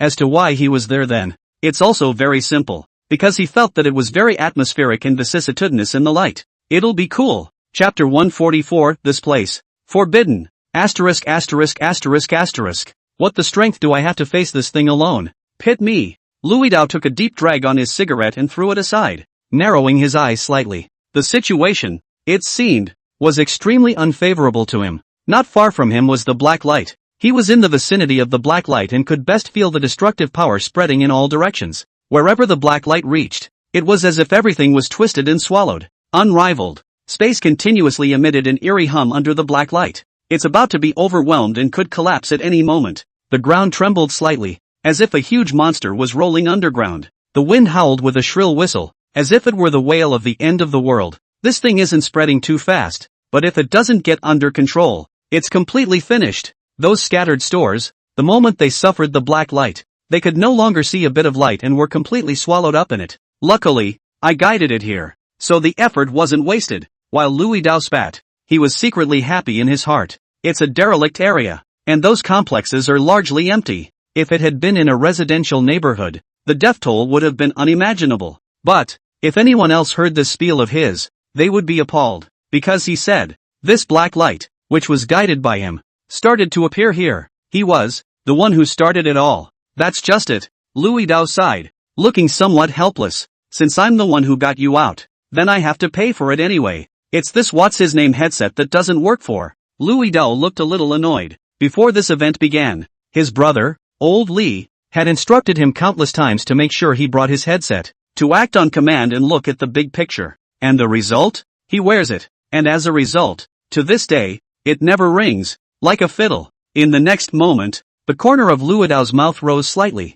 revealing an unruly smile. The headset was ripped off by him and thrown towards a short distance, arcing through the air. It's a piece of crap that shouldn't be used. Moreover, even if they contacted Old Li's side, they should have shouted at him to retreat first, right? What's his status? President of the Reiki Association. Where to listen to these orders? Immediately afterward, Louis Dao's expression became serious as he fiercely drew out an unobtrusive-looking black box on his back. Soon the box was opened. Inside, after all, were several flags. On these flags, different patterns are drawn. Either that or I could be the president of this Reiki Association? To have strength, to have brains, and to be damn good looking. Louis Dao stroked his chin, the corners of his mouth still hanging with that unruly smile. Instead, there was a flash of fortitude and determination in his eyes. Today, let you ghostly things see what this great master is capable of. In the next moment, Louis Dao took out all the flags and his figure instantly stormed. His speed was extremely fast, weaving through the area like a ghost. Luckily it was laid out before. Now we just have to get the most critical points right. Today's scene was one he had planned for before. Louis Dao murmured in a low voice and planted these remaining flags in the previously set positions. Phew, done. Louis Dao stood in the center of the ruined area. At his feet was a barren landscape, and not far away were buildings engulfed in black light. Though, that black light didn't spread too fast, but it would only take a minute at most for it to spread to this location under his feet, and then continue to spread towards the perimeter, ravaging all directions. He's running now. He might be able to run, but those unarmed residents will surely die. There's no way to put up a fight. Who knows if it will work until we try it. Louis Dao shook his head and took a deep breath. Having a premonition in the dark, the wind howled around him, and a flash of determination flashed in his eyes. Get this thing of yours out of the way early so I can get back home early. The day after tomorrow was his daughter's 7th birthday. He had promised to go back. The corners of Louis Dao's mouth rose as he recited in a loud voice. Take heaven and earth as a furnace, and all things as copper. Take yin and yang as charcoal, and creation as work. His voice was not loud, but it had some kind of ineffable and mysterious power. At the same time, the flags in the 4 directions began to emit a faint glow. These rays of light gradually became intense, and the patterns on each flag seemed to come to life. Rotate and twist. The 4 directions are at my command, and the 5 elements are at my beck and call. The 8 trigrams set my direction, and the 9 palaces returned to my position. Louis Dao's voice became more and more high-pitched. His hands quickly formed seals, and a ray of spiritual light shot out from his hands, drifting towards the flags in all directions at great speed. This was the treasure that their aura association had collected, and the bottom line, the 8 directions fixed domain flag. They, the Reiki Association, were not a dry organization. Can't exactly let the military guys compare. Up, Louis Dao bellowed, activating the power of all the flags completely. Instantly, the light from the 4 directions of flags shot up into the sky, each flag erupting with a dazzling red light. A pillar of light that shot up into the sky. The red light quickly spread out and connected with each other, forming a huge red light shield that enveloped the entire area. This place, off limits. Humph, it wasn't us, the Aura Association. Who got this kind of good stuff first? Louis Dao laughed out loud, his eyes filled with bravado. In the next moment, he retreated a few steps back and came outside of this red light barrier. This thing, it only forbids these abnormal energies, these dirty things that kill people. Louis Dao stood outside the red light barrier and fished out a cigarette from his pocket, pulled out a lighter and tried to light it. However, that firelight was instantly torn apart in the gale. Tapped it several times in a row, but it didn't click. Louis Dao's face sank slightly and he said nothing, his gaze fixed on the spreading black light. The guy, like a living monster, slowly but surely advanced and spread toward the red light barrier. He could almost hear the sound of the black light eroding everything, as if it were chewing. Louis Dao's fingertips trembled slightly, and the cigarette in his hand was put back. Whether or not he could block it, he actually had no idea in his heart. The flag, after all, was also officially put into use for the first time. This black light, it's not a good thing to deal with. Chapter 145, Louis Dao in the first year. Damn, I should have known better than to get into this mess. Louis Dao cursed angrily, somewhat annoyed. Actually, he'd dealt with this stuff a couple hours earlier. He stood there under the old residential building, and the faint street lights seemed to cloak him in mystery. At first, it was just an unusual breeze with a slight chill that didn't belong in this city. Then came the sight of the fog that had just had the slightest hint and crept in. It was then, too, that a twinge of something strange welled up in him, something that didn't feel quite right. This mist, it seemed a bit unusual. As for what was wrong, he couldn't tell, but his instincts as well as his sixth sense told him to check. He was able to go all the way to the position of president of the Reiki Association, so naturally he would think more than other people. It's also more driven, more patient and attentive. It's still the same. Don't question the vision of the top brass so easily. There must be a lot of thought put into these big decisions. And that's when he started to move. He was looking for the source of this mist. Louis Dao began to walk slowly along the street while releasing his senses in an attempt to capture the faint anomaly. As he tracked, he gradually left the residential area and came to the edge of the city. It's a lot of work to track like that. Beads of sweat had covered the top of his forehead. This sort of thing is a bit distracting for a big old man. The buildings on this side of the street are much more sparse and the streets are much more dimly lit, with very little visibility. But it was also here that the fog thickened. He could feel that the tracing was going in the right direction. Old Lee, can you hear me? He tried to send a message to Director Lee on his headset. However, the headset could not transmit any sound or receive any information, because he has touched the core area. Finally, in an abandoned alley, Louis Dao stopped in his tracks. The fog in this place was so thick that it was almost touchable. The sky, too, was drizzling at this time. His gaze was like a torch, and his sight pierced through the layers of fog to see the silhouette of the humanoid figure at the end of the alley. Found you. Louis Dao, at that time, took a deep breath, eyes locked on the blurry figure at the end of the alley. Sneaky, surely not a good person. The other party seemed to have sensed his presence as well, and a powerful sense of oppression came over him. Louis Dao's face changed slightly. He could detect that the aura of the guy on the other side was quite a bit stronger than him. According to the conversions researched above at that time, there should be around 5 stars of the chi refining realm. However, retreating was impossible, and Louis Dao's eyes, instead, rose with wariness. It doesn't matter if the headset can't contact the person. He'll just take this guy out himself. Maybe, it will be a direct solution to the problem at hand. So what if it's 5 stars in the chi refining realm? The old man has always spelled maneuver. Louis Dao let out a cold snort as his right hand slowly reached out and drew an ancient long knife from his back. This blade, named Frost Blade, the body was crystal clear, and the blade exuded a silky cold aura, as if it were 1,000 years of unbreakable ice. This was one of the 2 spirit weapons they had gotten from the Aura Association, and it had accompanied him for almost 2 months.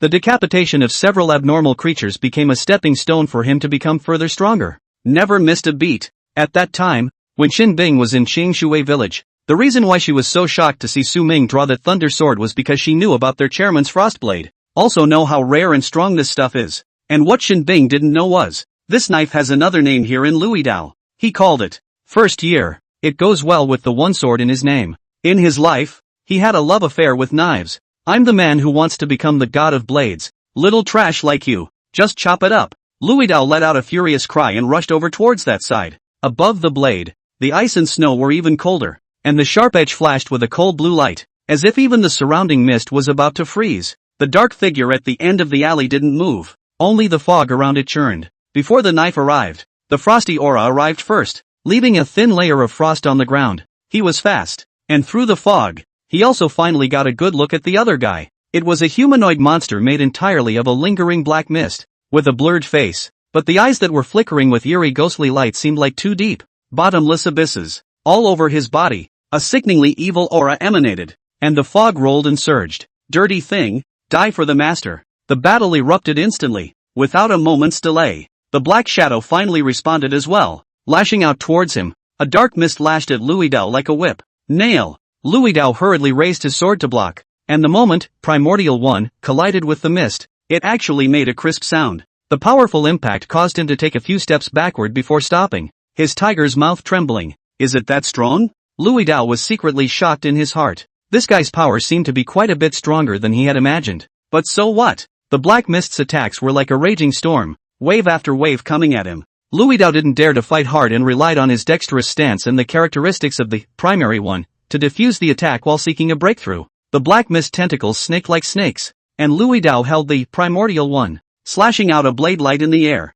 On his body, several wounds had hung, but he's also becoming more familiar with the rhythm of the opposite offense. On top of that, the cold aura of the first year flowed through his body, giving him a hint of recovery. It's not unplayable, as long as you pay attention. It can even backfire. Humph. I'll behead you today. Louis Dao clenched his teeth and pulled his expression to the extreme. The rain also got heavier during this time. As the battle continued, Louis Dao's state became more and more prevalent. The stance gradually became more flexible, and the light of first year S-blade became sharper and sharper. He began pressing against this black mist, and also consciously steer the guy toward the open, which is where it is today. However, Louis Dao also sensed that something was a bit wrong. That's the guy that doesn't seem as strong as he was at the beginning. Perceiving carefully, it seems that because of this guy, many wisps of black mist came out of his body and dispersed in all directions. It wasn't just ING with him, it was manipulating something else, the equivalent of a manipulator of this apocalypse city crisis,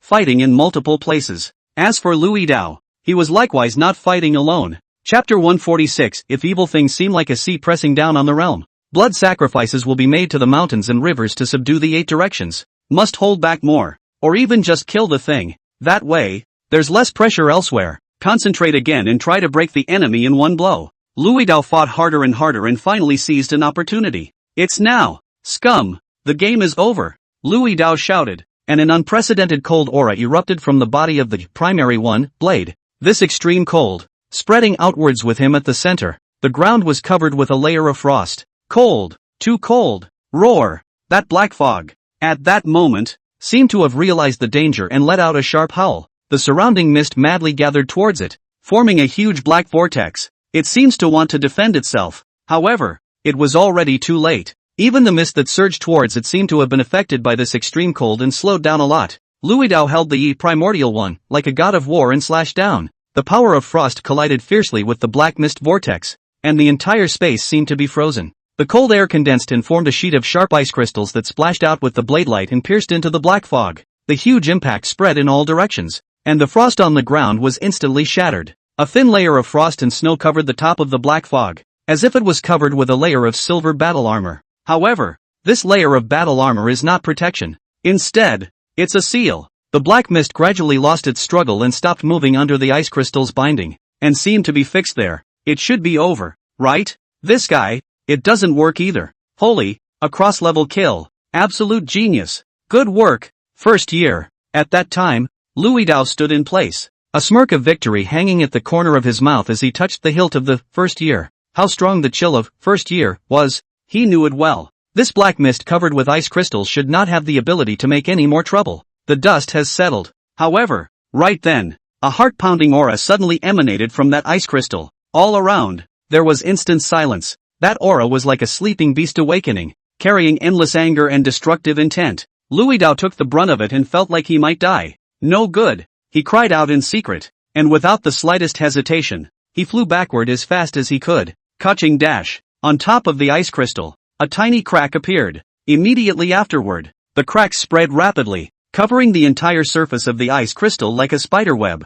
Luidao's pupils shrunk as he retreated backwards. He knew that things seemed to be getting bigger. Boom! With a deafening thud, the ice crystals burst open. Countless ice crystal fragments shot in all directions. The black light rose up from it, piercing through the rain, through the clouds, and straight into the sky. Damn! You can't beat me. So you're starting to play hard to get, aren't you? And stage 2, you think this is a video game? Luidao admitted. He broke defense. So far, that's what brought us to the very beginning. The other side. Su Ming is still running. At the speed I'm going today, it could be another 5 minutes before I make it. Suddenly, Su Ming's pupil of true vision operated faster and looked at the sky with some astonishment. He could see it, the red light rushing up in all directions. It didn't take long for all of that black light to impact on top of the red light. An unbelievable scene appeared. This terrifying and incomparable black light was actually blocked and could not move forward a single bit. Red light? Forerunner tactics? Whose men are these that are so brave? Su Ming was a bit surprised, but he still didn't dare to slow down his footwork. Instead, he wanted to go even faster. Over there may be forerunners who have already come up against that black light. So powerful? However, through the pupil of true vision, he also discovered some clues. That red light, it seemed to be fading. If this keeps up, it shouldn't last long. Can you hold out for 5 minutes? 5 minutes or so and I'll be there too. Su Ming's eyes were cold, but in his heart, he was a little anxious. Someone is using their life, dragging that thing down. The other side. Did the black light stop? Zhou Hong was slightly surprised.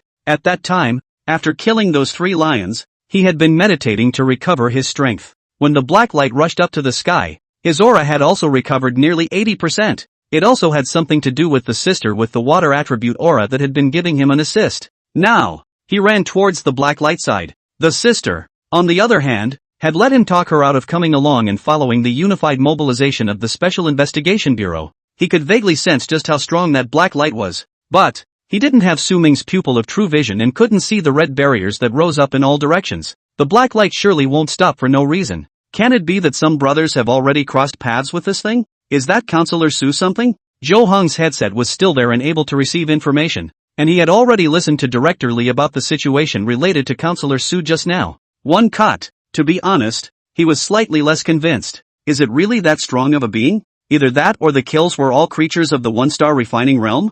If you can really hold back this black light, then I admire you from the bottom of my heart. Zhou Hong nodded to himself, but his feet did not stop. Even from this far away, he didn't have much confidence in the black light, and he didn't know how to block it. If it was really Advisor Su who had blocked it, then he was convinced. Counselor Su? Wait for me. I'll come and see. In his heart, the only person who could have achieved this situation is probably this so-called state counselor. Make sure you hold on. At the black light, Luidao's face became a few points more unsightly as he stared dead at the black light that was temporarily imprisoned by the red light. On his forehead, fine beads of sweat gradually seeped out. No way. He could clearly feel that the energy of the seemingly impenetrable red light was diminishing at a rate visible to the naked eye. Every second, it's getting duller. This black light, it's too fierce. At this rate, it might not even last a minute. Luidao clenched his hands into fists, his nails all sunk within his palms. Extremely uneasy. Once this red light was broken, it was completely over. These black lights were like a raging flood, and the red light was the dam that held back the flood. Once the levees collapse, these deadly floods will instantly overwhelm the entire city like a beast out of its leash. Countless lives will wallow and suffocate under this terrifying power. No, never let that happen. Luidao clenched his teeth and a flash of determination flashed in his eyes. There is no going back now. You have to let go. Someone, too, must step up to the plate at such a critical time. If the evil thing seems to be like the sea pressing down on the realm, blood sacrifices will be made to the mountains and rivers to subdue the 8 directions. Damn, that's annoying. Luidao took a deep breath, and the aura of his entire body surged up again like boiling magma. An extremely powerful aura was formed and protected around his body. When he had just come to Tianqi City, he had actually met with both of the other 3-star forerunners of the Qi refining realm. Those two, however, did not know his identity, nor did he know that he was just one step away from the 4 stars of the Qi refining realm. Luidao tightly gripped the first year in his hand and carried the black box on his back, as if sensing his determination. Chuchi's blade trembled slightly, emitting an even more biting cold aura. No longer making the slightest hesitation, He stepped forward and once again entered within the red light. Asterisk asterisk asterisk asterisk ing hell. Do it again. Luo Dao roared, his aura fending off the black light while swinging his sword forward to slash. The mountains and rivers moved in a flash of cold light, and the sword's energy broke through 10,000 weights. Chapter 147, hold on for 4 more minutes. This time, it was really intended to kill him. Breaking and entering. Luo Dao's slash was completely unreserved. He also didn't know if the primordial decapitation could have an effect on this black light. But it's always right to try. First day, the cold light is great. At the same time, the black light moved. It actually backed up at an incredibly fast pace. It was as if he was dancing in the darkness, dodging Luo Dao's attacks. Returned? Luo Dao was slightly stunned. But in the next moment, his face became even uglier. The black light wasn't fearing him, but was brewing some kind of even more terrifying change. So perverted? Is this ready to come in its third form? Luo Dao murmured in a low voice. The first year in his hand was trembling slightly. He understood roughly in his mind. This black light was trying to kill him first as an annoying bug, because he has influenced its course again and again. The black light gradually morphed as it fell backward, its form reassembling within seconds, like a big hand that is carefully molding its new form. Gradually, it once again coalesced into the black mist-looking human form from before, but this time, its image was even more solid and powerful, with a hauntingly destructive aura emanating from its surroundings. Compared to before, it was several times stronger. What is this? Luo Dao looked at the figure that appeared on the opposite side, and his heart sank a few points further. That guy appeared tall and majestic, like a juggernaut stepping out from the endless dark abyss. The black mist was like a surging, tumbling black wave of rage, surging madly around it. Every trace of black mist exuded a suffocatingly evil aura. Behind its back, a pair of wings glowing with black light unfolded with great vigor. The wings, it was as if they were carefully condensed from the purest and densest dark energy,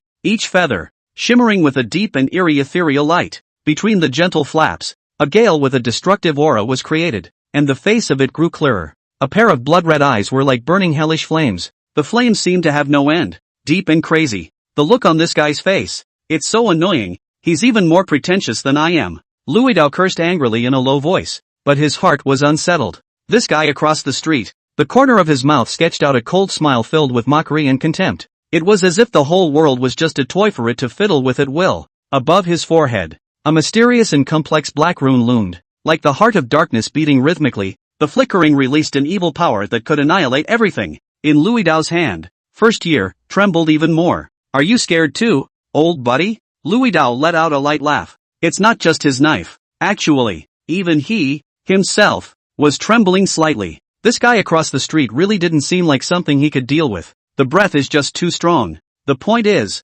now this black light reconstituted guy has a weapon in his hand. Too. It was a black sword. Strange dark patterns that were as sinuous and twisted as snakes flowed on the sword. It was as if the blood of darkness was rushing and surging through it. Around the sword, the darkness was like a hissing and spitting viper, exuding a frightening aura of death. Damn, that's a gross shot.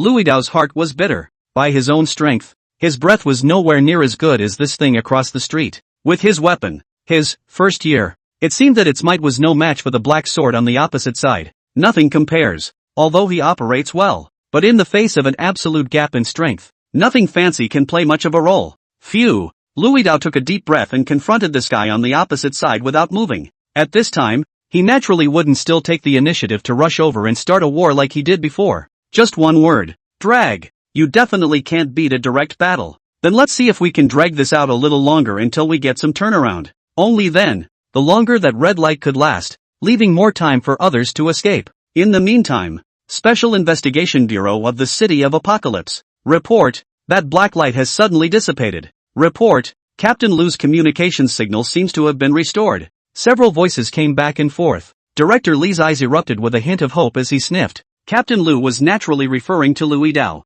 In that case, it looks like nothing happened to that Scar guy. Even the dissipation of the black light might have something to do with him. This brother of his, has he been fierce to this point? Hey, Scar, where are you now? Director Li suppressed the slight excitement in his heart and questioned out loud. However, what responded to him was not the voice of Luo Dao. There was only the sound of weapons clashing, with a whistling gale. In an instant, Director Li changed his face and had some kind of terrible speculation in his heart. The other side. Asterisk asterisk asterisk asterisk. Luo Dao's figure retreated violently. In just now, that guy took the initiative to strike without any delay at all. and directly slashed his sword towards him, seemingly casually. On the contrary, what about him? Even if he blocked it with all his might, he was shaken back a few steps, and even his tiger's mouth cracked a little. Even the coldness in first year's body seemed to have diminished a bit in an instant. Can't beat it. Can't beat it at all. Compared to what it was before, it's gone up at least several notches. Louis Dao was anxious in his heart and thought quickly about countermeasures.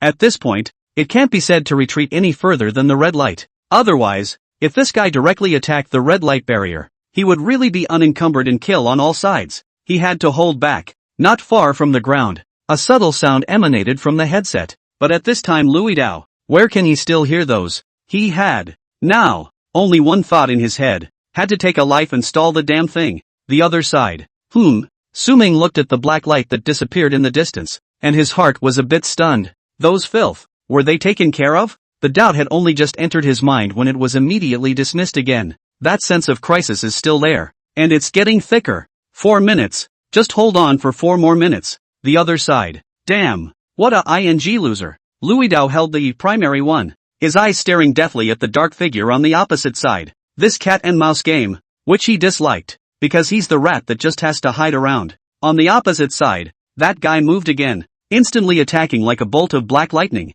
The bizarre black sword in his hand chopped down with endless darkness. Louis Dao hurriedly raised his primordial one to block, and the moment the swords met, a powerful impact came in like a tidal wave. Bang! With a loud bang, Louis Dao only felt a sharp pain in his arm, and his entire body was once again shaken back several steps. The ground beneath his feet was stamped out with deep footprints. He gritted his teeth and tried to steady himself, but the dark figure didn't give him any chance to catch his breath at all, and another series of harsh attacks came. This time, it was really intended to kill him. Can't carry it. Chapter 148, still a step too late? Louis Dao's figure was retreating under the onslaught of this dark figure. The wounds on his body grew, and blood gurgled out, staining his shirt red. Every time the blade collided with the sword, his body was subjected to a tremendous impact. Put! A mouthful of blood sprayed out of Louis Dao's mouth once again. His face became as pale as paper. I can't hold on much longer. Damn! Why can't I be stronger? Is there really any hope for us at this rate? He was genuinely a bit unconvinced.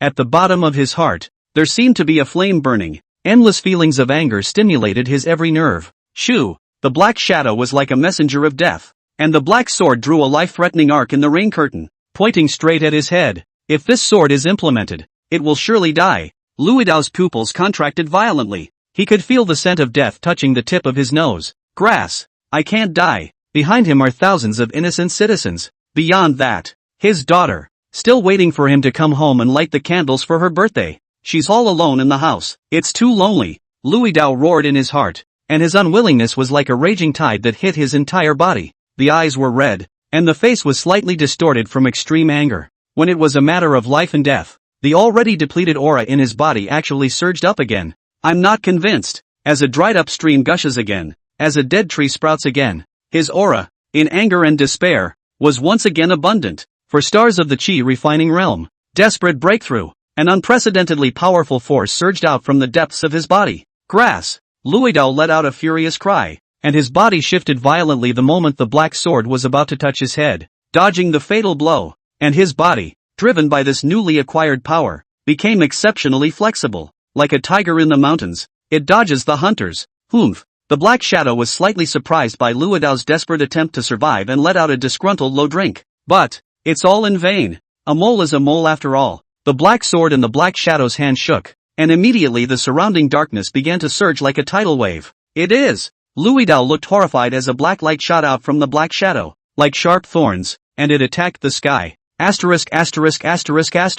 Louis Dao dodged at speed, narrowly avoiding even a chance to catch his breath. He forcibly suppressed the qi and blood that was churning in his body, and his gaze was firmly fixed on the black shadow's movements. Something's fishy. Every strike from this black shadow seemed to cause the runes on its body to have a momentary flicker. That place, that should be the key to it. It's where it lives. But, despite this discovery, he was still at an absolute disadvantage in his battle with the black shadow. Even if they were 4 stars in the Qi refining realm, the difference in strength was still huge. It'll just last a little while longer. The black shadow's attack was as fierce as a storm. Just over a minute before and after, he was once again pressed into submission. Several new wounds were added to his body. The gap is just too big. Louis Dao gradually felt overwhelmed. His aura was about to be exhausted again under the Black Shadow's attack. It's like a tiger fighting a cat. There's really no suspense. The limit is up. His vision, all of it, was starting to darken a bit. Shout! The Black Shadow's black sword still penetrated his body.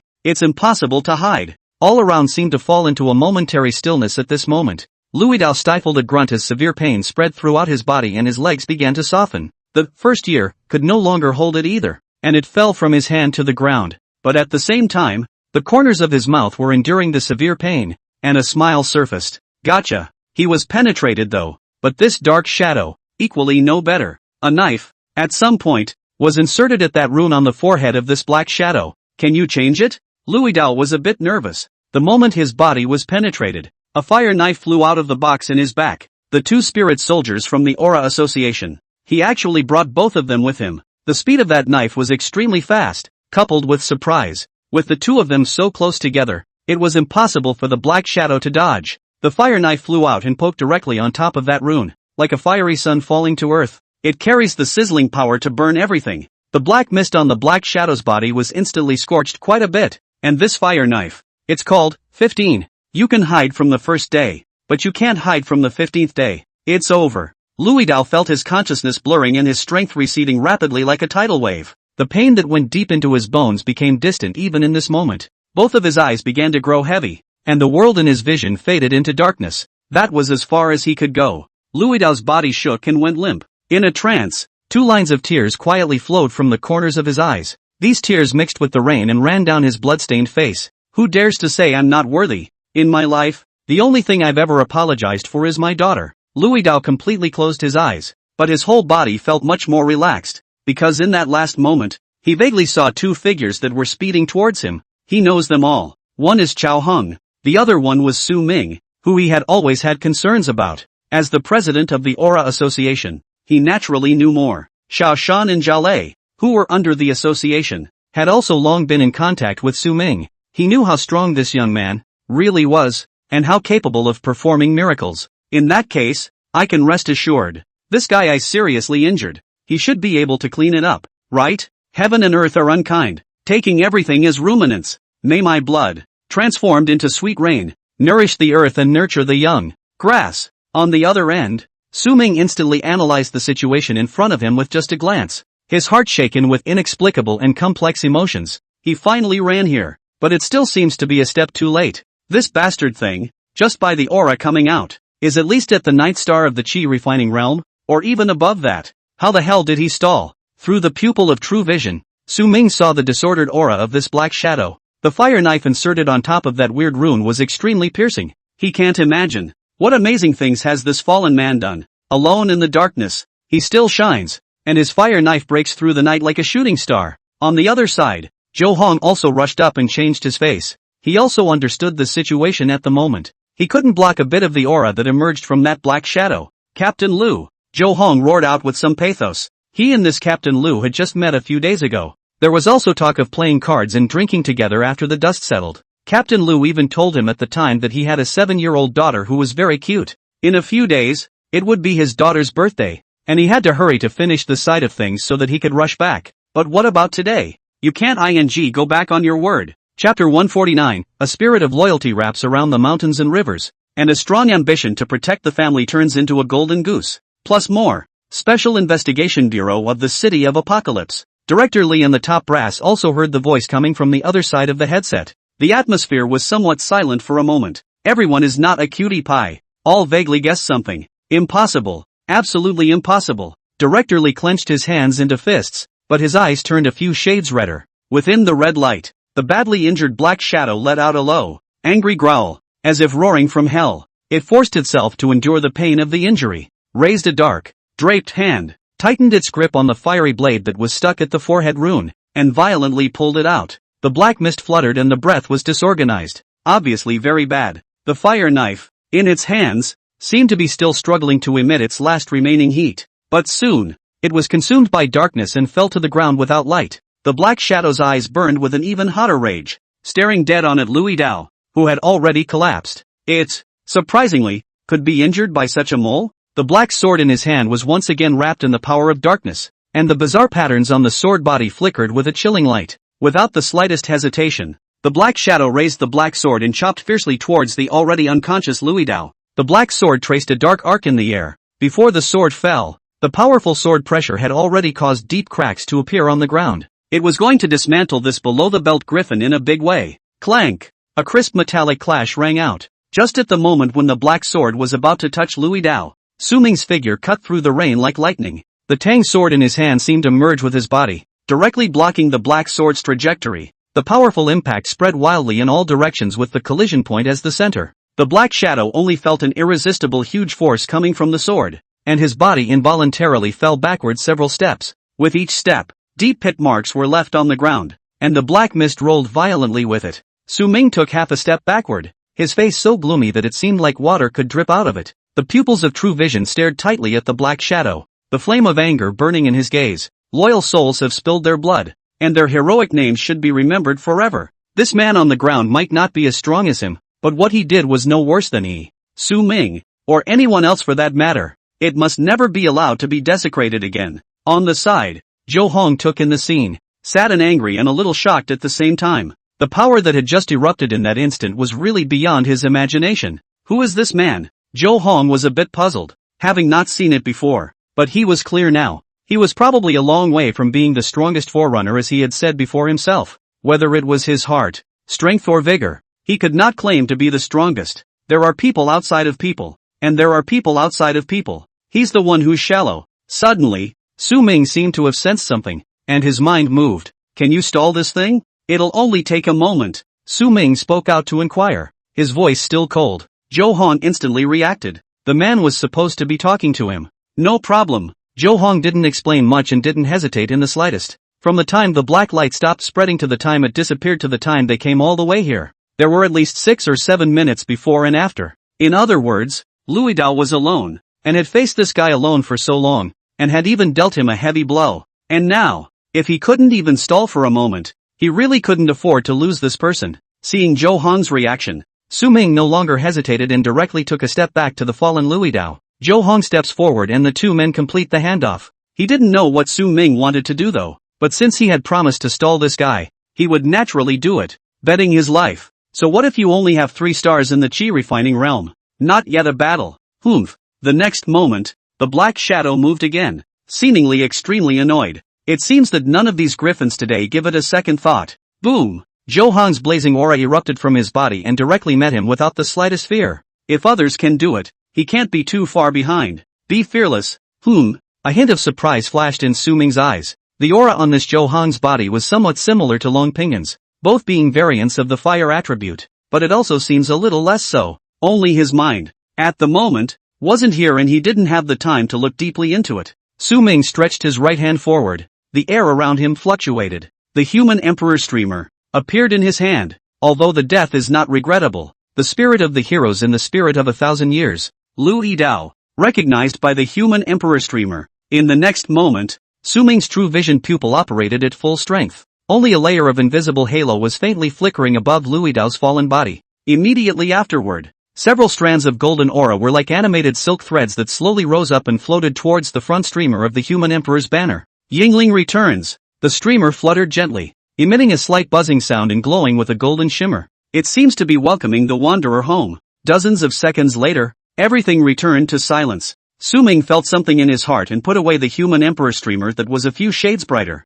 Perhaps this is the best place for him. The spirit of loyalty is wrapped around the mountains and rivers, and the will to protect the family is transformed into a golden goose. Next, it's his turn to play. Bang! Also at that moment, Zhou Hong's body flew out backwards like a kite with broken strings, smashing heavily on the ground. Splash! He struggled to his feet, a trickle of blood spilling from the corner of his mouth and his clothes becoming tattered. Obviously, he was completely undefeated by this black shadow. The difference in strength was still too great. The black shadow let out a low growl, as if mocking Zhou Hong's insouciance. Zhou Hong gritted his teeth and once again prepared to charge forward. If elder brother Lu was able to hold out for so long and still seriously injure this guy, then he had to do something as well. Hard work. Stand back. I'll take it from here. Just then, a faint voice came out from beside him. Zhou Hong was slightly stunned, looking sideways at Su Ming's face that was glowing with coldness, but he finally nodded and retreated to the side. Just earlier, he had seen how strong this man, who looked smaller than him, was. Now was not the time for him to show off. Either. Might as well tune up first and then step in to help when it counts. Su-Ming took a deep breath as his body's aura began to change. The originally calm aura instantly became vast, and invisible storms raged around him. His eyes grew sharper and sharper, and his aura was unrivaled as he held the Tang Blade of Ages tightly in his hand. How on earth did you dare? You filth? 1 step, 2 steps. Both sides are getting closer. He wants the bastard dead.